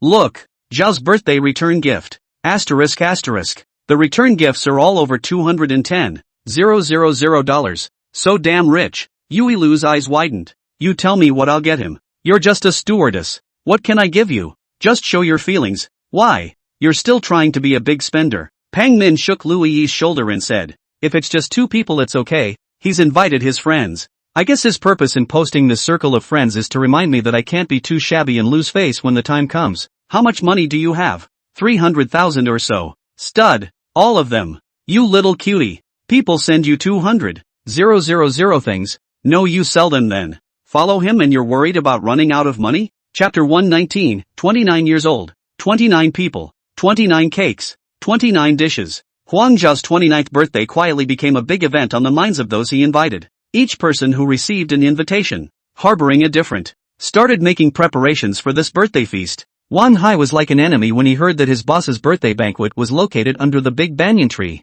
called an emergency meeting of 28 general managers overnight. Finally, the board, he and the other 4 general managers personally spoon. Tianfu Supreme's 6 store managers are responsible for on-site service. A total of 29 dishes. Make sure all the guests eat and drink well, and don't let Mr. Huang lose face. At the same time, Yovan Restaurant Chain Group had to prepare a gift that would take the cake, demonstrate the highest level of excellence. When Huang Yang was inconvenienced by grocery shopping, Huang Xiao gave him his sprint. When he heard that his sister Huang Huan was coming to Rongqing, he volunteered to pick her up. Huang Xiao stood in front of the floor-to-ceiling mirror, meticulously organizing her cuffs. The silk shirt customized by LV for him is warm to the touch and fits like a second skin. It set him off even more upright and slender, with his hands raised and his shirt glowing with an understated luster. The Silk Road watch is the perfect complement to the Patek Philippe Special Edition Silk Road. The stylist Qin Yusin had hired for him was skilled enough to fix his hair meticulously. It doesn't lose its youthful vigor, but also adds a bit of mature manly charm. At this moment, Huang Xiao is like a fluttering turbulent gentleman, gentle and elegant, graceful. Tonight's birthday dinner is not just about fulfilling the system. There were more and more women, and he couldn't do everything. Some things, they must be made to feel it in their hearts. The neon rainbow at night in Hibiscus City reflects on the glass windows of the Big Banyan Tree restaurant like a flowing colorful haze. A Rolls-Royce Phantom, parked in Huang Zhao's exclusive parking space. He's wearing a well-tailored dark blue suit without a tie. Tonight, the shirt collar was slightly open. Huang Zhao didn't stop at the entrance and headed straight for the Heavenly Palace Supreme box. Wan Hai, who had been waiting here for a long time, immediately greeted him and bowed respectfully and slightly. Good day, Mr. Huang. Ready? Ready, now that the guests haven't arrived. Would you like to sit in the office first or rest in the box? Go to the box. Huang Xiao was sitting in the garden of Tianfu Supreme, her eyes looking through the tops of the big banyan trees, watching the setting sun. A moment out of mind. Dawn.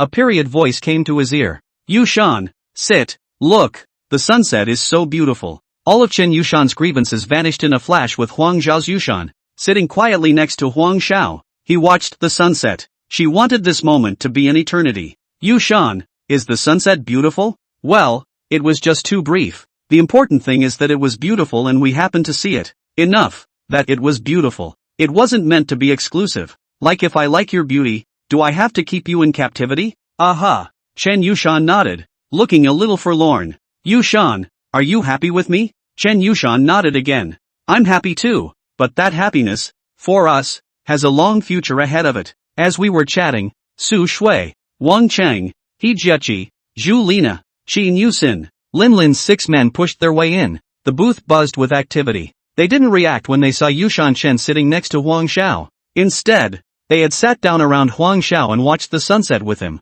From their eyes, Chen Yushan saw the adoration that was almost on the verge of melting Huang Xiao. They are equally long and beautiful, each with their own special characteristics. For the first time, Chen Yushan began to feel unconfident about her looks and figure. Then came an even stronger shock. The big star Sun Xiao, the sensual Jiang Yinger, the youthful Zhao Huiman IV, the rustic Xiang Li, the heroine of the photo, Pang Min, has arrived. Huang Xiao was surrounded by women, talking eloquently and happily. Not only Chen Yushan, all the women present had a sense of crisis. It turns out that Huang Xiao is surrounded by so many wonderful women. To be the one. These women are all competitors. Huang Huan and Huang Yang walked into the private room. The luxury of the furnishings no longer mattered. Huang Yang almost drooled, pulling Huang Huan's sleeve. Huan, pinch me, quick, am I dreaming? Those women. Huang Huan similarly froze. Brother Yang, that's my brother? Su Yang,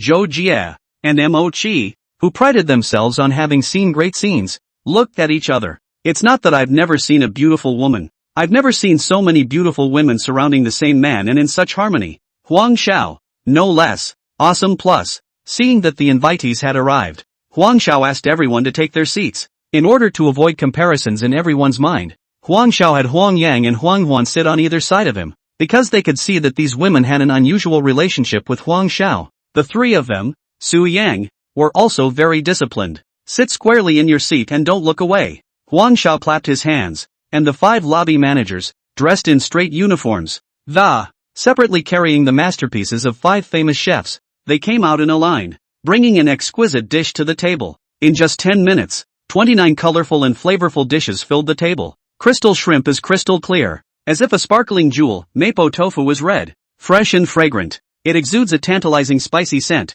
Kung Pao chicken is golden in color, with tender chicken and crunchy peanuts. Each dish is exquisite. It is as pleasing to the eye as a work of art. Wan Hai came to the table with 4 general managers dressed in clean white chef's uniforms, with a proud smile on his face. He introduced himself to Huang Xiao. Mr. Huang, tonight we are preparing 29 of the most traditional and authentic Sichuan specialties to represent your 29th birthday. All of these dishes were created by a team of 5 nationally renowned Sichuan cuisine chefs from the Zhuofan restaurant chain group. The people present, other than those from the Zhuofan group, the others had seen the world. Various upscale restaurants did not go to the mountain and seafood did not eat less. At this moment, looking at the 29 dishes in front of them, they were still deeply shocked. They had eaten all these dishes, but they had never thought that these unusual dishes that. It's amazing that it can be taken to such extremes of color and flavor that it's a work of art. What shocked them even more was that the dishes came from 5 nationally renowned Sichuan cuisine chefs. It's not something you can eat with money. Chen Yushan, Pang Min, several women looked at the table full of delicacies. Originally thought that he already knew enough about Huang Xiao, but now it seemed that it was just the tip of the iceberg. The aroma of wine, aged Wuliangye and 50-year-old Mutai exudes a tantalizingly mellow scent. It mirrors the delicacies on the table. Mr.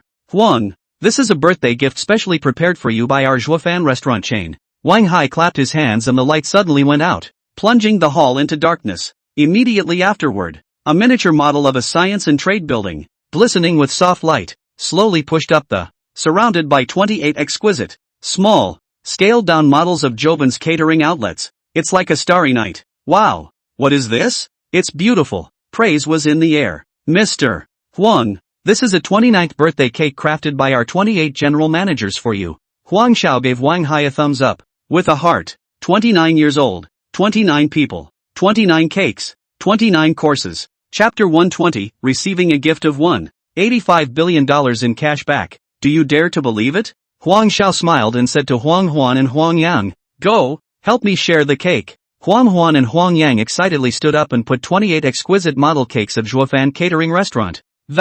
Delivered individually to each person in the audience. In the end, Huang Huan placed the largest CNT building cake in front of his brother. Huang Xiao smiled and said, I'll keep this one to myself. I wish you all a happy day. No one, including Huang Xiao, was willing to eat this cake of great artistic attainment. Huang Xiao asked Wang Hai to pack all the cakes. Xiao, it's your birthday today. My dad asked me to bring good. Su Yang took out a beautifully packaged box from his backpack. Brought a little trinket. Hope you like it. Huang Xiao took the box into the hands of Heavy, gently opened, and a bright red color, warm texture of the stone quietly lying in the red satin. The stone on the blood like bright red lines, like a swimming dragon, glittering in the light. Brother Xiao, this is a piece of Zhenghua Great Red Robe Chicken Bloodstone. My dad asked someone to find it. Said it's the very best. Happy birthday. Huang Xiao closed the lid. Thank you, Su Dong, with all my heart. Sun Xiao walked to Huang Xiao for the second time, winking, with a hint of teasing between her eyes. She gently placed the delicate carrier bag in her hand on the table and said softly,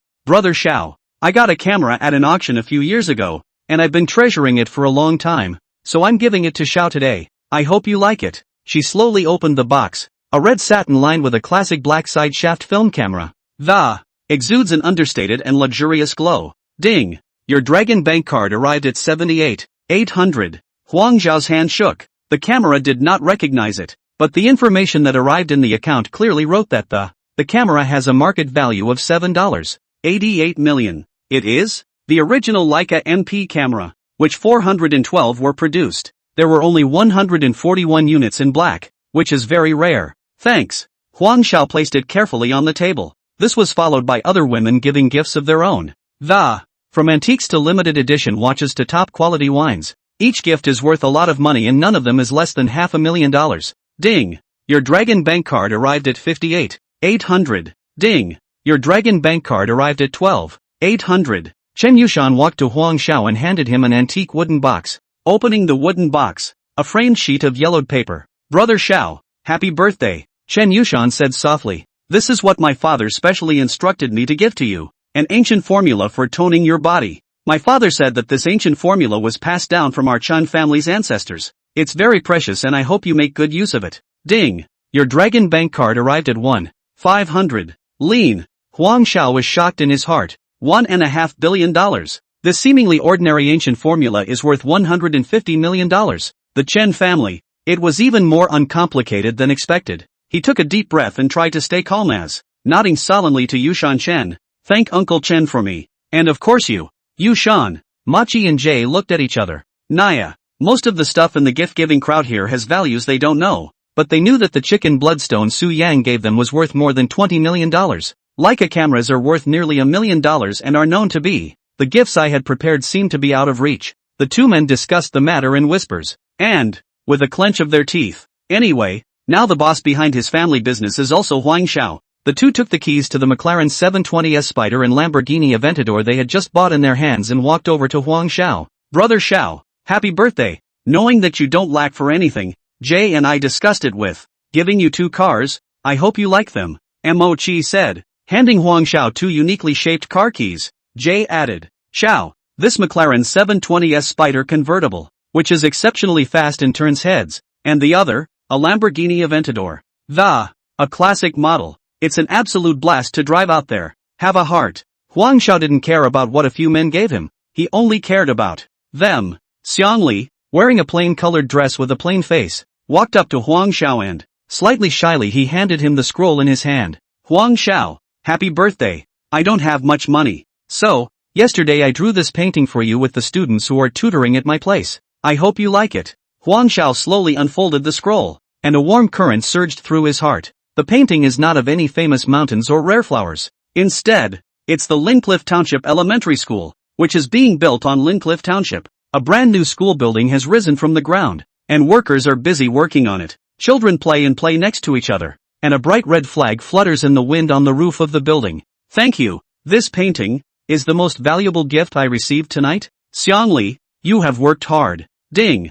Your Longhua Bank card arrived at 100. "Brother Unicorn, what does this mean? This painting is worth $100 million? Huang Xiao understood something in her heart. Expensive gifts, the definition of which was skewed in his mind to begin with. The drawings of the children of Linyao Township are not worth 1,000 words. The rural revitalization program may be an immediate opportunity to take off. The hustle and bustle is over, and the night's harvest has finally come to an end. A room full of gifts bears witness to this lavish birthday feast. Huang Xiao with her sister Huang Huan and cousin Huang Yang, straight into the Heaton presidential suite on the top floor of the hotel. Now that he no longer needed to disguise himself, it made him feel incredibly relaxed and at ease. Huang Huan and Huang Yang still felt incredulous about all this, as if they were in a dream. They surveyed the suite curiously, touching the soft carpet of the queen-sized bed that is as comfortable as a cloud. Huang Yang walked around the room excitedly. "Shower, you must explain a woman to me. The rich kind. Hell, I'm afraid I can't sell barbecue for a year for as much as one meal costs you."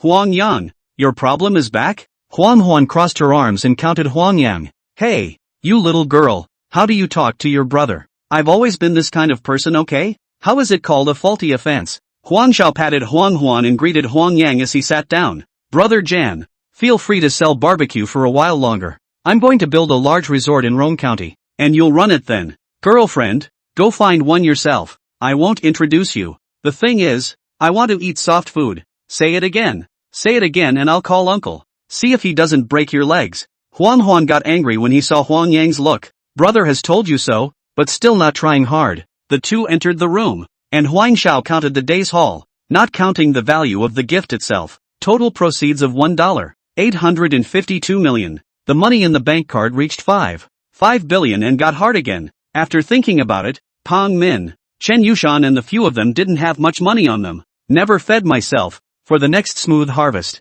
Huang Xiao transferred $1 million to Pang Min. Chen Yushan transferred $10 million. Zhao Huiman 4 women transferred $1 million each. Ren Jing and Xu Xiaoqing transferred $5 million. He didn't move the others for the time being. Feeding a gold-digging woman is a technical skill. Too much won't work. It's not okay to be in too much of a hurry. Xiangli, Huang Xiao resolutely transferred $5 million. Sent a message, Xiangli, money. You must keep it. You don't usually earn much in the township, so keep this money to subsidize the children. Chapter 121 Huang Yang is being looked at. You're so right. I gave him a $550,000 gift. Guess how much he just transferred to me? Pang Min returned home and received the money the first time to call Lu Yi. Lu Yi asked sourly, how much? Your circle of friends I read. The latest clutches, carryalls, and a sarong. He just transferred me $1 million. Lu Yi's voice raised an octave. This rich guy is too unreasonable, right? That's not letting your woman suffer at all. Hey, is everyone like that? Penman analyzed it. Probably not. That star Sun Xiao gave him a limited edition camera. And the guy next to me said it seemed like almost $10 million. Lu Yi felt her little heart being scratched. Silly boy. You send $500,000. People pay you back $1 million. How much do you think he'll transfer when you give away $10 million? Pang Min stomped her foot. Oops. Wasted opportunity. It's okay, silly boy. There'll be opportunities later. With a twinkle in her eye, Lu Yi asked. So many people went there today. Is there any suitable one? Introduce me to one too. There were a couple of no girlfriends, 3 males, at the table during dinner, going out on a limb. By the way, Huang Zhao's cousin. Okay? Really? Tell me about it. Lu Yi got excited. Huang Xiao is a big rich man. His cousin is worse? Ordinary looking. A little worse than Huang Xiao. A little tummy. Listening to him. He runs a barbecue stand in a college town. Opening a barbecue stand? What's the deal? You're stupid. At first I thought Huang Xiao was running a black car. Yeah, these rich people are probably usually so bored that they like this tune. Min, let's go to a barbecue tomorrow night. The next day, when the plane landed, the 2 women changed clothes and took a cab straight to the university town. The 2 circled around. Pang Min finally saw a small store called Huang's Barbecue on the corner. Under the dim light, a familiar figure was serving customers with a menu and a smile on his face. It was Huang Yang who sat next to Huang Xiao last night. She poked Yui Lu and squeezed her eyebrows in a gesture to look over. Lu Yi followed her gaze and also saw Huang Yang who was busy. I can't help but sigh. Still really selling barbecue. With this outfit, you can't tell that you're a rich man. Pang Min covered her mouth and laughed softly. That's what he was wearing last night. Forget. When you and Huang Xiao first met, he was wearing a meta? However, Huang Zhao's meta is obviously customized. And this one, ground up. Yui Lu was a little unsure. Are there really rich people who want to lick their faces on the side of the road and sell barbecue? Anyway, last night Huang Xiao himself said that this man is his cousin. So you can go if you like. Not going home to sleep. I'm tired after flying all day. Go. Why don't you go? I have to take him down. Yo, what's this? We met last night? Huang Yang recognized Pang Min at a glance. But I don't know what it's called. Have a seat. Have a seat. And this is? Brother Yang. My name is Pang Min. This is my colleague and good girlfriend, Lu Yi. I'm sorry, Penman introduced with a smile. Oh, I remember. Stewardess. Nice to meet you. Huang Yang slapped his forehead and pretended to have a sudden realization. You 2 beauties have come to visit us. It's a great honor to be here. Feel free to order whatever you want to eat. Pang Min was not polite, and picked up the menu and ordered grilled chicken wings and grilled fish. Huang Yang took the menu. His smile slightly stiffened. Damn, Shower's woman. You can't take this money. Even if you can't charge it, you still ordered so much. No, put it on Shower's head and let him pay for it later. Yui Lu and Pang Min were sitting at a small table. drinking beer and eating kebabs. From time to time, they chatted in low voices, occasionally letting out a silver bell laugh. From time to time, Louis Yi's gaze drifted towards the busy Huang Yang with a hint of anticipation in her eyes. Pang Min appeared to be more casual, chowing down on meat and drinking. Unconsciously, the night was late and the barbecue stall guests gradually dispersed. Huang Yang finally finished his work, looking at the piles of sticks and empty wine bottles on the table. In his heart, he cursed, these two women are really mealies. After eating so much and drinking a lot of beer, they actually still have such a good figure. Still with a smile on his face, however, he walked over to the table for two and pulled a chair over and sat down. Two empty sisters. What made you think of coming to a college town for a barbecue? Brother Jan, you said yourself last night that we should come straight to you when we want to have a barbecue. You've got enough meat and as much wine as you want. Ah, ha ha, yes. Feel free to drink. Huang Yang thought to himself. I'm just being polite and courteous. Why are you rich women taking this seriously? Last night just this chick. It seems she gave Xiao Er hundreds of thousands of dollars in gifts as well. A college town isn't close to the airport, and you came all the way here for free barbecue? Huang Yang asked himself. Even he is not willing to do this thing. A cab ride is enough money for a meal. What's that pretty girl looking at me like that for? Ha, Naya, and lick your tongue. Seduce me? You're not going to eat the cabbage that's been delivered to you? Uncles can tolerate it, but aunts can't. He raised an eyebrow at Yui Lu and took the opportunity to get his drink too. Quietly, he touched her thigh with his little finger. SS. Sound of air sucked between the teeth, indicating hesitation or thinking over. Slip. Yui Lu didn't have any anger. Instead, she frequently clinked glasses with Huang Yang. Pang Min secretly laughed. You too. That's enough. Treating me as transparent. I'm leaving. You guys take your time. Picking up the LV handbag, Pang Min stood on the side of the road and stopped a cab to go. Huang Yang opened the room. Today is a big fat pig hit the tree. Eat a full meal and then say, anyway, I don't have any money. You can still blackmail, ask me not. Early the next morning, Louis E dragged her tired body out of bed, and after a brief wash, rushed to the airport. She was still in a bit of a daze from last night's madness. Huang Yang's passion and skill far exceeded her imagination. It brought her back. On the airplane, Pang Min looked at Louis Yi's slightly tired expression. Flirting, he said. This is from being exhausted last night, isn't it? Looks like Brother Yang's barbecue skills are good. Louis E gave her a blank look and said in a bad mood. Asterisk. You. That Huang Yang looks like he just got out of jail. Pang Min covered her mouth and laughed softly. Xiao is pretty good too. Some days I can't stand it. The two chatted, and out of their mouths came Huang Xiao. Huang Yang. It was overheard by Qianjikai, who was sitting in the first-class cabin looking at a book. It turns out that Huang Xiao has an older brother, Huang Yang, who sells barbecue in a college town. Qianjikai was even more certain of what was on top of the information. If Huang Xiao was not a toolman, how can a billionaire worth $10 billion let his own cousin, smoke and mirrors, do the business of staying up late? No more than that. He will be assigned a small job to do to earn some easy money. There is also the possibility that the two brothers are not very close. In any case, make a trip sometime, get acquainted, and maybe there's some windfall. Chapter 122 Leadership Considerations. The Rural Revitalization Program and the soon-to-be-open Thousand Elephant City are sure to be the main battlegrounds in the competition with the Qian family. The marketing campaign planning department for the opening of Thousand Elephant City is in full swing designing. The work on the HWG is well organized. The Dravan Group is going all out, vowing to take down the shades of Green Mall in one fell swoop. It's something that Huang Xiao isn't too worried about. The Rural Revitalization Program, a successful layout for rural county.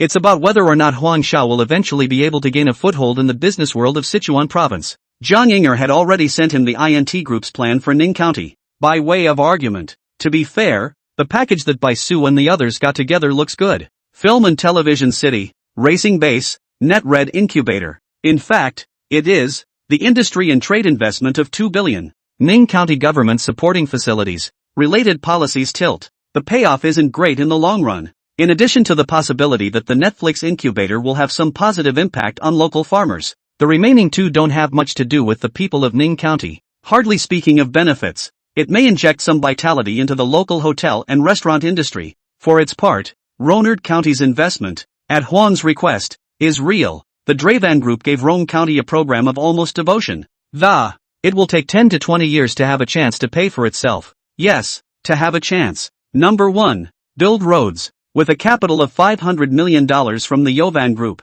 the built villages will be turned into households. The second, agricultural policy. Yovan Group contributes $500 million to create a base for agricultural products that direct purchase of produce grown by local farmers. Third, industrial policy. Yovan Group invested $1 billion to build an agricultural product processing industrial park in Roane County. It solves the problem of employment for young people and the sale of agricultural products, as well as generating local tax revenues. The fourth item, the Startup Fund. Yovan Group contributes $200 million to provide interest-free loans to people in Roane County who want to start their own business. Fifth, the Education Fund. Led by Jovan's Hope Fund. The program targets rural schools in Roane County for one-on-one support. The two programs are compared to one that is engaged in a hot mess and the other that is silently working on infrastructure. Dravan's program has more potential to benefit the masses to the greatest extent. In Zhou's office, Huang Zhao's program was appreciated by governors including Zhou Jiangwo and several vice-governors. Xiao Huang, I want to thank you for the people of Roane County. What you have done is beneficial for 1,000 years. I'm sorry, Zhou said with a smile. Huang Xiao bowed slightly. Thank you for recognizing the leader. Since we're going to do it, we Dravan definitely want to do well. Mr. Huang, this investment amount of yours is too big. Can Zhuofan follow up the funds to keep up? I'm sorry, Vice Governor Li Yuanli asked. Vice Governor Li, this investment of ours is actually a gradual investment of funds. Except for road repair, there is financial pressure, but not much. Oh, so your investments are still a bit vanilla. Then, the industry and trade side is a real $2 billion to Ning County's special fund account. Li Yuanli laughed lightly. Mr. Huang, the words are ugly and reasonable. I also have this feeling that if the subsequent investments you make can't keep up, it's a mess when farmers are mobilized and don't end up selling. Vice Governor Yang Ming took over Li Yuanli's words, his brows revealing worry. Also, even if you guys get it going and have success, Roane County you invested more than $2 billion. If the whole province is given to you, does Zhuofan have the ability to do it? Vice Governor Zhang Guoliang was equally skeptical. After all, following Zhuofan's line of thinking, the return of funds is very slow. Zhou Jiangwo smiled and looked at Huang Xiao, waiting for his answer. Thank you, leaders, for your concern. There's a base logic here. Dravan, as you fear, with 36 poor counties, they'll need to provide $7.2 billion, based on the amount of investment that TI has made. We at Yovan may be a bit more, needing $8 to $9 billion. In terms of the total amount, Yovan can afford this amount and has the capacity to do so. I'm a businessman, and industry and trade are also about making a profit. Jovan's next goal is to build a large supermarket chain. To build it is to digest our own production of agricultural products, supply and marketing production of a chain. We have the ability to generate profits consistently over the long term, building roads and educating people, both for the local people and for ourselves. Huang Xiao didn't go on about how the IFTG, just throwing out how Dravan can use local resources to do rural revitalization.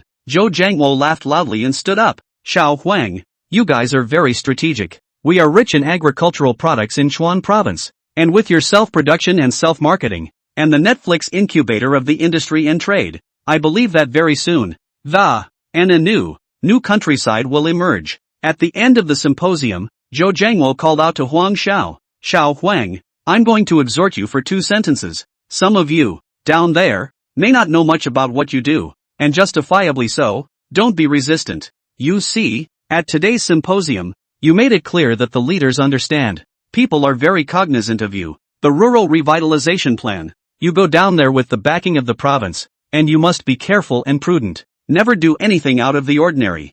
Thank you, Governor Zhou. I understand. You can actually tell that I didn't think about making money. Zhou Jiangwo nodded. Losing what is lost and gaining what is gained. There will be many opportunities in the future. The province will not forget the contributions you have made to the people of Chuan province. Leaving the provincial government, Bai Su and Wu Yufei are in Ning County, and Qin Yusin is also working in Roane County. Huang Xiao mulled it over, and led the group's leadership, with the Rolls-Royce at the head. A luxury motorcade departs Roane County. Because of the advance notification of the leaders of Roane County, Secretary Wang Dekong and Prefect Lin Shuren, with members of the team, 8 people, Qin Yusin, from the Zhuofan Rural Revitalization Project team, greeted them at the highway intersection. Wang Dekong looked at his watch and said to Lin Shuren, Governor Lin, later on, should we mention it so that Mr. Huang can get the industrial park up and running first? The plans are out next door. Lin Shuren nodded. Let's fight for it. Honestly, if this Mr. Huang is not from our own county, I'm really worried that the province has been tricked by them. Wang Dekong waved his hand.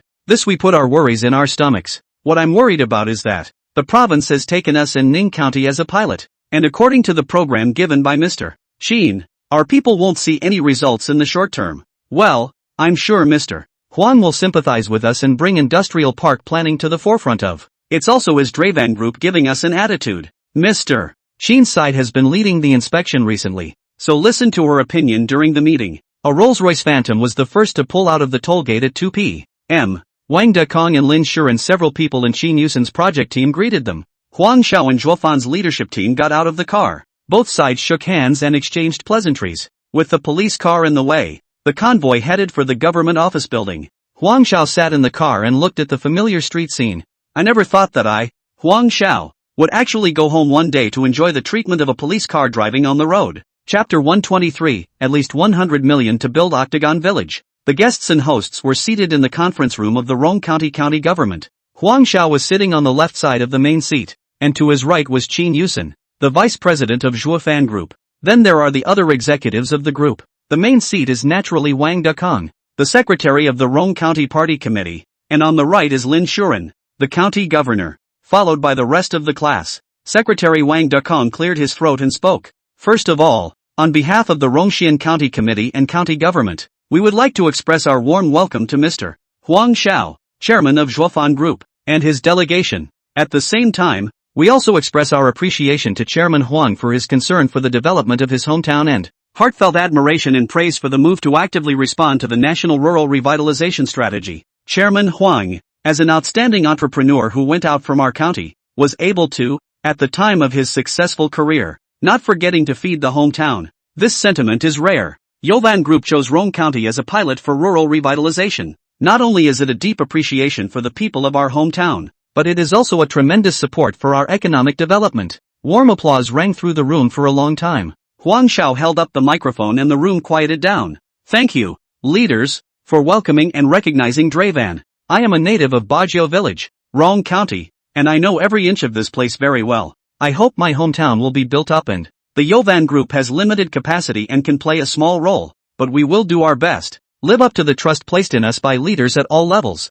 I've come back today to communicate openly with all of you that have questions. Let's put it on the table and talk about it and understand it, and clear the way for the work to follow. Huang Xiao's frank and simple speech attracted the county leadership frequently nodded. Their biggest worry is that the companies that come to invest in them make a lot of empty talk and it turns out to be all nonsense. The first to speak was Lin Shuren, who looked at Huang Xiao, nodded and asked, Chairman Huang, as a government hand, Zhuofan did every single thing that, honestly all of them are really and truly solving our real problems. I'd like to get a sense of your timeline. Huang Xiao looked at Qin Yusen, who pressed the microphone. Prefect Lin, we plan to complete the countywide inspection in half a month, and 6 inspection teams have already been in the townships for 8 days, and we should have the results next week. Regarding your question, here's what we're thinking. In the first phase, our plan is to build the roads first, over a period of about 3 to 6 months. Also work with the Township Agricultural Office on field planning. Lin Shuren frowned. Half a year, to put it bluntly, was an inspection. Mr. Sheen, may I ask when you intend to begin construction of your agricultural park? Our county has reserved one of the best pieces of industrial land for you, Governor Lin. For the time being, I suggest that the agricultural products park stay put for now. It's a rigorous set of questions about which of our agricultural products in Roner County are worth processing and what products the park does. We need to argue carefully before making a decision. One of the deputy prefects pressed on after hearing Qin Yusen's words and said, Mr. Qin, what I understand from your statement is that if our agricultural products in rural county don't meet the results of your demonstration, the park won't do it. Qin Yusen came to Rome County a week about the park as soon as possible to do the planning, as soon as possible to give the program words. Not the first day. She looked to the deputy county manager and replied, Number 1. I didn't say the park wasn't going to do it. I believe we can find suitable products in Rome County. Second, the park needs to be planned scientifically, not just for the sake of doing it. Mr. Sheen, do you think it's okay for me to make an opinion? And make the plan for the park first. Then we'll level the field. And for the rest, we'll listen to your expert group. Wang Dekong laughed. Secretary Wang, it's not that I haven't considered what you're saying, but, once construction is started, we, Zhuofan, are about to make an immediate payment of $500 million into a special account. This is not very appropriate for the utilization of our group's funds. As you know, our input, it can't actually be recycled without a decade or two. The deputy governor sneered. Mr. Sheen, that's not right. Look at Ning County. The first $1 billion from people's industrial and trade groups has already arrived. Shin Yusin was about to reply when Huang Xiao touched her hand. Taking over, he said, if we are doing tourism development in Rome County, there is no problem with making payments. But what we are doing is livelihood. In this way, Secretary Wang, I'll start with $500 million in a special account for the first installment of road repair and agricultural planning.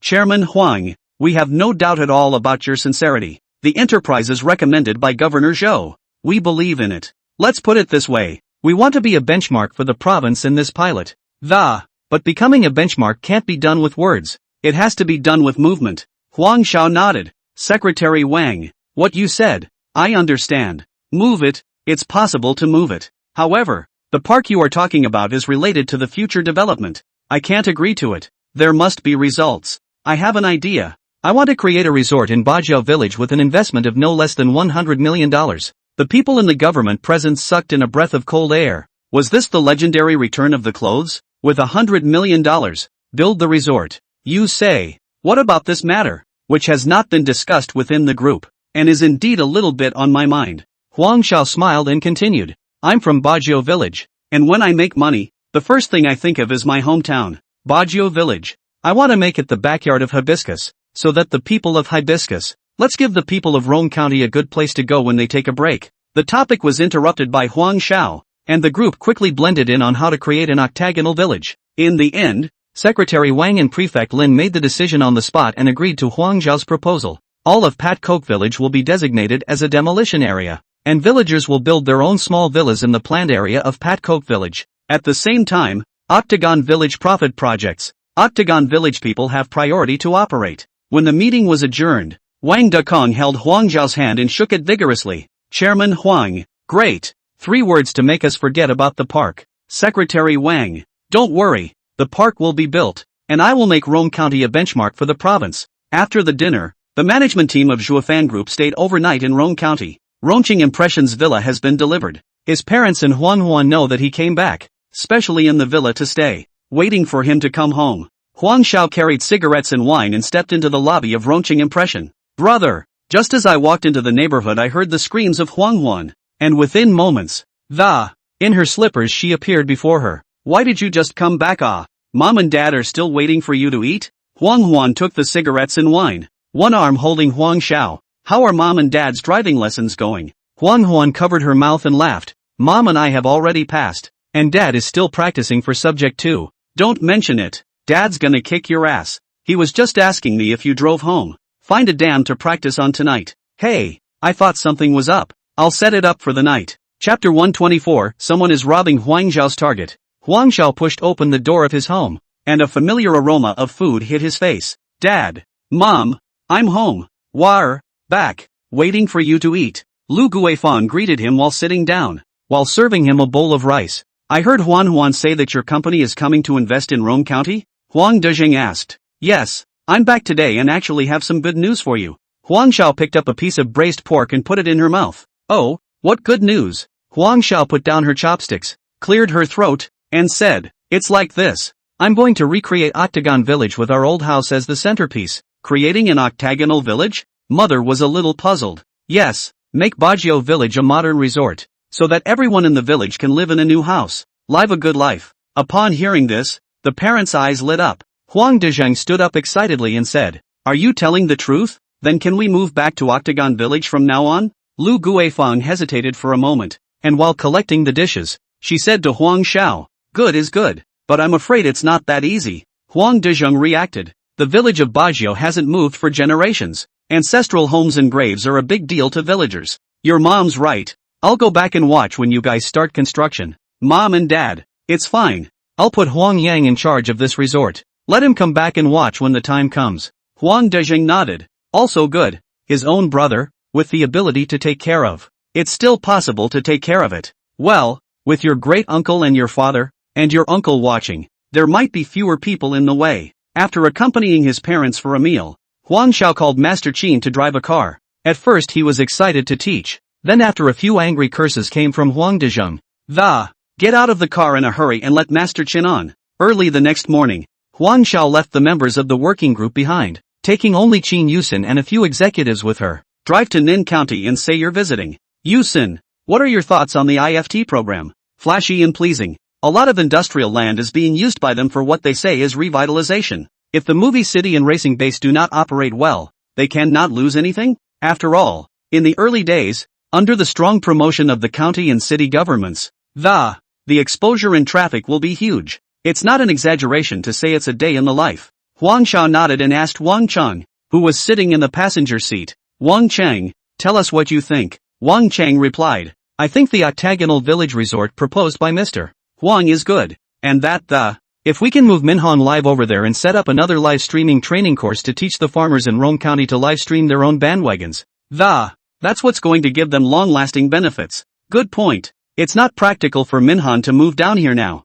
but let's get the live training course up and running first. It's good to let the people earn money first. Encouraged, Wang Qing continued, the octagonal village has a large range of. In fact, we can build a small training ground, so that we can also show the Rome County government that a racing base in Ning County costs so much money that there is little practical significance. Huang Zhao's mind was opened. You'll be in charge of coordinating this matter.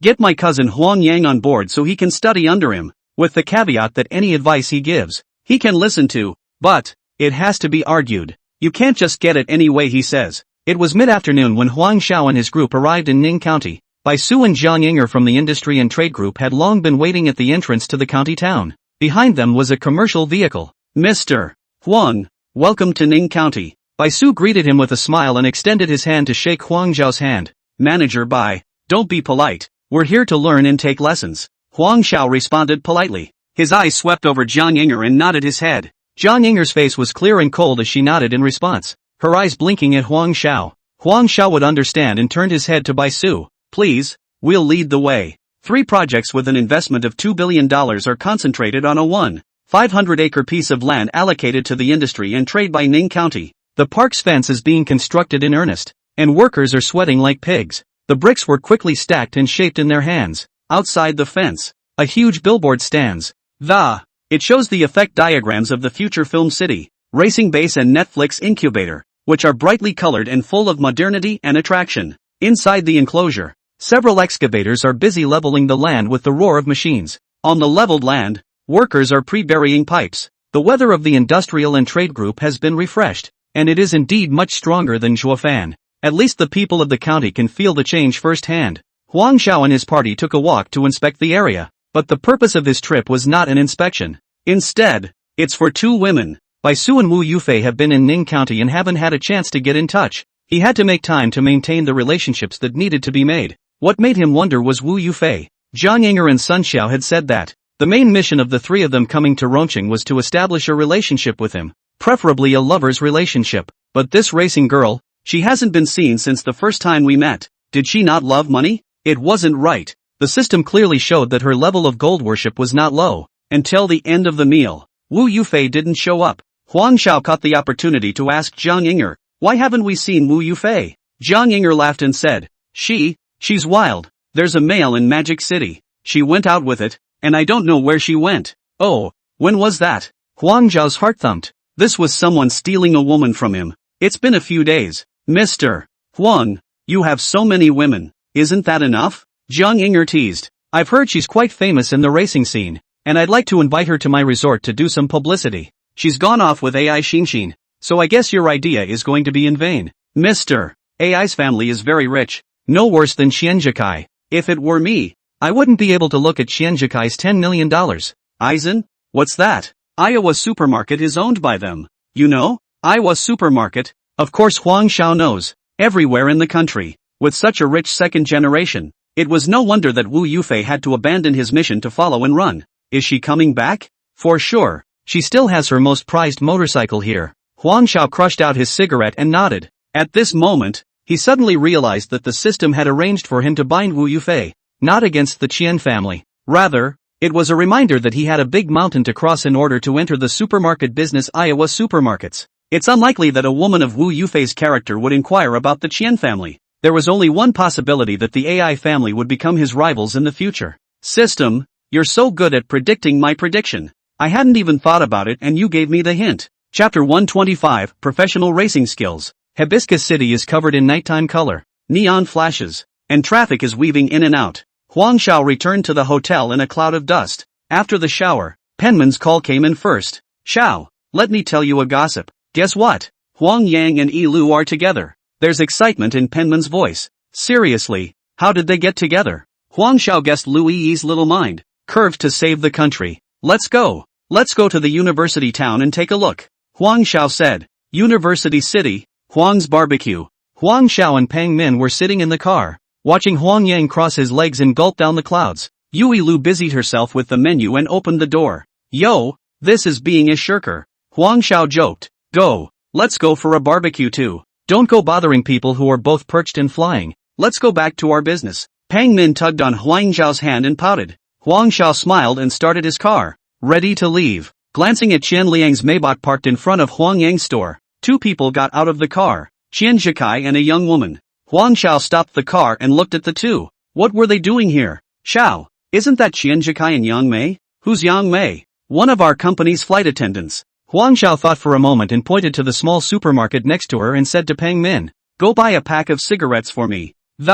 Get another bottle of water. Pang Min immediately got out of the car, and Huang Xiao called Huang Yang. Brother Jan, that's my rival coming. Watch out. Huang Yang hung a smile, did not say anything, saw Huang Xiao Bentley, hung up the phone. Boss, order food. Yang Mei sat down with the two of them, and saw Lu Yi twisting her waist as she walked over, deliberately shouted, yeah, isn't this Yi? How come you didn't get enough of being a waitress on the plane? And you're still doing a part-time job after work? Lu Yi slapped the menu in front of Yang Mei's table. Sisters just love being waitresses. Order your food. A little less would not be in keeping with your Mei's faction. How much money can you spend on a barbecue?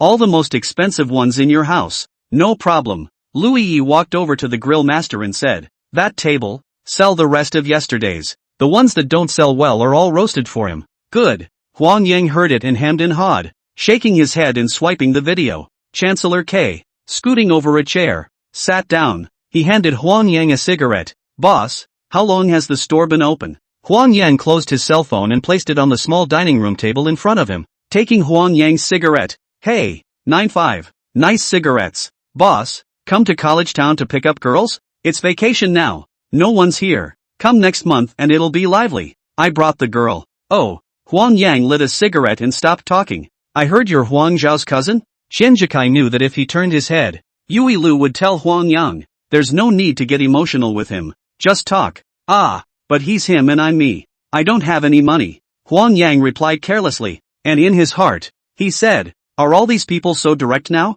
Don't you know what kind of relationship you have with Huang Xiao? What kind of information are you inquiring from me? Even if you knew, you couldn't possibly tell you, right? He's not as good as Huang Xiao. Pang Min finished buying cigarettes and water and returned to the car. Go. Huang Xiao started the car and left the university town. Tomorrow Huang Yang would naturally tell him about the chat between Qian Zhikai and Yang Mei. There was no need to rush. Back at the Heaton Hotel, Pang Min snuggled into Huang Zhao's arms. Xiao, I don't want to fly anymore. Can you think of a way for me to do something else? Well, there's a place. I don't know if you want it. Where? Pang Min looked at Huang Xiao in surprise. Rong County. An hour or two's drive from Rongcheng. Isn't Huang Yang friends with Yi Lu now? See if this works. I'll get a resort in Bajio village. The three of you go and open up together. Resort? The resort Huang Xiao got must not be small, and it's still in his hometown. That's not bad. I'm sure you won't lose out on the treatment. And most importantly, you'll have access to his parents. This is Huang Xiao raising herself as a girlfriend.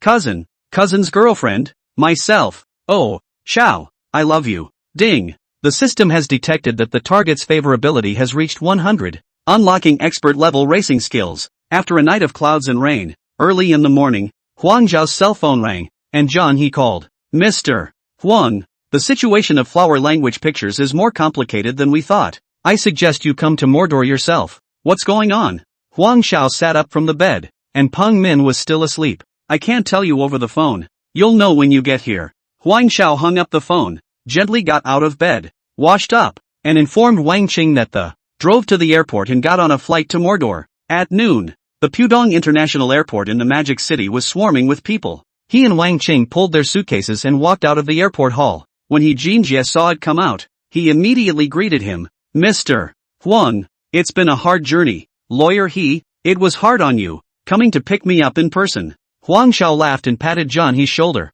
I should. Mr. Huang. Jinjie took Huang Xiao's suitcase. Let's get in the car first. We'll talk about it on the way. Getting into the car, Jinjie turned his head to Huang Xiao next to him and said, Mr. Huang, the situation of Flower Language is very serious. Firstly, there are almost no announcements for the artists signed by Flower Language now. Secondly, the general manager, young man, is in a lawsuit and is not in the mood to manage. Huang Xiao asked, what's with the lack of announcements? It's normal for one or a few to have no announcements, but for all to have no announcements is indeed extremely unusual. It's not even the young man thing that's causing trouble. You may need to replace the general manager with a suitable one right away. Putting the artists in order. Is young man's business troublesome? Well, even if it's dealt with, it's not good for Flora's image. I know. Huang Xiao sent a message to Zhang Ning and Lumi respectively. Two black Mercedes-Benz S-Class sedans slowly parked in front of the front door of Flower Language Film and Television Company. Juniper Ho got out of the car ahead of him and pulled the door open for Huang Xiao. Huang Xiao stepped out. In a well-tailored dark blue suit, he exudes the charisma of a successful man with his hands and feet. Mr. Zhang Wen, general manager of Flower Language Film and Television. He had long been waiting at the door with a group of company employees and a dozen contracted artists. Seeing Huang Xiao, Zhang Wen immediately greeted him with a smile on his face, stretching out his hands. Mr. Huang, welcome, welcome, welcome. Finally, I've waited for you to come. Behind them, scantily clad men and women also came forward to greet one of the young and pretty actresses even delicately shouted, Hello, Mr. Huang.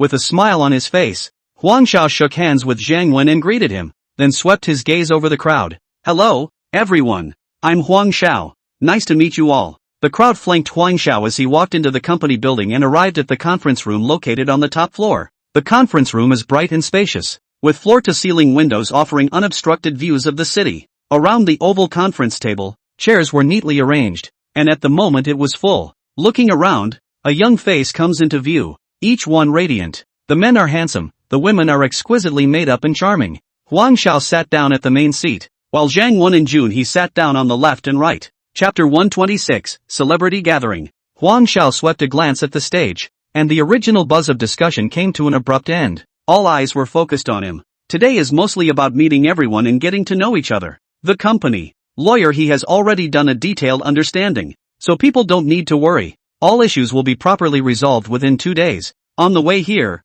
I contacted director Zhang Ning. He promised me that he would give our artists under the Flower Language banner a part in his new movie. Also, Ms. Lumi's side has offered that the variety show she's on will also offer a spot or two. Of course, this is only temporary. Within 10 days, all artist announcements will be scheduled. Ever since the scandal involving Zhang Wen came to light, the reputation of Flower Language Films has gone down the drain. The number of announcements for artists has dropped drastically. Many are even ready to change careers. Now, the arrival of new owner Huang Xiao has certainly given them a shot in the arm. Great! Finally a job. Yeah, I thought my acting career was going to end there. The three came to the general manager's office. This office is luxuriously furnished with floor-to-ceiling windows facing the bustling city with excellent views. Behind the mahogany desk, the leather seats are wide and comfortable, and several famous paintings and drawings hang on the wall. Nothing shows the grandeur of the higher power. Huang Xiao walked into the office and his face instantly sank. He walked straight to sit down behind his desk, crossing his fingers and staring sharply at Zhang Wen. Juniper Ho and Wang Qing stood beside Huang Xiao, not saying a word.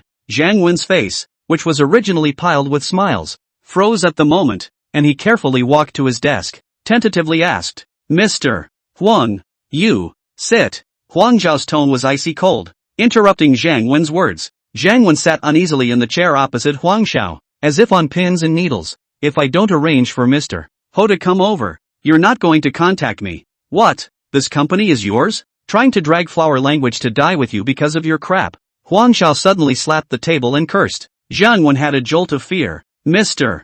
Huang, my fault. It's true that lately I've been a little, kind of not putting my mind to my work. I promise to change. Change? It's not a matter of change or not. If you had told me in the beginning, lawyer He's side will definitely do his best to help you and salvage public opinion. Now, Go to the financial reckoning and deal with your personal affairs at ease. Zhang Wen's face grayed out. His lips mumbled a few times, and in the end he said nothing, slowly getting up and, lost in thought, he left the office. After Zhang Wen left, Huang Xiao rubbed her brow and said to Wang Cheng, "Call the vice president of the company over." "Okay, Mr. Huang." Wang Cheng nodded and turned around to walk out of the office. It wasn't long before she brought with her a tall, gold-rimmed spectacle that, the middle-aged man with an elegant temperament walked in. "Mr. Huang, this is Prince Xian, the company's deputy general manager." June, he introduced. Huang Xiao smiled and shook his hand. "Mr. Huang, how are you? Zhang Wen's departure is arranged. Now that the company is in a state of panic, I need someone who can stabilize the situation. During this period of time, the company will be handed over to you first." After dealing with the company's business, night had fallen. Dinner with flower language executives and John Ho. Huang Xiao refused John He and the others to send her to the hotel. It was his first time in Mordor, and he wanted to get a good feel for it. Unico gave himself industry for enjoyment, not for work. The Mandarin Hotel is magnificent. At the entrance of the hotel, uniformed waiters greeted each guest respectfully. Huang Xiao booked a presidential suite, located on the top floor of the hotel, overlooking the bustling night view of the river. Inside the suite, the decoration style is elegant and atmospheric, highlighting luxury and dignity everywhere. The spacious living room is furnished with comfortable sofas and coffee tables, and famous paintings and drawings hang on the walls. Soft lighting creates a cozy atmosphere. Changing into a customized meta outfit and putting on her slippers, Huang Xiao went downstairs. On the riverside in early summer, with the evening breeze and the faint scent of the river in the air. It's mind-blowing. Huang Xiao walked faithfully along the riverside, feeling the bustle and hustle of this cosmopolitan city. Suddenly, an upscale restaurant not far from here, decorated in gilded splendor, caught his eye. There was a constant stream of well-dressed young men and women coming in and out of the entrance to the restaurant, a steady stream of expensive cars and horses. It's a paper-thin scene. Just as he was looking away, the door to the restaurant was suddenly pushed open and a group of about 20 or 30 young women fishtailed out. They were all scantily clad, exquisitely made up, tall and shapely, and there is an air of elegance in her hands and feet. Back in the presidential suite, after a hot shower and wrapped in his bathrobe, he stood in front of the floor-to-ceiling windows. Skyscrapers line the streets and neon lights twinkle like a river of stars. On the Huangpu River, cruise ships slowly sailed by, the river sparkling, reflecting the lights on both sides of the river. It's beautiful. Taking a light sip of red wine, he turned toward the bedroom. The soft queen-size bed is lightly scented with lavender for comfort. He put down his glass, turned off the bedside lamp, and slowly lay down, ready to enjoy a good night's sleep. Just as he was about to go to sleep, there came a clamor from the room downstairs, breaking the silence of the night. At first, it was just muffled talking, interspersed with some laughter. Gradually, the sound was getting louder, like someone was arguing. Huang Xiao frowned, somewhat displeased. Glancing at the time, it was already past 1 in the morning, and grumbling in a low voice, hesitant to call the hotel to complain. The clamor grew louder and louder, and it had seriously affected Huang Xiao's sleep. He decided to go over and take a look. When he got downstairs, he saw the hotel's butler standing there. Huang Xiao instantly recognized that these women were the same group that he had met at the river at night. They gathered around the housekeeper, talking in a chorus, each one in an emotional state. Huang Xiao slowed down and listened carefully to what was going on. Turns out the women shared the presidential suite. This suite downstairs costs $88,000 a night, and they're out almost $400 each. The purpose is to be able to take pictures here. However, a disagreement arose over the location and timing of the shoot. They had a heated argument. When the butler saw Huang Xiao, he quickly smiled and said, "Mr. Huang, I'm sorry for affecting your rest. We'll take care of it right away." The women in the house came out when they heard the guests coming down from upstairs. A group of young people pretending to be celebrities, taking pictures, not realizing that they have alerted the really rich people living upstairs. Embarrassment was written all over one well-groomed face. The original arrogance disappeared without a trace. What do I take it for? It's not just for a photo shoot. Tomorrow, during the day, you contact the housekeeper. Have him open the door for you and shoot in my suite. Huang Xiao waved his hand. Today is really sleepy to come. Otherwise, would like to invite a few up and they will be very happy. Lu Yan, who was on the outermost part of the room, rolled her eyes. You guys shoot it. I'll go upstairs tomorrow. Go home and sleep first. Carrying the Gucci bag bought with a loan, Lu Yan, who was in the elevator room, opened the fire escape and went up the stairs.